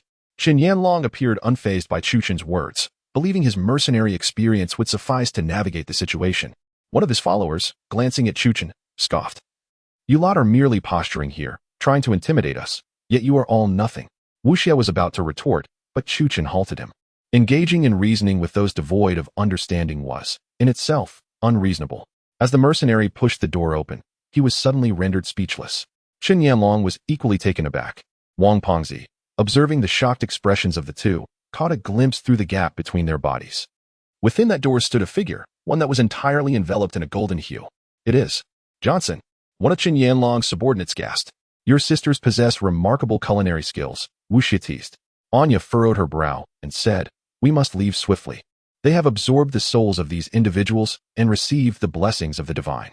This palace is transforming into a pure slaughterhouse. At that moment, dark liquid began to ooze from the framed paintings adorning the walls of the restaurant. Wu Xie remarked to Chuchen, this is likely the substance from the Pisces jade pendant. They have even resorted to using the blood of the divine to eliminate you, Chuchen? Anya inquired, bewildered. The liquid coalesced into grotesque figures resembling butchers, headless entities with human-like bodies, wielding a sharp cleaver in their left hands and massive iron hooks in their right. Attack! Chen Yanlong commanded, and his subordinates unleashed a barrage of gunfire, bullets soaring towards the humanoid monsters. Yet, astonishingly, these creatures devoured every bullet, as though they were mere parchment engulfed in molten lava. Suddenly, the butcher-like figures sprang into motion. Their speed of attack and movement was astonishing. They navigated in a grotesque manner, swiftly closing in on a mercenary. The mercenary gasped in horror, realizing the creature's speed had surpassed human reflexes. Damn it! He raised his AK and unleashed a flurry of bullets. However, the creature struck with deadly precision, and in an instant, the mercenary's head shattered like a watermelon, splitting in two. For the first time, Chen Yanlong felt a profound sense of terror. The viscous black creatures before him, resembling black jelly, exuded an overwhelming pressure. Though they were liquid in form, the blades they wielded were remarkably sharp. This way, Anya directed, indicating that only by passing through the flower-adorned door could they hope to escape. Wang Fatty exclaimed, it's easy for you to say, but how do we get past? At the far end of the restaurant stood the flowered door, while all other exits remained inaccessible. Yet, this seemingly straightforward path was fraught with danger, teeming with the blood-formed butchers. These holy blood butchers were numerous, and new ones continuously emerged from the walls. I will hold them off. You all go through the door, Chuchen declared. Brother, they are far more dangerous than the creatures we've encountered before. Wu Xie protested. These monsters are composed of such material that only my black gold ancient sword can slay them, Chuchen replied. Wu Xie nodded and immediately urged the group to move forward. Jumping onto a dining table, Chuchen proclaimed, you will face me. The holy blood butchers immediately turned their attention to Chuchen, sensing that the youth before them was the most formidable threat. Meanwhile, Wu Xie and his companions reached the flowered door, and Anya remarked, it takes a moment to open the door. She began to activate the mechanism based on the floral patterns. It's open, Anya announced. At that moment, Chen Yanlong, who had just arrived, shouted, hurry, let me through. Wu Xie replied, we must wait for our brother. He is holding them off. We cannot abandon him. Chen Yanlong insisted. Hurry up. Those creatures are closing in. His words evoked a wave of disgust among the group. Originally, it was Anya who opened the door, while Chu Chun had covered their escape. Neither task was assigned to Chen Yanlong. Yet now, In their bid to flee, he sought to take the lead. A display of shamelessness. Even some of Chun Yanlong's loyal followers in the livestream expressed their disappointment, flooding the chat with comments. So disappointing. That young hero is buying us time. And you, host, are truly despicable. They mused. That young man seems impressive. Perhaps we should follow him instead? Consequently, many began to unfollow Chun Yanlong, while prominent figures shifted their attention to Chu Chun. At that moment, as Chu Chun deftly wielded his long blade to vanquish two holy blood butchers, he heard Wu Xie's call. Brother, the door is open. Just then, Chun Yanlong furiously declared, if you don't go, I will. He pushed Wu Xie and the others aside, making a direct escape with his own group. Wang Fatty cursed, what a repulsive person. He makes me want to shout. Wu Xie replied calmly, this is the essence of human nature. With swift strides, Chu Chun dashed towards the elongated dining table, pursued by countless holy blood butchers. In a moment of sheer urgency, they all managed to escape, firmly closing the door behind them. As the group emerged, they found themselves in the grand hall of the former sacrificial temple, with the endless expanse of the Lop Ner sands stretching before them. Breathing in the crisp night air, they were instantly enveloped by a profound sense of liberation. Anya pointed out, look, over there lies the ruins of the Lulan imperial city. The group turned in unison to behold a majestic palace, soaring towards the heavens, imbued with an exotic architectural style, its lofty spires piercing the clouds. The palace seemed to have materialized out of thin air. As they surveyed the scene, they noticed the grand entrance securely locked, adorned with the very emblem Anya had mentioned. What is this? Wu Xie exclaimed in astonishment. Is this palace the resting place of the twin fish jade pendant? Not only the twin fish pendant, but also the formidable holy deity, Anya replied. From this moment forth, you must brace yourselves mentally. Chapter 115. Exploring the tiger's lair, Chu Ching addressed the group. It is likely that this place harbors extraordinary dangers. We must all adhere to the commands and refrain from wandering aimlessly. He expressed particular concern for Wu Xie and Wang Pengzi, ensuring to remind them before entering the city of Lulan. Wu Xie remarked, Mr. Tang, Mr. Lin, we are about to meet Dr. Peng. Wang Pengzi appeared equally elated, adding, not to mention, Xie Xiao, you will soon reunite with Aunt Shen. Anya approached the grand door and pushed it open, asking, are you all certain you wish to enter? Chu Ching nodded resolutely. He would not falter. Wu Xie, harboring worries for the individual within, would not stand idly by. Wang Pengzi chuckled. Afraid? My hefty self wouldn't abandon this line of work. Anya was moved by the trio's audacity, saying, you three are the bravest individuals I have ever encountered. As they stepped into the palace, the massive door slammed shut behind them. In that moment, Chu Cheng realized that within this vast palace lay an astonishing world of its own. Inside the city of Lulan, there existed yet another city. This city bore no resemblance to any human architectural style and had no connection to the ancient kingdom of Lulan. Everywhere, luminous, diamond-shaped crystal stones protruded, and the ground was composed of a unique green material that emanated light. The structures within this city resembled enormous, zongzi-shaped nests, crafted from gold and adorned with intricate, mechanical patterns. These nests were scattered irregularly, and at the far end of a row of such edifices stood a palace of emerald hue, its walls embellished with crystalline eyeballs. In comparison to the zongzi-shaped buildings, this palace exhibited a level of aesthetic appreciation akin to that of humanity.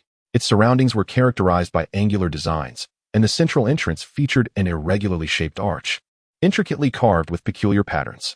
Wu Xie, captivated by the palace, took out her camera to capture a few photographs, exclaiming, the architectural style of this palace is neither purely indigenous nor entirely foreign, and it does not resemble the styles of any ancient, long-extinct civilizations. In Chu Ching's livestream, the audience was equally astonished by this alien-like civilization, bombarding the chat with comments. This style is so peculiar. It appears to be unlike any human civilization. Incredible. Such technologically advanced structures existed in ancient times. It resembles steampunk. The viewer's excitement over such magnificent architecture was palpable. Chu Ching remarked, this palace incorporates two distinct styles, one reflecting the ancient architectural style of the Lulan Empire, and the other a design that does not exist on Earth. Brought forth by the divine. Wang Pengzi interjected, look over there. What is that? He pointed towards the zongzi-shaped buildings, having noticed crystalline windows through which a gel-like substance could be seen. Inside each zongzi dwelling, there appeared to be a person. As the crowd approached, they were momentarily stunned. Encased within the gel was none other than Dr. Peng Jiamo. How could this be possible? Wang Fatty exclaimed, astonished that Dr. Peng was imprisoned here. Anya remarked, Yu Haven looked closely. There is not just one Dr. Peng here. Wu Xie walked up to another zongzi-shaped structure and peered through the glass, discovering yet another doctor. Peng Jiamu trapped within the gel, devoid of clothing. Unbelievable, Wu Xie gasped. So many Dr. Peng Jiamus? This isn't the ancient capital of the Lulan Empire. How could it have transformed into this? Each enormous zongzi contained a Dr. Peng Jiamu, and despite Wu Xie's extensive search, he could not find any trace of Chen Wenjin. Chu Chen approached and inquired, "Did you find her?" Wu Xie replied, "I haven't found Aunt Chen. Could she have met with misfortune?" Wang Fatty said, "That shouldn't be possible. We have only seen these zongzi rooms, but there is still the Grand Hall. Aunt Chen and Dr. Peng might be there." Chu Chen suggested, "Let us go there first." The group arrived before the mysterious palace, where they noticed the grand doors were ajar, seemingly welcoming all who wished to enter. Slowly, they stepped inside, discovering a resplendent hall adorned in gold. Every object, from the tables and chairs to the chandeliers and bookshelves, was crafted from the precious metal. Within the palace, a spiral staircase ascended directly to the highest point of the structure. Meanwhile, not far from the palace, Chen Yanlong stood alone atop a sand dune, his loyal subordinates standing guard around him. He made a phone call, and soon, a helicopter approached swiftly from the distance. The helicopter, painted black, was nearly invisible against the night sky, save for its outline lights. It landed beside Chen Yanlong, stirring up a whirlwind of sand. 5 burly men disembarked, each wielding an M16 assault rifle, while one man carried an M60 light machine gun. "Bolt, you finally arrived," Chen Yanlong greeted the blonde leader. "I knew it, Chen." Bolt chuckled. "Without me, you wouldn't be able to accomplish such a grand task." Chen Yanlong laughed in response. "I was just kidding. I wanted to share the profits with you." Bolt laughed again. "All right then, let us head in and see what treasures lie within." A well-equipped mercenary squad marched forth toward the ancient Lulan imperial city that Chu Chun had just entered. At that moment, as Chu Chun and the others prepared to ascend the staircase after taking photographs, they suddenly noticed the zongzi structures beginning to move. Wang Fatty swallowed hard and pointed at one of the zongzi rooms, saying, "I just heard a sound from that one." "I heard it too," Wu Xie replied. Anya furrowed her brow and urged, "No matter what you hear, we must go up the stairs now. Do not look back." Upon hearing Anya's words, the crowd immediately sprinted towards the staircase. However, at that very moment, a peculiar structure began to open. From within this vessel-like edifice emerged an individual, a figure adorned with bronze-hued musculature. This person bore the head of Dr. Peng, yet their physique appeared to have been forged through the divine essence of sacred blood. These beings, conjured by some unfathomable entity within the palace, trembled the ground with each step they took. Their arms had transformed into massive, hammer-like limbs, while their fingers had morphed into sharp, serrated blades. Innocently astonished, Wu Xie exclaimed, "These creatures resemble clones created using Dr. Peng's genetic material." Wang Pengzi, equally astounded, remarked, "These monsters must possess formidable strength, as evidenced by their imposing stature." At that moment, the creatures, having detected the crowd, quickened their pace and charged towards them.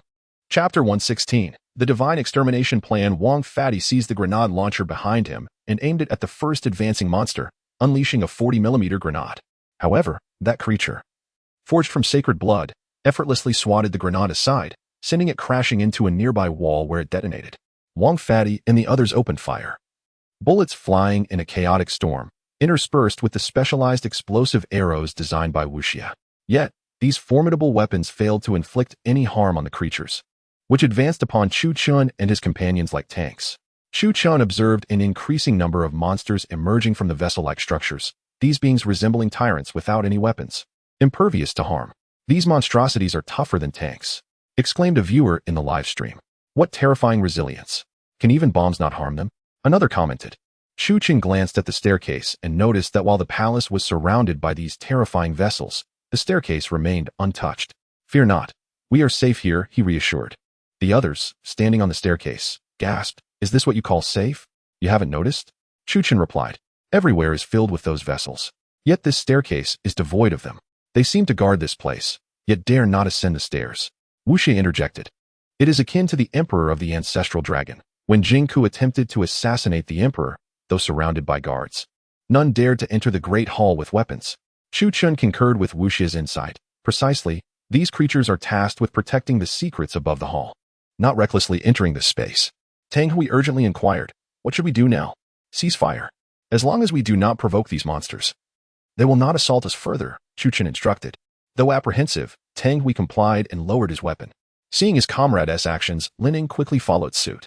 As the group ascended the staircase, they discovered numerous branching steps extending around them, leading to various directions, while the walls of the grand hall revealed a multitude of rooms.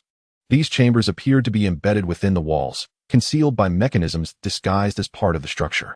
This implied that without ascending the staircase, one could not activate these mechanisms or discern the nature of the rooms. Are these rooms filled with the gel from below? Wu Xie marveled at the peculiar rooms, realizing that those hidden chambers were indeed designed to contain the gel. Inside these gels were various animals, human hybrids, and fearsome beasts. These abominations were less human and more akin to demons, representing the most repulsive entities in existence. Anya spoke, stating that the Holy Spirit sought to conduct experiments on humanity, aiming to select the most exceptional species and the finest elites. However, it was evident that it had yet to achieve its goal. During the era of Lulan, this empire was a city sealed off by a great army, shrouded in ominous sandstorms that deterred anyone from approaching.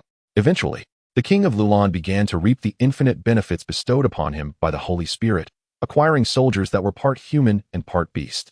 While these beings were deemed inferior by the Holy Spirit, they proved to be formidable warriors in the eyes of the Lulan king. Chu Chun and the others observed the warriors encased in gel-like substance, clad in armor that hinted at a semblance of military uniformity. It was hard to fathom that such a battalion existed within the ancient Lulan Empire. These soldiers remained dormant, yet should the imperial city come under attack, they would be activated. Anya informed them. They ascended to the top of the staircase, where a vast chamber awaited them, featuring a singular silver object resembling an oversized droplet. Hovering above this object was a cradle woven from golden threads. Within it lay a woman, her hair styled in a ponytail and dressed in archaeological attire, appearing to be in a state of suspended life. Chu Chen recognized her as Chen Wenjin, a longtime friend of Wu Xie's father. She lay serenely, akin to an infant in a mother's womb. Nearby, another golden cradle floated gracefully, echoing the elegance of Chen Wenjin's, yet distinctly divergent from the traditional tombs of antiquity. Though the Lulan imperial capital could be classified as a type of ancient tomb, it bore a more postmodern essence when contrasted with other tombs dominated by coffins. The ambience leaned toward a representation of non-earthly civilization. One could assert that if this immense droplet-shaped entity were to appear in a science fiction film, it would undoubtedly serve as an exceptional piece of artistic design. Yet, the most terrifying aspect was that this entity was indeed real, standing before them. Do not move, Chu Chen cautioned, indicating that this droplet was the essence of the Holy Spirit, currently in a state of slumber. Wu Xie, astonished, exclaimed, "So this is the Holy Spirit. I never imagined it would take such a form." Chu Chen gazed at the silvery mass and remarked, "If we awaken this entity, we would face a monster capable of infinite replication and eternal life, far more formidable than any creature we have encountered." Wang Panzi scratched his head and inquired, "How do we rescue Dr. Peng and Aunt Chen?" "Let me handle it," Chu Chen replied. With a single foot planted on the ground, he leapt into the air, wielding his black gold ancient blade to swiftly sever the two cradles. Instantly, Peng Jiamu and Chen Wenjin fell to the ground, disoriented from their confinement. "What is happening?" Wu Xie questioned, observing that Aunt Chen was breathing and alive, yet unable to awaken. Tang Hui and Linning approached to observe Peng Jiamu, saying, "Dr. Peng, I recall that when he rescued us, he possessed the ability to move freely. Why has he now lost his mobility?" Chu Chen replied, "It is likely that the Holy Spirit has taken control of their mental realm." "The mental realm? What should we do about it?" Wu Xie inquired. "Should we simply wake them up?" "No," Enya interjected. "If we do that, these two will merely become vegetative states. We would be saving nothing but empty vessels." Chu Chen remarked, "The situation has become rather intricate." The group turned to him, asking, "What do you mean?" "Because from this moment forth, we must eliminate this Holy Spirit." Chapter 117. A tense confrontation. At this moment, Chen Yanlong and his group entered the palace. After Chu Chen ascended the staircase, the mechanisms of the Lulan Imperial Palace returned to their original state, and the creatures sealed within the gel returned to their positions. Bolt, wielding a shotgun with a magazine capacity of 75 rounds and a lollipop in his mouth, surveyed his surroundings and remarked with awe, "Truly magnificent. What a spectacular sight." Chen Yanlong replied with a smile, "As long as we find the Pisces jade pendant, Mr. Jude Law will reward us each with $200 million, and we shall never have to work again in our lives. Are you not intrigued by that mysterious ancient jade pendant?" Bolt suddenly turned to Chen Yanlong. A flicker of suspicion crossed Chen Yanlong's eyes as he asked, "What do you mean?" "Nothing. I'm merely curious," Bolt responded. "I fight solely for monetary gain as a mercenary contractor. I have no interest in those superhero-like artifacts." Chen Yanlong discreetly gestured to his subordinate, instructing him to keep a close watch on Bolt. At that moment, Chen Yanlong began to livestream, addressing his audience. We have now arrived at the first level of the Lulan Imperial Palace, where one can clearly see numerous vessels containing human remains, the companions of the deceased. Some viewers in the live stream, who had also watched Chu Chen's broadcast, urged, "Hurry up and go upstairs." That new host mentioned that these are monsters that will come out and kill. Another viewer cautioned, "Don't linger here. It's particularly dangerous. Those creatures can withstand even rocket fire." Upon hearing the viewer's comments, a dreadlocked African-American mercenary laughed, "My God, have you all had too much vodka? Do you know the power of a rocket? Not even tanks or armored vehicles would survive a direct hit." He patted the rocket launcher slung over his shoulder, declaring, "Even if those creatures emerge, I would send them to meet the great Jehovah with a single shot." An experienced viewer chimed in, "Chun, I've followed you for 5 years. I hope you don't continue to act so recklessly. That new host is right. This place is dangerous." Chun Yanlong coldly retorted, "That kid is merely a lucky little brat. Why should I heed his words? That would only indicate my lack of dignity." Bolt chuckled, "If seasoned contractors like us, who have survived numerous missions, start listening to a pale-skinned youth, that would indeed be perilous." Several mercenaries, upon seeing no immediate danger from the mechanisms, decided to attempt to knock down some gold bars from the vessel-like structures resembling Zhongzi. "Let them be," Bolt said. "If they are well fed, we can still reap more profit." Chen Yanlong smiled, remaining noncommittal. Just then, one of the mercenaries picked up a military axe and struck the vessel. The moment he did, a crack appeared in the Zhongzi-like chamber. For these structures, which were merely containers for preserving the monstrous beings, were not made of bulletproof armor, and thus, his strike instantaneously created a significant fissure. With a sharp crack, the sound of shattering glass sent a chill down the spine of the mercenary, causing his hairs to stand on end. He swiftly grasped his AA-12 shotgun, aiming it at the vessel. The atmosphere grew palpably tense as 3 other mercenaries rushed to provide support, forming a triangular semi-encirclement, their weapons trained on the shattered glass container. "I told you so. You didn't heed the words of that young streamer, and now you're paying the price," remarked a viewer in the live stream. Despite being a newcomer, the streamer possessed considerable experience, unlike these mercenaries who had explored tombs only a handful of times. "I'm unfollowing. Chen Yanlong is finished," declared an old viewer. The more Chen Yanlong contemplated the situation, the more uneasy he felt, prompting him to dash towards the staircase. Bolter cursed and followed closely behind, disregarding the plight of his comrades. Meanwhile, the 3 men remained fixated on the vessel, their foreheads slick with cold sweat, overwhelmed by an encroaching sense of dread. Suddenly, with a deafening crash, the entrance of the vessel shattered, launching one mercenary across the room, splattering him against the wall, leaving him a mere puddle of flesh. A towering 2-meter muscular monstrosity emerged, its head transformed into a massive carnivorous flower, which instantly devoured one of the mercenaries whole. "Son of a bitch!" the black mercenary shouted, seizing a rocket launcher and firing at the beast. Yet, amidst the flames and shockwave, the creature rapidly regenerated its wounds, the pulverized flesh healing instantaneously, as its arm began to dissolve and morph into a rocket launcher. With a thunderous explosion, the chaos erupted, but Chen Yanlong and Bolter had already ascended the stairs. Below, the sounds of the monstrous entities slaughtering the mercenaries echoed ominously. In the imperial palace above, to awaken Peng Jimu and Chen Wenjin, the divine being must be eradicated. After a moment of observation, Chu Chun discerned that the colossal, circular droplet inhabited by this divine entity was composed of materials beyond earthly physics and chemistry, an indescribable essence that even the most innocent of detection devices could not discern. Anya remarked, "The divine being descends in this state.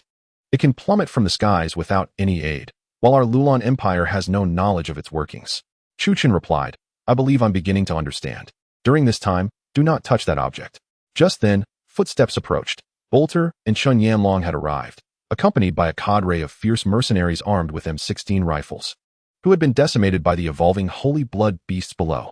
The two appeared somewhat disheveled, and upon seeing Chu Chun and his group, Bolter grinned menacingly. "Drop your weapons." Their sudden appearance caught Tang Huilin and others off guard, as they were captivated by the immense vessel of the divine being, unaware of the threat behind them. Chen Yanlong, holding his M4 carbine, declared, "Young man, you're a step too slow. Now, hand over the Pisces Jade Pendant." "There is no Pisces Jade Pendant here." "The innocent way." "The Pisces Jade Pendant is the blood of the person residing within this egg." "Absurdity." Chen Yanlong shook his head, deeming it the finest jest he had encountered this year. "Surely, you have already secured the Pisces Jade Pendant, have you not?" Wang Fatty scoffed, stating, "I must say, your intellect appears rather lacking.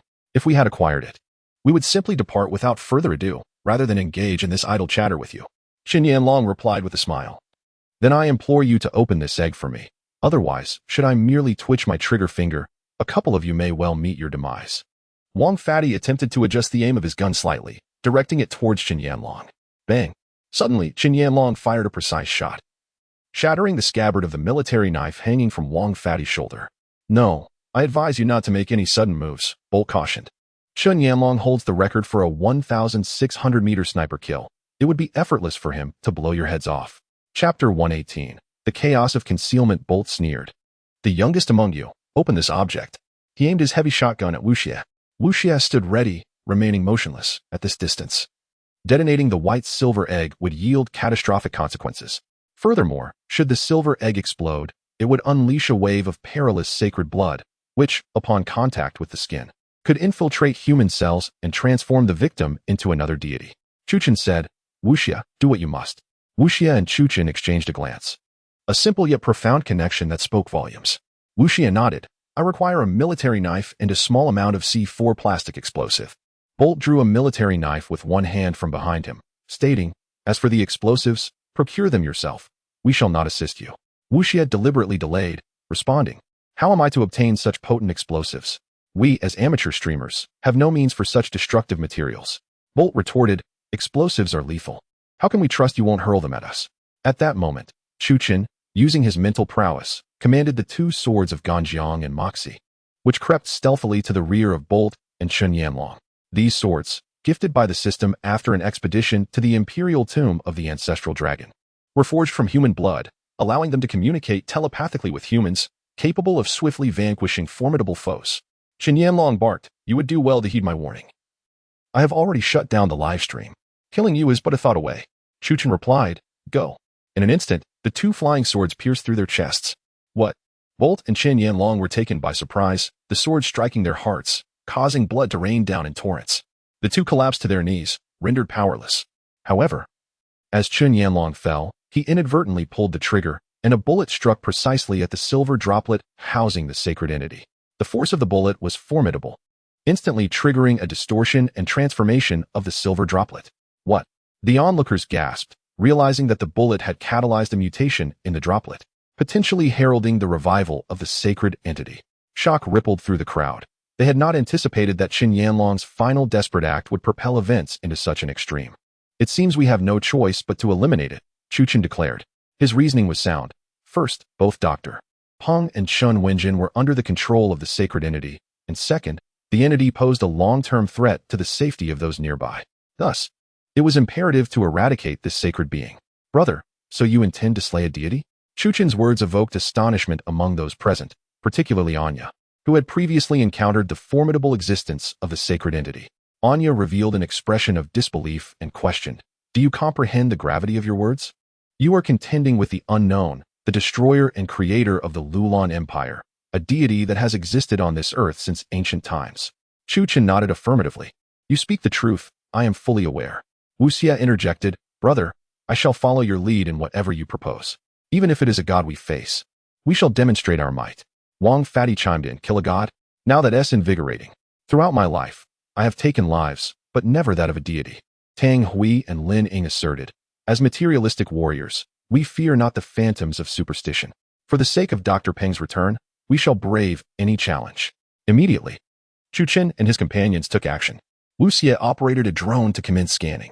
Yet, the holy deity remained elusive, as if it were in a deep slumber, indifferent to the drones circling above or the numerous scans conducted without stirring it from its repose.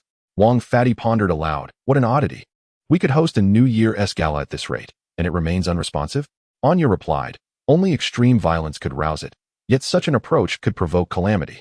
We must find a gentler method.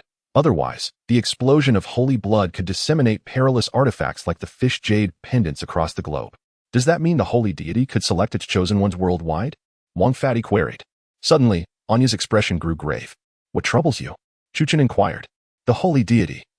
Anya's voice trembled, is omniscient and omnipotent. It has known of your arrival long before. What? Both Wu Xie and Wang Fatty exclaimed in astonishment, while Tang Hui surmised.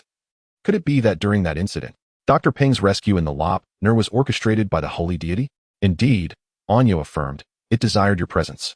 Chuchen, It has calculated your arrival at this precise moment, and your power is what it seeks.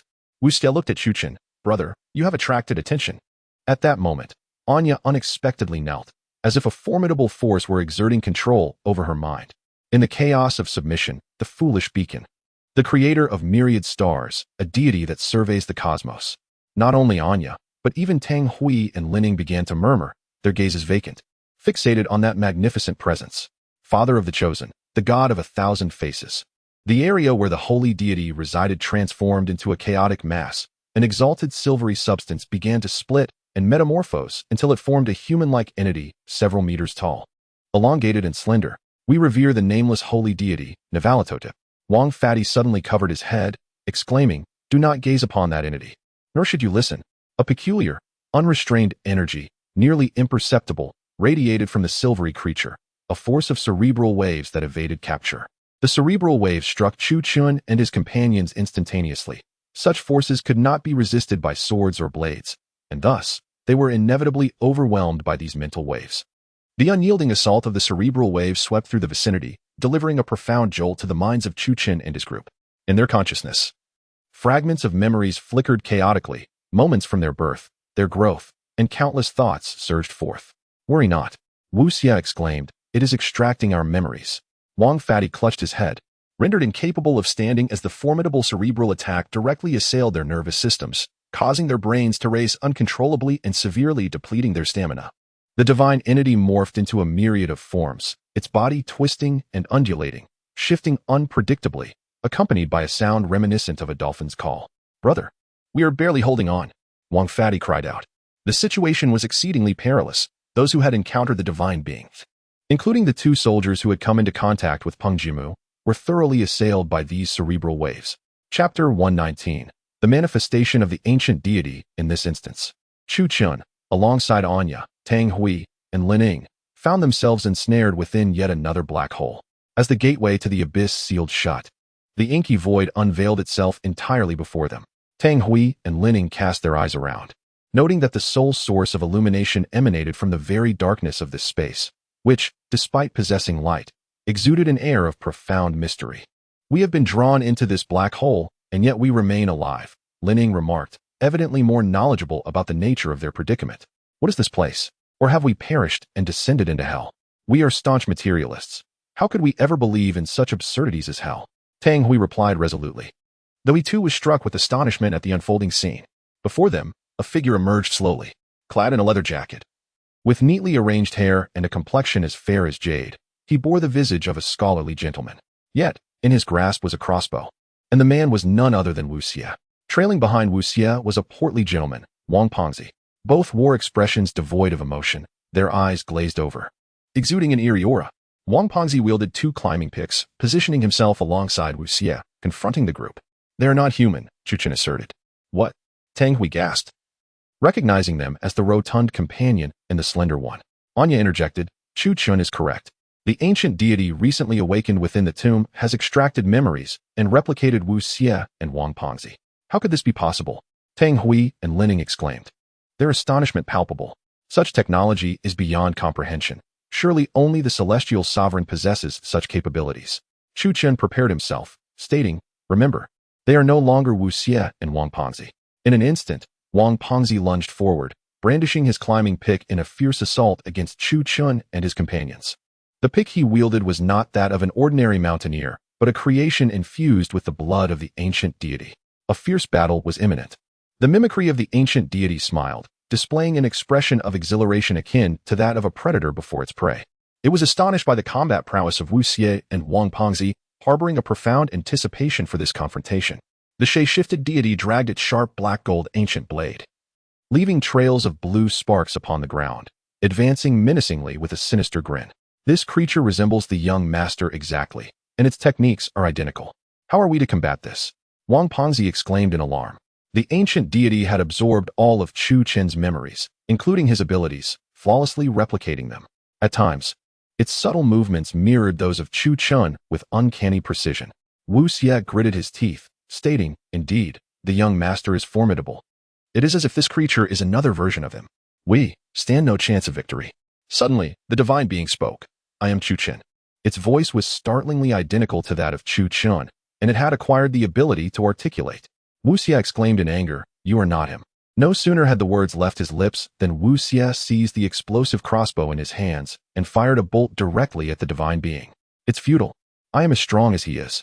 The divine being's voice appeared to possess a mechanical quality, unlike anything a human could produce, infused with an electronic timbre.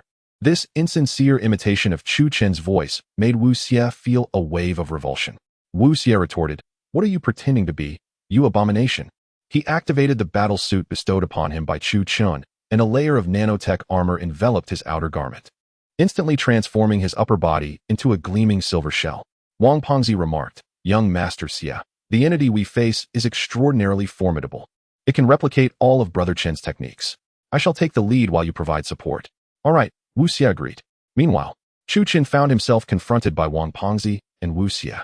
The divine being, transformed into Wang Pengzi, was surrounded by Anya, Tang Hui, and Lin Ying, who had specifically tasked Chu Chun with dealing with Wu Xie. For in this realm, Wu Xie was a drastically different entity from the one they knew. The divine being had even replicated Wu Xie's armor. Now fully clad in metallic attire, Wu Xie surged forth, launching the explosive crossbow straight at Chu Chun. Chu Chun activated his X-ray vision, yet the divine being's prowess lay in its ability to completely mimic another's form. It could replicate not only objects but also humans, even their innermost organs, in an instant. In a fleeting moment, Chu Chun had to evade, and Wu Xie's bolt struck the ground. Swiftly, he drew the broadsword from his waist and aimed a strike at Chu Chun's midsection. At this moment, the divine being Wu Xie and the true Wu Xie were entirely different beings. Their combat prowess alone was enough to instill fear. Wu Xie's eyes gleamed with murderous intent. He resembled a chaotic demon, and as he brandished his long sword, the ground beneath him was cleaved open. "You hesitate to strike him, don't you?" The divine being, masquerading as Wu Xie, queried. Chu Chen narrowed his eyes and countered, "What do you mean? I know this person is significant to you. If I say that by striking me, you would also harm him, would you believe it?" The divine being's voice echoed through the obsidian void. Chu Chen remained silent. The divine being belonged to a chaotic realm of obscurity, an existence beyond comprehension, and everything about it was inscrutable. If what it said bore truth, then Wu Xie would indeed be in peril. The sole uncertainty lay in whether there was a connection between Wu Xie and it, after all. This was a divine being capable of creating artifacts like the twin fish jade pendant, not something an ordinary person could fathom. As Chu Chen pondered, a multitude of screens resembling computer displays emerged within the dark confines of the divine being's realm. Among these screens, images of towering, era-like edifices reaching towards the heavens are displayed without exception. These structures, cloaked in darkness, lack any doors or windows, presenting an appearance that even the most inexpensive trinkets at a two-bit stall would surpass in aesthetic appeal. These iron towers manifest across various corners of the globe, and Chu Chun can distinctly observe that many individuals, upon merely catching sight of these towers, become irresistibly drawn towards them, gradually approaching as if in a trance.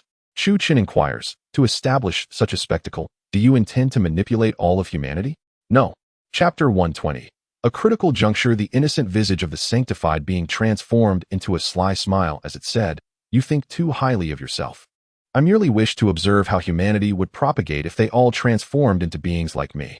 In an instant, Chu Chun swung his blade, engaging in a fierce duel that felt all too real, as flashes of steel illuminated the scene.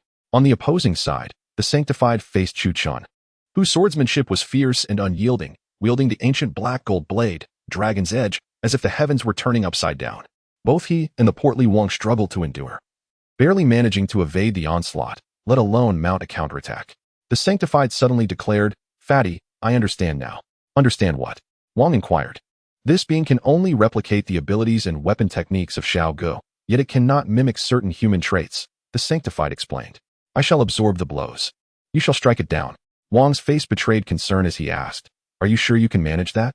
"Have faith," the sanctified replied with a reassuring smile. "I still possess the armor gifted to me by Xiao Guo. I'll be fine." At that moment, Chu Chen seemed to share an unspoken connection with the sanctified, suddenly struck by an epiphany.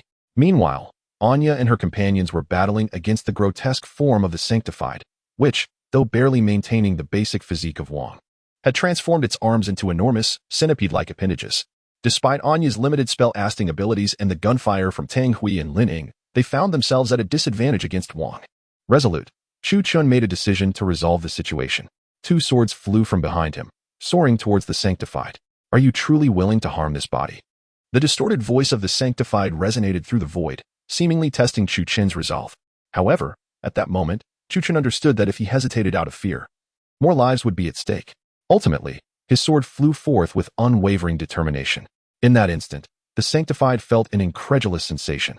Despite its assertions of utilizing the body of the Sanctified, laden with uncertainties, how could Chu Chun wield the sword with such resolute intent?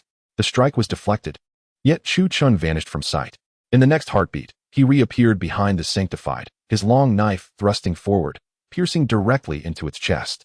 In an instant, the Sanctified's form shattered and dissolved, reverting from its once complete human shape into a puddle of viscous liquid, transforming into the primordial essence of sanctified blood. Meanwhile, the battle raged on fiercely with the Sanctified. Fortunately, Wang was armed with an assault rifle bestowed upon him by Chu Chun from the system. Though this replicated version of Chu Chun was formidable, it lacked access to the system, or else the two would have faced overwhelming defeat. Damn it! This creature is indeed powerful, having learned Xiao Ji's techniques and able to employ them in succession.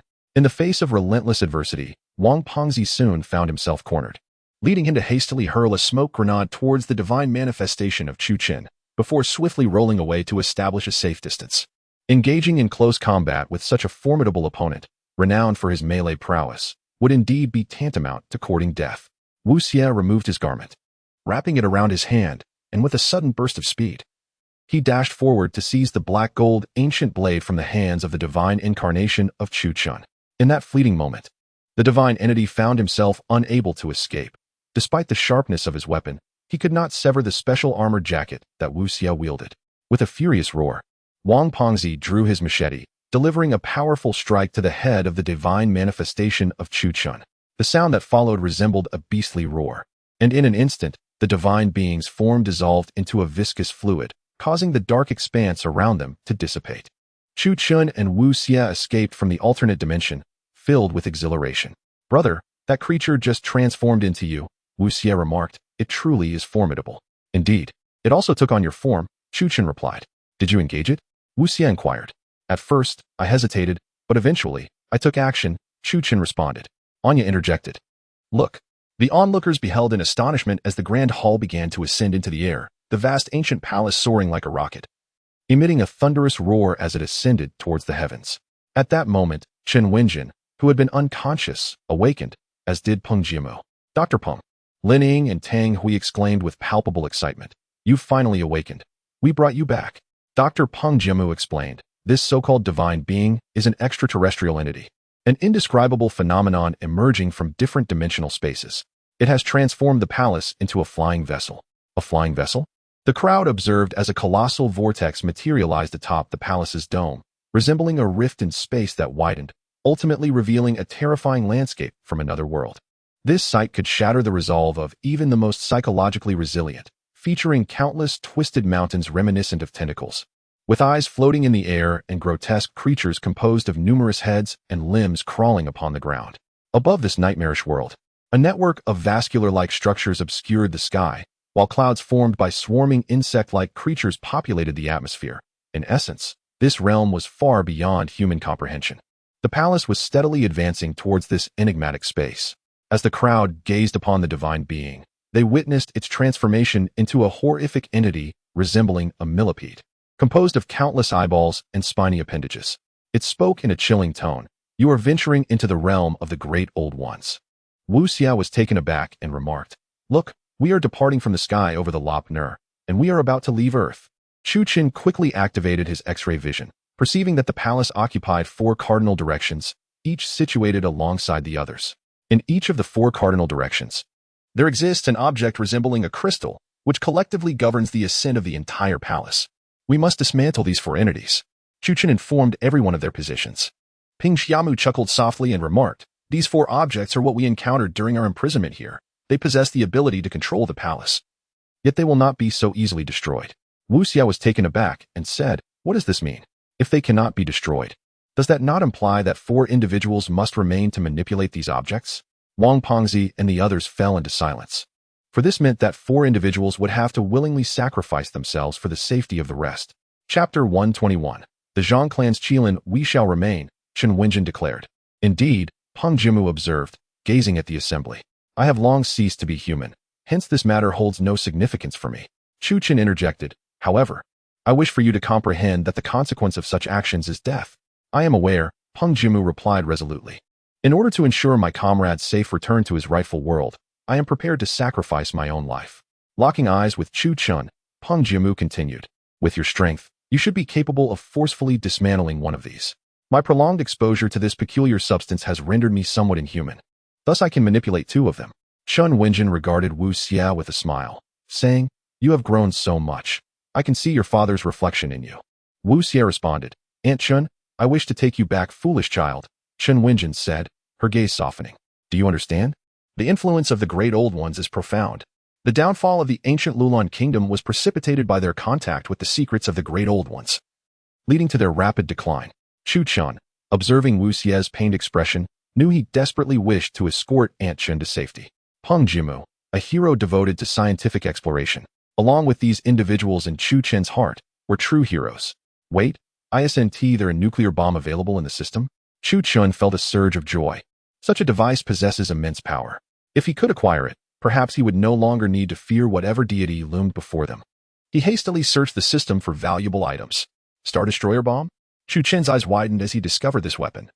Specifically designed for interstellar exploration to deter colossal beings or meteoric threats by obliterating planets. Extraordinary. Chu Chen was astonished. Such a weapon might could easily consume an entire planet in a single strike. Emerging from his contemplation, he brandished his blade and advanced step by step toward the divine entity. Halt this palace, Chu Chen stated calmly. A thunderous roar echoed as the divine entity's voice resonated, deep and imposing, instilling a dread that could plunge one into eternal despair with a mere utterance. Are you insane? Peng Jimu exclaimed. It will not communicate with humans. Tang Hui and Lin Ying exchanged bewildered glances, completely at a loss regarding Chu Chen's intentions. At that moment, viewers in the live stream expressed their disbelief. Little brother, you've lost your mind. That creature cannot speak. Indeed, you're playing a lute to a cow. It's utterly futile. The host seemed to be overwhelmed. This encounter more terrifying than any prior. He likely could not endure it. Chu Chen proclaimed, if you wish, I shall bring this into your world. To their astonishment, he produced a bomb the size of an egg. Upon seeing the explosive device, the divine entity staggered back a few steps, its terrifying form unnerved by such a simple object. Wu Xie chuckled, little brother possesses an array of remarkable items. This must surely be a potent secret weapon. The ancient deity found itself retreating in fear, startled by Chu Chen. He hurled a silver spherical bomb into the fray, which was swiftly engulfed by a rift in time and space. With a thunderous explosion, countless monstrous entities perished within that realm, various grotesque creatures, obliterated in an instant. Their souls scattered to the winds, reduced to mere ashes. Impressive, exclaimed Wang Pengzi, clapping his hands. Brother, toss a few more of those. Chu Chen mused silently. This world appears to be far more intricate than merely a collection of planets.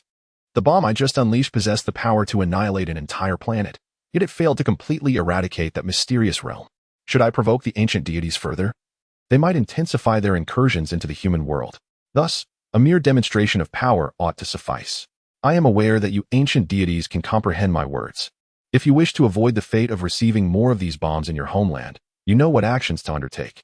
Before them, a distorted space materialized, revealing a town on the periphery of Lop Nur. They're letting us go? Wang Pengzi gasped. It seems so. Brother must have frightened them into allowing our return. Wu Xie exclaimed in delight. Peng Jimu, Tang Huilin, and Ying were equally overjoyed. After all, Peng Jimu had been imprisoned by the holy deity for countless years. Despite the powers he gained from the confinement, who wouldn't he yearn to return to their homeland? Let us depart, Chu Chen instructed. You go ahead.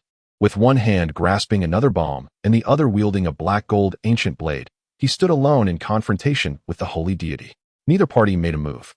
As the others leaped out, Chu Chen followed suit. Upon landing, they found themselves in a void, as if they had vanished into thin air. Anya looked at her hands in astonishment. Am I normal again? I'm no longer a monster? It appears the holy deity has left the planet.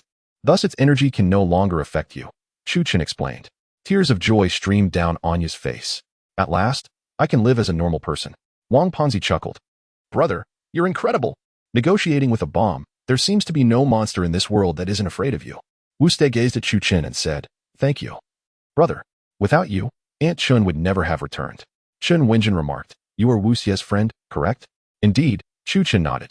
"Then you must take good care of Wu Xie from now on," Chun Wenjin advised, casting a glance at Chu Chun. "Wu Xie is a good child.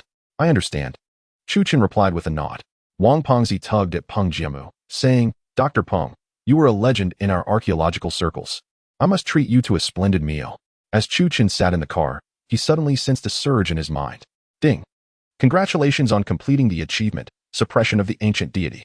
Lobner Exploration Task completed. Character compatibility fully charged. You may enter Divine Trial mode. Chu Chun was taken aback. He had not previously encountered this module within the system. As he directed his consciousness into the system, he found himself in a dense forest.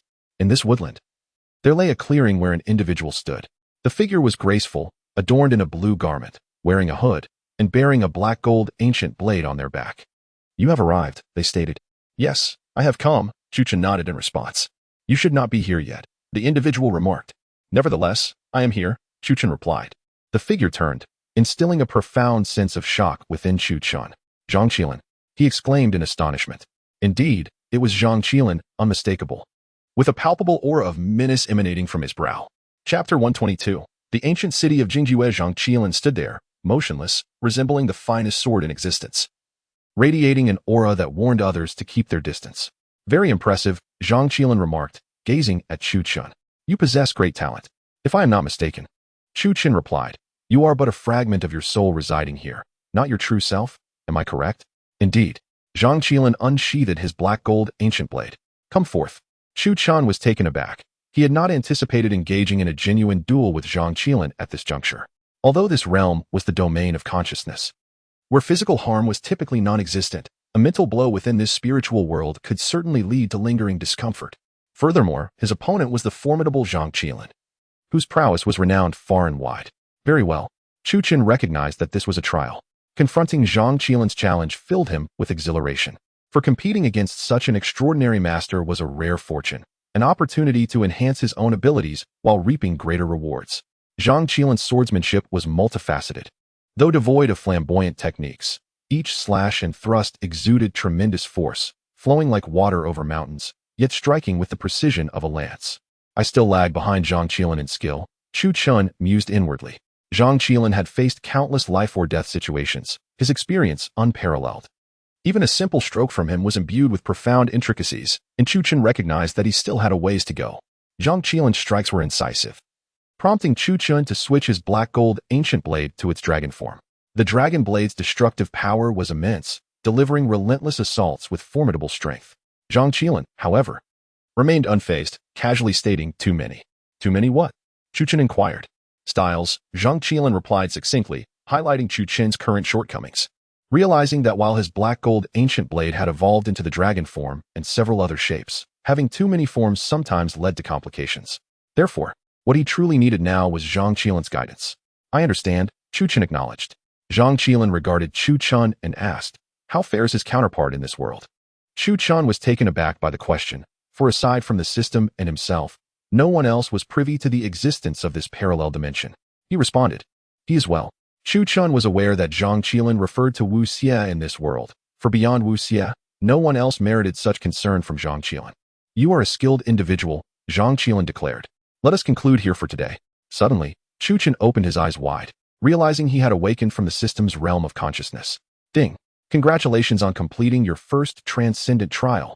The system graciously bestowed upon him the red quality Zhang Qiling hoodie, the red quality Zhang Qiling pants, and the red quality Zhang Qiling gloves.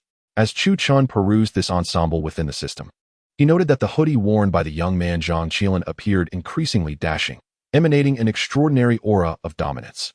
The red quality attire inherently possessed a commanding presence, instilling a sense of intimidation against foes of the human and animal variety. Moreover, this outfit would automatically shield its wearer from harm, even if cast into a vat of acid. The striking red gloves, pure black like the night, boasted impressive capabilities, reportedly capable of piercing through a truck's iron plating. This set of gear could be aptly described in 8 words: formidable and invincible, aesthetically pleasing and powerful.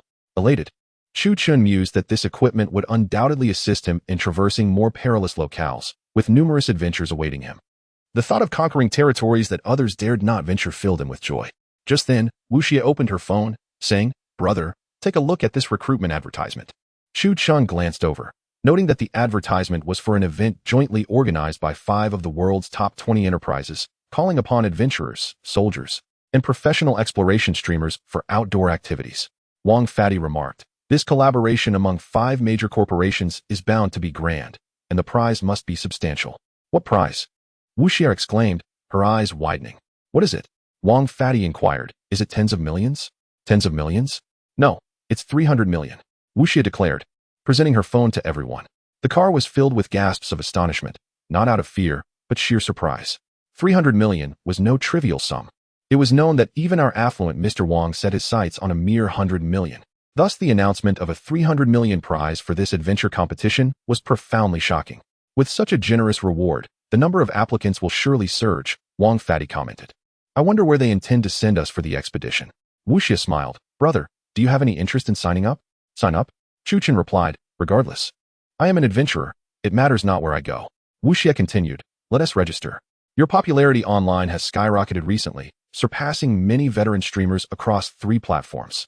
Chu Chen inquired, "Can we register? Have they informed us of the destination?" Wu Xie resumed reading the news, stating, "They want us to gather near the Taklamakan Desert, where they have invested heavily to construct a town. How astonishing that the wealthy can establish a town in such a desolate place," Wang Fadi mused. Chu Chen couldn't help but wonder why these affluent individuals chose to invest in building a town in the harsh, sandy expanses of the Taklamakan Desert, and why they would host an adventure competition there. Generally speaking, adventure competitions and similar programs indeed yield substantial economic benefits. However, the organizing parties typically do not consist of numerous large corporations. It is noteworthy that among the world's top 20 companies, 5 have chosen to invest significantly. Moreover, it is not just the presence of these 5 major investors that is remarkable. The prize money has escalated to an astonishing 300 million, a sum that many individuals may not earn in a lifetime, let alone the staggering amount of 300 million. Nearby the Taklamakan Desert, what exists? Wang pondered aloud. Within the Taklamakan Desert lies an ancient kingdom, Chu Chen replied. Indeed, Dr. Ping Jiamu interjected, historical records from the old Tang dynasty document the existence of a minuscule nation, comprising scarcely over 100 inhabitants, so diminutive that one might describe it as virtually insignificant. Anya remarked, "Yes, the Lulan Empire once engaged in trade with this nation.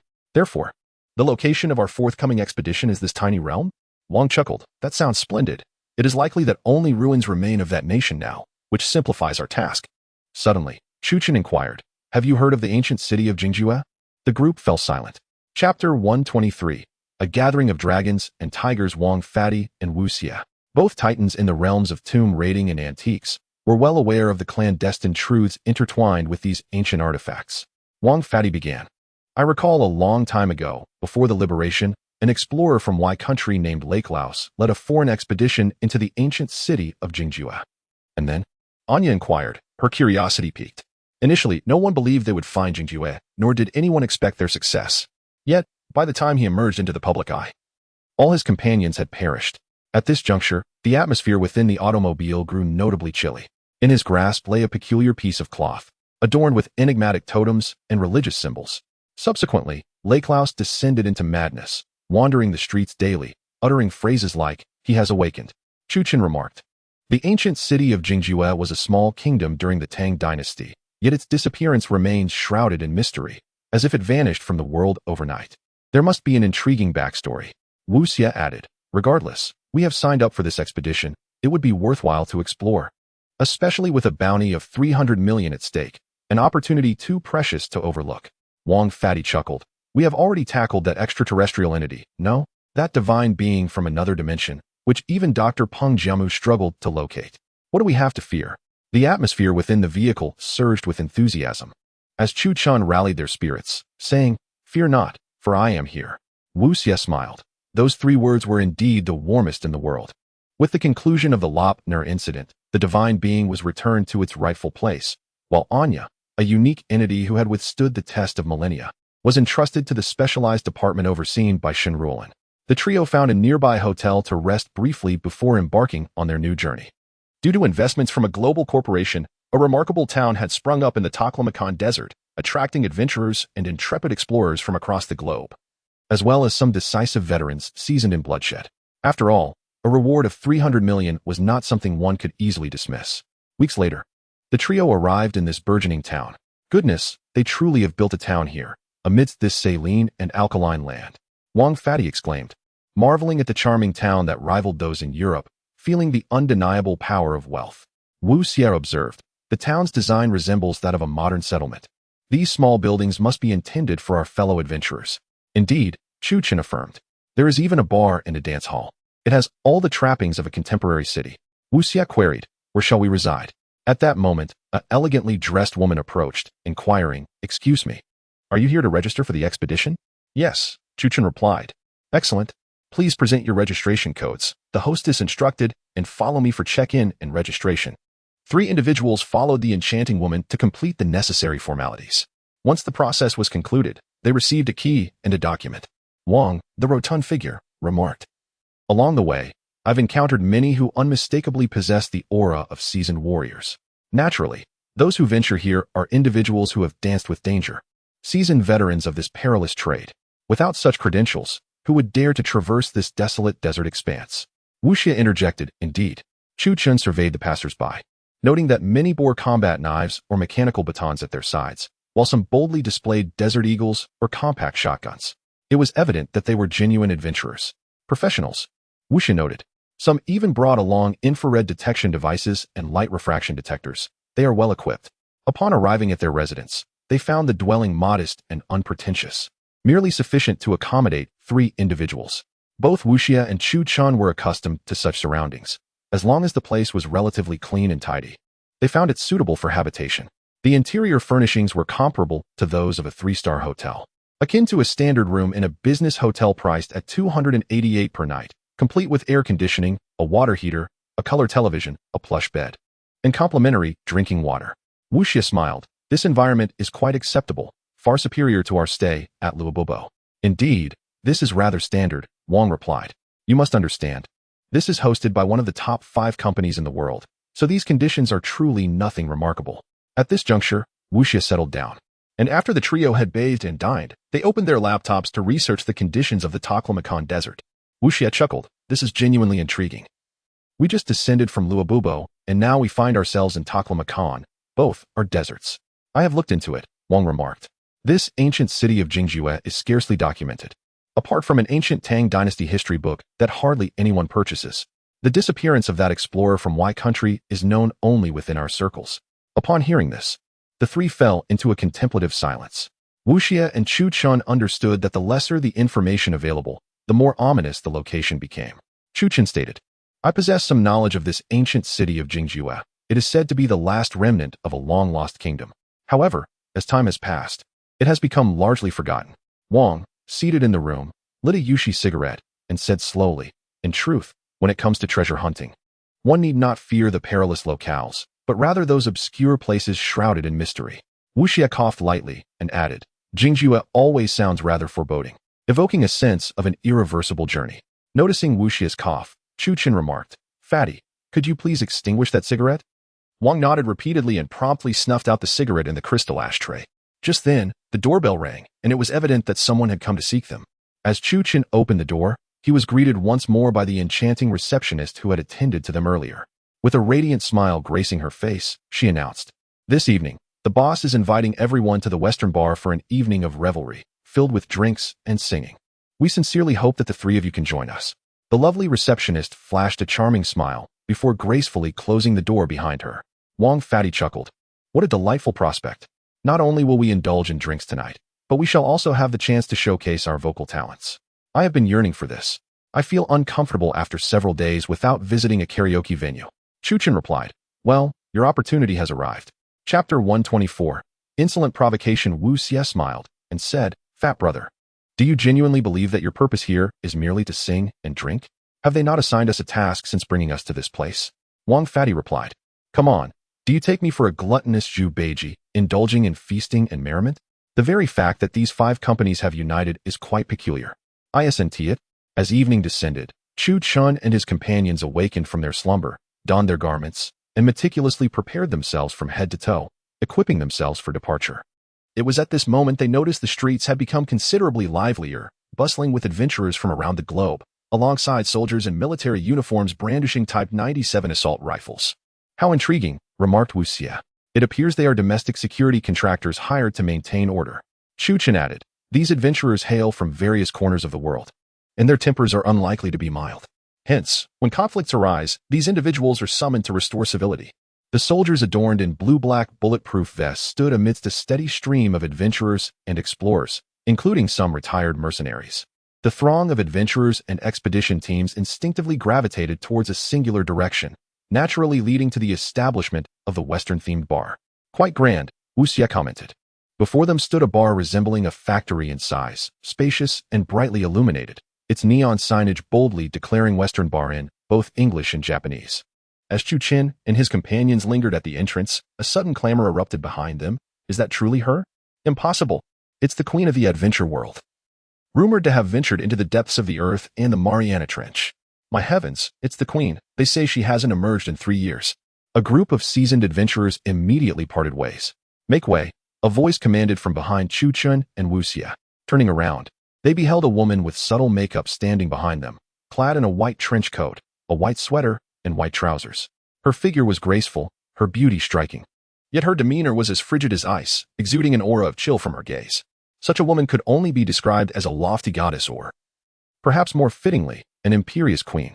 The queen, a formidable adventurer known as Xia Shuili, was said to have traversed treacherous terrains and, at a tender age, single-handedly vanquished a squad of insurgents in East Africa merely because one of them dared to steal her wallet. Wang Fatty interjected. And the one who spoke was a man standing beside her. His presence radiated arrogance, impeccably dressed in a suit, and holding a polished cane. It was none other than the illustrious young Master Morong Lei of the Morong family. My heavens, how impressive! He is indeed this wealthy heir. The Morong family is a major shareholder in the Javier Group, one of the top 20 international enterprises.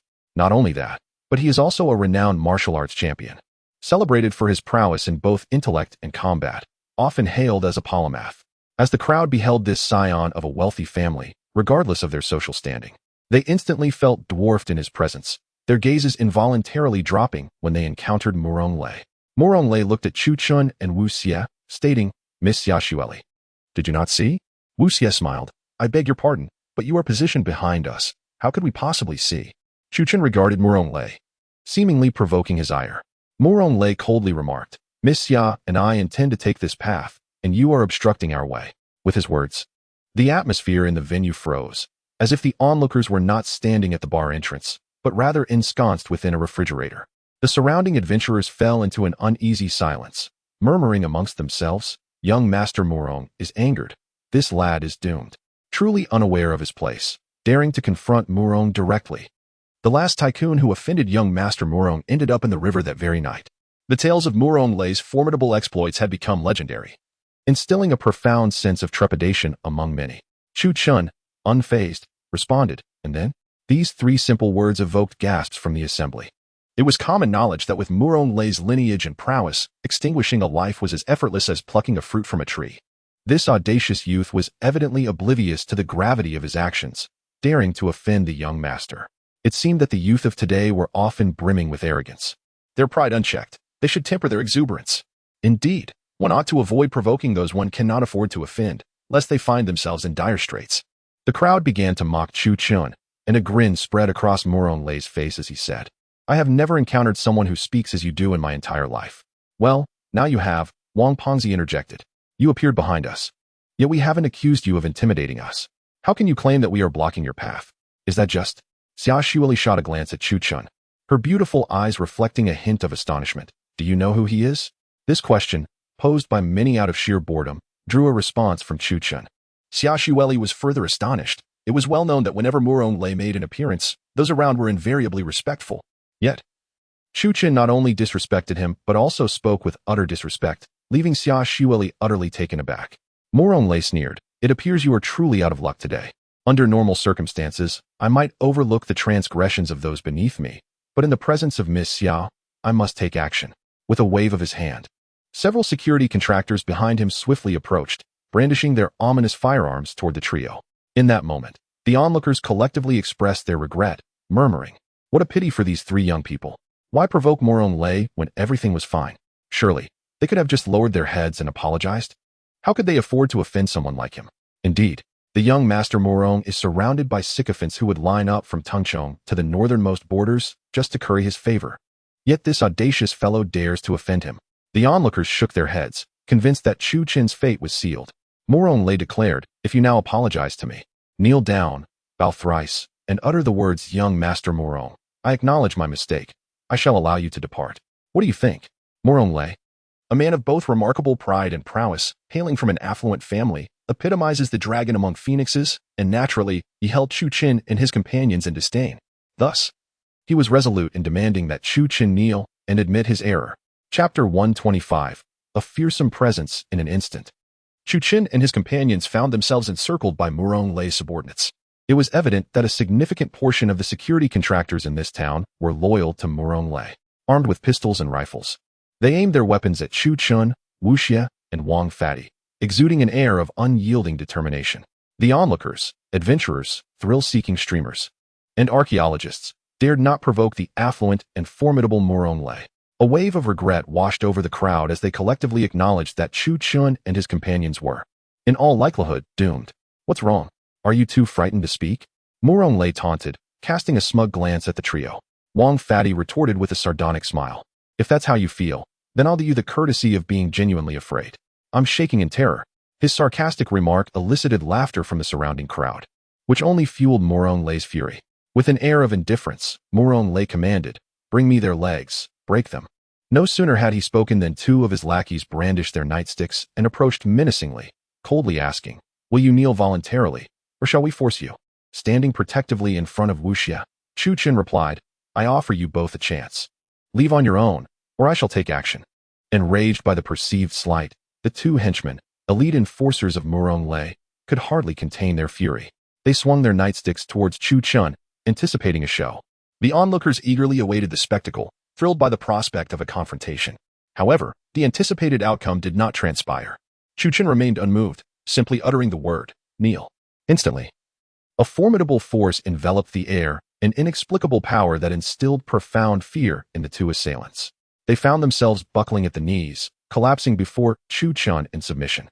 The crowd fell silent, astonished that a mere word from Chu Chun could command such obedience. Morong Lei, taken aback, exclaimed in disbelief, "Are you too inept? You kneel at his command?" Sweating profusely, the two men protested, "No, this isn't what I wanted. I can't control my own actions." The spectators widened their eyes, unable to rationalize the extraordinary scene unfolding before them, despite their vast knowledge. Morong Lei, consumed by rage, shouted, "A mere streamer and a pretty boy, and yet you can't even handle them? How dare you call yourselves my subordinates?" As more of Morong Lei's men prepared to charge at Chu Chun, a mere glance from him silenced their intent. "Is there anyone else?" Chu Chun inquired, and in that moment, no one dared to challenge his authority any longer. Morong Lei, with a chill in his voice, remarked, "Useless. You can't even handle two worthless fools." Chu Chun suddenly inquired, "What did you just say?" His voice turned chillingly cold, and he appeared to be enraged. Wang Fati and Wu Xie could sense his fury as well. Morong Lei chuckled, "I said he is a pretty boy." Wu Xie understood that this was directed at him. Chu Chun pointed at Wu Xie and demanded, "Repeat that. Are you referring to him?" Morong Lei replied coldly, "Indeed. I am referring to him. What of it? What can you do to me?" It was true that Morong Lei came from a powerful family, and the average person could not easily challenge him. Moreover, they were effectively on his territory, where he could act with impunity, and the local authorities would likely turn a blind eye. Wu Xie looked at Morong Lei and said, "Brother, I don't take it to heart." "I take it to heart," Chu Chun interjected. He glared at Morong Lei and asked, "Are you speaking to him?" Wu Xie was taken aback, and he and Wang Fati understood that Chu Chun was indeed angry. Few things could provoke Chu Chin's ire in this world. One was Wang Fati, and the other was Wu Xie. Morong Lei casually remarked, "I will say whatever I please. I have the freedom to express myself as I wish. Even in the desert, I possess absolute authority." Chu Chun insisted, "Apologize." Xia Shuili was somewhat astonished. She had not anticipated that Chu Chun would exhibit such audacity. First, he struck Morong Lei's subordinate, and now he demanded an apology from Morong Lei for Wu Xie, each action a blatant affront to Morong Lei. In other words, not to mention within the country, even throughout Asia and half of Europe, there were scarcely more than a handful of individuals who would dare to speak to Morong Lei in such a manner. Morong Lei laughed, finding the situation ludicrous. "On what grounds? Even in Central Asia, they refer to me as young Master Morong in the presence of the Crown Prince. What are you to demand an apology from me? Seemingly unsatisfied, he added, that pretty boy beside you. In the next moment, Mu Ronglei suddenly felt a chilling breeze sweep past him. It was a sharp, ancient black gold blade. What? The skilled fighters surrounding Mu Ronglei were momentarily stunned. These individuals hailed from renowned martial arts institutions around the world. They could sense even the slightest disturbance, be it a fly or a mosquito, passing by them. Yet, they had failed to notice such a large individual wielding such a conspicuous blade pass right under their noses. Don't move. The bodyguards immediately aimed their firearms at Chu Qin. However, at that moment, they realized their weapons had already been severed into two pieces. Hiss! Everyone present gasped in shock. Those decisive soldiers who had endured countless battles, and the intrepid adventurers who had hunted African lions with their bare hands, all felt a profound fear of Chu Qin's prowess. They had not anticipated that he could be so formidable. No one had witnessed how Chu Qin accomplished all of this, with a swift motion of his blade. In mere moments, every gun barrel had been ruthlessly shattered. Don't move, stay calm. Although Mu Ronglei appeared outwardly composed, beads of cold sweat were forming on his forehead. Summer Shelley was astonished. She gazed at Chu Qin, perceiving the man before her as almost divine. Apologize. Chu Qin's voice was frigid. As chilling as the black gold ancient blade he wielded, a coldness so penetrating it felt as though it could freeze one's very blood. You must understand the consequences of such actions against me. Mu Ronglei remained as steady as a mountain, though internally he was in turmoil, nonetheless. He maintained an air of nonchalance. Chapter 126. The mysterious swordsman. Without uttering a single word, Chu Qin merely inched his blade closer. Instantly, a crimson line appeared on Mu Ronglei's alabaster neck, his carotid artery. Cutting it will lead to a profuse hemorrhage that cannot be staunched, Chu Qin stated. Each word heavy with gravity, rendering Mu Ronglei momentarily paralyzed with fear, too terrified to make a move. Calm yourself, Xia Xueli urged, her brow furrowed. I am quite composed. Chu Qin replied nonchalantly. Otherwise, it would be his head that falls. Xia Xueli fell silent, knowing the truth in his words. After all, if he could sever a solid gun barrel in an instant, it was evident he could just as easily take Mu Ronglei's head. Panic washed over Mu Ronglei as he realized that before Chu Qin, all his attributes, martial arts, marksmanship, wealth, connections, and power were rendered utterly futile. All could be severed by Chu Qin's blade. Why yes, my apologies. Mu Ronglei finally lowered his proud head. That's not a sincere apology. Did you even hear yourself? Wang Fatty retorted. With gritted teeth, Mu Ronglei insisted, I am sorry. Wang Fatty chuckled, giving a thumbs up. Good, that's the spirit. Such phrases, popular memes circulating online, felt ludicrous in this tense moment, evoking muffled laughter from the onlookers.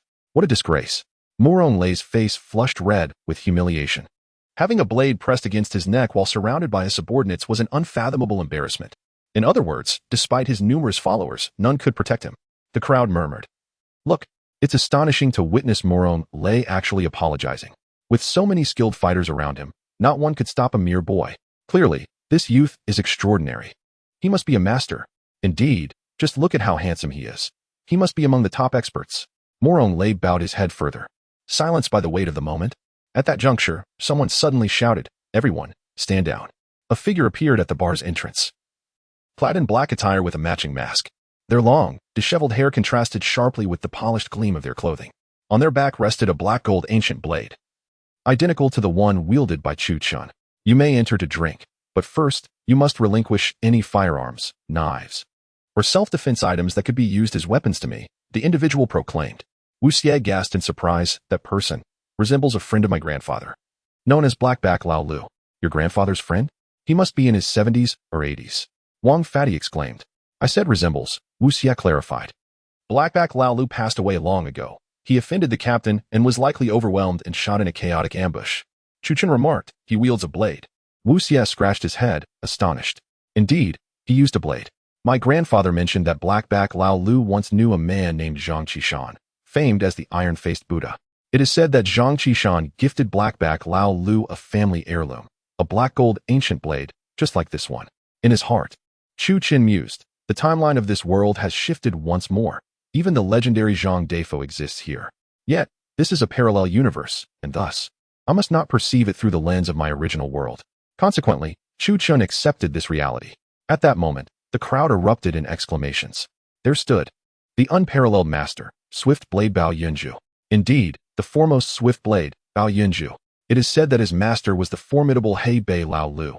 who single-handedly dispatched 103 enemy soldiers during the Western Wind Campaign, and at Hongkou, severed the hands of the enemy's swordmaster, Liu Xingyian, with a single stroke. But wait, didn't Bao Yunju retire from the martial world to pursue a career in film? Why has he re-emerged? The spectators buzzed with intrigue. Upon mentioning Bei Lao Lu, Wu Xie exclaimed in astonishment. Could he be the disciple of the legendary Bei Lao Lu? Wang Pengzi inquired. Is Bei Lao Lu truly that powerful? Absolutely.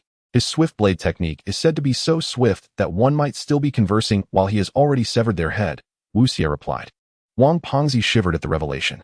Bao Yunju declared, to all adventurers and streamers entering the bar, kindly relinquish your weapons. A distant islander, with a sword tucked at his waist, retorted, I am of a warrior clan. Why should I put down my blade?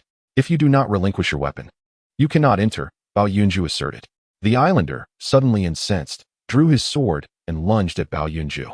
In an instant, the man's arm, along with his short sword, flew through the air. The crowd gasped, for none had witnessed Bao Yunju unsheath his blade. Wu Xie stood stunned, remarking, Did you see that, brother? I did. Chu Qin replied, His sword is exceedingly swift. Bao Yunju commanded, Those entering must surrender their weapons.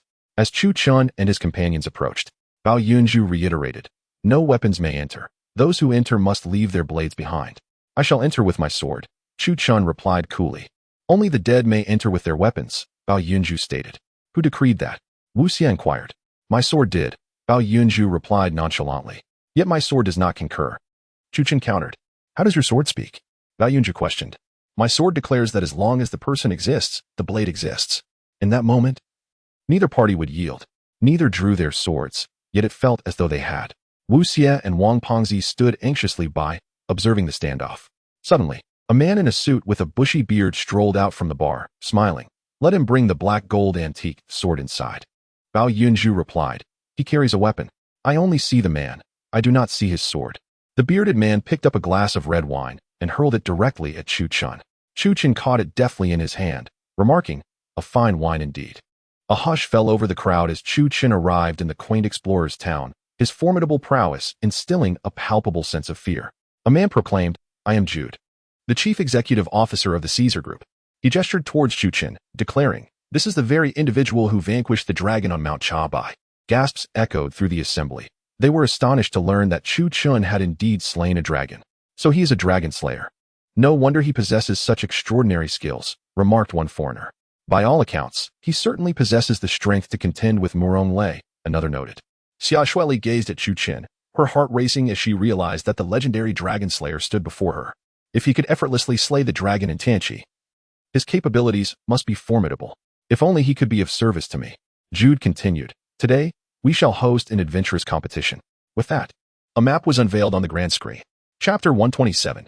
Inviting the assassin. This map, I must confess, is none other than that of the legendary Jingjue ancient city.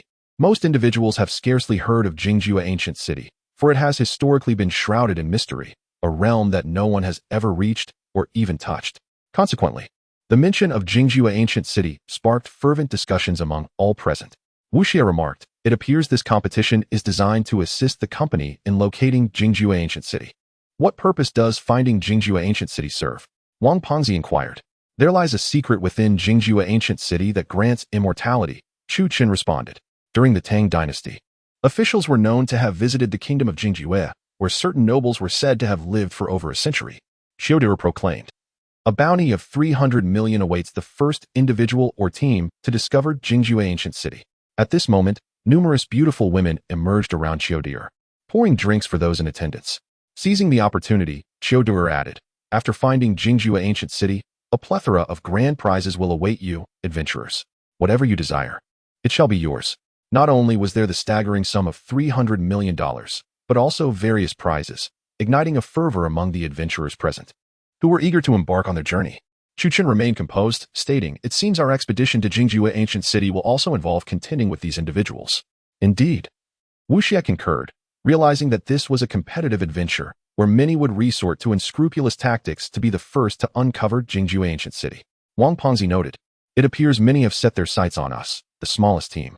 With only 3 members, Wu Xie, Chu Qin, and Wang Pengzi, their team was indeed at a numerical disadvantage. However, several formidable teams sought to ally with Chu Qin, having witnessed his prowess, Most teams preferred to have such a strong ally.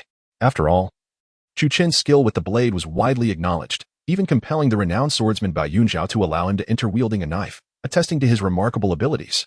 Shortly, I will send the task list and map to your rooms, so please be attentive, Qiu Deger announced.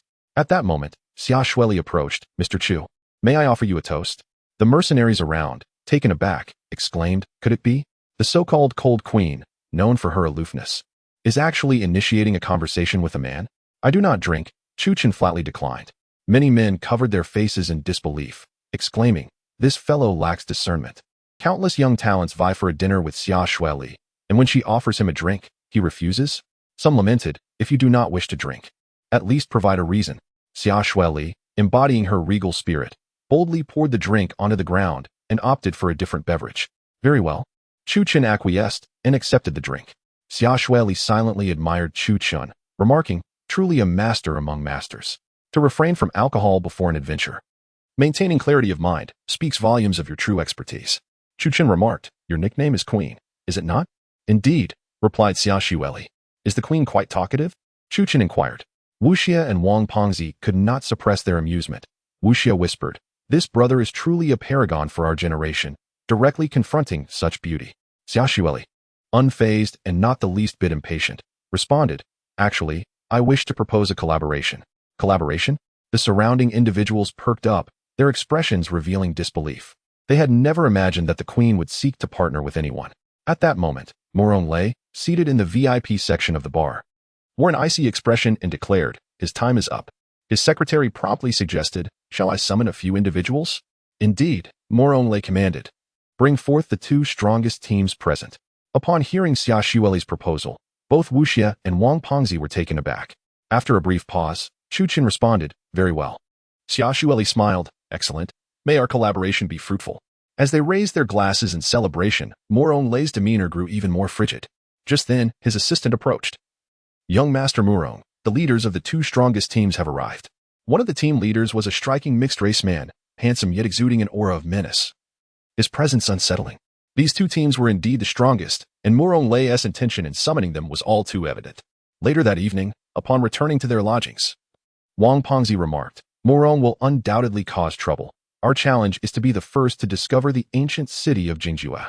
There is no one to guard us along the way, nor any security measures in place. In the vast desert, a death can easily be arranged. Wu Xie nodded in agreement. Precisely, the issue lies in their potential to ambush us at any moment.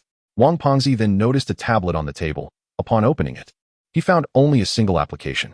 Look, this must be our route map, he exclaimed. They have roughly marked the location of the ancient city of Jingjua, but have not provided the exact coordinates. Intriguing, Chu Qin mused. It may be due to technological limitations or interference from certain factors, Wu Xie analyzed. Meanwhile, in another large room, Morong Lei sat with two men. One appeared tall and slender, his pale skin strikingly noticeable, dressed in outdoor gear and a cap. The other was more robust, adorned with a cross necklace, wearing loose-fitting clothing. Despite the cold weather, he was clad only in a short-sleeved shirt and a thin jacket. This man wore a constant smile, seemingly in high spirits. In stark contrast, Morong Lei, impeccably dressed in a suit, paid keen attention to the two men. A beautiful woman in a cheongsam approached, presenting a bottle of fine brandy, and poured each of them a glass. One of the men appeared particularly delighted, promptly downing his drink at the sight of the fine liquor. The individual with porcelain skin was markedly different. He lifted the glass of wine and poured it directly onto the ground, declaring, I only consume mineral water. Morong Lei surprisingly displayed a look of admiration and commanded his subordinates to pour him another glass of water. He continued, the purpose of inviting you both here today is to address a matter of some significance. 3 novice streamers have persistently provoked me, which has been quite displeasing. Morong Lei further stated, Chang Yu and Kai Lei, I am offering a price of 2 million each for the portly fellow and the pretty boy, while the one wielding a knife is priced at 6 million. The fair-skinned Chang Yu remarked, 6 million per person is quite a generous offer. Meanwhile, the jovial Kai Lei added, if I am not mistaken, this individual must be rather formidable. Chapter 128. A hostile presence. Morong Lei took a sip of whiskey and remarked nonchalantly, to be frank, that individual is none other than the new streamer who vanquished the dragon at Tianchi in Changbai Mountain. Chang Yu and Kai Lei exchanged glances, and Kai Lei suddenly chuckled. Indeed, this prey holds great value for me. As they stood, Chang Yu remained impassive, his demeanor icy. Without uttering another word, he turned and departed. Kailei, exhibiting a notably extroverted character, smiled at Murong Lei and said, "Young Master Murong, as long as the payment is secured, everything is feasible. Rest assured. Our Murong family can provide nothing but monetary resources." Murong Lei replied, "Indeed, only money flows abundantly. I have long heard that your Murong clan is immensely wealthy." Kailei remarked with a grin, "In that case, I shall take my leave." After their departure, the bodyguards behind Murong Lei exhaled in relief. "Young master." Murong Lei's secretive aide approached, the deadly duo of Chang Yu and Kailei. "They pose a significant threat." "I am aware," Murong Lei responded. Kailei was once an elite sniper in the special forces of Country F, rumored to have participated in assassination operations across 8 nations. He is responsible for the assassination of the president of Mingsuda. Kailei is reputed for his unparalleled marksmanship, capable of taking a life with a single shot. While Chang Yu is even more formidable, it is said he has ruthlessly eliminated his own family, teachers, classmates, and relatives to hone his lack of compassion. Murong Lei frowned slightly. It appears that hiring these 2 assassins is indeed not a frivolous expenditure. Meanwhile, on the rooftop adjacent to Murong Lei's quarters, Bao Yunqiu, clutching a black gold ancient blade, listened with keen interest to their nefarious plotting. In the dead of night, Chu Chun seemed troubled by distracting thoughts, rendering him unable to sleep. He picked up the black gold ancient blade and ventured into the courtyard to practice. The blade danced in a flurry of motion as Chu Chun closed his eyes. Reflecting on Zhang Qiling's words during the trial, "My black gold ancient blade, though possessing various forms such as the dragon blade and undying slash, is overly intricate, leaving some vulnerabilities when compared to top-tier masters like Zhang Qiling." As Chu Chun immersed himself in the nuances of swordsmanship, Kailei and Chang Yu stealthily approached the dwelling of the 3. "Chu Chun is not inside," Chang Yu observed. "Kailei, you go and eliminate him." "Understood." Kailei replied with a grin. "In that case, the black blade will belong to me, while any treasures they possess will go to you." "Agreed," Chang Yu replied coolly. At that moment, as Chu Chun practiced with his blade, he sensed an uncanny stillness enveloping his surroundings. Meanwhile, Chang Yu approached the sleeping Wang Pengzi and Wu Xie, revealing a concealed dart from his sleeve, an advanced weaponry combining a sleeve sword, a dart, and a launcher. Suddenly, Chu Chun felt an unfamiliar presence beside Wu Xie. There was another person. With no time to rush to their aid, he focused intently, hurling the black gold ancient blade, which soared like a meteor straight into the dwelling. Crack! The black gold ancient blade pierced Chang Yu's abdomen, causing him to collapse in pain. In that fleeting moment, Chu Chun sensed that something was amiss. He swiftly executed a somersault on the spot, only to discover a gaping pit where he had stood moments before. A sniper. Chu Chun quickly attuned himself to the strange aura surrounding him. Just as he was about to draw his firearm, he hesitated and instead called out, "Come forth." From the shadows emerged a figure, brandishing a severed head and a Garen sniper rifle. This individual was none other than Kailei, a disciple of the infamous Hebei Lao Lu and a friend of Wu Xie's grandfather, Bao Yunzhou. "Impressive," Bao Yunzhou remarked. "You were able to discern my position. You are quite formidable yourself," Chu Chun replied nonchalantly. Bao Yunzhou was affiliated with the event's organizer, Qiu Da, and it was indeed him who had come to Chu Chun's aid. Chu Chun harbored no particular animosity towards those who assisted him. Bao Yunzhou continued, "The boss, Qiu Da, sent me to inform you that the individuals you have offended today are not ordinary." "What makes them extraordinary?" Chu Chun inquired. "The Murong family was originally part of our Caesar group. The first patriarch of the Murong clan was Mr. Qiu Da's right-hand man." Chu Chun recalled a Ning, who had previously mentioned being under Qiu Da's command during their time at the Zulong Imperial Tomb. "Tomorrow, when you set out, they will ambush you on your journey," Bao Yunzhou warned before turning to leave. Wu Xie and Fatty Wang descended from upstairs. "Little brother, the assassin who entered our room just now is dead. It must have been sent by Murong Lei," Wu Xie stated. "This person wielded a hidden dart. I consulted Wang Meng, who knows some people in the martial world, and they said this assassin, Chang Yu, emerged in 2009 and is exceedingly skilled." "Little brother, you are impressive. You took down a top-tier assassin with a single strike," Fatty Wang chuckled. "Let us not dwell on that," Chu Chun interjected. "This competition is vastly different from previous expeditions. Murong Lei will undoubtedly not let us off easily, and after the failure of their assassination attempt, they will be lying in wait along the route to tomorrow's competition." Fatty Wang asked, "I heard you speaking with someone earlier. Who was that person?" "Bao Yunzhou, the disciple of Hebei Lao Lu," Chu Chun replied. "It seems he still remembers me," Wu Xie noted. "If it weren't for my grandfather's reputation, he likely wouldn't have intervened." Gazing at the night sky, Chu Chun understood that this upcoming expedition would be unlike any other. The following morning, Everyone rose early, tidied up, and made their way to the venue. The venue was established on the outskirts of the Taklamakan Desert, featuring a grand stage where Mr. Chiu Dai stood. Bao Yunzhou was positioned below the stage, clutching his weapon. The victor of this expedition will be the first to enter the ancient city of Jingjue, the host proclaimed. Please exercise caution during the exploration. Should anyone wish to withdraw midway, you may activate a signal flare. Chu Qin sharply felt the gaze of at least 3 individuals fixed upon him. One among them appeared to be from a distant island, strikingly handsome and reminiscent of Kimura Takuya. One individual appeared to be somewhat disheveled, yet the martial artist Chu Chun discerned that this demeanor was merely a facade. After all, no one who ventured here was an ordinary person. Within their ranks, each member exuded an air of composure, devoid of any signs of anxiety or excitement. Chu Chun concluded that these 2 teams were undoubtedly the most formidable among all present. Their ability to mask their emotions spoke volumes of their expertise. Chu Chun cautioned, "Let us proceed with caution." Wu Xie nodded in agreement. The host then announced, "Now, please board the vehicles and embark on your respective expedition routes. Our journey to the enigmatic ancient city of Jiejue officially commences." Wu Xie and the others observed that the majority of the vehicles from the other teams were equipped with implements such as spear hooks, harpoons, or crossbow launchers, indicating that they were fully prepared for combat from the outset. Chapter 129, Wilderness Pursuit. Thus, the situation has become rather intriguing. Among all the participating teams, only the off-road vehicle of Chu Chun and his 2 companions lacked weaponry. Every other vehicle was armed.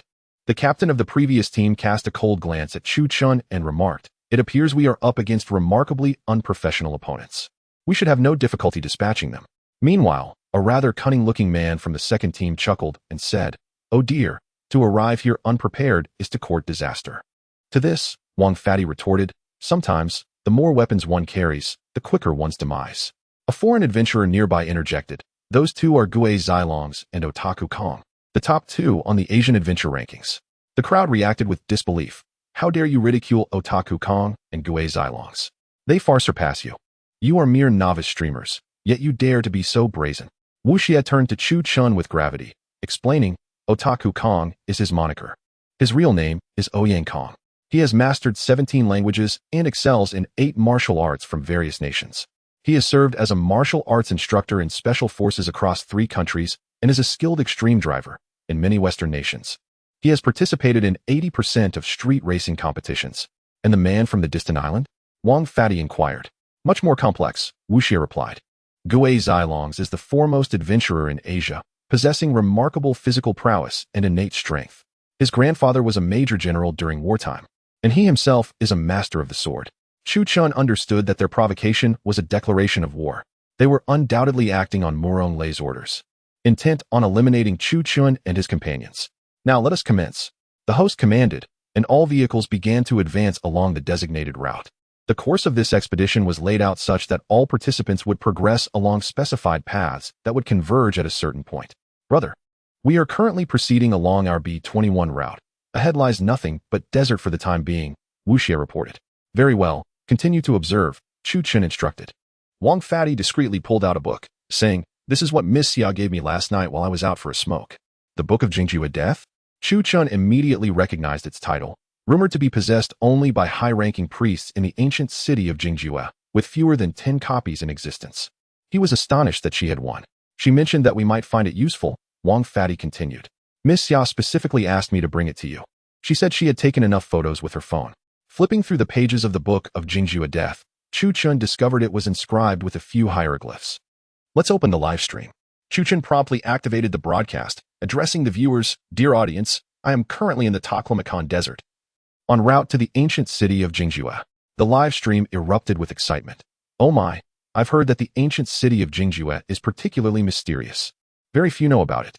"The ancient city of Jingjue? What is that? I've never heard of it. I have always found this name rather eerie." The kingdom of Jingjue is a minuscule nation. The audience in the live stream began to engage in discussion, with a significant portion of them apparently unaware of the ancient city of Jingjue.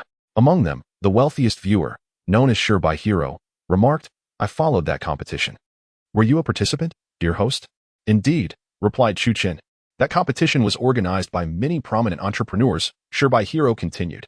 "I sense they are merely paying you adventurers to risk your lives." Wu Xie interjected, "Brother, this death book of Jingjue is beyond my comprehension. The script resembles not oracle bone inscriptions, but rather a unique script of the Jingjue kingdom. It states that the ancient city of Jingjue shall remain forever sealed away from the light of day. Should anyone dare to seek it out, they will suffer the torment of venomous spiders, piercing iron trees, and the agonies inflicted by ghostly soldiers. After hearing this, Wu Xie glanced out the window, sensing that there seemed to be no unusual occurrences nearby. Evil young master, do you think this is merely a tactic to instill fear by the Jingjue kingdom? Wang Fatty suggested. They perceive their territory as small and unable to contend with the surrounding tribes and nomadic peoples, so they choose to feign death. Wu Xie shook his head. Yet, what they say bears some semblance of truth. Besides, where could such a small nation truly hide? Chu Qin remarked. Let us regard this exploration as a form of tourism. Wu Xie chuckled. You truly exude confidence, young man. I observe that the other adventurers are rather anxious. Wang Fatty chimed in. I tell you, evil young master, they feel as if they are merely on a leisurely trip in their vehicle. Suddenly, as the three of them drove, a modified Land Rover approached from behind. What a striking vehicle, Wang Fatty exclaimed. It's impressive. Modifying it for off-road and bulletproof capabilities must cost several million. The driver's side window of the vehicle rolled down, revealing it to be Xia Xueli. Are you alone? Wu Xie inquired. Yes, I prefer solitude, Xia Xueli replied. I just paid off the organizers. Now we shall proceed together. Chu Qin remained silent. Meanwhile, the viewers in the live stream erupted in excitement. Is this the explorer known as the Queen? How beautiful. She is so fierce. I adore her. The host managed to find the Queen. That is remarkable. Chu Qin maintained his composure, offering no response. Xia Xueli asked, have you read the Death Book of Jingjue? I've heard that as we approach the ancient city, we must pass through 3 perilous trials, venomous spiders, iron trees, and ghostly soldiers. Chu Qin acknowledged, I am aware. Wu Xie smiled. Did you watch our previous live streams, dear sister? If you did, you would know that with him around, no danger is truly dangerous. Xia Xueli smiled brightly. Very well, then let me witness the prowess of your esteemed young man. The 2 off-road vehicles drove side by side, when suddenly, Xia Xueli's satellite phone rang. Hello? She answered. What? The top 2 teams from Asia are approaching us? Chu Qin and Wu Xie exchanged glances, with Wu Xie stating, it must be a team dispatched by Murong Lei, intending to eliminate us en route. Wang Pengzi said to Xia Xueli, I suggest you return swiftly. A brawl is imminent on our end. I have a penchant for fighting as well. Xia Xueli, from the passenger seat, seized a compact submachine gun and replied, Oh my. Wang Pengzi was taken aback, realizing that the current generation of young ladies is exceptionally formidable. Amid their conversation, several small dark dots appeared in the rearview mirror. These were vehicles approaching from behind, belonging to the elite teams 1 and 2. Led by the reclusive Kong and the enigmatic Gu Xilongs. The 2 groups of vehicles displayed distinct characteristics. Kang's vehicle was armed with heavy machine guns and crossbow launchers, while Gu Xilong's off-road vehicles were predominantly equipped with harpoon launchers, designed to ensnare the opposing cars. In total, there were 8 vehicles, far too many. Wang Pengzi exclaimed. Xia Xueli raised her arm and fired a burst of bullets toward the rear. However, the adversary's vehicles were fortified with bulletproof glass and steel plating, rendering her 9mm rounds ineffective. Observing sparks flying from his vehicle, Kong smirked coldly and remarked, Let us return the favor with a few bullets. We shall take our time. Chapter 130. Killing with a borrowed knife on the radio, Gu Xilongs remarked, We should accelerate directly and eliminate Chu Qin. Not so fast, replied the reclusive Kong. I am currently live streaming on the external network, and 6 affluent foreign websites are watching. If we kill them too quickly, what will I broadcast? Gu Xilongs chuckled. You are quite cunning. Suddenly, among the 2 expedition teams, several individuals wielding AK rifles extended their weapons through the car windows, opening fire directly at Chu Qin and Xia Xueli's vehicle. Goodness, they are shooting at us, exclaimed Wang Pengzi. The adversaries were armed with AK rifles, which have a longer range. Chu Qin utilized his X-ray vision to scan the road ahead and was struck with disbelief. Beneath the surface of the ground lay a formidable geomagnetic field, rendering not only mobile phones and computers inoperative, but also causing vehicles to malfunction upon reaching this area. Chu Qin also discovered numerous tunnels beneath the ground, significantly smaller than rat holes. The ancient text Jijue Shirshu mentioned that this place would be home to venomous spiders. What of these cavities? A bold thought emerged in Chu Qin's mind. At this moment, the group found themselves cornered by the 2 expedition teams. The driving skills of these individuals were exceptional. They would not be easily shaken off. However, Kang's vehicle still housed a Maxim machine gun, a firepower disparity that would certainly prove difficult to overcome. I was careless, I didn't anticipate that expedition team would possess a heavy machine gun. Xia Shuili frowned. Chu Chen, what is your plan in this situation? Chu Chen took a sip of water and replied nonchalantly, let us stop the vehicle. Stop? This statement astonished everyone. They were aware that behind them lay pursuers eager to capture them, and here they were in the vast desert, unable to outrun them even while driving, let alone stopping. The viewers in the live stream were equally perplexed, bombarding the chat with comments. Brother, what are you thinking? Stopping at this critical moment? Exactly. What do we do if we stop? It's as if we are the prey on the butcher's block. Is the streamer planning to surrender? The audience found it incomprehensible why Chu Chen would suggest stopping at such a precarious juncture. Xia Shuili, equally bewildered, asked, what are you thinking? We are in the desert, with pursuers right behind us.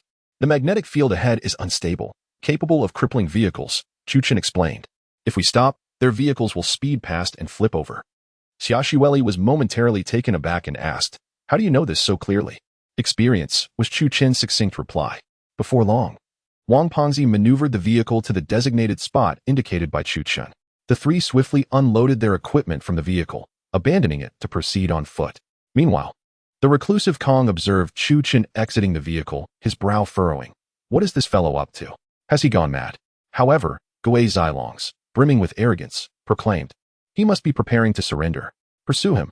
Immediately, Wu Xielong's subordinates revved their hefty off-road vehicle, ready to ram into Chu Chen and his companions, intent on annihilating them. You all go ahead, Chu Chen instructed. Brother, what are you planning to do? Asked Wu Xie.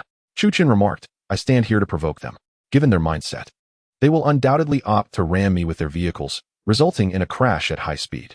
Xia Shuili responded in astonishment, but what if they choose to use guns? I can evade the bullets, Chu Chen replied nonchalantly.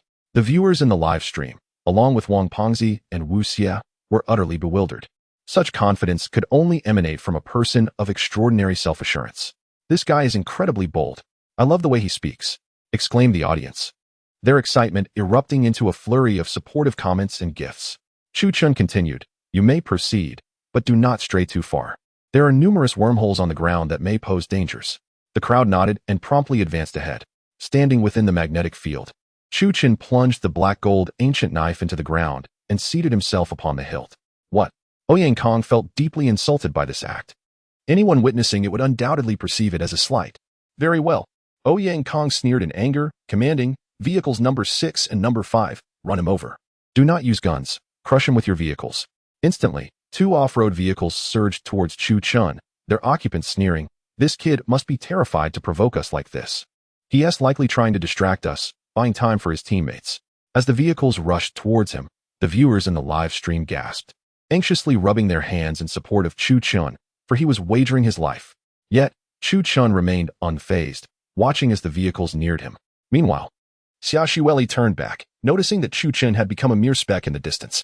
Don't worry, Wu Xie reassured her, we have faith in him. Yesterday, he managed to eliminate an assassin who entered our home without even moving. Xia Shuili opened her mouth to respond, but hesitated. Just then, at the moment the 2 cars seemed poised to collide with Chu Chen, they suddenly soared into the air as if lifted by an invisible jack. They abruptly tilted and crashed back down, sparking a shower of flames as they passed by Chu Chen. Drawing his Desert Eagle, Chu Chen expertly fired 2 bullets that pierced the fuel tanks of the vehicles, resulting in a spectacular explosion that incinerated the occupants within. What? Ouyang Kong and Wu Xie were left in utter shock, unable to believe their eyes. The cars had inexplicably taken flight. Stunned, they shouted, stop. Park over there. Ouyang Kong declared, it must be due to the magnetic field on that ground. This kid is truly remarkable. He has completely read our psychology. Wu Xie, filled with trepidation, added, he is not only adept at utilizing the terrain, but is also a clever strategist. Regardless, this individual cannot remain. He would hinder our quest to locate the fabled ancient city of Jingjue, Gizalongs declared. At that moment, upon witnessing the vehicles reduced to mere ashes, Chu Chen decided not to linger any longer. He sheathed his black gold ancient sword and proceeded to search for Wu Xie. Meanwhile, Xia Shuili, Wu Xie, and Wang Pengzi were seated near the sand dune, armed with shotguns and submachine guns, anxiously awaiting Chu Chen's arrival. Brother, Wu Xie called out. Brother has returned. Chapter 131. The poisonous insect death trap. Chu Chen, gripping the ancient black gold blade with one hand, slowly approached the assembled group. He squatted down against the broad, warm sand dune and remarked, we have dealt with 2 vehicles, approximately 8 individuals.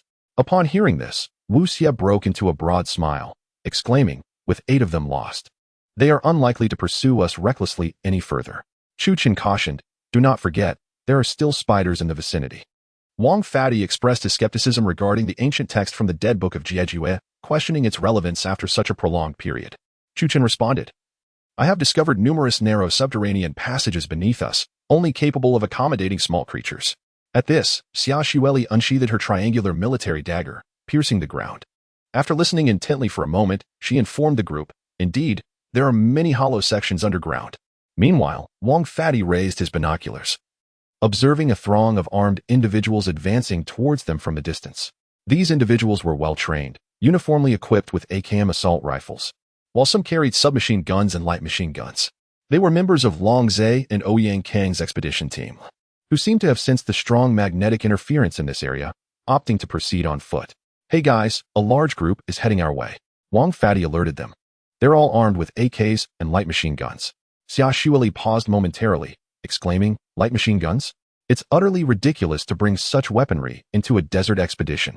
Wu Xie, using a stick to lift the sand from the dune, remarked after a brief moment, the only solace is that there are no snipers. Chu Qin declared, we must move.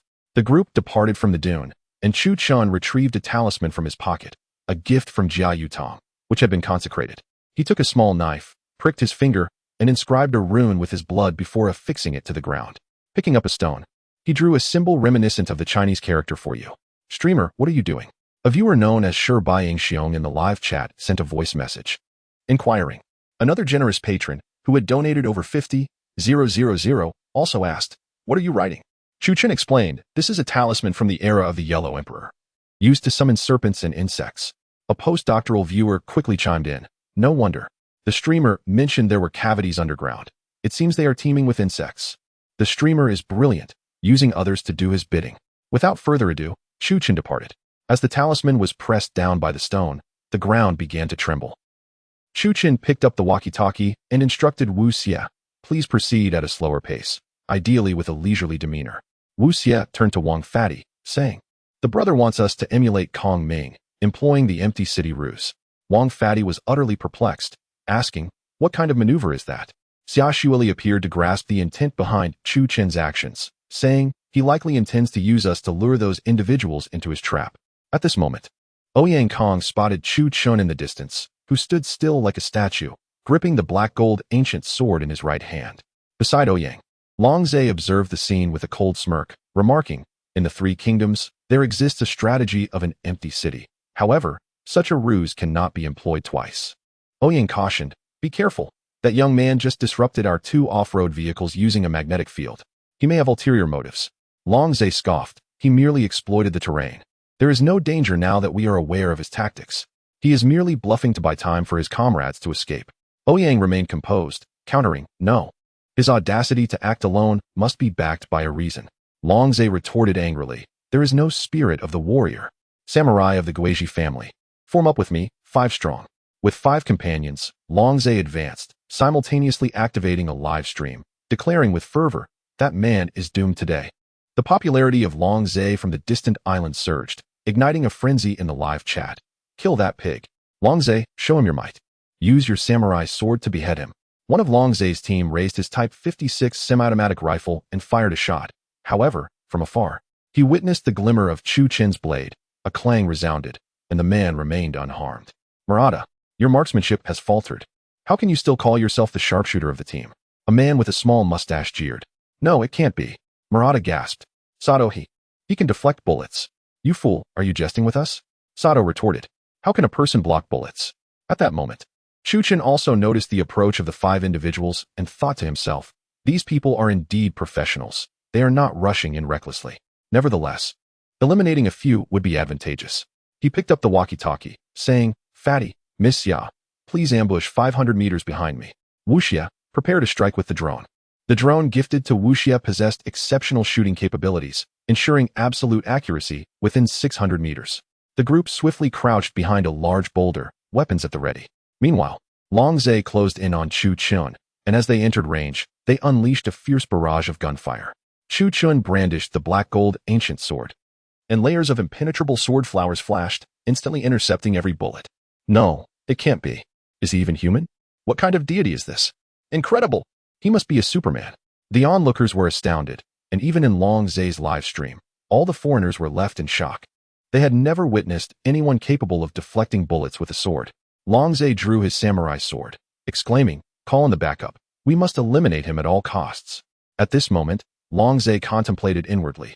This individual possesses formidable strength, and he could be instrumental in eliminating certain adversaries. Consequently, the remuneration offered by Murong could be augmented for my benefit. Suddenly, a greater number of individuals pursued from behind, some of whom were allied with Long Zhe, while others were affiliated with Ouyang Kong. At that instant, the ground beneath them began to tremble. Countless dark, ominous insects surged forth from the surrounding burrows. They were peculiar spiders, resembling ants in size, yet bearing the appearance of spiders, even sporting horns akin to those of a rhinoceros beetle. These arachnids emitted a dark purple hue, a color not found among Earth species. They split into several groups and charged towards the adventurers. Ouyang Kong and his companions were utterly astonished. They had never anticipated the presence of such a multitude of spiders in this place. Chapter 132. Terror strikes upon witnessing the scene. Gui Zilongs exclaimed in anger, "Boy, did you summon these spiders?" "Indeed," Chu Qin replied nonchalantly. "You must be mad. They will devour us both." Gui Zilongs frantically fired his weapon, yet the bullets proved to be of little consequence against the seemingly endless tide of venomous spiders. "I fear not death, do you?" Chu Chun inquired with an air of calm. At this utterance, Gui Zilongs was plunged into despair. His fervent warrior spirit had led him to this dire juncture, ensnared within a sea of deadly arachnids. Meanwhile, Ouyang Kong, observing through binoculars, was aghast to discover the swarm of spiders in the magnetic field zone, prompting him to order an immediate retreat for his men, drenched in cold sweat. Such audacity! This lad is truly reckless, Ouyang Kong remarked. A fierce individual indeed. I am impressed. Within Ouyang Kang's live stream, affluent patrons from abroad clamored with inquiries. Who is this person? He is nothing short of a berserker. Indeed, I am captivated by his fearless demeanor. The foreign elites momentarily overlooked the fact that it was Ouyang Kang's stream, instead showering praise upon Chu Chun. Ouyang Kang's expression darkened. His spotlight had been entirely eclipsed. Gui Zilongs bellowed, "Aren't you afraid of death?" Around him, several companions, Murata, Sato, and others, had been gnawed upon by the spiders, their bodies now grotesque remnants, oozing with viscous fluids as the arachnids crawled over them. "They do not bite me." Chu Chun sliced his finger, allowing a drop of Qiling blood to fall to the ground, causing several nearby spiders to perish instantly. "You!" Gui Zilongs unleashed a torrent of flames upon the encroaching spiders, exclaiming, "What manner of monster are you?" "I am Chu Chun," he declared, raising his desert eagle. "Do you require my assistance?" As the wave of spiders surged towards him, Gui Zilongs succumbed to despair, tears streaming down his face as he knelt, pleading, "In my life. A swift death is preferable to being devoured by these creatures." With that, Chu Qin pulled the trigger, striking Gui Zilongs dead on the spot. In an instant, the second-ranked adventurer in Asia lay lifeless. "Ah, the host is so handsome. This guy is incredibly cool." The viewers in the live stream were awestruck by Chu Chun. None of the spiders dared to approach him for a challenge. Following Gui Zilong's demise, countless foreign viewers in his stream began to shift their allegiance. "Let us follow that Huaxia host.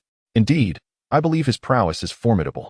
He ventured into peril, nearly facing annihilation, now that embodies the spirit of the warrior." Chu Qin suddenly noticed an influx of unfamiliar accounts in his live stream, many accessing through VPNs, including some belonging to foreign friends with IP addresses in Huaxia. These individuals have evidently experienced the charm of Chu Chun through the live broadcast of Gui Zilongze, subsequently joining his stream. "Hello, host, I am Nagano Kyotan. It is a pleasure to meet you." A user with a name reminiscent of distant islands generously rewarded Chu Chun with an amount around 50,000, indicating substantial financial backing. "Nagano Kyotan? Isn't he a famous idol?" "Indeed, he has arrived. How impressive that the host attracts celebrities." With the inclusion of foreign stars in Chu Chin's live stream, the popularity surged, placing him at the pinnacle of the newcomer rankings, soaring with an undeniable momentum. Moreover, some foreign viewers from Ouyang Kang's side, primarily wealthy adventurers, joined the fray, including a female avatar from a foreign account who became Chu Chin's fan. "Hello. The fan's opinion is rather poor. May I request a demonstration of your skills?" "Apologies, I am an adventure streamer." Chu Chin turned and walked away, crushing countless venomous spiders beneath his feet, traversing through a sea of arachnids, instilling fear in any that dared approach.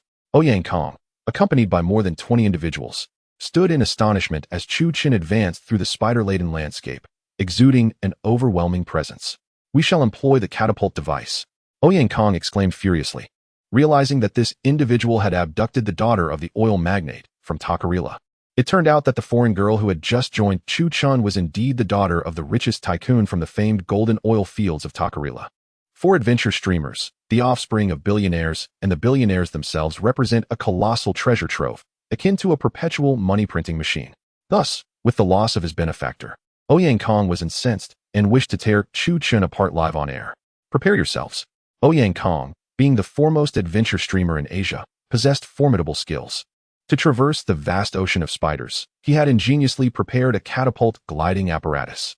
One by one, over 30 individuals from Yan Huang's team launched into the air using gliders, skillfully navigating above the sea of spiders. At this moment, Chu Chun was making his way across the spider-infested terrain, heading towards Wu Xie. The presence of Chu Chun instilled a profound fear in the spiders due to the influence of Qiling blood, causing them to remain in a frenzied, yet stationary state. Too terrified to harm Wu Xie and the others. "Bro, you are incredibly brave." Wang Pengzi clapped Chu Chun on the shoulder. "Wow, that scene just hit over 350 million views on YouTube." "Really?" Chu Chun felt a surge of joy.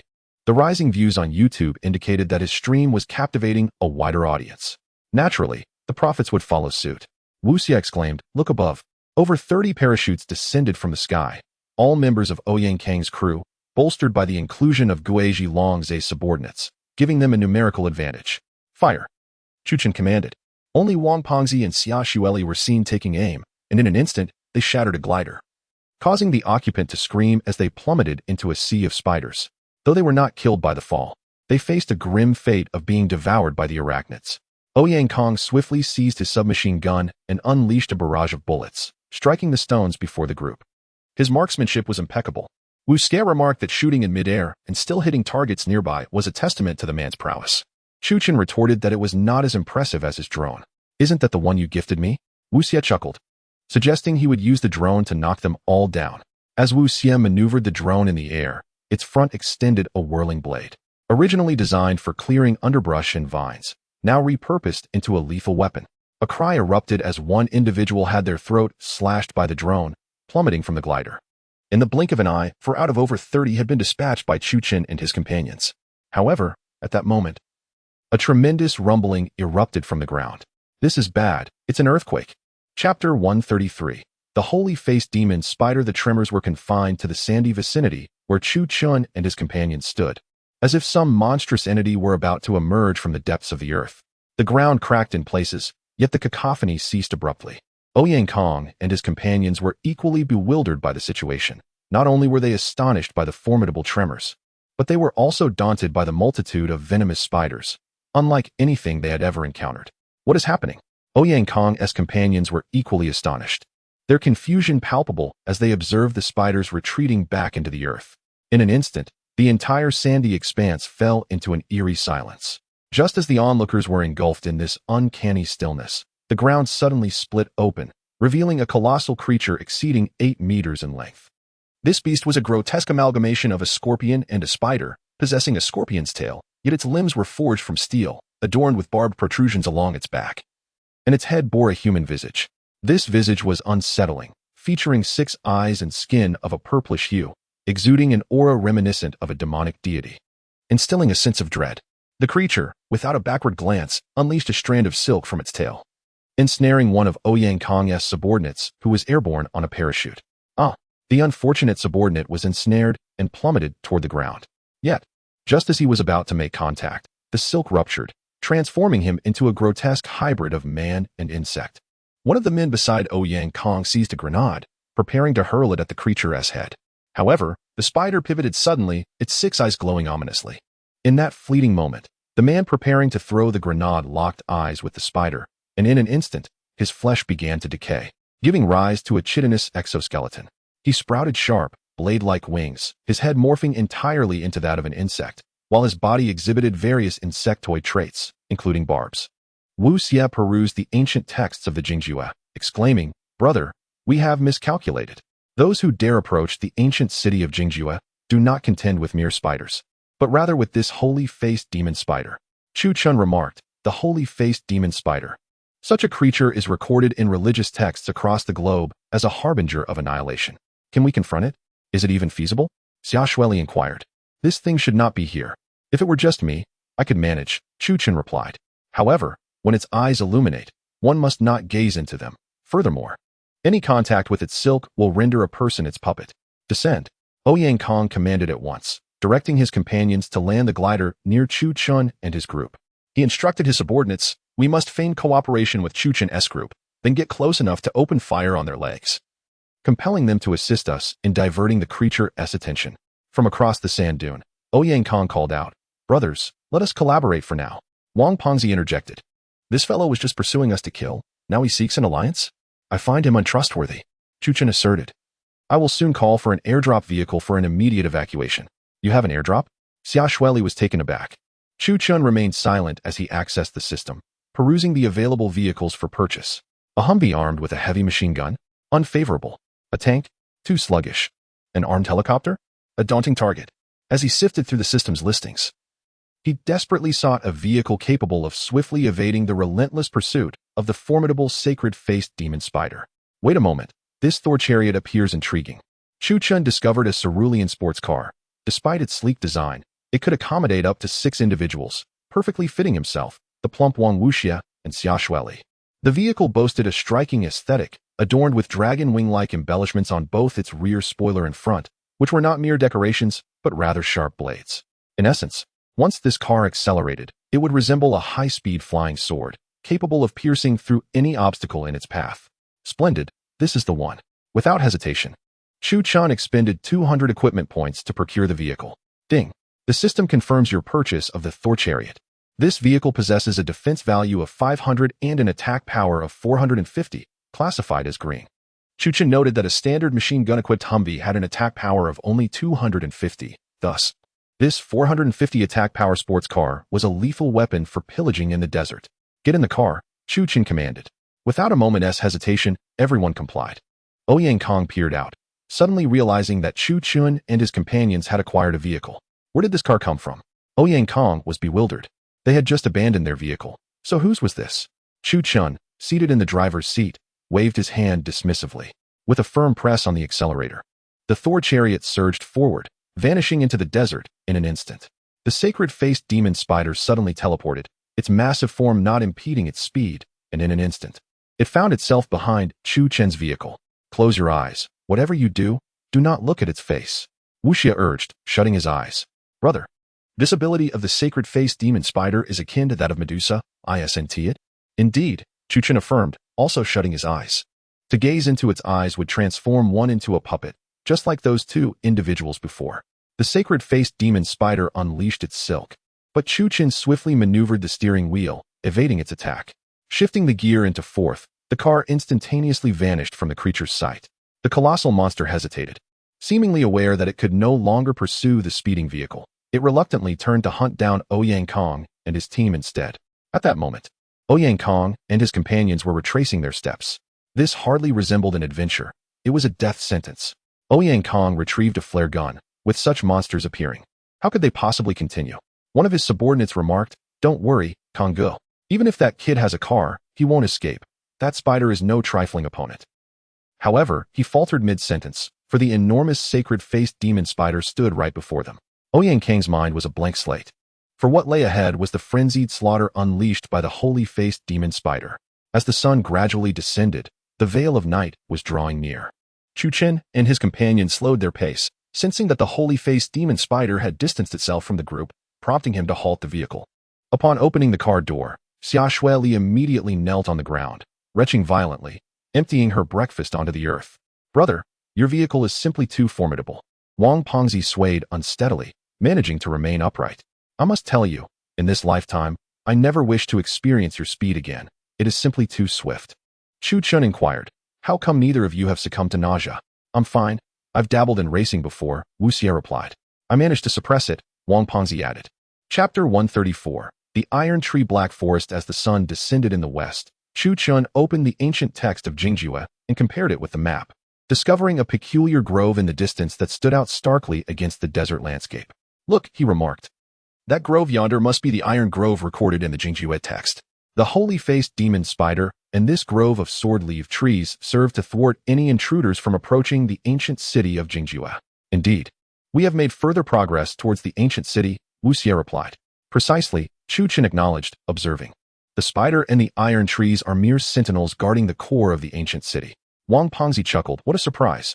The ancient city of Jingjue may sound modest, yet it is fiercely protected by such formidable creatures. There must be treasures within. Of course, Xia Xueli added, the king of Jingjue was exceedingly wealthy, historically. Their kingdom merely vanished rather than being destroyed. Wu Xie, if you are weary, we should take a break, Chu Chen suggested. Then let us all rest for a moment. Wu Xie agreed. The trio prepared some simple rations and brewed tea to replenish their strength. Xia Xueli opened her tablet and remarked. Some participants have already begun to be eliminated. What is the situation? Wu Xie inquired. Currently, 3 groups have voluntarily withdrawn.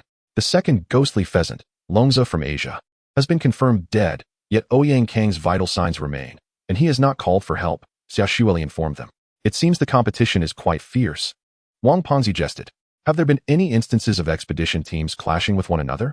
Yes, at least 5 individuals have perished thus far. The specific causes of death are certainly not due to the sandstorm.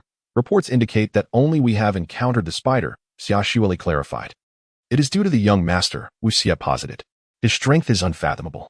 If the ancient city of Jingjue indeed possesses a protective system, it would naturally target the most threatening individual. Chu Chen nodded in agreement. Indeed, my very blood is enough to draw the attention of the tomb guardians. Xia Xueli regarded Chu Chen thoughtfully. You certainly have an intriguing backstory. None at all, he replied, rising. We cannot drive into the iron grove, so we must leave the vehicle here. Very well, let us rest a while and proceed on foot, Xia Xueli suggested. As they followed Chu Chen into the grove, they were immediately enveloped by a sudden and chilling aura.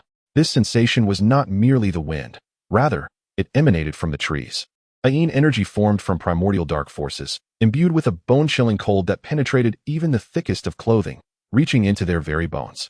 Xia Xueli gazed at the trees, perplexed. Do you not find these trees rather peculiar? Wu Xie nodded in agreement. Indeed, these trees appear larger than ordinary ones. Viewers in the livestream chimed in. These trees seem like ancient specimens, each over 100 years old. Yes, the trees here are surprisingly lush despite being in the desert. How can that be? Isn't there a lack of water in the desert? The abrupt forest and the towering trees exude an eerie ambience. This oasis no longer symbolizes hope, but rather evokes feelings of dread and unease. Wu Xie smiled and addressed the group, saying, regardless of the circumstances, we must traverse this place. And remember, the return journey is fraught with the holy-faced demon spider. Let us muster our strength. Chu Chen also grinned. Let us proceed. Wang Fatty raised his shotgun and declared, to safeguard the beauty among us, I shall lead the way. No need. I am not a mere ornament. Xia Xueli skillfully replaced her empty magazine and strode directly into the thicket. Wang Fatty stood in awe, impressive, like something out of Tomb Raider. But let us not dwell on that. Wu Xie patted Wang Fatty's belly. Come on, let us keep pace with her. The forest was shrouded in darkness, compelling the group to switch on their flashlights. The atmosphere was intensely terrifying. The shadows danced ominously, and the overwhelming darkness instilled a sense of foreboding. As if something lurked within, Chu Chen activated his X-ray vision and remarked, these trees are not ordinary. They have transformed into a hybrid of metal and flora. Metal transformed from plants. Wu Xie pondered, could it be that the legends from the ancient texts of the Jingjue are indeed true? Indeed, Chu Chen affirmed, however, within these iron trees, there are no signs of biological activity nor any traps. In this grove, every tree had metamorphosed into an iron tree. Yet none bore any lethal mechanisms, suggesting that for the moment, they were safe. Xia Xueli drew her dagger and remarked, this tree is remarkably sturdy. Despite being struck by a sharp weapon, it only bears a single mark. How peculiar, a tree of pure metal can still sprout leaves. Wu Xie approached one of the trees, but as he reached out to touch it, his hand was seized by Chu Chen. Even though I said there are no traps, it's better not to touch them, Chu Chen advised. Wang Fatty nodded in agreement. What the young man says is sound. The guardian of the first trial in the Jingjue ancient city is that holy-faced demon spider, so this forest is unlikely to be any more benevolent. As they moved forward, Xia Xueli suddenly exclaimed, wait, this tree seems familiar. She pointed to the mark she had made earlier. Wang Fatty approached to examine it closely and soon realized that it indeed was the very tree they had passed moments before. Lost? Wu Xie asked tentatively. It shouldn't be that simple, Chu Chen replied. Allow me to investigate this forest. He speculated that they might be experiencing something akin to the wall of ghosts they encountered during their previous expedition in Fengmen Village. He then produced a talisman and folded it into the shape of a paper airplane. Go.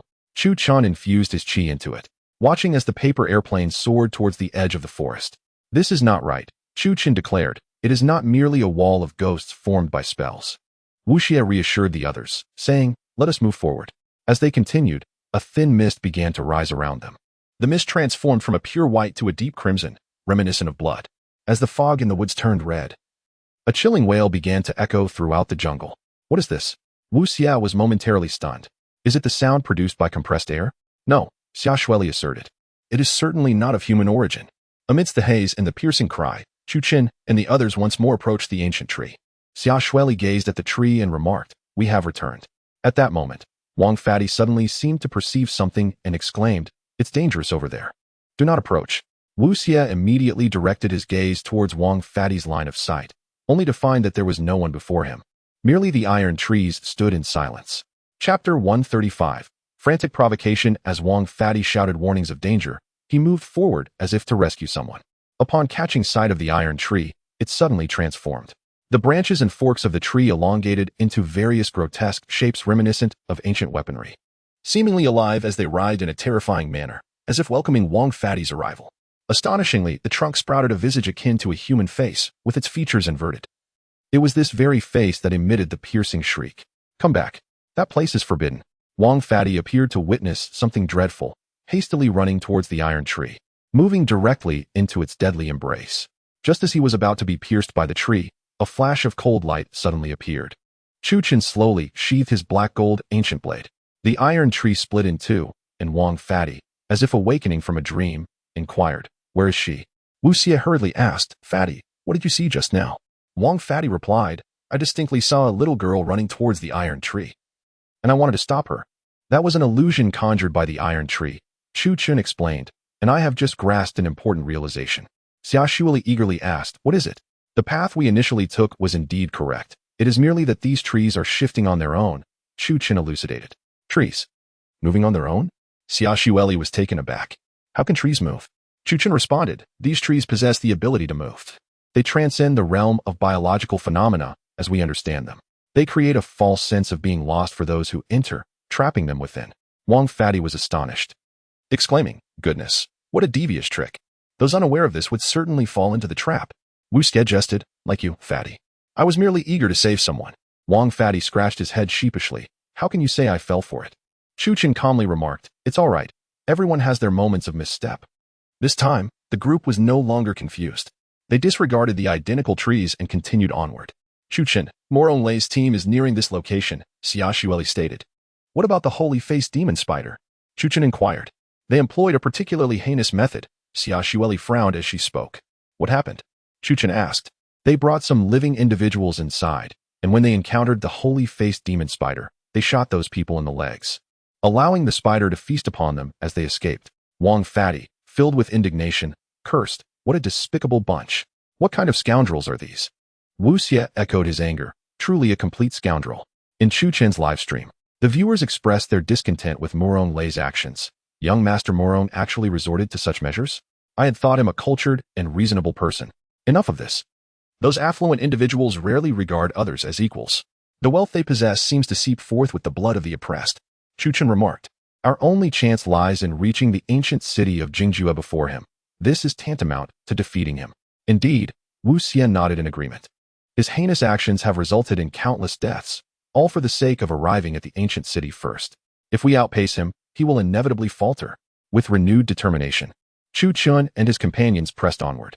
The iron forest stretched endlessly before them when suddenly, a figure darted past. Alert! Chu Chen commanded succinctly, prompting everyone to raise their weapons, aimed at the unfamiliar thicket ahead. The figure charged towards them. Hold your fire. Chu Chen halted his comrades. To their astonishment, the figure was a young woman, breathtakingly beautiful yet disheveled. Clad in tattered adventure gear, her trousers were torn by vines, revealing her fair legs. Viewers in the live stream expressed their admiration. What a stunning sister. Host, your luck is remarkable. You've rescued a beauty. Chu Chen leaned towards Wu Xie, whispering. She doesn't seem to exhibit any abnormalities. True, but her very presence is an anomaly, Wu Xie replied. Exactly, Chu Qin concurred. Her survival in the Iron Forest for this long is itself the greatest enigma. Are you suggesting that if we follow her, we might discover the heart of the Iron Forest? Wu Xie inquired. Precisely, Chu Qin affirmed. While we are nearing the end, these iron trees are living monsters. To avoid wasting bullets and time here, we must first unravel the secret of the tree's heart. The tree's heart? The viewers in the live stream were unfamiliar with the term. Chu Qin typed an explanation. All the bizarre trees in the Iron Forest stem from a singular massive tree. Only by obtaining the heart can we truly exert control over this forest. Meanwhile, in the distance, a vast convoy of off-road vehicles, led by the world-renowned tycoon Morong Lei, thundered toward the Iron Forest. Morong Lei reclined in his vehicle, lavishly appointed enough to purchase a luxury Mercedes-Benz, sipping champagne as he scrutinized the satellite computer screen. Within the vehicle, Beethoven's Ode to Joy resonated melodiously. Suddenly, Morong Lei looked up and inquired, "Where are we now?" "We are about to reach the Iron Forest." One of his subordinates replied, "Our team has navigated around the magnetic field zone, although it took some time. Our vehicles are more than capable of catching up to Chu Qin and his group." With a sardonic smile, Morong Lei commanded, "Go live and spend 5 million to elevate my account." "Why live stream?" The subordinate questioned, confused. "Create an account," Morong Lei instructed. "Name it Chu Qin is trash." "Very well. I shall proceed to register an account for my subordinate and grant him access to the live streaming room." As soon as the live stream of Morong Lei commenced, it instantly sparked a fervent reaction. It turns out to be the illustrious young Master Morong Lei, a man of considerable wealth. It is rumored that Morong Lei has asserted that no one possesses wealth exceeding his own. How is it that he is now engaged in a rivalry with that young male streamer? Morong Lei proclaimed, "Now, I am accompanied by my elite exploration team, and our objective is to reach the ancient city of Jingjue before Chu Qin." Upon hearing these words, tensions escalated palpably. Clearly, Morong Lei is poised to challenge Chu Qin. Chapter 136. Interconnected. Morong Lei's statement caused a stir across 3 platforms, given his illustrious identity as the renowned Morong Lei, a scion of a prestigious family and a figure of considerable influence. His participation in this competition was already astonishing, and now he was poised to challenge Chu Qin. This news was sufficient to captivate public attention. The young Master Morong intends to compete with that rookie anchor? Such an occurrence is indeed rare. Did you not catch the live broadcast? It is said that Sister Xiaoxueli is partnered with Chu Qin. Ah. So it is a case of a hero struggling against the allure of beauty. It appears the young man possesses considerable charm. Indeed, just look at him. Wielding that black gold ancient sword, undeniably handsome. As the audience in the live stream discussed, their conversation inevitably shifted towards Chu Qin, leading to an unexpected scenario where, despite being a wealthy scion, the viewers began to extol Chu Qin's handsomeness and prowess alongside his intelligence. Morong Lei, observing the live stream, felt his expression darkening and his gaze growing increasingly frosty. It seemed he was inadvertently elevating Chu Qin's status, allowing him to ascend as the focal point of attention.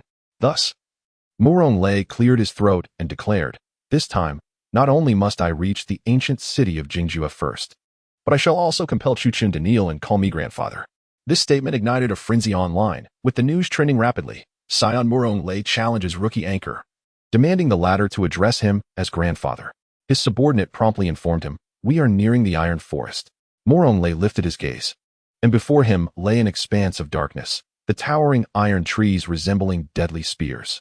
Chu Qin followed the enchanting woman ahead, the group maintaining a solemn silence. Xiaoxueli pulled Wang Pengzi aside, asking, "Why is Chu Qin accompanying her? Is it because she revealed her thighs?" Wang Pengzi chuckled, "You truly can deduce things well." The young man mentioned that this woman is suspicious. She is likely something sent from this forest, which is why we are tailing her. Understanding dawned upon Xiaoxueli as she exhaled in relief. "I thought he might be someone who forgets his principles for the sake of beauty." Wang Pengzi scoffed. "You're overthinking it. The first thing he cares about is Wu Xie and me. How could he forget his principles over beauty?" At that moment, the woman spoke up. "My name is Bai Xiao. And you?" She was addressing Chu Qin. Chu Qin remained silent. "I see you carry a sword on your back. You must possess exceptional martial skills," Bai Xiao remarked, her eyes sparkling with intrigue. "Indeed," Chu Qin nodded. "He was as cold as ice, perhaps even colder." Bai Xiao giggled. "Interestingly, my ex-boyfriend bore a striking resemblance to you." Wu Xie frowned, thinking, "Isn't this an attempt at seduction?" It seems this mysterious individual has issues not only with her name but also with her conduct. Chu Qin inquired, "Which exploration team do you belong to?" Bai Xiao replied effortlessly, "I am part of the Coster Amateur Exploration Club. We were led here by Vice President Bai for an expedition, and that is how I came. Suddenly, Wu Xie exclaimed, I've twisted my ankle.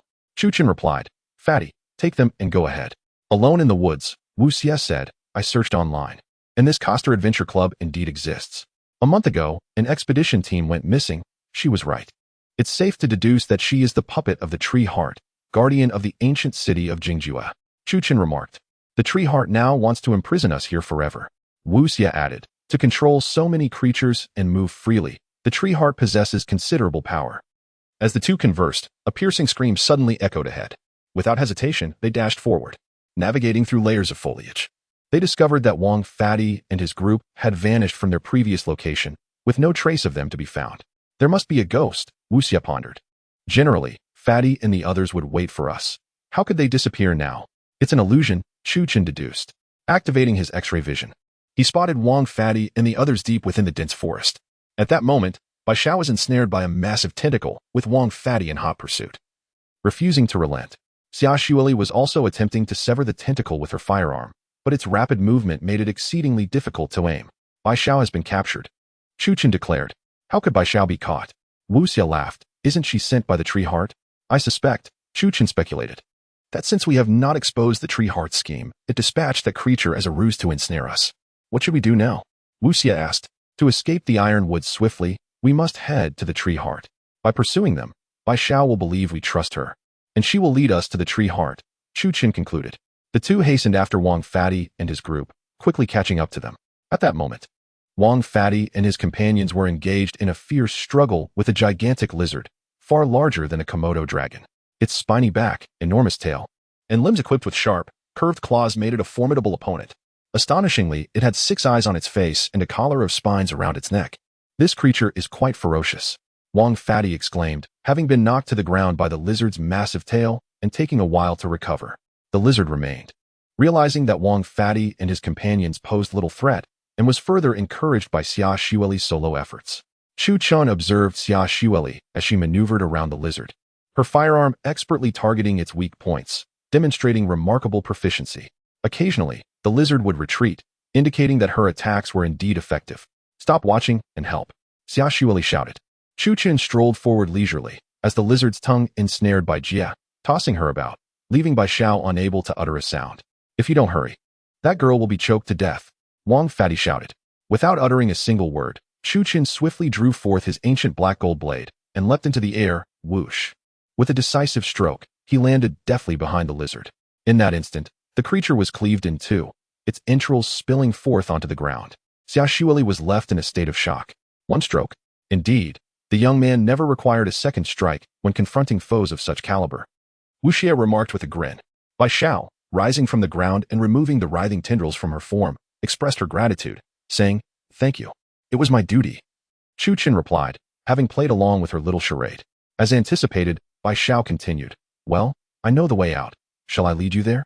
Chapter 137. The Death Trap. As Chu Chen and Wu Xie exchanged glances, it became evident that their suspicions were indeed correct, with no discrepancies whatsoever. Suddenly, Bai Xiao spoke up. I happen to possess a map of the expedition team. I believe I am aware of the exit from this forest. The reason I cannot leave is due to the formidable creatures that inhabit it. However, with your assistance, we may be able to escape. Accompanied by Bai Xiao, the group ventured deeper into the woods. Bai Xiao handed the map to Chu Chen, stating, This map was crafted with the sacrifices of our expedition team members. It is said that by following this path, we can traverse the iron tree growth. Xia Xueli remarked. Why does it feel like it's growing darker the further we go? Are you certain this is the correct route? Absolutely, Bai Xiao replied, though her tone conveyed an air of ambiguity. We shall soon leave this place forever. As Chu Chen and the others proceeded, the scenery around them grew increasingly eerie, with the surrounding trees morphing into a twisted shade of dark purple. A strange purple mist began to rise within the forest, further shrouding the already dim surroundings in shadowy gloom. Cautiously navigating through the woods, the group encountered no monsters. However, the atmosphere was thick with an unsettling aura that sent chills down their spines. Bai Xiao stealthily approached Chu Chen, intertwining her arm with his, and remarked, What is wrong with this forest? It's so cold. There's no use in that, Chu Chen replied. Xia Xueli, feeling displeased, retorted coldly, As a woman, one should sometimes be mindful of her words and actions, lest she appear foolish. Bai Xiao glanced at Chu Chen and inquired, Is she your girlfriend? She seems rather fierce. Chu Chen replied nonchalantly, she is not my girlfriend. Xia Xueli rolled her eyes and said, though I am not your girlfriend. There are still things that need to be said. Bai Xiao chuckled, you startled me. I thought she was your girlfriend. If she isn't, perhaps some things should remain unsaid. Wu Xie stifled a laugh, while Wang Pengzi burst into laughter, realizing that two girls were now vying for Chu Chen's attention, making it awkward to comment further. Chu Chen calmly said, enough, let us not dwell on this. Bai Xiao then asked, you don't have a preference for girls who wield guns, do you? Xia Xueli coldly replied, those who wield guns are certainly preferable to those who are merely frivolous. At this point, Wang Pengzi and Wu Xie could no longer contain their laughter. Bai Xiao smiled, we are almost there. Once we get out, let us exchange contact information. Chu Chen said nothing, fully aware that they were nearing the heart of the forest. In this lost woodland, dangers lurked at every turn. Meanwhile, Murong Lei and his convoy had also arrived at this location. Compared to Long Zhe and Ouyang Kang's crew, their equipment was of a superior standard. Firstly, Murong Lei's subordinates were uniformly armed with UMP-45 submachine guns, firearms capable of penetrating bulletproof vests at close range, thus posing a lethal threat to any ferocious beasts they might encounter. Murong Lei's subordinates were clad in modern tactical gear, exuding professionalism. Equipped with pistols, submachine guns, daggers, and grenades, they could easily be likened to an army. The individuals accompanying Murong Lei were elite mercenaries from Blackwater Company, their skills forged through the crucible of warfare, and their numbers provided them with a significant advantage. Murong Lei positioned himself at the center of the formation, shielded by those around him. He bore a Han sword on his back and wielded two berettas, embodying the essence of both the charismatic pony and the formidable Hao. Young Master Murong, we have now entered the Iron Tree Black Forest, one of his subordinates reported. This Iron Tree Forest is nothing extraordinary, Murong Lei scoffed. I expected something far more terrifying. Instead, it's merely a few peculiar large trees. We just encountered a marked tree. Another subordinate interjected. I glanced at Chu Chen's livestream earlier. He mentioned that direction is irrelevant. One should simply proceed forward. Absurd, Murong Lei retorted with a cold smile. How can anyone believe such nonsense? What use is our compass then? Upon hearing this, viewers in his live stream began to comment. The novice streamer is quite experienced. He has already navigated through successfully. Pure luck. Murong Lei dismissed them. Do not take it so seriously. His subordinates, unwilling to contradict his authority, chimed in, of course. We rely on science. They are merely engaged in superstitions. Their nature is entirely different. Flattered by his subordinates, Murong Lei felt a surge of confidence. Let us boldly proceed. What is there to fear? However, half an hour passed, and they still had not found the correct path. An hour later, Murong Lei and his subordinates remained lost within the woods. Where's the correct route? Murong Lei inquired. This is according to the compass, his subordinate replied. Useless, Murong Lei exclaimed, displeased. What do I employ you for if you cannot even manage this? At that moment, a viewer in his livestream commented. You refused to heed Chu Chen's advice, and now look where you are. He said to simply walk straight ahead to find the way out. Yet you insisted on relying on a compass, circling around those trees.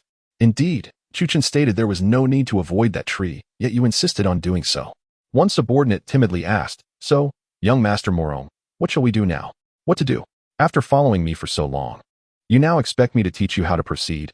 Murong Lei replied, follow Chu Chen's path, though darkness enveloped them, obscuring his face.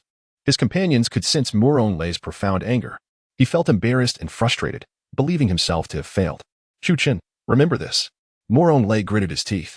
Meanwhile, Chu Chen had already arrived at the heart of the tree, where a cluster of twisted trees, resembling centipedes, encircled a central point. Astonishingly, the canopy of these trees was adorned with human heads. However, these heads merely resemble human heads. Their eye sockets are devoid of eyes, instead filled with purple fruits. The ethereal purple mist emanates from within the tree itself. Is this considered an exit? Wu Xie inquired with a smile. Indeed, Bai Xiao replied with a grin. If you proceed forward, you will find the exit. Chu Chen stepped ahead, and Bai Xiao discreetly positioned herself behind him. Suddenly, Bai Xiao extended her hand, transforming her entire arm into a sharp wooden spike. With a swift motion, she thrust forward, but a resounding clang was heard. Unbeknownst to him, Chu Chen had grasped his black gold ancient blade. Indeed, this is the exit, Bai Xiao remarked, her demeanor shifting to one of cold indifference. Here, you can escape the iron woods forever, albeit through the embrace of death. Chapter 138. The Harvest of Divine Companions Since Time Immemorial. The only ones capable of departing from the Iron Grove are the deceased. Upon finishing her words, Bai Xiao's form began to transform. Her garments gradually faded away. and her limbs became akin to wood. From her back sprouted numerous wooden spikes, enveloping her body in sharp, pointed wooden structures, save for her upper torso and waist. Even atop her head, antler-like protrusions emerged, composed of wood, rendering her a semblance of a wooden spirit. At last, you reveal your true form, Xia Xueli remarked. We have seen through your ruse long ago. Bai Xiao coldly chuckled. And what if you have? What can you possibly do to me? With a mere wave of her hand, countless vine tendrils adorned with hooks surged forth from the heart of the trees, hurtling toward Chu Chun and the others. These tendrils bore sharp thorns and hooks. Upon contact with a person, they would rend flesh asunder. Chu Chun, cradling Wu Xie, swiftly evaded the deadly tendrils, landing with a roll, securing a safe distance. Xia Xueli and Wang Pengzi took refuge behind the iron tree, standing firm as they unleashed their firepower. Yet the damage inflicted upon the heart of the tree by their bullets was negligible. At this moment, Bai Xiao stood before the heart of the tree, commanding the multitude of tendrils that formed an expansive net, swiftly ensnaring Chu Chen and Wu Xie. The iron trees also sprouted branches shaped like various weapons, encircling not only Chu Chun and Wang Pengzi, but everyone present. What shall we do, host? You are surrounded by these monstrous trees. We're doomed, utterly doomed. With such dense tendrils, even a fly cannot escape. In the live stream, viewers witness this scene, their despair beyond articulation. Your swordsmanship is not swift enough. Suddenly, the words of Zhang Qiling echoed in Chu Chen's mind. Your blade must be faster, stronger, and swifter. Only such a blade can swiftly eliminate foes. Only such a blade can safeguard Wu Xie. Closing his eyes, he silently gripped the black gold ancient sword. Is this the only blade that can protect Wu Xie? Then I must become faster. My sword must grow fiercer. I will protect Wu Xie. As Chu Chen opened his eyes, his irises transformed into a brilliant blue. He perceived the world around him as if time had slowed to a crawl, akin to a snail's pace. Was it the world that had decelerated, or had he accelerated? He sensed the tendrils suspended in midair, while the time on his watch remained unchanged. He was moving so swiftly that he could momentarily transcend time itself. With a flicker, the black gold ancient sword glimmered like a constellation of stars, and in an instant, the tendrils before him were severed entirely. Thus it is.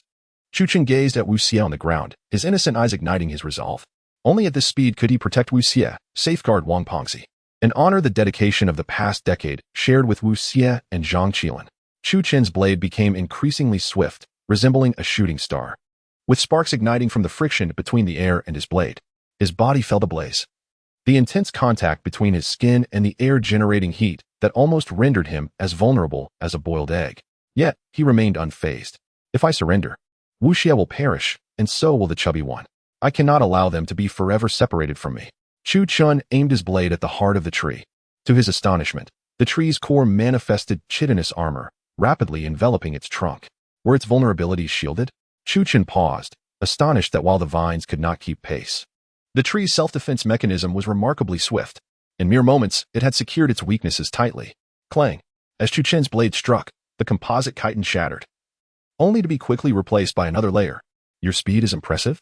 Fire ignited within Chu Chen's spirit after his flurry of strikes. He had succumbed to an almost fervent obsession with his swordplay. Your healing comes quickly, but my strikes will be swifter. In a flurry of chaotic slashes, he obliterated the chitinous shell of the tree's heart, leaving the ground strewn with fragments of chitin. Before him lay a vibrant red object, reminiscent of a human heart, undoubtedly. The tree's core. Bang! Chu Chun drew his desert eagle, firing twice to sever the connection between the heart and the tree, and grasped the heart firmly in his hand. Howl! In an instant, the towering tree, which had housed the heart, deflated like a punctured balloon, visibly shriveling. The tree spirit, Bai Xiao, collapsed to the ground, seemingly in excruciating agony. Time resumed its normal flow. Chu Chen stood before the great tree, enveloped in searing heat. He had triumphed, kneeling on the ground. The extraordinary sword technique that transcended time had drained him of considerable energy. A normal person could never achieve such a feat in such a brief span. Yet Chu Chen had done it. Wu Xie approached, intending to assist Chu Chen to his feet, but before his hand could make contact, Chu Chen halted him. I am too hot. Wu Xie inquired, Brother, is this the heart of the cursed tree you hold? Indeed, Chu Chen replied, Bai Xiao. It is time to concede. Bai Xiao, kneeling, gazed at Chu Chen and implored, No, do not destroy the heart. If we are to spare the heart, you must offer us a compelling reason. Wu Xie interjected with a smile. Bai Xiao was taken aback. What? How about accompanying us as our pet? Wu Xie grinned. Absolutely not. I am a wood spirit. How could I ever be a human-esque pet? Bai Xiao's face flushed with anger. then I shall crush it. Chu Qin collaborated with Wu Xie, raising the tree heart high. No, don't. Bai Xiao hastily attempted to intervene. Then consider this. If you refuse to be our companion and do not wish for us to spare your life, how can we trust you not to strike us from behind? Wu Xie reasoned. Bai Xiao gritted her teeth and said, you all are going too far. Clearly, it was you who initiated the confrontation, so you cannot blame others. Wang Pengzi remarked. Moreover, our handsome friend here, with his innocent charm and scholarly demeanor. Wouldn't it be delightful for you to be our pet? We have no inclination towards fairies. Chu Qin stated, if you refuse. He placed the black gold ancient blade upon the heart of the tree. No. Bai Xiao hurriedly intervened. She clenched her teeth and declared, I am willing. Chu Qin replied, let us establish a contract. Bai Xiao agreed. All right. Chu Qin sliced his hand, and Bai Xiao did the same. After they clasped hands, Bai Xiao knelt on the ground and kissed the back of Chu Qin's hand. Chapter 139. The Divine Pet Unleashed. Cut it out. A fairy is merely a fairy. Summer Shelley scoffed, turning her head away. Are you feeling jealous? Wu Xie chuckled. Mind your own business, Summer Shelley retorted coldly. Great. Now that we possess the heart of the tree, can we not control all the trees in this iron grove? Wang Fatty grinned. Of course, Bai Xiao replied. Since I have entered into a contract with you, if Chu Chun dies, I will perish as well. Thus, I shall aid you. Wang Fatty laughed. All right, we are now like tigers with wings. With the help of the wood spirit and the heart of the tree, we have a firm grip on that scoundrel Murong Lei. At that moment, a sudden beam of light appeared ahead. It was Murong Lei's team. Summer Shelley and her companions turned around to see the vanguard of Murong Lei's forces approaching. This vanguard consisted of about 15 men, most equipped with submachine guns. And 2 were even wielding M249 light machine guns, their firepower undeniably overwhelming. Kid, you must be the one young Master Murong is looking for, said the leader. A burly mercenary with a mohawk, holding a bayonet M4 carbine. He sneered at Chu Chun and declared, you are finished. Neither Chu Chun nor Wu Xie spoke. They exchanged a glance, and Chu Chun signaled to Wu Xie. Wu Xie feigned nonchalance, saying, Big brother, calm down. Tell me, how much did Murong Lei offer you? We can give you double. Murong Lei offered us $200 million. Can you match that? The mercenary captain laughed mockingly. What a joke. Do you think you are something of worth? We could crush you like an ant. He seemed to relish his superiority over Chu Chun, deriving a twisted satisfaction from witnessing their desperate expressions. What do you intend to do? Chu Chun inquired. What else? We will shoot you dead, the captain replied, raising his weapon with a sinister grin. At that moment, Chu Chun shook his head. I regret your decision. The captain sneered. You still wish to struggle in your dying moments? How laughable. He fired a shot at Wu Xie, who collapsed to the ground, not rising again. Though Wu Xie was wearing a bulletproof vest, it was of little consequence. Even so, Chu Chin's gaze turned frigid, transforming him into a statue of ice, exuding an aura of dread. Let it be done, Chu Chin thought, and immediately commanded the heart of the tree in his hand. Suddenly, sharp branches from the iron trees surged forth, piercing the mercenaries from all directions. What on earth is this? Damn it, the trees are moving. What kind of sorcery is this? The foreign soldiers were instantly impaled by the various branches, lifted into the air, blood rained down. A horrific sight indeed. In an instant, a significant portion of the mercenaries was slaughtered by the iron trees. Chu Chin, clutching the heart of the tree, watched as Bai Xiao seized the opportunity to dash forward and swiftly eliminate the remaining mercenaries. What in the world is this? The mercenary captain struggled desperately, firing his weapon wildly, only to be swiftly lifted by a multitude of iron branches. I'm fine. Isn't it infuriating? Knox exclaimed, springing up from the ground. The armor gifted to me by my brother is bulletproof. What? The captain panicked at once. What kind of monsters are you? In an instant, one of Murong Lei's subordinates was torn apart by the sharp branches. The host is so handsome. I've realized that anyone who threatens young Master Xie will surely be dealt with by him. Indeed, this host seldom kills, but he only acts when someone poses a threat to young Master Xie. Such a devoted husband. I wish to have a man like that. The discussion about Chu Chin began in the live stream room. Chu Chin, with an air of indifference, asked, Are you all right? Knox replied, I'm fine. Just felt a slight push. The armor you gave me makes me feel invincible. Not even a titan's punch would faze me. Chu Chin said, Then I can rest easy.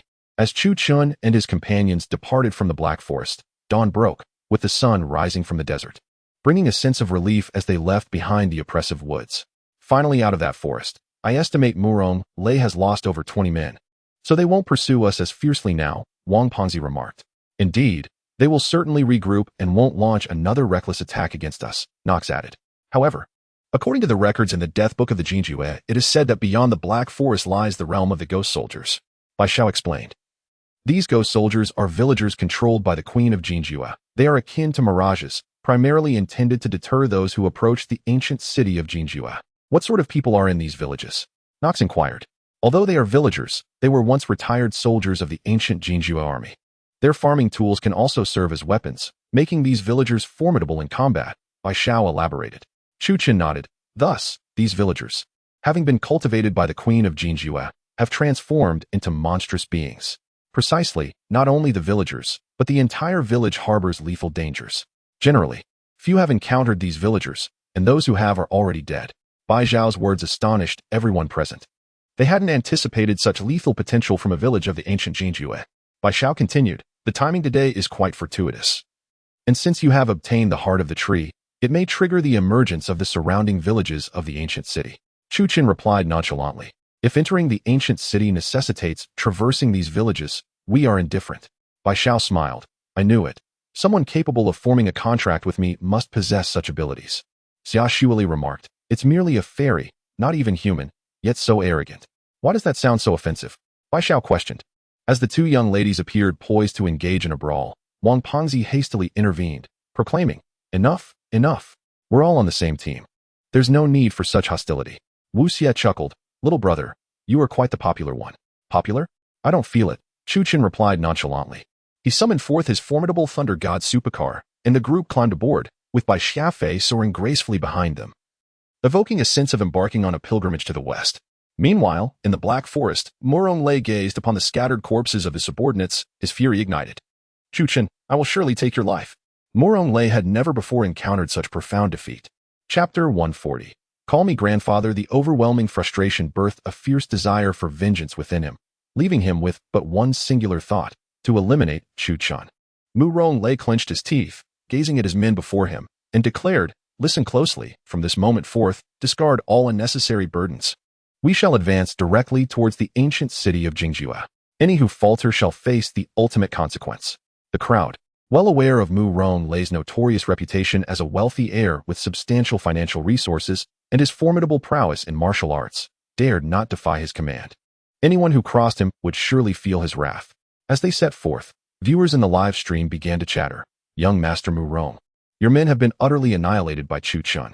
Indeed, young master, did you not assert your intent to kill Chu Qin just moments ago? I sense he is a formidable adversary. The streamer has slain dragons. The atmosphere in the chat grew lively. Yet such exuberance only served to deepen the coldness in Murong Lei's gaze.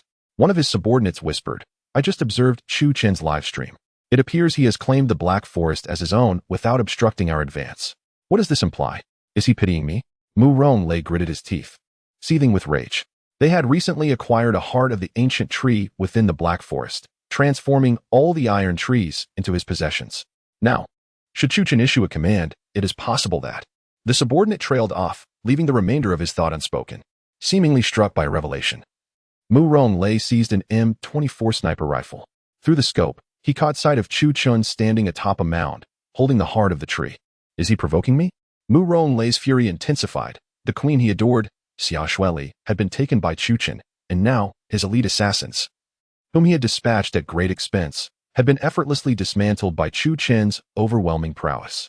He felt as though he could vanish into the earth in shame. Suddenly, a new viewer entered his live stream. Pay homage, and I shall grant Chu Qin a 5 million reward, allowing you to pass. This account belonged to none other than Wang Pengzi. At that moment, Wang Pengzi stood behind Chu Qin, manipulating his phone. He had registered a secondary account to enter Murong Lei's live stream. Murong Lei was taken aback, fuming. How dare you mock me? He squeezed the trigger of his sniper rifle, and a bullet struck the ground near Chu Qin's feet. At such a distance, his shot was futile. Chu Qin remained unfazed, responding with calm indifference. Murong Lei addressed the viewers. He is merely bluffing. Who does he think he is? Yan Huang?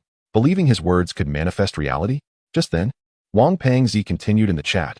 Have you made your decision? Murong Lei commanded his subordinate. Tell him to perish. Wang Pengzi relayed, Brother, he bids you farewell. Chu Qin said nothing. He closed his eyes, and the heart of the tree in his hand began to rotate slowly. In an instant, it transformed into a deep crimson hue. Murong Lei remained unfazed, declaring, What can you possibly do to me? Now we find ourselves outside the Black Forest. If blame is to be cast, let it fall upon your own lack of initiative. At that moment, a sudden scream pierced the air. Some mercenaries behind Moron Lay found their feet ensnared by vines that appeared from an unknown source. I've broken my leg. Help me. Oh dear, save me. The mercenaries, despite their struggles, could not sever the vines with their blades. It is hardly surprising. These vines, formed from a silicon-based organism with a metallic composition, defied conventional weaponry. Moron Lay, his teeth clenched in frustration, observed as the comments scrolled by, with Wang the Fatty continuing, "Come on, just say father and offer a $5 million reward, and I'll let you go." Moron Lay retorted, "I will never acquiesce to your unreasonable demands." At that moment, he began to lose points. For his duel with Chu Chun had already ended in defeat. Although he was one of the wealthiest individuals in the world, the audience cared not for his riches. They were solely concerned with the outcome of the contest. Moron Lay gazed at the increasingly dense trees behind him and commanded, "Burn them with flamethrowers." A few mercenaries of African descent seized flamethrowers, unleashing a barrage of flames. Yet these synthetic metallic trees remained impervious to fire. Moron Lay seethed, "Useless fools." In the comments, Wang the Fatty continued, "Hurry up, do you wish to celebrate Halloween in this forest?" Moron Lay instructed his secretary, "Quickly, transfer 5 million to their livestream." Chu Chun, standing atop a sand dune, suddenly found his bank account enriched by 5 million. This sum instantly crowned him the richest recipient of donations this year. The audience marveled at his prowess, amazed that a global magnate would part with such wealth. "If I had 5 million, I would never have to worry again," exclaimed one. "A million would suffice for me." The viewers expressed their envy, as if they had tasted a bitter lemon. Meanwhile, Moron Lay's face flushed with anger. His demeanor a portrait of despair as he noted the ridicule from his own fans in the live stream. Even the world's tycoon is being humiliated like this. His avarice ignited further disdain, and he hurled his phone to the ground, shouting, "Kill him." At that moment, Chu Chun freed himself from the entanglement of the Black Forest. "Wouldn't it be better to let the ironwoods trap them here?" asked Wu Xie innocently. "These people harbor ulterior motives," Chu Chun replied. "They could offer 200 million to kill us, but they wouldn't come for a mere 300 million. Wu Xie understood. "Oh, I see. They are likely after something far more valuable than money." "Indeed, in today's world, power surpasses wealth," Chu Chun affirmed. "It must be the divine seal," Bai Shao, the wood spirit, interjected. "The divine seal? The throne of the divine seal?" Wang the Fatty, well versed in novels, eagerly chimed in. "Brother Fat, refrain from speaking indiscriminately." "Innocent as it may seem," Chu Chun remarked, "the divine seal, if I am not mistaken, is yet another artifact originating from an alternate world or dimension. However, I am at a loss regarding your statements." Bai Shao chuckled. "My understanding is derived from the minds of those I have consumed. These individuals possess no knowledge of what you are discussing." Xia Shueli shot her a glance, asserting, "Then it must be a relic of extraterrestrial origin." "No, it is far more complex than that." Chu Chun refuted her claim. "This entity is an existence that even I find difficult to articulate. Nevertheless, all you need to comprehend is that this phenomenon is indeed real." Chapter 141. Mirage. With astonishment, Wu Xie remarked, "Brother, even someone as well-read as you cannot accurately describe it. What a terrifying existence that must be. Could it be another ancient entity like Nyarlathotep?" "It cannot be," Chu Chun replied. "The ancient ones signify the unknown. While this place exudes an atmosphere of death, the iron tree, the holy-faced demon spider, and that ghost village resembling a mirage all permeate with the essence of mortality." Wu Xie echoed Chu Chun's words, realizing that their current predicament was far from simple. The group conversed briefly before resuming their journey in the vehicle. After a short while, the sky darkened suddenly, as if a storm were imminent. "Is it already night?" Wang Ponzi scratched his head and inquired. "It's only 12 o'clock. How could it be dark?" Wu Xie replied. "You really need to cut back on gaming. You're getting muddled." Suddenly, the sky outside took on a somber hue, and soon even the sunlight vanished. However, the driver, Xia Shueli, exclaimed, "Look!" Her call drew everyone's attention forward.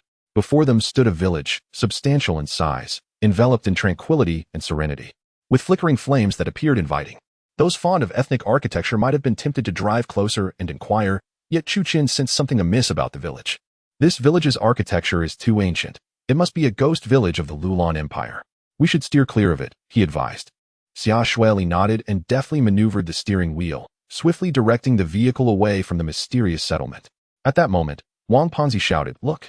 His exclamation drew their gaze ahead, where another identical village appeared, its lights positioned exactly like those of the previous one. "Is this a joke? How could the village move? It wasn't here just moments ago." Wang Ponzi rubbed his eyes in disbelief. Could it be a wall of ghosts? Not at all, Chu Chen clarified.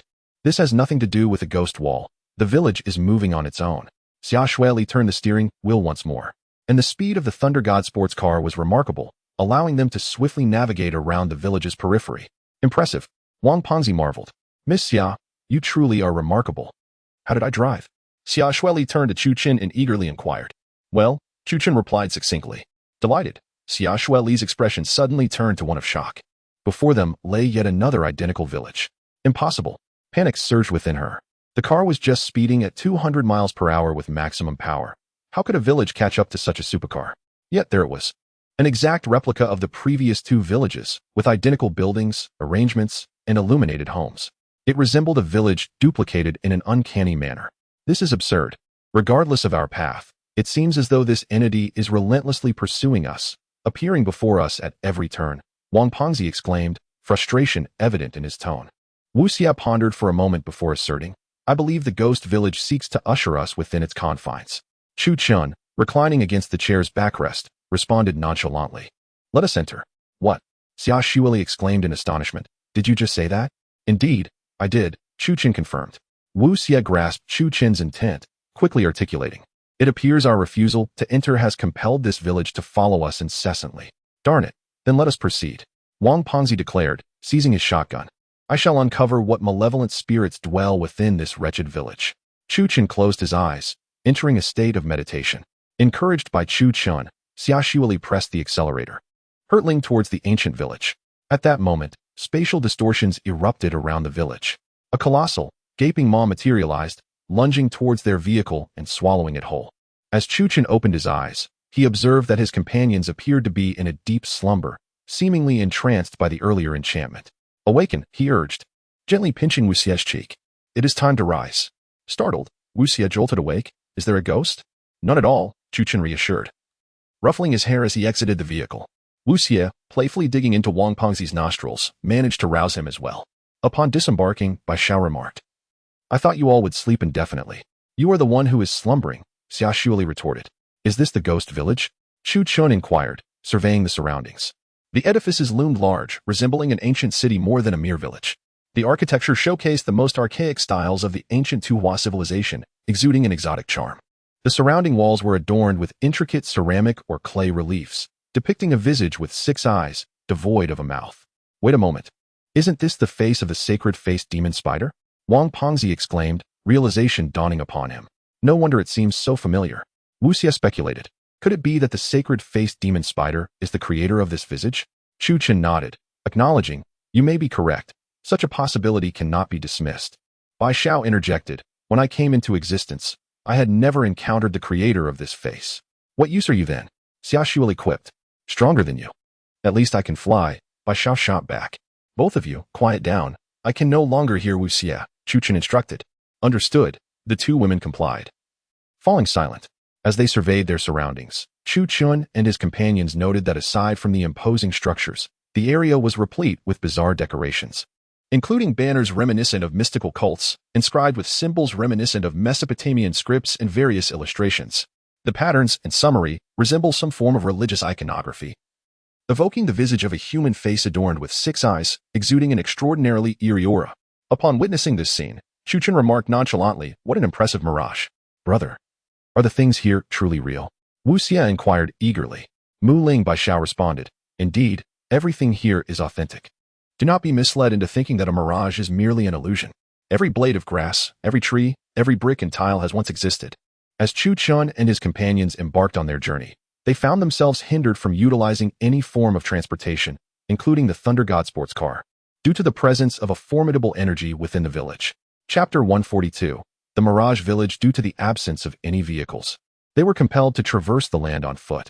As they journeyed forth, the group beheld an array of architectural marvels, each a testament to the unique style of the ancient kingdom of Jingjue, exuding an exotic charm as if one were wandering through a picturesque tourist destination. Suddenly, Wu Xie exclaimed, there are villagers. Following Wu Xie's pointed direction, they indeed spotted 2 figures lingering nearby, clad in antiquated garments devoid of any modern embellishments or devices, unmistakably representatives of the long-lost Jingjue civilization. Who are you? Wu Xie inquired as he approached them. Welcome, welcome. The villagers responded with surprising eloquence. their faces lighting up with smiles upon seeing the newcomers. "We are from a village cursed by the queen of Jingjue," an older woman lamented. "The queen has nearly obliterated everything we held dear. Their actions are utterly detestable." Upon hearing this, the group realized that the village harbored a tragic past. Xia Shuili then asked, "What caused your village to transform into a mirage?" The elder villager replied, "We are powerless to change our fate. The queen's curse has turned our village into a phantasmal existence. No one can escape, yet the inhabitants are eternally preserved." Wu Xie quietly asked Chu Chen, "What do you think, brother?" Chu Chen replied, "Do not take everything at face value." "Understood," Wu Xie acknowledged. The villagers suddenly knelt before the two, pleading, "We implore you, find a way to rescue us." Wang Pongzi turned to Xia Shuili and remarked, "The ancient text of Jingjue mentioned that Mirage Village is guarded by ghostly sentinels. Yet here we are, faced with villagers beseeching mercy instead." Chu Chun suggested to Wu Xie, "Let us first enter the village. This Mirage realm is a blend of truth and illusion, making it a challenging adversary." Wu Xie and the group unanimously agreed that it would be prudent to explore the village before formulating a strategy. "Here's the plan," one of the younger villagers interjected. "There is a family in our village preparing for a wedding. They are among the more affluent households, and you may temporarily reside with them." Chu Chen nodded in agreement. "Let us proceed." At that moment, Bai Xiao interjected, "This village is undoubtedly more complex than it appears. Are you certain you wish to accompany them?" "Bai Xiao, please elaborate," Chu Chen urged. After all, with such a formidable companion at their side, it would be wise to utilize every advantage. However, to truly encounter the ancient kingdom of Jingjue, they would need to acquire 3 specific items from this village. Bai Xiao explained, "I have previously dealt with such ghostly villages. They harbor objects crucial for unlocking the ancient city of Jingjue. As the kingdom had vanished from the world, it seemed intent on obscuring its secrets, leaving these ghostly villages as the final bastions safeguarding its legacy. The key to the gates of Jingjue lies within these confines." Wang Pongzi, unable to contain his impatience, inquired, "So what happens next?" Bai Xiao remarked, "As a wood spirit, I only know that the 3 keys pertain to life, death, and hatred. This leaves us with a riddle?" Wang Fatsi expressed his confusion. "Could you be more specific?" "What I am aware of comes from the priests of the ancient Jingjue kingdom. I cannot seek clarification myself," Bai Xiao retorted dismissively. "Moreover, I have entered into a contract with Chu Chun, not with you." Such a declaration nearly sent Wang Fatsi away in frustration. Wu Xie interjected, "Thus, life can be interpreted as the birth of a child, death as a funeral, but hatred remains unclear. The wedding venue we are heading to is connected to the keys," Chu Chen stated. Wang Fatsi clapped his hands. "Indeed, marriage involves that, so the birth of a child can also be seen as a form of new life." Xia Shuili cast a glance at Chu Chun, her ears flushing red. "Then let us depart." The group followed the 2 villagers, passing by numerous homes with tightly shut doors, devoid of anyone chatting outside or even passing by. "What is going on?" Wang Fatsi inquired. "Why is there no one around?" "Of course, there is no one." The elder villager chuckled. "In our village, when a family is wed, locals must stay indoors, only inviting outsiders and passers-by to attend." Wu Xie queried, "What sort of custom is this?" "This is a tradition of our Jingjue kingdom. You, having come from far-off empires, are surely unfamiliar with it," the villagers replied with smiles. Xia Shuili remarked to Chu Chun, "The atmosphere of this village is rather eerie. Apart from the surrounding buildings, there isn't a single shadow to be seen. Clearly, this place is not as peaceful as the villagers suggest," Chu Chen observed, urging everyone to stay vigilant and cautious. Upon Chu Chen's words, Wang Fatsi and the others nodded in agreement, and he reached into his coat, grasping the compact shotgun tucked at his waist. After a prolonged trek, they finally arrived before a grand household. Curiously, the architectural style of this residence resembled that of the Tang dynasty, rather than the distinctive characteristics of the Jingjue kingdom. Red lanterns adorned the entrance, symbolizing a reverence for traditional Chinese culture, while the character for happiness was affixed, representing the essence of Chinese script. As the ancient Jingjue kingdom had historical ties with the Tang Empire, the affluent families here take pride in utilizing elements from the Tang dynasty, one of the villagers explained. Suddenly, Wu Xie pulled Chu Chen aside. "Look." Chu Chen observed a diminutive holy visage carved into the wall. The holy visage evidently resembled the face of the holy-faced demon spider, which serves merely as a peripheral protector of the ancient Jingjue kingdom, clearly not revered to the extent of collective worship by the villagers. Thus, there can only be one interpretation. This holy face symbolizes a deity they venerate. This 6-eyed sculpture, lacking mouth or nose, may represent their king or a certain religious emblem, Chu Chen deduced. Hence, this village remains perilous, Wu Xie concluded.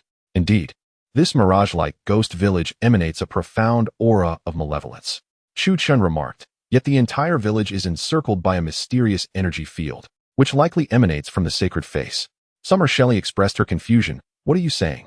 I cannot comprehend. The young man's implication is that this sacred face possesses formidable power, capable of rendering the village a blend of reality and illusion, making it elusive and inscrutable. Chapter 143. The eerie wedding banquet. It appeared that two villagers had noticed Chu Chun and his companions hesitating at the entrance, prompting them to adopt a more welcoming tone. Gentlemen, you need not hesitate. Please, enter without concern. Wu Xie smiled and replied, we apologize for keeping you waiting. We were merely tidying ourselves. Wang Pengzi chimed in. We thought it prudent to clean up first. With all this dust, it would be quite disrespectful to intrude upon the joyous occasion. The elder villager chuckled. You are far too courteous. In our village, we hold dear the principle of welcoming friends from afar. Your presence is what matters, even if you carry a bit of dust. At this moment, Mu Ling Bai Xiao had regained her human form and remarked, Master, if we wish to obtain the key, we must attend this wedding banquet. Very well, Chu Chun nodded in agreement with her assessment. The three entered the courtyard, discovering that the Tang Dynasty-style estate was surprisingly vast, adorned with intricately carved beams and painted rafters. Upon entering, they were greeted by an artificial hill, its surface etched with mysterious symbols, all exhibiting a calligraphic quality. As they glanced to the left, they beheld a long corridor where exotic beauties sang and danced, mingling with the guests who engaged in lively conversation and merriment. To the right lay a row of goose houses, filled with tables and chairs crafted from fine redwood, along with various decorative items such as prayer flags, which hung from the beds and beams, adding an air of romance to the setting. Noticing Chu Chun and his companions observing their surroundings, the two villagers quickly interjected. We have already prepared food and drink for you. Our people are exceedingly warm and hospitable. Chu Chun observed that the individuals within the estate were villagers donned in the traditional attire of the exquisite ancient kingdom. Yet, the residence itself was undeniably a product of the Tang dynasty, suggesting a historical connection with the Tang Empire. Consequently, the architecture bore the rich hues of two distinct cultures, enveloping one in a strong sense of foreign ambience. After a brief tour, Wang Pengzi and the others gradually distanced themselves from the villagers' gaze, retreating to a secluded area. Wang Pengzi proposed, now that we're alone, shall we explore a bit? Wu Xie concurred. It seems these folks are indeed preoccupied with their own affairs.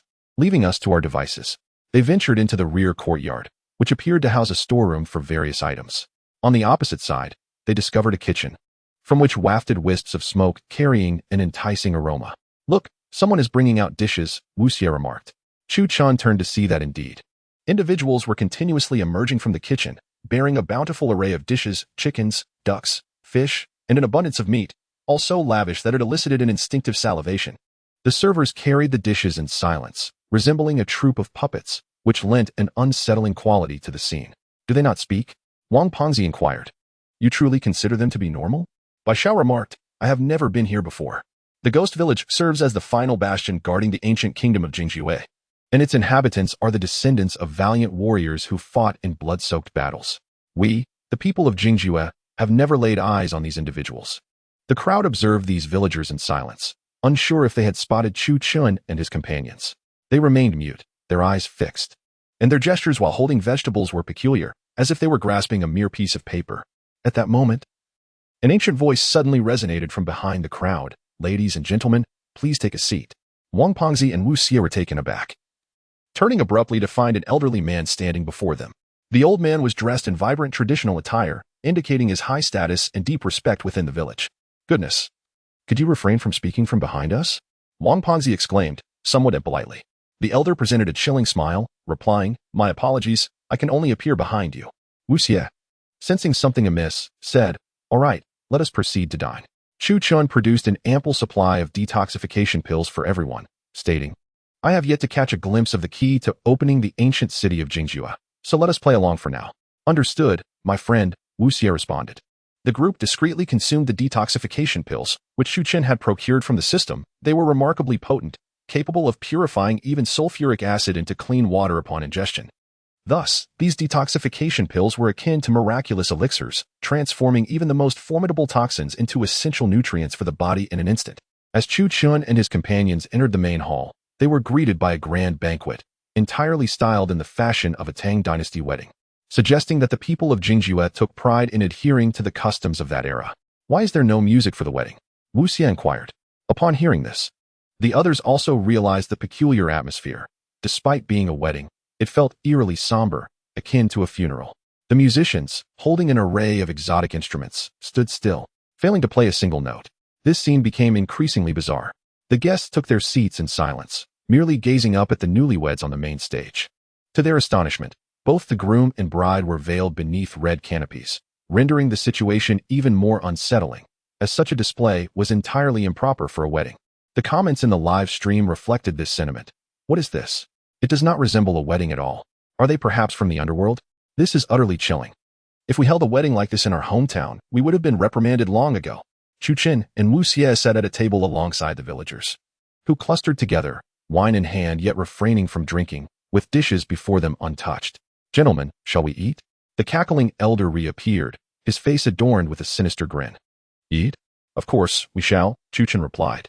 Fat Wang picked up a piece of chicken and placed it in his mouth. Doesn't it taste delightful? The old man chuckled. It's passable, Fat Wang replied. The old man grinned, observing the others as they began to savor the food on the table. As we enjoy this meal, we become part of the village, he remarked. What do you mean? Innocent inquired. Do you still not understand? The old man laughed. Of course it is. To transform you into members of this village. Chapter 144. A vast web. Upon hearing those words, Chu Qin and his companions set down their chopsticks. Suddenly, the old man's complexion began to shift to a ghastly greenish hue, his smile growing increasingly peculiar, with the corners of his mouth splitting open, revealing a grotesque flesh that had turned a woody, brownish green. Chu Qin glanced at Wang Fatty, who seemed to receive a signal. He promptly drew a shotgun from his coat and fired a round directly at the old man's head. The shotgun's immense power instantly twisted the old man's head. Yet this terrifying figure appeared undeterred by such violence, for even with his head turned askew, he retained an eerie vitality. Prepare to devote your lives to the great queen of the Jinsha, the old man declared. Soon, you shall become a part of the illustrious ancient kingdom, united in safeguarding this sacred ground. After uttering these words, the old man's body suddenly fractured, collapsing into several segments that fell to the ground. As Chu Qin and his companions approached, they discovered that what lay before them was not human, but rather wood. The entire wedding banquet's attendees abruptly turned their gazes toward Chu Qin and his party. They stood in perfect unison, devoid of any expression. Their eyes fixated intently on Chu Qin and his companions, unmoving. Suddenly, a voice broke the silence. The queen of the Jinsha is eternal and indomitable. Those who come here shall never depart. The crowd echoed in unison. The queen of the Jinsha is eternal and indomitable. Those who come here shall never depart. Though their mouths were closed, their words resonated in harmony. Chu Qin and his companions regarded these figures with impassive expressions. Bai Xiaodao remarked, these beings are not human. They are marionettes placed here. They had already set these puppets in position while we searched for the key in the back. By heavens, their speed is astonishing. Wang Fatty exclaimed as he approached one of the figures and kicked it to the ground. The puppet shattered instantly, turning into a heap of fragments. A viewer in the live stream suddenly commented, isn't that a human pituitary gland? Upon hearing this, other viewers in the stream began to inquire. Does that mean these things are made from living humans? It appears they are crafted from mummies. Goodness, this is getting terrifying. Xia Shuili picked up a piece of the puppet's remains and noted, the cross-section of these remnants reveals human anatomy, complete with bones, desiccated marrow, and traces of blood vessels. So these scoundrels have fashioned these puppets from human corpses, Wang Fatty seethed, his teeth clenched in anger. We must continue our search, Chu Qin urged. Curiosity piqued. Wu Xie approached the altar of the wedding scene, lifting the veil from the bride and groom. Xia Shuili frowned. The couple before them were nothing more than two withered heads, and they were none other than members of an exploration team. These are two participating adventurers, Xia Shuili identified. I recognized the woman. She used to conduct outdoor survival live streams and was quite skilled. Wu Xie mused. It seems they also navigated past the iron woods and the sacred-faced demon spider's onslaught, only to meet their demise here. Chu Qin calmly said, let us not dwell on this matter for now. We must first seek the keys. It was imperative for the group to locate the keys that would unlock the 3 grand gates of the ancient city of Jingzhou within the shortest possible time. For without them, entry to the city's interior would be utterly impossible. They departed from the banquet hall, where the bride and groom remained, transformed into mere puppets by the villagers of this ghostly hamlet. Returning to the chambers behind the hall, they found the ancient building to be vast, adorned with an array of flower pots and peculiar stones. Let us investigate the kitchen, suggested Xia Shuili, for oftentimes, The most unlikely places may harbor the most unexpected treasures. Chuchen nodded in agreement. This place is shrouded in a peculiar energy. We must explore it thoroughly. As they pushed open the door, they were met with an expansive kitchen devoid of any presence. A pot simmered on the table, filled with an assortment of dishes. How fragrant, Xia Xueli mused, her gaze somewhat entranced, while the rotund Wang, beside her, reached out eagerly for the food. Chu Chun struck his hand with the scabbard of his black gold ancient sword, admonishing, "Pay attention, brother, these appear to be ordinary meals. I observed them closely just now," Wang protested. With a wave of his hand, a gust of knife-like wind swept through, transforming the food before them. The chicken feet morphed into desiccated, skeletal hands, the meat within the dishes became human organs. And even the steamed buns revealed themselves as parched heads, their lifeless eyes staring vacantly at the ceiling. Wang felt a wave of nausea wash over him, nearly retching. Xia Xueli, her brow furrowed, exited the room. Could it be that we were to consume such fare? Chu Chun retrieved a head from the pot, and with a swift motion of his long blade, he severed the top, revealing a delicate white flower within. The petals appeared to dance with a life of their own, undulating in the still air, exuding an enigmatic aura, while sharp tendrils encircled them, glistening menacingly. This is a type of plant curse, Chu Chun explained. It typically manifests within food, capable of poisoning and controlling individuals. How terrifying, Wu Xie gasped. So, the dishes we just encountered contain such a curse? Indeed, Chu Chun affirmed. Which explains the old man's warning. He claimed that after consuming this meal, we would become like the villagers. The food was laced with this toxic strain, and without precaution, we would fall under its control. Precisely, Chu Chun nodded. The viewers in the live stream were equally astonished, shaken by the horrors of this place, expressing their disbelief. This place is too eerie. I doubt I could survive 3 days here. One remarked. 3 days? I wouldn't last an hour. Another exclaimed. We must have our brother with us. With him around, I am confident we will be all right. Wang Pongzi remarked, fortunately, although we have dined, nothing untoward has transpired. Just then, an eerie melody abruptly filled the courtyard. This music was unlike anything produced by contemporary human instruments. It bore the distinctive characteristics of the musical traditions of the ancient kingdom of Jingjue.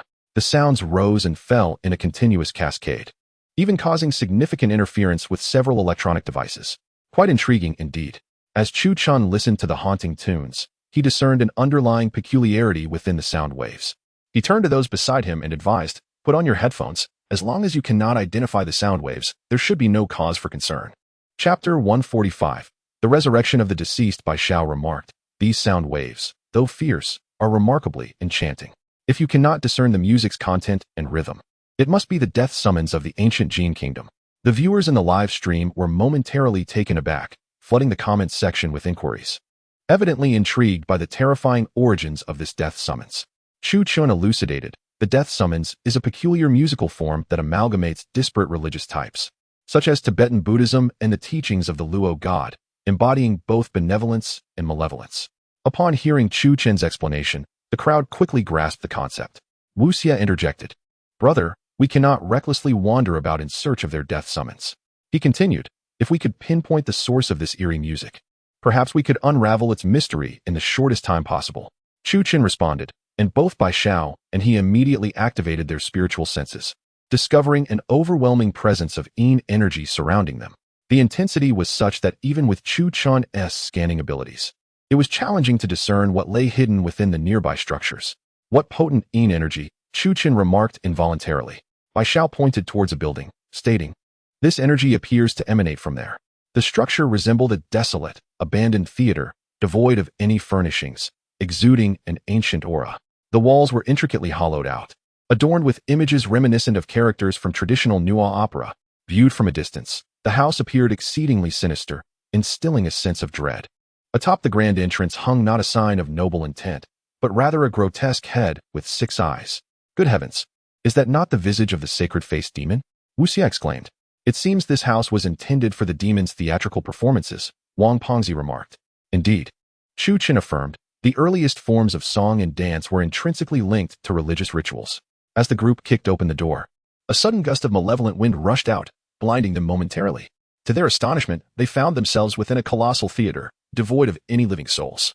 Surrounding them were numerous paper effigies meant for funerary rites, alongside puppets wielding various theatrical weapons, their faces painted with crimson cheeks and button-like eyes. The paper figures clutched instruments, gongs, violins, pipa, and others whose names eluded them. The music emanated from this very place. Wang Pengzi shivered, exclaiming, "My goodness, how can these unmoving objects produce sound?" "Cover your ears. Do not let this noise distract you," Chu Qin instructed. "Understood," Wang Pengzi replied, raising his music player and increasing the volume slightly. "I'm playing good fortune. What about you all?" Xia Shuili shot him a glance, retorting, "It's the Earth's Door Sutra." Chu Qin surveyed the surroundings.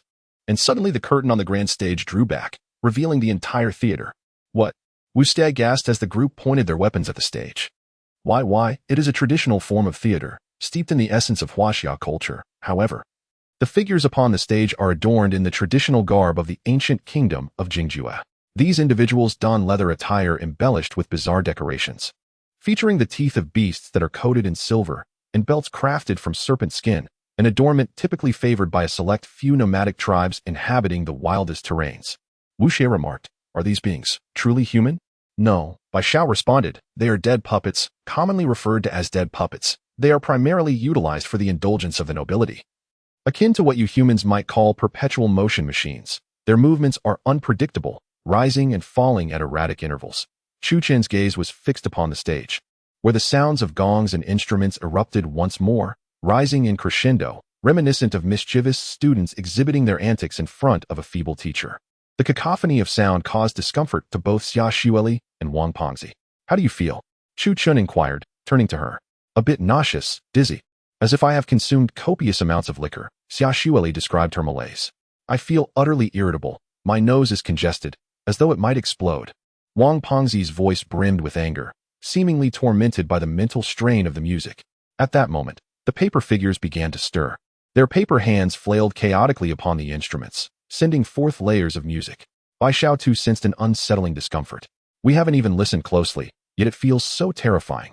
If we were to hear this music directly, I fear our heads might burst."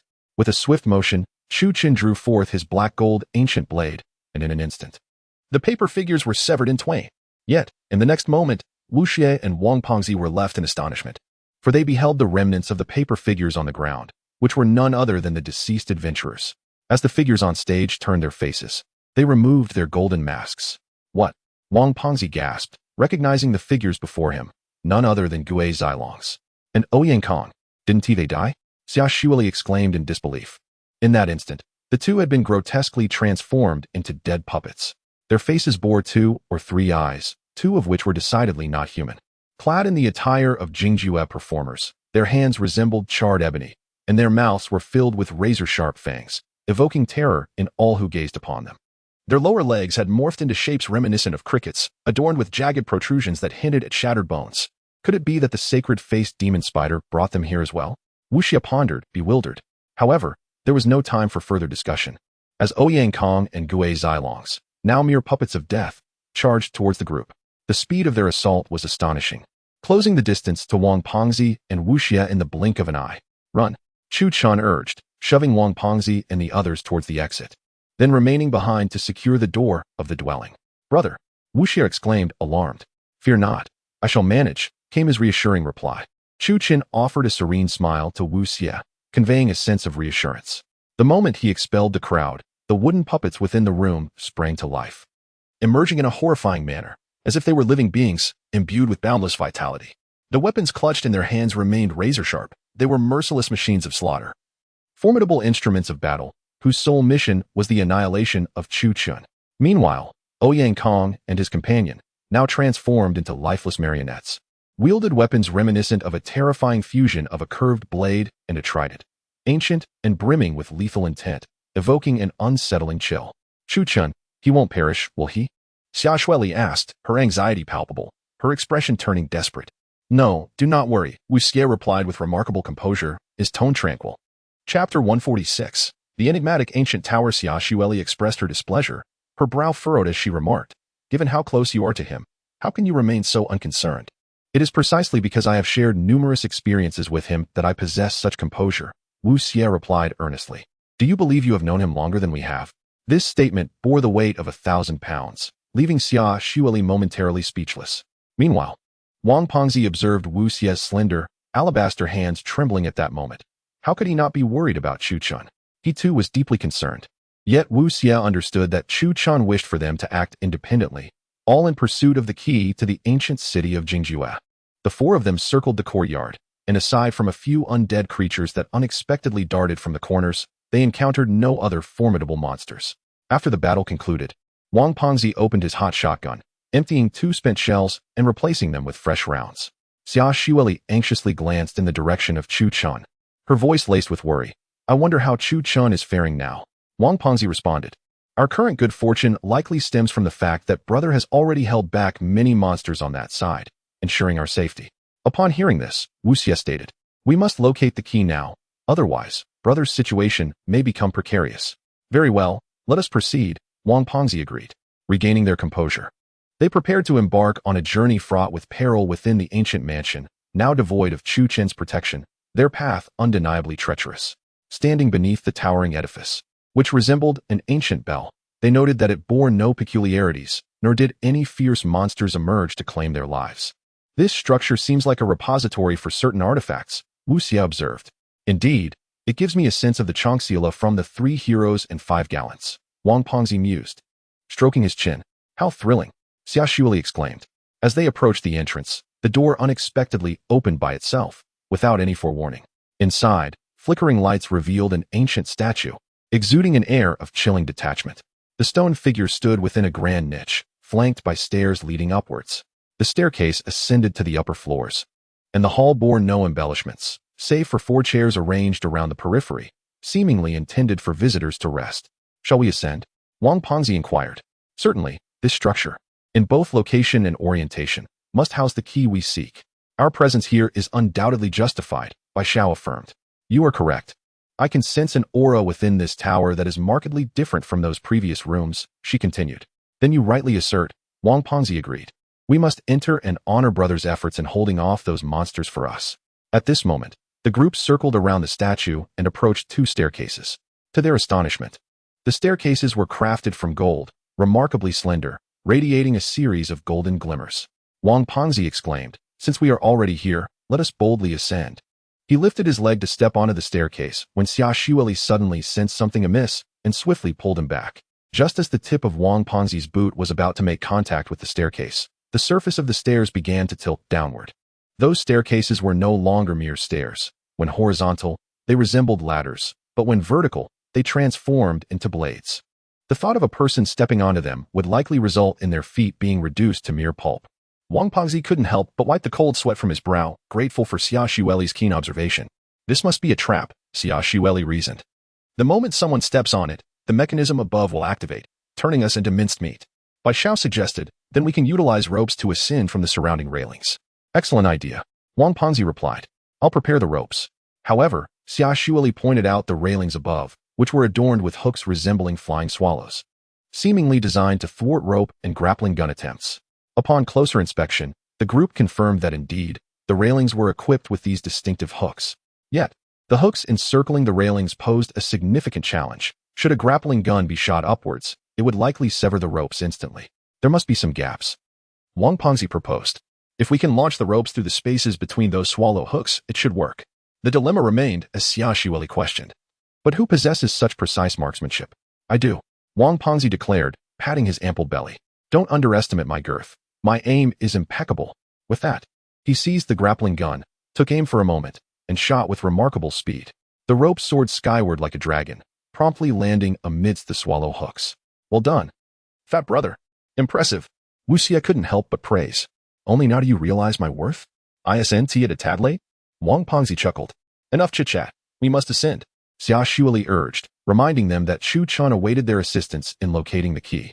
The group climbed using the rope, while Bai Xiao took flight effortlessly. "Wait," Wang Pengzi stammered. "You can fly, so why not take us with you? There is a strong magical suppression here. Even I struggle to fly alone." "Let alone carry you all," Bai Xiao explained. Wang Pengzi fell silent as the trio reached the 2nd floor, discovering a rather peculiar room filled with models of warriors from the kingdom of Jingjue. The armor of these warriors was designed for maximum protection, enveloping their bodies entirely, likely due to the desert climate necessitating the safeguarding of their skin. Consequently, the armor was impervious to the elements, adorned with a layer of azure crystals that sparkled beautifully, reminiscent of jade. "This item is rather impressive," Wang Pengzi remarked. "Just look at its unique design. It appears quite valuable as well. Xia Shuili added. It seems these armors have spikes on their shoulders and waists, with the shoulder guards resembling the heads of beasts. Truly a fearsome appearance. Wang Pengzi continued. I am even more intrigued by the weapons they wield. What are those? The arms of these elite soldiers possess multiple branches, seemingly a fusion of various cold weapons. Their grotesque forms resemble sinister claws, evoking images of the weapons wielded by the denizens of hell. Are they alive or dead? Wu Xie inquired. Who cares? Let us first procure a gemstone, Wang Pengzi responded. These gems are of exceptional quality. Chapter 147. The Vengeful Ghost Warrior. At that moment, an unexpected turn of events unfolded. Just as Wang Fadi reached out, two crimson beams of light suddenly emanated from the helmet of the armor. To their astonishment, the suit of armor extended a hand, poised to seize Wang Fadi by the throat. Be careful. Bai Xiao reacted swiftly, grasping Wang Fadi's collar and pulling him behind her with urgency. No one could have anticipated that within that armor, there resided a living being. The armored figures advanced menacingly towards the group, their weapons aimed at Wang Fadi and the others, attempting to force them down from the second floor. Although they were on the second floor, the height was perilous enough to turn a fall into a fatal calamity. Wu Xie and the others suddenly discerned that the soldiers of the Jingjue kingdom had transformed, their eyes now glowing a menacing red, and they began to move, materializing before the group. These soldiers were very much alive, wielding exceptionally sharp weapons capable of cleaving the ground open in an instant. With each step taken by these heavy armored warriors, a powerful tremor resonated through the floor, as if the entire building quaked under their presence. Are we surrounded? Wang Fadi was taken aback. Did I somehow bring this thing to life? Wu Xie shook his head. Fadi, don't say that. This is not your doing. Bai Xiao interjected. They are the guardians of this place, the ancestors of these villagers. These warriors are elite soldiers from the Jingjue kingdom, not truly dead, but transformed into monsters. Wang Fadi retrieved 2 bullets, declaring, to hell with it. I don't care what kind of monsters they are. Give me 2 bullets to show them true brutality. The bullets he produced were green armor-piercing rounds, powerful enough to penetrate specialized bulletproof vests in an instant.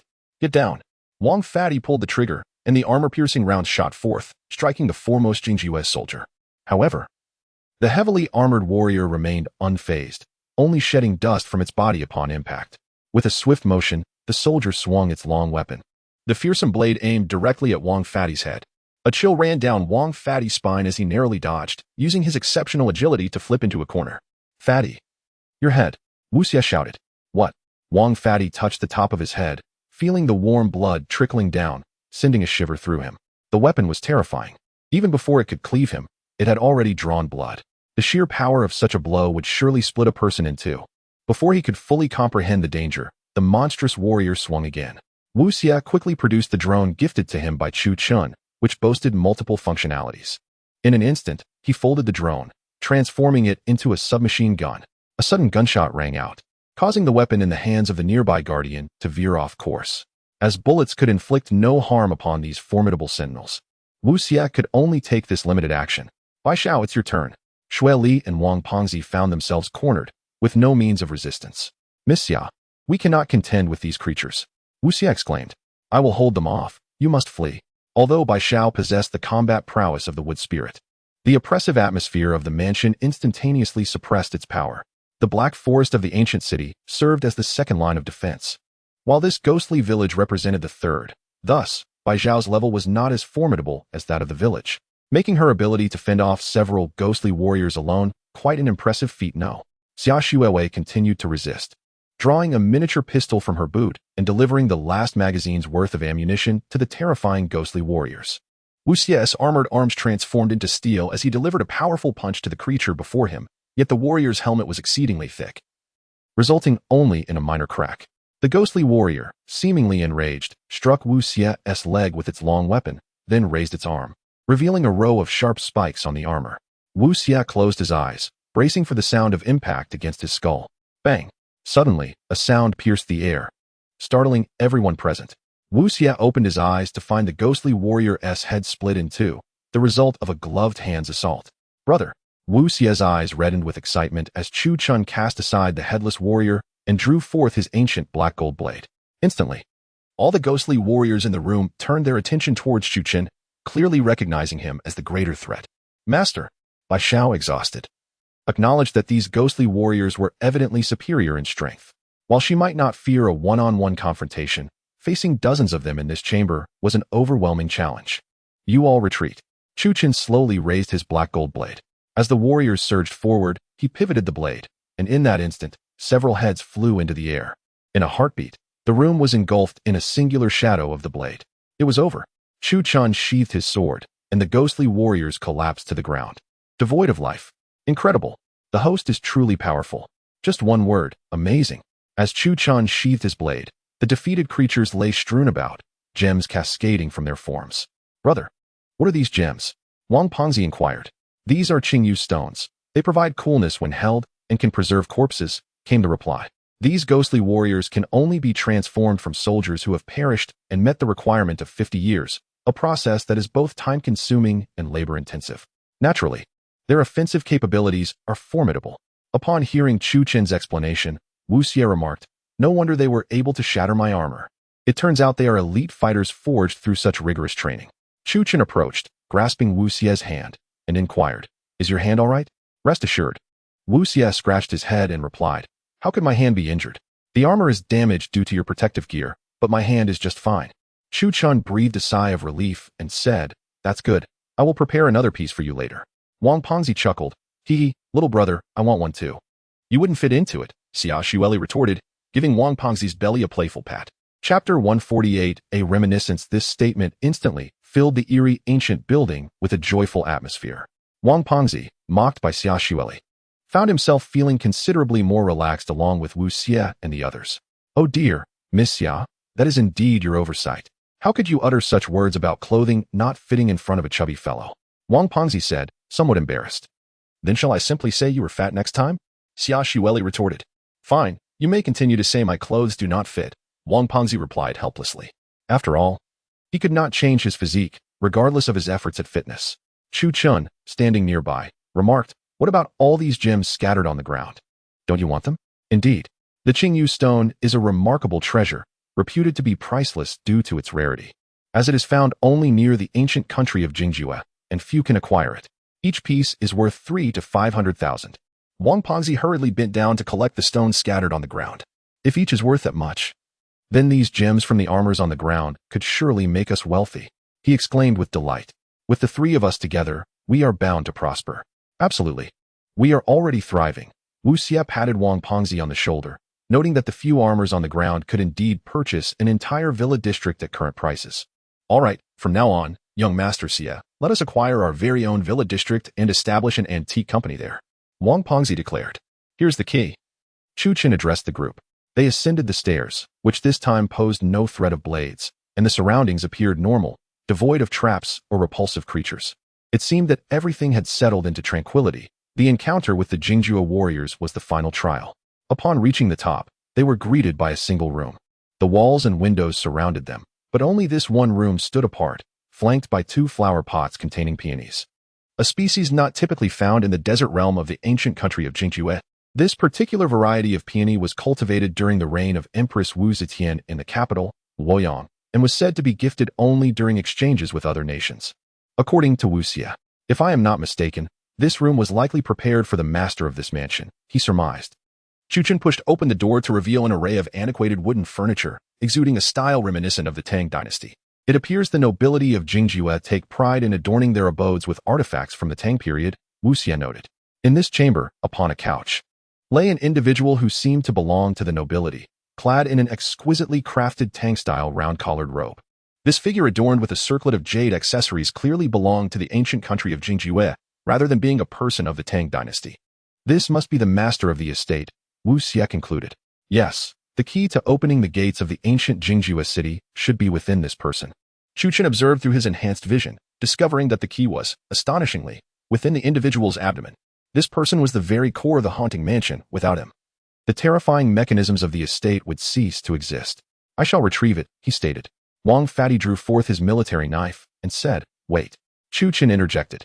You are unaware of the key's location, and this individual is the very core of the haunted abode, undoubtedly formidable.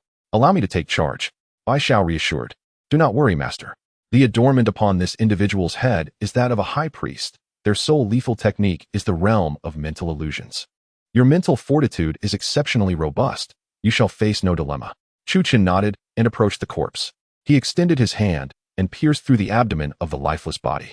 In that instant, a wave of disorientation surged through his mind, and he found himself standing upon the streets of the ancient city of Jingjue. The mental illusion was indeed astonishingly powerful. Chu Chen could not help but admire the prowess of this priest. Despite being deceased for many years, their capacity for such a potent mental assault was remarkable. The streets were bustling with a throng of people, the elite guards of the Jingjue kingdom forging a path, followed by a procession of ceremonial attendants and numerous palace maidens, creating an imposing spectacle. Upon a magnificent steed sat the priest, exuding an aura of vitality and elegance, truly a paragon of youthful beauty. Behind them was a grand palanquin adorned with phoenixes and golden birds, carried by a dozen robust warriors of Jingjue, signifying the exalted status of its occupant. The crowd erupted in jubilant cheers, yet Chu Chen remained in silence. Within the illusion, Chu Chen's mental resilience rendered the surroundings devoid of influence over his consciousness. He observed as the priest turned to gaze at the palanquin, the wind lifting the beaded curtains to reveal a visage of unparalleled beauty. She was a transcendent beauty whose grace eclipsed that of any other maiden. No one knew the reason for her presence, yet her allure was undeniably befitting of her stature. Chu Chen found himself captivated by her beauty, which was so enchanting that it evoked no illicit thoughts whatsoever. The priest was entranced. The maiden shifted her gaze toward the priest, who was indeed youthful, charming, and distinguished, truly a gentleman of remarkable refinement. Suddenly, the scene shifted to the royal palace of Jingjue.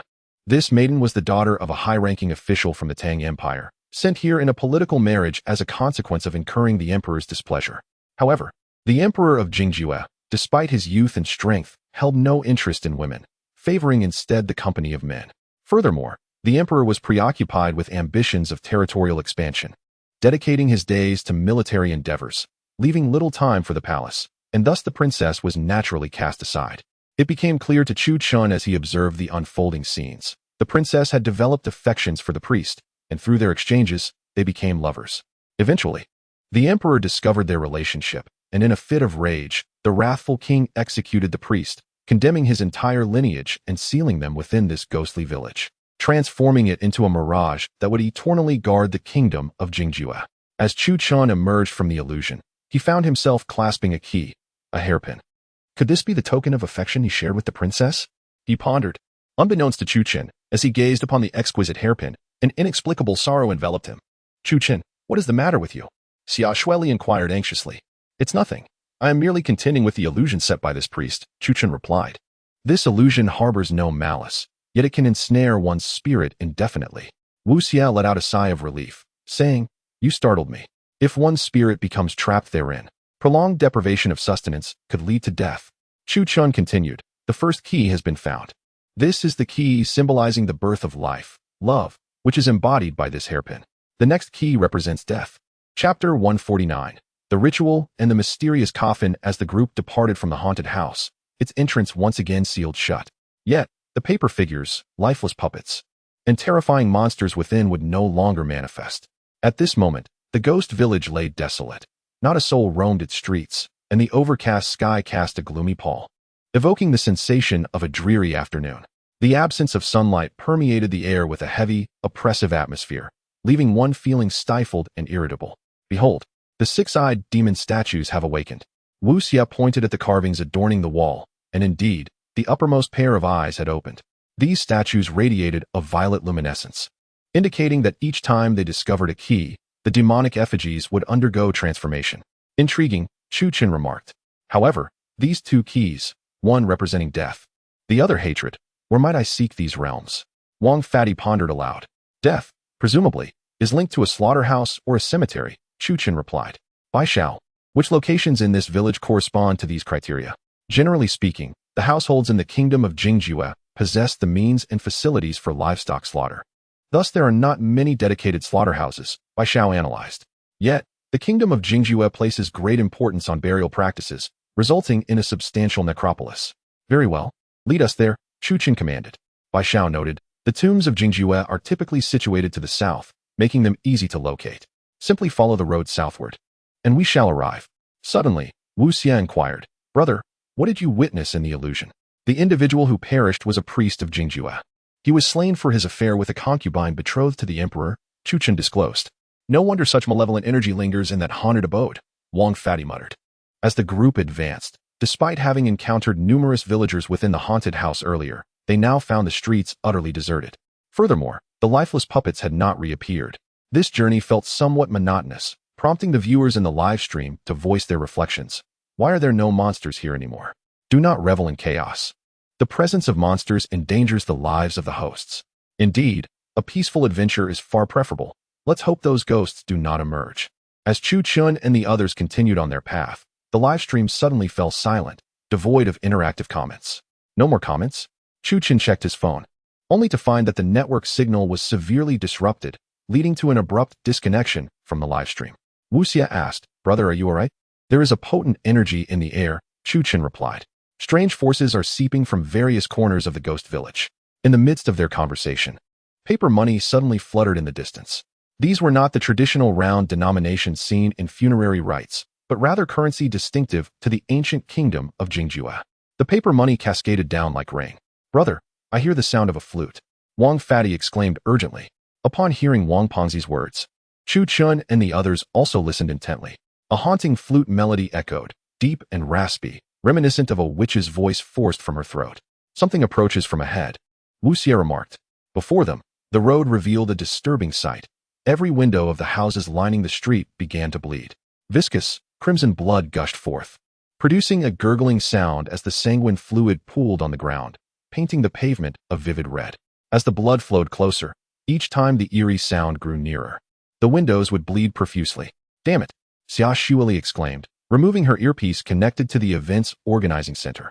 "Our communication is being disrupted by this malevolent energy." At that moment, the group still could not discern any details ahead. Only a sea of blood loomed ever closer, threatening to engulf them. "What is happening? I can't see anything." Wang Pengzi fired a shot into the distance, yet he could not perceive what the bullet struck. "Calm down, fat brother," Wu Xie intervened. "Don't waste your bullets. Save them for when they are truly needed." Bai Xiao suddenly tensed, tapping Chu Chun on the shoulder. "It's that thing." "What thing?" Wu Xie inquired. "The sacrificial life coffin." Bai Xiao's declaration left Wang Pengzi and Wu Xie perplexed. What on earth is that?" Wang Pengzi asked, bewildered. "The sacrificial life coffin," Bai Xiao reiterated, her tone grave.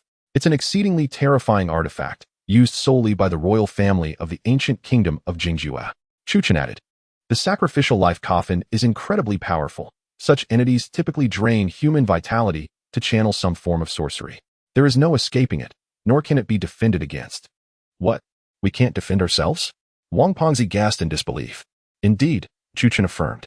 "The coffin activates with the life force of dozens of practitioners, remaining impervious for a century. Once initiated, it captures its target and does not relent. During the incantation, no one can intervene." Suddenly, in the midst of the flowing blood ahead, several footprints materialized. "Footprints?" Xia Shuili exclaimed, startled. The sudden appearance of human tracks on the ground elicited an unsettling feeling. As the footprints multiplied and grew denser, it seemed some invisible entity traversed the surface, evading their sight. Upon closer inspection, Xia Shuili noted that these footprints were significantly larger than those of an ordinary person, featuring 6 toes resembling the talons of a predatory bird. "What is this?" she pondered, bewildered. Retrieving a flare from behind her, she hurled it forth. As the flare ignited, a multitude of shadowy figures suddenly appeared before them, which then transformed into actual humans. These beings possessed towering physiques, embodying the attire of the villagers. However, their upper bodies resemble a hybrid of lizards and serpents. They are endowed with 4 eyes, and their legs resemble those of dinosaurs, while atop their heads, they don conical hats adorned with ornaments crafted from human bones. Most terrifying of all, behind them looms an enormous coffin.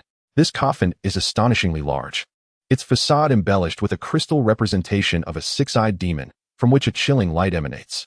The colossal sarcophagus resembles the form of a human, yet its dimensions are utterly daunting, capable of accommodating more than a dozen individuals without difficulty. "The dark coffin," Chu Chun exclaimed, cautioning with urgency. Chapter 150. The profane ritual. At this moment, the enormous sacrificial coffin suddenly activated. In the briefest of instants, countless stones rose from beneath the feet of Wu Xie, Wang Fatty, and Xia Shuili. Stone slabs rapidly emerged, forming a coffin shape that perfectly accommodated the group. This colossal coffin swiftly enveloped Wu Xie and the others, soaring towards the sacrificial coffin, and soon they were absorbed into its vast interior. Chu Chun glanced around and noticed that Wu Xie had left behind his communicator, a device exclusive to him, which, aside from providing location tracking, was impervious to the terrifying forces at play. Chu Chun discerned Wu Xie's intentions.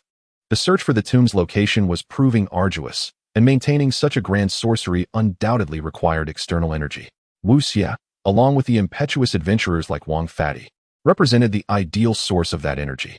Aware of his imminent capture and the impossibility of escape, Wu Xie had chosen to leave his tracker behind, knowing that the monsters would not execute him on the spot.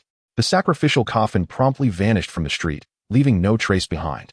"Master, it appears we are left with just the two of us. What should we do?" Bai Xiao inquired. "I have a tracker," Chu Chun replied. "We shall follow them." Just as Chu Chun and his familiar Bai Xiao set off in pursuit, a swirling mist of emerald green enveloped the surroundings. At that moment, the live stream returned to normal, and viewers flooded in with concern. "Streamer, your broadcast abruptly cut off. Are you all right? What happened to the evil young master? Where is he? Indeed, wasn't he always by your side? Wang Fadi is also missing." Chu Chun forced himself to remain calm and declared, "I will find him, I promise." At that juncture, Bai Xiao interjected, "We seem to have encountered a slight problem." Emerging from the verdant mist were numerous silhouettes. These figures were the villagers of the ghost village, wielding strange farming tools that could connect to weapons. Each villager possessed 6 eyes, their intent seemingly to obstruct any progress. "No one shall prevent me from rescuing Wu Xie." Chu Chun drew his black gold ancient sword, and the moment the blade was unsheathed, a fierce aura erupted, warping the very space around him. Wu Xie opened his eyes to find himself seated upon a chair composed entirely of frigid stone.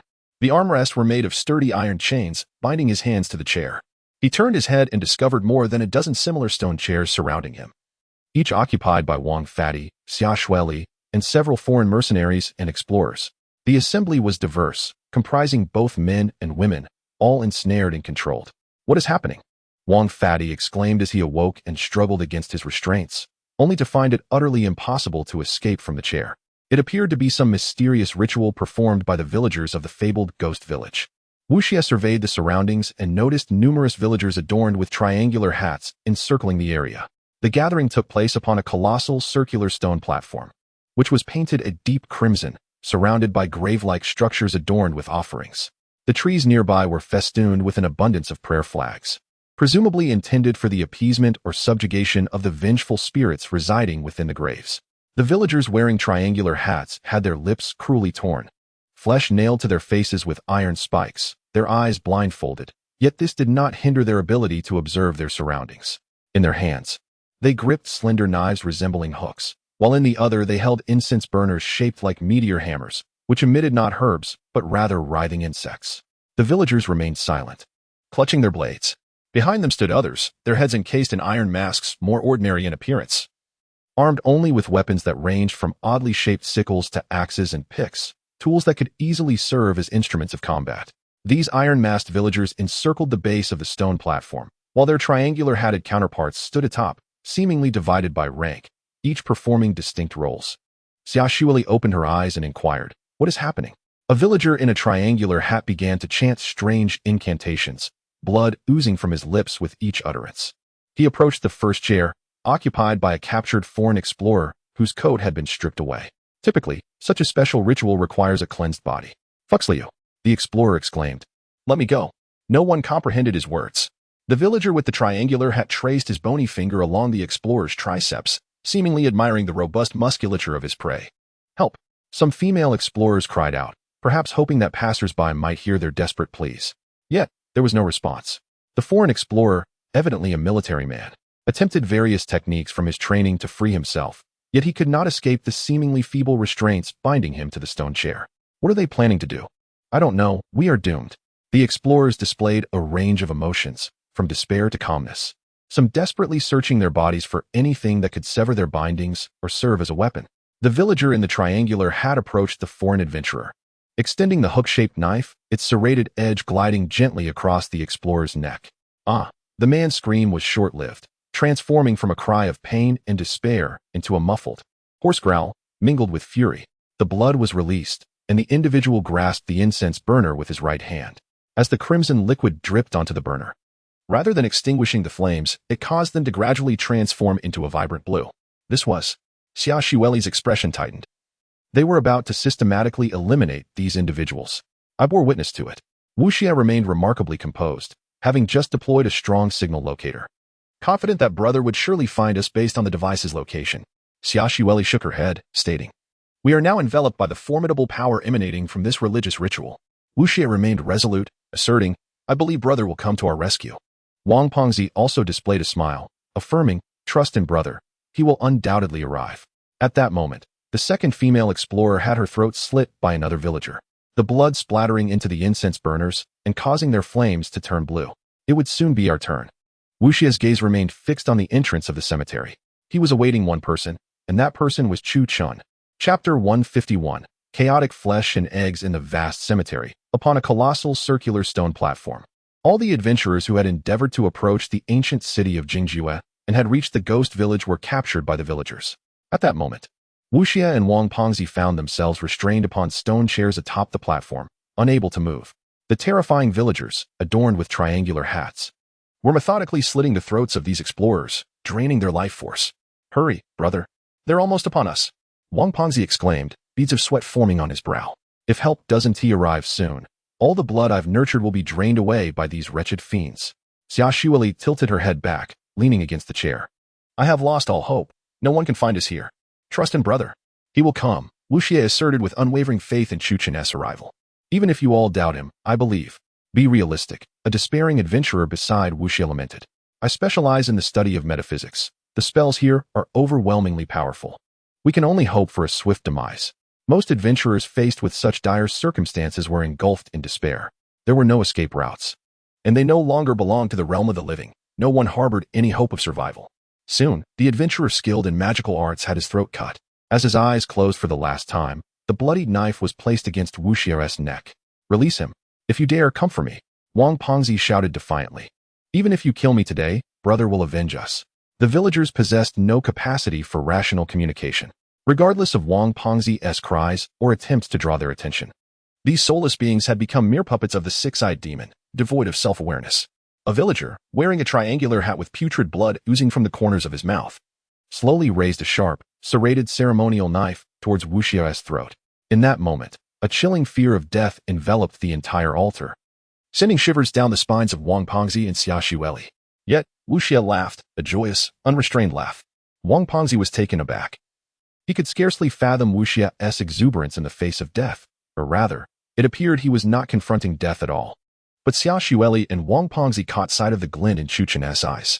Following his gaze, they understood the reason behind Wu Xie's elation. "Brother, Chu Chen," Wang Pengzi and Xia Xueli exclaimed in unison, uttering the same name that represented hope, redemption, and an unstoppable force. Before Wu Xie, the ghost village villager suddenly lurched forward, blood gushing from his head. It was a .50 caliber bullet, fired from Chu Chen's golden desert eagle. "I knew it, brother." The expression of innocence is difficult to articulate in words. It is a visage of joy, intertwined with an indescribable exhilaration and solace derived from being saved by someone deeply cherished. The second bullet penetrated through the gap created by the first, obliterating the villager's head into a mass of pulp, rendering it unrecognizable. Chu Chun leaped into the graveyard, his desert eagle firing incessantly, countless bullets soaring through the air, felling several villagers attempting to impede his advance. "Bai Shao, the villagers are yours," Chu Chun remarked with an air of calm. "Understood." Bai Shao promptly joined the fray.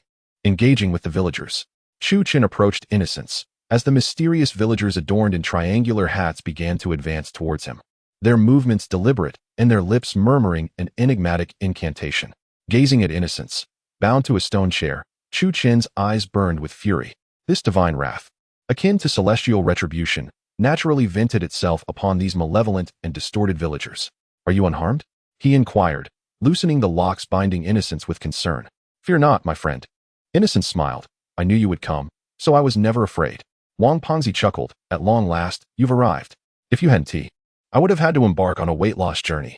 "It seems I arrived sooner than expected," Chu Chen replied with a solemn jest. As they descended from the stone chair, Innocence remarked, "I heard them recite a rather complex incantation earlier. I wonder what it was about. Could you recite it again?" Chu Chen inquired. "Of course." Innocence quickly repeated the incantation. Chu Chun surveyed the surroundings, a smirk playing on his lips. "It appears a bit intricate." "What do you mean?" Innocence asked eagerly. "Is this incantation powerful?" "Indeed." Bai Shao, having dispatched the remaining villagers, approached. "This incantation summons the ancestors who lie dormant here. What of the dead? What is there to fear? Wang Pengzi replied nonchalantly. Let me tell you, I utilized the bullets blessed by you, my friend. One hit, and they're down. Bai Xiao responded. Then you should descend from that platform first. Wang Pengzi, in innocence, puzzled, leaped down from the circular platform.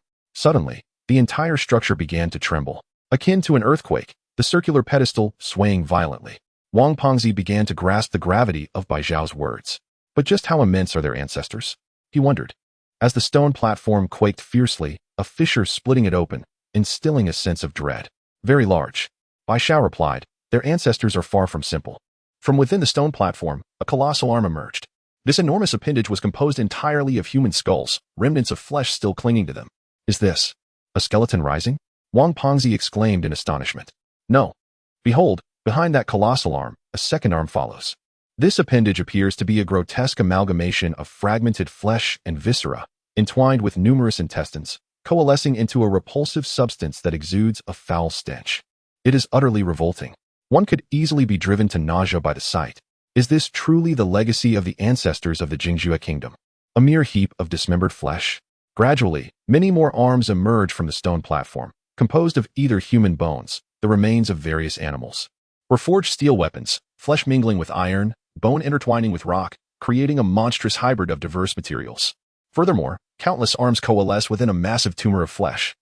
The surface riddled with grotesque lumps and eyes. Anyone afflicted by trypophobia would likely succumb at a mere glance. This abomination is a manifestation of the vengeful souls of the ancestors of the Jingzhou kingdom, a creature in an incomplete form, a chaotic mass of flesh. Chapter 152. Garrison at the ancient tower. The term chaotic flesh egg evokes a sense of revulsion. Wang Fadi grimaced, clearly disgusted by the malevolent creature residing in the cursed village's graveyard. Brother, do you think this thing is what those people intended to offer our blood as a sacrifice? Wu Xie inquired. Indeed, I interrupted their ritual, which has incited its wrath, Chu Qin patiently elucidated. Xia Xueli retrieved her 2 submachine guns from the ground and unleashed a barrage of bullets at the creature. Although the bullets penetrated its form, they were swiftly assimilated, becoming part of its grotesque body. She was taken aback, exclaiming, it can actually merge the bullets into its own flesh? This is utterly preposterous.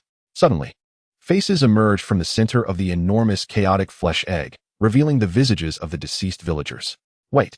Chu Qin activated his X-ray vision, intending to discern the creature's weaknesses. To his astonishment, he discovered a sacrificial iron spike within the chaotic flesh egg. This exquisitely crafted spike resembled the Prajna demon-subduing Vajra of the secret Lotus sect, adorned with unique decorative patterns of the ancient civilization. Our second key lies within, Chu Qin declared. Wu Xie stepped back a few paces and bumped into a stone tablet. Upon closer inspection, he noticed it was inscribed with characters from the ancient civilization. I will handle these creatures. Xia Xueli, find a way to locate the heart of this formation, Chu Qin instructed. Understood. Xia Xueli, an experienced adventurer, was well aware that the formation's heart represented its core, akin to the main altar in ritualistic practices, generally malevolent arts, such as those from the Southern Isles or the ancient civilization, concealed their formation hearts, unlike orthodox Taoist practices, which are openly proclaimed. These esoteric methods often fear discovery of their core. Chu Qin charged towards the chaotic flesh egg, striking with his blade, only to find that the creature could absorb his sword energy. Despite its physical form, it felt as fluid as water when struck. Wu Xie, locate the formation heart, Chu Qin commanded. Wu Xie studied the stone tablet and remarked, I learned some characters from the ancient civilization on our way here, and it roughly states that this village is a clan of priests. Due to their connection with the princess, they have suffered retribution. Wang Fadi inquired, and then? Wu Xie continued. It states that the priests themselves deemed their loyalty to the ancient emperor unworthy, and thus intended to repay with their lives by enacting this grand formation, uniting their ancestors to safeguard the ancient kingdom and protect the princess. The villagers' incense burners are merely scaled-down versions of the sacrificial bronze cauldrons. Wu Xie felt a surge of excitement, as he had finally identified the heart of the formation. We must find objects akin to the incense burners held by the villagers. Wu Xie surveyed the surroundings and indeed discovered numerous bronze furnaces scattered about, each ablaze with a crimson flame. Shatter these objects, commanded Xia Xueli, as she drew the military axe from her back and cleaved one of the bronze furnaces in two. The chaotic flesh orb let out a startled shriek, its multiple faces revealing a significant reduction in its power. Wang Pengzi chuckled to himself, You wretched creature, binding me so tightly, now witness the might of my shovel. The hefty man brandished his entrenching tool and struck down a second bronze furnace. Instantly, the chaotic flesh orb's strength plummeted, allowing Chu Chun to sever one of its arms with a single strike. The orb retaliated, swinging its remaining weapon-laden limb towards Chu Chun. Wu Xie hurled the dagger in his hand, toppling another bronze furnace, while Chu Chun lunged forward, piercing through the core of the chaotic flesh orb. With a squelch, he plunged his hand inside and swiftly retrieved an iron spike. "The key!" exclaimed Wu Xie and Wang Pengzi, their hearts soaring with joy at the unexpected resolution of the crisis and the acquisition of a second key. Meanwhile, the chaotic flesh orb dissolved into a grotesque mass, resembling a heap of foam, albeit one composed of human flesh. Repulsive, indeed. Holding the key, Chu Chun declared, "Let us depart." Just then, Bai Xiao interjected, "Behind us." Turning around, they beheld a multitude of white specks floating in the air. These luminous points represented the souls of the villagers from the ghost village, no longer terrifying. They appeared as ethereal forms akin to ordinary humans. "Are these their souls?" Wu Xie inquired. "Indeed," affirmed Chu Chun. "It seems dark sorcery has prevented their reincarnation. By vanquishing this monster, we have also liberated these villagers." The souls pointed towards a specific direction, seemingly guiding Chu Chun and his companions to their ultimate destination. As spectral entities do not possess the ability to speak, their gestures clearly indicated the path they ought to follow. "What lies in that direction?" Wu Xie asked. "That is the garrison tower," Bai Xiao replied. "I have only heard of it once. When the ghost village was to be sealed, some corpses were transported there." "What kind of corpses?" Wu Xie pressed. "Corpses of Tang dynasty soldiers, supposedly from the formidable Shennongjia army, though there were only about 20 of them," Bai Xiao explained. "Fascinating," remarked Chu Chun. "The presence of the Shennongjia army's corpses here makes this ghost village increasingly intriguing." Without further ado, the group set off towards the garrison tower. Though the ghost village resembled a mere hamlet, its scale was akin to that of a city, with various structures and notably broad streets. The group encountered no further large-scale monsters. Only the occasional humanoid entities, such as the undead and the villagers, presented themselves. Moreover, these monstrous beings wielded fearsome agricultural tools, primarily engaging in close combat. The innocent drones, along with Chu Chen's handgun and Wang Pengzi's blessed shotgun, were more than sufficient to handle the situation. The villagers encountered along the way posed no significant threat. Through the combined efforts of the group and the wood spirit Bai Xiao, they faced no formidable adversaries. After vanquishing these foes, the group progressed along the spacious street, ultimately arriving at the imposing and formidable garrison tower. Standing at the foot of the tower, one could discern its overall architecture clearly. The structure was remarkably simplistic, resembling a stack of several cubes, lacking even the most basic eaves. The garrison tower comprised 4 stories, each soaring high, its exterior cloaked in black. Above the main entrance hung a plaque, yet it bore no inscription whatsoever. Wu Xie remarked in astonishment. "This building is indeed rather peculiar. Not only does it lack eaves, but even the plaque is devoid of any writing." Chapter 153. The mysterious mechanism, Chu Chun remarked. "Such a structure is typically designed for those deemed guilty." His thoughts drifted to Wu Zetian. In the live broadcast, Professor Zhang Hung stated, "After death, an unmarked tombstone signifies a legacy of both merit and demerit." A viewer in the comments section inquired, "So does that mean the soldiers stationed here are all from the Tang dynasty?" "Indeed," Chu Chun affirmed. "To uncover the true nature of what lies within, we shall explore further." The group pushed open the grand door, only to find it unexpectedly ajar, suggesting someone had anticipated their arrival and deliberately left it open. The viewers in the live stream held their breath in eager anticipation of what awaited them inside. Suddenly, flames erupted within the room, illuminating the metal candlesticks adorning the walls. These candles, fueled by a special substance, ignited upon contact with air the moment the door was opened. "Ghost lighting. What an ingenious design for a tomb," remarked Chu Chun. "Brother, we've heard of ghost blowing lights, but never of ghost lighting," joked Wang Pengzi. "This is a type of wax created using the oils of the deceased, combined with certain unique materials that combust upon exposure to oxygen," explained Chu Chun. The gravity of the situation began to dawn on everyone. Indeed, a man in the live chat commented, "This host is quite knowledgeable. My ancestors once crafted such items. Only those of high rank or royal blood could create them." With the flames from the candles illuminating the space, Wang Pengzi observed that the first floor was filled with an array of weapons, all forged from pure steel and gilded. The large hall was brimming with an assortment of arms, swords, spears, halberds, axes, hooks, and various distinctive cold weapons from the kingdom of Jingjiue. Wang Pengzi, an enthusiast of military weaponry, beamed at the sight before him, exclaiming, Goodness. The room is packed with weapons. However, we must consider whether we are permitted to take any of these, Wu Xie interjected with a smile. What a pity. If only we could drive a vehicle in here. We could load all these weapons and take them with us, Wang Pengzi lamented. At that moment, Chu Chen's gaze was drawn to a statue in the hall. It depicted none other than a general from the Tang dynasty. Hu Jinghui. Chu Chun recognized the famed Tang general instantly. Hu Jinghui had risen from the ranks of common soldiers to become a respected general, lauded for his bravery in battle. It was peculiar that in the ancient kingdom of Jingjue, a Tang general would be honored instead of the malevolent deity typically revered. The statue of Hu Jinghui was crafted in gold, indicating the profound respect the people of Jingjue held for him. An arrow pierced his chest, its shaft made of white jade, while the fletching was fashioned from the feathers of rare and precious creatures. At the arrow's tail, a colorless orb appeared unremarkable in contrast. Regardless, the materials used in this statue clearly reflected the esteem in which the entire kingdom of Jingjue held him, even going so far as to sculpt Hu Jinghui in the precise likeness he bore at the time of his death. Wu Xie Dao remarked, "Brother, how could the city of Jingjue honor a foreigner, especially a general?" Chu Chen replied, "This sculpture represents Hu Jinghui, the youngest general of the Tang dynasty. Jingjue nation buried it with thousands of soldiers, reflecting their profound respect for him." Xia Shuili commented, "It appears Jingjue nation is quite intriguing, using their ancestors to create monsters and venerating generals from another land." Wang Pengzi remained silent as he approached a row of weapons, only to discover that the grips of all the weapons were entwined with tendril-like appendages. These tendrils were connected to a spherical object on the wall, the nature of which was indescribable. It possessed no color, embellishments, or patterns. Wang Pengzi mused, "How peculiar. Why place this thing atop the weapons?"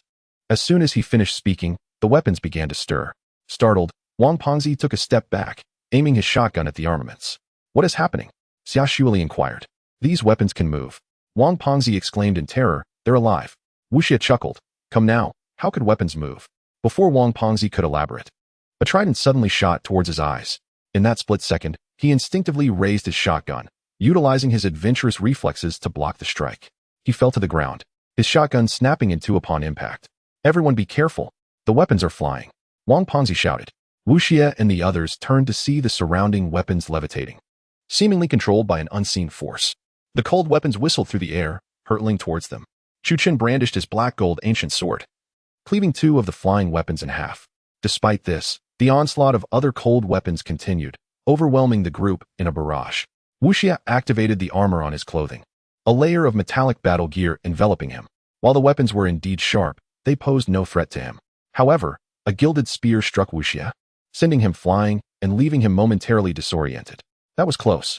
If not for the battle gear gifted by my brother, I might have been pierced through." Wu Xie felt fortunate, as he had only been shaken without facing any mortal danger. Xia Shuili and Wang Pengzi hastily moved a nearby counter to shield themselves from the seemingly autonomous weapons, which flew through the air as if possessed. Chu Chen seized his black gold ancient sword, knocking away several incoming weapons. "Damn it, there is clearly no one controlling them. Why are these weapons attacking?" Xia Shuili cried out as a weapon grazed her hand, blood streaming from her fair skin. Chu Chun surveyed his surroundings and suddenly noticed the arrowhead lodged in the chest of the Tang dynasty general statue. At the tail end of the arrow, as well as those of the weapons, there lay an unassuming bead. These beads were, in fact, the puppeteers controlling the weapons. Seizing the opportunity, Chu Chen swiftly advanced, executing the night battle, hidden blade technique with his black gold ancient sword, effortlessly sweeping aside all the nearby weapons. Chapter 154. The General's Golden Coffin. In an instant, two divine swords, Ganjiang and Moi, flew forth from behind him, piercing through the chest of the statue of the general. As the mysterious orb shattered, all the weapons lost their essence, spiraling out of control and plummeting to the ground. The clanging sound of metal reverberated in the air, and soon, the weapons lay still, devoid of any movement. The viewers in the live stream were left in awe, as the camera was fixed on the left chest of Chu Chen's specialized adventure suit, allowing most of the audience to merely catch a fleeting glimpse of his actions. Had he cracked the code? How did the host manage that? I barely saw anything before it ended. The crowd gasped in astonishment, unable to fathom how swiftly Chu Chen had neutralized the formidable mechanisms. "How did you do that?" Wang Pengzi, equally astonished, inquired. Each of those weapons concealed a similar orb, and the statue bore one as well, which led me to the conclusion, Chu Chen explained. "Truly impressive, little brother," Wang Pengzi exclaimed. "We should ascend," Chu Chen suggested, making his way towards the stairs behind the statue. As they climbed, suddenly, another arrowhead emerged from the statue, embedded with an orb. This mechanism is indeed extraordinary, Wu Xie remarked. Upon reaching the second floor, they discovered a multitude of golden sculptures, with only inscriptions carved into thin copper plates adorning the walls, reminiscent of the 12 bronze tablets. What does this say? Wu Xie approached, exclaiming, "Little brother, these are ancient Chinese characters. It seems the kingdom of Jingzhou intentionally recorded this." Chu Chen approached and remarked. It recounts how General Zhang Qiling of the Tang Empire led over 20 martial artists disguised as the Shennongjia army to this place, intending to abduct the princess. Wang Pengzi was taken aback. If the goal was to kidnap the princess, why disguise the martial artists as the Shennongjia army? There must be a story behind this. Chu Chen asserted with conviction. Is that so? Wang Pengzi responded, somewhat surprised. At that moment, Xia Shueli stood before a sculpture, observing it intently with her camera. Gazing at the lifelike figures, she marveled. It's astonishing. I never imagined ancient sculpting techniques could surpass modern ones, rendering such realistic sculptures. Just as she pressed the shutter, the statue before her suddenly sprang to life. A crimson warrior, devoid of eyelids, burst forth from the statue, clearly transformed into a death puppet. It brandished a clawed weapon and swung it menacingly towards Xia Shueli's head. Watch out! Wang Pengzi shouted, firing a shot at the creature. To his astonishment, the death puppet raised its right hand and deflected the bullet. With a hook in its left hand and a claw on its right, it possessed both offensive and defensive capabilities, holding a distinct advantage in the confined space. Wang Pengzi and Wu Xie, one wielding a shotgun and the other clad in battle armor, launched a coordinated assault. Yet, before the menacing iron hook, none dared to advance, finding themselves at a distinct disadvantage. In fact, it was Xia Shueli who nearly fell victim to the massive weapon, almost having her chest torn apart. Suddenly, Chu Chen gestured for silence. The group complied, and he leaned close to Wu Xie's ear, whispering, "Though this warrior is formidable, he has long dwelled in darkness and is now blind." Wu Xie crumpled a piece of tissue into a ball and tossed it before the creature, which indeed failed to notice. In a swift motion, Chu Chen drew his blade and severed the head of the sightless undead. He surveyed the surroundings and cautioned, "Be wary of those statues. Each one conceals a powerful undead. Should you touch the surface of the gold, it will awaken them, and the consequences are beyond our capacity to endure." Wang Pengzi, tongue-in-cheek, abandoned the notion of knocking down a few gold pieces from the statues. Chu Chen observed the stone tablets and remarked, "These masters accompanied General Zhang Qiling here, seemingly on a solitary mission unrelated to the Tang Empire. Perhaps the general sought to rescue a princess from the kingdom of Jingzhou and, encountering unforeseen circumstances, became sealed here?" "That is quite plausible," Wang Pengzi affirmed. Chu Chen nodded. "Let us proceed with caution. Remember, under no circumstances should we touch those statues."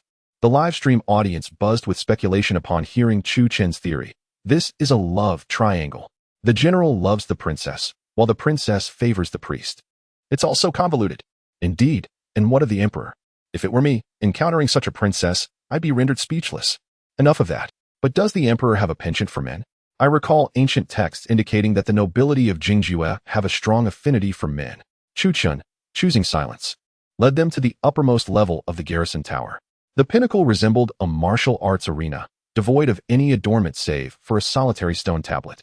Behind it lay an opulent coffin, adorned with gold, clearly intended for a person of high stature, no doubt a noble of considerable significance. As Chu Chen approached the stone tablet, he noted its modest size, exuding an air of antiquity. The viewers in the live stream clamored for insight. "Brother, what does it say?" "Yes, do enlighten us." "It bears sorrowful words, a fusion of the script of the kingdom of Jingzhou and that of the Tang dynasty," Chu Chen replied after a cursory glance. This tablet was inscribed by the emperor of Jingzhou in memory of General Zhang Qiling. What? Wasn't Zhang Qiling here to abduct people from Jingzhou? This emperor shows remarkable grace in honoring his adversary. Such magnanimity suggests he is indeed a commendable ruler. The audience expressed their admiration for the emperor, struck by his commendable spirit. After all, not everyone possesses such audacity to claim another's wife while simultaneously honoring them with a monument. Wu Xie remarked, thus, "It is apparent that General Zhang Qiling harbors affection for the princess. However, due to offending the powerful of the realm and being coerced by slander, she was forced into a marriage alliance and brought here. Upon witnessing this injustice, General Zhang Qiling could no longer stand idly by and assembled his men to intervene." Indeed. Chu Chen replied, "However, the kingdom of Jingzhou remains an independent state, and Zhang Ying's decision to bring skilled warriors here is considered a grave transgression, which has led to his punishment. Wu Xie gazed at the golden coffin and remarked, I can't shake the feeling that this coffin appears rather peculiar. Chapter 155. The Fierce General I, 2, pondered the reason behind placing a coffin in such an unceremonious manner. If the warriors below were indeed masters of the martial arts brought by the left general, a sudden chill ran down Wu Xie's spine. Could it be that the person here was none other than Zhang Qiling himself? At that moment, the lights in the room transformed into a sinister crimson hue, casting a blood-red veil over the entire space. The flickering crimson flames illuminated the golden coffin, which began to slowly creak open, its lid gradually falling away.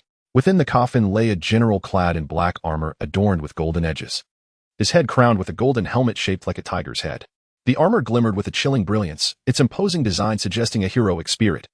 Despite the general's lifeless body lying within, his visage had turned a ghastly shade of iron, rendering any semblance of humanity nearly unrecognizable. His lips were shriveled, and even his teeth had darkened to an inky black. Wang Pengzi cautiously approached, raising his shotgun. Be careful, fatty, warned Chu Chun. Don't worry, he replied, positioning the bayonet at the muzzle of his gun as he advanced toward the general in the coffin. The general appeared to be in a deep slumber. Utterly unaware of Wang Pengzi's presence, his eyes remained tightly shut, devoid of any signs of life. After aiming his weapon for an extended moment, Wang Pengzi turned back with a grin. It's all good. Suddenly, Xia Shuowei shouted, he's alive. What?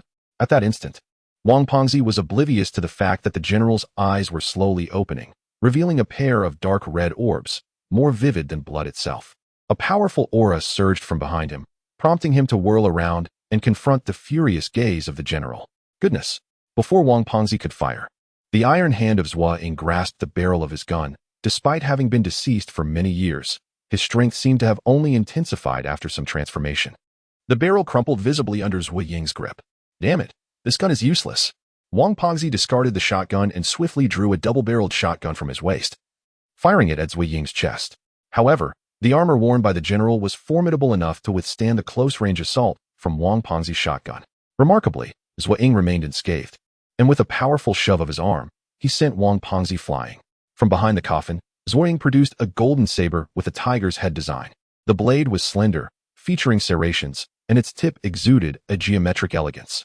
This was no ordinary weapon. It was a rare and legendary armament, the Mo Dao. Is that really the Mo Dao? Viewers in the live stream erupted in astonishment. I thought the Mo Dao was merely a myth. Indeed, it was said to exist only in legend. Is it truly real? What a peculiar weapon he's wielding. It's neither the Tangheng Dao nor the Guan Dao. Before them stood Zhang Qiling, wielding a sleek, jet-black battle blade that exuded an aura of elegance and coldness. Chu Chun remarked calmly, Zhang Qiling, hailing from humble beginnings, ingeniously combined his agricultural labor with martial arts to forge a formidable weapon known as the Mo Dao, a mighty saber that cleaves through both man and beast.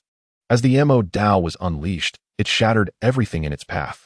Wu Xie furrowed her brow and cautioned, Brother, we must tread carefully. With a decisive stride, Zhang Qiling advanced, grounding himself in a firm stance as he thrust the Mo Dao upward, aiming for Chu Chen's chin. It is crucial to note that this strike, executed by a seasoned warrior with decades of prowess, could easily sever one's crown. Yet, Chu Chen lifted his ancient black gold sword, deflecting the Mo Dao's assault with a single hand, astonishingly countering the weighty weapon's onslaught. Zhang Qiling's movements with the Mo Dao were fluid and dynamic, a tempest of strikes that intimidated Wang Pengzi and Wu Xie, who dared not approach. Their ranged weapons proved utterly futile against General Zhang Qiling. The viewers in Chu Chen's live stream were equally awestruck by the ageless general, inundating the chat with comments. Incredible. Is this the true power of the Mo Dao? Terrifying. It sliced through the wall in an instant. Can even the armor of the evil young master withstand such an attack?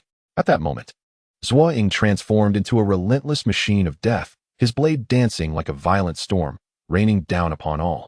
Observing this, Chu Chen activated his X-ray vision, hoping to discern Zhang Qiling's vulnerabilities or identify any external influences.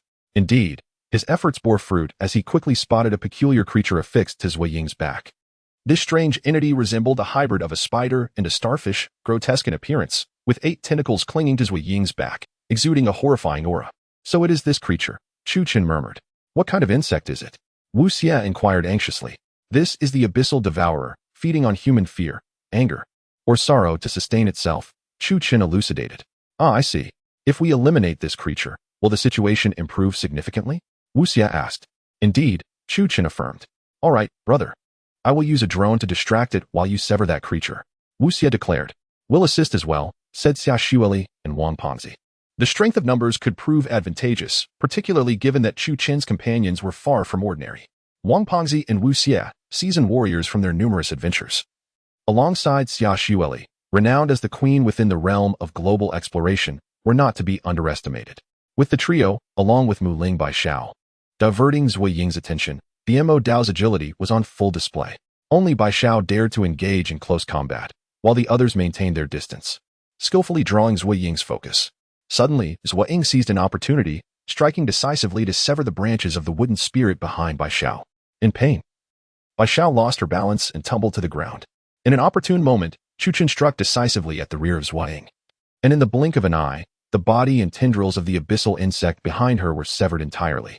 Zui Ying lost her control, collapsing to the ground, her form instantaneously reverting to that of a lifeless corpse. Is she dead? Wang Fati inquired. She was already dead, Chu Chen replied. There is a letter at her waist. Wu Xie retrieved a letter from the clasp of General Zui Ying's armor. The envelope was stained with blood, yet the writing remained remarkably legible. Chu Chen picked up the letter and remarked, "What a remarkable General Zua. What is it, little brother?" Wu Xie hurriedly asked. Chapter 156. Lost-faced Chu Chen presented the letter, placing it in Wu Xie's hands. Upon gazing at the letter, Wu Xie was taken aback. This general truly ventured far from the Shennongjia army, crossing vast distances for the sake of the princess he loves? Chu Chen nodded affirmatively. Indeed. Zui Ying chose to exhaust his wealth and hire a band of skilled martial artists to rescue the reluctant princess from her impending marriage. As Wu Xie held the letter and unfurled it to its conclusion, something unexpectedly slipped from within its folds. A jade pendant? The onlookers gathered around, revealing a beautifully crafted small jade ornament. The moment it was grasped, the very bricks and tiles of the garrison building began to crumble, fissures appearing in the walls. The building is about to collapse. We must flee. Wu Xie and the others swiftly leapt from the building, and upon landing, they witnessed the garrison sinking into the earth, the entire village gradually vanishing from existence. We have departed from the ghost village, Chu Chen sighed with relief. Soon, we shall arrive at the kingdom of Jingjue. How exhilarating. Wang Pengzi appeared exceedingly pleased. At last, we have secured the 3 keys, and the city of Jingjue is likely to manifest shortly. Meanwhile, Morong Lei and his companions were driving towards the direction of the ancient city of Jingjue. Boss, there's a village up ahead, the driver, a mercenary, suddenly announced. This statement shifted everyone's focus to the front. The entire village had appeared without warning before the convoy, leaving them incredulous. Morong Lei was taken aback. When did this village emerge? I don't know, it just appeared. The driver expressed his astonishment. How could a village exist in the vast desert? In Morong Lei's live stream, a viewer commented, "This village cannot be evaded. No matter where you hide, you will be drawn in." Who said that? Morong Lei retorted angrily. It was Chu Chen. He just successfully left the village. A viewer responded, "Him again." The mere mention of Chu Chen's name ignited Morong Lei's fury. He foolishly ventured into the village, clearly not as clever as he thought. Another viewer interjected, "He is not lacking in intelligence. He has experience from his past encounters." Experience? What could a novice adventure streamer, barely a year into his career, possibly know about experience? Morong Lei scoffed, dismissing Chu Chen entirely. The viewer, equally incensed, replied, "They say that successful business people embrace diversity. Your narrow-mindedness reveals your limitations. If you had a broader perspective, why didn't I see you at the summit a few years back?" Morong Lei's retort left the viewer speechless. What has become of Morong Lei? I'll unfollow him and support Chu Chen instead. He treats his live stream followers well. Indeed, a noble scion like him lacks such grace. It is better not to watch. In that moment, hundreds of followers exited Morong Lei's live stream, joining Chu Chen's instead. Morong Lei sneered. What a world we live in, where the impoverished revel everywhere. Let us not concern ourselves with this. Let us circumvent it. Morong Lei's driver swiftly turned the steering wheel, leading the convoy around the side. Was this not a rather simple task? Morong Lei lit a high-end cigarette, pondering how individuals like Chu Chen pretended to be knowledgeable, yet insisted on entering. Just then, everyone was taken aback. Morong Lei turned around and said, "What is there to make such a fuss about?" However, he could not finish his sentence. As before him stood the village. Impossible. At that moment, a peculiar anger surged within Morong Lei. I explicitly instructed you all to navigate around. Why did you not heed my command? No, we just initiated the maneuver. The driver hastily replied. What is happening?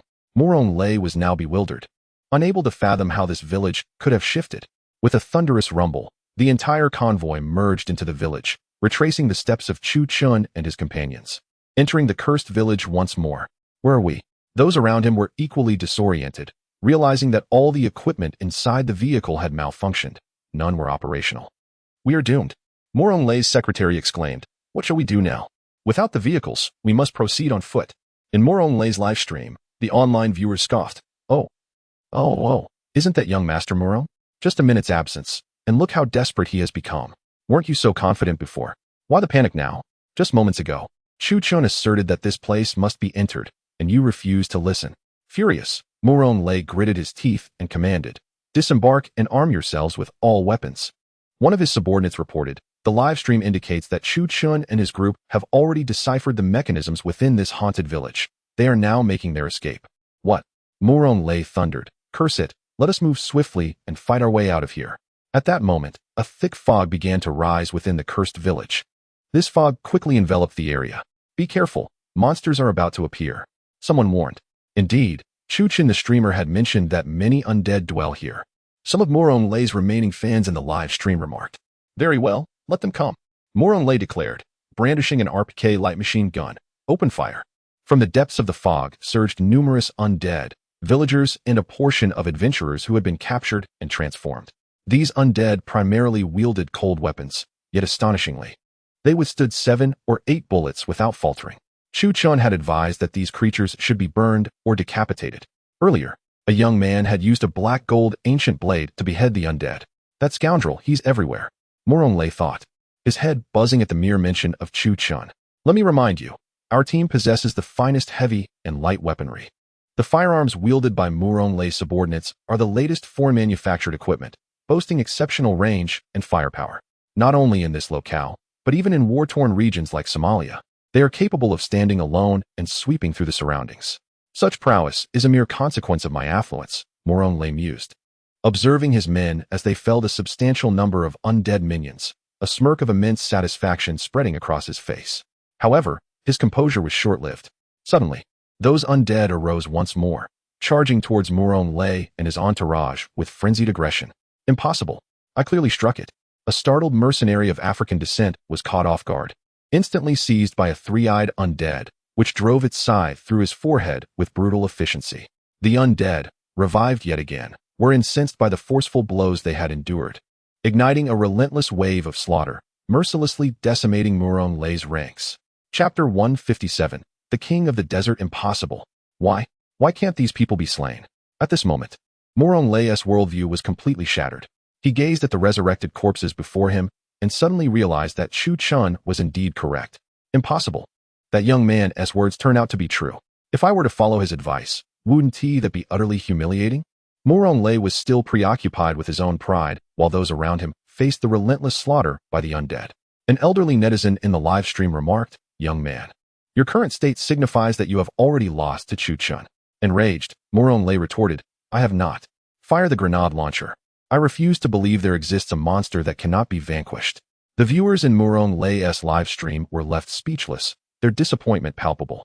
At his command, grenades erupted in rapid succession, creating a cacophony of destruction as they obliterated the surrounding debris, turning the undead into mere dust under the relentless barrage. Wealth certainly has its privileges, does it not? Morong Lei, in his hubris, felt an unwarranted sense of superiority for his ostentatious display. The barrage of comments in the live stream erupted, rife with criticism. What madness is this? Why unleash so much explosive power? If even a moderately skilled monster appears, what will you do then? That young man resolved it all with a single strike, and you, after half a day, have only managed to dispatch a handful with a multitude of resources. Morong Lei, upon reading the comments, felt an intense wave of anger wash over him. Yet, he was painfully aware of the truth. His 30-plus subordinates had collectively slain fewer undead than Chu Chun had on his own. Regardless of the arsenal at his disposal or the elite soldiers at his command, what difference did it make? With a gaze growing ever colder and his voice laced with a murderous intent, Morong Lei declared, "Let us depart." Meanwhile, Chu Chun and his companions sped along the road in their Thunder God supercar, nearing the ancient kingdom of Jingjua. Bai Xiao remarked, "I can sense it. The queen is awaiting our arrival." Awaiting? What? Is she planning to host us for a state banquet?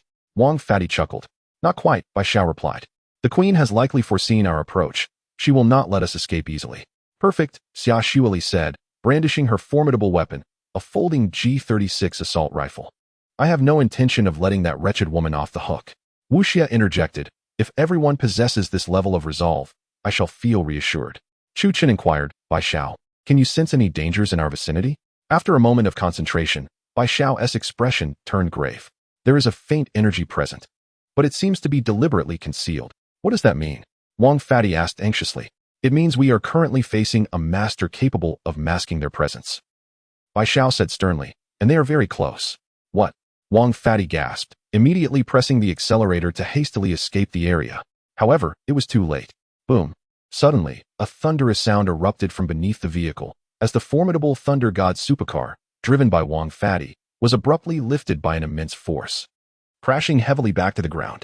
Wang Fatty and his companions were left slightly dazed from the impact. Turning around, they beheld Chu Chen, who had exited the vehicle, wielding a black gold ancient blade. Come out, Chu Chen called out, his tone unperturbed as he gazed into the distance. Without hesitation, Wu Xie pulled Wang Fatty and the others, hastily scrambling from the car. At that very moment, a sharp sword thrust pierced through the car, creating a gaping hole. Wang Fatty was taken aback, exclaiming, What on earth is this? Chu Chen felt a surge of astonishment, for this Thunder God supercar was reputed to be as sturdy as an armored vehicle. It was shocking that it could be penetrated so easily, revealing the terrifying strength of this creature. Wang Fatty exclaimed, Look how powerful this car is. Yet it has been punctured. Truly incredible. Wu Xie seized upon the crucial point, asking, So the real question is, what level of monster could possibly breach such a formidable vehicle? A hush fell over the group, while viewers in the live stream began to react, exclaiming, This guy is impressive. Able to pierce through Chu Chen's belongings. Destroying Chu Chen's car will give us bragging rights for a year. While the viewers were engrossed in their discussions, Chu Chen remained unfazed, his focus unwavering as he scanned the surroundings, bracing for the return of that menacing entity. Suddenly, a cloud of yellow sand erupted from the ground, suggesting the presence of a colossal creature beneath. Be careful, Xia Xueli shouted, brandishing her assault rifle and unleashing a barrage of bullets, which gradually silenced the sandy mounds. Is it dead? Wu Xie inquired. It shouldn't be, Bai Xiao replied. If I'm not mistaken, this must be the Sand King that guards the ancient city of Jingjua. The Sand King? Wang Fatty chuckled. What a fantastical name. I'd rather call it the Sand Sculpture King.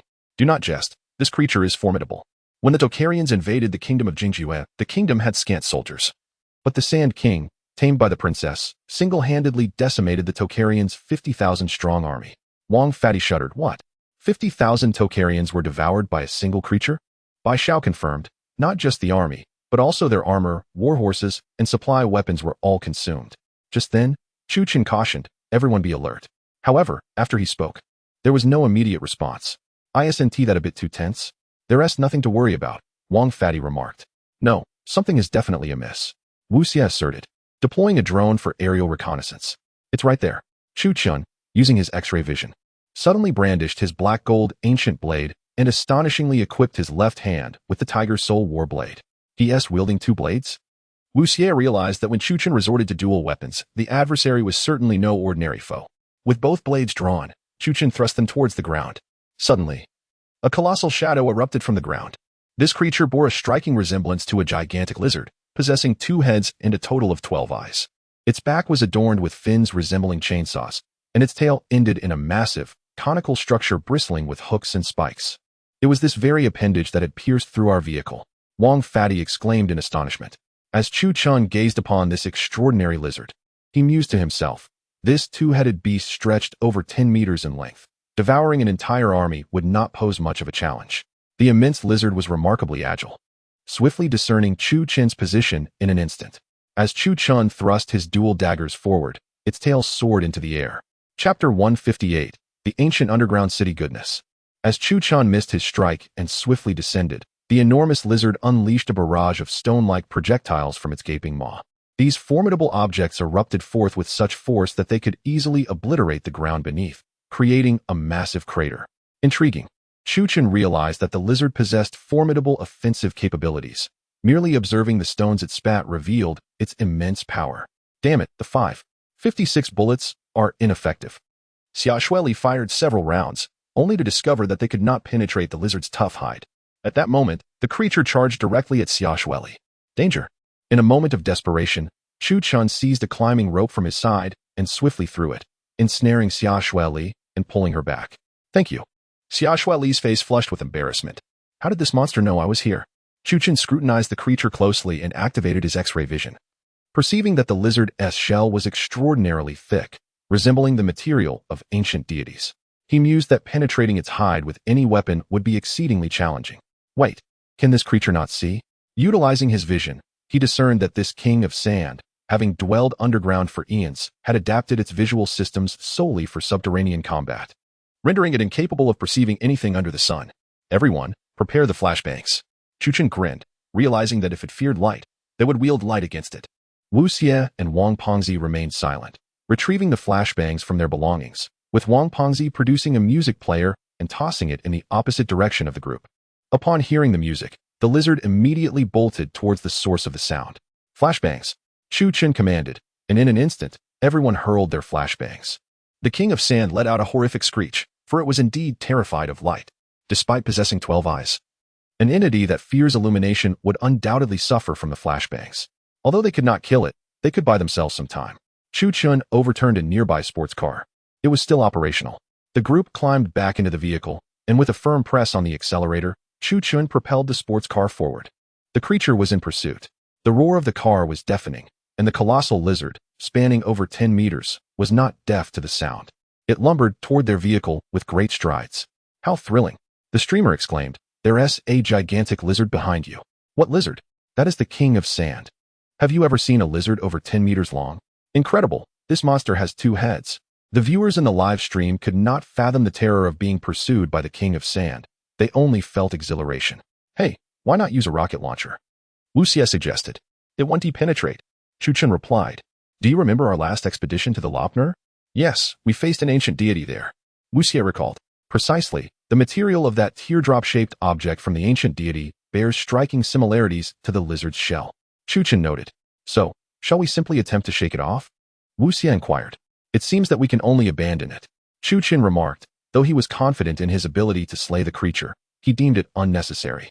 Wu Xie, understanding his sentiment, acknowledged that attacking the monster with a blade would be a considerable waste of time and ultimately superfluous. Their objective lay with the mysterious Jingjue ancient kingdom, not with these beasts. "Master, it appears that the gates of Jingjue ancient city have opened." Bai Shao, being a wood spirit and an intrinsic part of the Jingjue kingdom, was attuned to energies that others, including Chuchen, could not perceive. The colossal lizard continued its relentless pursuit, when suddenly, a breathtaking spectacle unfolded before them. Radiant golden halos ascended from the ground, as if the celestial realm were about to descend upon the mortal world, enveloping everything in an aura of profound sanctity.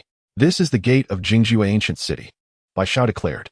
As the gate swung open, a pitch-black city materialized before them. It was a city shrouded in silence beneath the earth, devoid of light. Save for the faint luminescence emitted by some glowing stones embedded in the surrounding walls, illuminating this forsaken metropolis. It became evident that this was a spatial rift, possessing some formidable essence. Chuchen immediately discerned the nature of this rift, which seemed to transcend the physical realm, embodying energies akin to those of higher dimensional spaces. If he could lure the robust Sand King into this portal and subsequently seal the entrance, he concocted a plan in his mind.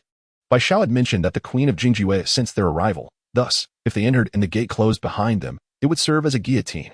Chuchen instructed Wu Xie and Wang Pengzi. "Fatty, Wu Xie, continue firing to divert the creature's attention." Wang Pengzi nodded. His aim was remarkably precise, each shot striking the crown of the Sand King's head. Although he could not inflict fatal damage, it provoked the creature's wrath immensely. Consequently, the Sand King pursued them with fierce intensity, seemingly intent on pulverizing their vehicle to satiate its fury. As the gates of Jingjue ancient city opened, Chuchen and the others swiftly drove their vehicle inside. However, he abruptly halted the car. The viewers in the live stream could not contain their astonishment. Stopping now felt akin to delivering takeout to the Sand King. Just then, the grand gates of the Jingjue ancient city suddenly slammed shut, trapping the Sand King's head within their confines. Even such a formidable creature as the Sand King could not withstand the crushing force of the gates, which swiftly closed upon it, severing its head in an instant. "Brother, you truly are something else for devising such a clever use of the gates to vanquish this monster," Wang Pengzi exclaimed, slapping his thigh in astonishment. Chuchen gazed at the gradually closing gates behind them, as tranquility enveloped the surroundings. With the massive head of the Sand King lying motionless on the ground, is this truly the Jingjue ancient city? The group could not help but direct their gazes toward the enigmatic city before them. The magnificent city of Jingjiue, truly deserving of its grandeur, lies entirely underground. Illuminated by the ethereal glow emitted from a unique type of fluorescent rock that adorns the surrounding stone walls. Wang Pengzi couldn't help but exclaim in wonder, "How remarkable! There is even air within. I can hardly fathom how they managed to introduce it here. It is astonishing that ancient people possessed such ingenuity." As Chu Chun gazed upon the immense city before him, characterized by its distinct features from the western regions, he marveled at its splendid beauty. Encircled by towering rock walls and a subterranean river that gracefully embraced the city. Chapter 159. The magma abyss before the gathered crowd lay a precipice of unimaginable depth. And to reach the ancient city of Jingjiu, one must traverse this daunting chasm. Below the cliff surged a sea of molten lava, its intense heat palpable even from a distance, sending shivers through the onlookers. How can one possibly cross such an expanse? The viewers in the live stream voiced their astonishment, realizing the enormity of the challenge. Indeed, was this not a formidable trial? The path leading to the ancient city was fraught with searing lava, and the considerable distance from the opposite shore, devoid of any protruding rock formations, rendered the use of grappling hooks a significant dilemma. It was not merely that there were no bridges, even a single plank was absent, making the prospect of traversing this lava moat seem insurmountable. Wu Xie gazed at the ancient city within reach and pondered aloud, "I wonder how much weight this drone can bear." "Do not fret, young master," Wang Fatty interjected. "Regardless of its capacity, it will certainly plummet once it reaches my hands." Suddenly, Xia Shuili suggested, "Isn't there a flying wood spirit here? Perhaps we could have it carry someone across the sky." As they spoke, the wood spirit effortlessly picked up a stone and cast it into the air. In an instant, flames erupted from the magma pool, incinerating the stone before it could touch the molten surface. Bai Zhao's actions left Xia Shuili astounded. "What on earth is that?" "It possesses a defense mechanism against grave robbers from above," Chu Chun remarked. "It seems there are creatures within the magma that can launch molten projectiles." With his enhanced vision, he could discern the entities lurking beneath the fiery surface. These creatures, hidden in the lava rather than water, make them exceedingly difficult to combat, Wang Fatty lamented. Using his enhanced sight, Chu Chun observed a peculiar species resembling an invertebrate, akin to a fish with octopus-like features. These creatures thrived in the lava. Their bodies resistant to extreme temperatures, equipped with 8 tentacles capable of expelling molten liquid. Thus, the magma pool teemed with these formidable hybrids, akin to a cross between piranhas and octopuses, presenting a significant challenge. With piranhas lurking below and no bridge to cross, we find ourselves in a dire predicament. Wang Fatty sighed. Suddenly, Wu Xie exclaimed, "Look, brother, what are those?" Following her pointed finger, Chu Chun beheld numerous egg-like stones scattered along the cliff's edge. Their appearance, resembling duck eggs but covered in sharp angles and a hardened shell, rendered their origin indiscernible.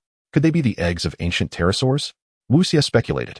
"That seems unlikely," Xia Shuili replied. "Pterosaur eggs are smaller and would not be laid in such a location." Indeed, Chu Chun nodded. These must belong to some subterranean creature. Just as they scrutinized the peculiar eggs, one suddenly cracked open. Wang Pengzi and Xia Shuili displayed remarkable agility, immediately raising their firearms to aim at the ominous egg. However, more eggs began to crack open, releasing the sound of flapping wings, a cacophony that intensified, evoking an inexplicable sense of dread. "Be cautious," Chu Chun instructed, positioning himself protectively in front of Wu Xie, readying the drone. Wu Xie smiled. "I can take care of myself, little brother. Your focus on the drone exposes you." Chu Chun retorted, "You are not capable of handling this alone." Suddenly, one egg burst open, revealing a grotesque head that inspired revulsion. It bore a bird-like visage, adorned with 6 eyes haphazardly scattered across its face, a long beak equipped with a row of sharp hooks, and several fleshy red horns atop its head. "What is this creature?" Wu Xie pondered, bewildered. "It cannot belong to the normal avian world." Wang Pengzi was equally astonished, exclaiming, "It seems this entity has been bred within the confines of this tomb." The first monstrous bird emerged from its massive eggshell, its wings resembling those of a bat, encircled by razor-sharp bone spines. Should these spines make contact with a human, the consequences would be akin to being caught by a saw, truly terrifying. "Exercise caution. Avoid contact with its wings," Chu Chun warned. "Injuries from such serrated appendages could be disastrous, not to mention the pathogens these creatures may carry." To their horror, the tails of these aberrant birds were akin to venomous serpents, and their claws boasted 8 elongated, sharp digits, formidable enough to rend flesh asunder. "They're coming," Wang Pengzi shouted. raising his backup AK and unleashing a volley of precise shots that struck the creature's wing. Despite the remarkable speed of these birds, they could not outpace a bullet. Bravo, fat brother. The viewers in the live stream applauded Wang Pengzi's marksmanship. The first monstrous bird, hit in the wing, lost its ability to fly and plummeted off the cliff. As if alerted to the demise of their comrade, a horde of monstrous birds surged forth from the stone walls. A flurry of wings rushing towards Chu Chun and his companions. Even Wang Pengzi, an adept marksman, found it challenging to contend with such a multitude of creatures. The birds dove toward them, some attempting to slice through the air with their wings, seeking to deliver fatal blows. Damn it, I can't aim properly, Wang Pengzi cursed, overwhelmed by the sheer number of avian adversaries, which made precise targeting exceedingly difficult for a shooter reliant on patience and focus. Chu Chun drew his handgun and dispatched a creature that was about to assault Wu Xie, gazing at the towering birds. An audacious idea struck him. They could potentially traverse the lava river by utilizing these monstrous avians. Though bold, this notion warranted consideration. Chu Chun instructed, Wu Xie, fat brother, retrieve the harpoon gun. Little brother, the harpoon gun won't reach the opposite bank. There are no stones to anchor it. Wang Pengzi exclaimed in disbelief. Just follow my lead. Chu Chun commanded. Wu Xie nodded as the two prepared the harpoon gun. Meanwhile, Xia Shuili and Bai Xiao valiantly provided cover, using their weapons to eliminate the approaching monstrous birds. All right, brother, Wu Xie exclaimed, giving a thumbs up. Shoot those birds, Chu Chun instructed. We can use them to traverse the lava. Wu Xie was taken aback momentarily, then his face lit up with understanding. Got it, he replied. Wang Pengzi, however, expressed a hint of trepidation. Do you think this bird can support my weight? Chapter 160. The bloodthirsty cat demon. You are merely slightly plump. Fear not, Wu Xie assured. These avian creatures possess wings capable of cleaving through rock layers. They are not as fragile as you might envision. Wang Pengzi brandished the harpoon gun in his grasp, taking aim at a monstrous bird soaring above, and soon the barbed rope ensnared the creature. Following suit, Wu Xie and Xia Shuili were also lifted by the bizarre bird, granting Wang Pengzi and Wu Xie a point of leverage. As they hung from the creature, the monstrous fish below did not perceive them as intruders and thus refrained from launching magma at them. Chu Chun and Bai Xiao exchanged glances before propelling themselves across to the opposite shore. Observing this, the monstrous fish below commenced their assault. However, Bai Xiao, being a wood spirit, unleashed a barrage of wooden spikes, decimating a significant number of exposed magma fish. Bang! In midair, Chu Chun fired a shot, obliterating the head of a magma fish, which frightened the remaining creatures into retreat, their heads ducking beneath the surface. Thus, the group swiftly crossed the magma river and arrived at the far bank. The streamer is impressive. How formidable to have flown across, exclaimed viewers in the live chat. This magma river is insurmountable for other adventurers. The audience showered the streamer with praise, sending waves of gifts and likes that momentarily obscured the screen. Chu Chun remarked nonchalantly, We have now truly entered the ancient city of Jingjue. The trio raised their eyes to behold a city before them, shrouded in darkness, imposing and solemn, resembling a grand temple, albeit one exuding a chilling aura of death. The blue underworld flames ignited unexpectedly, illuminating the ornate braziers along the path with an eerie blue fire that sent shivers down their spines.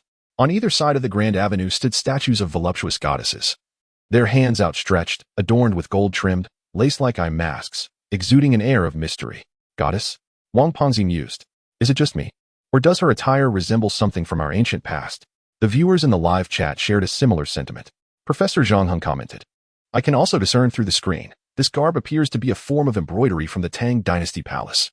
Wu Xie turned to Chu Chun, inquiring, Brother? Could it be? Indeed, Chu Chun nodded. To clarify the questions lingering in their minds, he elaborated. This goddess is none other than the Tang princess who married into the kingdom of Jingjue. What? Everyone was taken aback, their astonishment palpable. The viewers in the live stream were equally flabbergasted, with the hero Shirbai exclaiming, Streamer, why did this Tang princess become the goddess of Jingjue? Chu Chun replied calmly. Are not the statues of Buddha from Tianchi also venerated in Huaxia? This explanation seemed to provide a perfect rationale. Wu Xie added, logically, after marrying the Tang princess, General Zhua Ying led martial artists into Jingjue to rescue her, resulting in the deaths of hundreds of Jingjue soldiers. Such a figure should be deemed a calamity. So how could she be regarded as a goddess?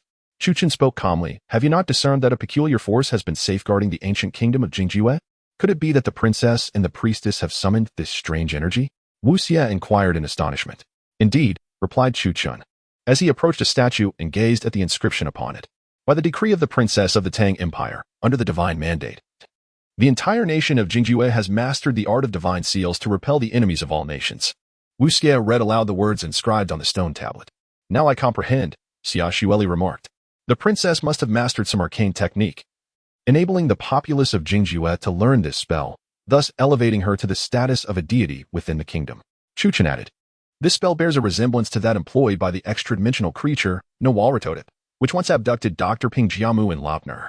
I recall my brother mentioning that the shell of the Sand King monster appears akin to that of the ancient god's silver egg. Wu Xie replied, therefore, I am certain that these two occurrences are inextricably linked. As the group progressed along the path, they discovered numerous cat sculptures beneath the statue. These felines, exquisitely crafted from ceramic, were adorned with golden wing-like embellishments and armor. While initially appearing endearing and inviting to touch, their faces bore 6 eyes, lending them an unsettling aura. Furthermore, these cats were larger than the average feline. Perhaps for artistic effect, they possessed 2 rows of sharp teeth that elicited a chill down one's spine. They are quite beautiful. Let us take a photograph, suggested Wang Pengzi. We likely cannot take them with us, but a picture would at least serve as proof of our visit. Wu Xie smiled, certainly. The mouths and eyes of these cats are sealed. I scanned them with the detector and found no traps. Let us take a photo within the safe zone. Wu Xie positioned herself in front of one of the cats, and Wang Pengzi retrieved his camera, moving to stand before her. Just then, Wang Pengzi's shadow fell upon the cat. As the shadow descended, the ceramic exterior of the cat began to flake away. The 6 eyes of the cat ignited with a malevolent crimson glow. Pengzi, Xia Xueli shouted, behind you. Huh. Wang Pengzi froze, hearing a noise from behind, but too fearful to turn. No matter how diminutive these cats appeared, they certainly were not ordinary house cats. They might be fiercer than tigers. He feared that turning around would result in a swift, fatal attack. The cat revived, its entire form cloaked in black, adorned with scales. Golden, curved bone protrusions extended from its sides, and its 4 limbs were clad in golden armor, equipped with razor-sharp claws. These cats were less decorative than they were concealed weapons. Be cautious.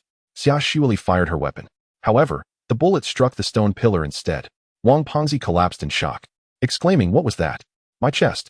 Wu Xie executed a sliding maneuver to lift Wang Pengzi, saying, Brother Pang, it's your bulletproof vest.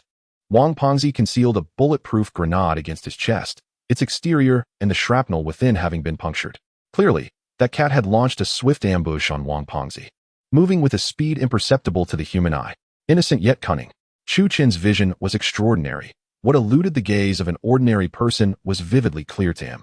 In an instant, Chu Chen approached and delivered a swift strike, severing the head of that strange cat. Chapter 161. Brave Foray into the Divine Palace Golden Blood? Chu Chen was momentarily taken aback. Within this feline creature coursed golden blood. Generally, golden blood signifies that an animal has approached the demigod level. If one were to consider demigods, such swiftness would indeed be understandable. Could this be the legendary shadow-catching beast? Chu Chen instantly comprehended the gravity of the situation. The shadow-catching beast? Are you familiar with this? Professor Zhang Huang, in the live stream, remarked. During my university days, I accompanied an esteemed elder on a business trip, and I chanced upon a collection at the home of the museum curator, which included a piece from Dongfang Shua's Book of Miraculous Events. It spoke of a cat cultivated through magical practices, known as the shadow-catching beast. Indeed, with its ability to capture shadows, the shadow-catching beast excels in speed, capable of claiming a life in an instant. Though this magic has long been lost, Chu Chen replied. At that moment, an increasing number of cats emerged. Chu Chen raised his gaze, and at the end of the corridor stood a grand door. The lock of the door, scanned by his X-ray vision, revealed an intricate bagua design. Wu Xie, Chu Chen called out, arrange the bagua door in the correct sequence. Wu Xie, being from an archaeological lineage and well-versed in knowledge, swiftly understood the order of the bagua. Wang Pengzi and Xia Xueli safeguarded Wu Xie, while Chu Chen, armed with a black gold ancient blade, joined forces with Bai Xiao to confront the shadow-catching beasts. You must protect them, Chu Chen stated coldly. Absolutely not, master. The combat prowess of the shadow-catching beasts is formidable. They can take a life in the blink of an eye. Bai Xiao expressed concern for Chu Chen's safety. That is unnecessary, Chu Chen replied. If I perish, our contract will be nullified, and you shall not meet your end.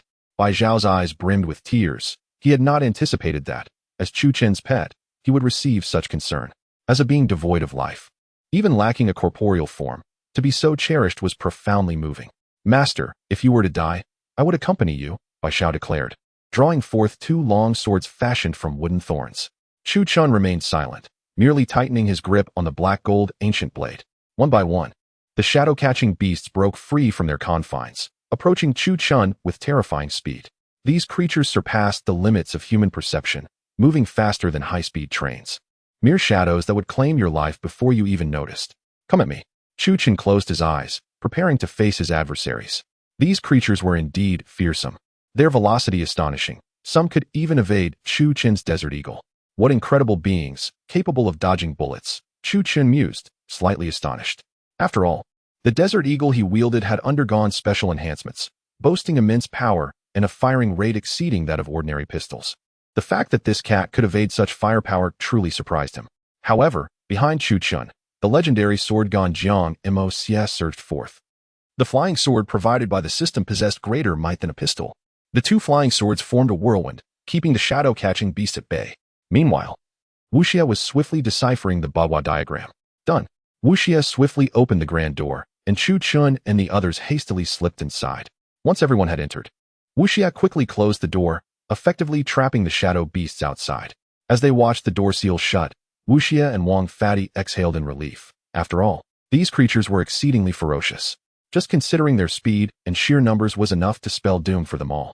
However, as Wu Xie and the others finally relaxed, their spirits were soon lifted by the astonishing sight before them. What unfolded was a colossal palace, constructed from azure stones, far more breathtaking than any existing ruins.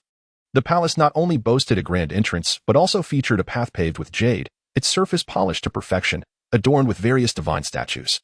The style of the carvings was neither traditional Chinese nor Western, resembling a civilization that had never been seen before.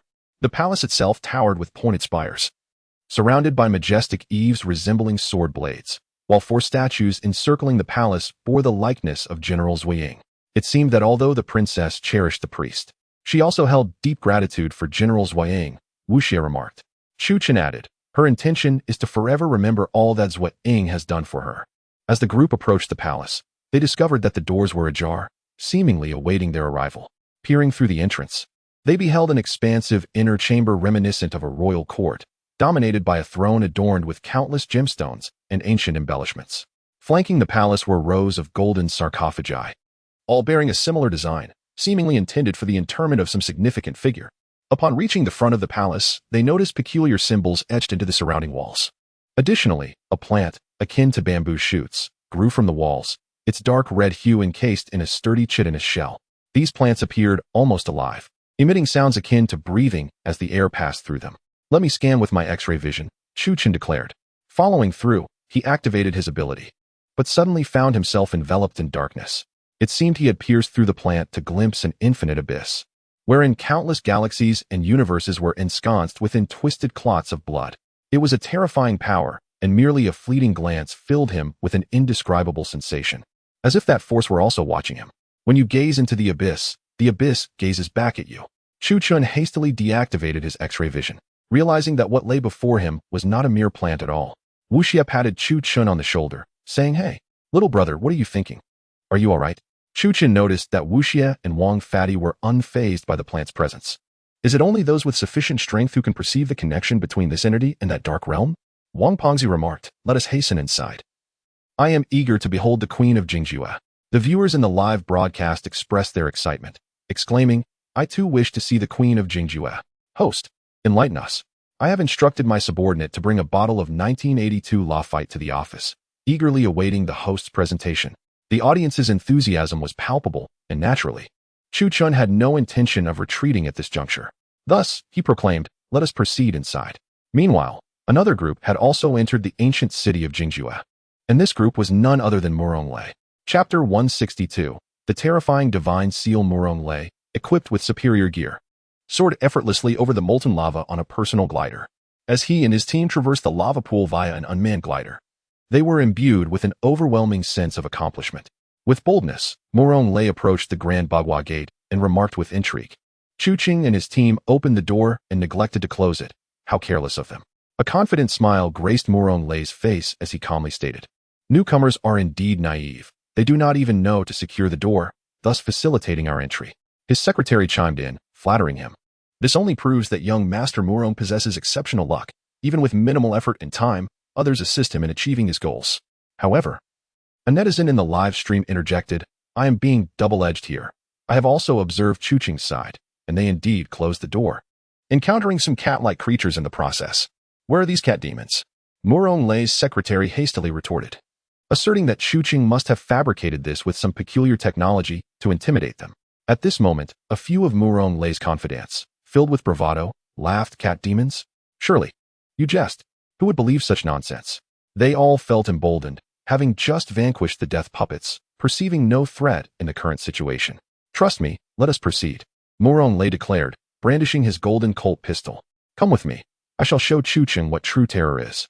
With spirits high, the group felt invincible, believing that possessing firearms rendered them unconquerable, and they advanced towards the door. Murong Lei, clutching his golden Colt, strode confidently amidst the fully armed mercenaries. His luxurious black tactical coat billowing with each step, exuding an unmistakable charisma. Murong is so handsome, someone exclaimed. He fulfills my fantasy of a domineering CEO.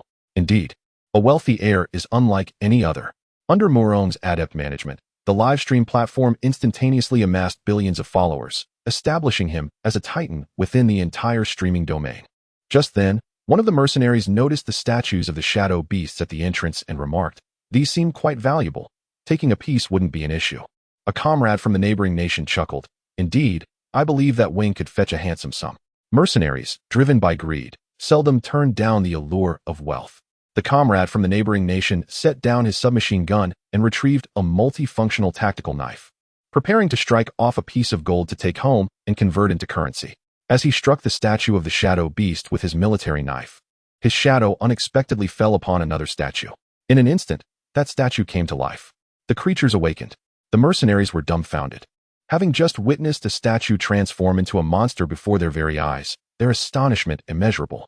As the mercenaries aimed their weapons at the elusive shadow beasts before them, the creatures vanished in an instant. By the time the mercenaries regained their composure, their chests were already pierced by the sharp claws of the beasts, their hearts spilling forth. In no time, 3 of the nearly 30 mercenaries lay dead, with one fortunate soul spared due to a dagger resting against his chest. How could this be possible? Murong Lei was utterly flabbergasted, never having anticipated such an occurrence. Several viewers in the livestream expressed their frustration, stating, I told you earlier. Qiu Qing's team claimed this thing could survive, yet you did not believe. Now, the door has been opened by those within this ancient tomb. Whether you enter or not is entirely up to you. To be honest, Murong Lei felt a wave of trepidation wash over him. However, recalling that Qiu Qing and Xia Xueli had already ventured into the ancient city of Jingjue, the esteemed scion of a global dynasty felt his pride challenged. He immediately seized one of his subordinates, declaring, everyone, follow me inside. The mercenaries had no choice. They could either enter and confront the perilous unknown or remain and face a brutal massacre by the shadow beasts. Thus, they were left with 2 options, to enter and potentially prolong their lives, or to stay outside, which offered them no advantages whatsoever. Consequently, the group swiftly surged through the grand entrance, but only a little over a dozen managed to survive the passage. The rest perished eternally in the corridor outside, falling victim to the claws of the shadow beasts. At that moment, Qiu Qing and Wu Xie were inspecting the surroundings of the palace, discovering numerous peculiar objects akin to bamboo shoots. Wang Pengzi and the others were hesitant to act, both uncertain and wary of the strange phenomena that might emerge. These plants possess formidable control. We must maintain our distance, Qiu Qing advised. Are these also manifestations of that so-called divine seal? Xia Xueli inquired. Indeed, Qiu Qing affirmed. Then why did the divine seal choose this princess and aid her in establishing such a powerful nation? Wu Xie pondered. Regardless, we must swiftly reach the core of the palace. Remember, we must stick to the main path and avoid the sides, as these plants possess significant abilities, Qiu Qing instructed. Wu Xie and the others hastily moved to the center of the path, fearful of being ensnared by the terrifying flora, for once under their control. Escape would be profoundly challenging. Just then, a noise erupted from the large door behind them. Turning around, they saw Murong Lei entering with his entourage. Xia Xueli, I have arrived, he called out upon spotting the woman he admired standing beside Qiu Qing. Oh, Xia Xueli's voice was almost inaudible, likely only perceptible to her alone. Qiu Qing, what do you have to say now? Murong Lei glared at Qiu Qing, asserting, I have more men and more guns than you. What will you use to contend with me? Qiu Qing gazed at him and inquired, are you eager for a confrontation? Do you believe that the incident at the hotel entrance was resolved so effortlessly? Murong Lei revealed a menacing grin. asserting that no one who had offended him had ever departed unscathed. The mercenaries behind Murong-lei surged forward, swiftly encircling Chu Qin. With a faint smile, Murong-lei remarked, "You all seem rather amusing. Are you not afraid? Not even seeking shelter?" The mercenaries behind him chuckled derisively. For traversing this area unprotected left one vulnerable to a single bullet that could extinguish a life. Afraid? Wang Fatty laughed. You should be the one afraid. Not for walking here, but for walking along the sides. Chapter 163. The instigator. The mercenaries chuckled, saying, "If you're afraid, just admit it. It's not shameful to be overwhelmed by such a grand spectacle." Chu Qin replied, "Neither side should approach the objects here. At this moment, are you still playing such tricks?" Murong-lei glared at Chu Qin, declaring, "Today, the coffin of the Queen of the Abyss shall be opened by none other than me." Murong. Indifferent, Chu Qin responded coolly. Murong-lei aimed his gun at Chu Qin's head and remarked, "Your demeanor at the hotel entrance last time displeased me greatly. I've changed my mind. I want you to kneel before the live stream." "Kneel?" Wu Xie interjected, visibly irritated. "You know my brother would never kneel to someone like you." "How can you say that?" Wang Pengzi chimed in from the side. "My brother would definitely not kneel." Xia Xueli coldly inquired, "What are you trying to accomplish? Why are you with them?" Murong-lei, seething at the sight of his beloved standing with Chu Qin, was consumed by rage. "What is our relationship?" Xia Xueli retorted. "You are merely encroaching upon me. There is nothing between us." Murong-lei's lips twitched in irritation. "Excellent. It seems you have chosen to provoke me." He directed the gun at Chu Qin's head, stating, "This is your only opportunity, Chu Qin." At that moment, the mercenaries on both sides suddenly sensed something amiss. The plants nearby began to stir, releasing a mysterious gas from the bamboo shoots, which was inhaled through their respiratory systems, inducing a strange effect within their bodies. Murong-lei glanced back slightly, commanding, "Disarm them." However, no one responded. "Are you deaf?" Murong-lei felt displeased, realizing that his subordinates were no longer heeding him.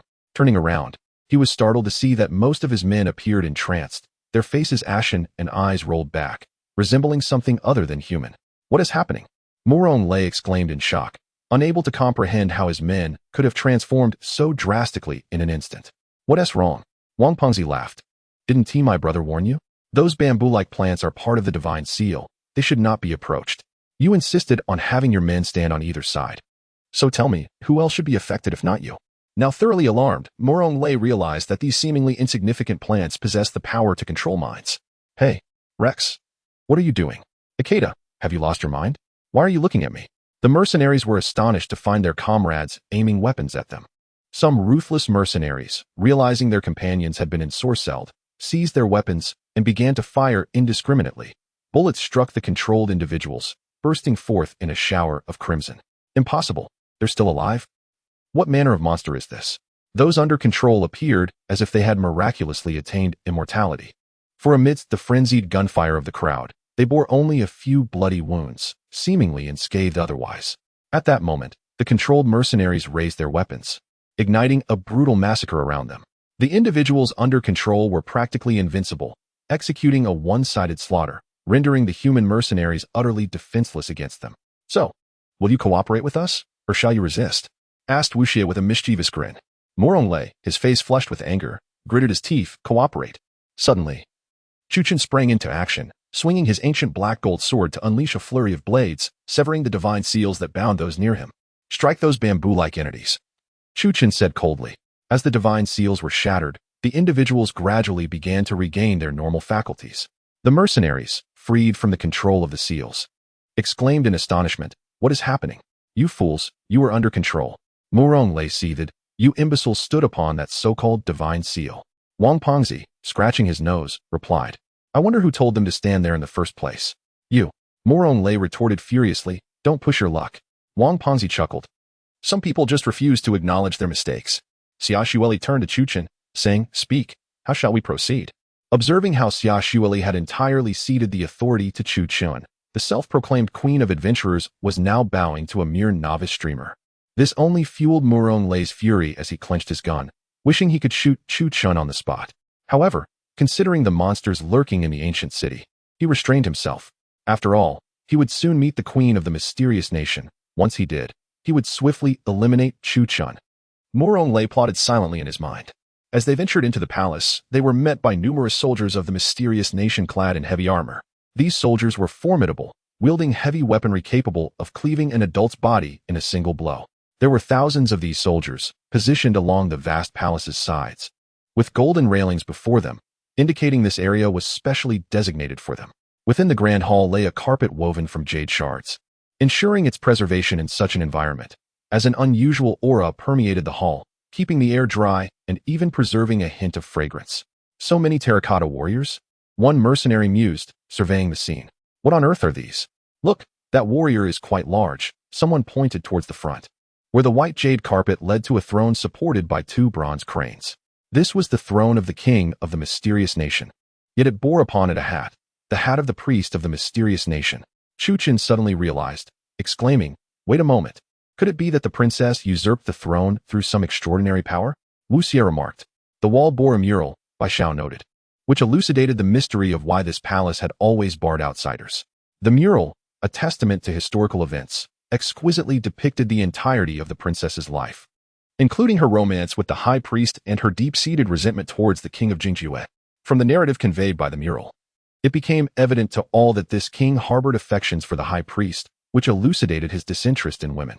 Consequently, the entire kingdom of Jingjue was thrown into chaos due to this revelation. The king executed the high priest, leading to a temporary cessation of all religious rites within Jingjue. It was at this tumultuous juncture that the divine seal descended. In her despair, the princess, consumed by overwhelming hatred, made a wish for the utter annihilation of the entire kingdom of Jingjue. Chapter 164. The king of the Jingjue. Thus, it is said that this princess summoned the divine seal, using her formidable spirit? Wang Fati exclaimed, "Goodness, this princess is rather ruthless." At that moment, there stood a statue before them, resembling a robust warrior adorned in armor that bore sharp angles, akin to a form of shackles. The warrior towered at nearly 3 meters in height, with heavy iron hammers and military blades affixed to his severed limbs, evidently embedded with specialized tools after they had been brutally severed. Furthermore, it appeared that his back was bound with weapons resembling spiked clubs, their points deeply embedded in his flesh, rendering him immobile. Could this figure be the king of Jingjue? Wang Fati pointed at the statue, remarking that it seemed as though someone had deliberately reduced him to this state before coating him in bronze. Just then, 2 fearless mercenaries insisted on approaching the statue, circling around it in search of treasures they could seize and sell. Suddenly, the eyes of the Jingjue king statue sprang open. 6 eyes, identical to those of the sacred-faced demon spider. The creature unleashed its fury in an instant, crushing one mercenary into a puddle of flesh.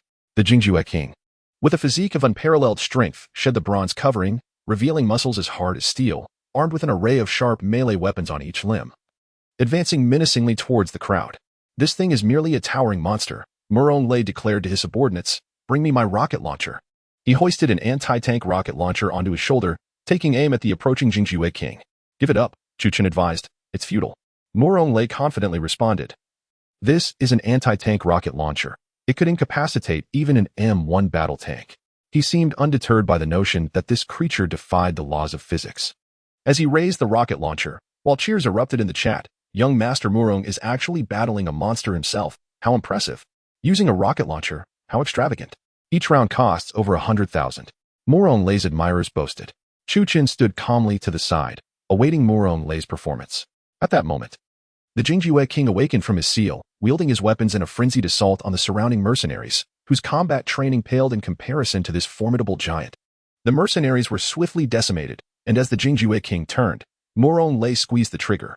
A missile shot forth, striking the Jingjue king, and the entire projectile erupted into a magnificent explosion of sparks.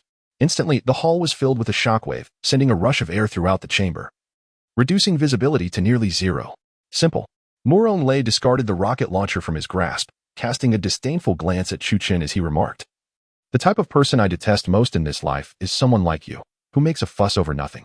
As the smoke gradually descended, a colossal shadow emerged from behind the haze. "Is he still alive?" Wang Pongzi exclaimed. "Brother, the king of the Jingjue is still among us." Murong Lei scoffed. "Nonsense. What creature could possibly survive a direct hit from an anti-tank missile?" Chu Qin pointed behind him. "Are you trying to distract me?" Murong Lei drew his golden pistol, aiming it at Chu Qin. "Do you think I would fall for such childish tricks?" Yet soon, he was compelled to reconsider. Murong Lei heard the sound of heavy footsteps, unmistakably belonging to the Jingjue king he had encountered moments ago. "Damn it!" Murong Lei raised his hand and unleashed a flurry of gunfire. But the bullets had no effect on such a being. Panic surged within him. For the first time, he felt genuine fear. The Jingjue King towered over 3 meters. A creature that was entirely inhuman. Each step he took sent tremors through the earth beneath him. What are we to do now? Cold sweat trickled down Murong Lei's forehead as despair enveloped him. Perhaps you could beseech us for aid. We might still be of assistance, Wang Pengzi chuckled. We share a certain affinity, and the extent of our help depends on what you can offer. Murong Lei, who had always harbored a strong aversion to Chu Chun and his companions, begrudgingly replied, I need nothing. He then drew his shotgun and fired at the formidable Jingjue King. Brother, he stands no chance, Wu Xie remarked. Though Murong Lei possesses formidable physical prowess, the monster he faces is no mere human. Chu Chun nodded, I am aware. If he insists on confronting it, no one can dissuade him. Before long, Murong Lei found himself embroiled in a fierce struggle with the Jingjue King. And it wasn't long before his head was severed and thrown at the feet of Chu Chun and his companions. See, this is quite unfortunate, Wang Pengzi observed. Gazing at Murong Lei's severed head, if only he had pleaded for our help, we could have assisted him. Now look, his head has come off. Murong Lei's fans chimed in. Ah, how dreary. The man has departed, let us disperse. Indeed, without the strength to back it up. One cannot simply rely on a few skills and firearms to act superior. Just a wealthy second generation, lacking true capability. The adage when the tree falls. The monkey scatter was vividly illustrated in Murong Lei's demise. The Jingjue King soon shifted his focus onto Chu Chun and his companions. Bang! The Jingjue King leaped forth, aiming a strike directly at Chu Chun's head. Chu Chun unsheathed his black gold ancient sword, transforming it into its most powerful dragon blade form, and with a single stroke, sent the Jingjue King hurtling away. As Chu Chun gazed at the Jingjue King, he noticed a coffin suddenly materializing atop the throne behind him.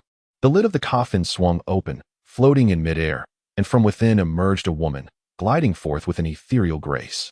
The woman possessed skin as white as snow, her eyes obscured by a resplendent golden mask. She was adorned in a flowing purple robe, with her delicate legs visible, seemingly gliding through the air as if each step was supported by an invisible staircase. Was this? A moment of disbelief washed over Wu Xie, and Wang Pengzi was equally taken aback. This figure was none other than the princess, in other words, the current queen of Jingjue. Suddenly, Chu Chun's phone rang. Hello? This is Shenrulan, a voice announced on the other end. Currently, satellite monitoring indicates significant energy reactions near the Taklamakan Desert, the nature of which remains unknown. And drones are experiencing interference. Chu Chun activated his X-ray vision, penetrating the layers of the earth, and discovered that beneath the ancient city of Jingjue lay countless enormous pits. Within these pits were numerous soldiers clad in the armor of the Jingjue Kingdom. These warriors bore a pair of scythe-like bone appendages protruding from their backs, each wielding a blade in one hand and an axe in the other. Chapter 165. Imminent confrontation within the ranks of the peculiar soldiers of the ancient kingdom of Jingjue. Some warriors instilled a sense of dread. Their physiques resembled that of calves, with sinewy muscles, wielding formidable weapons akin to heavy hammers and double-edged battle axes. Additionally, there were the elite warriors of Jingjue that Chu Chun had previously encountered, who brandished long polearms, while some stood towering at 2 meters, equipped with massive dragonbone longbows. Excluding these formidable figures, there existed others who wielded crude, rudimentary weapons, or even farming implements, embodying the zombified remnants of the long-deceased citizens of Jingjue. Although their combat prowess appeared lacking, their sheer numbers rendered them a formidable challenge, as vanquishing these undead beings proved to be exceedingly laborious. Could it be that they were resurrecting the forces of Jingjue? Through his penetrating vision, Chu Chun discerned the queen of Jingjue's intentions. After enduring prolonged confinement, her powers had significantly waned, and she could now only recuperate within this cavern. On one hand, her magical energy was required to sustain the operations of the ancient city of Jingjue, the Ghost Village, and the Iron Woods. On the other, she needed to maintain her own magical essence, which was no small drain on her vitality. However, numerous expedition teams had come seeking their demise, dispatching a multitude of explorers, most of whom had met their end, subsequently serving as fodder for the arcane secrets of the ancient kingdom. It appeared that the souls who perished at altars in the Ghost Village had largely been transported here, becoming the very fuel that fortified Jingjue. As Chu Chun gazed upon the two monstrous figures, the former king and the queen of Jingjue, he felt an overwhelming sense of trepidation. One was a colossus of brute strength, while the other was bolstered by the entirety of Jingjue's arcane might, rendering them a fearsome duo. Brother, I trust your judgment. Both Wu Xie and Wang Fadi turned their eyes towards Chu Chun, their faith in him unwavering at that moment. Meanwhile, On the periphery of the Taklamakan Desert, the earth suddenly collapsed, forming a vast chasm. From this abyss, the warriors of the ancient kingdom of Jingjue surged forth in relentless waves. Their numbers were staggering, comprising not only the corpses but also the grotesque soldiers, elite guards, and immense berserkers. Security contractors tasked with maintaining order around the Taklamakan, peering through their binoculars, felt their very worldview shatter before their eyes. Headquarters. We have discovered an ancient army? The commander was at a loss for how to report this situation to his superiors. Yet, he need not worry about this dilemma any longer, for a remarkably long arrow had struck him down, obliterating his head in an instant. The contractors swiftly raised their weapons, redirecting the heavy machine guns mounted on their vehicles, preparing to annihilate this ancient army. Yet, it was all in vain. The ancient forces of Jingjue were not to be underestimated. They nimbly drew back the strings of their colossal bows, unleashing a torrential rain of arrows in a heartbeat. These arrows, substantial in size and devastating in force, rained down upon the earth, leaving it riddled with countless wounds, ensuring little hope of survival amidst the chaos. The sharp arrows swiftly pierced through the car's windshield and roof, leaving no one inside unscathed. At that moment, Jude and Bao Yunzhou were seated in the main observation room of the event, watching through screens and satellites as the majestic army of the ancient kingdom of Jingjue marched forth. What a breathtaking sight! Jude smiled, sensing that the kingdom of Jingjue indeed possessed the secret to immortality. Bao Yunzhou remained silent. What do you think, Bao? Jude inquired. Not much, Bao Yunzhou replied nonchalantly. If you were to attain immortality, you could traverse the world and become the true eternal Blade King. Jude's eyes sparkled with excitement. Isn't this what you have always pursued? I wonder if I might become a monster, Bao Yunzhou smirked. Jude shook his head. You truly lack enthusiasm, Bao. Meanwhile, within the underground city of Jingjue, numerous incantations began to materialize around the body of the queen, inscribed upon wooden boards crafted with divine seals, rendering them exceptionally resilient, even resistant to gunfire. Bro, it seems the queen intends to use herself as the core to summon all the armies of Jingjue for destruction, Wu Xie remarked. This is troublesome, Wang Paozi added. In a desert like this, the holy-faced demon spider is already enough of a nuisance, not to mention those bizarre creatures. Even the shadow beast would overwhelm human troops. The puppet of the Jingjue king, manipulated by magic, stood menacingly, not attacking but rather guarding the queen. We must strike, Chuchen declared. We cannot allow the undead army of Jingjue to expand any further. If they advance, they will reach the nearby villages, endangering countless lives. Wu Xie and Wang Paozi unleashed their firepower, emptying their magazines.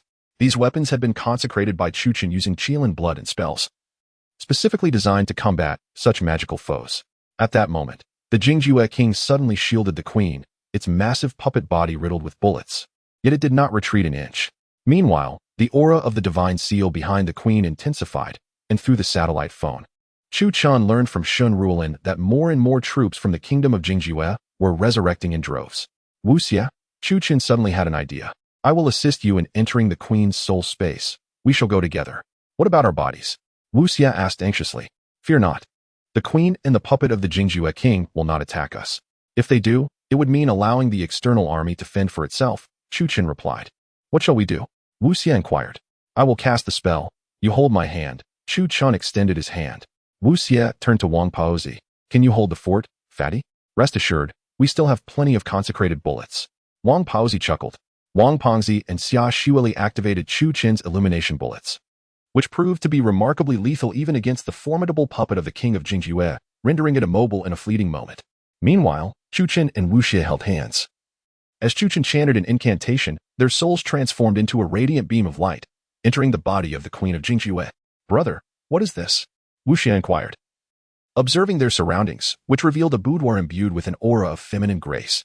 Within the chamber, a princess adorned in a resplendent red gown and a phoenix crown sat motionless upon a couch, resembling a lifeless figure, starkly contrasting with the intricately carved beams and the flowing red silks that adorned the space. Chapter 166, Love and Hatred. Chu Chen remarked. This must be the memory of the queen of the Jingjue. Wu Xie replied. We should only observe, not intervene, correct? Indeed, Chu Chen nodded. Currently, we are merely spiritual entities, powerless to act. As the two conversed, a figure entered the room. This individual was tall and robust, with hair standing on end, exuding a distinctly masculine aura, clad in armor characteristic of the Jingjue kingdom, adorned with a unique golden necklace. It was evident that this man was the king of the ancient Jingjue. "I have no interest in you," the Jingjue king declared bluntly upon his arrival. The weight of his words was palpable. From the murals on the wall, Chu Chun and Wu Xie gleaned that the Jingjue king had a penchant for male priests, and his visit likely signified a candid declaration of intent towards the princess. Clearly, at this moment, the princess had yet to ascend to the title of queen. She sat in silence, merely observing. "Stay away from him," the Jingjue king coldly instructed. "But he is not forbidden to me," the princess retorted, lifting her veil to cast a frosty gaze upon the king. "There are many men in the Jingjue kingdom." The king turned his back. "However, you cannot pursue him." Her eyes turned even colder, yet she found herself powerless to act. She harbored feelings for the priest, a sentiment mirrored by the Jingjue king. Being neither the nation's leader nor possessing the authority to thwart the king's decisions, she remained at an impasse. Chu Chun and Wu Xie exchanged glances. And Wu Xie suddenly mused, "The Jingjue king is quite the man." "What do you mean?" Chu Chun inquired. "Consider the antiquated context. It is uncommon for a ruler to openly express affection for his male subjects, yet he has done so," Wu Xie explained. "To love someone and be bold enough to declare it is no simple feat," Chu Chun remarked. "By the way, have you ever expressed such feelings to anyone?" Wu Xie suddenly asked. "Never," Chu Chun chuckled in response. Wu Xie laughed as well. Time swiftly shifted before them, revealing a secluded barack. Amidst crumbling bricks and tattered straw mats, the priest and the princess appeared to be enveloped in a hazy warmth, akin to eggs sizzling in a pan. Hiding away here, they seemed to experience a joy previously unknown to them. It was the princess's first smile since arriving in the Jingjue kingdom. Wu Xie commented, "I never expected we would witness such moments in their memories." "That remark is quite reminiscent of Wang Fatsi," Chu Chun replied nonchalantly. "Is it?" Wu Xie scratched his head. "You see, the downfall of the Jingjue kingdom was ultimately rooted in the love and hatred between the princess and the Jingjue king." "Indeed," Chu Chun nodded. "Love has the power to create, as well as to destroy." Suddenly, the scene before them shifted once more, revealing a dark execution ground under a moonless sky. Heavily armored Jingjue guards forcibly escorted the priest towards the gallows. "I can still grant you one last chance." The Jingjue king sat upon his throne, his expression a complex tapestry of emotions. As a monarch, he could not reveal any sign of anguish or resentment before his subjects. To do so would strip him of his dignity. The priest smiled faintly and said, "No need, your majesty." The king of Jingjue raised his hand, holding it aloft. Yet he did not lower it. To consort with the princess, to kill. Such is the decree. The surrounding ministers clamored in fervent agreement, appearing as paragons of loyalty and righteousness, as though standing upon a dais of judgment. Their raucous voices filled the air, while the princess, bound with her hands behind her, was held in place by two robust Jingjue warriors, preventing her from departing the seat. The king of Jingjue regarded the assembly with a cold gaze, remaining silent as he waved his hand dismissively. "Execute." The priest turned to face the princess, uttering not a word, but revealing a smile that was both sorrowful and resigned. This expression bore no trace of grief, only a serene acceptance. The princess did not weep. She had endured persecution by the court and arrived here without tears, believing that weeping would yield no solace, particularly in the eyes of the king of Jingjue, whose sympathy she felt would not be stirred by such displays. Subsequently, the king cast the princess into the cold palace. He understood that her exile was a consequence of offending the powerful of the Tang Empire. The intricacies of their relationship were convoluted, and regardless of how he treated her, it would not incite the wrath of the Tang Empire, which would not direct its military might against Jingjue for the sake of a single princess. The princess prayed, producing a book she carried with her, a tome of ancient origin, inscribed only with the words, "The Secret Scriptures of Xian Jun's 7 Chapters." Xian? Chu Chun, at first glance through memory, recognized the book held by the princess. Its title was the same as the character he had encountered during his meeting with Qiyu in Shennongjia and seen in Fengmen Village. It could be posited that the bronze divine tree within the tomb of the ancestral dragon, Qiyu's tiger blade, and the peculiar seals of Fengmen Village were all intricately linked to the Xian Jun. In the subsequent fragments of memory, the princess's prayer summoned the descent of the divine seal, transforming her into a monstrous entity, a being beyond humanity. She wielded the divine seal, infecting the soldiers of Jingjue, casting the king from his throne in a fit of rage, and subsequently submerging all the aberrant creatures along with her Jingjue divine palace into the earth, thereafter seeking ways to resurrect the priest. Suddenly, the world in which Chu Chun and Wu Xie resided crumbled, revealing the queen's memory world, which transformed into a vast sea of blood. The ground was awash with pus and blood, thorns sprouted from the earth, while the sun and moon in the sky morphed into colossal crimson eyeballs, and the trees became skeletal arms. In an instant, the entirety of the memory realm was filled with scenes of brutal carnage. "What is this?" Wu Xie exclaimed, taken aback. She had not anticipated that their souls would be discovered within the mental realm of the Jingjue Queen. Although Chu Chun existed in a spiritual state, he could still draw forth the immortal slash, as it was inherently designed to slay souls and phantoms, enabling him to manifest it even in the realm of memory. In this memory world, the Jingjue Queen retained her form as the princess, clad in a fiery red bridal gown. Wu Xie inquired, "Brother, can she speak?" "We are within her memories." Chu Chun replied, "Of course, this is not reality." The queen remained silent, hovering like a specter in the air, illuminated by the tumultuous sea of blood and the demonic sun, exuding an aura of both beauty and eeriness. "Let it go," Chu Chun remarked, gazing at her.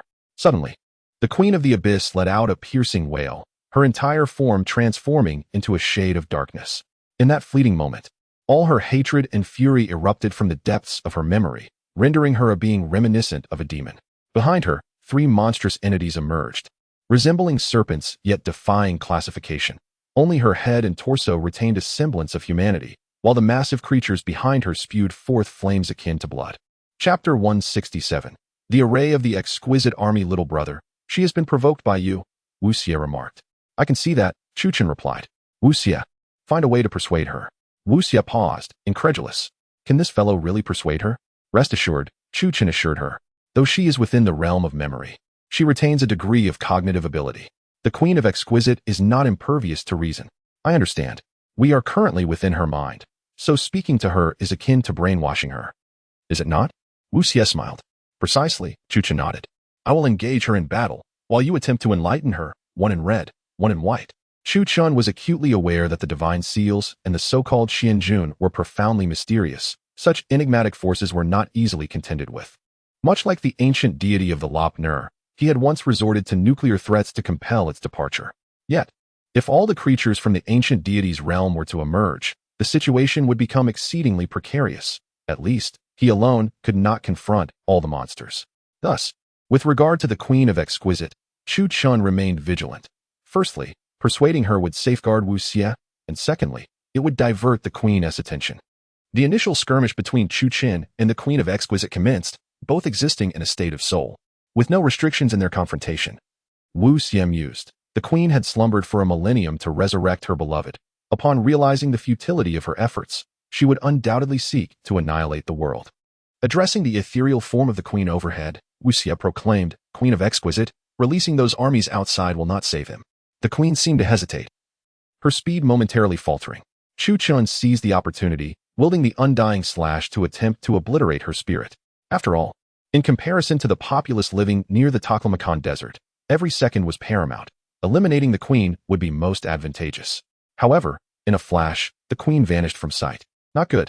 Chu Chun swiftly retracted the undying slash, executing a maneuver to shield against the impending attack from behind. "I had forgotten.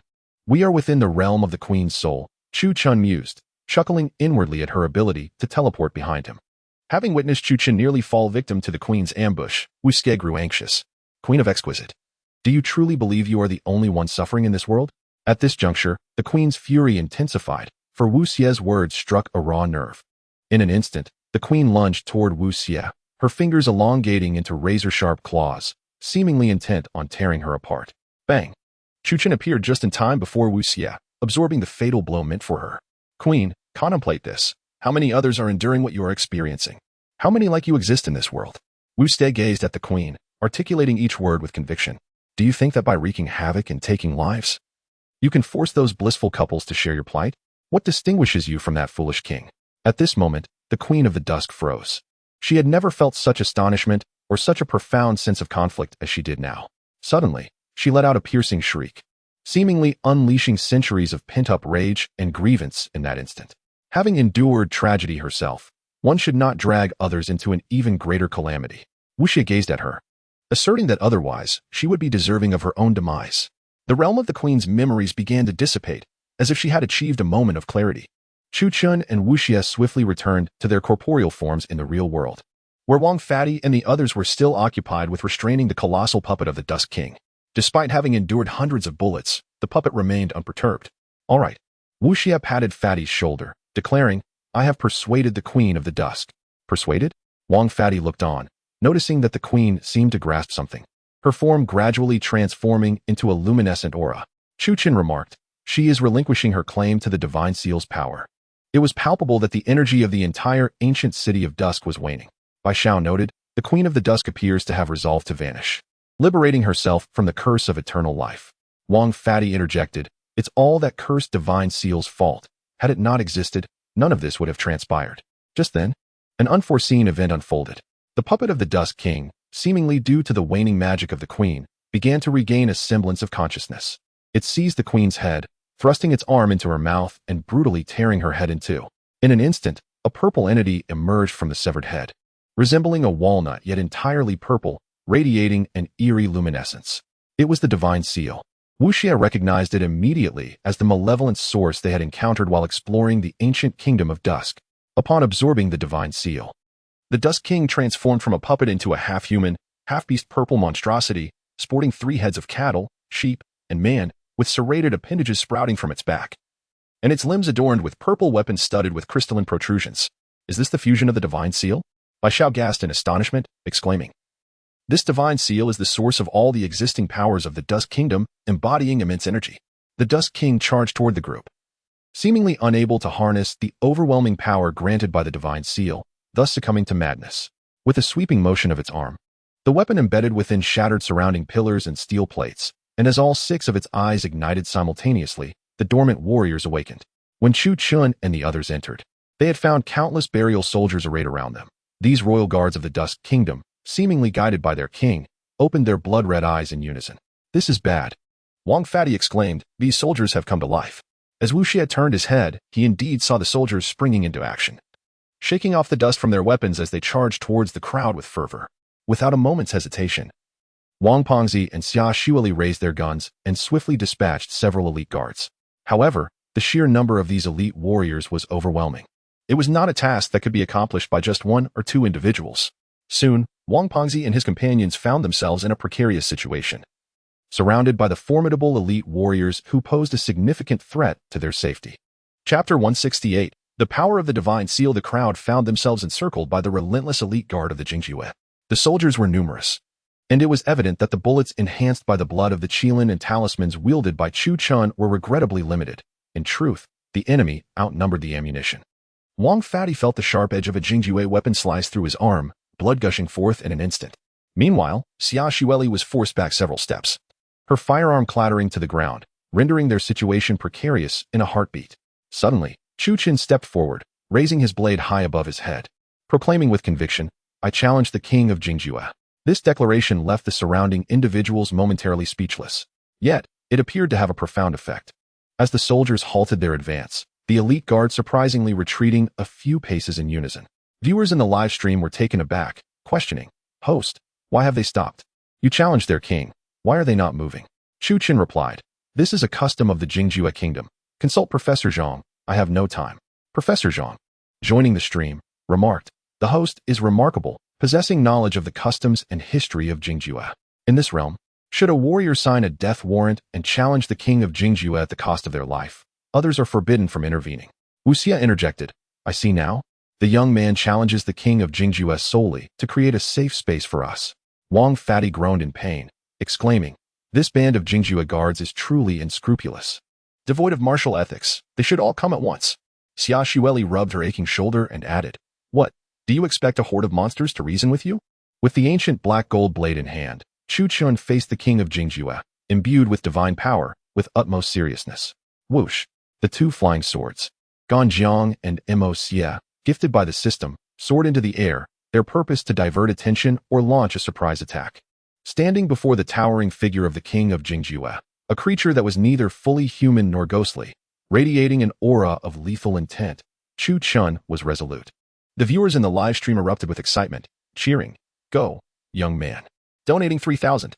"Host, defeated. You are the best." They rallied behind him, eager to support. Suddenly, the king of Jingjue charged forward, enveloped in a deadly purple aura that seemed to freeze the very air around them. Divine seal? Chu Qin sensed the peril of the purple energy. It was a dangerous divine seal, a mere fragment potent enough to plunge the entire Jingjue kingdom into chaos. Meanwhile, Qiu Da, observing from the screen, noted that the security contractors he employed were embroiled in a fierce battle against the Jingjue forces. Despite their modern weaponry, they appeared somewhat outmatched before the relentless undead army. Bao Yunju remarked, "I'll go. No need for that." Chioda chuckled, "Stay back. Someone even more troublesome than these requires your attention." Chuchen. A glimmer of intrigue sparkled in Bao Yunju's eyes. It is a radiance that only emerges when a formidable individual encounters another of equal strength. Jadil neither affirmed nor denied. He remained silent, merely fixated on the combat unfolding on the screen. Just as Chu Chun ascended to the stage, a sudden voice pierced through the air. "Little brother, you must hurry. The fat man is in dire straits." At this moment, Chu Chin noticed that one of Wang Fatty's hands had turned a deep shade of purple, as if some substance had infiltrated his bloodstream. Bai Xiao remarked, "Master, he has been afflicted by the essence of blood crystal. A torment so profound that once it enters the blood, the victim experiences excruciating pain, leading to death within 10 minutes. Understanding the urgency, Chu Chin declared, "Thus, I must swiftly eliminate this foe." His gaze transformed into one devoid of emotion, revealing an unrestrained intent to kill. The Essence King stomped the ground, causing a cascade of debris to erupt, and his roar resonated, shaking the very hall. Could mere sound dislodge stones? This creature, though humanoid, was mightier than a dragon. It was evident that this adversary would prove challenging. The viewers in the live stream were well acquainted with Chu Chin's past content and the formidable beings he had previously confronted. Thus they could surmise the power of the Essence King. Chu Chin and the Essence King engaged in combat almost simultaneously, their clash producing a dazzling display of blades. 7 minutes, announced Wu Xie. In 7 minutes, if Chu Chin has not vanquished this monster, the fat man shall perish. The intensity of the duel escalated, rendering both parties nearly indistinguishable, save for the flashes of brilliant swordplay. 6 minutes. Wu Xie continued to relay the time, not for any other reason but the pressing urgency of the situation. Chu Chin found himself locked in a back-and-forth struggle with the monster. A first for him in such a manner. This could not continue. He needed to defeat the Essence King expeditiously. Suddenly, Chu Chin fused 2 flying swords with his black-gold ancient blade, the 3 weapons amalgamating into one. With a single stroke, he cleaved through the Essence King, severing its form and causing the legendary sword, Ganjiang Mo Xie, to show signs of wear. The Essence King sustained severe injuries. Chu Chin's strike was undeniably powerful, shattering its protective divine seal. He withdrew the 2 long swords and plunged his blade into the Essence King's wound. Good. Victory. The viewers in the live stream watched as Chu Chin drove his weapon into the Essence King's flesh. With immense force, he abruptly transitioned to the dragon blade form, channeling all his vigor into the creature's body. In an instant, the Essence King exploded and the divine seal shot forth, burrowing into Chu Chin's mind. Not good, Wu Xie exclaimed, alarmed. The divine seal possessed a potent corrosive effect, profoundly harmful to one's psyche. Moreover, the mere emanation of the violet gas from the divine seal was sufficient to incite the mercenaries to turn upon one another, slaughtering their own comrades. Now, with the divine seal directly penetrating Chu Chin's mind, its power, indeed formidable. At this moment, Chu Chin found himself inadvertently transported to a wondrous realm, where majestic mountains floated in the sky, and countless writhing black tendrils danced above. The ground was adorned with peculiar golden edifices of strange shapes, while colossal black silhouettes raised their arms, supporting the entirety of the celestial canopy. Chapter 169. The Shadow of an Old Friend, the Ancient Gods. Indeed, the divine seals were crafted by the ancient deities. As Chu Chin beheld the myriad peculiar sights of this realm, he was profoundly astonished. This world was entirely unlike the human realm, a place so extraordinary that no author, no matter how eloquent, could adequately depict its surreal essence. In the sky of this domain, countless bronze gates hovered, each adorned with exquisitely intricate designs. Even the illustrious masters such as Michelangelo, Raphael, and Qi Baisher would find themselves incapable of capturing the minutiae of these bizarre patterns. These bronze portals seemed to connect to various distinct worlds. With some gates ajar, a multitude of fantastical creatures cascaded forth, raining down upon the surface of this strange world as if it were a deluge. As these beings tumbled from the bronze gates, sharp spires erupted from the ground, each culminating in sinister floral buds laden with numerous wicked eyes, ready to absorb the fallen entities. Subsequently, the bronze gates thunderously shut, their rhythmic opening and closing accompanied by a sonorous melody reminiscent of a religious hymn, reverberating through the heavens like the tolling of death's bell in the abyssal depths. Chu Chin sensed that this world was also scrutinizing him. System notification. You have entered the realm of the incomprehensible. Please exercise caution. The realm of the incomprehensible? This was the first time Chu Chin had encountered such terminology. System notification. The realm of the incomprehensible cannot be elucidated. The entry lacks sufficient data for translation. Chu Chun chuckled, pondering the existence of such a place, one that even the system could only identify by name without further elaboration. Wait, the bronze gates? Suddenly, he recalled that Zhang Qiling had also vanished after stepping through a bronze gate. One thing was certain, Zhang Qiling could not possibly be dead, especially if these gates served as conduits to various worlds. As Chu Chun contemplated, a vibrant aura enveloped him. An iridescence so dazzling that it transcended any hues known to humanity, defying description through mere language. Beware.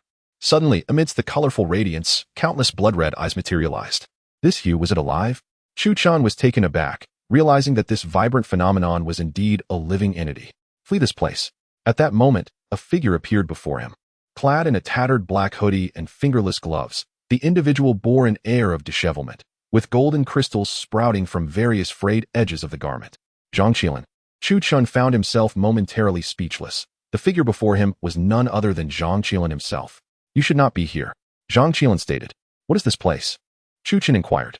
Why have you not returned to see Wu Xie? Do not ask what should remain unasked, Zhang Qiling replied. Your inquiries are plentiful. Very well.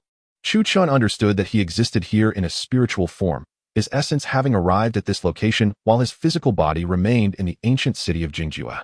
Thus, he currently possesses no abilities to aid Zhang Qiling. Protect Wu Xie well, Zhang Qiling declared. From this moment forth, you are I, and I am you. At that instant, an unusual purple substance began to permeate the entire world. This enigmatic matter felt akin to air yet resembled liquid, evoking a sense of elusiveness. Suddenly, Chu Chun was engulfed by this purple substance, which gradually diffused through his blood and cells. Could even the Qiling bloodline not resist this matter? A sense of surprise washed over Chu Chun. However, it did not harm him. If only he could harness this potent substance for his own use. A bold idea suddenly ignited within him. Zhang Qiling gazed at Chu Chun and struck his chest with a palm, instructing, now, return to find Wu Xie. He needs you. Chu Chun abruptly opened his eyes, observing his arms, where strands of purple blood emanated a radiant glow, coursing through his veins. What an exhilarating sensation. Chu Chun had never experienced such a thrill. This terrifying ecstasy compelled him to seize the black gold ancient blade beside him and cleave it toward the ground. The ancient blade instantly severed the massive stone pillars surrounding him, and excitement lit up Chu Chun's face as he wielded the weapon. As if in a realm devoid of constraints. Has he gone mad? Wang Fati pondered, momentarily taken aback. It's the power of the divine seal, Wu Xie explained. The power of the divine seal can disrupt a person's normal thoughts. Chu Chun suddenly succumbed to a fervor. Each swing of his blade seemed a release of overwhelming passion. Wang Fati was astounded, unable to fathom that Chu Chun would transform into such a state, clearly intoxicated by the arrival of the divine seal. As Chu Chun brandished the black gold ancient blade, he resembled a harbinger of destruction amidst the darkness, obliterating the sculptures and pillars within the palace. Under the immense destructive force of the blade, the palace teetered on the brink of collapse. If we do not intervene, this palace will surely fall, Wu Xie exclaimed. Bai Xiao immediately rushed forward, her smooth form sprouting wooden armor as she soared toward Chu Chun. At this moment, Chu Chun had already been influenced by the divine seal within the body of the Jingjua king. His current state was less about excitement and more akin to a terrifying force of destruction. We must stop him now, or this place will be completely destroyed, Wu Xie insisted. Bai Xiao reached Chu Chun, transforming her wooden sword into vines that enveloped his body. Bang! Yet, how could the current Chu Chun be subdued by her?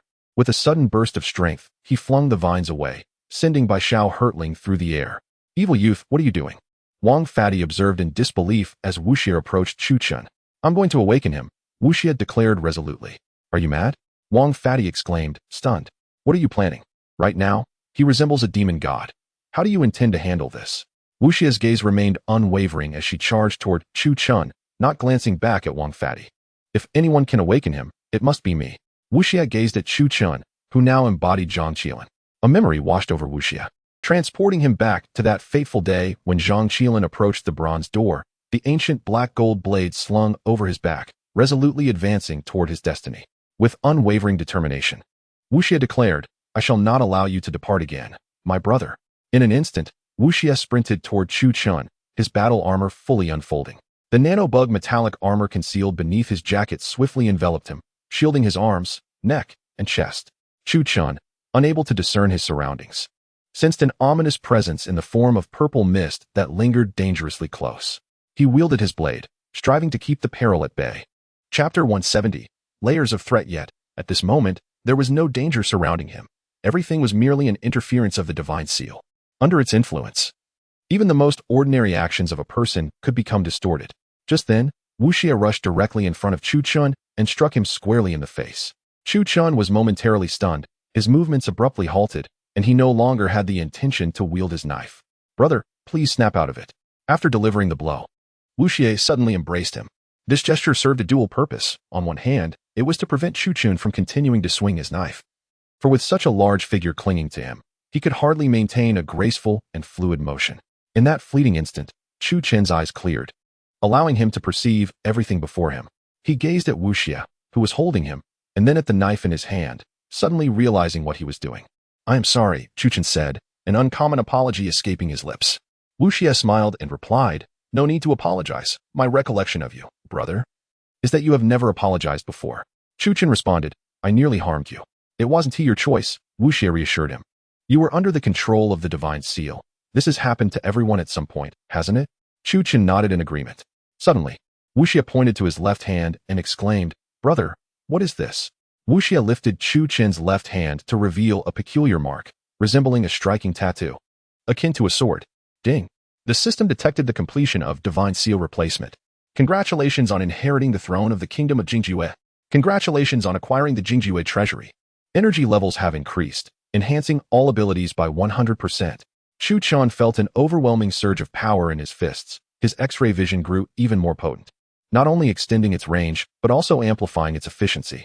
Furthermore, he discerned numerous spaces within the system, each brimming with an array of treasures and artifacts, any one of which could create a sensation in an antique market.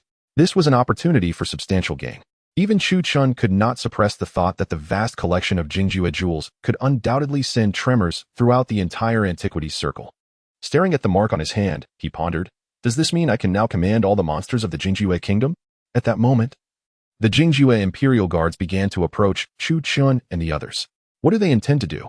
Xia Xueli, already fatigued from the earlier confrontation, felt a surge of fear, for these creatures could be quite formidable when acting unexpectedly. Bai Xiao also shared her confusion, as these monsters had ostensibly lost the control of the Jingjue king and should not have been moving at all. Without hesitation, Chu Chen strode towards the approaching Jingjue guards. "Brother, these beings are dangerous," Wu Xie and Wang Pengzi cautioned him, for they were still unaware of the current situation and urged him not to approach recklessly. Raising his arm high, Chu Chen commanded, "Kneel." Wang Pengzi was taken aback, exclaiming, "Me? No, not you." Wu Xie exhaled in relief. The young man spoke of these monsters. With a mere wave of his hand, the elite guards of Jingjue unexpectedly knelt in unison before Chu Chen. They formed an orderly line, bowing down. And Chu Chen truly ascended as the king of Jingjue. Could it be that the streamer has been crowned as king? This is astonishing. The streamer has become the new king of Jingjue. Chu Chen has now, against all odds, inherited the throne of Jingjue. A turn of events that has taken everyone by surprise. "Let us depart," Chu Chen said with an indifferent expression, extending 2 fingers and snapping them, which summoned a colossal sacred face demon spider from behind the stone wall. "Proceed," he commanded. Wang Pengzi, taken aback, exclaimed, "Goodness, when we first arrived, we were cornered by this enormous spider, and now we can finally take our revenge." "Do all the monsters of Jingjue now heed your command, Chu Chen?" asked Xia Xueli, somewhat incredulous. "Indeed," Chu Chen affirmed with a nod. "Then you can control the situation outside now, young man," Wu Xie remarked, "which means that when we leave here shortly, the ground will be considerably safer." Chu Chen nodded in agreement and then directed the sacred face demon spider to tear through the fabric of space, charging forth from the ancient city of Jingjue. Upon emerging onto the desert surface, he instructed the spider to depart first, and the group returned to their original position, ultimately locating the vehicle. With a wave of his hand, Chu Chen observed as the creatures of Jingjue, poised to assault the human stronghold, retreated entirely, leaving the desert devoid of any chaotic remnants of Jingjue. "At last, we can drive back and rest well," Wang Pengzi declared, just as Wu Xie unexpectedly nudged him. "What is it, young Master Xie?" Wang Pengzi queried, puzzled. Wu Xie pointed ahead, and Wang Pengzi was taken aback. Before them lay an array of off-road vehicles, each mounted with heavy machine guns, while a line of security contractors stood vigil around the vehicles, poised for action. Behind these contractors was a sleek black Mercedes, within which Jude and Bao Yunzhao sat in the rear, observing the scene with keen interest through the window. "Place everything taken from the ancient city of Jingjue here," commanded the leader of the security contractors. Is that so? Wu Xie smiled. We have taken nothing. As you can see, our hands are empty. I am aware that you must have concealed the important items, making them not so easily found, Jude announced through a loudspeaker. Therefore, it would be in your best interest to comply. With a wave of his hand, the security contractors outside suddenly opened fire, unleashing a barrage of bullets that sent dust flying before Chu Chun. Wu Xie and Wang Pengzi instinctively recoiled a few steps, for the 50 caliber machine gun was intimidating to anyone. Nevertheless, Chu Chun remained silent, gazing at Jude, and said, I offer you an opportunity. Did you hear that? The individuals surrounding Jude laughed heartily, their mirth a stark contrast to our predicament. To suggest they were affording us an opportunity was utterly laughable. The security contractors joined in the raucous laughter, for it was evident they held all the advantages, armed and encircling Chu Chun and his companions. Escape was not an option for them. Bao Yunju stepped down from the vehicle, coldly declaring, if you wish to survive, you must heed his words. Chu Chun replied with nonchalance, I can indeed walk away from here, but I shall not be compelled to listen to him.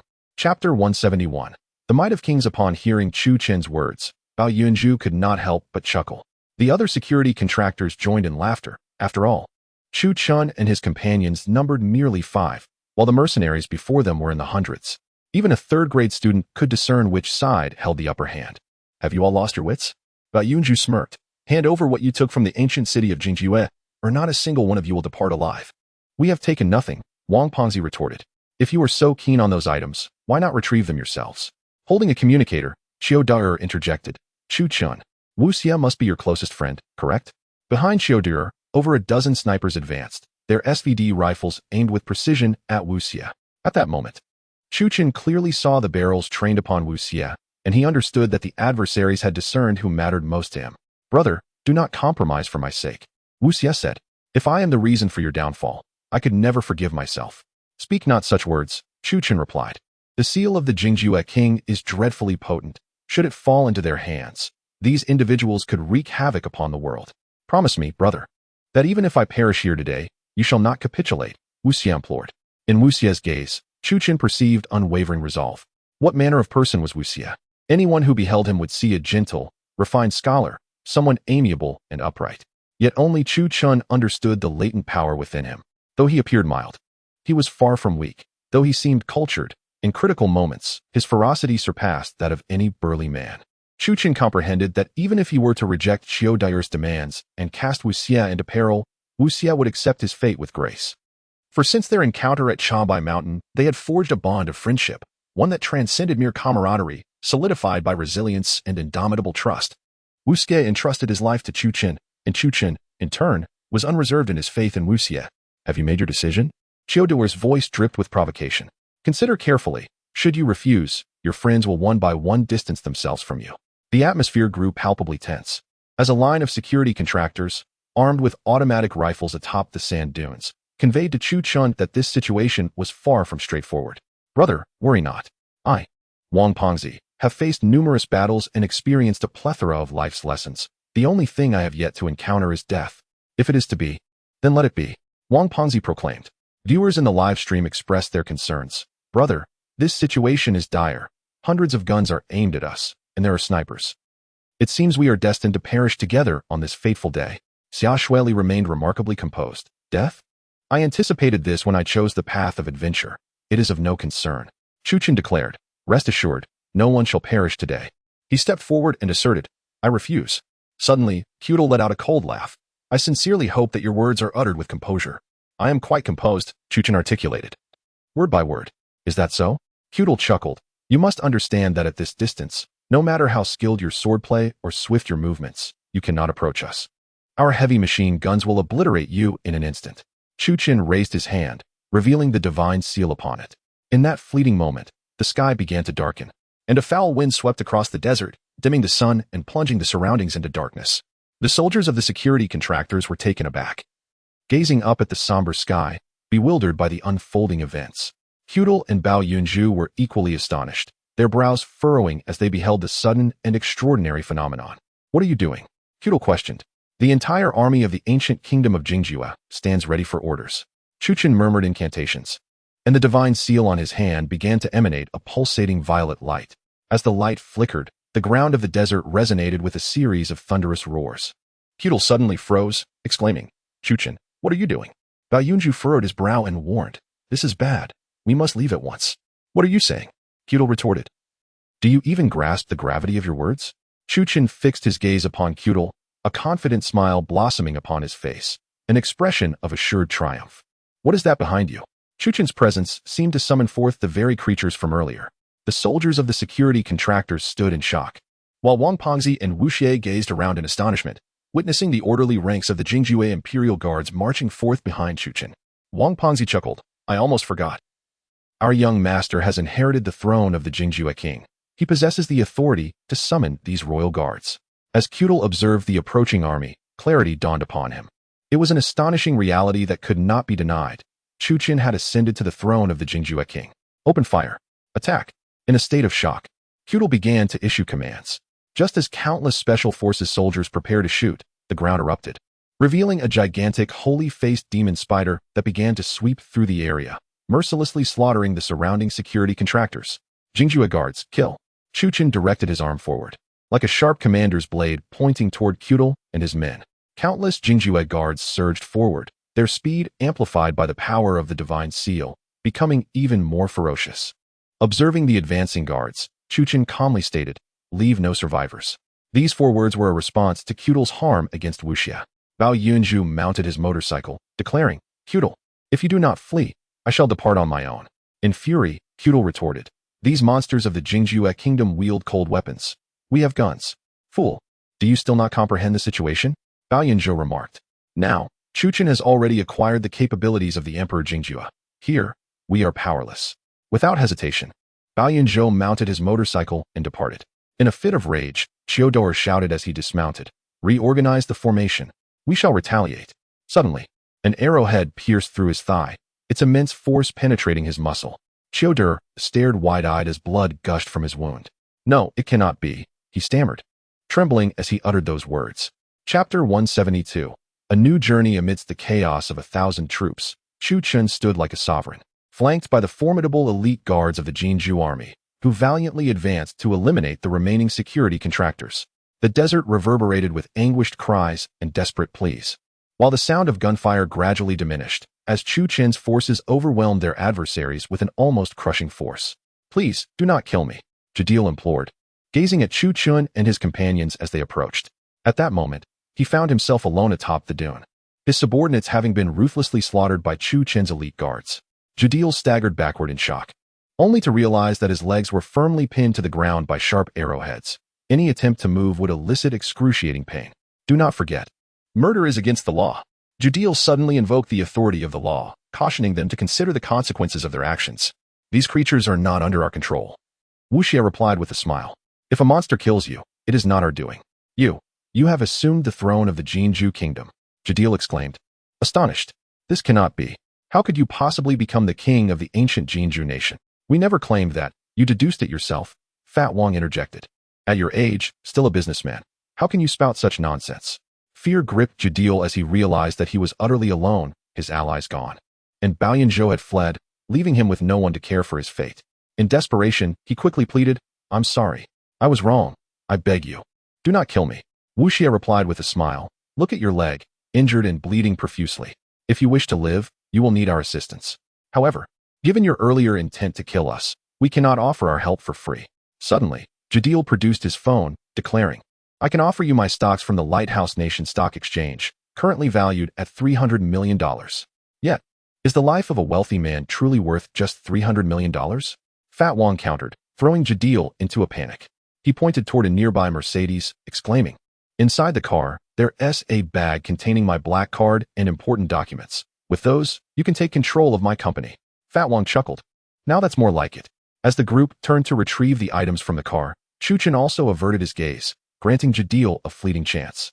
However, Jadil's lips curled into a sinister smile as a golden Derringer pistol sprang forth from his sleeve. He raised his arm, intent on seizing this opportunity to eliminate Chuchen. For Jadil knew that should he succeed in dispatching Chuchen, the others would pose no threat. Even if he met his demise in the process, his company would effortlessly eradicate Wu Xie and the rest. What could possibly change a man like you? Jadil pondered just before pulling the trigger, feeling a sudden chill creep down his spine. A golden blade pierced his back, swiftly robbing him of the warmth of life. In his final moments, Jude could only gaze at the retreating figure of Chu Chun. Ultimately, he had failed to achieve his ambitions. "Brother," Wu Xie observed Jude, slain by the elite guards of the Jingjue kingdom.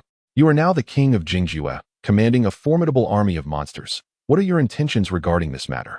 Wang Pengzi added, "We are about to return. You cannot possibly parade an army of Jingjue's monsters through the streets, can you?" Chu Chen nodded in agreement. "Indeed. So, brother, how do you plan to handle this army?" Wu Xie inquired. "Can we order them to take their own lives?" asked Xiaoxueli. "That is not feasible," Bai Xiao interjected. "The creatures of the Jingjue army are controlled by divine seals. The king cannot command them to end their own existence. What are we to do then?" Xiaoxueli pressed on. "I intend to let them slumber here, never to awaken," Chu Chen replied. "That seems prudent," Wu Xie remarked.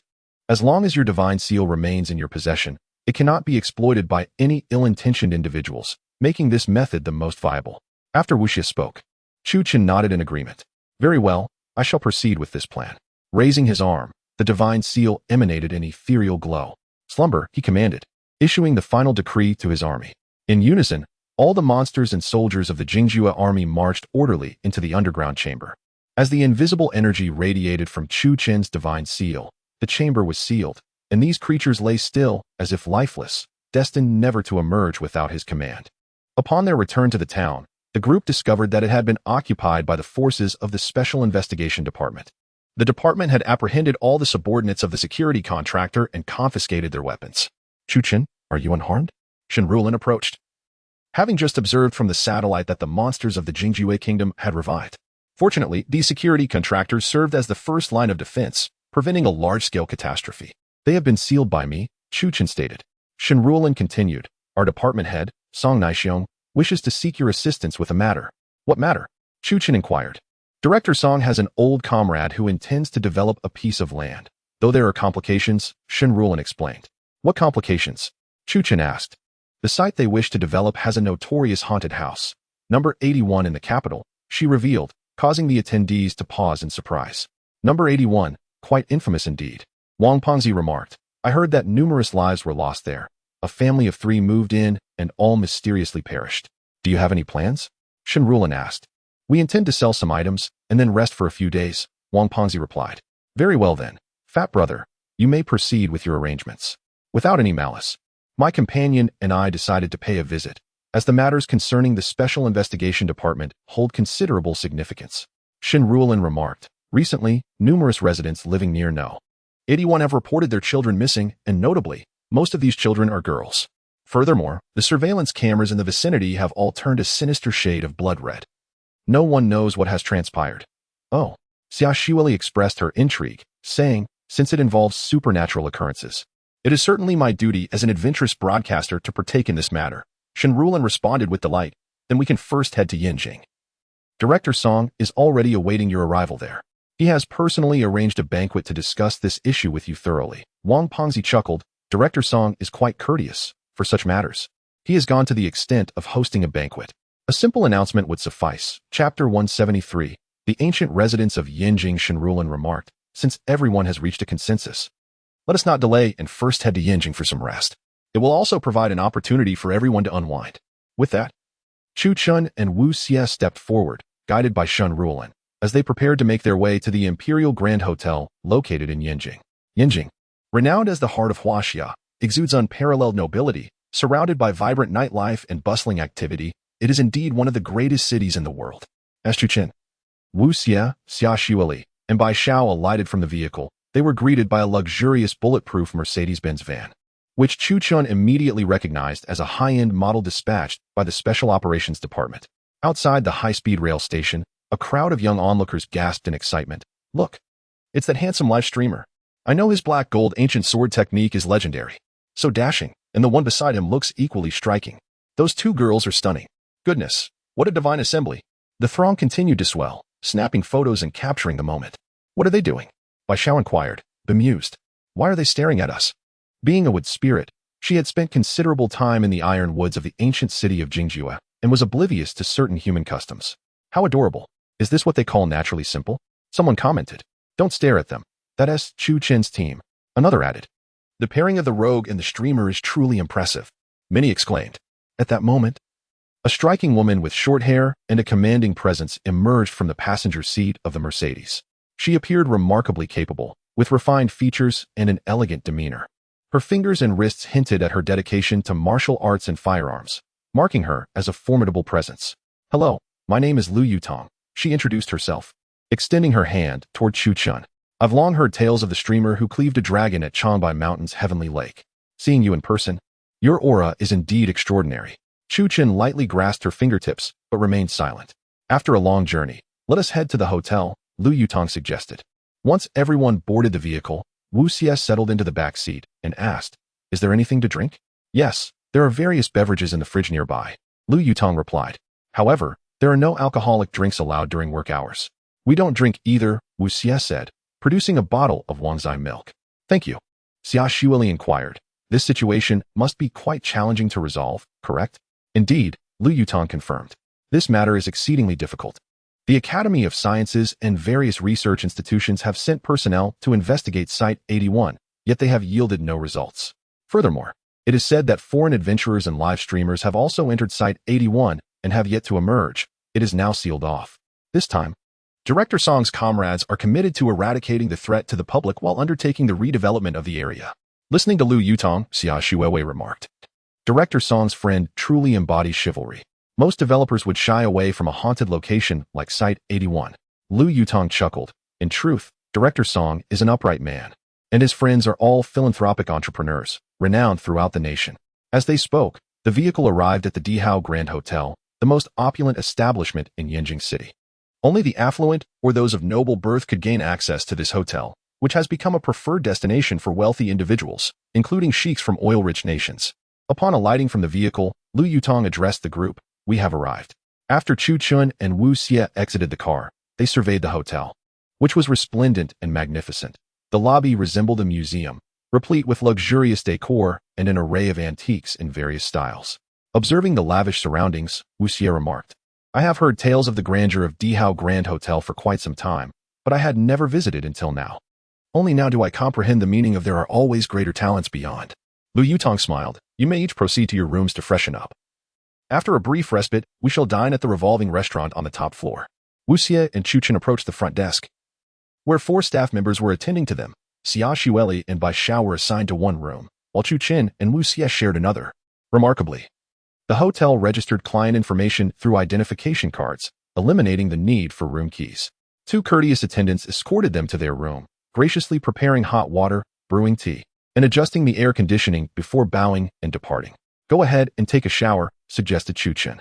"I'll go first. You can watch some television in the meantime." Wu Xie replied, stepping into the bathroom.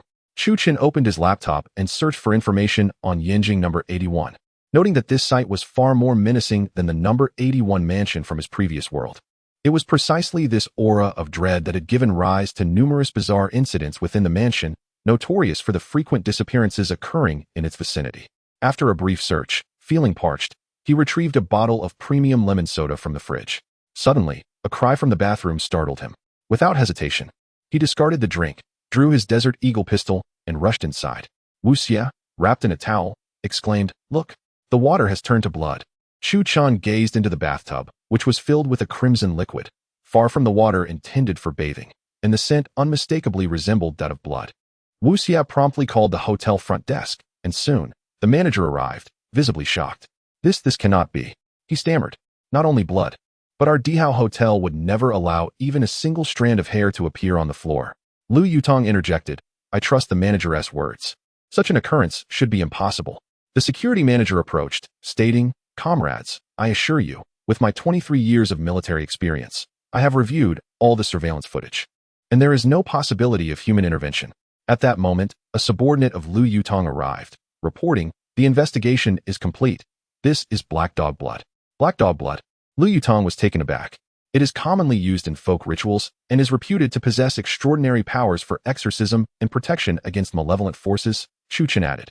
"If this blood is indeed not of human origin," Wu Xie mused, while the opposing party utilized the black dog's blood. "Is this a provocation?" Lu Yutong asserted. "You all, along with the security personnel, must take turns guarding the entrance." "There's no need for that," Chu Chun replied nonchalantly. "This is for your safety." Lu Yutong insisted. "If we cannot resolve such a trivial matter, Then we shall decline this task, Chu Chen stated. Lu Yutong expressed deep admiration, truly worthy of Chu Chen. In that case, we shall take our leave. Chu Chen nodded in agreement. After a refreshing bath, Wu Xie and Chu Chen settled on the sofa. With Wu Xie remarking, just moments ago, while I was running the water, I turned around to find it transformed into crimson blood. It seems this situation is quite troublesome indeed. Chapter 174. Dreaming back to the ancient mansion, Chu Chen remarked, this serves as a warning. A warning? Wu Xie leaned closer, growing earnest. Is there someone, or perhaps something, that does not wish for us to investigate the ancient mansion number 81? Chu Chen articulated his perspective. Wu Xie fell silent, contemplating the implication that indeed, some entity was intent on obstructing their inquiry, and the origins of this entity were surely complex. According to the principles of feng shui, the Dihao Hotel in Yanjing occupies an exceptional position, frequented by individuals of high moral standing and philanthropic endeavors. Wu Xie analyzed, stating, with so many people present, the prevailing yang energy is substantial. Moreover, the hotel's security personnel are seasoned veterans, and those of military background typically possess a formidable deterrent against unclean entities. However, the occurrence of such phenomena suggests that this entity must possess extraordinary power. Wu Xie's assertion garnered Chu Chen's agreement, who patted Wu Xie's shoulder and advised, let us not dwell too much on this. We should retire for the night and replenish our strength. Wu Xie, not wishing to ponder further, shared a modest amount of bedtime milk with Chu Chen before they succumbed to slumber. The coolness of the air conditioning made for a comfortable night's rest, particularly after their recent escapade, leading them both to feel exceedingly weary. The atmosphere in the room was tranquil, illuminated only by a few decorative lights that cast a soft glow upon the modest space. In the depths of his dreams, Wu Xie sensed something brushing against him. As he slept soundly, he instinctively reached out to touch the object. Wu Xie stirred slightly, realizing that the entity had once again made contact with his face. This time, sleep eluded him entirely. He groggily opened his eyes, only to be startled by the revelation that the object upon his face was, astonishingly, a foot. In an instant, he was fully awake, his drowsiness evaporating. Beads of cold sweat formed on his forehead as he instinctively grasped at Chu Chen beside him, only to encounter something soft and yielding. The texture was sticky and pliable, reminiscent of rubber, and it seemed to be coated with a viscous liquid. Brother. Wu Xie quickly realized that the figure beside him was unequivocally not Chu Chen. Summoning his courage, he turned to look, only to find the bed where Chu Chen had lain now empty, save for a writhing mass of slimy, red slugs crawling grotesquely. Startled, Wu Xie sprang upright and reached beneath his pillow, where he had expected to find a handgun, but was met with an unsettling void, nothing at all. Gazing at the bed now teeming with slugs, he was overwhelmed by a wave of revulsion. At that moment, Chu Chen jolted awake from his own dream. Lifting his head to discover himself lying in an ancient mansion, engulfed in darkness, the only sounds being the calls of night crows and the hoots of owls. Turning his head, he was horrified to find himself beside a skinned corpse. The body was unrecognizable in terms of gender, its skin entirely stripped away, and the exposed flesh emanated a foul stench.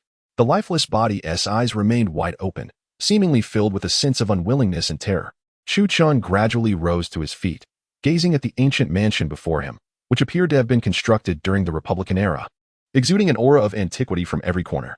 However, this mansion imparted a profoundly ominous impression, and when Chu Chen extended his hand, he found himself entirely severed from the system, unable to draw forth his black gold ancient blade. Intriguing. Chu Chen felt no panic. He merely perceived that this place possessed a certain sophistication, having never encountered a situation in the ancient city of Jingjiwei that rendered him incapable of wielding his black gold blade. As he surveyed his surroundings, he noticed a portrait hanging in the room. The painting depicted a gentleman leaning upon a civilized cane, attired in a Zhongshan suit and polished shoes, evidently one of the earliest individuals to embrace Western ideologies. Strangely, the portrait also featured a woman clad in a qipao and two children. Curiously, the eyes of both the children and the woman in the portrait had been gouged out. Moreover, the light from outside streamed through the hollow eye sockets, amplifying the eerie and chilling atmosphere, causing the hair on one's neck to stand on end. At that moment, the lights in the room flickered to life. In that era, few could afford electric lighting. This room was illuminated by candles and oil lamps. It is noteworthy that during the Republican period, having even a small oil lamp was considered quite fortunate, and those able to utilize candles were wealthy gentry. Individuals who could regularly place oil lamps in their homes undoubtedly belonged to a family of considerable means. Chu Chen observed a tea table within the room and approached it, discovering a letter resting upon the surface. The words inscribed upon the letter, astonishingly, were written in human blood. There were only 4 characters, pinned in traditional Chinese script. As Chu Chun grasped the letter, all the lights began to flicker erratically. The room alternated between brightness and darkness, enveloped in an atmosphere rife with an unsettling eeriness. In the dimness, Chu Chun discerned a shadow at the bedroom door, an ethereal figure, a woman with cascading hair and a graceful form. Without hesitation, Chu Chun stepped toward the silhouette. As the lights flickered, the figure transitioned from clarity to obscurity. The moment he approached the door, the apparition vanished, the lights extinguished, and the door creaked open. Peering outside, he realized this was no longer a hotel, but rather an expansive, ancient residence. In the corridor of the mansion, the walls were adorned with portraits of the handsome gentleman from earlier, alongside his wife, the beauty in the qipao. Similarly, the eyes of this qipao-clad beauty and those of the 2 children had been gouged out. As Chu Chun traversed the hallway, he found nearly every portrait bore the same grim trait. Suddenly, the eerie silence of the ancient mansion was pierced by laughter. The sound grew increasingly closer, as if it were trailing Chu Chun's every step. He remained silent, his expression impassive as he continued to scrutinize the portraits, only to notice that the hollow eye sockets of those images began to seep blood.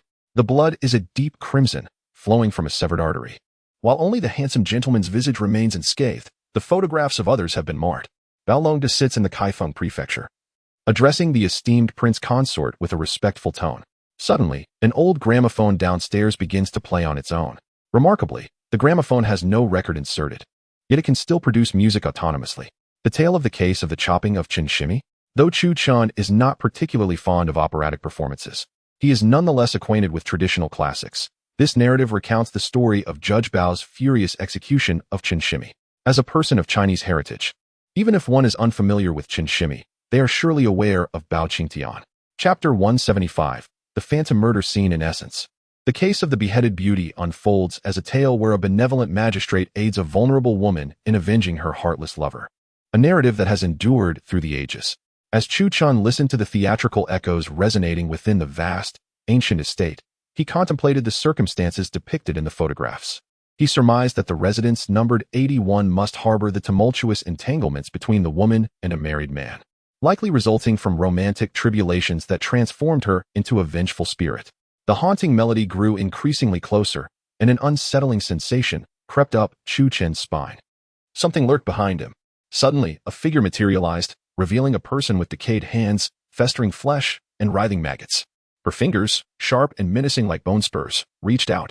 The woman's head was wrapped in crimson cloth, yet the blood seeping from her eye sockets and the corners of her mouth had tainted the fabric, rendering her features a grotesque shade of black. As he stood paralyzed, if Chu Chun were to turn, he would confront the ghastly specter directly. In an instant, he leaped into the air, attempting a powerful kick toward the apparition, yet met only empty space. At that moment, Chu Chun abruptly awoke. Realizing he was still in the hotel, it had merely been a dream. The vividness of the dream was astonishing, akin to experiencing the scene firsthand. With a wry smile, he mused to himself about the remarkable art of dream invocation. A sudden thought struck him, prompting him to glance at Wu Xie, who remained in deep slumber. Wu Xie. Chu Chun gently tapped him, but there was no response. He lay completely still, although Wu Xie's breathing was steady and his expression tranquil. This tranquility was more alarming than reassuring. Typically, a person would stir at the slightest touch or sound. Yet when Chu Chun lightly shook Wu Xie's shoulder and called his name, he received no reaction whatsoever. Something was amiss.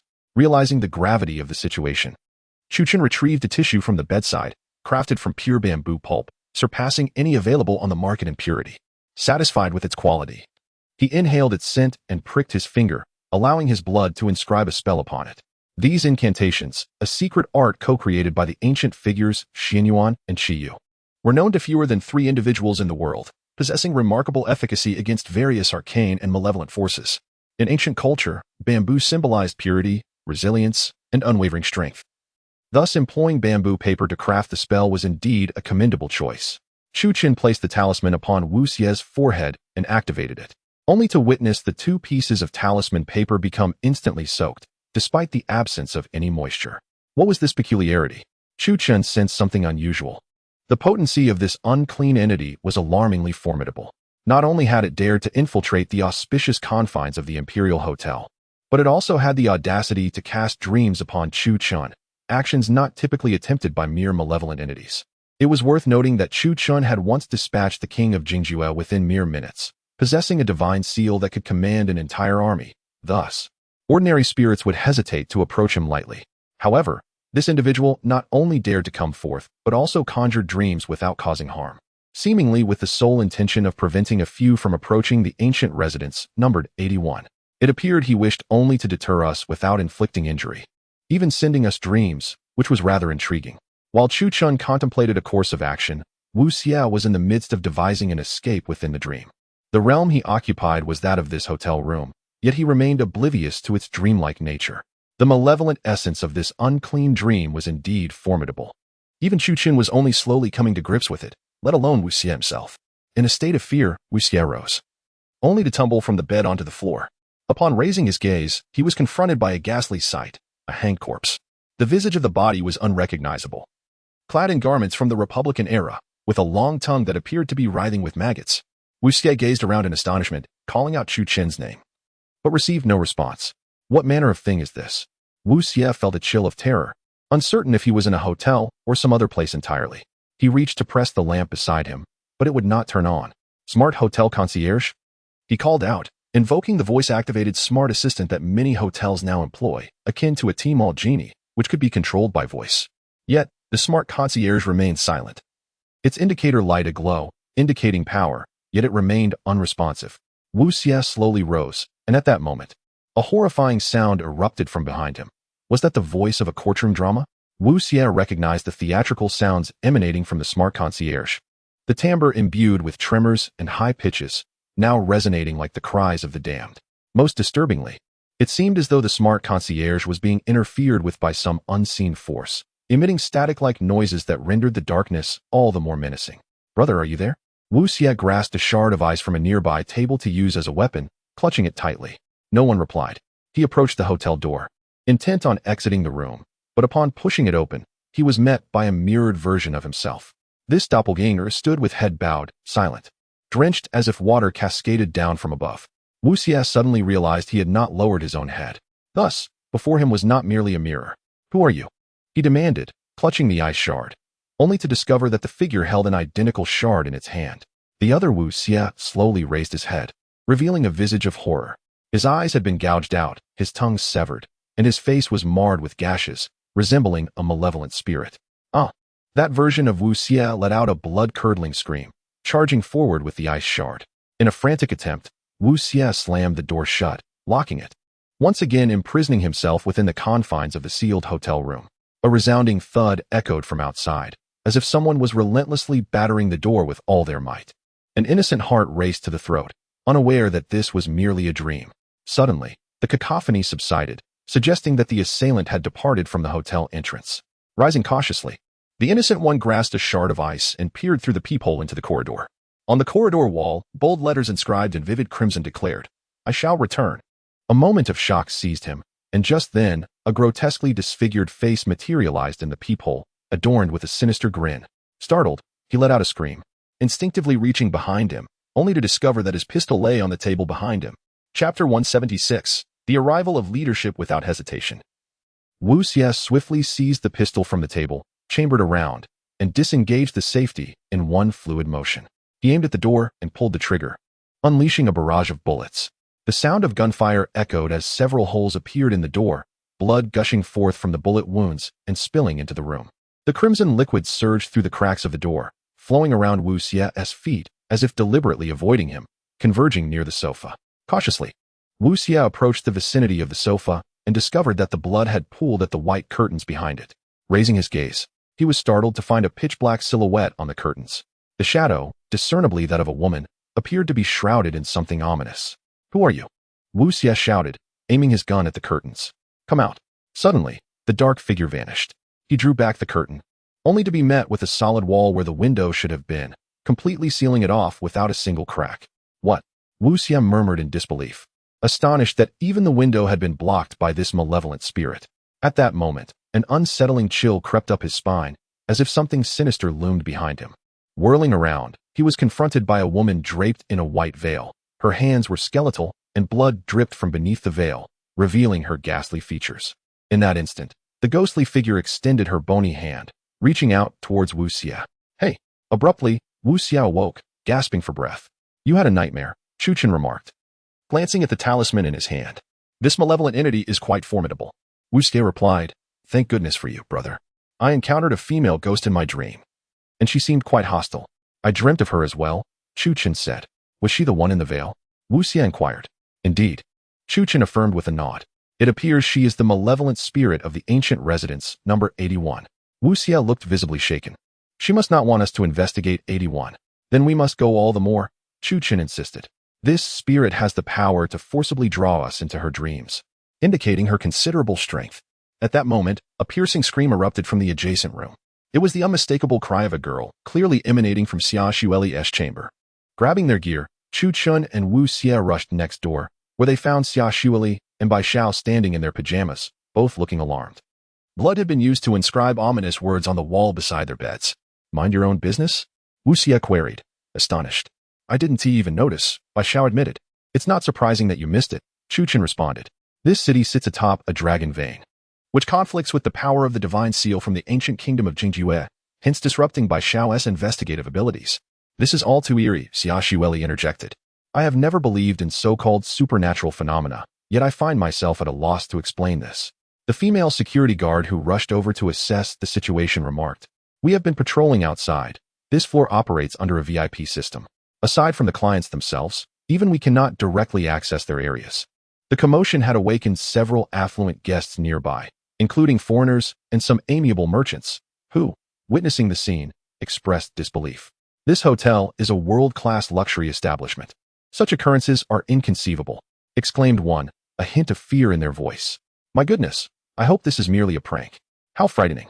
Darling, do not look. These elite patrons hurried to reassure their spouses or children, while nearby security personnel attempted to calm their anxieties. Xia Xueli spoke. I dreamt of a woman adorned with a red veil, the kind worn at weddings. We had the same dream, both Wu Xie and Chu Chen echoed in unison. What? Xia Xueli felt a chill run down her spine. You too dreamt of this person? Indeed, they nodded. At that moment, Lu Yutong approached and said, Director Song is tied up with some matters and cannot make it today. We shall reconvene tomorrow at noon. That night was destined to be anything but tranquil. Chu Chen employed a potent exorcism talisman, prompting the hotel manager to procure some high-end talisman paper from a feng shui store. Under the protection of these charms, the group encountered no further supernatural incidents.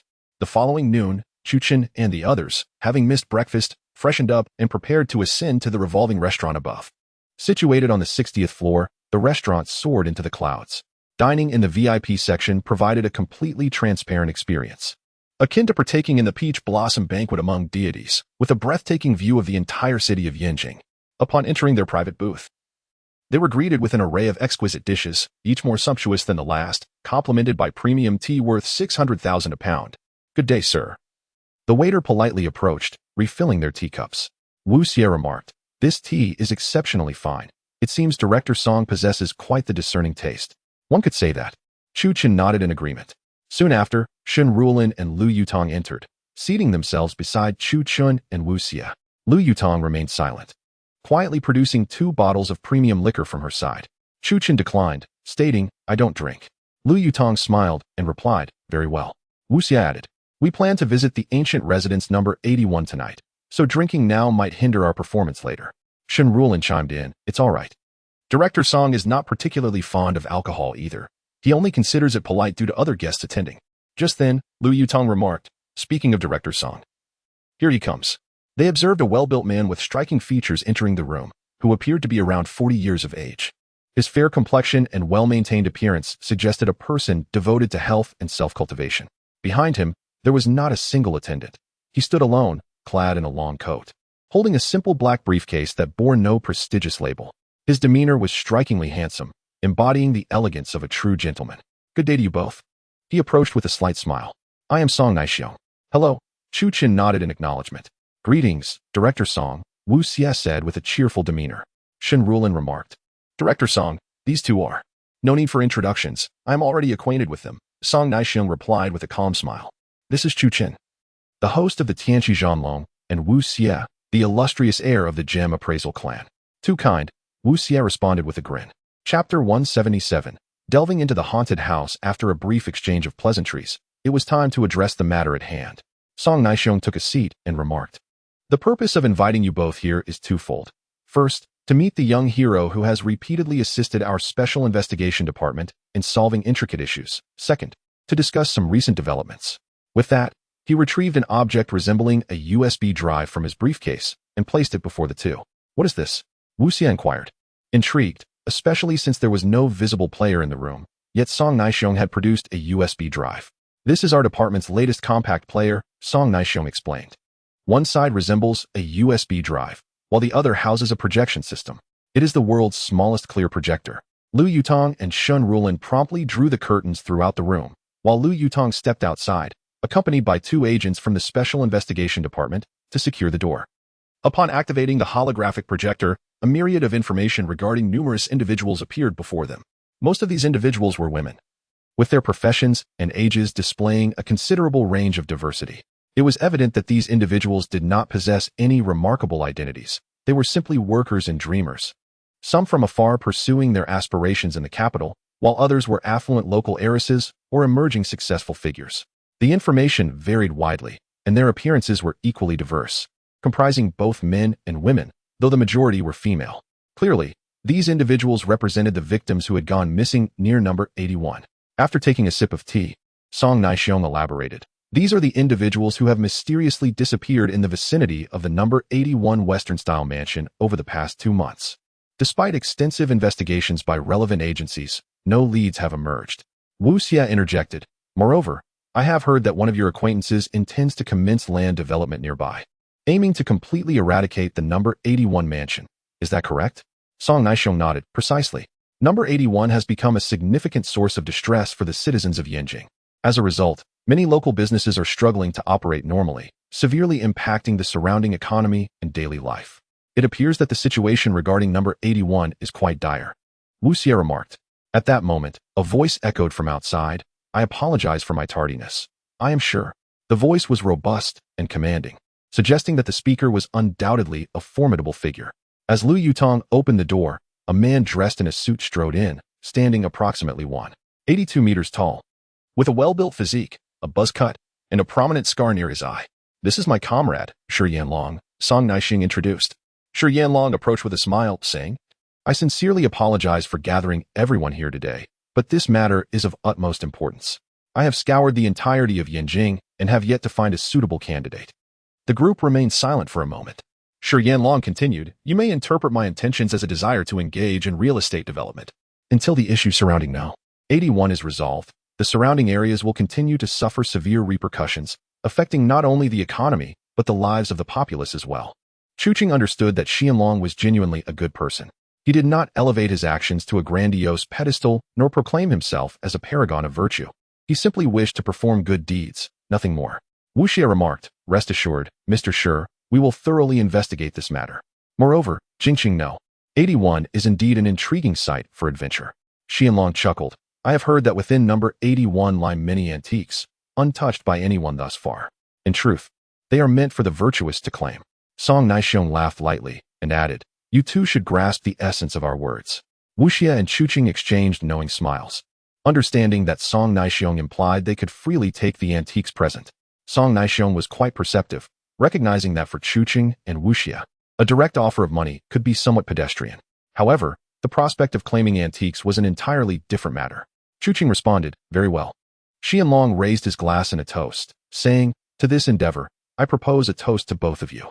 The group refrained from drinking excessively, as they were to venture to number 81 that evening, a location notoriously known as a haunted house. Chuqing was acutely aware that in his previous world, such a house was merely a product of exaggerated tales. Yet, in this realm where dragons and Chiyu coexisted, the hauntings of number 81 were not to be taken lightly.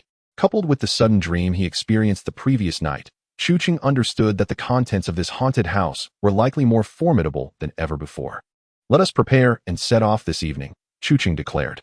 His assertion was not without merit, prompting Xianlong to inquire, "Isn't a haunted house most terrifying at night?" "Indeed. But during the day, with ample sunlight and rising yang energy, coupled with the natural dragon veins of Yanjing, malevolent entities typically do not manifest. At night, however, all things become shadowed, allowing for a more direct encounter with the supernatural. The group then realized why Chu Qing and his companions chose to embark at night. Such courage and spirit. Xianlong praised. Very well, I shall await good news here. Just then, Xianlong's phone rang. Hello? Is this Master Lu? He queried. Master Lu? Could it be Lu Qianni?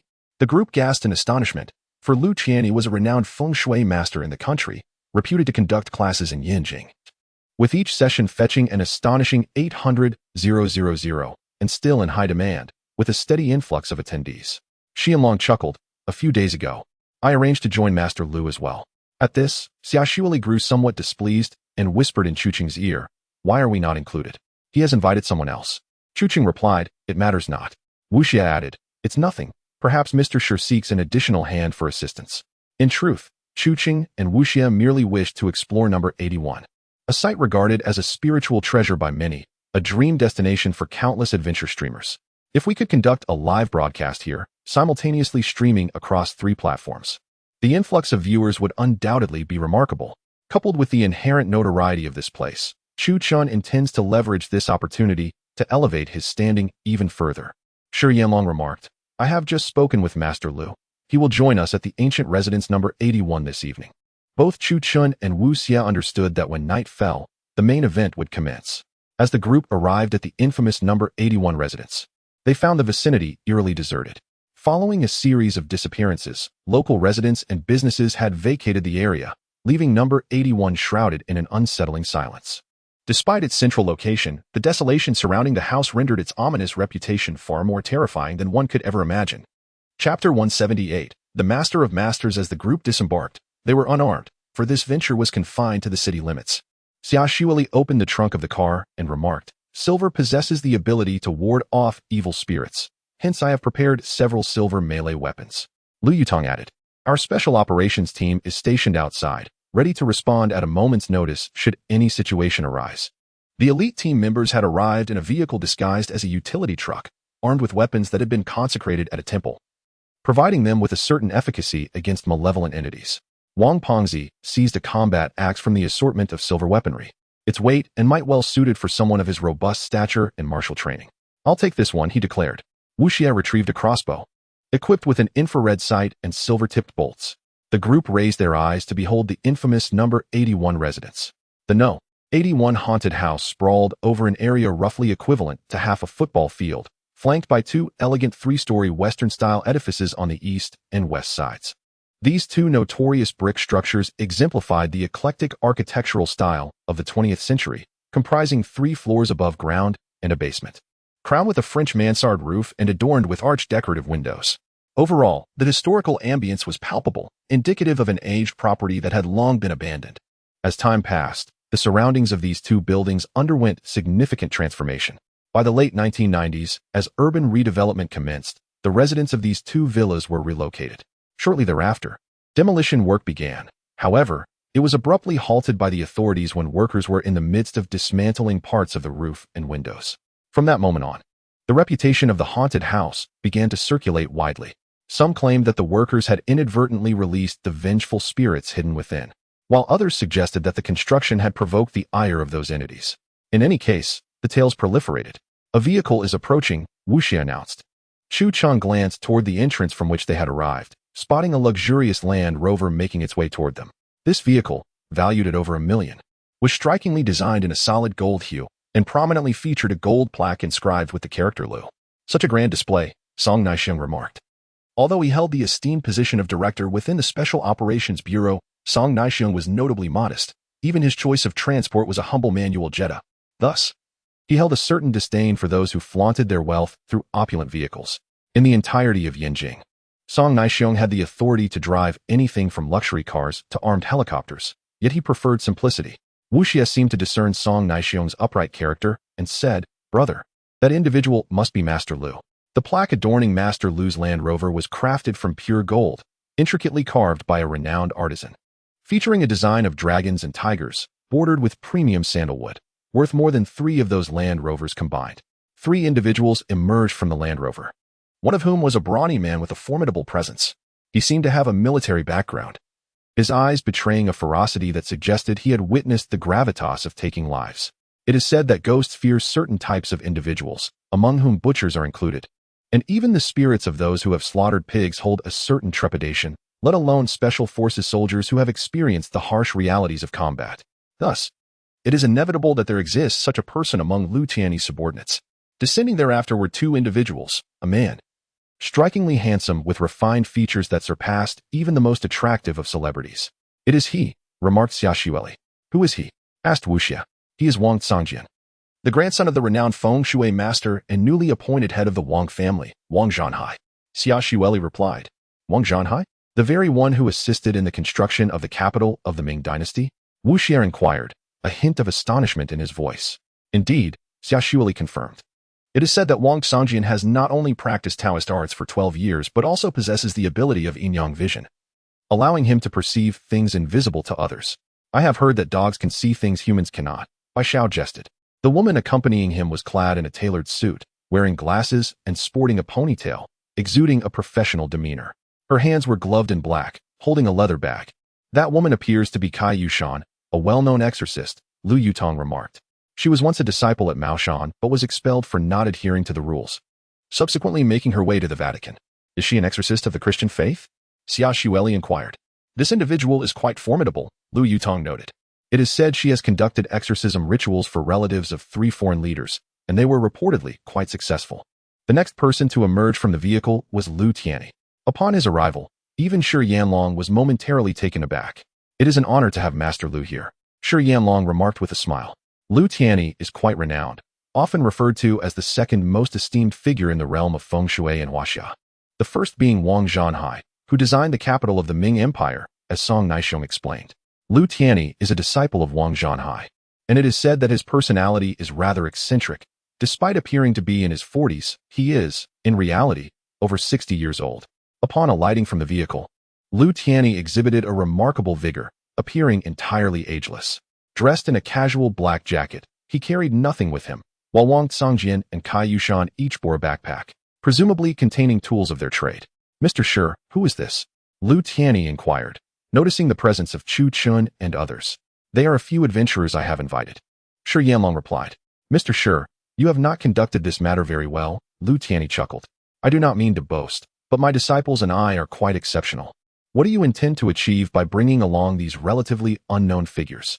Wu Xie felt a twinge of displeasure, as being referred to as a mere youngster by Lu Tianyi suggested a lack of respect.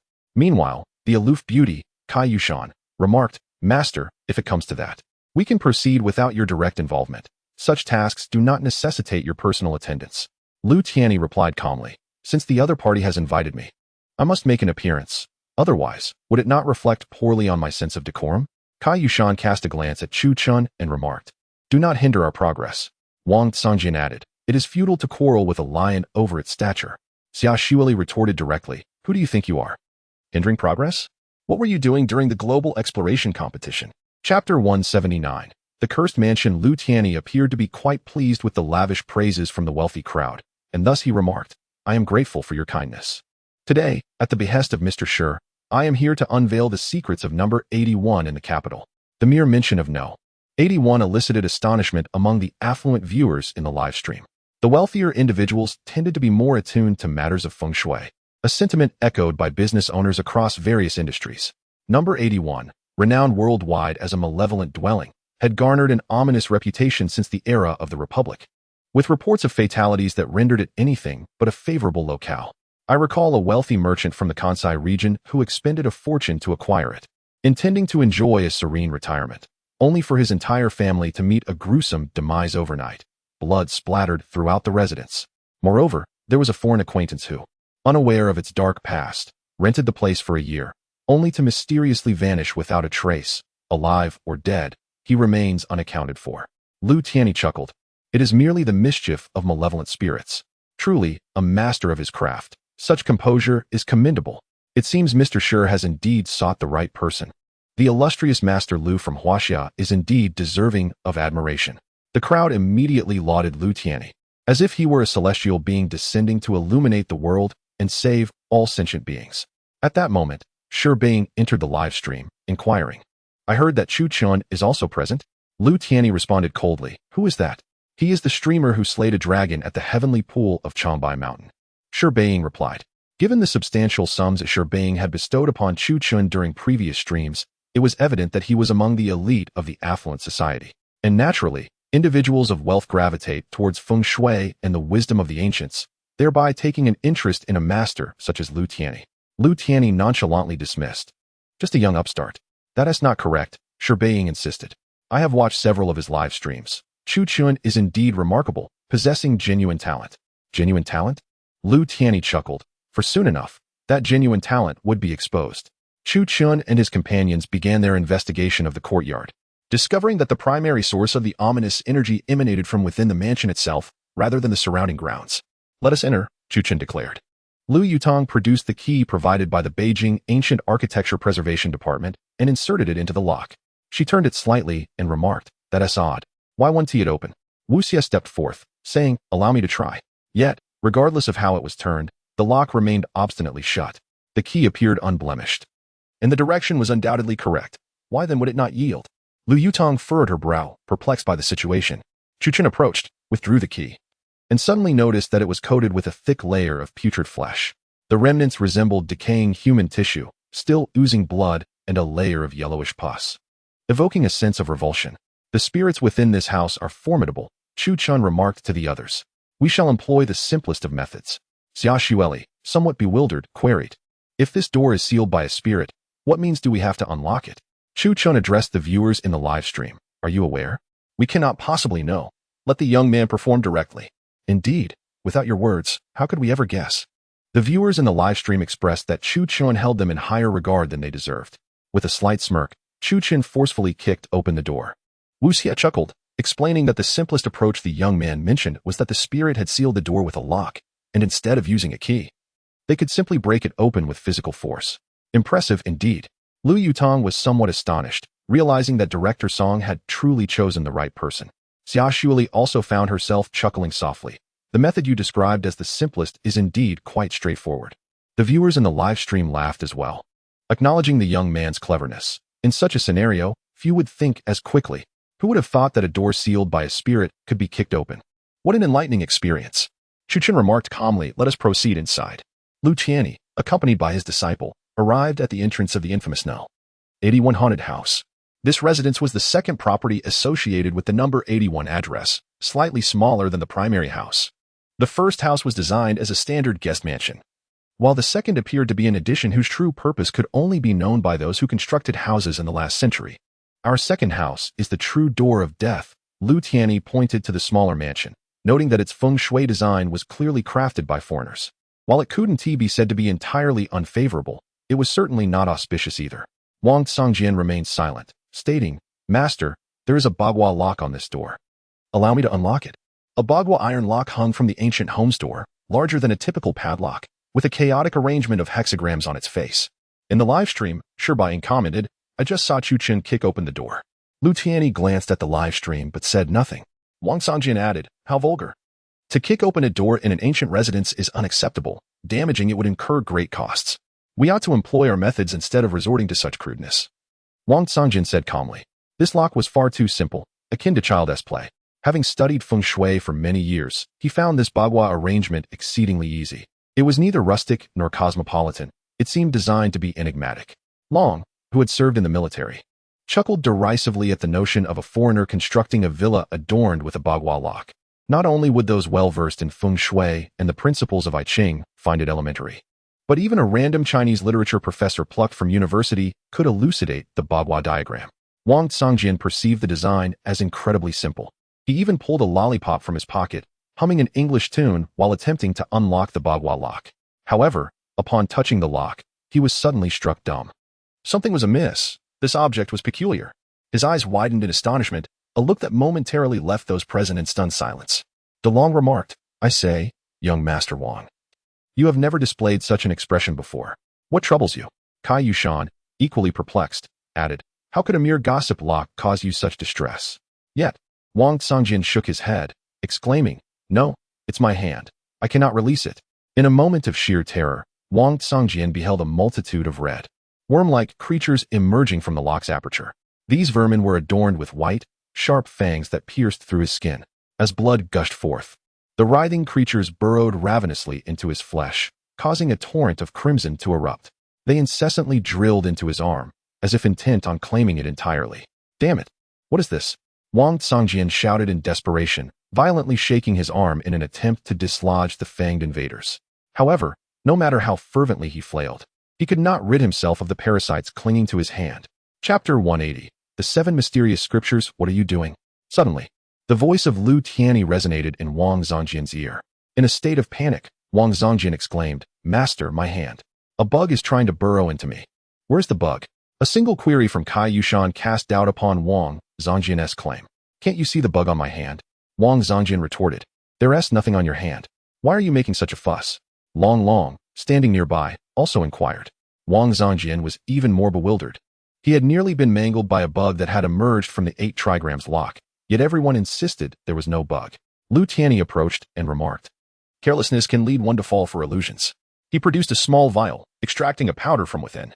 With 2 fingers, he applied a small amount to Wang Zongjian's forehead, and he instantly regained clarity. No bug. Upon glancing around, Wang Zongjian discovered that the bug had vanished. Lu Tianyi shook his head. Such a trivial illusion. And you succumb to it. This is sheer carelessness and overconfidence. Feeling both ashamed and indignant, Wang Zongjian noted the barrage of comments from viewers in the live stream. If only he had listened to that broadcaster and kicked the door in sooner, he wouldn't have fallen for the illusion. Indeed, it seemed that young broadcaster demonstrated considerable cleverness. Wang Zongjian, still young and inexperienced, felt a surge of frustration. After all, a scion from a prestigious family well-versed in feng shui should not have succumbed to a mere illusion. The thought of this embarrassment spreading was disconcerting. Lu Tianyi sighed. "Let us move on." Meanwhile, on the other side, Shernbai shared details of Lu Tianyi's situation through a live feed, prompting Wu Xie to chuckle. "It appears their strength is not formidable." "Not necessarily," Lu Yutong countered. "These individuals are masters in the field of feng shui in our country." Wang Zongjian likely fell prey to youthful arrogance. Xia Xueli nodded in agreement. Indeed, that Long has undoubtedly taken many lives. His gaze is enough to instill fear. Chuqing remarked, "Wu Xie's assessment holds merit. A person who has cultivated for so long, yet cannot even control their emotions reveals their true strength." The group fell silent. Bai Xiao commented, "This house is so dark, it would be wonderful to have some lights." "Are you not a wood spirit? Can't you see?" Xia Xueli asked. "I am a wood spirit, but I am not a spotlight," Bai Xiao retorted, her tone irritable. The room was shrouded in darkness. As soon as they entered, the door behind them shut tightly. The door was securely fastened, and when Wu Xie pushed against it a few times, it did not budge. "It seems we are left behind," Wu Xie observed. "It was never our intention to leave this way," Chuqing stated calmly. A few individuals switched on their flashlights, illuminating the grand hall on the first floor. This hall was meticulously constructed in the style reminiscent of the Republic of China era, adorned with various antique furnishings and a phonograph, while a photograph graced the wall. The image depicted a couple, the gentleman clad in a suit and leaning on a cane, unmistakably a figure of high society from the MG period. In that era, it was rare to see someone dressed so elegantly. Even possessing a complete new cotton coat for winter, along with fresh attire for both summer and winter, was considered quite fortunate. The man in the photograph exuded charm and sophistication, a quintessential scion of a wealthy family when placed within the context of his time. Accompanying him was a beauty in a qipao, presumably his spouse, whose graceful figure and dignified posture marked her as a true socialite. "Why are the faces of the woman and child in these photographs obscured, leaving only the gentleman's visage?" asked Wu Xie. The others turned their gaze towards the photographs, noting that the faces had indeed been meticulously erased, rendering their features unrecognizable. This seemed likely to be connected to some deep emotional grievance. After all, Xia Xueli, being a woman herself, deduced that the individual responsible must harbor intense animosity toward the woman, given that both her and her child's faces had been deliberately removed. "Rival in love?" Lu Yutong inquired. "Perhaps," Xia Xueli replied. "Do you not recall that this estate originally belonged to the prominent merchant, Master Hua? Historically, Master Hua was noted for his handsome appearance, and it is often the case that such dashing individuals are prone to being philanderers. Do not associate me with that." Wu Xie interjected. Chuqin remarked, "Thus, it is likely that we are contending with a female specter. Indeed, and this particular ghost is unlike others. She possesses considerable power." Wu Xie stated, "Do you not remember? She can invade your dreams and simultaneously infiltrate the dreams of 3 individuals. This spirit is steeped in resentment. A ghost's power typically derives from the grievances they harbored during their lifetime. The deeper the resentment, the stronger the negative energy field after death," Chuchen elucidated. The viewers in the live stream began to chatter. So, Master Huo was a scoundrel? It's hard to say. Let us not hastily label him a scoundrel. What if the fault lies with the woman? One remarked. I feel this ghost is more formidable than DeLong. Some younger viewers even began comparing the female ghost of the 81st ancient house with other monsters, creating a lively atmosphere in the live stream. Chuchen temporarily refrained from observing the live chat and suggested they search the hall for any evidence within the ancient estate.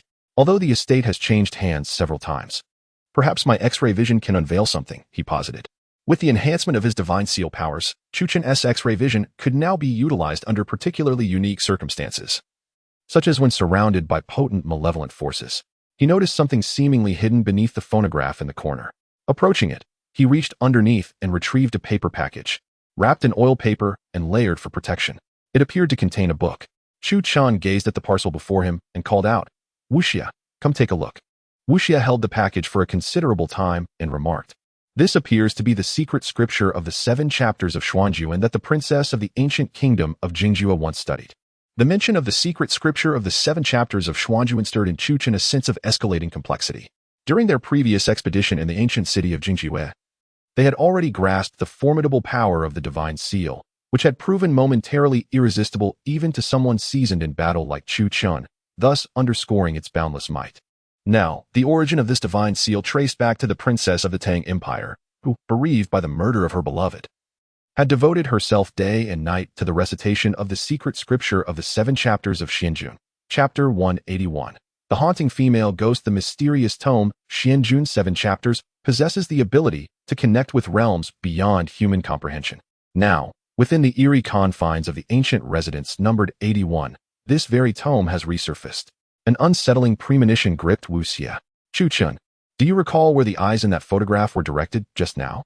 Suddenly, Xia Shueli inquired. The eyes? I didn't pay attention, Chu Chun admitted, oblivious to such subtle details regarding the gaze of the visage captured in the photograph.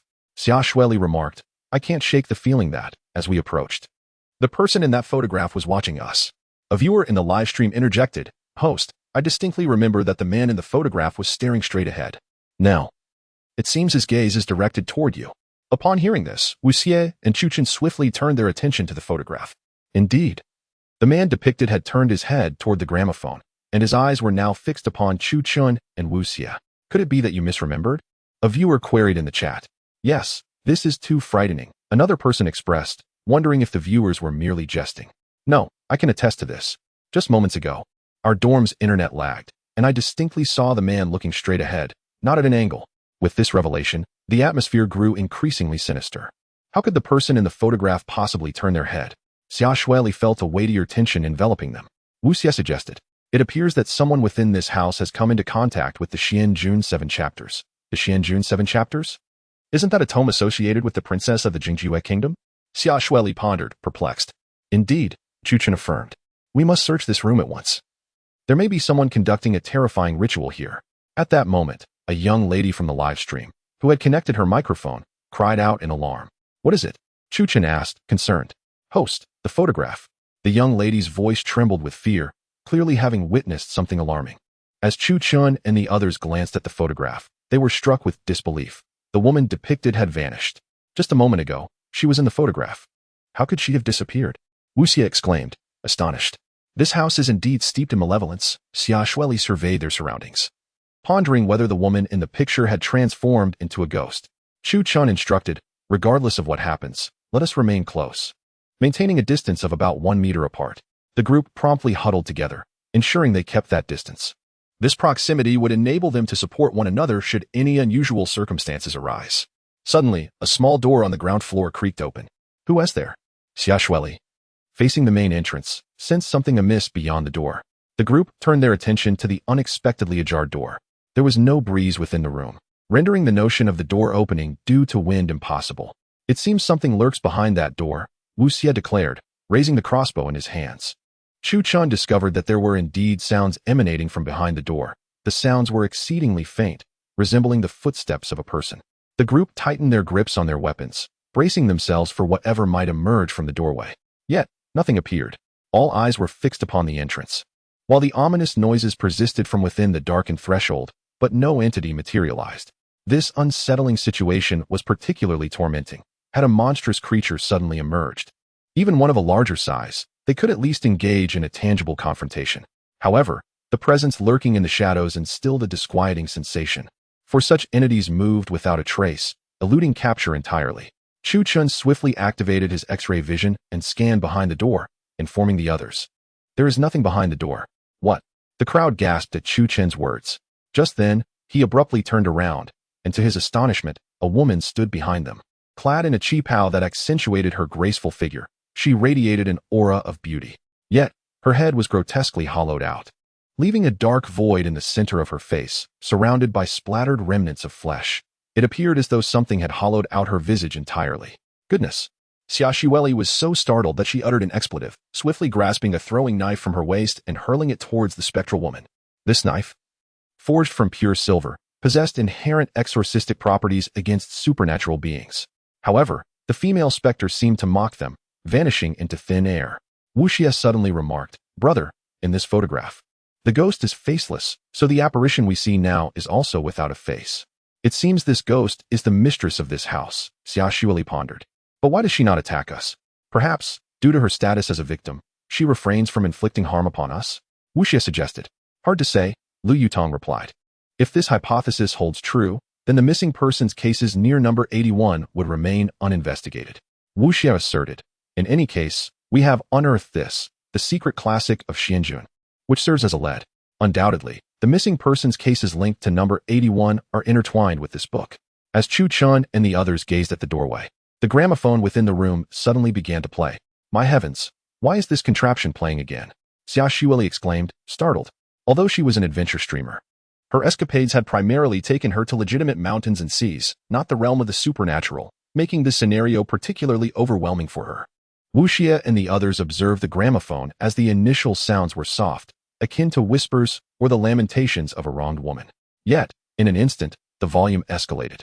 They all understood that an old-fashioned gramophone emitted sounds at a fixed volume, lacking any volume adjustment feature. However, this particular gramophone seemed to be altering its volume autonomously.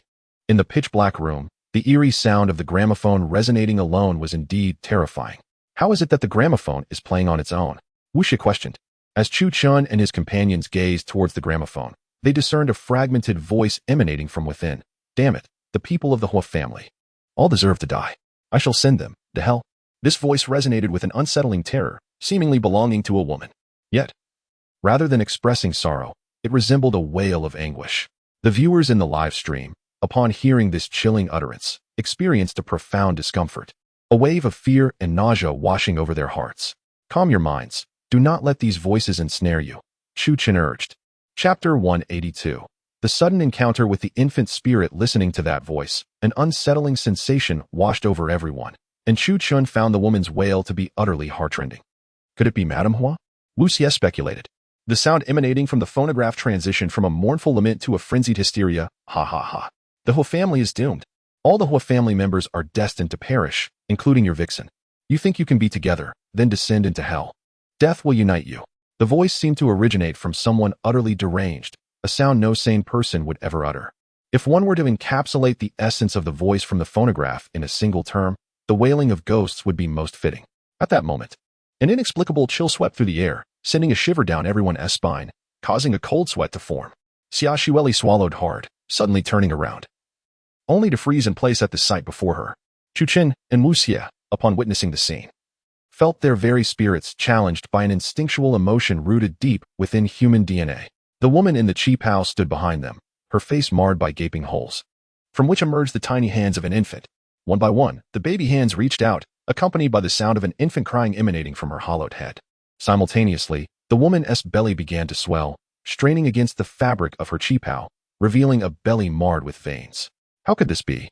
Xia Xueli and Lu Yutong were both in shock, and they opened fire. Yet, the bullets merely passed through the ghostly woman's abdomen as if she were a mere projection, impervious to physical harm. Suddenly, the woman's belly split open, and a scythe-like bony arm emerged, entwined with the umbilical cord and placenta, each finger in a regular bone spike. "Still, I have a child." The ghostly woman suddenly charged at the group. Lu Yutong fired repeatedly, but her blessed automatic pistol proved futile against the specter, with bullets passing cleanly through her. Just as the ghost was about to seize them, Chu Chun pushed the two women aside and swung his black gold ancient blade with immense force. The black gold ancient blade, transformed into the formidable power of the undying slash, cleaved the ghost in two, causing her to dissolve into a dense pool of blood that vanished into thin air. "Thank you," Lu Yutong said, still shaken. "You saved my life." Xia Xueli added, "How many times has this been?" "It's nothing," Chu Chun replied, glancing at the pool of purulent blood on the ground. Realizing it was placental blood, evidence of the infant spirit's presence. "Innocent spirit?" The two women were taken aback. "What is an innocent spirit?" Chu Chun remarked. "Infant spirits are born from tragic circumstances such as accidents, abortions, parental neglect, and abandonment, transforming innocent souls into malevolent entities. They possess an innate goodness, yet their untimely deaths, wrought by the world's malevolence, leave them seething with rage. As my brother rightly pointed out, infants are inherently endowed with spirituality, a quality that, when tainted by hatred and fury, can render their spiritual forms exceedingly powerful. It is no wonder we heard the cries of a baby earlier," Xia Xueli commented. Chu Chun continued, "We have thoroughly examined the first floor. Let us ascend." The group nodded in agreement. As they passed a closed door on the first floor, the chilling sound of a baby's wail echoed from within. The eerie cries reverberated through the darkened house, sending shivers down Xia Xueli's spine, prompting Chu Chun to have Bai Xiao stay by her side. "Let us investigate," Chu Chun suggested to Lu Yutong. "Very well," Lu Yutong replied with a smile. "I shall enter while you provide cover." "No need," Chu Chun declared, forcefully kicking the door open. Inside, they found a pitch-black bathroom, a relic of a bygone era, lacking even a showerhead. The only advanced feature was a bathtub, which, in the last century, would have been considered a luxury. The room was shrouded in darkness, illuminated only by the beams of their flashlights. The baby's cries grew increasingly closer. Wiping the sweat from her brow, Lu Yutong observed, "Yes, it's just ahead." Chu Chun gripped his ancient black gold blade tightly, causing the undying slash to emit a crimson glow that brightened the room considerably. As they approached the bathtub, Lu Yutong gasped upon seeing its contents, rushing out of the room to retch violently, expelling the remnants of her last meal. Witnessing this, Wu Xie also took a deep breath, exclaiming, "How revolting! What on earth is that? This will haunt my nightmares." The viewers in the live stream expressed their disgust and horror through a flurry of comments, their revulsion palpable. Chu Chun turned his gaze to the bathtub, revealing it teeming with bizarre insects resembling a grotesque fusion of cicadas and leeches, devoid of wings. Most horrifyingly, the heads of these creatures were those of infants, their miniature faces writhing amidst the swarm, emitting cries identical to those of living babies. "Brother," Wu Xie patted Chu Chun's shoulder, suggesting, "Perhaps we should burn it." Chu Chun scrutinized the insects. They were tangible entities, not mere spirits or phantoms, but undeniably real creatures. "You all step outside. I will handle this." Activating his X-ray vision, he sought to uncover the origins of these grotesque beings. Yet, an unexpected object caught his eye. "What is this?" Chu Chun noticed, nestled among the writhing mass of insects. A key. Judging by its design, it appeared to be the original key to this ancient mansion. The reason for the appearance of this key remains a mystery to all. Given that it belongs to an ancient residence, it may hold some significance. Chu Chun pondered that, following the conventions of horror games, possessing a key is generally advantageous. He took out a talisman, muttered an incantation from antiquity, ignited it, and then hurled the fiery talisman into the fray. With a resounding explosion, the talisman erupted into flames, swiftly incinerating the insect-like creatures that bore the visage of children. It seemed wise to keep this key. Retrieving it from the ashes, Chu Chun departed from the chamber. Upon exiting the house, Chu Chun and Wu Xie appeared unfazed, while Bai Xiao seemed relatively unaffected. However, it was evident that the two girls, Lu Yutong and Xia Xueli, were experiencing some discomfort. Chapter 183. The Ancient Diary. "How are you all?" Chu Chun inquired, offering 2 handkerchiefs. "Just a bit psychologically unsettled," Xia Xueli remarked. After all, no sane person could possibly accept such things. Chu Chun picked up Lu Yutong's pistol and fired a shot into the air, subsequently handing over the shell casing. An old trick employed by veterans to alleviate nausea. Lu Yutong expressed surprise. "You understand military tactics?" "Somewhat, but not extensively," Chu Chun replied nonchalantly. "My brother and I encountered many monsters during our adventures, most of which he dispatched with a single shot from his pistol," Wu Xie added with a smile. Chu Chun turned and said, "Let us ascend. We still have yet to comprehend the situation here." As the group climbed the stairs, they noticed that with each step towards the second floor, more dolls appeared on the stairway and windowsills. These dolls were undoubtedly ancient, some crafted entirely from tin. Resembling soldiers from the Napoleonic era, while others mirrored the styles of soldiers from the First World War. Moreover, there were numerous puppets, carved from wood and clay, remarkably lifelike. Yet each possessed disproportionately large eyes, which imparted an unsettling sensation as if they were gazing directly at the beholder. Consequently, Chu Chun and the others chose to navigate around these figures. Were these dolls preserved by the subsequent residents? Wu Xie suddenly queried. Not at all. A viewer in the live stream interjected. My brother used to work in the restoration of ancient architecture. He mentioned that these dolls were discarded by previous inhabitants long ago. Discarded? Then now, Wu Xie gazed at the dolls, sensing something amiss. It's frightening to say, but no matter where you discard these dolls, they ultimately return here. The viewer continued. I won't say more. The atmosphere here is too terrifying. Upon hearing this, the group found it hard to believe. After all, these dolls had been thrown away. How could they possibly return? Lu Yutong stated, I will contact headquarters. Hello? She spoke into the walkie-talkie. This is bad. The signal is being interfered with. Our tracking devices are still operational, Wu Xie noted. It seems that the malevolent entities within this house are deliberately toying with us. Anyone who enters the haunted residence number 81 is ensnared in their games, and some, unable to endure the prolonged mental torment, ultimately resort to suicide, Lu Yutong explained. Wu Xie nodded in agreement. Indeed, most who dwell here do so out of necessity. Encountering such chaotic entities in daily life would surely drive anyone to despair. To their astonishment, the second floor also revealed itself as a grand hall, visually more expansive than the first floor. Impossible. The second floor cannot exceed the space of the first. Lu Yutong shook her head. We thoroughly examined the exterior and interior structure upon arrival. It appears that the unclean entity has distorted the space, resulting in this phenomenon, Wu Xie theorized. Chu Qin concurred. Wu Xie is correct. The heavy here is responsible for such occurrences. The entire hall on the second floor gleamed as if newly polished, filled to the brim with dolls and toys. No one knew to whom these dolls belonged, yet the second floor was entirely occupied by such items. Why were the dolls' eyes so disproportionately large? Wu Xie sensed something amiss. The eyes of these dolls were carved in a rather terrifying manner, evoking a sense of dread even in children at first glance. The scene before them exuded an odd atmosphere, as if everything here had been meticulously arranged for visitors, and it was evident that nothing had been disturbed in the surroundings. This place, which should have been abandoned for years and left unattended, appeared remarkably pristine, resembling a newly constructed home. Moreover, the dolls and tin soldiers seemed to have been cared for, showing not a speck of dust.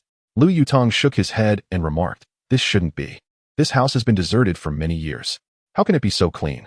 Wu Xie replied, The first floor is still covered in dust, while the second floor looks as if it has just been polished. The group examined the walls, which were adorned with numerous black and white photographs, prominently featuring the young master of the Hua family along with two children.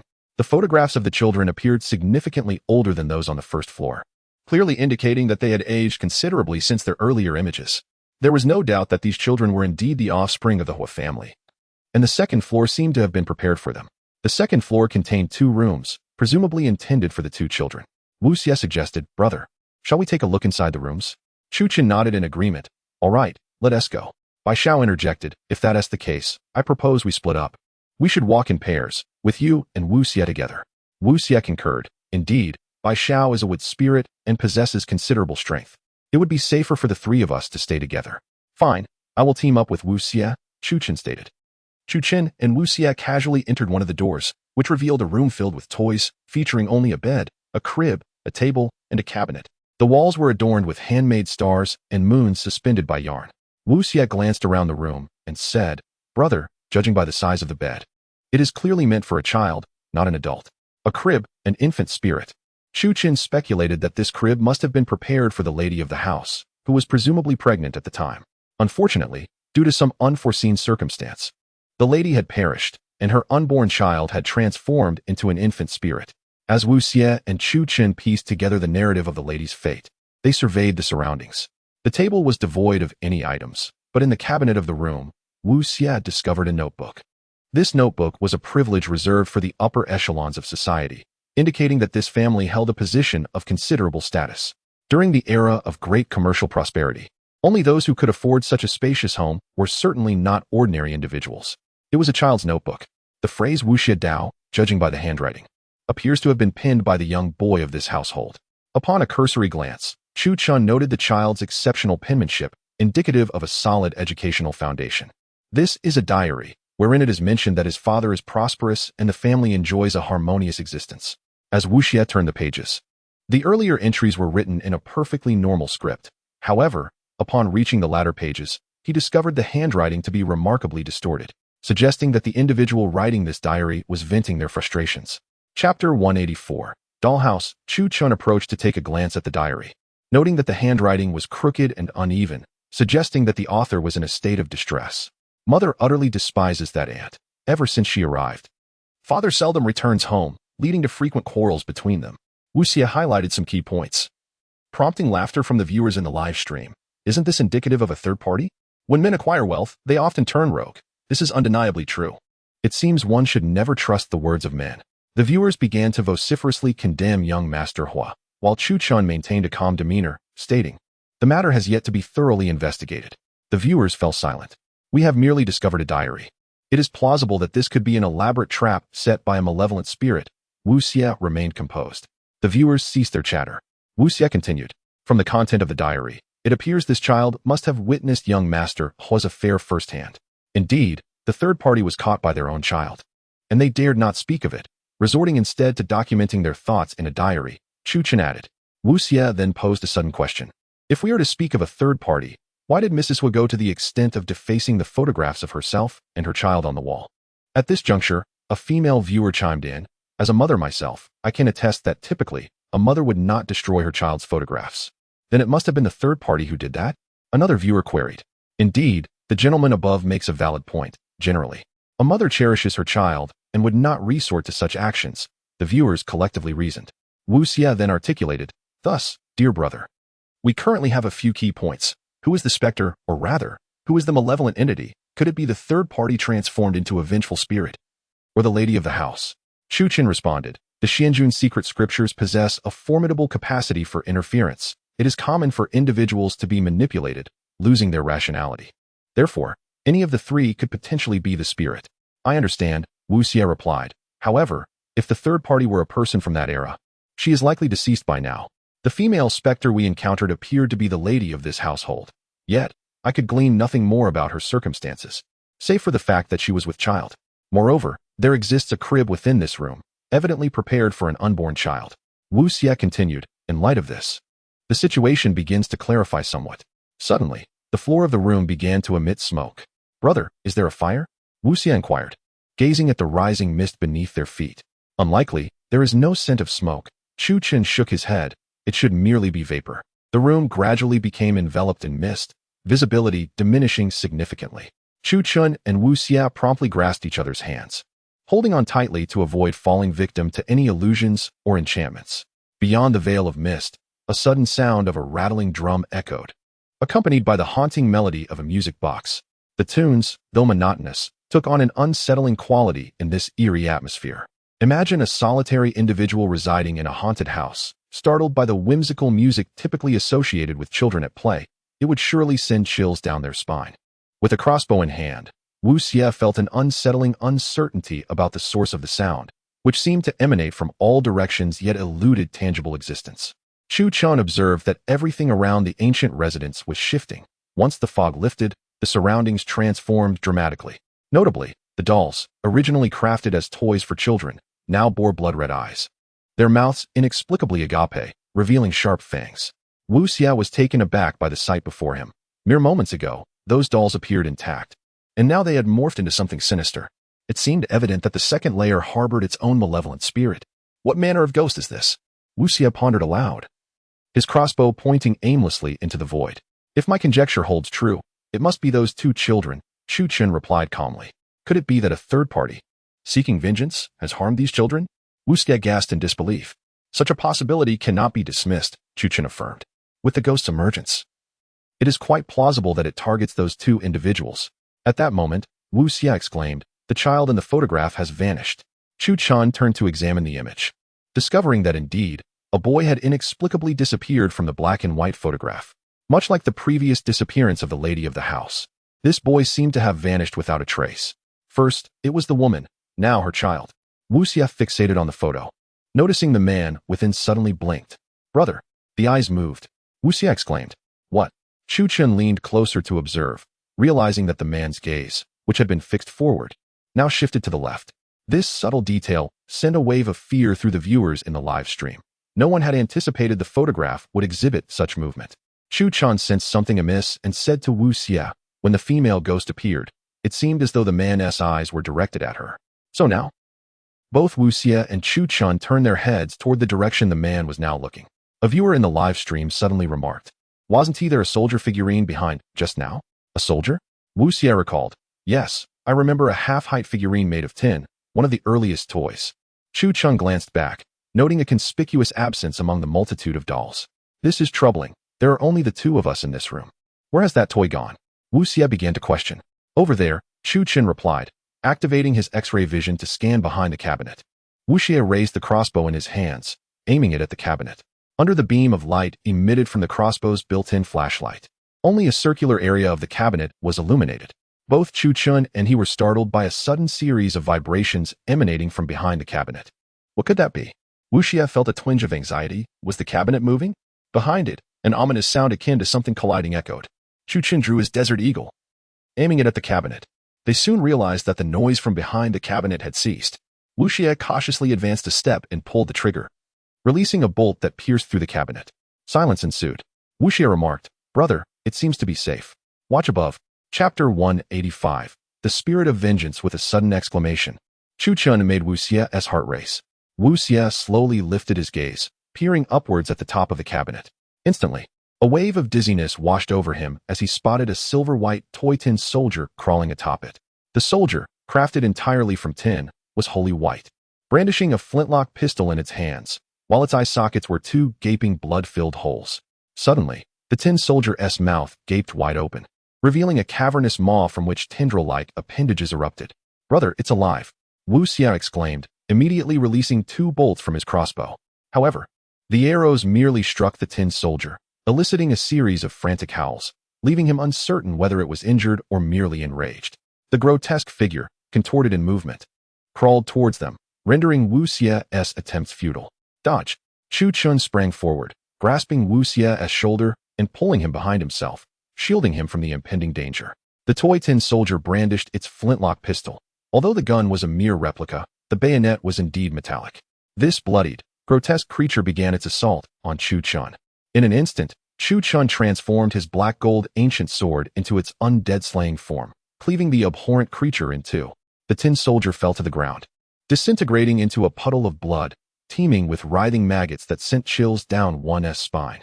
As Wu Xie surveyed the room, he noticed that the other toys began to tremble violently, seemingly infused with life, their mouths opening and closing with the sound of wood clashing. Blood oozed from their eye sockets, filling the room with the cacophony of the monstrous puppets. "We must leave," Chu Chan declared calmly. "Agreed." Wu Xie, sensing the ominous atmosphere, yearned to escape this place. Suddenly, a puppet from the shelf lunged at them, wielding a sharp, horn-hunting knife. No one could fathom why this puppet possessed a weapon. While nearby, other dolls and figures opened their eyes, crimson blood streaming from their sockets. Could it be? All the stuffed toys can move? Viewers in the live stream were horrified as they witnessed the puppets' eyes bleed and their mouths twitch. Though these dolls were innocuous toys, in such a sinister environment, they emitted an unsettling aura even when still. Moreover, with blood pouring from their eyes and exhibiting human-like traits, the atmosphere grew increasingly terrifying. "Brother, Miss Xia and Miss Lu must be in danger as well," Wu Xie expressed his concern, his kind nature surfacing. "We need to exit this place," Chu Chan insisted. Yet, it seemed that the malevolent spirit would not allow their escape. As Wu Xie gazed at the photograph on the wall, he spoke. At that very moment, the surrounding dolls began to stir, tumbling to the ground, each impaled by a knife. These dolls crawled across the floor, leaving behind a long trail of blood, advancing menacingly towards Chu Chan and Wu Xie. "Damn it, so many." Wu Xie seized his crossbow, smashing the head of one doll with the stock. "Mother!" The doll's head was shattered beyond recognition, brain matter splattered everywhere, yet it continued to fix its ghastly pale eyes on Wu Xie, calling out for its mother.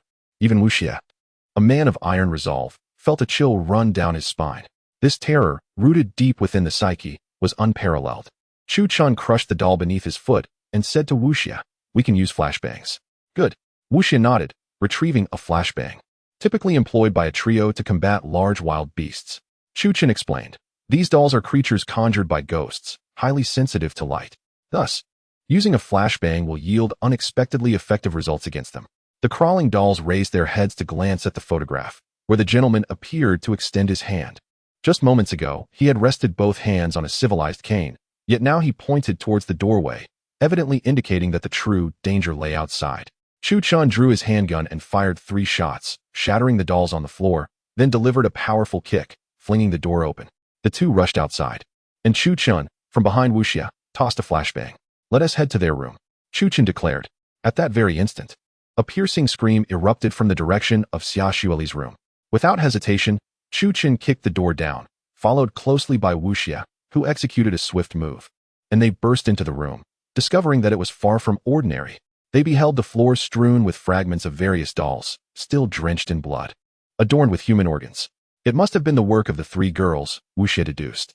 Indeed, Chu Chun nodded in agreement, asserting that these dolls were likely manipulated by the spirits of children to attack us. "Look, their essay diary here." Wu Xie discovered another diary. Chu Chun activated his X-ray vision and discerned that this diary had been pinned by the girl among the 2 children. "Since moving into number 81, my father often goes out. My classmates say he frequently meets a lady from a nightclub. After that lady appeared, my parents began to argue incessantly, and the neighbors claimed my father was seeing someone on the side. Ever since, my mother has taken to reciting prayers daily from a book I do not recognize. It is neither the Bible, nor the Buddhist scriptures, nor the Quran, nor any Taoist text." From the fragmented words of the diary, it became apparent that the male head of this household, Master Hua, had indeed developed feelings for a singer outside, thereby neglecting his wife in this regard. This sentiment has been acutely perceived by their own children. It is essential to recognize that during their formative years, children possess a remarkable innocence, and their fragile hearts require safeguarding. When they become aware of any fissures in their parents' relationship, the emotional toll can be profoundly damaging. Consequently, both children have begun to exhibit extreme reactions. Their diaries are rife with animosity towards the perceived interloper and resentment directed at their father. Observe this page. Wu Xie handed the diary to Chu Chun. "What is this?" Chu Chun's expression morphed into one of astonishment as he beheld the entries pinned by the child, written in crimson ink. The page was inundated with 4 ominous characters. "All must perish." Chapter 186. The Enigmatic Trap. Wu Xie remarked. It seems that the book referred to by the 2 children in the diary is likely the secret scripture of Xuanjuan's 7 chapters that we have discovered. Chu Chun nodded in agreement, suggesting that all of this might indeed be the doing of Madame Hua. The secret scripture of Xuanjuan's 7 chapters magnified the darkness within her heart, and the hatred and resentment born of love became known to those malevolent spirits, leading them to seize the ancient residence number 81 and transform it into a haunted abode. Chu Chun stated, "Regardless, we must find those 3 individuals first." As they proceeded, an unsettling sensation grew stronger with each step. Logically, although this ancient house was vast, it should not possess so many rooms within a mere 2nd floor. Upon entering one room, another door awaited, and beyond that door lay yet another room. This cyclical pattern ensnared Chu Chun and Wu Xie in an endless maze of identical chambers. "Walls of the supernatural," Wu Xie exclaimed. "Brother, we are encountering a supernatural wall." Wu Xie gazed at Chu Chun, who reassured him, "Fear not. This is not a supernatural wall. These are merely ordinary rooms." "Ordinary rooms?" Wu Xie was taken aback. What kind of person would design something so twisted? Chu Chun explained. "It is akin to the labyrinthine house of arms dealer Winchester, originally designed to confound evil spirits, in the hope that the ghosts would lose their way within the rooms." A viewer in the live stream, who had served in the military, interjected, "The host is correct. Mrs. Winchester built a mansion with hundreds of rooms to prevent the vengeful spirits of those who perished beneath their firearms from seeking retribution." Wu Xie queried, "So, does the Hua family have some guilty secret? An affair during marriage is certainly a grave transgression." A female viewer chimed in. Just then, the door to the room ahead swung open unexpectedly. "Brother, I have a feeling that the 3 of them are inside," Wu Xie said. "Indeed, let us enter." Back to back, Chu Chun and Wu Xie charged into the room, which bore resemblance to the architectural design of a foreign land, featuring over a dozen dolls. As soon as they entered, the door slammed shut behind them, trapping them inside. "What?" Wu Xie pushed against the door, only to discover that blood was streaming down it, forming a seal that rendered it impenetrable. Boom. The candelabras around them suddenly ignited, illuminating the pitch-black room. Inside, the dolls, crafted from white wax, stood in various attires: kimonos, military uniforms, kipayos, and outfits reminiscent of students from the Republic era. These wax figures, devoid of eyes, stood motionless, their hands hanging limply at their sides, all adopting the same eerie posture. "Brother, these dolls, they appear rather unsettling," Wu Xie observed. In the dimly lit room, the countless wax figures surrounded them, creating an undeniably chilling atmosphere. Suddenly, a paper airplane swooped into the enclosed space, seemingly appearing from nowhere. Inscribed upon it were words. As Wu Xie unfolded the paper airplane, he discovered that Xiao Gu, Miss Xia, and Miss Lu were ensconced within two of the wax figures. When Chu Qin activated his X-ray vision, he was astonished to find that it could not penetrate the waxen exterior. Peering through the thick layer of wax, he was confronted with a mass of densely packed entrails and flesh. These wax figures were, astonishingly, filled with living beings. Chu Chun felt a surge of indignation. The architect of this trap was undoubtedly despicable. To utilize the flesh and blood of the living to create these figures, while concealing Lu Yutong and Xia Xueli within them, effectively sealed off all avenues of escape, rendering his X-ray vision futile. What should we do, Xiaogu? Wu Xie inquired, tapping on several wax figures, which yielded no response. How do we right the paper airplane? Chu Qin asked. The paper airplane replied, the ceiling of this room is rigged with wax oil mechanisms. If we do not extract the individuals within 3 minutes, the room will descend, unleashing wax oil and flames that will incinerate us all. Chu Qin gazed up at the ceiling, leaping to deliver a strike, only to discover that the roof was not wooden, but rather composed of steel plates. What an ingenious design! He could not help but commend the architect of the mechanism. Wu Xie suggested, shall I employ infrared scanning? It would be futile, Chu Qin replied. These sinister entities are cloaked in a unique aura that disrupts technological scanning. The viewers in the live broadcast grew anxious, bombarding the streamer with urgent messages. You have only 2 minutes left. Indeed, a minute has already passed. If you don't escape, you'll become Brazilian barbecue. Chu Qin remained calm, contemplating a strategy. If Lu Yutong and Xia Xueli were ordinary individuals, they might indeed be trapped here. However, by Xiaozuo's spirit, how could she be ensnared by mere phantoms within a wax figure? Yet, the paper airplane insisted that 2 individuals were confined here. As my divine pet, Bai Xiao would never abandon them to flee alone. A serene smile graced Chu Chun's face as he declared, Wu Xie, let us proceed. What about those people? Wu Xie asked, perplexed. They are inside the wax figures. Chu Qin suddenly drew his blade, wielding it with elegance, and in an instant, all the wax figures were cleaved in two. That was a startling moment for me. Xiaoge, Wu Xie laughed. This is splendid. It confirms that the 3 of them are unharmed. Let us go? Chu Chun grasped Wu Xie's hand, and together they hastily exited the room. Just as they crossed the threshold, a torrent of flames erupted from within, igniting all the wax figures in the room. As Chu Qin and Wu Xie stood in the corridor, they beheld numerous dull corpses ahead, each astonishingly containing human entrails and organs, with blood that was a dark crimson hue. This was orchestrated by those 2 children, Chu Qin noted. That room we just left, if I am not mistaken, was a mechanism designed by the ghost of a girl. Wu Xie remarked, when I arrived, I conducted some research. This girl is the offspring of a young master from the Hu family and a foreign woman, a mixed-blood girl. Her mother was the daughter of an arms dealer from France, endowing her with a remarkable genetic talent for mechanical engineering. Hence, she was capable of devising such a contraption, Chu Qin concluded. Wu Xie soon found himself in a bit of a quandary. How could they possibly locate the wood spirit by Xiao and Miss Xia, Miss Lu? Chu Qin replied. It is quite simple. The room we just occupied was filled with the flesh and blood of dozens, imbued with a heavy aura of yin, rendering the summoning technique ineffective. Now, however, I am able to employ it. With that, Chu Qin closed his eyes, and the exquisite divine seal manifested in his hands. In an instant, a beam of light shot forth, leaving numerous luminous markings in its wake. Let us follow the trail of marks beneath our feet. Chapter 187. Each for their own needs, Chu Qin and Wu Xie followed the mark and arrived at an immense room. This chamber was adorned with antiquated wooden doors, decorated with balloons and stuffed dolls, upon which was inscribed Happy Birthday in elegant script. At the entrance lay numerous pairs of leather shoes, seemingly belonging to children. Such footwear in the early 20th century indicated that their wearers were likely scions of affluent families or offspring of political dignitaries. Let's enter, Chu Qin said. Without hesitation, Wu Xie kicked the door open, brandishing a crossbow as he advanced. Chu Qin promptly followed, and they soon realized they stood in what appeared to be a grand banquet hall, the very heart of the second floor. This must be the banquet hall of the Hu family, Chu Qin remarked. The hall was astonishingly vast, with a round table at its center laden with a feast rivaling the imperial Manchuhan banquet. Seated at the table were Bai Xiao, Lu Yutong, and Xia Xueli. The table was replete with a variety of exquisite Chinese dishes that wafted enticing aromas, causing Wu Xie to be momentarily entranced and step forward. What are you doing? Chu Qin gently pinched Wu Xie's earlobe. Ouch! Brother, what just happened? Wu Xie asked, bewildered. If you find the aroma captivating, simply pinch your earlobe.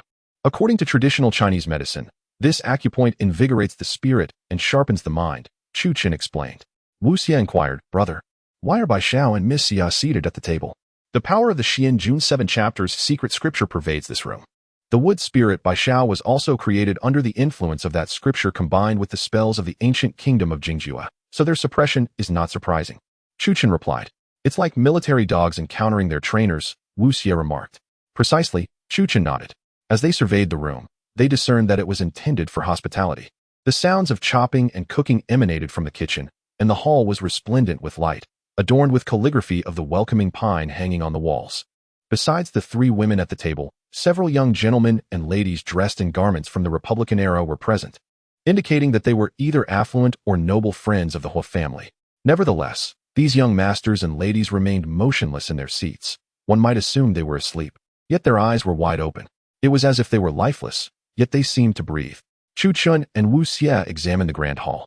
Aside from the kitchen preparing food, the surroundings were filled with decorations typical of wealthy households, featuring collections of antiques and curios.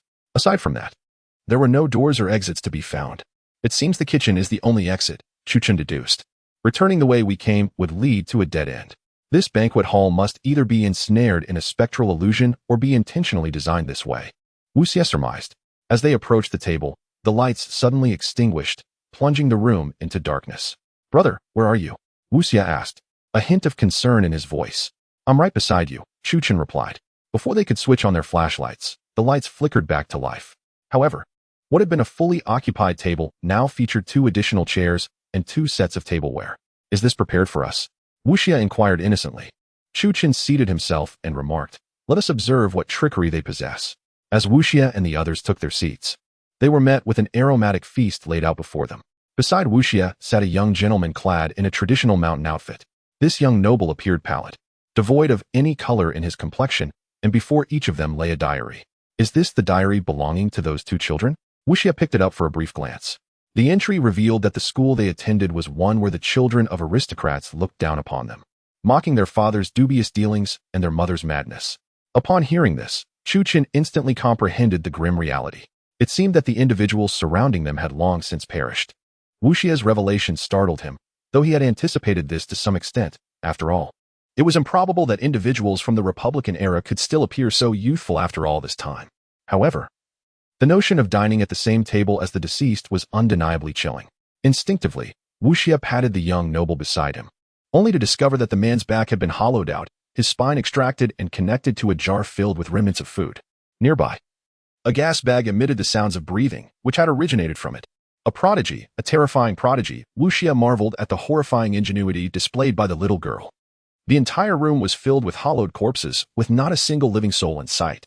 Young master, Miss Xia, Wu Xie exclaimed. Chu Chan turned to see Xia Xueli and Lu Yutong suddenly awaken, their eyes wide open as if possessed by some entity. I heard you, Chu Chen stated. The audience in the live stream was perplexed, unsure of why he made such a declaration. Chu Chun continued, they have been possessed. At that moment, Xia Xueli's eyes transformed into a ghastly white, and a boy's voice emerged from her lips, commanding, kill her. An immediate shiver ran down Wu Xie and the viewer's spines at the chilling utterance. The boy's voice emanating from Xia Xueli was profoundly unsettling. Who? Chu Chen queried. Kill her. The spirit of the boy articulated through Xia Xueli. It must be that third party, Wu Xie surmised. So, who controls this residence? Chu Chen pressed. She. The boy's spirit responded. Suddenly, Chu Chen realized that the control of the house was not solely in the hands of these 3 spirits. There was a far more sinister force lurking behind the scenes. Wu Xie remarked, I see now. This residence has imprisoned the souls of a family of 3, condemning them to eternal unrest. Chu Chen offered, I can assist you. In exchange, reveal to me the whereabouts of the missing person. The spirit of the girl residing within Lu Yutong inquired. Is that possible? It is, Chu Chen affirmed. Where is the core of this residence? Above. The girl's spirit indicated through Lu Yutong, pointing to the floor beneath the topmost attic. Chu Chun drew forth a talisman from behind him, and his eyes suddenly gleamed a cerulean hue, reminiscent of the vastness of the starry sky. The ancient residence is influenced by the power of the mysterious scriptures of Xuangu, and I have sealed your souls within talismans to take you away for further discussion, Chu Chen stated. Suddenly, Lu Yutong and Xia Xueli collapsed onto the table. Host. Why are you assisting these two spirits? Indeed, they just set a trap. The host is remarkably kind-hearted. In response to the viewers' inquiries in the live stream, Chu Qin explained. Firstly, I need to ascertain the whereabouts of those who have gone missing. This is the most expedient method. Secondly, if I do not guide these two souls to the afterlife, their lingering resentment will remain here indefinitely. Even if the ancient residence is dismantled, their vengeful spirits will drift elsewhere, causing even greater turmoil. Chapter 188. I do not believe in evil. Chu Qin's reasoning was exceedingly sound. After all, it was imperative to prevent two vengeful spirits from roaming freely within the notorious 81st haunted house, as their presence could adversely affect all surrounding residents. Moreover, engaging in a pact with the souls of these children seemed a prudent course of action, for children, despite their transformation into ghosts, retain certain behaviors characteristic of their age. Thus, upon careful consideration, Chu Qin's actions were straightforward and devoid of repercussions. What transpired? Xia Xueli and Lu Yutong rose from the table, both incredulous and entirely at a loss as to how they had arrived at this juncture. Master, I apologize. I was momentarily suppressed here by a force akin to divine insignia and could not render assistance in time, Bai Xiao explained. It matters not. It appears that this ancient residence has also been influenced by the powers of the Xianyan secret canon, thus emanating such formidable energy, Chu Qin replied. The two inquired. The souls of those two children wish to convey a few words through your bodies. And what are the spirits of those children? Xia Xueli asked. They have already been contained, Chu Qin responded. These children, having met with foul play, transformed into vengeful spirits, their wrath unyielding, thus orchestrating a murderous array that left no one unscathed. Wu Xie added. Let us ascend to the top floor. There lies the answers we seek, Chu Qin declared. At that moment, the lights in the entire house abruptly turned a ghastly crimson. To their horror, they witnessed the dishes on the table teeming with grotesque insects. Each as long as an adult's finger, their forms varied, some resembling dragonflies, others centipedes, and some akin to pincered creatures. Yet, curiously, the heads of these insects bore the likeness of small children. These creatures possessed tiny human hands, infantile heads, and emitted a chorus of innocent laughter. How revolting! This is utterly perverse. Truly a case of mental pollution. No one could comprehend the origin of these insects. They had inexplicably erupted from the food, soaring towards the group. Xia Xueli seized her electric baton, instantly dispatching one of the creatures, while Chu Qin and Wu Xie brandished their weapons, fervently swatting at the bizarre insects. Weren't those children's spirits already sealed? How can such things still exist? Lu Yutong questioned. Let us not forget who was responsible for the deaths of those two children. Chu Qin's words instantly illuminated the minds of his companions. If the 81st residence had become a haunted house, the individual who transformed it into such a place posed the greatest threat. Chu Qin pointed towards the kitchen door. To there. Without hesitation. The group faced the onslaught of infantile insects, wielding their weapons as they retreated, pushing open the kitchen's grand door. An overwhelming sensation suddenly engulfed them, a jarring buzz akin to an electric shock coursing through their nerves. Wu Xie was nearly toppled by the sheer force of this terrifying dizziness. Just then, a strong arm encircled Wu Xie's, preventing him from collapsing. What is happening? Unbeknownst to Wu Xie, a sense of confusion washed over him as he pondered. Who just felt dizzy? We all felt dizzy, remarked Lu Yutong and Xia Xueli in unison. Wait, what is happening? Wu Xie exclaimed, realizing he was shorter than the kitchen cabinets before him. It was as if everyone had shrunk, now standing at the same height as chickens and ducks within the kitchen. We have been shrunk, Xia Xueli exclaimed in a state of panic. What are we to do? We are smaller than a child. Lu Yutong, equally alarmed, hastily attempted to contact headquarters. Headquarters, we require assistance. The communicator is inoperative. The viewers in the live stream were utterly astonished, exclaiming, what is happening? The host has shrunk in height? My goodness, this is terrifying. Is this house truly so dreadful? It possesses magic that can shrink people. The audience in the live stream erupted in amazement, expressing their disbelief. However, Chu Qin remained calm, with Bai Xiao standing behind him, both exuding an air of tranquility and even a hint of amusement. Chu Qin, why are you so unfazed? Xia Xueli inquired hastily. If I were to panic, would I still be Chu Qin? He retorted. The viewers in the live stream were momentarily taken aback, but then Bai, the hero, declared, the host has faced countless adventures. He surely has his own insights. We simply need to trust him. Chu Qin nodded, stating, have you all noticed? This room is exceedingly large, almost frighteningly so, even more expansive than the banquet hall we were in earlier. He repeatedly described the kitchen as vast, leaving the two women somewhat perplexed. Wu Xie, however, was quick-witted, giving Chu Qin a playful pat on the shoulder. Brother, I understand now. What is it? Lu Yutong asked, puzzled by their exchange. What he means is this. Wu Xie chuckled. We haven't shrunk. Rather, this room is enormous. Exactly, Chu Qin replied with a smile. It's really quite simple. A spirit used magic to enlarge everything by a meter. We haven't shrunk. The items within this room are inherently larger than usual. Ah, I see now. Lu Yutong laughed, as expected of a master. Truly impressive to discern the truth at a glance. The viewers in the live stream chimed in. So that's it. That was frightening. Another viewer, a theater major, remarked, I remember we had similar entertainment venues in college, where everything was oversized. Chu Qin continued, however. This room is not merely characterized by its size. As everyone gazed at the kitchen, a nauseating stench of blood permeated the air, resembling a gruesome and bloody slaughterhouse. Meanwhile, Lu Tianchi, accompanied by his disciples, traversed the ancient residence number 2. Broken, Lu Tianchi dipped his finger in blood, drawing a symbol on the bagua mirror, facing an approaching vengeful spirit, and directed the mirror towards it. With a chilling shriek, the bagua mirror successfully vanquished a malevolent ghost.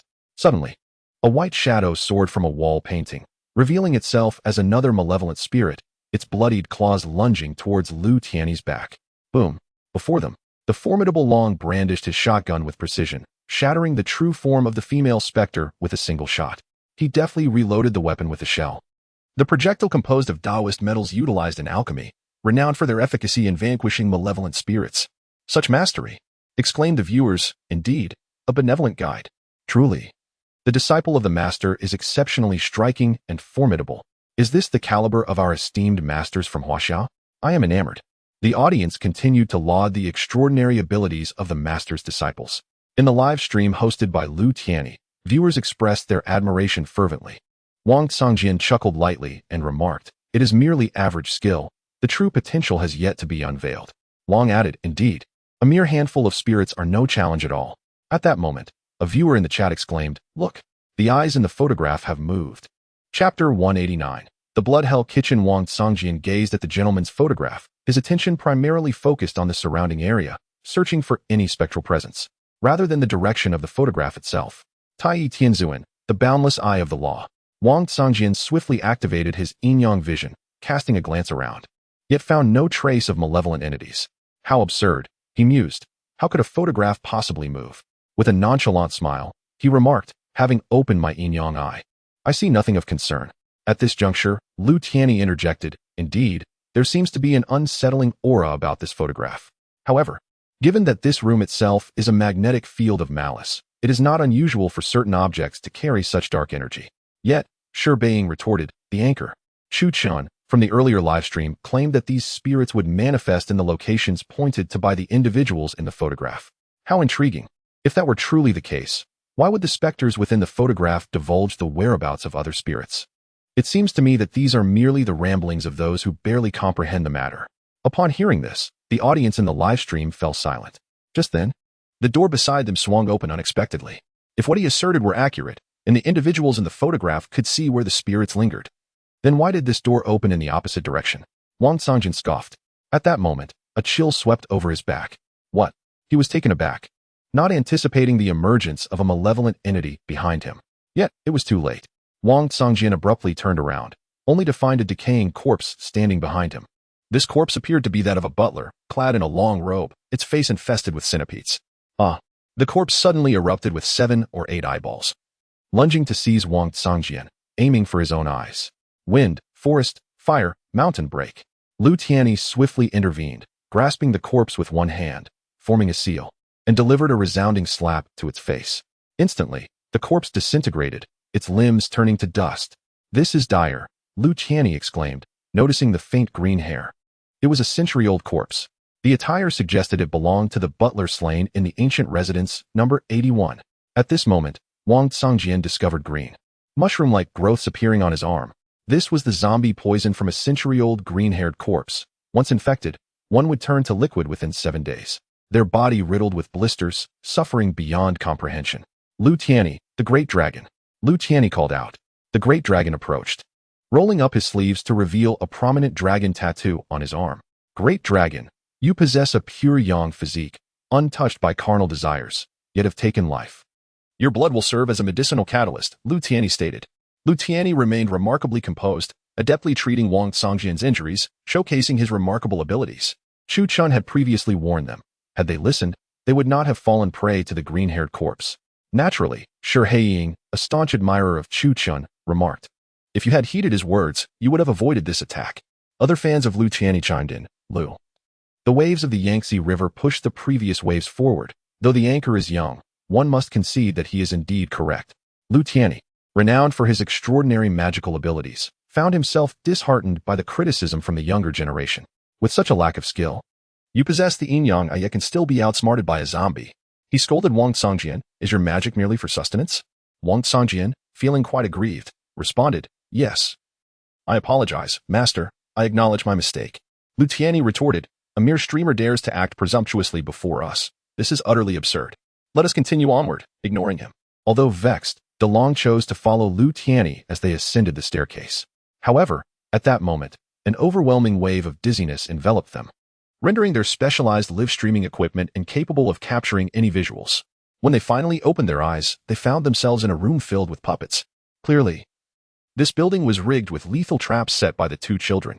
Meanwhile, Chu Chun led Wu Xie and the others through a vast hellish kitchen, permeated by the stench of blood. The bubbling sounds emanating from the pots mingled with the nauseating aroma of raw meat laced with blood, making one feel queasy. The kitchen's equipment loomed large, and as Chu Chun and his companions navigated through it, they felt as though they were mere fish on a cutting board. "This is excessively large. If someone were to drop a pot of hot oil, we would be done for," said Lu Yutong. "This room harbors some unclean entities." Chu Chun warned, "Do not make a sound." Acknowledging the gravity of the situation, the group fell silent. The viewers in the live stream were equally astonished, showering Chu Chun and his companions with donations to encourage them. Suddenly, a sound emerged, a noise reminiscent of an animal. Wu Xie and Lu Yutong raised their handguns, feeling diminutive in the presence of the colossal cabinets and stoves, thus remaining vigilant. With limited visibility, they were compelled to defend against any corner, wary of potential surprises lurking in the shadows. "That noise sounds like an animal," Wu Xie remarked. "An animal? What creature could possibly exist here?" Xia Shueli questioned. "Over there," Chu Chun pointed in a direction. The group turned to find a gigantic rat perched atop a cabinet, staring at them. In this oversized room, even the trapped rat had grown to an imposing size. "It's coming," Xia Shueli could not help but exclaim, as the massive rat lunged toward them, a sight none had ever encountered before. Wu Xie, Xia Shueli, and Lu Yutong, armed with handguns and crossbows, immediately opened fire. The bullets and bolts struck the rat with precision, causing the enormous creature to collapse lifelessly to the ground. "We have been compromised," Chu Chun stated calmly. Indeed, in this environment where the objects had grown larger, they had also gained an advantage, providing ample opportunities for concealment. However, at that very moment when the gunfire erupted, it unwittingly revealed the precise location of the specters present. Suddenly, the lights in the kitchen extinguished, and crimson lanterns illuminated the space. In an instant, the entire room was enveloped in an eerie blood-red hue. The scarlet glow rendered the atmosphere extraordinarily sinister, as the pot on the stove reached a vigorous boil, the sound of bubbling water echoing incessantly. Abruptly, the sound of iron chains scraping against the concrete floor pierced the silence. The individuals present immediately tensed, as the ominous clinking seemed to emanate from a shadowy corner of the kitchen. Chapter 190. A duel between two teams. Chu Chun urged everyone to remain silent as he pressed himself against the corner of the immense cabinet door, drawing out his desert eagle to peer outside. Yet, the expanse beyond revealed nothing amiss.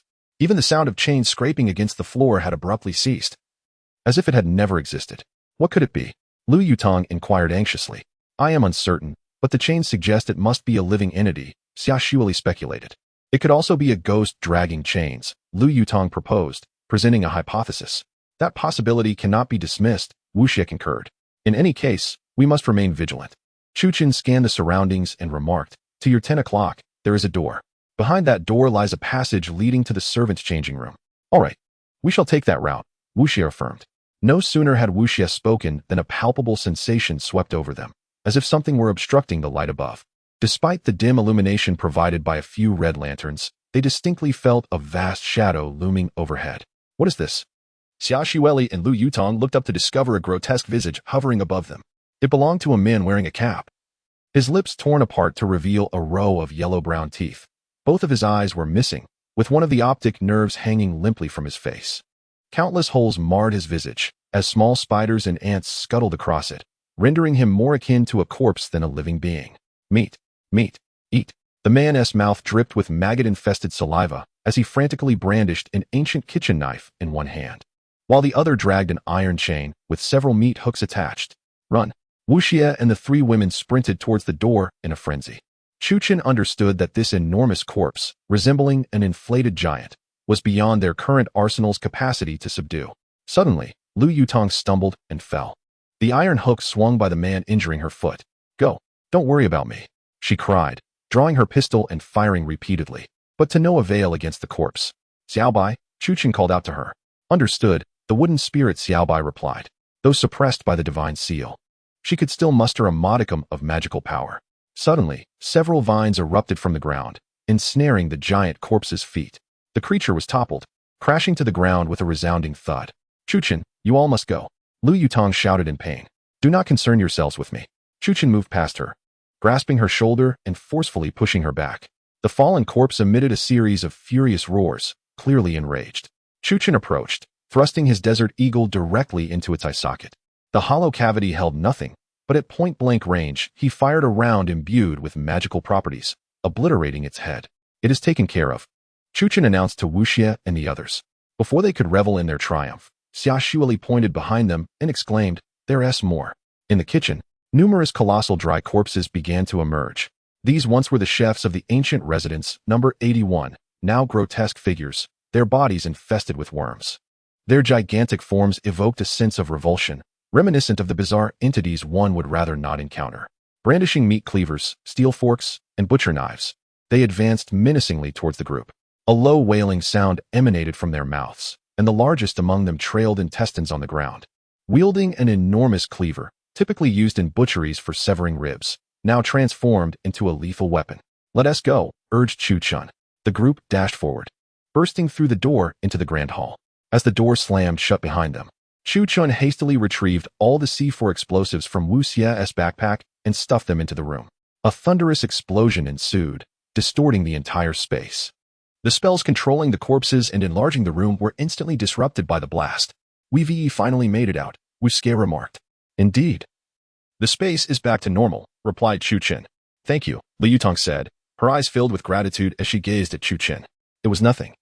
He responded with indifference. "No, if it weren't for you, I might have perished there." Lu Yutong lowered her head and stated, "So what will you do? Offer yourself in return?" Wu Xie jested. This caught Lu Yutong off guard, her face flushing as she struggled to respond.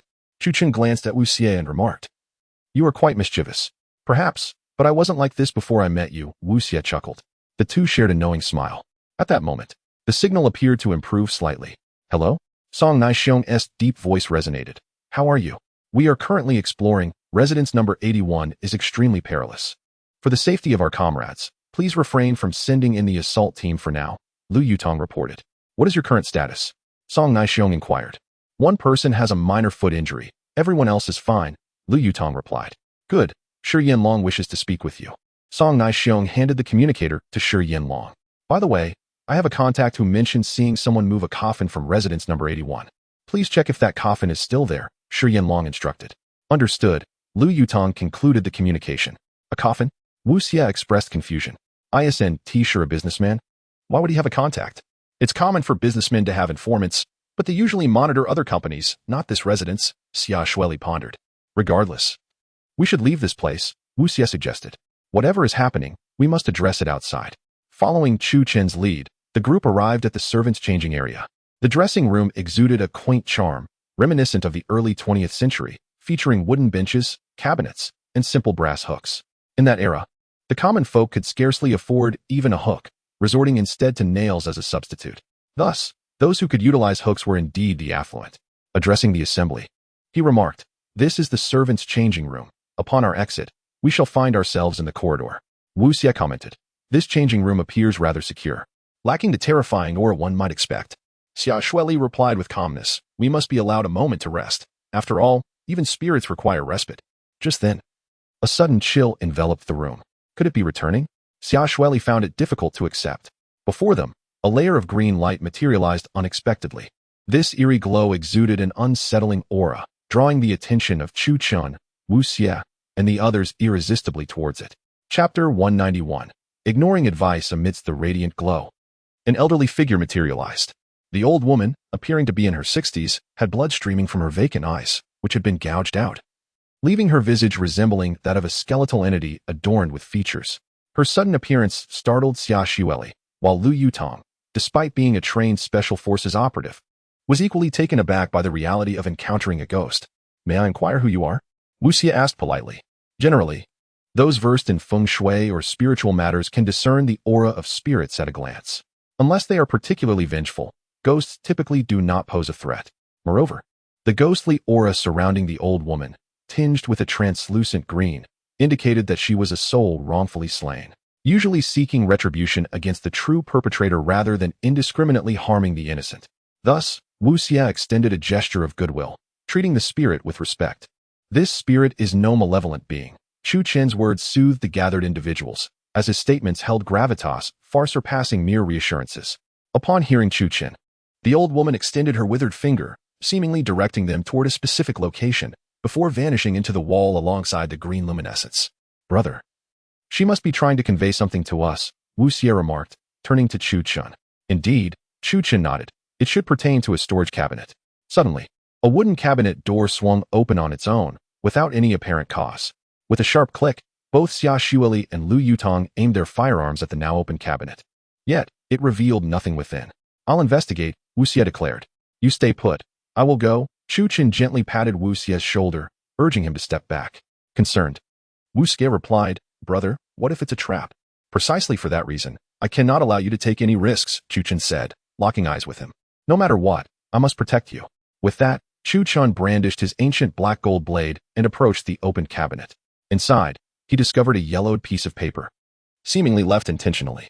Upon unfolding it, Chu Chen noted that the paper bore a child's drawings consisting of various boxes, some marked with crosses while others remained blank. "What does this signify?" Wu Xie inquired, leaning closer. "It resembles a crossword puzzle," Xia Xueli suggested, her interpretation further complicating the matter. However, during the Republic of China era, servants would not have had access to crossword puzzles. Lu Yutong countered her theory. Viewers in the live stream began speculating, with some suggesting it represented the Bagua, others proposing it was part of a foreign mystical ritual, and some even likening it to the Da Vinci Code, each theory more fanciful than the last. A particularly astute viewer attempted to explain it through game theory and various mathematical concepts, but none applied in this context. Suddenly, Chu Chen exclaimed with clarity, "I understand. Brother, what do you think this is?" Wu Xie asked, his curiosity piqued. "This item is neither an arcane mystery nor a symbol. It is merely a map drawn by these uneducated servants." Upon hearing this, the people around were instantly astounded. It is worth noting that such a thing cannot even be considered a map, let alone a mere sketch. With the incident at house number 81, the servants are akin to collateral damage in a city gate fire. Their spirits cannot escape either. Thus they have been relentlessly searching for a way to break free from the realm of the dead. Wu Xie suddenly realized, this old woman's spirit wishes for us to unravel the mysteries of the haunted house at number 81, so she too can be reincarnated. Chu Chen remarked, "Therefore, we can fully trust the information on this paper. The crossed-out areas indicate the presence of ghosts, while the unmarked spaces signify safe rooms." Xia Xueli also understood the profound significance of this paper. The path ahead appeared more manageable to facilitate matters for Lu Tianchi. Chu Chen promptly transmitted this paper to the live stream, ensuring that viewers could clearly see it. This way, if there were viewers concurrently following both individuals, they could relay this information to Lu Tianchi. Meanwhile, at Lu Tianchi's location, the level of peril at the second ancient house was somewhat less severe than that faced by Chu Chen, yet the relentless emergence of specters was equally troublesome. Lu Tianchi and his 3 disciples arrived before a grand door, which presented no passageways save for this single entrance. Lu Tianchi declared, "We need only to enter and vanquish the malevolent spirits. Do not be afraid. Just remember your training, and all will be well." With a swift gesture, Lu Tianchi conjured a spell, causing the talisman in his hand to ignite in flames and attach itself to his 7 stars iron sword. Some viewers in the live stream, being well-versed in high society and knowledgeable, quickly recognized Lu Tianchi's magical artifact. It was indeed the 7 stars sword of the legendary exorcist Zhang Qiling. It is said to be a Taoist treasure. Master Lu is truly remarkable to possess such an artifact. The crowd was filled with astonishment, as they had not anticipated that Lu Tianchi owned such a priceless item. It was rumored that Mr. Zhang Daoling's sword is priceless and was once offered 3 billion by a gold magnate from the Takal Kingdom. And what happened afterward? I recall it was never sold to him. Lu Tianyi asserted, "Step aside, I am about to open the door." With a decisive gesture, he swiftly unlocked the door, unleashing a gust of green, sinister wind that surged forth. Lu Tianyi smirked coldly and said, "My skills are profound, and I possess innate wisdom. Mere phantoms dare not provoke me." With a single hand, Lu Tianyi formed a seal, his movement swift as lightning. He pointed his finger at the sword, and a beam of golden light shot forth directly into the room. As the golden light penetrated, the green wind within the room dissipated instantaneously, and the space became significantly brighter. Such trivial skills, Lu Tianyi could not help but feel a sense of pride, for he believed that all malevolent spirits were utterly powerless before him. Meanwhile, Wang Songjin remarked, "That novice streamer must have scavenged that piece of paper from some refuse heap, yet has the audacity to use such nonsense to direct us. How utterly ridiculous." Several individuals entered the room, discovering it to be a grand hall reminiscent of a drawing room, adorned with an array of exquisite items and furnishings. The atmosphere appeared surprisingly tranquil.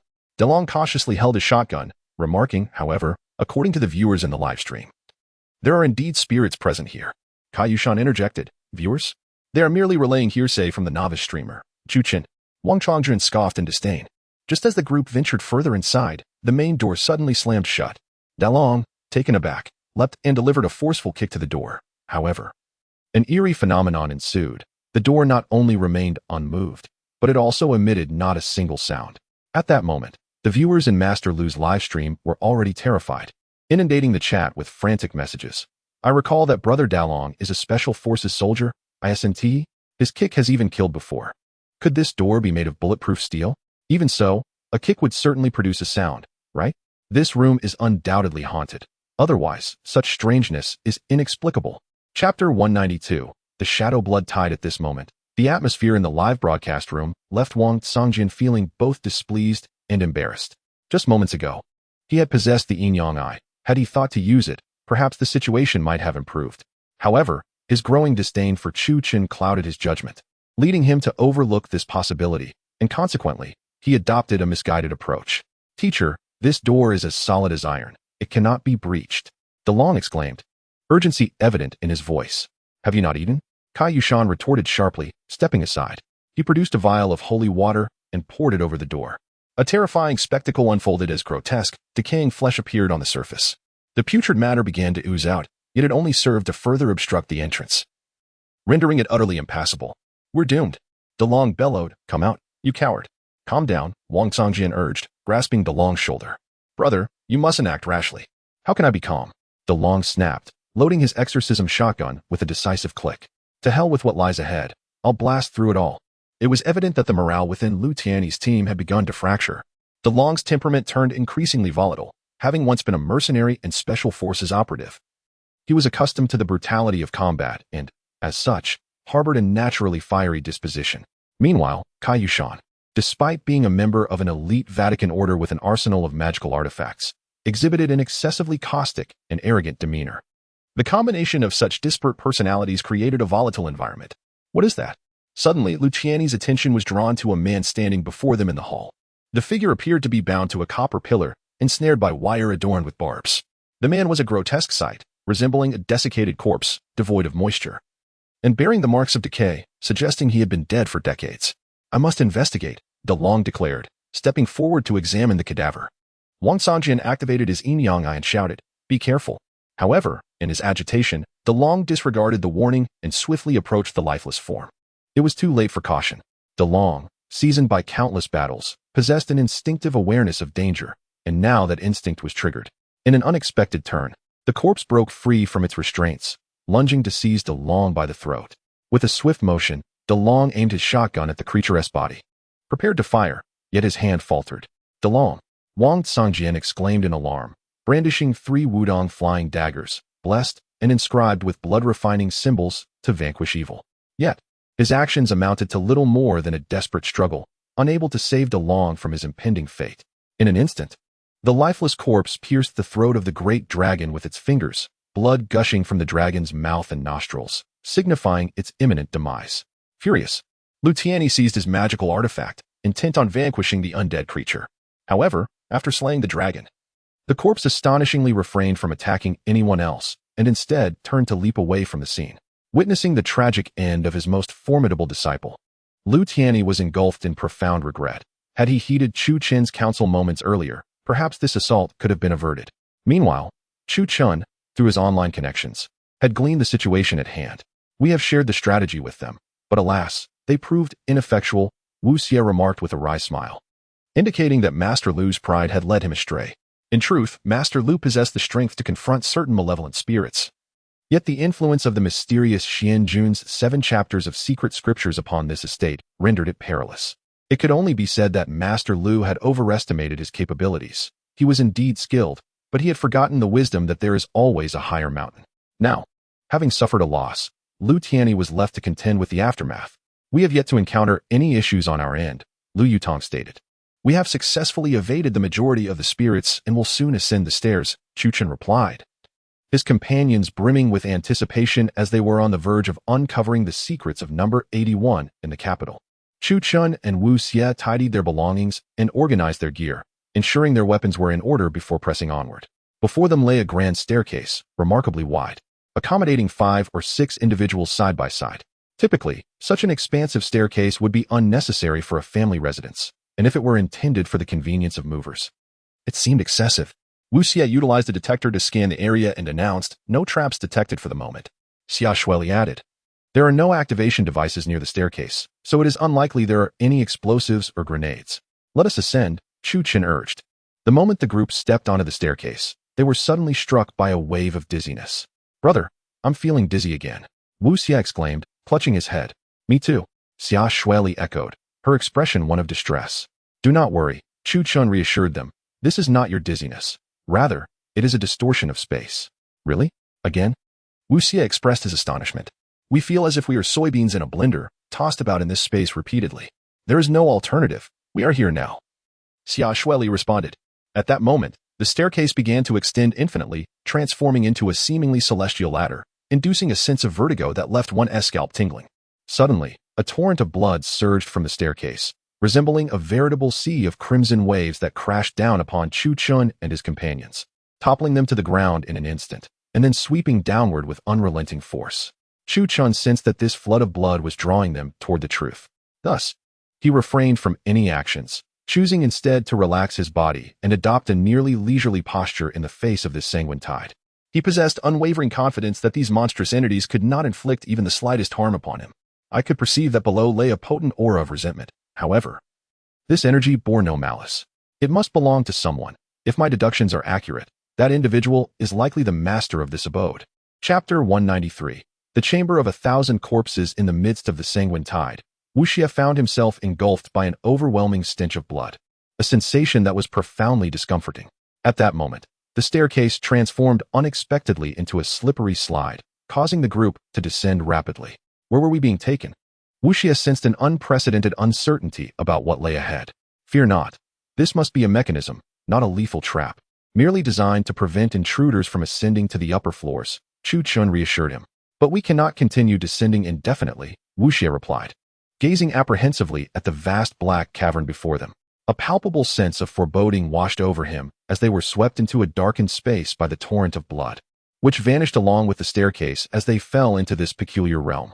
As Chu Chen regained his footing, he activated his X-ray vision, revealing that they were in a setting akin to a cellar or basement. The darkness here was far more profound than that of an ordinary cellar, evoking an instinctual dread akin to that of a dungeon. Wu Xie switched on his flashlight, and through its feeble beam, he discerned numerous white forms, resembling layers of plastic wrap, enveloping the walls around them. Chu Chen also illuminated the space, and with his enhanced vision, he discovered that these white coverings were actually organic materials similar to human fascia, encasing nothing other than human corpses. These bodies belonged to the servants of the infamous residence at number 81 in the capital, but they had perished many years prior. They appeared remarkably intact beneath the membranous layers, showing no signs of decay. It was precisely this preservation that allowed Chu Chen to observe them clearly. He noted that most of the servants' eyes were weeping blood, and some bore 5 gaping wounds in their throats, evidently having met their demise at the hands of malevolent spirits. "Behold, these are the slain servants," Chu Chen declared, deftly slicing through the membranous coverings with his ancient black gold blade. A cacophony of putrid scents, the stench of blood, decay, and mildew, suddenly filled the air, overwhelming the senses of the onlookers. So this is the basement, where the dead are buried? Xia Shuili covered her nose and remarked. Look at this old lady. Wu Xie tugged at Chu Qin's sleeve, drawing him to a corpse before them. It was the very body of the elderly woman who had previously guided them, her spirit now manifest before them. Let us incinerate them, Chu Qin suggested, noting that the cellar was sealed and designed to be fireproof, thus mitigating any risk of a conflagration. Very well, Wu Xie replied. These servants met their untimely fates in obscurity. They deserve to rest and be reborn. Without hesitation, they gathered the corpses, and Chu Chun prepared a fire talisman specifically crafted for the cremation of bodies, ensuring it would not ignite a larger fire. You have indeed rendered them a great service, Lu Yutong remarked as she approached. These servants endured much hardship. Exploited in the old society, and even in death, they find no peace. Thus, I shall burn their remains, allowing them to return to dust. Chu Qin remarked that this could alleviate some of the malevolent energy surrounding the ancient residence. At that moment, a sudden apparition appeared behind them. Turning to investigate, Chu Chun discovered that the specter was a young man clad in the attire of a former laborer. Is he also a servant of this place?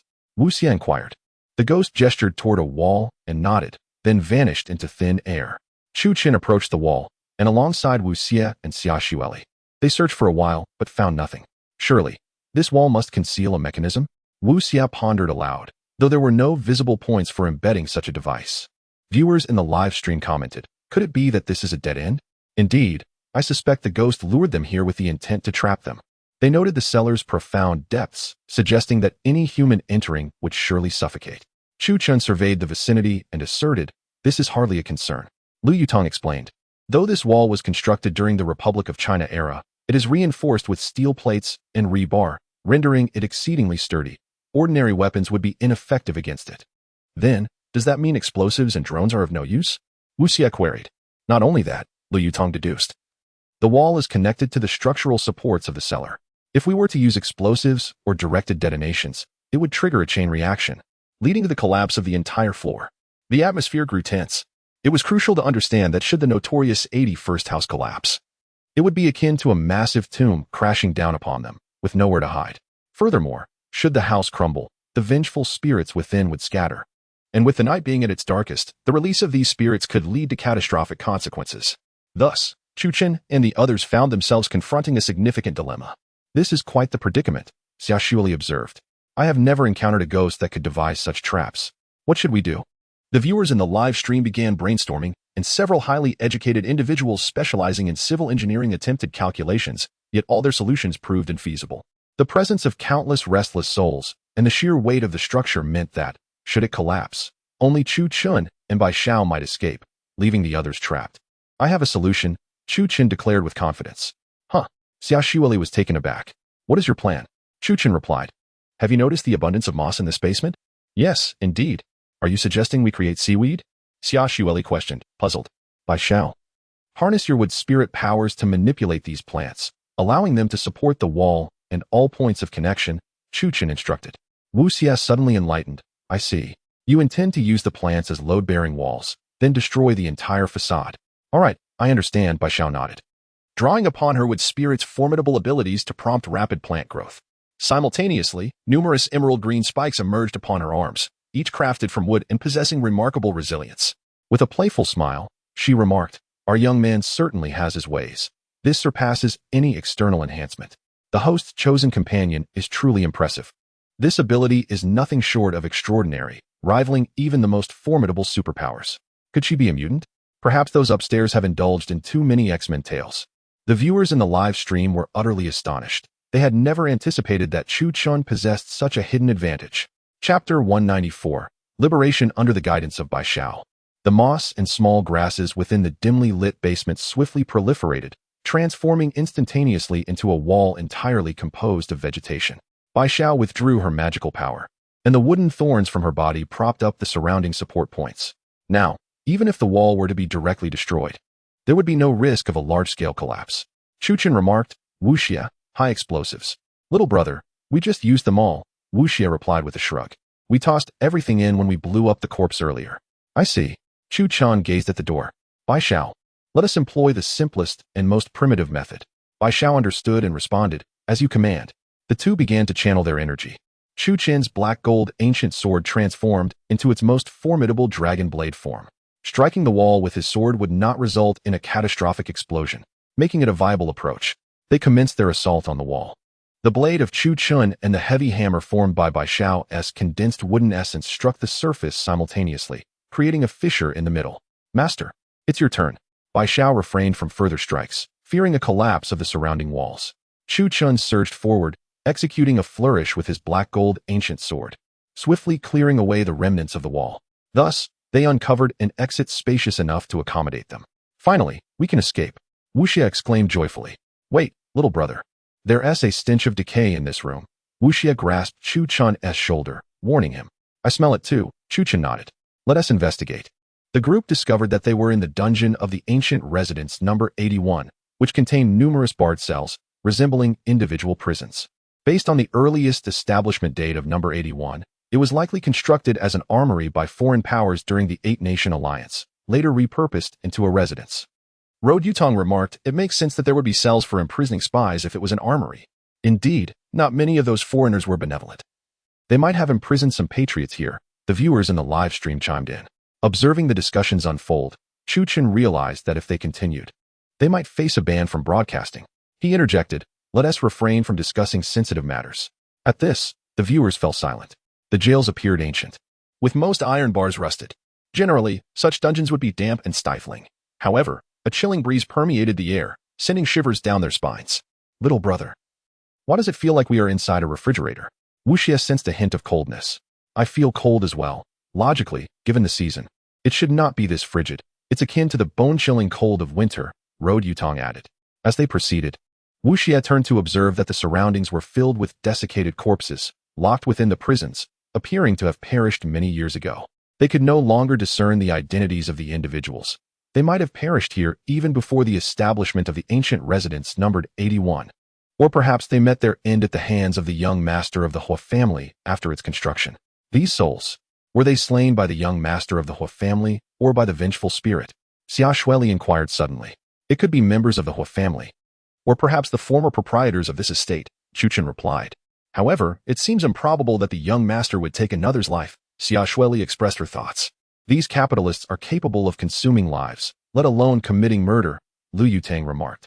These individuals are inherently exploiters. Their hands are clean only in the face of the supernatural. Chu Chun remained silent as they reached the end of the underground prison, where a rusted iron cage was conspicuously locked against the final wall. Inside the cage was a man, emaciated and frail. He was bound by numerous spiked iron cords that seemed to have embedded his flesh deeply. The man's eyes had vanished, replaced by wooden pegs as thick as steel rods. Crafted from peachwood, although not as terrifying as iron nails, they were undeniably sharp. The man's body was riddled with wounds, clearly subjected to brutal torment, as if someone had taken their rage out upon him. Wu Xie approached and noticed a jade pendant hanging from the man's waist, an exquisite item typically bestowed upon the scions of prominent families during the Republic era. Young Master Hua? Wu Xie remarked, recognizing the pendant's value, estimated between 3 to 5 million due to its exceptional jade and the craftsmanship of a renowned artisan who had passed after the liberation. Thus, this individual, adorned with such a valuable possession, must indeed be the young master of the Hua family, Lu Yutang concluded.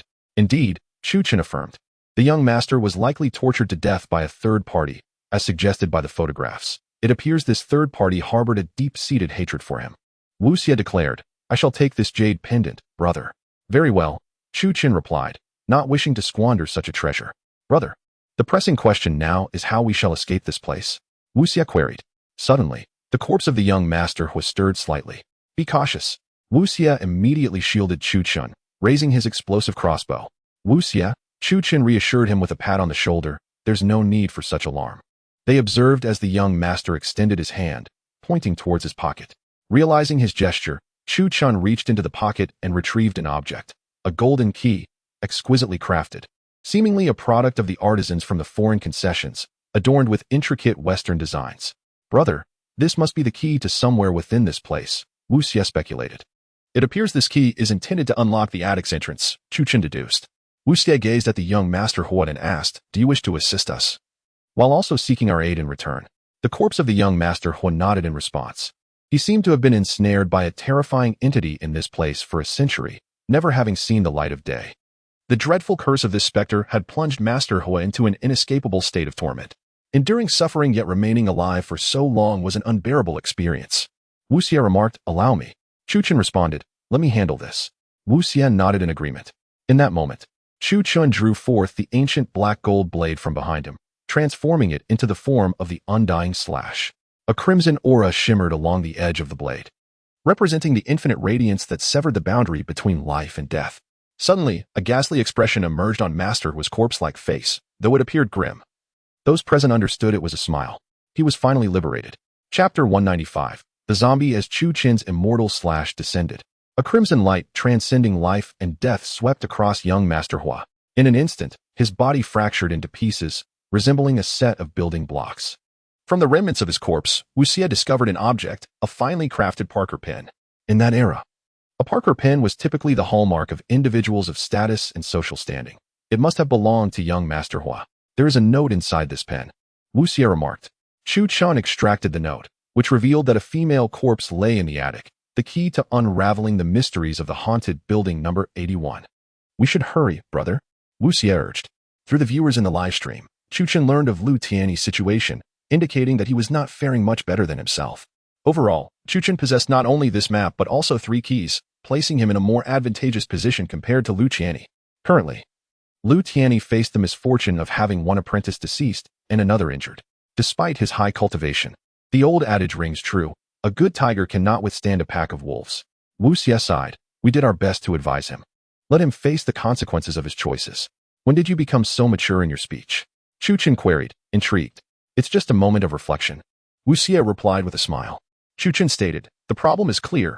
We only need to find that divine bridal coffin on the top floor." Upon reaching the rooftop, they indeed discovered a coffin, simple in design, yet crafted from fine wood, a truly precious casket. Chu Chun retrieved several items from behind him, tools typically used for opening coffins during grave robbing. Generally, these corpses had been buried for centuries. Disturbing them was no trifling matter. Hence, one required certain intriguing implements for assistance. Wu Xie produced 2 straw dogs from his pocket. These were known as chow dogs. As Laozi once said, "Heaven and earth are unkind and treat all creatures as chow dogs," referring to these very substitutes. Typically, chow dogs serve as offerings. Wu Xie poured a vial of chicken blood over them. This substance could help draw creatures akin to Zhongzi, acting as a scapegoat to attract the attention of monsters once awakened. After preparing this, Wu Xie confidently approached to open the coffin. As the lid creaked open, they beheld a female corpse clad in a red bridal gown, her face obscured by a red cloth, rendering her features indiscernible. "Is she the third party?" Wu Xie pondered. "She is not Madame Hua," Chu Chun concluded. Wu Xie advanced, picking up a stick from the ground, and cautiously lifted the veil from the female corpse's face. Before them lay a female corpse, her eyes cruelly sealed, and her lips brutally stitched together with needles, a truly horrific sight. Most chilling of all, the corpse's hands and knees were pierced by silver crucifix nails, the blood having turned a sinister black, staining the crimson bridal gown. While Chu Chun and Wu Xie remained silent, Xia Shuili and Lu Yutang gasped in shock.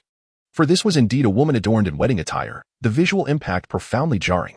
Wu Xie remarked, "To uncover the identity of this individual, we must remove the red cloth covering her head." Chu Chun glanced at Wu Xie, who seemed to receive an unspoken command. With determination, he lifted the veil from the corpse's eyes with the stick in his hand. Suddenly, the corpse rose to its feet, seizing the stick from Wu Xie's grasp. "Wu Xie, be careful," Lu Yutang shouted, opening fire. Yet, the bullets from her handgun proved woefully ineffective, failing to penetrate the corpse's skin. In an instant, the corpse transformed, its form becoming an ominous purplish black, with claw-like appendages extending from its hands. Wu Xie dodged. Chu Chun sprang into action, wielding his black gold ancient blade, swiftly severing the stick gripped by the corpse. Without the stick, Wu Xie collapsed to the ground, overpowered by the corpse's immense strength, which had nearly dragged him away. To safeguard Wu Xie's life, Chu Chun circled the coffin, launching a flying kick that sent the female corpse sprawling. However, the corpse retaliated fiercely, emitting a noxious green gas. Though seemingly innocuous in appearance, this gas was far more dreadful, inducing an unbearable sense of despair. Both Liu Tang and Xia Shuili immediately retched, their faces paling in agony. Chu Chun observed Wu Xie, who, while not as severely affected as the others, appeared to be on the verge of collapse.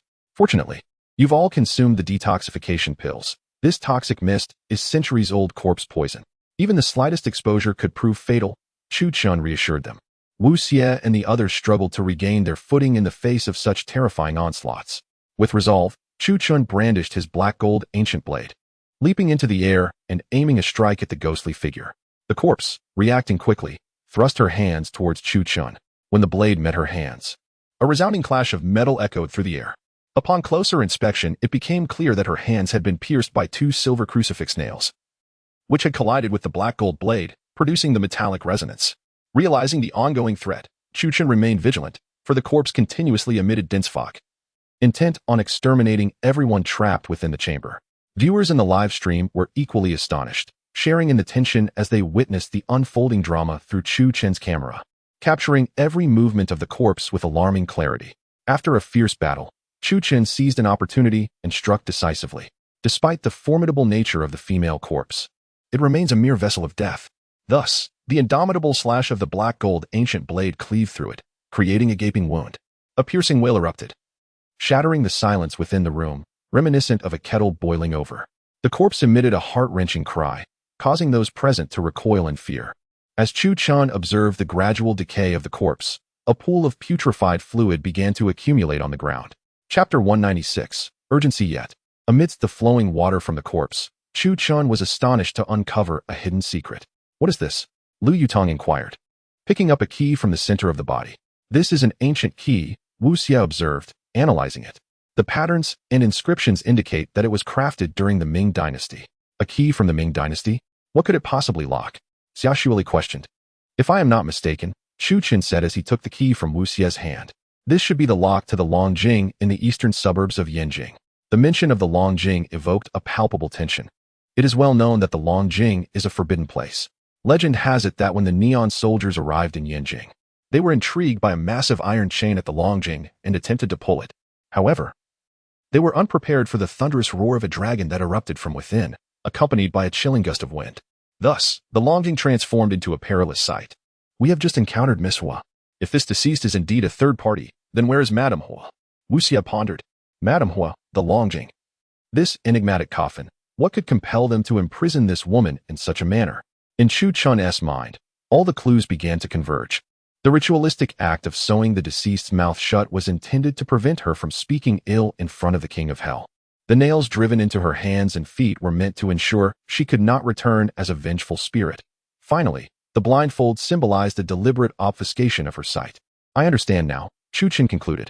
This individual was sent here as part of a divine marriage, and her soul resides within the Longjing. He continued. The 7 chapters of the Xianjun secret scriptures guided Madame Hua to commit unspeakable acts, culminating in this divine marriage ritual. Wu Xie interjected. What exactly is concealed within the Longjing? A black dragon. Chu Chun's countenance grew serious. We must leave this place and inform Shen Rulin to dispatch a team to the Longjing. Meanwhile, Lu Tianyi was still searching in the second house of the ancient residence number 81, their situation mirroring that of Chu Chun's earlier predicament. As they ventured into the basement indicated by the blood tide, at that moment, Lu Tianyi and his companions arrived at the enigmatic cellar situated beneath the second haunted house. What is the situation here? Wang Zhangjian felt a surge of anxiety. Could this be a trap set by these monsters? Just then, someone in Lu Tianyi's livestream remarked. The previous host, Chu Chun, mentioned that something must support the walls before they can detonate and escape. Foolishness. In a place like this, there are already load-bearing beams. What more support do we need? Wang Zhangjin chastised. Quite intriguing, Lu Tianyi observed his surroundings, convinced that a mechanism must be hidden here, awaiting a patient seeker to uncover it. A viewer known as Shibai heroically suggested in the chat, Master Lu, I believe we should trust what Chu Chun said. He would never deceive us. Right now, he would relish our demise here. Hoping to elevate his own stature, Lu Tianyi retorted. The words of Lu Tianyi sent a chill down the spines of many seasoned viewers. After all, Lu Tianyi is renowned as a master of feng shui. His utterance of such a statement indicates that he harbors similar thoughts. Equally, he harbors a desire for Chu Chun to meet his demise here. Observers who have invested substantial sums into this live stream are certainly not individuals lacking in wealth. They are astute players within the business realm, adept at navigating its complexities. It appears that Master Lu shares this sentiment. One business-savvy viewer remarked, Master Lu, that young man just marked out the rooms believed to be haunted. Do you truly wish to proceed with this line of thought? Some well-meaning viewers began to express their confusion and disapproval of Master Lu's actions. However, he merely responded with a cold smile. It is simply a ploy on his part to make us hesitate to act. A trivial trick. Break down that wall, commanded Lu Tianyi. Wang Zhangjian hesitated, uncertain of the validity of Lu Tianyi's assertions. Furthermore, Lu Tianyi was in a state of extreme agitation, causing Wang Zhangjian to waver momentarily. What are you doing? Lu Tianyi's temper flared once more as he demanded, bring me the explosives. Yet, Wang Zhangjian remained motionless. In a swift motion, Lu Tianyi seized all the explosives from Wang Zhangjian's side. At that moment, Cai Yushan suddenly interjected, Master, what if we listen to Chu Qin just this once? What if he speaks the truth? This statement provoked Lu Tianyi's ire. Are you jesting? He is merely a streamer. How can you place your trust in someone of his ilk? It is utterly laughable, Cai Yushan countered. But I saw him escape successfully from the cellar of the ancient house during the live stream. This only fueled Lu Tianyi's anger further. Very well. Then you can go find him. Cai Yushan clenched his teeth and replied, Master, if this wall collapses as the live stream suggests, we shall all perish. In that moment, Lu Tianyi was too consumed by his own urgency to escape ahead of Chu Qin to heed the warnings. He yearned to preserve the integrity of his esteemed title. Yet, he overlooked a crucial fact. The situation was far from simple. Lu Tianyi packed all the explosives against the wall, and as he pressed the detonator, a thunderous explosion resonated, causing the entire building number 2 to collapse in an instant. In a heartbeat, the live stream from Lu Tianyi's end was severed, plunging everything into silence. Viewers were left in utter shock. They had never anticipated that a master of his caliber would be entirely buried by his own hubris. It was indeed a pity. Had Master Lu been a tad more receptive to the counsel of others, perhaps the outcome would not have been so dire. Was the young man truly mistaken? Why not lend an ear?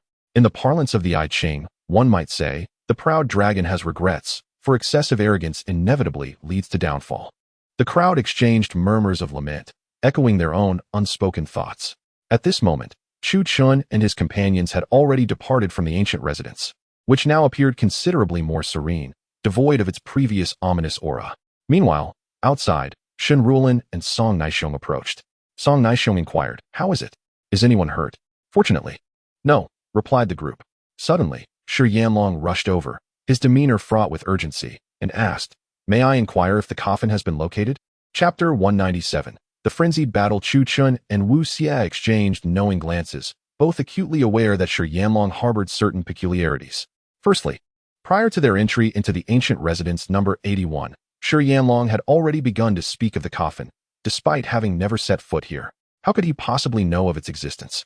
Secondly, after their emergence, Shi Yanlong displayed an overwhelming curiosity and an insatiable thirst for knowledge, suggesting he was particularly invested in the matter at hand. Exchanging glances once more, Chu Qin replied affirmatively. Subsequently, Wu Xie approached with a smile, handing the key in his possession to Song Naixiong. In truth, both Wu Xie and Chu Qin were aware of the significance of the key to the Dragon Lock Well, a crucial item that must not fall into Shi Yanlong's hands. The importance of this key was paramount. Song Naixiong immediately recognized its value, declaring, All right, the entire team shall set forth. We are heading to the Dragon Lock Well at once. At his command, the special operations team sprang into action. Yet, Shi Yanlong maintained a stoic demeanor, seemingly unaffected. However, there was a glint of murderous intent in his eyes, a ferocity that Chu Qin had never witnessed before. Chu Qin understood that Shi Yanlong was no ordinary individual. Mr. Shi, perhaps you should refrain from accompanying us, Lu Yutong cautioned. The Dragon Lock Well in the eastern suburbs is said to seal a black dragon, making it exceedingly perilous. Very well, I shall not go, Shi Yanlong murmured quietly. As the group made their way to the Dragon Lock Well, the sky suddenly transformed into a deep crimson hue. In an instant, all of Beijing's skies were drenched in a profound blood red. Whether it was the overworked employees, the white-collar workers, the tea-sipping bosses, or the jubilant wealthy youngsters, all lifted their gazes skyward, captivated by the ominous spectacle above. The heavens now appeared drenched in blood, foreshadowing something ominous descending to earth, reminiscent of an apocalyptic scene. Driving along the road, Lu Yutong felt the surrounding winds carry a heavy, metallic scent of blood, invading her nostrils and assaulting her mind, inducing a wave of nausea. What is happening? Chu Qin inquired. The area is shrouded in blood clouds. It seems a mysterious energy approaches, Wu Xie explained. I once read an ancient text stating that when blood clouds gather, it signifies the resurrection of the demon dragon. What? The group froze in astonishment. So what connection does the ancient residence number 81 have with the demon dragon? It must relate to Madame Ho of residence number 81, speculated one. She has been influenced by the esoteric teachings of the Xianjun 7 chapters, leading her to act in such a manner. Chu Qin remained silent, merely stroking the black gold ancient blade in his hand. He understood how Zhang Qiling would respond to such a situation. If genuine danger were to manifest, Zhang Qiling would undoubtedly confront it with his blade. Throughout the journey, lightning flashed and thunder roared, with the clouds painted red and the lightning gleaming silver. A terrifying energy swept through, transforming the very atmosphere of Beijing. A group of individuals approached the vicinity of the locked dragon well, where they found the area surrounded by personnel from the Special Investigation Department, with barriers erected all around. As Chu Qin and his companions drew closer, they discovered that the entire locked dragon well was securely locked, with no discernible place to insert a key. Over there, Wu Xie pointed towards the distant city gate, asserting that the key must be located above it, for there was no other place to store such a key. Now, with a clear direction, the group noticed an ancient city gate that surprisingly had a small door at its entrance. This door was so diminutive that one might easily overlook it if not approached closely. The key seemed to correspond perfectly with this entrance. Upon opening the door, they found a solitary path leading down into an unfathomable darkness. The atmosphere was eerie. The entire area exuded a sense of foreboding, and the interior was dim and damp, devoid of any light, with even the staircase constructed from massive stone slabs. "Let us proceed," Chu Qin commanded. With that directive, Wu Xie and Chu Chun began their descent, and at that moment, Wang Fati also returned, reuniting the trio. Given the perilous nature of the locked dragon well, they were fully equipped with weapons for this descent. This time, the interior of the locked dragon well was particularly treacherous, necessitating that they wielded powerful 95 short rifles, the ammunition of which had been consecrated by a revered master from Wudong Mountain, thus ensuring it possessed considerable lethality against certain creatures. Consequently, their team was remarkably formidable, not only replenishing their explosives but also acquiring an array of rifles with impressive penetration and destructive capabilities. As they ventured down the pitch-black tunnel, the only illumination came from the tactical flashlights mounted beneath their weapons, with nothing else in sight. As they progressed, they noticed numerous congealed bloodstains adorning the walls, long since dried, suggesting that these marks had remained unaltered for many years. Along the way, they encountered fresh blood and remnants of animal pelts, indicating that these creatures had been procured in large quantities for an undisclosed purpose. It was evident that these animals had met a gruesome fate, seemingly torn apart by some ferocious entity. Wu Xie examined the wounds on the animals, concluding the presence of a formidable predator. The gashes resembled those made by serrated blades, truly repulsive. Wang Fati used the bayonet of his rifle to lift a piece of flesh, commenting, "It seems someone has laid a trap here." Meanwhile, above the locked dragon well, personnel from the Special Investigation Department remained on high alert, fully armed, while the sky over Beijing retained a blood-red hue, shrouded in a veil of sanguine mist. Chu Qin and his companions swiftly entered the underground chamber, and after navigating a long, narrow staircase, the team arrived below ground. "What is this? A sewer? It reeks," Wang Fati exclaimed, unable to resist donning a mask due to the overwhelming stench. "Don't worry, Brother Fati, you'll have dinner sorted," Wu Xie jested. "Get lost. I'm not old eight," Wang Fati retorted playfully. Beneath us lay a mire, a grotesque amalgamation of blood and mangled flesh, interspersed with the shattered bones of animals, all congealed with the muddy water into a gelatinous mass. The stench permeated the entire alley, rendering it akin to a hell on earth. Even the most seasoned of adventurers would feel an overwhelming sense of revulsion.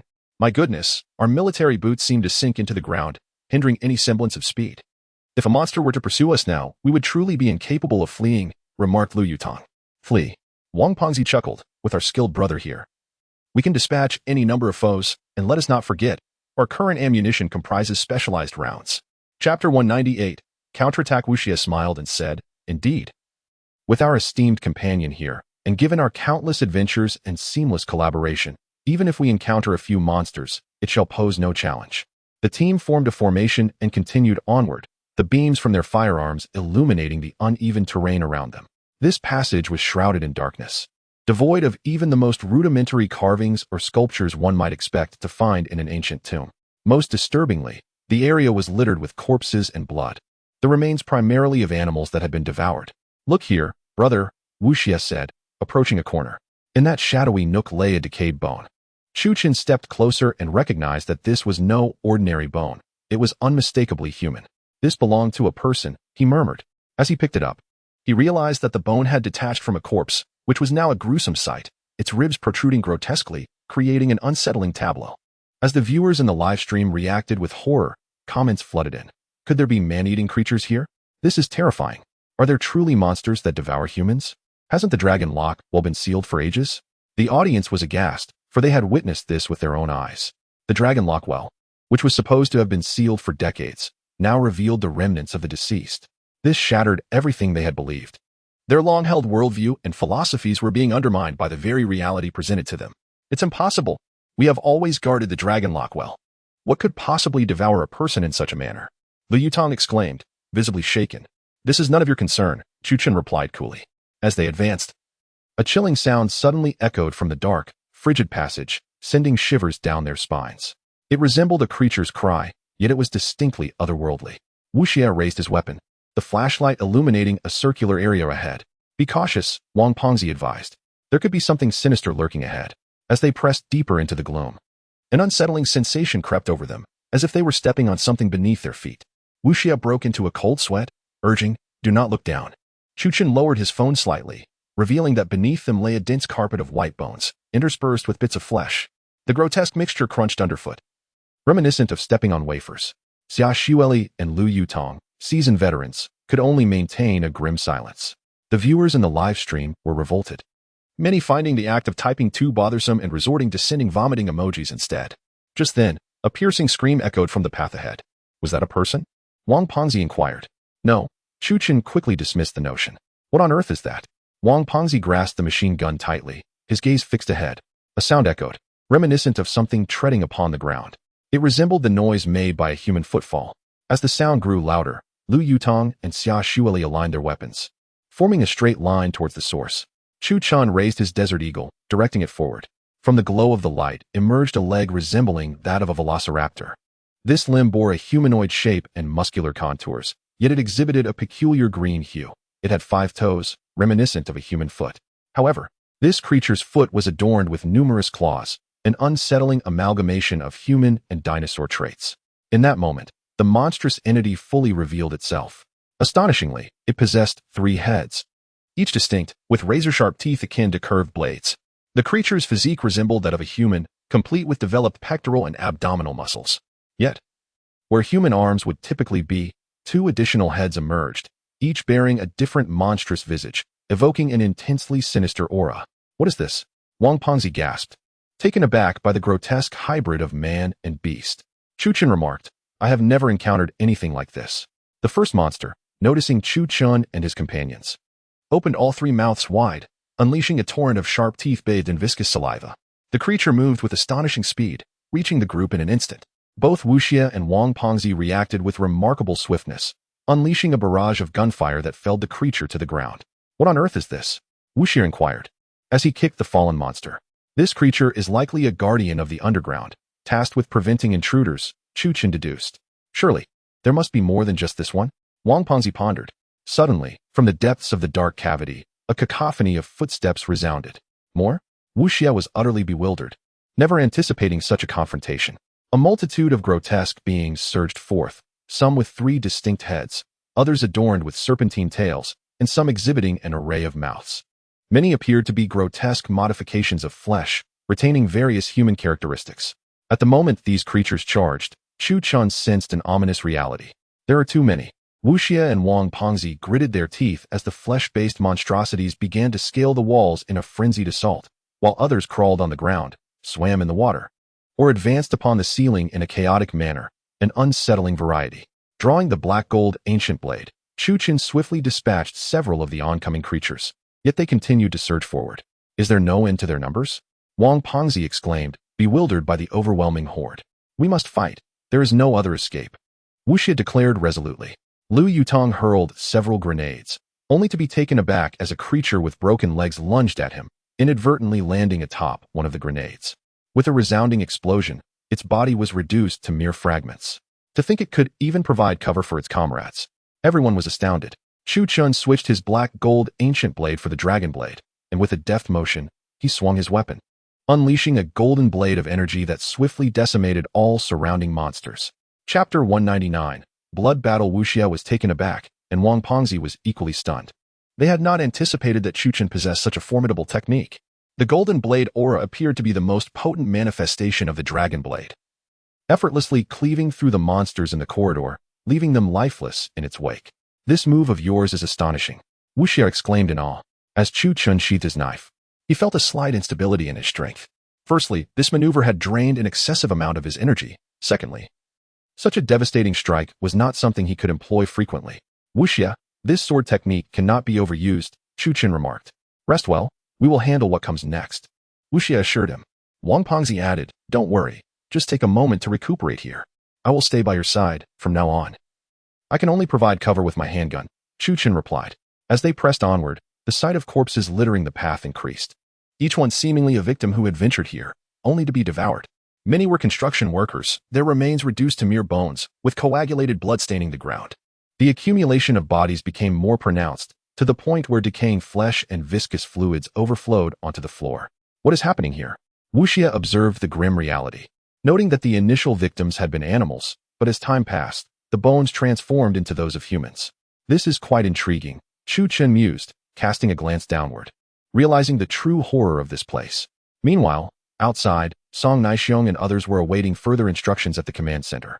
We are currently investigating the locked dragon well. Lu Yutong communicated through the intercom. Understood.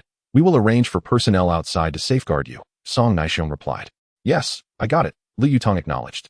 At that moment, an eerie melody suddenly filled the air.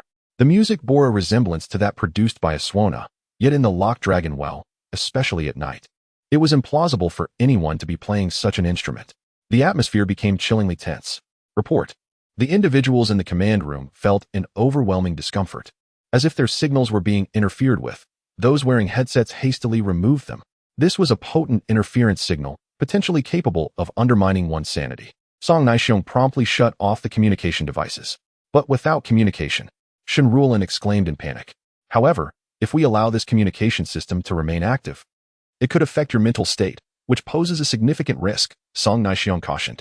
The situation had become precarious, as typically, everyone present were ordinary individuals, lacking Chu Chen's Qiling bloodline, making it undoubtedly dangerous. It seems we must take action now, Song Naixiong declared. Let us assemble the troops and enter the locked dragon well. Just as Song Naixiong was gathering the troops, several trucks abruptly arrived at the entrance of the locked dragon well. The trucks abruptly unveiled their side containers, revealing a multitude of heavy machine guns aimed at the soldiers of the Harmonious Special Operations Department, unleashing a relentless barrage.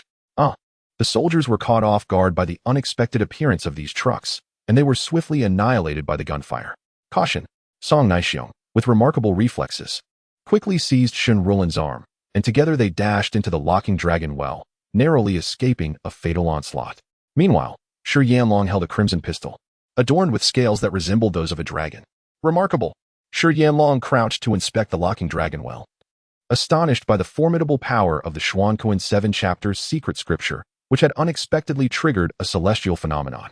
The troops descending behind him were no longer ordinary. Dragon scales had begun to sprout from their faces, rendering them even more eerie. We shall also descend into the locking dragon well, Shi Yanlong declared, regardless. This time we shall finally unlock the gates to Yanjing. At that moment, Chu Chun and his companions suddenly realized they had lost contact with Song Naixiong. What happened? Wu Xie inquired. Unclear. It seems headquarters actively severed communication, Lu Yutong responded. Actively? Wang Pengzi was taken aback. That fellow must be in some sort of trouble, otherwise he wouldn't act so. Bai Xiao remarked. There exists a force outside, one belonging to the Xuankuan 7 chapters secret scripture and the ancient deities. It appears Shi Yanlong is a devotee of the ancient gods. What? Lu Yutong exclaimed. Then, ISNT Commander Song in grave danger? I believe he will be fine. Wu Xie replied. After all, a person capable of becoming the commander of a special operations unit must possess extraordinary abilities. Wang Pengzi added, our only course of action now is to prevent the evil dragon from resurrecting and bringing destruction to the world. Indeed, Chu Chen nodded in agreement. Wu Xie inquired with concern, are you all right, brother? Yes, Chu Chen affirmed. The blade's aura was exceedingly potent, yet I have regained much of my strength. As Wu Xie and the others advanced, they encountered no threats, for Chu Chen had unleashed a formidable blade aura, vanquishing all monsters along their path. Look, Wang Pengzi exclaimed. Suddenly, they discovered a grand door.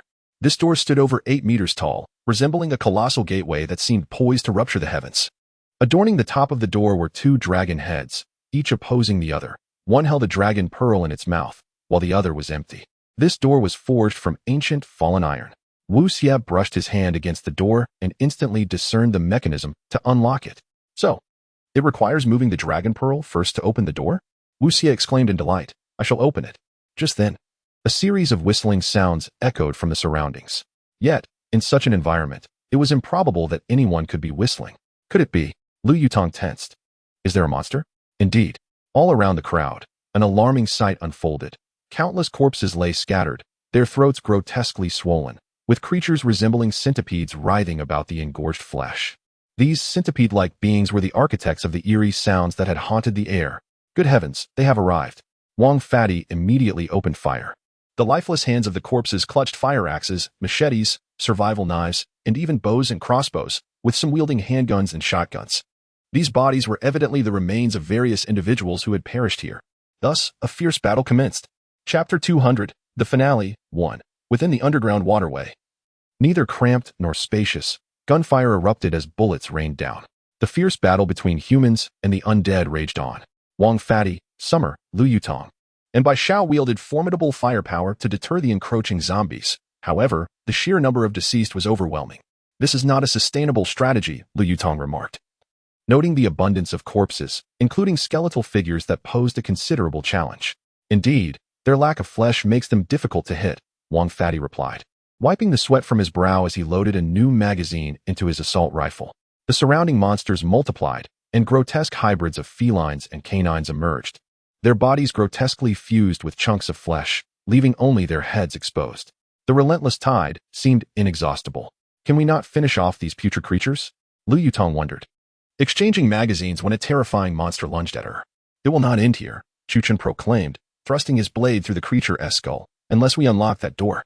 At that moment, Wu Xie was diligently deciphering the mechanism on the grand door. As the number of monsters surged, he intensified his efforts to complete the final step. Hurry, Wu Xie, I can't hold them off much longer, Wang Fatty exclaimed, engaging the foes with the bayonet fixed to his rifle. Fortunately, the monsters were more numerous than formidable. Had elite creatures attacked en masse, everyone except Chu Chun and Bai Xiao would likely meet their demise.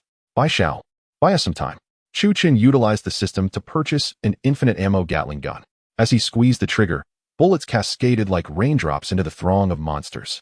In an instant, hordes of decaying creatures and the undead were decimated. The infinite ammunition weapon unleashed projectiles imbued with intense heat, sweeping away the enemies in mere moments. It's open, Wu Xie announced triumphantly, managing to unlock the door at a crucial juncture. The group rushed inside, slamming the door shut behind them. As they lifted their gazes within the chamber, they were astonished to discover an entirely different realm. The vast space was adorned with exquisite patterns, and the walls were intricately carved from gold. Even the platforms for holding torches were meticulously fashioned from diamonds. This place appeared extraordinarily refined, exquisite, and delicate, reminiscent not of human craftsmanship, but rather of a civilization from another celestial body. It seems we have stumbled upon an extraordinary location, Wang Fatty marveled. Moreover, the surroundings teemed with countless monsters.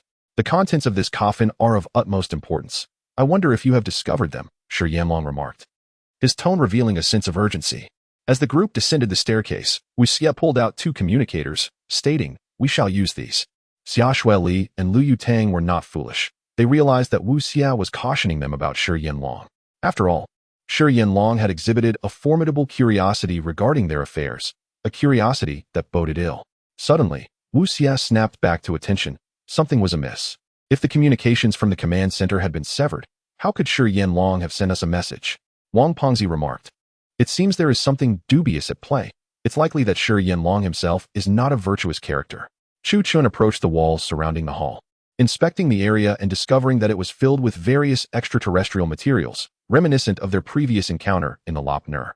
This hall harbors no danger, he declared. We must seek out that dragon.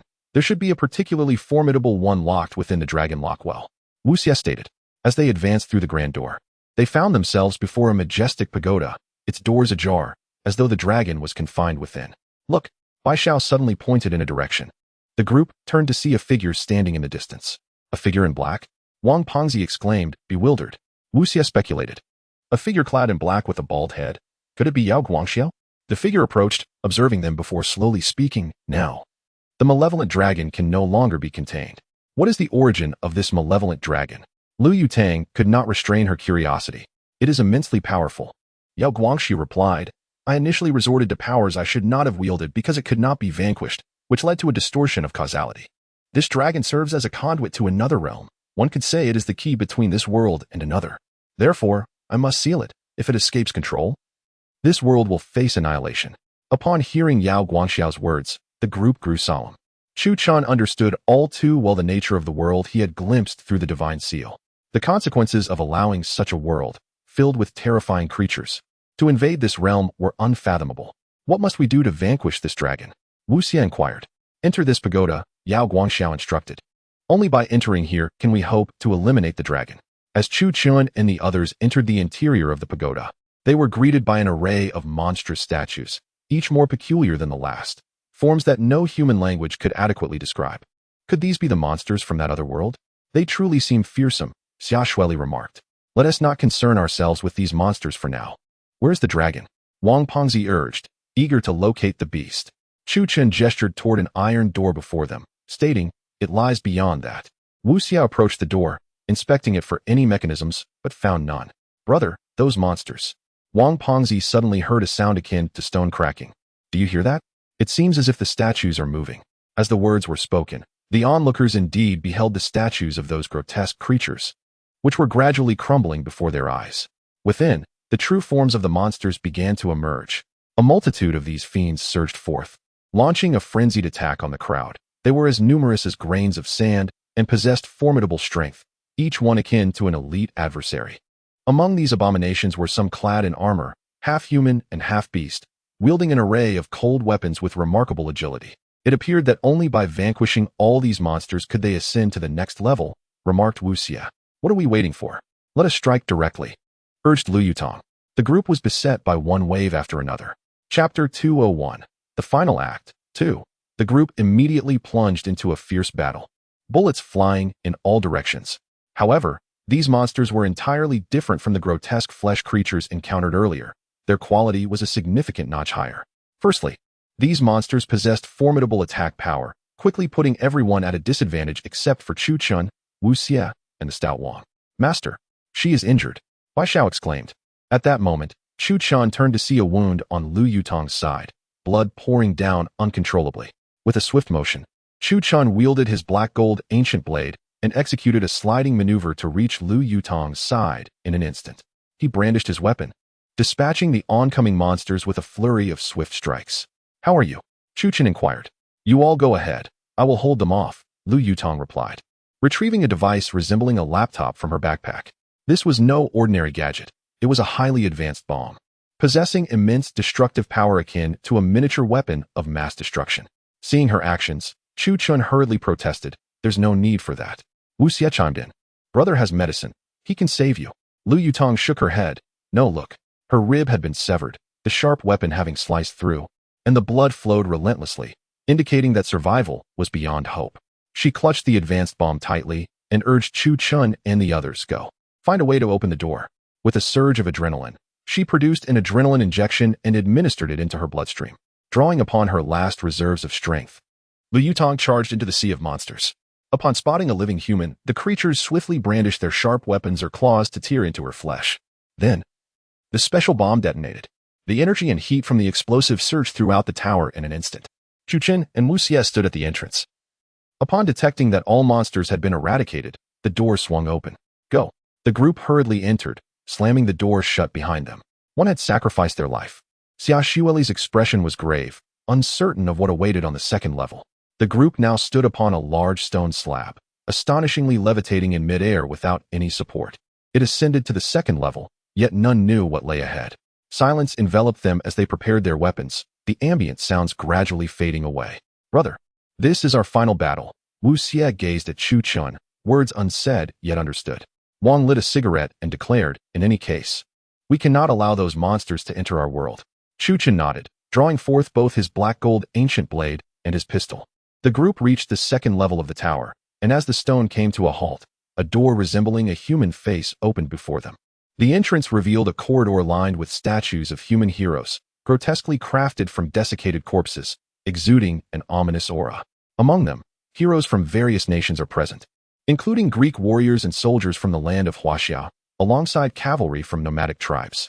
In essence, The corpses within this corridor embody warriors from all ethnicities.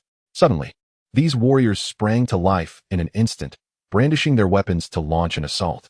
Chu Chen wielded a black gold ancient blade in one hand and a desert eagle in the other, retaliating fiercely. In a heartbeat, he carved a bloody path before him, while Wu Xie and the others provided cover fire from behind. The corridor erupted into chaos, filled with the sounds of violence and slaughter. Anger consumed them entirely, transforming their demeanor into one of ferocity and rage. In this moment, all semblance of reality faded away, leaving only an unending tide of brutality and carnage. Chu Chen's strikes became increasingly erratic, as the prolonged and boundless massacre turned him into a frenzied beast of war, seemingly intent on devouring everything in its path. At this juncture, a radiant light appeared at the corridor's end. What was it? An open door. Hope surged within Wu Xie and the others, but suddenly, countless soldiers surged forth. They were the undead warriors, their attacks merciless and fierce, for they were the most elite fighters from across nations. Bai Xiao, take Xia Shueli and go first, Chu Chen commanded. Just then, a horde of warriors charged at them, and a sharp spear pierced Xia Shueli's abdomen. The excruciating pain caused blood to gush from her mouth as she fell to her knees, exclaiming, "I will hold them off here. You all hurry inside." "No, we cannot leave you behind," Bai Xiao protested, dispatching several undead warriors with his wooden stake. "Let us go together. Stop with the nonsense. If we go together, none of us will escape this cursed place." Xia Shueli coughed blood. "Explosives, give them to me." "No way," Wu Xie interjected. "We will leave together," Chu Chen asserted, unleashing a fierce crimson blade aura that swiftly eliminated the monsters. Yet, the turmoil was far from over.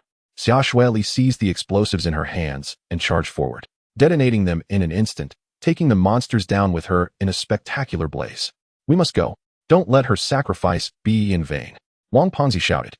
At that moment, he seemed to have matured significantly, leading Wu Xie and the others toward the grand door, while Chu Chen prepared his blade aura. This formidable power required careful cultivation. Without it, he could not unleash it in haste. Thus, his anger simmered within him. "Brother, ahead lies the top level," Wang Pengzi informed. Chu Chen and the others pushed open the grand door to reveal a massive iron gate, flanked by representations of yin and yang, alongside two enormous bronze fish. These fish hung in midair, exuding an extraordinary power that imbued the door with a radiant aura, as if a remarkable substance were clinging to it. "Ah, I see now," Wu Xie remarked. "Is this the ultimate destination?" "What?" Wang Pengzi replied, perplexed. "The place to which the young man initially ventured is imbued with this very hue. Is this the ultimate realm? Could this dragon serve as a conduit to another world, a world of ultimate existence?" At this moment, Innocence was unconcerned with many matters. He boldly pushed open the grand bronze door. What a magnificent sight! Within the bronze door lay a mysterious expanse. Suspended within that space were 9 golden dragons, lifting an enormous coffin. This coffin was astonishingly vast, seemingly spanning the entirety of the sky. The onlookers were even more astonished, for they had not anticipated such secrets hidden within this tower. Chapter 202, The Finale, 3. As Chu Chen and his companions gazed upon the 9 dragons lifting the coffin, they realized that they too stood amidst a void, surrounded by an expanse of emptiness and the nebulous cosmos, where nothingness prevailed, save for a peculiar hue that danced in the air. Could this be the black dragon sealed by Yao Guangxiao? Stepping forward, Chu Chen beheld the dragon. And suddenly, the dragon coffin sprang open. From within emerged a 2-headed dragon, its golden form stretching across the heavens, exuding a divine presence that evoked an inexplicable reverence in those who beheld it. This magnificent creature bore 3 distinct horns, each possessing striking characteristics. Some resembled sharp daggers, while others took the form of elongated spears, delivering a powerful visual impact. Wu Xie, astonished, remarked, "This dragon is utterly terrifying." The dragon spiraled in the sky, its golden skin concealing a layer of black scales beneath, each scale razor-sharp and shimmering with an emerald glow. Within this emerald luminescence, the dragon began to transform, revealing numerous diamond-shaped eyes among its scales. This was indeed the black dragon capable of unlocking the dimensions of another world. Wang Pengzi declared, "Let us muster our strength and vanquish this beast." Mu Ling Bai Xiao was the first to charge forward, her wooden thorns erupting instantaneously to form a colossal spiral spear, aimed directly at the black dragon. However, at that moment, the wooden spear began to shatter, as if encountering an inexplicable energy. In an instant, Mu Ling Bai Xiao's assault was nullified amidst a cataclysmic force. "Impressive, master. This black dragon possesses formidable energy," Mu Ling Bai Xiao noted. "I shall confront it," Chu Qin asserted, drawing forth his ancient black gold blade, transitioning the blade to its dragon-edge state. He unleashed a formidable wave of energy, slicing towards the black dragon. The golden wave, accompanied by a resounding dragon's roar, collided with the dragon's form, revealing an invisible barrier before the black dragon. This barrier momentarily obstructed the wave, yet under Chu Qin's overwhelming assault, it began to fracture. Is this the pinnacle of power? Wu Xie pondered, recalling how, at Changbai Mountain, her brother had effortlessly severed the tentacles of the demon dragon. Now, what was the origin of this black dragon? Wu Xie, Chu Qin commanded, you must leave this place at once. I will not. Wu Xie countered vehemently. From this moment, I will fight alongside you. Chu Qin shook his head, casting a glance at Wang Pengzi, who showed no inclination to retreat either. Brother, we have endured so much together. Can we falter now? Wang Pengzi declared, loading bullets into a drum for his machine gun. Through wind and rain, we shall advance together. Bai Xiao, deeply moved, stepped beside Chu Qin and proclaimed, Master, if we are to perish today, then let us embrace our fate together. With determination, Chu Qin drew his black gold blade, while the legendary Ganjiang and Moxie hovered behind him. In his other hand, he brandished the Tiger Soul battle blade, his spirit soaring with resolve. Very well, let us vanquish this dragon, Chu Qin declared as he wielded his twin blades, moving with the ferocity of a tempest, launching a fierce assault on the black dragon.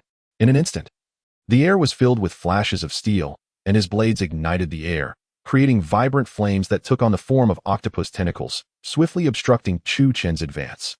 Feel the wrath of my grenade, Wang Fatty shouted, disregarding any caution as he seized his machine gun, loading it with a high-explosive grenade and unleashing it directly upon the colossal beast. However, this dragon was no ordinary creature. The fiery patterns beneath it swiftly morphed into a barrier, expertly deflecting Wang Fatty's grenade with an astute maneuver. In mere moments, the grenade detonated, achieving nothing of consequence. Damn it, Wang Fatty cursed in frustration. The dragon continued to unleash its lethal fiery tendrils, seemingly indifferent to the skirmish, making it nearly impossible to approach. What now? Suddenly, a bullet struck Wu Xie. This world was destined to belong to the ancient gods. Yan Huang and his followers approached from the rear, declaring, surrender. You cannot change your fate. The group was taken aback. You have betrayed us? Betrayal? I have merely chosen the correct path. Yan Huang replied with a smirk. Only by obeying the ancient gods can one survive. Ancient gods? Are you referring to those monsters? Wu Xie retorted. You have caused the deaths of so many, all for the revival of those abominations? You scoundrel! Yan Huang erupted with anger. Mark my words. You best choose your words carefully, lest you provoke my wrath. Without hesitation, Chu Qin swung his black gold ancient blade toward Yan Huang. Bang! Positioned perilously close to the ancient dragon, Yan Huang seemed to exude an uncanny power. In that fleeting moment, he forged a connection with the dragon, and as Chu Qin's blade descended, he raised his arm to block the strike. What? He can actually withstand brother's blow. He is formidable. Wu Xie marveled in astonishment. Yan Huang then drew another firearm, seemingly premeditated, and as he lifted it, the bullets erupted forth, striking the ancient dragon directly. At that moment, the sky fractured, and countless monsters poured in from another realm. Chaos enveloped the world. Do not forget who you are, a voice echoed in Chu Qin's mind. Indeed. I am not Chu Qin. I am not myself. From the moment I inherited this system, it was destined. I am Zhang Qiling. In an instant, Chu Qin transformed, his appearance and weaponry mirroring that of Zhang Qiling. It is impossible. At that moment, a look of terror suddenly appeared on the face of the demonized Yan Huang. He had encountered a figure that instilled profound fear. In an instant, Chu Qin struck with his blade, and this time, Yan Huang had no chance to defend himself. His head fell to the ground with a thud. Chu Qin hurled the ancient black gold blade towards the rift in the sky, and then he recited an incantation, causing the rift to shrink instantaneously. However, the entire space began to collapse rapidly, and at that moment, Chu Qin gazed upward, finding himself drawn into the temporal rift. Brother, Wu Xie exclaimed anxiously. Do not worry, Chu Qin reassured Wu Xie. Perhaps we shall meet again.